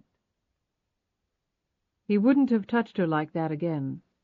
She was family, after all, but she was dead. He rose and looked down at her one last time. It needn't have ended this way. Now all the family he had left was the useless Roger. He should go kill his brother right now. It should have been him lying there, not his cherished Alicia. However, Roger wasn't worth the effort. He froze for an instant as an idea occurred to him. Perhaps his brother could play a supporting role in this production. He would call Roger and make him an offer he knew his younger brother would be unable to resist, as it would be all cash, the most potent drug in existence.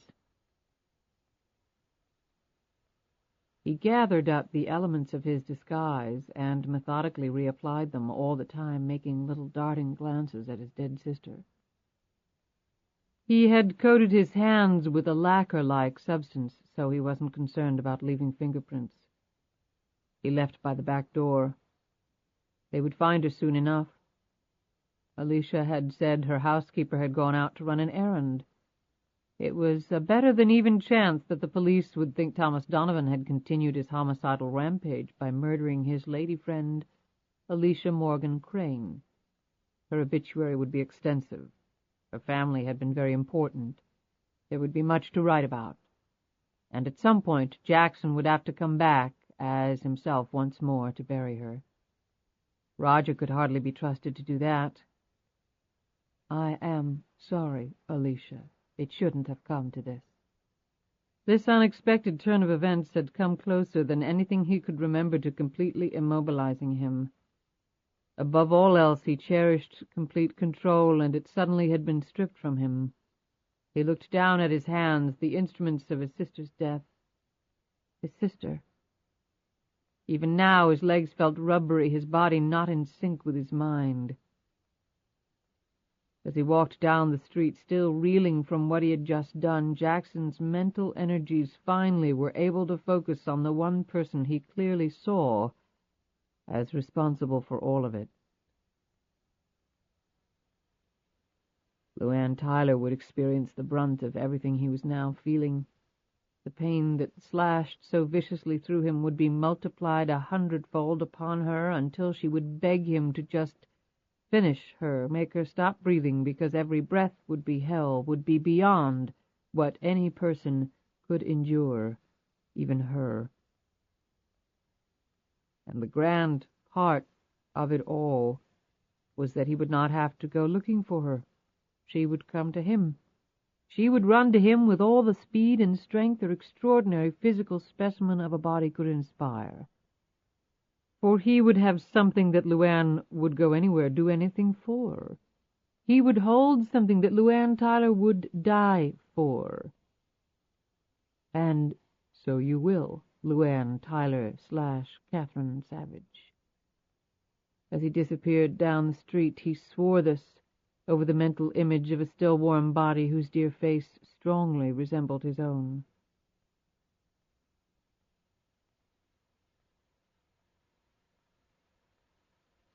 Chapter 53. For the 10th time, Riggs looked around the mall and then checked his watch. In cutting his deal with the FBI, he had just shimmied out onto the most fragile limb in the world, and LuAnn was 3 hours late. If she never showed up, where did that leave him? Jackson was still out there, and Riggs doubted if the knife would miss its mark a second time. If he didn't produce Jackson, fulfill his deal with his former employer, and have his cover reestablished, the cartel members who had sworn to kill him 5 years ago would soon learn that he was alive, and they would surely try again. He couldn't return to his house. His business was probably already going to hell, and to top it off, he had $5 in his pocket and no car. If he could have screwed up his life to any greater degree, he was at a loss as to how. He slumped on a bench and stared up at the Washington Monument while the cold wind whipped up and down the flat open space that stretched from the Lincoln Memorial to the United States Capitol. The sky was overcast. It would be raining again soon. You could smell it in the air. Just wonderful. "And you're right between a rock and a hard place, Mr. Riggs," he said to himself.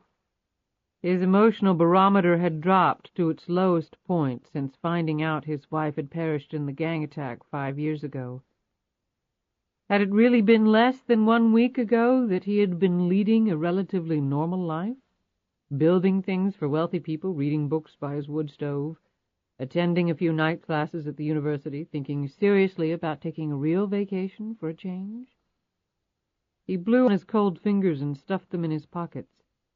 His injured shoulder ached. He was just about to leave when the hand touched his cheek. "I'm sorry." As he turned his head, his spirits soared with such swiftness that he felt dizzy. But he couldn't help smiling. He needed desperately to smile. "Sorry for what?" He watched as LuAnn settled in beside him, slipping her arm through his. She didn't answer right away. After staring off for a minute and then taking a heavy breath, she turned to him, stroked his hand with hers. "I had some misgivings." "About me?" "I shouldn't have. After all you've done, I shouldn't have any doubts left." He looked at her kindly. "Sure you should. Everybody has doubts. After the last 10 years, you should have more than most." He patted her hand, looked into her eyes, noted their moist edges, and then said, "But you're here now. You came, so it must be okay, right? I passed the test?" She simply nodded her head, unable to speak. "I vote for finding a warm place where I can fill you in on developments and we can discuss our plan of attack. Sound good?" "I'm all yours." Her grip tightened on his hand as though she would never let go, and right now that was just fine with him. They ditched the Honda, which was acting up, and rented a sedan. Riggs was getting tired of hot-wiring the car anyway. They drove to the outskirts of western Fairfax County and stopped for lunch at a nearby empty restaurant. On the drive out, Riggs filled her in on the meeting at the Hoover Building. They walked past the bar area and sat at a table in the corner. LuAnn absently watched the bartender tinker with the TV to better the reception of a daytime soap he was watching. He slouched against the bar and pried between his teeth with a swizzle stick as he watched the small screen. It would be wonderful, she thought, to be that relaxed, that laid back. They ordered their food, and then Riggs pulled out the newspaper. He didn't say a word until LuAnn had read the entire story. "Good Lord." "Donovan should have listened to you." "You think Jackson killed him?" Riggs nodded grimly. "Probably set him up. Had Reynolds call him, say she was going to spill her guts." Jackson is there and pops them both, with the result that Donovan gets blamed for it all. LuAnn let her head rest in her hands. Riggs gently touched her head. Hey, LuAnn, you tried to warn the guy. There was nothing else you could do. I could have said no to Jackson 10 years ago. Then none of this would have happened. Yeah, but I bet if you had, he would have done you right then and there. LuAnn wiped her eyes with her sleeve. So now I've got this great deal with the FBI you negotiated for me, and in order to finalize it, all we need to do is drop a net over Lucifer. She sipped on her coffee. Would you care to tell me how we're going to do that? Riggs put away the paper. I've been giving it a lot of thought, as you might have guessed. The problem is we can't be too simplistic or too complicated. Either way, he'll smell a trap. I don't think he'll take another meeting with me. No, I wasn't going to suggest that. He wouldn't show, but he'd send somebody to kill you. That's way too dangerous. Didn't you know? I like danger, Matthew. If I wasn't constantly smothered in the stuff, I wouldn't know what to do with myself. Okay, no meeting. What else? Like I said before, if we can find out who he really is, track him down, then we might be in business. Riggs paused as their food came. After the waitress left, he picked up a sandwich and started talking in between bites. You don't remember anything about the guy? I mean, anything that could start us in the right direction to finding out who he really is? He was always disguised. The financial documents he sent you? They were from a firm in Switzerland. I've got some back at the house, which I guess I can't get to. Even with our deal? She raised an eyebrow. I wouldn't advise that, LuAnn. The feds run across you now. They might forget all about our little deal. I've got some other documents at my bank in New York. Still too risky. I could write the firm in Switzerland, but I don't think they're going to know anything. And if they do, I don't think they're going to talk. I mean, that's why people bank in Switzerland, right? Okay. Anything else? There's got to be something you remember about the guy. The way he dressed, smelled, talked, walked. Any particular interests? How about Charlie? Would he have any ideas? LuAnn hesitated. We could ask him, she said, wiping her hands on a napkin, but I wouldn't bet on it. Charlie told me he never even met Jackson face to face. It was always over the phone. Riggs slumped back and touched his injured arm. I just don't see any way to get to him, Matthew. There is a way, LuAnn. In fact, I had already concluded it was the only way. I was just going through the motions with all those questions. How? You have a phone number where you can reach him? Yes, so? We set up a meeting. But you just said... The meeting will be with me, not you. LuAnn half stood up in her anger. No way, Matthew. There is no way in hell I'm going to let you near that guy. Look at what he did to you. She pointed at his arm. The next time will be worse, a lot worse. It would have been a lot worse if you hadn't messed up his aim. He smiled tenderly at her. Look, I'll call him. I'll tell him that you're leaving the country and all these problems behind. You know Donovan is dead, so Jackson doesn't have that issue anymore. Everybody's home free. LuAnn was vigorously shaking her head as she sat back down. Then I'll tell him, Riggs continued, that I'm not such a happy camper. I've got it all figured out. I'm a little tired of construction work, and I want my payoff. No, Matthew, no. Jackson figures I'm a criminal anyway. Trying to extort him wouldn't seem out of line at all. I'll tell him I bugged your bedroom, that I've got a recording of a conversation he had with you that night at your house where you both talked a lot about things. Are you nuts? I'll want money, lots of it, then he gets the tape. He will kill you. Now Riggs's face darkened. He'll do that anyway. I don't like sitting around waiting for the other shoe to drop. I'd rather go on the offensive, make him sweat for a change. And I may not be the killing machine he is, but I'm no slouch either. I'm a veteran FBI agent. I've killed before in the line of duty, and if you think I'd hesitate 1 second before blowing his brains out, then you really don't know me. Riggs looked down for a moment, trying to make himself calm down. His plan was risky, but what plan wouldn't be? When he looked back up at LuAnn, he was about to say something else, but the look in her face froze the words in his mouth. LuAnn? Oh, no. Her voice was filled with panic. "What is it? What's the matter?" Riggs grabbed her shoulder, which was quivering. She didn't answer him. She was looking at something over his shoulder. He whirled around, expecting to see Jackson coming for them, foot-long knives in either hand. He scanned the nearly empty restaurant, and then his eyes settled on the TV, where a special news report was being broadcast. A woman's face spread across the screen.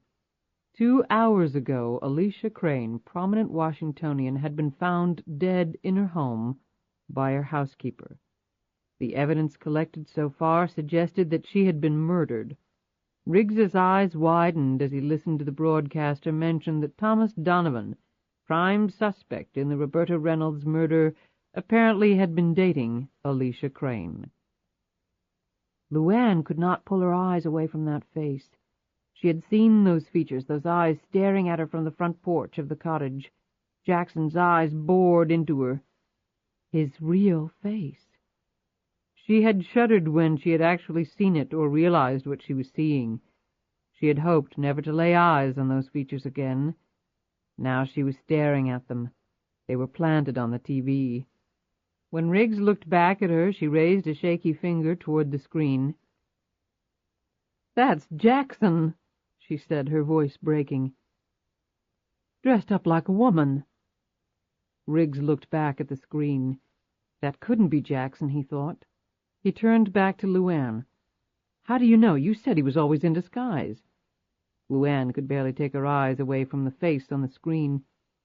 "At the cottage, when he and I went through the window, we fought, and his face, plastic, rubber, whatever came off, I saw his real face. That face!" She pointed to the screen. Riggs's first thought was the correct one. Family? God, could be. The connection to Donovan couldn't be a coincidence, could it? He raced to the phone. "Sorry I lost your boys, George. Hope that didn't cost you any brownie points with the top brass." "Where the hell are you?" Masters demanded. "Just listen." Riggs recounted the news story he had just heard. "You think he's related to Alicia Crane?" Masters asked, the excitement echoing in his voice, his anger at Riggs completely gone for now. "Could be. Ages are about right. Older or younger brother, maybe, I don't know. Thank God for strong genes. What's your game plan?" "We check her family. Shouldn't be too hard to do." "Her father was a U.S. Senator for years, very prominent lineage. If she has brothers, cousins, whatever, we hit 'em fast. Bring them in for questioning. Hell, it can't hurt." "I don't think he's going to be waiting for you to knock on the front door." "They never do they?" "If he is around, be careful, George." "Yeah, if you're right about all this—" Riggs finished for him. "The guy just killed his own sister. I'd hate to see what he'd do to a non-family member." Riggs hung up. For the very first time, he actually felt hopeful. He was under no delusions that Jackson would be around for the FBI to take into custody.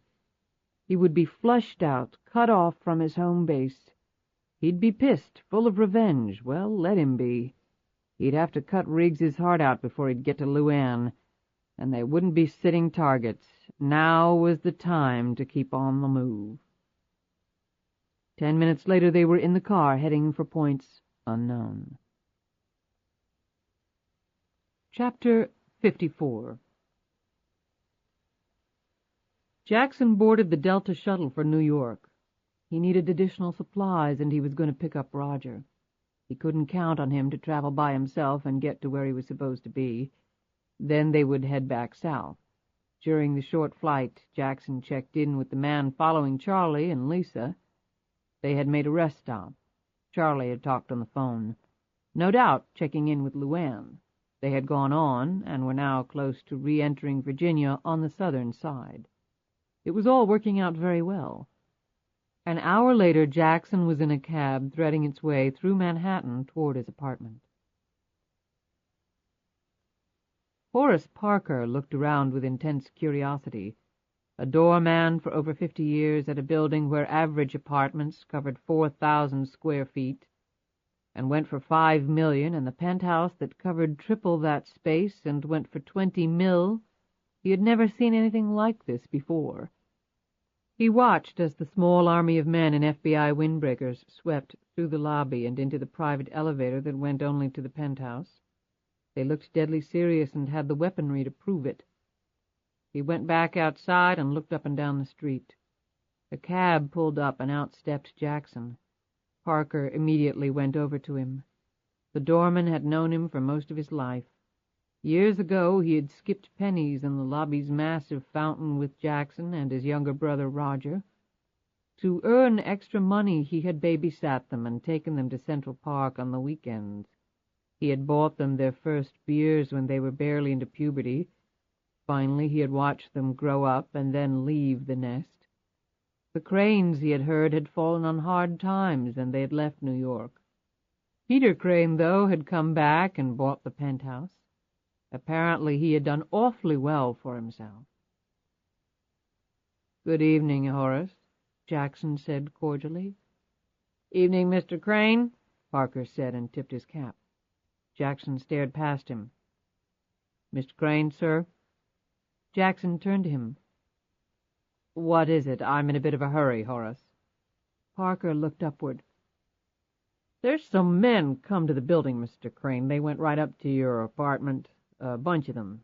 FBI, guns and everything. Never seen nothing like it. They're up there right now. I think they're waiting for you to get home, sir." Jackson's reply was calm and immediate. "Thank you for the information, Horace. Simply a misunderstanding." Jackson put out his hand, which Parker took. Jackson immediately turned and walked away from the apartment building. When Parker opened his hand, there was a wad of $100 bills there.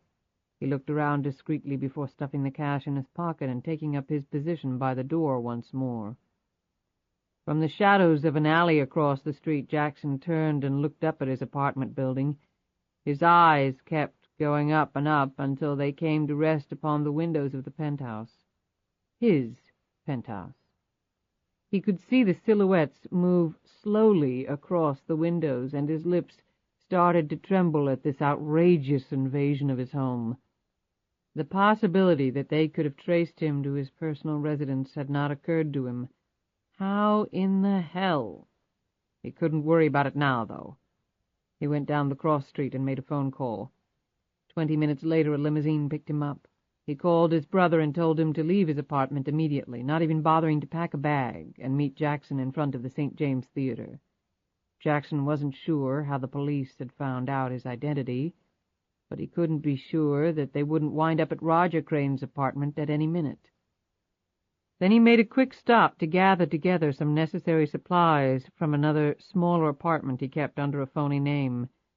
Under the ownership of one of his myriad corporate shells, he maintained a private jet and full-time crew at LaGuardia. He called ahead so that the pilot on duty would be able to file his flight plan as quickly as possible. Jackson did not intend to spend time twiddling his thumbs in the waiting area. The limo would take them right to the plane. That accomplished, he collected his brother from in front of the theater.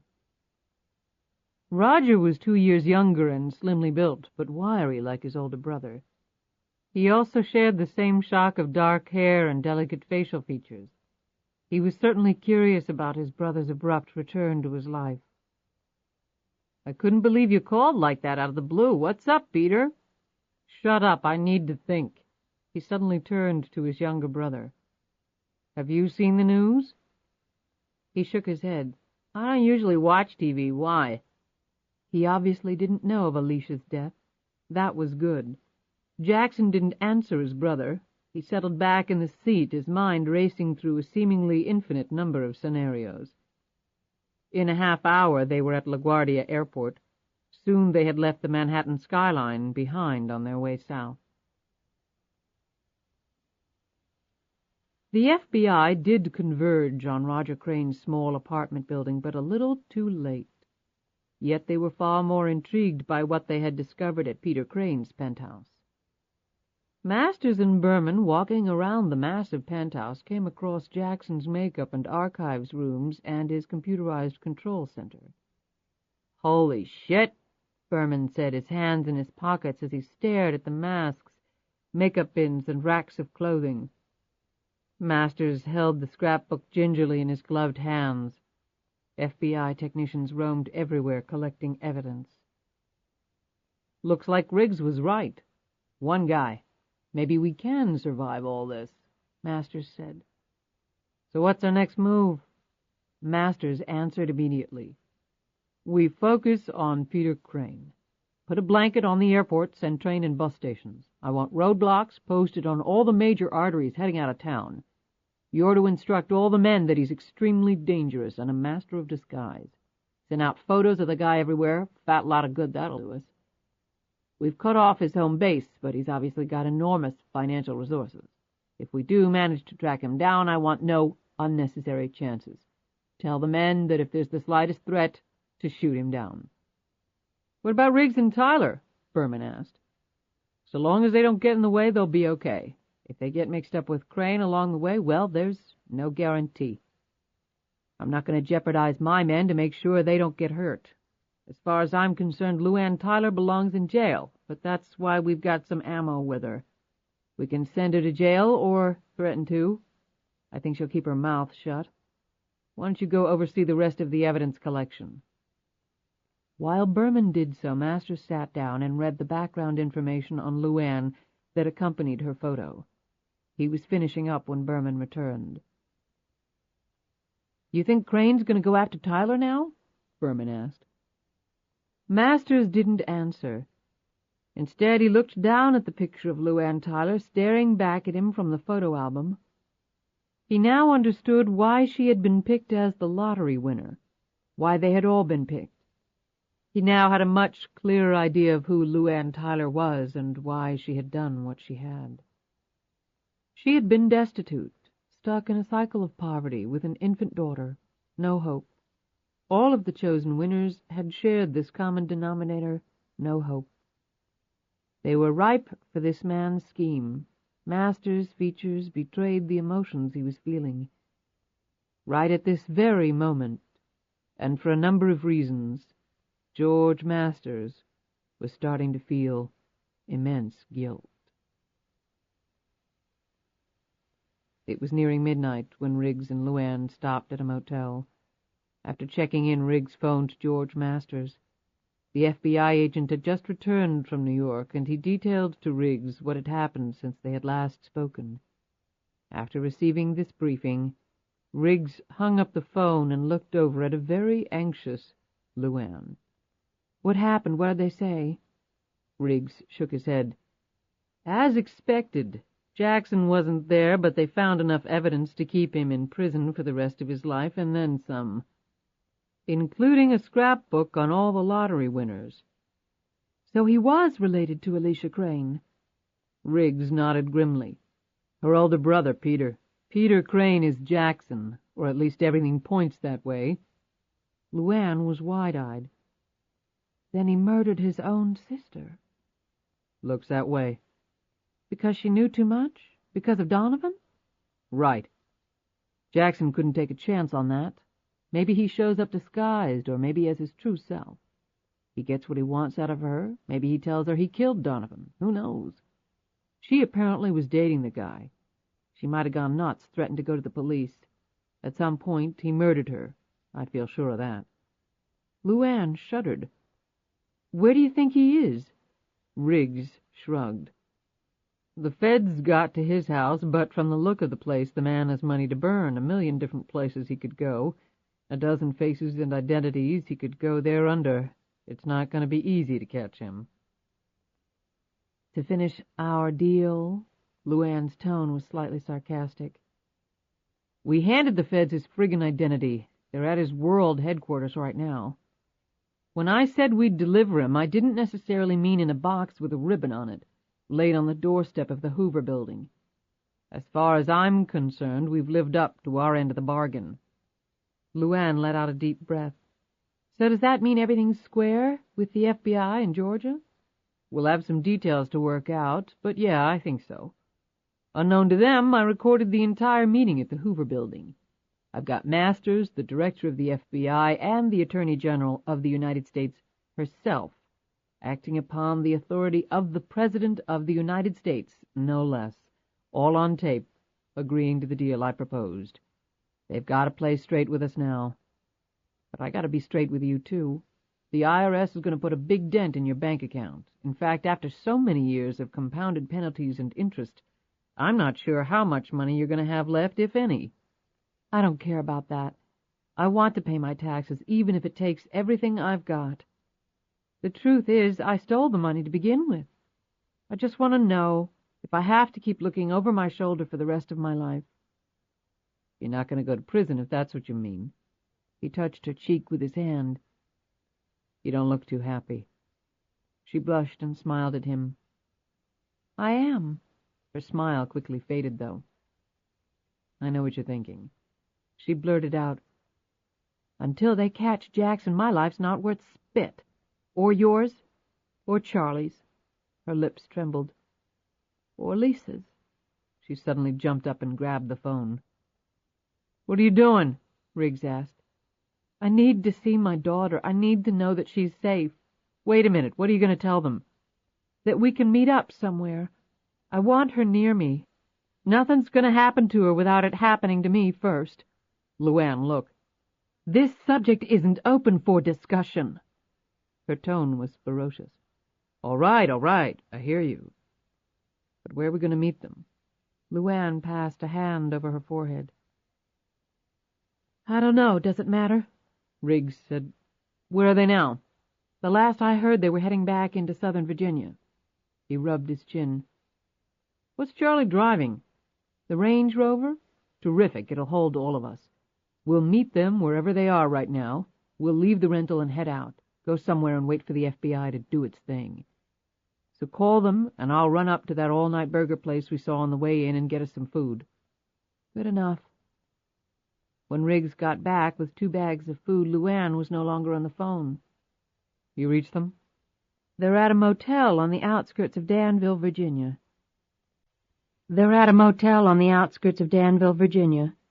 But I need to call them back and let them know when we're going to be there.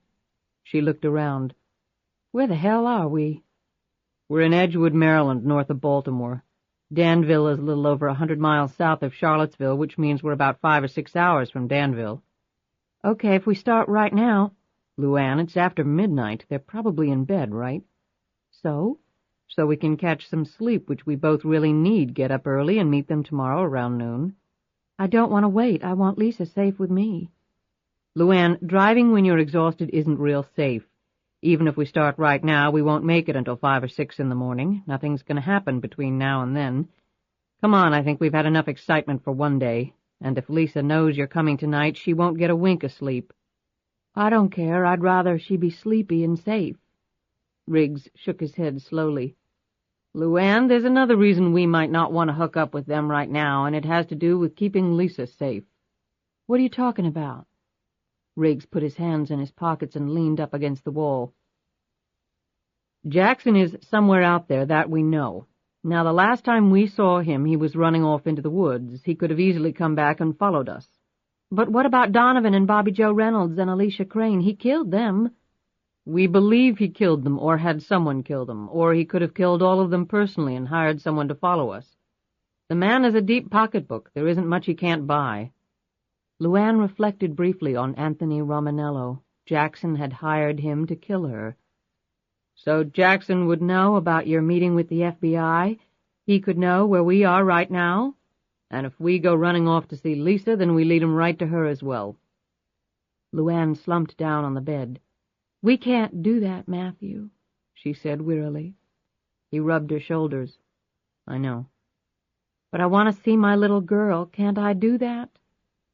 Riggs thought for a few minutes and then sat on the bed beside her and held her hands with his. Okay, we'll stay here for the night. It would be a lot easier for someone to follow us at night and remain unseen. Tomorrow we'll get an early start and head down to Danville. I'll keep an eagle eye out for anyone remotely suspicious. As an undercover agent, I got pretty good at that. We'll take secondary roads, make frequent stops, and occasionally take the interstate. It'll be impossible for anyone to tail us. We'll meet Charlie and Lisa at the motel, and then we'll have Charlie take her directly to the local FBI office in Charlottesville. We'll follow in our car, but we won't go in. I don't want them getting hold of you just yet. But since we struck a deal with the feds, we might as well avail ourselves of some of their protection resources. How's that sound?" She smiled. "So I'll see Lisa tomorrow?" He cupped her chin in his hand. "Tomorrow." LuAnn called Charlie back, setting the meeting time at 1 o'clock the following day at the motel in Danville. With Charlie, Riggs, and herself around her little girl, Jackson could just come on and try something because she liked their odds of survival under those circumstances. They slid into bed and Riggs wrapped his good arm around her slim waist and snuggled against her. His 9mm was under his pillow, a chair wedged tightly under the door lock.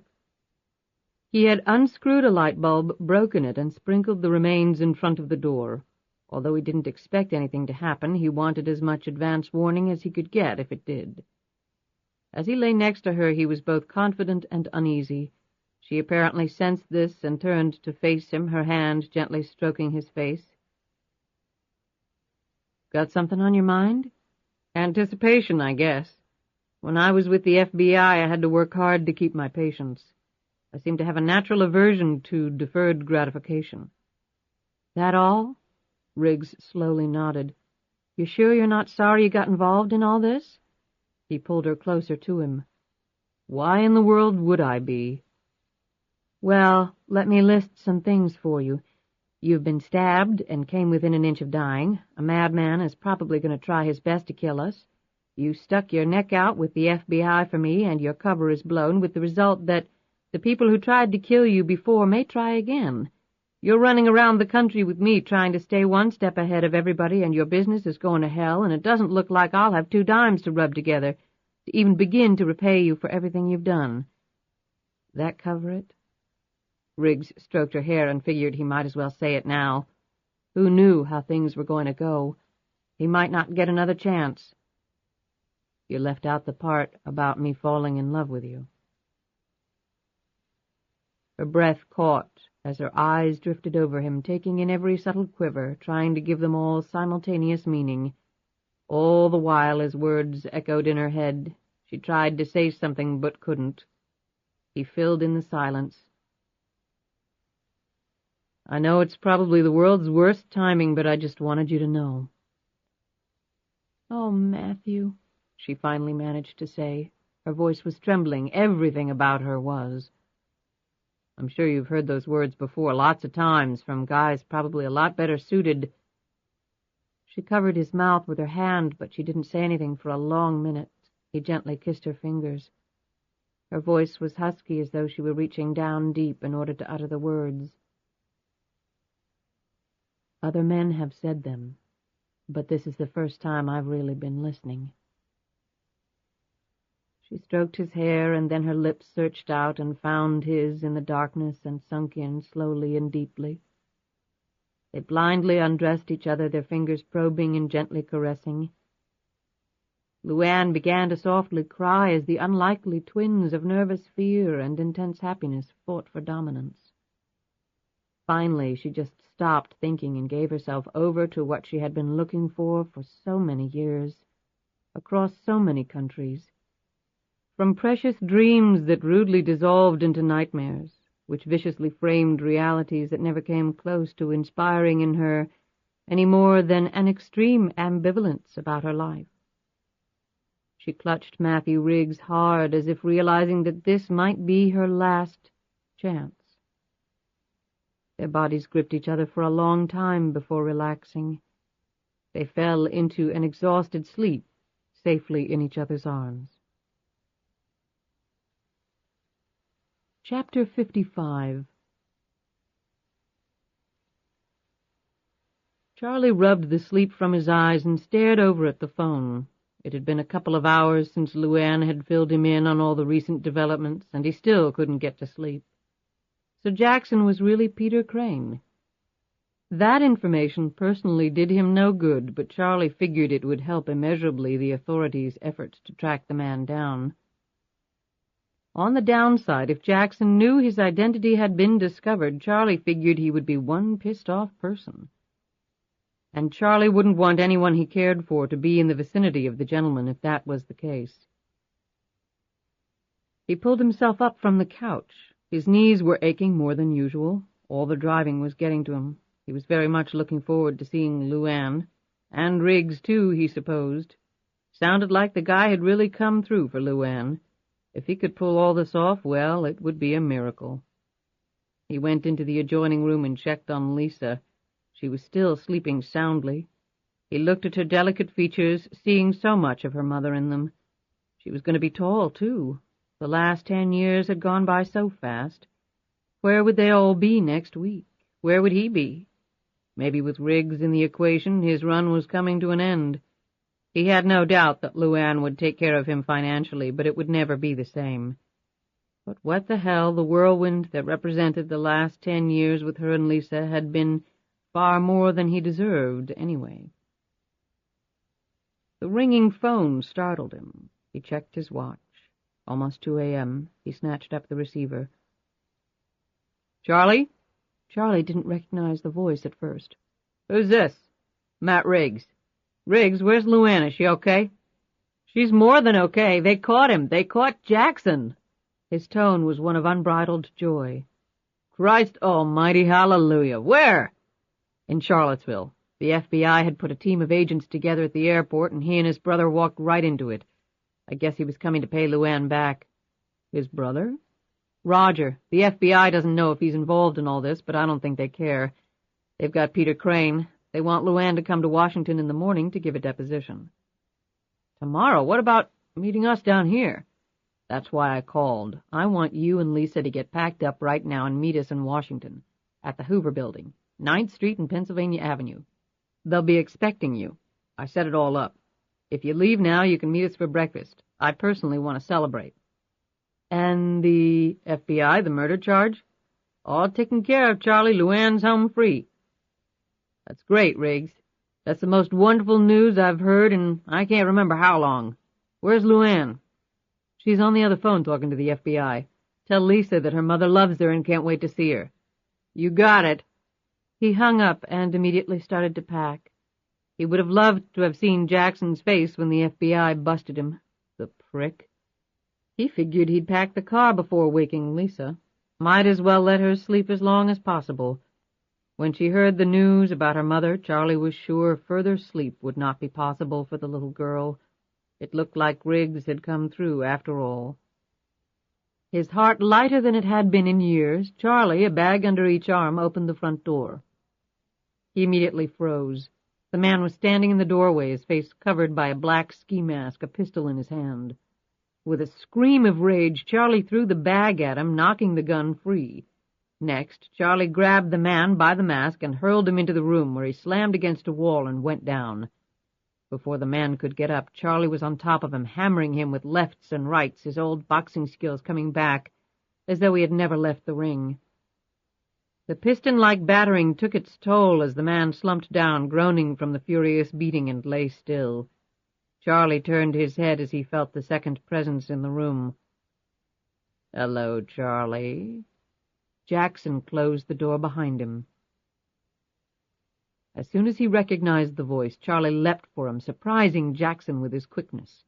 The twin darts from the stun gun hit Charlie in the chest, but not before his massive fist collided with Jackson's chin, knocking him back against the door.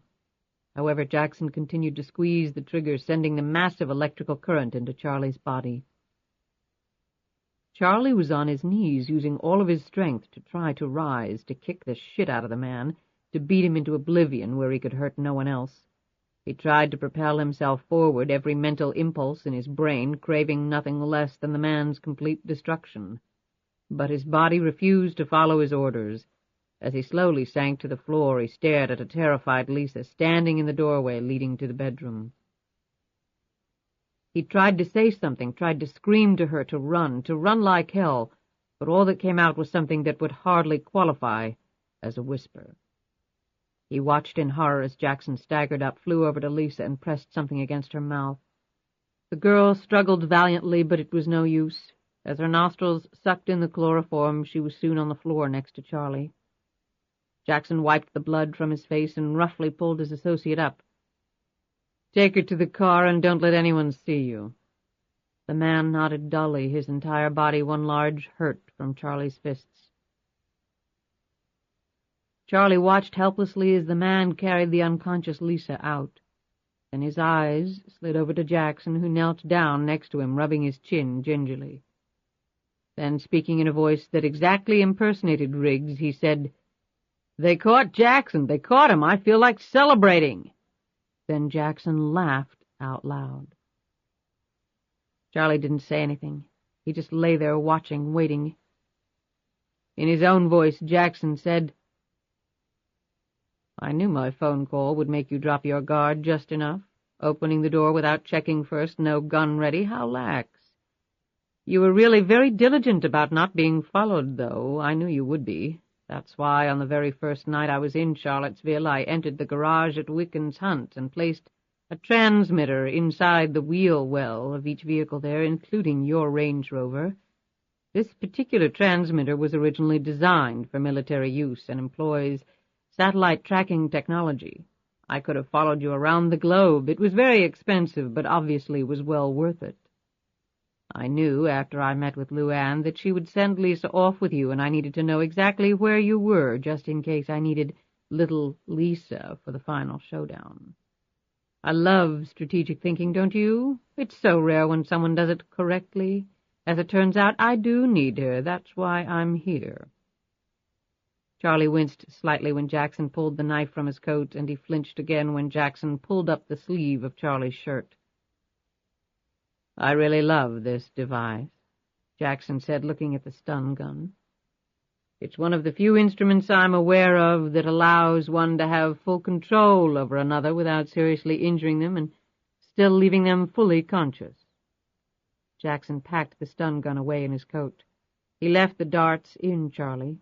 He wasn't worried about leaving any evidence behind this time.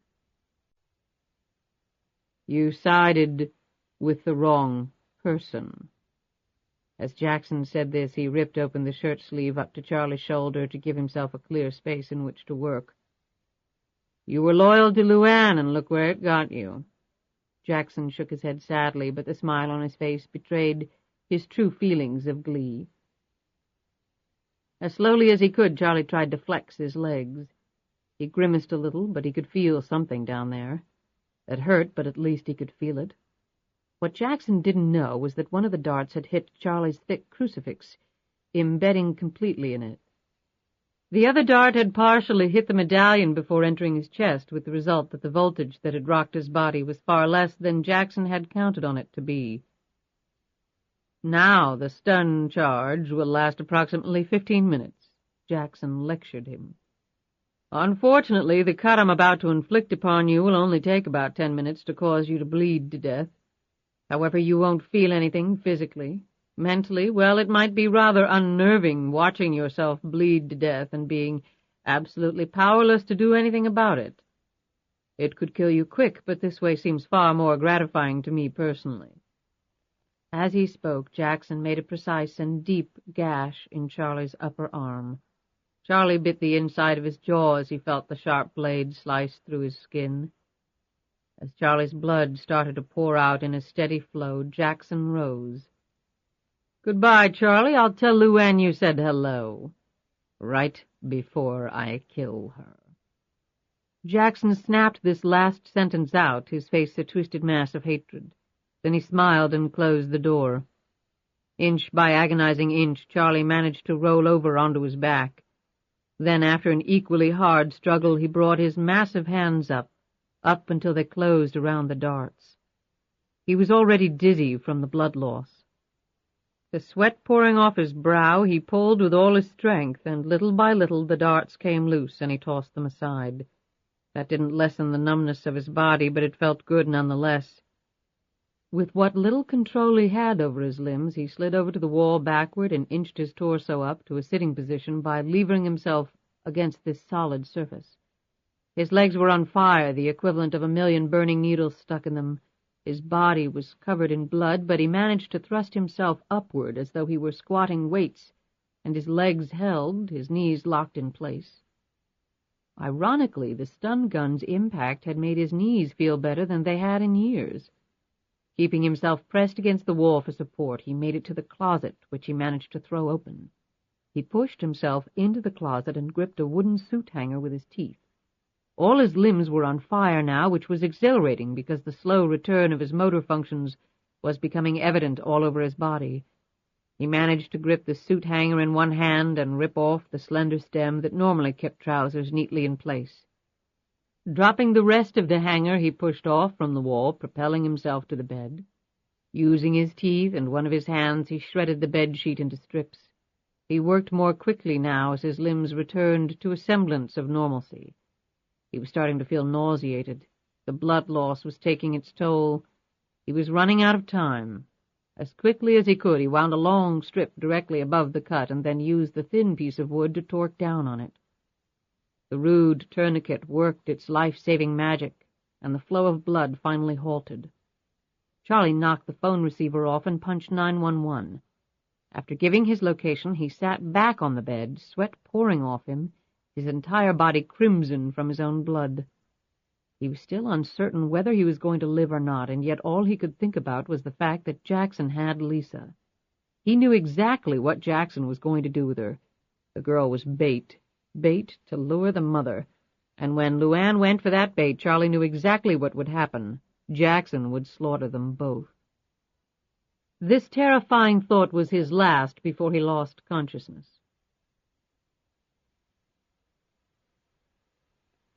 As the van moved down the highway, Jackson looked over at the unconscious Lisa, finally shining a penlight on her features so he could see them more clearly. The spitting image of her mother, he said to himself. She has her fighting spirit, too, he added. Jackson reached over and touched the young girl's face. You were just an infant when I last saw you. He paused for a moment and looked out into the darkness before returning his gaze to her. I'm very sorry it had to come to this. He rubbed her cheek lightly before slowly withdrawing his hand. Roberta, Donovan, his sister Alicia, and now the little girl. How many more people was he going to have to kill? After this was all over, he told himself, he would go to the most remote location he possibly could find and do nothing for the next 5 years. When he had cleansed his mind of the events of this past week, he could go on with his life. But first he had to take care of LuAnn. That was one death he was not going to lose much sleep over. I'm coming, LuAnn, he said to the darkness. LuAnn sat bolt upright in bed, feeling as if every nerve were on fire. Her breath came in big chunks, her heart pounding out of control. Sweetie, what is it? Riggs sat up and wrapped an arm around her quivering shoulders. Oh, God, Matthew. What is it? Something's happened to Lisa. What? LuAnn, you were dreaming. You had a bad dream, that's all. He's got her. He's got my baby. Oh, God, he was touching her. I saw it. Riggs pulled her around to face him. Her eyes were careening all over the room. LuAnn, there's nothing wrong with Lisa. You had a nightmare, perfectly natural under the circumstances. He tried to sound as calm as possible, although being awakened out of a dead sleep by this hysterical outburst had certainly unnerved him. She pushed him off, jumped up, and started tossing things off the table next to the bed. Where's the phone? What? Where's the damned phone? She screamed. As soon as she said it, she uncovered the phone. Who are you calling? She didn't answer. Her fingers flew across the face of the receiver as she punched in the cell phone number. She was almost vibrating off the ground as she waited for an answer. They're not answering. So? Charlie probably turned off the phone. Do you know what time it is? He wouldn't turn off the phone. He never turns off the damned phone. She redialed with the same result. Well, if that's the case, maybe the battery's dead. He didn't plug it in when they got to the motel. LuAnn was shaking her head. Something's happened. Something's wrong. Riggs got up and went over to her. LuAnn, listen to me. He shook her to the extent his wound would allow him. Will you listen for a minute? She finally calmed down a bit and managed to look at him. Lisa is fine. Charlie is fine. You had a nightmare and that's all. He put his arm around her, squeezed her tightly to him. We're going to see them tomorrow. and everything's going to be fine, okay? If we go tonight and we're being followed, we'll never know it. Don't let a nightmare make you do something that could end up really putting Lisa in danger." She stared at him, terror still in her eyes. He continued to murmur in her ear, and his soothing tones finally reached her. She let him draw her back over to the bed, and they climbed in. As he settled back to sleep, however, LuAnn stared at the ceiling, silently praying that it really had only been a nightmare. Something deep within her kept telling her it wasn't. In the darkness she could see what looked to be a hand reaching out for her. Whether in a friendly gesture or not, she couldn't tell, because it never fully formed, and then it was gone. She put an arm around the sleeping Riggs, holding him protectively. She would have given anything to be doing the same for her daughter. Chapter 56. The two FBI agents sipped hot coffee and enjoyed the late morning calm and the beauty of the area.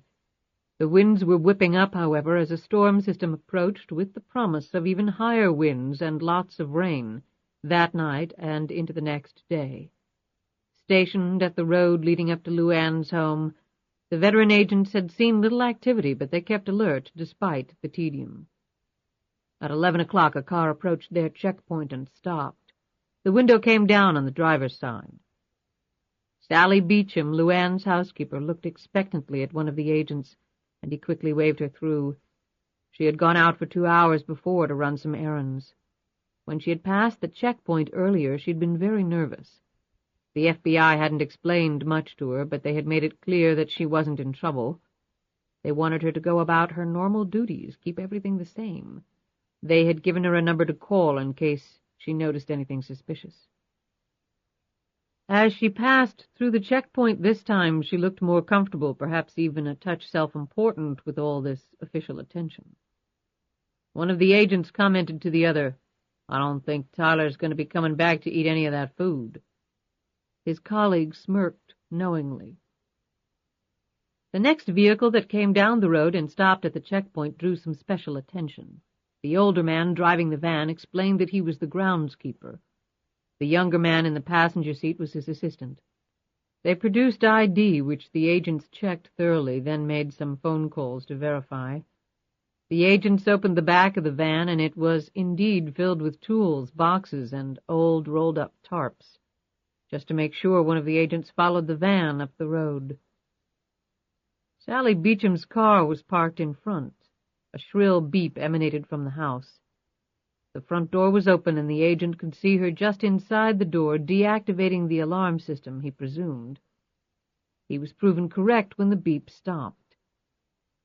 The agent watched the men get out of the van, pull some tools from the back of the vehicle, stack them in a wheelbarrow, and head around to the back of the house. Then the agent got in his car and drove back to the checkpoint.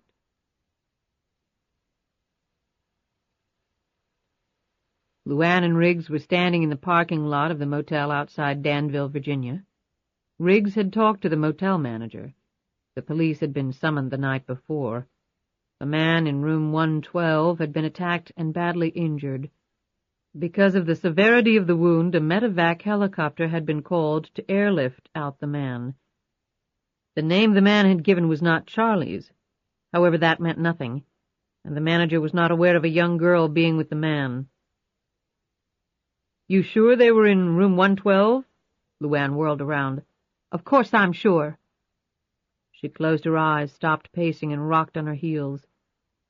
She knew what had happened. The thought of Jackson touching Lisa, hurting her, all because of what LuAnn had done or hadn't done.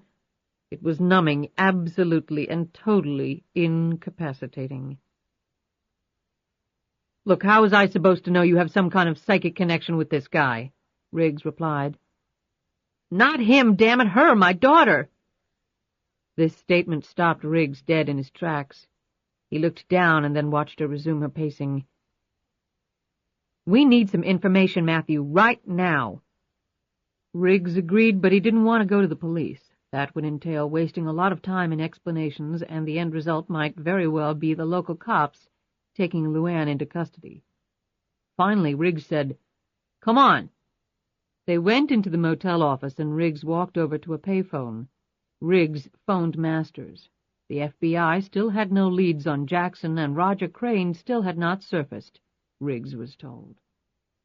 Riggs briefly explained the situation at the motel the night before to Masters. "Hold on," Masters said.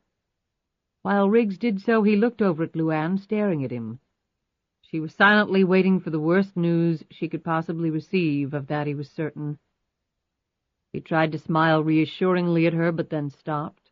The last thing he could be right now was reassuring, particularly since he had nothing to base it upon. Why set her up even farther for the long fall? When Masters came back on, his tone was low and nervous. Riggs turned away from LuAnn while he listened. Masters said, "I just checked with the local police in Danville. Your information is correct. A man was stabbed at that motel on the outskirts of town. The ID found on him gave his name as Robert Charles Thomas." "Charlie?" Riggs licked his lips, gripped the phone. "His ID, he couldn't tell the police. He was unconscious, lost a lot of blood. Damn miracle he's even alive, they tell me. The wound was professionally administered, designed to slow bleed the person. They found darts from a stun gun in the room.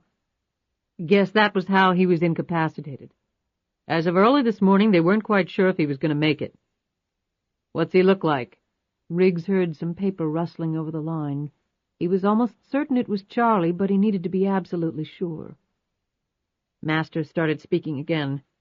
"Over 6 feet, in his 60s, strongly built, must be strong as an ox to have survived to this point." Masters started speaking again. "Over 6 feet, in his 60s, strongly built, must be strong as an ox to have survived to this point." Riggs breathed deeply. No doubt now it was Charlie. "Where is he now?" "The medevac took him to the UVA Trauma Center in Charlottesville." Riggs felt the presence next to him. He turned to find LuAnn staring at him. The look in her eyes was scary. "George, was there any mention of a 10-year-old girl being with him?" "I asked. The report said that the man came to for a few seconds and started shouting a name." "Lisa?" Riggs heard Masters clear his throat. "Yes." Riggs remained silent. "It was her daughter, wasn't it? This guy's got her, doesn't he?" Masters asked. "Looks like it." Riggs managed to get out. "Where are you?" "Look, George, I don't think I'm ready to give you that information yet." Masters started speaking more forcefully. "He's got the little girl. You two could be next, Matt. Think about it. We can protect you both. You have got to come in." "I don't know." "Look, you can go back to her house. I've got the entrance under 24-hour guard. If she agrees to go there, I'll fill the place up with agents."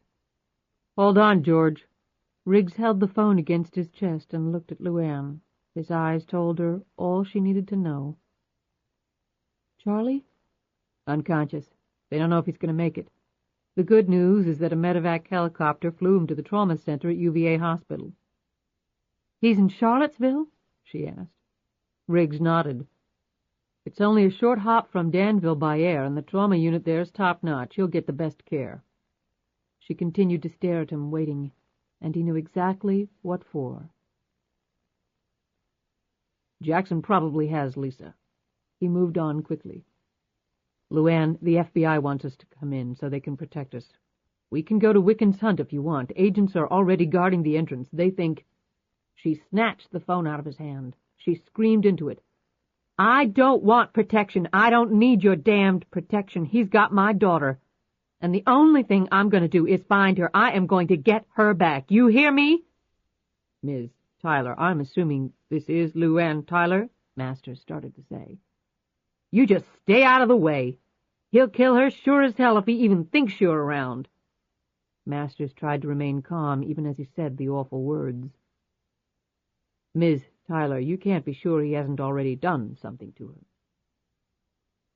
Her reply was surprising both for its content and its intensity. "I know he hasn't hurt her." "Not yet." "The man's a psycho. You can't be sure." "The hell I can't. I know exactly what he wants, and it is not Lisa. You just stay out of the way, FBI man. If my daughter dies because you got in the way, there won't be any place on this earth that I won't find you. Sitting at his desk in the heavily guarded Hoover building with 25 years of high-level criminal detection work behind him, during which he'd confronted more than his share of evil, now surrounded by 1,000 superbly trained, hardened FBI special agents, George Masters actually shivered as he listened to those words. The next sound he heard was the phone slamming down. Riggs raced after LuAnn as he stormed to the car. "LuAnn, will you wait a damned minute?" She whirled around, waiting for him to speak. "Look, what George said makes a lot of sense." LuAnn threw up her hands and started to get in the car. "LuAnn, you go into the FBI. Let them protect you from this guy. Let me stay on the outside. Let me track him down." "Lisa is my daughter. I'm the reason she's in this danger, and I'm the one who's going to get her out. Just me. Nobody else. Charlie's almost dead. You were almost killed. 3 other people have been slaughtered. I am not involving anybody else in my screwed-up, miserable, son-of-a-bitchin' excuse for a life." She screamed the words at him. When she stopped, both their chests were heaving. "LuAnn, I'm not letting you go after him alone. If you don't want to go to the FBI, fine, I won't go either. But you're not, repeat not, going after him alone. That way you both die." "Matthew, did you hear me? Just get out of this. Go to your buddies at the FBI and let them get you a new life somewhere. The hell away from all this. The hell away from me. Do you want to die? Because if you hang around me, you're going to, sure as I'm looking at you." The polished facade had fallen away, shed like a snake's skin in autumn. She was one long, raw muscle standing alone. "He'll come after me regardless, LuAnn," Riggs said quietly. "He'll find me, and he'll kill me, whether I go to the FBI or not." She didn't respond, so he continued. "And to tell you the truth, I'm too old. Too tired of running and hiding to start it up again. I'd rather go down the cobra's hole and meet him head on. I'll take my chances with you next to me. I'd rather have you than every agent at the Bureau, than every cop in the country. We're probably only going to have one shot at this, and I'll take that shot with you." He paused for a moment as she stared up at him, her eyes wild, her long hair billowing in the wind, her strong hands balling up into fists and then uncurling. Then he said, "If you'll take that shot with me." The wind was really picking up now. They each stood barely 2 feet apart from the other. The gap would either swell or diminish with LuAnn's answer. Despite the chill, cold sweat clung to each of their faces. She finally broke the silence. "Get in." The room was completely dark. Outside, the rain was pouring down and had been for most of the day.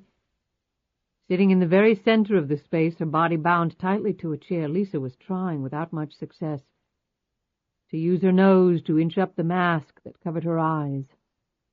The intense darkness, being totally and completely blind, was unnerving to her. She had the impression that perilous things were lurking very near her. In that regard, she was completely right. "Are you hungry?" The voice was right at her elbow, and her heart nearly stopped. "Who is it? Who are you?" Her voice quavered. "I'm an old friend of your mother's." Jackson knelt beside her. "These bindings aren't too tight, are they?" "Where's Uncle Charlie? What did you do to him?" Lisa's courage suddenly resurfaced. Jackson quietly chuckled. "Uncle, is it?" He stood back up. "That's good, very good." "Where is he?" "Not relevant," Jackson snapped. "If you're hungry, tell me so." "I'm not." "Something to drink, then?" Lisa hesitated. "Maybe some water." She heard some tinkling of glass in the background, and then she felt a coldness against her lips and jerked back. "It's only water. I'm not going to poison you." Jackson said this in such a commanding fashion that Lisa quickly opened her mouth and drank deeply. Jackson patiently held the cup until she was finished. "If you need anything else, to use the bathroom, for instance, then just say so. I'll be right here." "Where are we?" When Jackson didn't answer, she asked, "Why are you doing this?" Standing there in the darkness, Jackson considered the question carefully before answering. "Your mother and I have some unfinished business. It has to do with things that occurred a long time ago, although there have been repercussions of a very recent vintage that are motivating me." "I bet my mom didn't do anything to you." "On the contrary, while she owes her entire life to me, she has done everything in her power to hurt me." "I don't believe that," Lisa said hotly. "I don't expect you to," Jackson said. "You're loyal to your mother, as you should be. Family ties are very important." He crossed his arms and thought for a moment on the status of his own family, of Alicia's sweet, peaceful face. Sweet and peaceful in death. With an effort, he shrugged the vision off. "My mom will come and get me." "I certainly expect her to." Lisa blinked rapidly as his meaning suddenly dawned upon her. "You're going to hurt her, aren't you? You're going to try and hurt my mom when she comes to get me." Her voice had risen. "Call if you need anything. I don't intend to make you suffer unduly." "Don't hurt my mom, please." The tears materialized behind the mask. Jackson did his best to ignore the pleas. Finally the crying turned to bawling and then dissolved into exhausted whimpering. He had first seen Lisa as an 8-month-old infant. She had certainly grown up into a lovely child. Had LuAnn not accepted his offer, the orphaned Lisa would probably be in a foster home somewhere else. He looked over at her, suffering terribly inside, her head slumped onto her chest in her private agony. A lot for a 10-year-old to handle. Maybe she would have been better off in that foster home without ever really having known her mother. The woman Jackson was going to now eliminate from her life. He had no desire to cause pain to the daughter, but such was life. It wasn't fair. He had told LuAnn that the very first day they had met. Life was not fair. If you wanted something, you had to take it before someone else took it from you.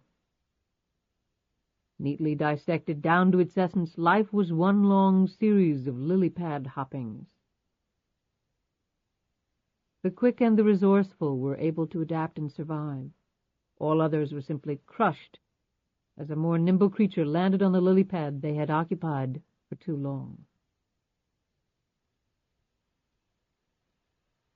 He stood completely motionless, as though conserving all his energies for what lay ahead. He stared off into the darkness. Very soon it would all begin, and very soon it would all end. Chapter 57. The medical facility at the University of Virginia was a teaching component of the medical school, as well as a highly regarded public hospital with a Level 1 trauma center. LuAnn raced down the corridor. Riggs was parking the car and then would follow her in. She reflected briefly on the fact that she had never before been in a hospital. She quickly concluded that she didn't care for either the smell or the atmosphere. A lot of that was probably due to the reason she was here, to see Charlie. He was in a private room. A member of the Charlottesville police force stood guard outside his door. LuAnn shot right past him and started to enter the room. "Whoa there, ma'am, no visitors," said the police officer, a solidly built man in his early 30s, holding out a beefy arm for emphasis. LuAnn had whirled around, ready for a fight, when Riggs hustled up. "Hey, Billy!" The officer turned around. "Hey, Matt, how you doing?" "Not so good. Won't be playing basketball at the Y with you for a while." Billy looked at his sling. "How'd you do that?" "Long story. The guy in there is her uncle." He nodded at LuAnn. Billy looked embarrassed. "I'm sorry, ma'am, I didn't know. They told me no visitors, but I know they didn't mean family. You go on in." "Thanks, Billy," Riggs said. LuAnn pushed open the door and went in. Riggs was right behind her. LuAnn stared across at Charlie lying in the bed. As if he sensed her presence, he looked over and a smile spread across his face. He looked pale, but his eyes were quick and active. "Damn," Now that's a real pleasant sight, he said. LuAnn was next to him in an instant, taking his big hand in hers. Thank God you're okay. Charlie was about to say something when the door opened and a middle-aged man in a white coat popped his head in. Just making rounds, folks.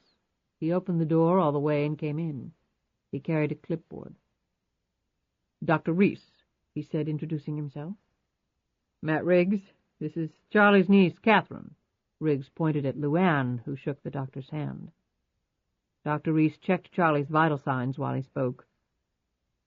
Well, it's very lucky Charlie was so good with a tourniquet. Stopped the blood loss before things got really nasty. So he's going to be okay? LuAnn asked anxiously. Reese peered at her over his glasses. Oh, yes, he's in no danger. We replaced the blood he lost. The wound is all stitched up. All he needs is some rest, get his strength back. Reese noted his findings on Charlie's record log. Charlie half sat up. I feel fine. When can I check out? I think we'll give you a couple of more days to get back on your feet. Charlie was clearly not pleased with that answer. I'll be back in the morning, Reese said. Don't stay too long, folks. Let him get some rest. As soon as Reese was gone, Charlie sat all the way up. Any word on Lisa? LuAnn closed her eyes and looked down. Thick tears slid out from under her eyelids. Charlie looked over at Riggs for the first time. We think he has her, Charlie, said Riggs. I know he has her. I told the cops everything I knew as soon as I came to. I'm sure they're working on it, Riggs said lamely. Charlie banged his fist against the metal sides of the bed. Damn it, they're not going to catch him. He's long gone. We've got to do something. He hasn't tried to contact you? I'm going to contact him, LuAnn said, opening her eyes. But I had to come see you first. They said you might not make it. Her voice shook and her hand gripped his tighter. It'd take a lot more than one cut to send yours truly into oblivion. He paused, struggling with what he was about to say.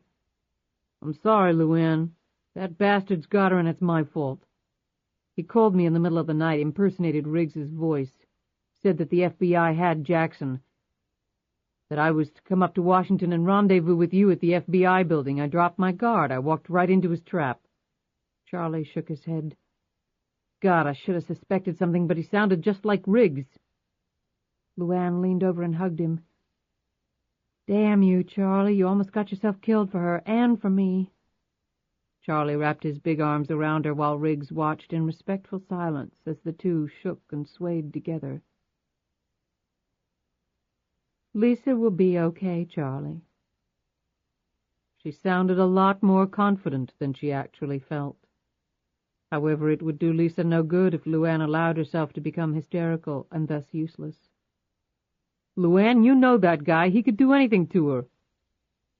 He wants me, Charlie. His whole world is falling apart. The feds are onto him. He killed Donovan and Bobby Joe Reynolds, and probably his own sister as well, and I know he thinks I'm the cause for all of it. That's nuts. It's not nuts if he believes it. Well, you can't just walk in there and give yourself to him. Riggs piped in. My sentiments exactly. You can't just call the guy up and say, don't worry, I'll be right over so you can kill me. LuAnn didn't answer him. He's right, LuAnn, Charlie said. He started to get up. What the hell are you doing? She said sharply. Getting dressed. Excuse me, didn't you hear the doctor? I'm old, my heart's going. And so am I. Going, that is. Charlie! Look, he said angrily as he stumbled, trying to get his pants on. LuAnn gripped his good arm while Riggs steadied him on the other side. I'm not going to lie here in this bed while that son of a bitch has Lisa. If you don't understand that, I really don't care. LuAnn nodded in understanding and helped him get his pants on. You're a big old ornery bear, you know that? I've got one good arm, and just let me get it around that guy's neck. Riggs held up his own injured arm. Well, between us, we've two good arms. I owe the guy two. LuAnn put her hands on her hips and looked around. There's a cop outside." "I can take care of him," Riggs said. LuAnn picked up the rest of Charlie's belongings, including the portable cell phone, and put them in a plastic hospital bag. When Charlie was finished dressing, Riggs stepped out the door and spoke to Billy. "Billy, you mind going down to the cafeteria and getting a couple of coffees and maybe some stuff to munch on? I'd go, but I can't carry anything with this bum arm." He jerked his head toward the room. "And she's pretty hysterical right now. I don't want to leave her." "I'm really not supposed to leave my post, Matt." "I'll hang out here, Billy. It'll be okay." Riggs held up some money. "Here, get yourself something, too. Last time we played hoops, I remember you eating a whole pizza by yourself afterwards." He eyed Billy's healthy dimensions. "I don't want you to wilt away to nothing." Billy took the money and laughed. "You sure know the way to a fella's heart." As soon as Billy got into the elevator and the doors closed, Charlie, LuAnn, and Riggs left the room and made their way out by the back stairs. With LuAnn and Riggs supporting Charlie, they quickly walked through the pouring rain to the car. With the thick clouds, it was already dark, and the visibility was getting worse every minute. Shortly, the three of them were in the car, heading down Route 29. Charlie used the opportunity to tell them everything that had happened at the motel, including the fact that Jackson had had another man with him. After he finished, Charlie leaned forward from the back seat. "So what's the plan?" He winced as the car bounced over a pothole and jostled his arm. LuAnn pulled into a gas station. She pulled out a slip of paper from her pocket.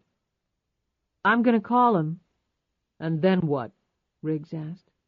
"I'll let him tell me," she replied. "You know what the hell he's going to say," Charlie rejoined. "He's going to set up a meeting, just you and him, and if you go, he's going to kill you." "And if I don't, he's going to kill Lisa." "He'll kill her anyway," Riggs said hotly. LuAnn looked over at him. "Not if I get him first." She thought back to her last encounter with Jackson at the cottage. She was stronger than he was, not by much, but she had the clear advantage there. However, he knew that too. She had seen that in his eyes. That meant he would not go toe-to-toe with her again, at least not physically. She would have to remember that. If he could adapt, so could she. "LuAnn, I have a lot of confidence in you," Riggs said, "but this guy's something else again." "He's right, LuAnn," Charlie added. "Thanks for the vote of confidence, you guys." She didn't wait for them to answer. She pulled the portable phone out of the bag and punched in the number. Before it started ringing, she looked at both of them. "But remember, I've got 2 good arms." Riggs slid his hand down into his coat until it touched the reassuring metal of his pistol.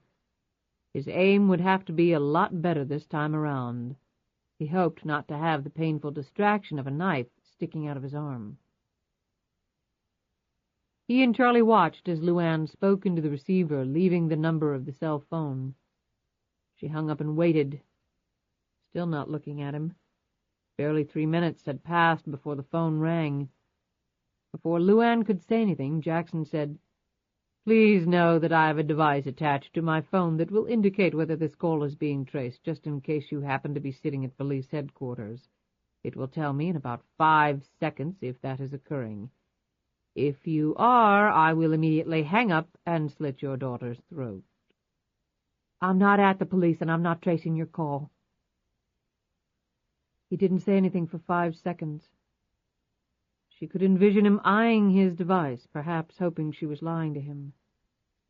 "I applaud you for avoiding the obvious," he finally said quite pleasantly. "When and where?" LuAnn said. "No greeting, no small talk. Where are your manners? Has the expensively constructed princess deteriorated that suddenly, like a flower without water, without sunshine?" "I want to talk to Lisa right now." "Sorry about Uncle Charlie," Jackson said. He was sitting on the floor almost in total darkness. He held the phone close to his mouth, speaking slowly and in as casual a tone as he could muster. He wanted her panic level to rise steadily. He wanted her to feel his absolute control of the situation. When the time came, he wanted her to come obediently forward to receive her punishment. He wanted her to come meekly to confront her executioner. She wasn't about to tell Jackson that Charlie was sitting right behind her, wanting nothing more than to wring the life out of him. "I want to talk to Lisa." "How can you be sure I haven't killed her already?" "What?" she gasped. "You can talk to her, but how will you know it's not me mimicking her voice?" "Mommy, Mommy," I could say. "Come help me." I could say all those things. So if you want to talk to her, you can, but it will prove nothing. "You son of a bitch!" "Would you still like to talk to her?" "Yes," LuAnn said pleadingly. "Manners now." "Yes, what?" She hesitated for an instant, taking a deep breath, trying to keep her wits and her nerves together. "Yes, please," she said. "Just a minute. Now where have I put that child?" Riggs was doing his best to listen in. Exasperated, LuAnn finally opened the door and got out of the car. She strained to hear any sound in the background. "Mom? Mom, is that you?" "Honey, baby, it's Mom." "Oh, God, sweetie, I'm so sorry." "Oh, excuse me, LuAnn, that's still me," Jackson said. "Oh, Mom? Mommy, are you there?" he said again, mimicking Lisa's voice precisely. LuAnn was too stunned to say anything. The next voice she heard was Jackson's real one. His tone almost bit into her ear. It was said with such forcefulness. "I'll let you talk to her, really talk to her. You can have your mother-daughter emotional exchange. But when you're done, I will tell you exactly what you will do if you deviate in any way from my instructions." He didn't finish. He didn't have to.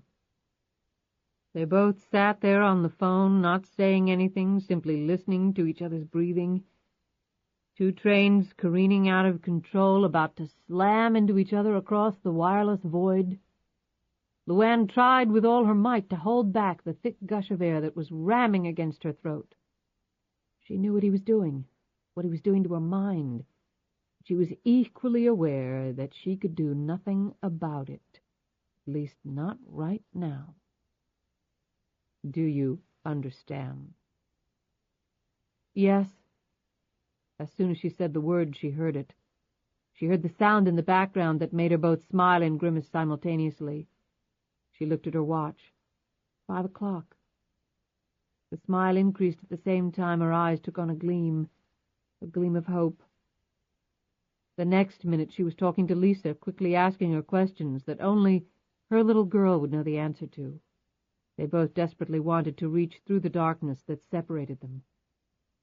And then Jackson came back on the line and gave her the instructions, the where and the when. None of it surprised her as she focused again on the sounds occurring in the background on his end.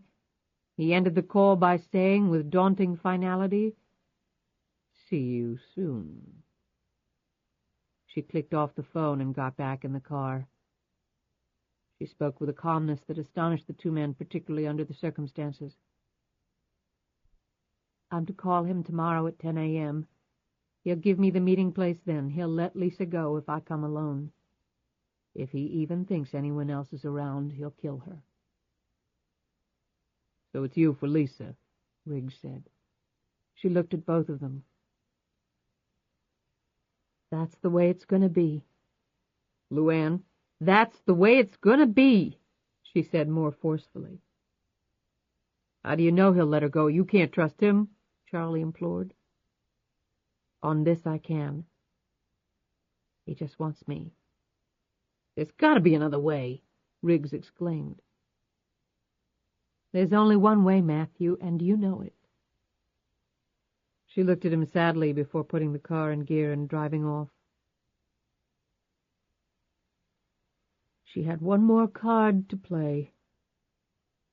But Charlie and Riggs weren't going to be invited to the game. They had already sacrificed too much for her. Jackson had nearly killed both men, and she wasn't about to give the man another try on either. If Jackson were given an extra shot, she knew what the outcome would be. It was now up to her. It was up to her to save her daughter, and that, she felt, was the way it should be. She had been self-reliant for most of her life, and, truth be known, that was the way she liked it. That knowledge was reassuring. And she knew something else. She knew where Jackson and Lisa were.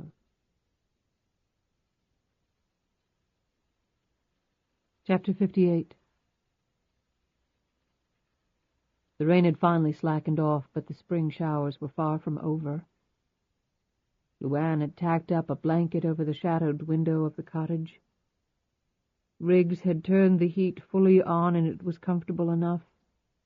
The remnants of a meal rested on the kitchen sink. Riggs eyed the stains on the dining-room floor. His blood. Charlie and Riggs had pulled mattresses down from the upstairs bedroom and laid them out on the floor. They had decided the cottage was the best place to spend the night.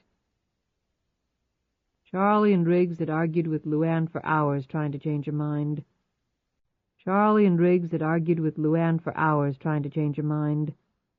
Finally, she said they could call the FBI in the morning before she called to Jackson. It was possible the FBI could trace the call. That had appeased the men enough that they agreed to let LuAnn keep the first watch.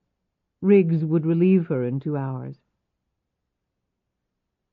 Exhausted, both men soon began snoring deeply. LuAnn stood with her back to the window and silently observed them. She looked at her watch. It was after midnight. She made sure her gun was loaded, and then she knelt next to Charlie and gave him a light kiss on the cheek. He barely moved. She moved over to Riggs and watched the even rise and fall of his chest. Brushing the hair out of his eyes, she watched him a while longer. She knew the odds were not good that she would ever see either man again. She kissed him gently on the lips and then rose. For one long moment she leaned back against the wall, taking deep breaths as everything she was confronted with threatened to simply overwhelm her. Then she was on the move again, climbing through the window to avoid the squeaky front door. She put up her hood against the fine rain falling. Ignoring the car and the unavoidable noise it would make, she went to the shed and opened the door. Joy was still there. LuAnn had forgotten to call anyone to come get the horse. However, the shed was dry and warm, and there was still water and hay left. She quickly saddled the animal and swung under Joy's back. Easing her out of the shed, they made it to the woods with scarcely any noise. When she reached the edge of her property, she dismounted and led Joy back to the horse barn. She hesitated for a moment, and then she took the binoculars off the wall, edged through the thick brush, and set up surveillance in a narrow break in the tree line, exactly where Riggs had earlier. She scanned the rear of the house. She jerked back as a car's headlights glinted off the binoculars. The car pulled around to the garage side, but the garage doors didn't budge. As LuAnn watched, a man got out of the car and walked around the rear of the house as if on patrol. Under the rear floods, LuAnn could see the FBI insignia emblazoned on his windbreaker. Then the man got back in the car and it pulled off. LuAnn broke from the trees and raced across the open ground. She made it to the side of the house in time to see the car head back down the private drive toward the main road, the one where she had fled from Donovan, the encounter that had started this whole nightmare. The FBI was guarding the entrance to her home. She suddenly remembered that Riggs had mentioned that to her during his conversation with Masters. She would have dearly loved to have enlisted the agent's very able assistance, but they no doubt would have arrested her on the spot. Yet fear of arrest wasn't the chief factor. She simply refused to involve anyone else in her problems. No one else was going to be stabbed or killed because of her. Jackson wanted her, and only her. She knew he expected her to walk meekly to him to receive her punishment in exchange for her daughter's release. Well, in this case he was going to get more than he wanted. A lot more. She and Lisa were going to survive this. He wasn't. As she started to head back to the rear of the house, she noticed something else. Sally Beecham's car out front. That puzzled her. She shrugged and went around to the rear door. The sound she had heard in the background during Jackson's call to her was what had brought her here. The absolutely unique sounds of the old clock, the family heirloom, passed down to her from her mother, the very same one LuAnn had diligently refused ever to part with. It had proved to be the most valuable possession she had because she had heard it in the background during her phone conversation with Jackson. Jackson had been in her house, had called from her house, and LuAnn was absolutely convinced that Lisa was there now. Jackson was here too, she knew. LuAnn had to admit the man's nerve to come here with the FBI waiting just down the road. In a very few minutes she would come face to face with her worst nightmare. She pressed herself flat against the brick wall and peered in the side door, squinting hard through the pane of glass to see if the alarm light that was visible from this point was red or green. She breathed a quiet sigh of relief when she saw the friendly green. She knew the code to disarm it, of course, but disarming it would produce one shrill beep that might jeopardize everything. LuAnn inserted her key in the lock and slowly opened the door. She paused for a minute. The gun she held made quick darting movements all around. She heard nothing. It was well past midnight now, so that wasn't so surprising. Something was bothering her, however. Being back in her own house should have brought some comfort to her, but it didn't. If anything, it was close to unnerving. Letting her guard down now, letting herself be lulled by the familiarity of the surroundings, could easily result in her and Lisa's not being around to see the sun come up. She continued down the hallway and then froze. She heard voices clearly, several people. She recognized one of them. She slowly let out her breath as the music from a commercial came on. Someone was watching TV. A glint of light came from a doorway at the end of the hallway. LuAnn quietly moved forward, stopping right before her shadow would pass across the small opening between door and wall. She listened for a few seconds more. Then she edged open the door with her left hand as she pointed her gun through the opening with her right. The door swung silently inward, and LuAnn leaned in. The room was dark. The only light coming from the TV. What she saw next made her freeze once again. The dark hair, cut short around the neck and built high up in the form of a modified beehive, was directly in front of her. Sally Beecham was in her bedroom watching TV. Or was she? She was sitting so still that LuAnn couldn't tell if she was alive or not. For an instant, the image of LuAnn threading her way through that trailer 10 years ago, spotting Dwayne on the couch, going toward him, walking right up to him, and seeing him turn so slowly toward her, the blood all over his chest, his face as gray as a Navy ship, and watching him fall off that couch, dying, and then the hand clamping over her mouth from behind. From behind! She whirled, but there was no one there. However, her abrupt movements had made some noise. When she looked back, Sally Beecham was staring at her with horror in her eyes. When she recognized LuAnn, she seemed to catch her breath. A hand fluttered up to her chest, which was heaving. She started to say something, but LuAnn put a finger up to her lips and whispered, "Shh." "There's someone here," LuAnn said. Sally looked confused. "Have you seen anyone here?" Sally shook her head and pointed to herself, the worry lines sprouting all over her ghastly pale face. And that's when it hit LuAnn, and her own face went pale. Sally Beecham never parked in front of the house. She always parked in the garage, which led directly into the kitchen. LuAnn's hand tightened on the gun. She looked at the face again. It was hard to tell in the dark light, but she wasn't taking any chances. "I'll tell you what, Sally. I want you to get in the kitchen pantry, and I'm going to lock you in just to be safe." LuAnn watched as the eyes darted over her face. Then one of the hands started to move behind the woman's back. LuAnn thrust the gun forward. And we're going to do it right now, or I'll shoot you right here, and pull out the gun, butt first. When the pistol emerged, LuAnn motioned to the floor.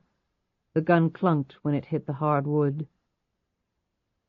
When the person moved in front of LuAnn, LuAnn quickly reached out and jerked off the wig, revealing the man. He had short, dark hair. He jerked around for an instant, but LuAnn shoved the gun in his ear. "Move, Mr. Jackson, or should I say Mr. Crane?" She had no false hopes as to the fate of Sally Beecham, but with everything else confronting her, LuAnn did not have the opportunity to dwell on it. She hoped she would have the chance to grieve for the woman. When they reached the kitchen, LuAnn shoved him inside the pantry and locked the door from the outside. The door was an original from the house, solid oak, 3 inches thick with a deadbolt. It would hold him, at least for a while. She didn't need long. She raced to the end of the hallway and flew up the carpeted stairs. LuAnn made her way from door to door. She was fairly certain that Lisa was in her mother's bedroom, but she couldn't take any chances. Her eyes had adjusted well to the darkness, and she quickly surveyed room after room. All empty. She went on. There was only one more bedroom left, hers. LuAnn willed her hearing to the highest possible acuity. All she wanted to hear was Lisa, sighing, mumbling, breathing, anything to let her mother know she was okay. She couldn't call out. That was too dangerous. She recalled that Jackson now had someone with him. Where was that person? She reached the door, slid her hand around the doorknob, took a deep breath, and turned it. A long bolt of lightning cut across the sky, followed by a deafening clap of thunder. At the same instant, the blanket was blown off the window, and rain started coming in. The combination of these events finally woke Riggs. He sat up, disoriented for a moment, and then looked around.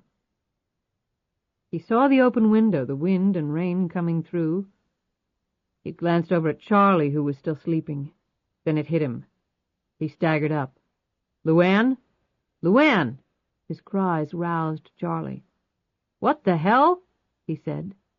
In a minute they had searched the small cottage. "She's not here!" he screamed to Charlie. They both raced outside. The car was still there. Riggs looked around, bewildered. "LuAnn!" Charlie screamed over the sounds of the storm. Riggs looked over at the shed. The doors were open. It hit him.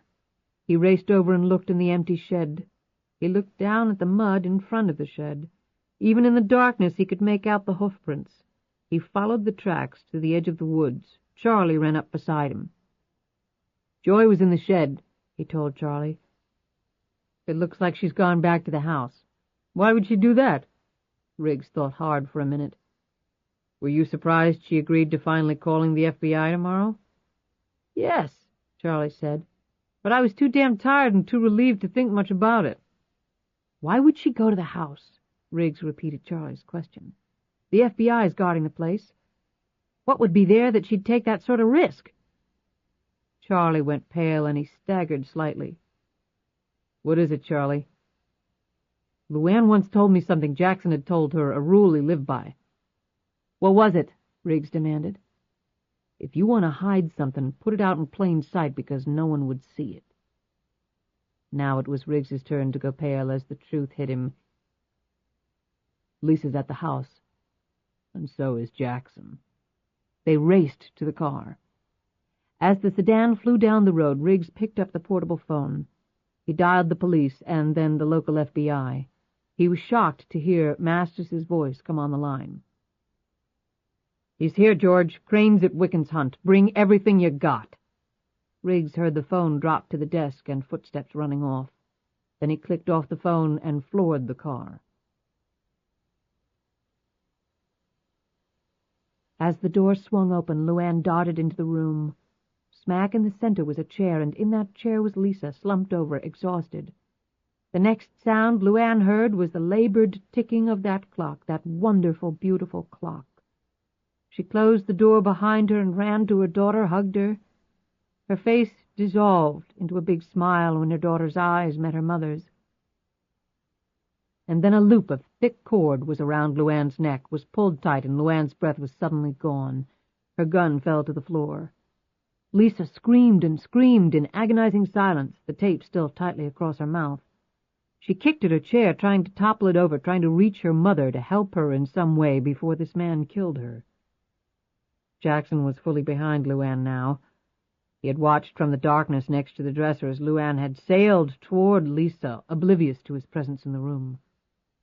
Then he had struck. The cord had a piece of wood attached to it, and Jackson was winding it tighter and tighter.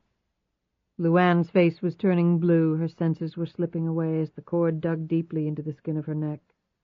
She tried to punch him, but it was too awkward. Her fists flailed helplessly, sapping away what remaining strength she had. She kicked at him, but he was too quick and dodged those blows as well. She dug at the rope with her strong fingers, but it was so embedded in her skin that there was no space left to get a grip. He whispered into her ear, "Tick-tock, LuAnn. Tick-tock of the little clock. Like a magnet, it led you right to me. I held the phone right next to it so you couldn't help but hear it. I told you I'd find out everything about someone I do business with. I visited your trailer in good old Rikersville. I listened to the rather unique sounds of that timepiece several times, and then seeing it on the wall of the bedroom the night I first visited you, your little cheap family heirloom." He laughed. "I would have loved to have seen your face when you thought you had outsmarted me. Was it a happy face, LuAnn? Was it?" Jackson's smile deepened as he felt her giving way, her vaunted strength almost gone. "Now don't forget your daughter. There she is." He hit a light switch and swung her around violently so that she could see Lisa reaching for her. "She'll watch you die, LuAnn, and then it will be her turn. You cost me a family member, somebody I loved. How does it feel to be responsible for her death?" He yanked on the cord harder and harder. "Die, LuAnn. Just give in to it. Close your eyes and just stop breathing. Just do it. It's so easy. Just do it. Do it for me. You know you want." He hissed. LuAnn's eyes were close to erupting out of their sockets now, her lungs almost dead. She felt like she was deep underwater. She would give anything to take one breath, just one long drink of air. As LuAnn listened to those taunting words, she was swept back to a graveyard, to a plot of dirt, to a small brass marker in the ground many years ago, exactly where she was heading. "Do it for Big Daddy, LuAnn. It's so easy. Come and see Big Daddy. You know you want to." From the corner of her blood-filled right eye, she could barely see Lisa silently screaming for her mother, reaching for her across a chasm that was barely seconds from becoming eternal. At that very moment, and from a place so deep that LuAnn never even knew she possessed it, there came a rush of strength so unbelievably powerful that it almost knocked her over. With a shriek, LuAnn jerked upright and then bent forward, lifting an astonished Jackson completely off the floor in the process. She clamped her arms around his legs so that she was carrying him piggyback style. Then she exploded backward, her legs pumping like a long jumper about to erupt into flight until she slammed Jackson violently into the heavy dresser against the wall.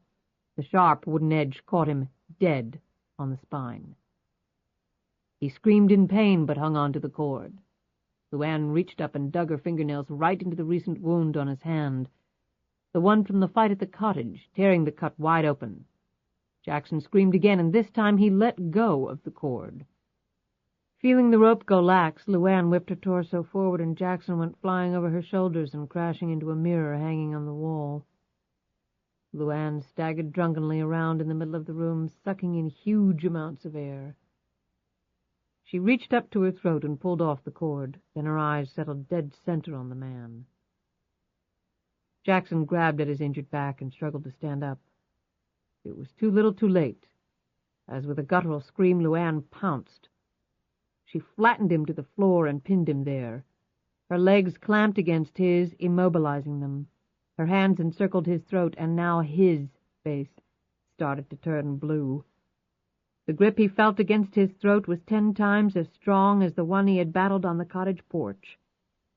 He looked into her blood-filled eyes, red with burst capillaries from her near strangling, and he knew there was no way he could ever break her chokehold. His hands groped the floor as she continued to squeeze the life out of him. A series of visions proceeded across his mind, but there was no rush of strength to accompany it. His body started to go limp. His eyes rolled in their sockets, his neck constricted to the breaking point under the ever-increasing pressure. His fingers finally closed around a bit of glass from the shattered mirror and held. He swung it upward, catching her in the arm and cutting through her clothing and into her skin. She didn't release her grip. He cut her again and then again, but to no avail. She was beyond pain. She would simply not let go. Finally, with the last bit of strength he had left, his fingers felt under her arm and he pressed as hard as he could. Suddenly, LuAnn's arms went dead as Jackson found the pressure point and her grip was abruptly broken. In an instant he had pushed her off and sprinted across the room, gasping for breath. LuAnn watched in horror as he grabbed Lisa's chair and dragged it across the room to the window. She got to her feet, flying toward them. She knew exactly what he was going to do, but damn if she was going to let him do it.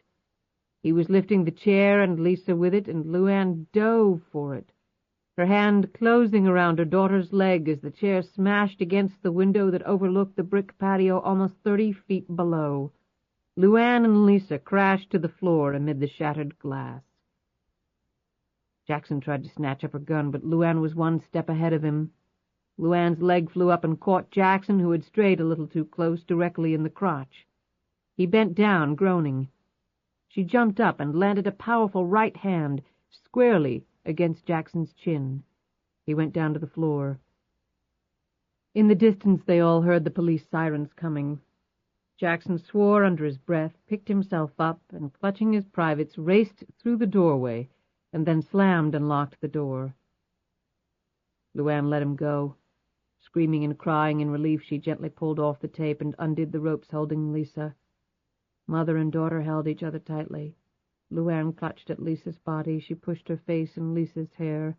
Her nose drank in every wonderful smell of her little girl. Then LuAnn stood and picked up her gun and fired 2 shots out the window. Riggs and Charlie and the FBI agents were engaged in an animated discussion at the entrance to the private road when they heard the shots. Riggs threw the car in gear and roared up the road. The FBI agents ran to their car. Jackson bolted down the hallway, suddenly stopped, and looked in Sally Beecham's bedroom. Empty. He spied the gun on the floor and snatched it up. Then he heard the pounding. He raced to the kitchen and unlocked and threw open the pantry door.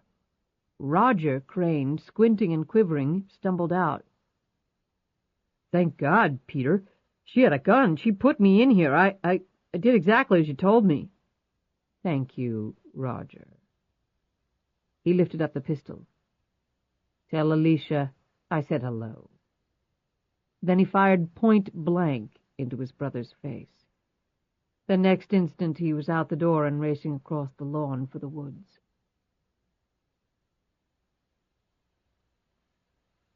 As they jumped out of their car, Riggs saw Jackson first and sprinted after him. Charlie, despite his weakened state, was right behind. When the lawman pulled up seconds later, they ran to the house. LuAnn met them on the stairs. "Where are Matthew and Charlie?" The men looked at each other. "I saw somebody running into the woods," one of them answered. They all ran out onto the front lawn. That's when they heard it, the drone of the helicopter as the blades cut through the rain and wind. It landed on the front lawn. They all saw the FBI insignia on the side. The group raced over. LuAnn and Lisa reached it first. Several police cars pulled up next to the fountain, and a small army of officers poured out. George Masters climbed out of the helicopter, followed by a team of FBI agents. He looked at her. "LuAnn Tyler?" She nodded. Masters looked at Lisa. "Your daughter?" "Yes," LuAnn said. "Thank God." He let out a deep sigh of relief and held out his hand. "George Masters, FBI. I came into town to interview Charlie Thomas. When I got to the hospital, he was gone." "We've got to go after Jackson. I mean Peter Crane. He went into the woods." LuAnn said. Matthew and Charlie went after him, but I want Lisa safe. I can't leave her without knowing she'll be completely safe. Masters looked between mother and daughter, spitting images of each other. Then he looked at the helicopter. We'll transport her to the FBI office here in Charlottesville in this helicopter. I'll put her smack in the center of a room with half a dozen heavily armed FBI agents. That good enough? He smiled weakly. A grateful look crossed her face. Yes, thanks for understanding. I've got children too, LuAnn. While Masters gave instructions to the pilot, LuAnn gave Lisa one more hug and kiss and then turned and raced for the woods, a swarm of FBI agents and police officers right behind her. As fleet of foot as she was, and knowing the terrain as well as she did, she soon left them far behind. Riggs could hear the feet flying in front of him. Charlie had dropped back a bit, but Riggs could hear his heavy breathing not far behind. The woods were wreathed in almost complete darkness, and the rain continued to pour down. Riggs blinked his eyes rapidly to gain some degree of night vision. He pulled his gun, slipped the safety off with a quick pinch of his finger. Then he halted abruptly as the sounds ahead of him stopped. He crouched and swept the area with his eyes, his gun making wide arcs. He heard the sound behind him an instant too late as the foot slammed into his back, sending him lunging forward and then down. He hit the wet ground hard, his face sliding painfully across the grass dirt, and he ended up slamming against a tree, his gun smacking hard against the trunk. The impact caused his wounded arm to start bleeding again. When he flipped over on his back, he saw the man flying at him, the foot poised to deliver another crunching blow.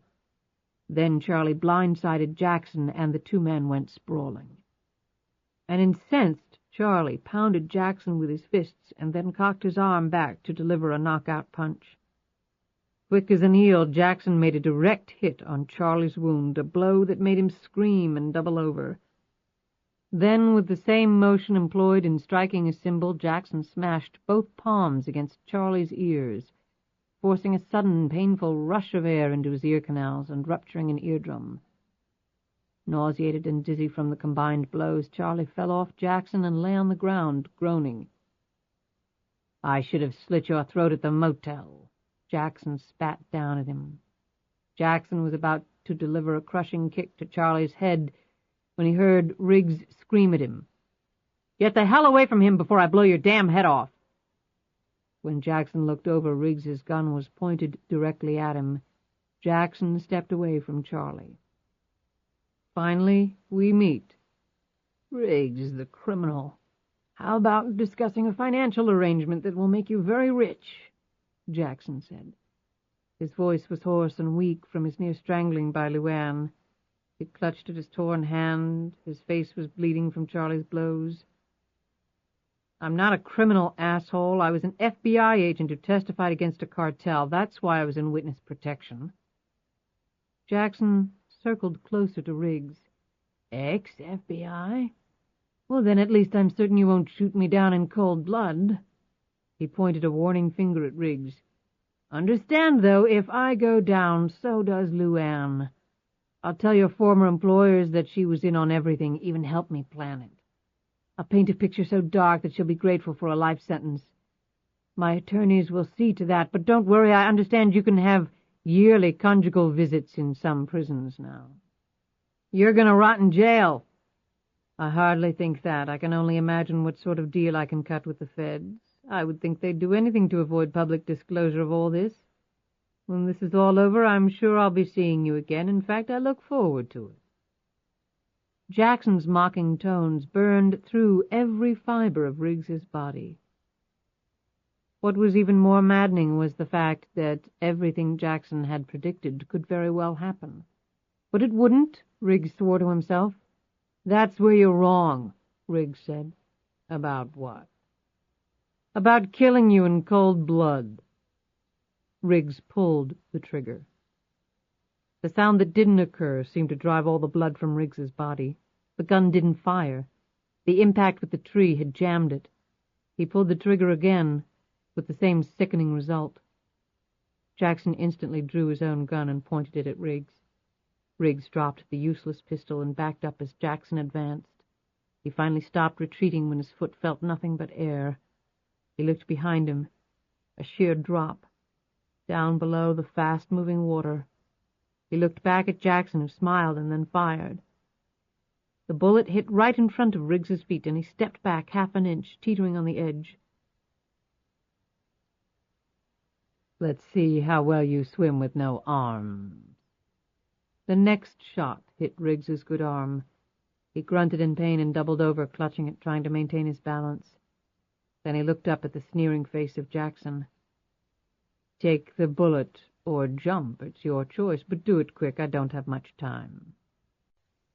"Take the bullet or jump. It's your choice, but do it quick. I don't have much time." Riggs had only an instant.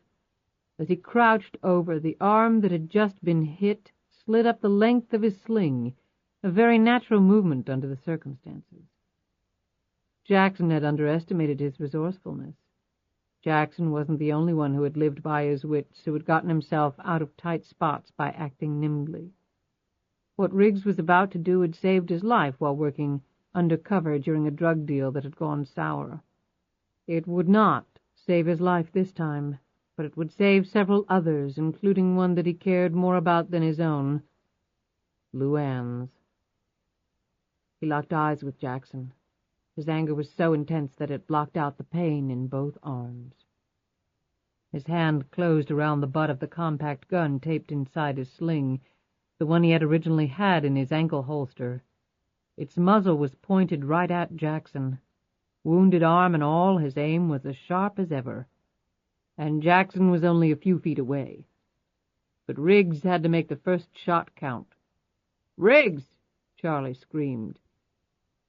Jackson didn't take his eyes off Riggs. "You're next, Uncle Charlie." Matt Riggs would never forget the look on Jackson's face as the first shot Riggs fired erupted through the sling and hit the man flush in the face, tearing first through the powder, putty, and spirit gum, and then slamming a microsecond later into real flesh and bone. The gun fell from an astonished Jackson's hand. Riggs kept pulling the trigger, sending bullet after bullet slamming into Jackson. Head, torso, leg, arm, there wasn't a piece of him Riggs missed until the firing pin banged empty 12 shots later. And all the time Jackson's countenance held a look of supreme disbelief as blood mixed with fake hair and skin. Creams and powders mutated into a dull crimson. The total effect was eerie, as though the man were dissolving. Then Jackson dropped to his knees, blood pouring from a dozen wounds, and then he fell face forward to the ground and did not move again. His last performance. That's when Riggs went fully over the edge. The multiple kicks from the pistol were enough to completely unsettle his balance, and his feet were unable to counter the slippery red clay. But as he went over, a look of grim satisfaction came over his face, even as he stared down at the abyss he was plummeting toward. 2 useless arms, both bleeding him to death, deep, fast, icy water, nothing to grab. It was over. He heard Charlie scream his name one more time, and then he heard nothing else. He felt no pain now, only peace. He hit the water awkwardly and went under. Charlie scrambled over and was just about to plunge in when a body hurtled by him and went over the edge. LuAnn broke the surface of the water cleanly and almost instantly reappeared. She scanned the surface of the rapidly moving water that was already pulling her downstream. From the bank, Charlie stumbled along through the thick trees and heavy underbrush, trying to keep up. The shouts of the FBI agents and police officers were getting louder, but it didn't look as though their help would arrive in time. "Matthew!" LuAnn screamed. Nothing. She dove under, methodically pushing off from bank to bank, searching for him. 20 seconds later she resurfaced, sucking in air. "LuAnn!" Charlie yelled at her. She ignored his cries. As the cold rain pelted her, she sucked in another lungful of air and went under again. Charlie stopped, his eyes darting everywhere, trying to pinpoint where she would come up.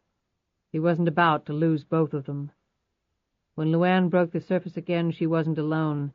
She gripped Riggs tightly around the chest as the current swept them along. He gagged and spit up water as his lungs struggled to function again. She tried to swim cross-current, but was making little progress. She was freezing. In another minute, hypothermia could well incapacitate her. Riggs was sheer dead weight, and she felt her strength fading. She scissored her legs around his upper torso, angling just enough that his face was above the water's surface. She kept putting pressure on his stomach, making his diaphragm kick up and down, helping him to clear his lungs. She looked desperately behind her, searching for some way out. Her eyes fell upon a fallen tree, and more important, the thick branch that was suspended partially out over the water. It would be close. She readied herself, gauging the distance and height. She tensed her legs around Riggs and then made her lunge. Her hands closed around the branch and held. She raised herself up. She and Riggs were now partially out of the water. She tried to pull herself up more, but couldn't. Riggs was too heavy. She looked down and saw him staring at her, his breath coming in short gasps. Then she watched, horrified, as he started to unwrap her legs from around him. "Matthew, don't, please!" Through blue lips that moved in a painfully slow manner, he said, "We're not going to both die, LuAnn." He pushed her legs again, and she was now fighting him and the current and the weary ache in her limbs as the numbing cold settled deeply within her. Her lips were trembling with both rage and helplessness. She looked down at him again as he tried desperately to free himself, to rid her of the burden. She could simply let go, fall with him, but what about Lisa? She had seconds to make a choice, but then she didn't have to.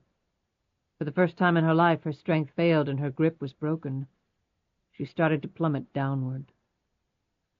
The thick arm that clamped around her body ended her fall, and the next thing she felt was herself and Riggs being lifted completely out of the water. She cocked her head back, and her eyes fell upon his face. Straddling the tree trunk, Charlie, bad arm and all, grunted and grimaced, and finally pulled them safely to a narrow dirt bank, where they all three collapsed, the water inches from them. LuAnn's legs were still locked in a death grip around Riggs. She lay back, her head on Charlie's chest, which was heaving mightily from his efforts. LuAnn slid her right hand down to Riggs, who took it, laying it against his cheek.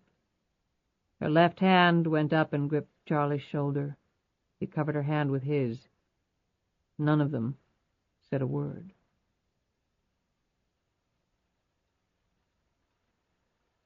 Chapter 59, the last chapter.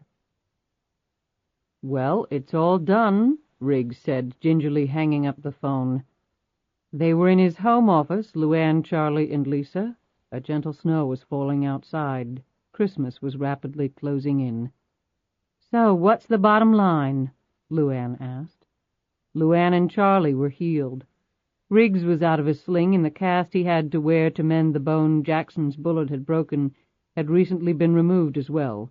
He still moved slowly, though. "Not great. The IRS finished its calculations of the back taxes you owed, penalties and interest all compounded for the last 8 or so years. And it came to all the cash you had, all the investments you had, and all the property you had, including Wiccan's Hunt." He managed a grin, trying to ease the impact of the depressing news. "You were actually short 65 cents, so I threw it in for you, no charge." Charlie snorted. "What a Christmas present. And the other lottery winners get to keep all their money? That's not fair." "They paid their taxes, Charlie," Riggs replied. "She's paid taxes." "Only since coming back to this country, and only under the name Catherine Savage." "Well, she couldn't before. Not without probably going to prison for a crime she didn't commit." "Well, gee, that's a real winning argument." "Yeah, but they all won by cheating, too," Charlie retorted. Well, the government isn't about to announce that to the world. They make billions off the lottery. Telling the truth might just mess that up, don't you think? How about all the millions she gave to charity? Doesn't that count for something? Charlie said angrily. The IRS applauded LuAnn's generosity, but said they really couldn't help on that because she had never filed a return. I'm telling you, it's not a bad deal. She could have gone to prison for a long time over this. Except for that fact, she probably could have kept some of the money, but that was a very real threat over her head. Sheriff Harvey didn't go away very easily. I can't believe this crap. After all she's been through, she broke up Crane's worldwide criminal syndicate. The FBI looks like heroes. They confiscated all his property, billions of bucks into the treasury, and she winds up with nothing, not even a pat on the back. It's not fair. LuAnn put a hand on a seething Charlie's shoulder. It's okay, Charlie. I didn't deserve any of that money. And I wanted to pay what I owed. I just want to be LuAnn Tyler again. I told Matthew that. But I didn't murder anyone. All the charges against me are gone, right? She looked at Riggs for confirmation. That's right. Federal, state, everything. Free as a bird. Yeah, and poor as a church mouse, Charlie added angrily. Is that it, Matthew? They can't come back on me later, the IRS, I mean, for more money? All the papers are signed. They dropped everything. It's over. They confiscated all your accounts. They foreclosed on the house. Anyway, even if they came after you, which they can't, you don't have any more money. Lisa looked at him. Maybe we can move in here, Mom, she added quickly. I mean, for a little while. She looked between LuAnn and Riggs nervously. LuAnn smiled at Lisa. Telling her daughter the entire truth had been the hardest thing she had ever had to do. But the second she had finished, she had never felt greater relief. Lisa had taken the news admirably. Now at least their relationship could take on a semblance of normalcy. Riggs looked at LuAnn, a little nervous himself. I was thinking along those lines myself. He swallowed hard. Can you excuse us for a minute? He asked Charlie and Lisa. He took LuAnn by the arm and they left the room. Charlie and Lisa watched them go and then exchanged smiles. Riggs sat LuAnn down by the fireplace and stood in front of her. I'd love for all of you to move in here. There's plenty of room, but... He looked down. But what? She asked. I was thinking about a more permanent arrangement. I see. I mean, I earn a good living and, well, now that you don't have all that money... She cocked her head at him as he blew out a deep breath. I just never wanted you to think that I was after you because of your wealth. It would have driven me crazy. It was like this big roadblock I couldn't get around. I don't want you to think that I'm happy you're not rich anymore. If there had been some way for you to keep the money, that would have been great. But now that you don't have it, I just want you to know... There he stumbled again, unable to continue, suddenly terrified at the deep waters he had ventured into. I love you, Matthew, LuAnn said simply. Riggs's features fully relaxed. He didn't look terrified any more. In fact, he couldn't remember ever being this happy before. I love you too, LuAnn Tyler. Have you ever been to Switzerland? She asked. He looked surprised. No, why? I always thought about honeymooning there. It's so romantic, so beautiful. Especially at Christmas time. Riggs looked troubled. Well, sweetie, I work hard, but small-town, one-man shop general contractors don't make enough money to do those sorts of things. I'm sorry.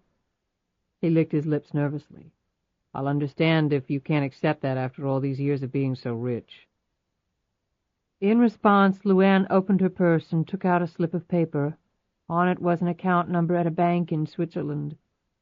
The account had been opened with $100 million, Jackson's return of her principal. It was all there, just waiting. It cranked out $6 million a year in interest alone. She would retain her lottery prize after all. And she wasn't feeling any guilt about it this time around. Right now, in fact, it seemed like she had earned it. She had spent the last 10 years trying to be someone she wasn't. It had been a life of great wealth and great misery. Now she was going to spend the rest of her life being who she really was and enjoying it. She had a beautiful, healthy daughter and 2 men who loved her. No more running, no more hiding for LuAnn Tyler. She was truly blessed. She smiled at him, stroked his face. "You know what, Matthew?" "What?" Right before she kissed him, she said, "I think we'll be just fine."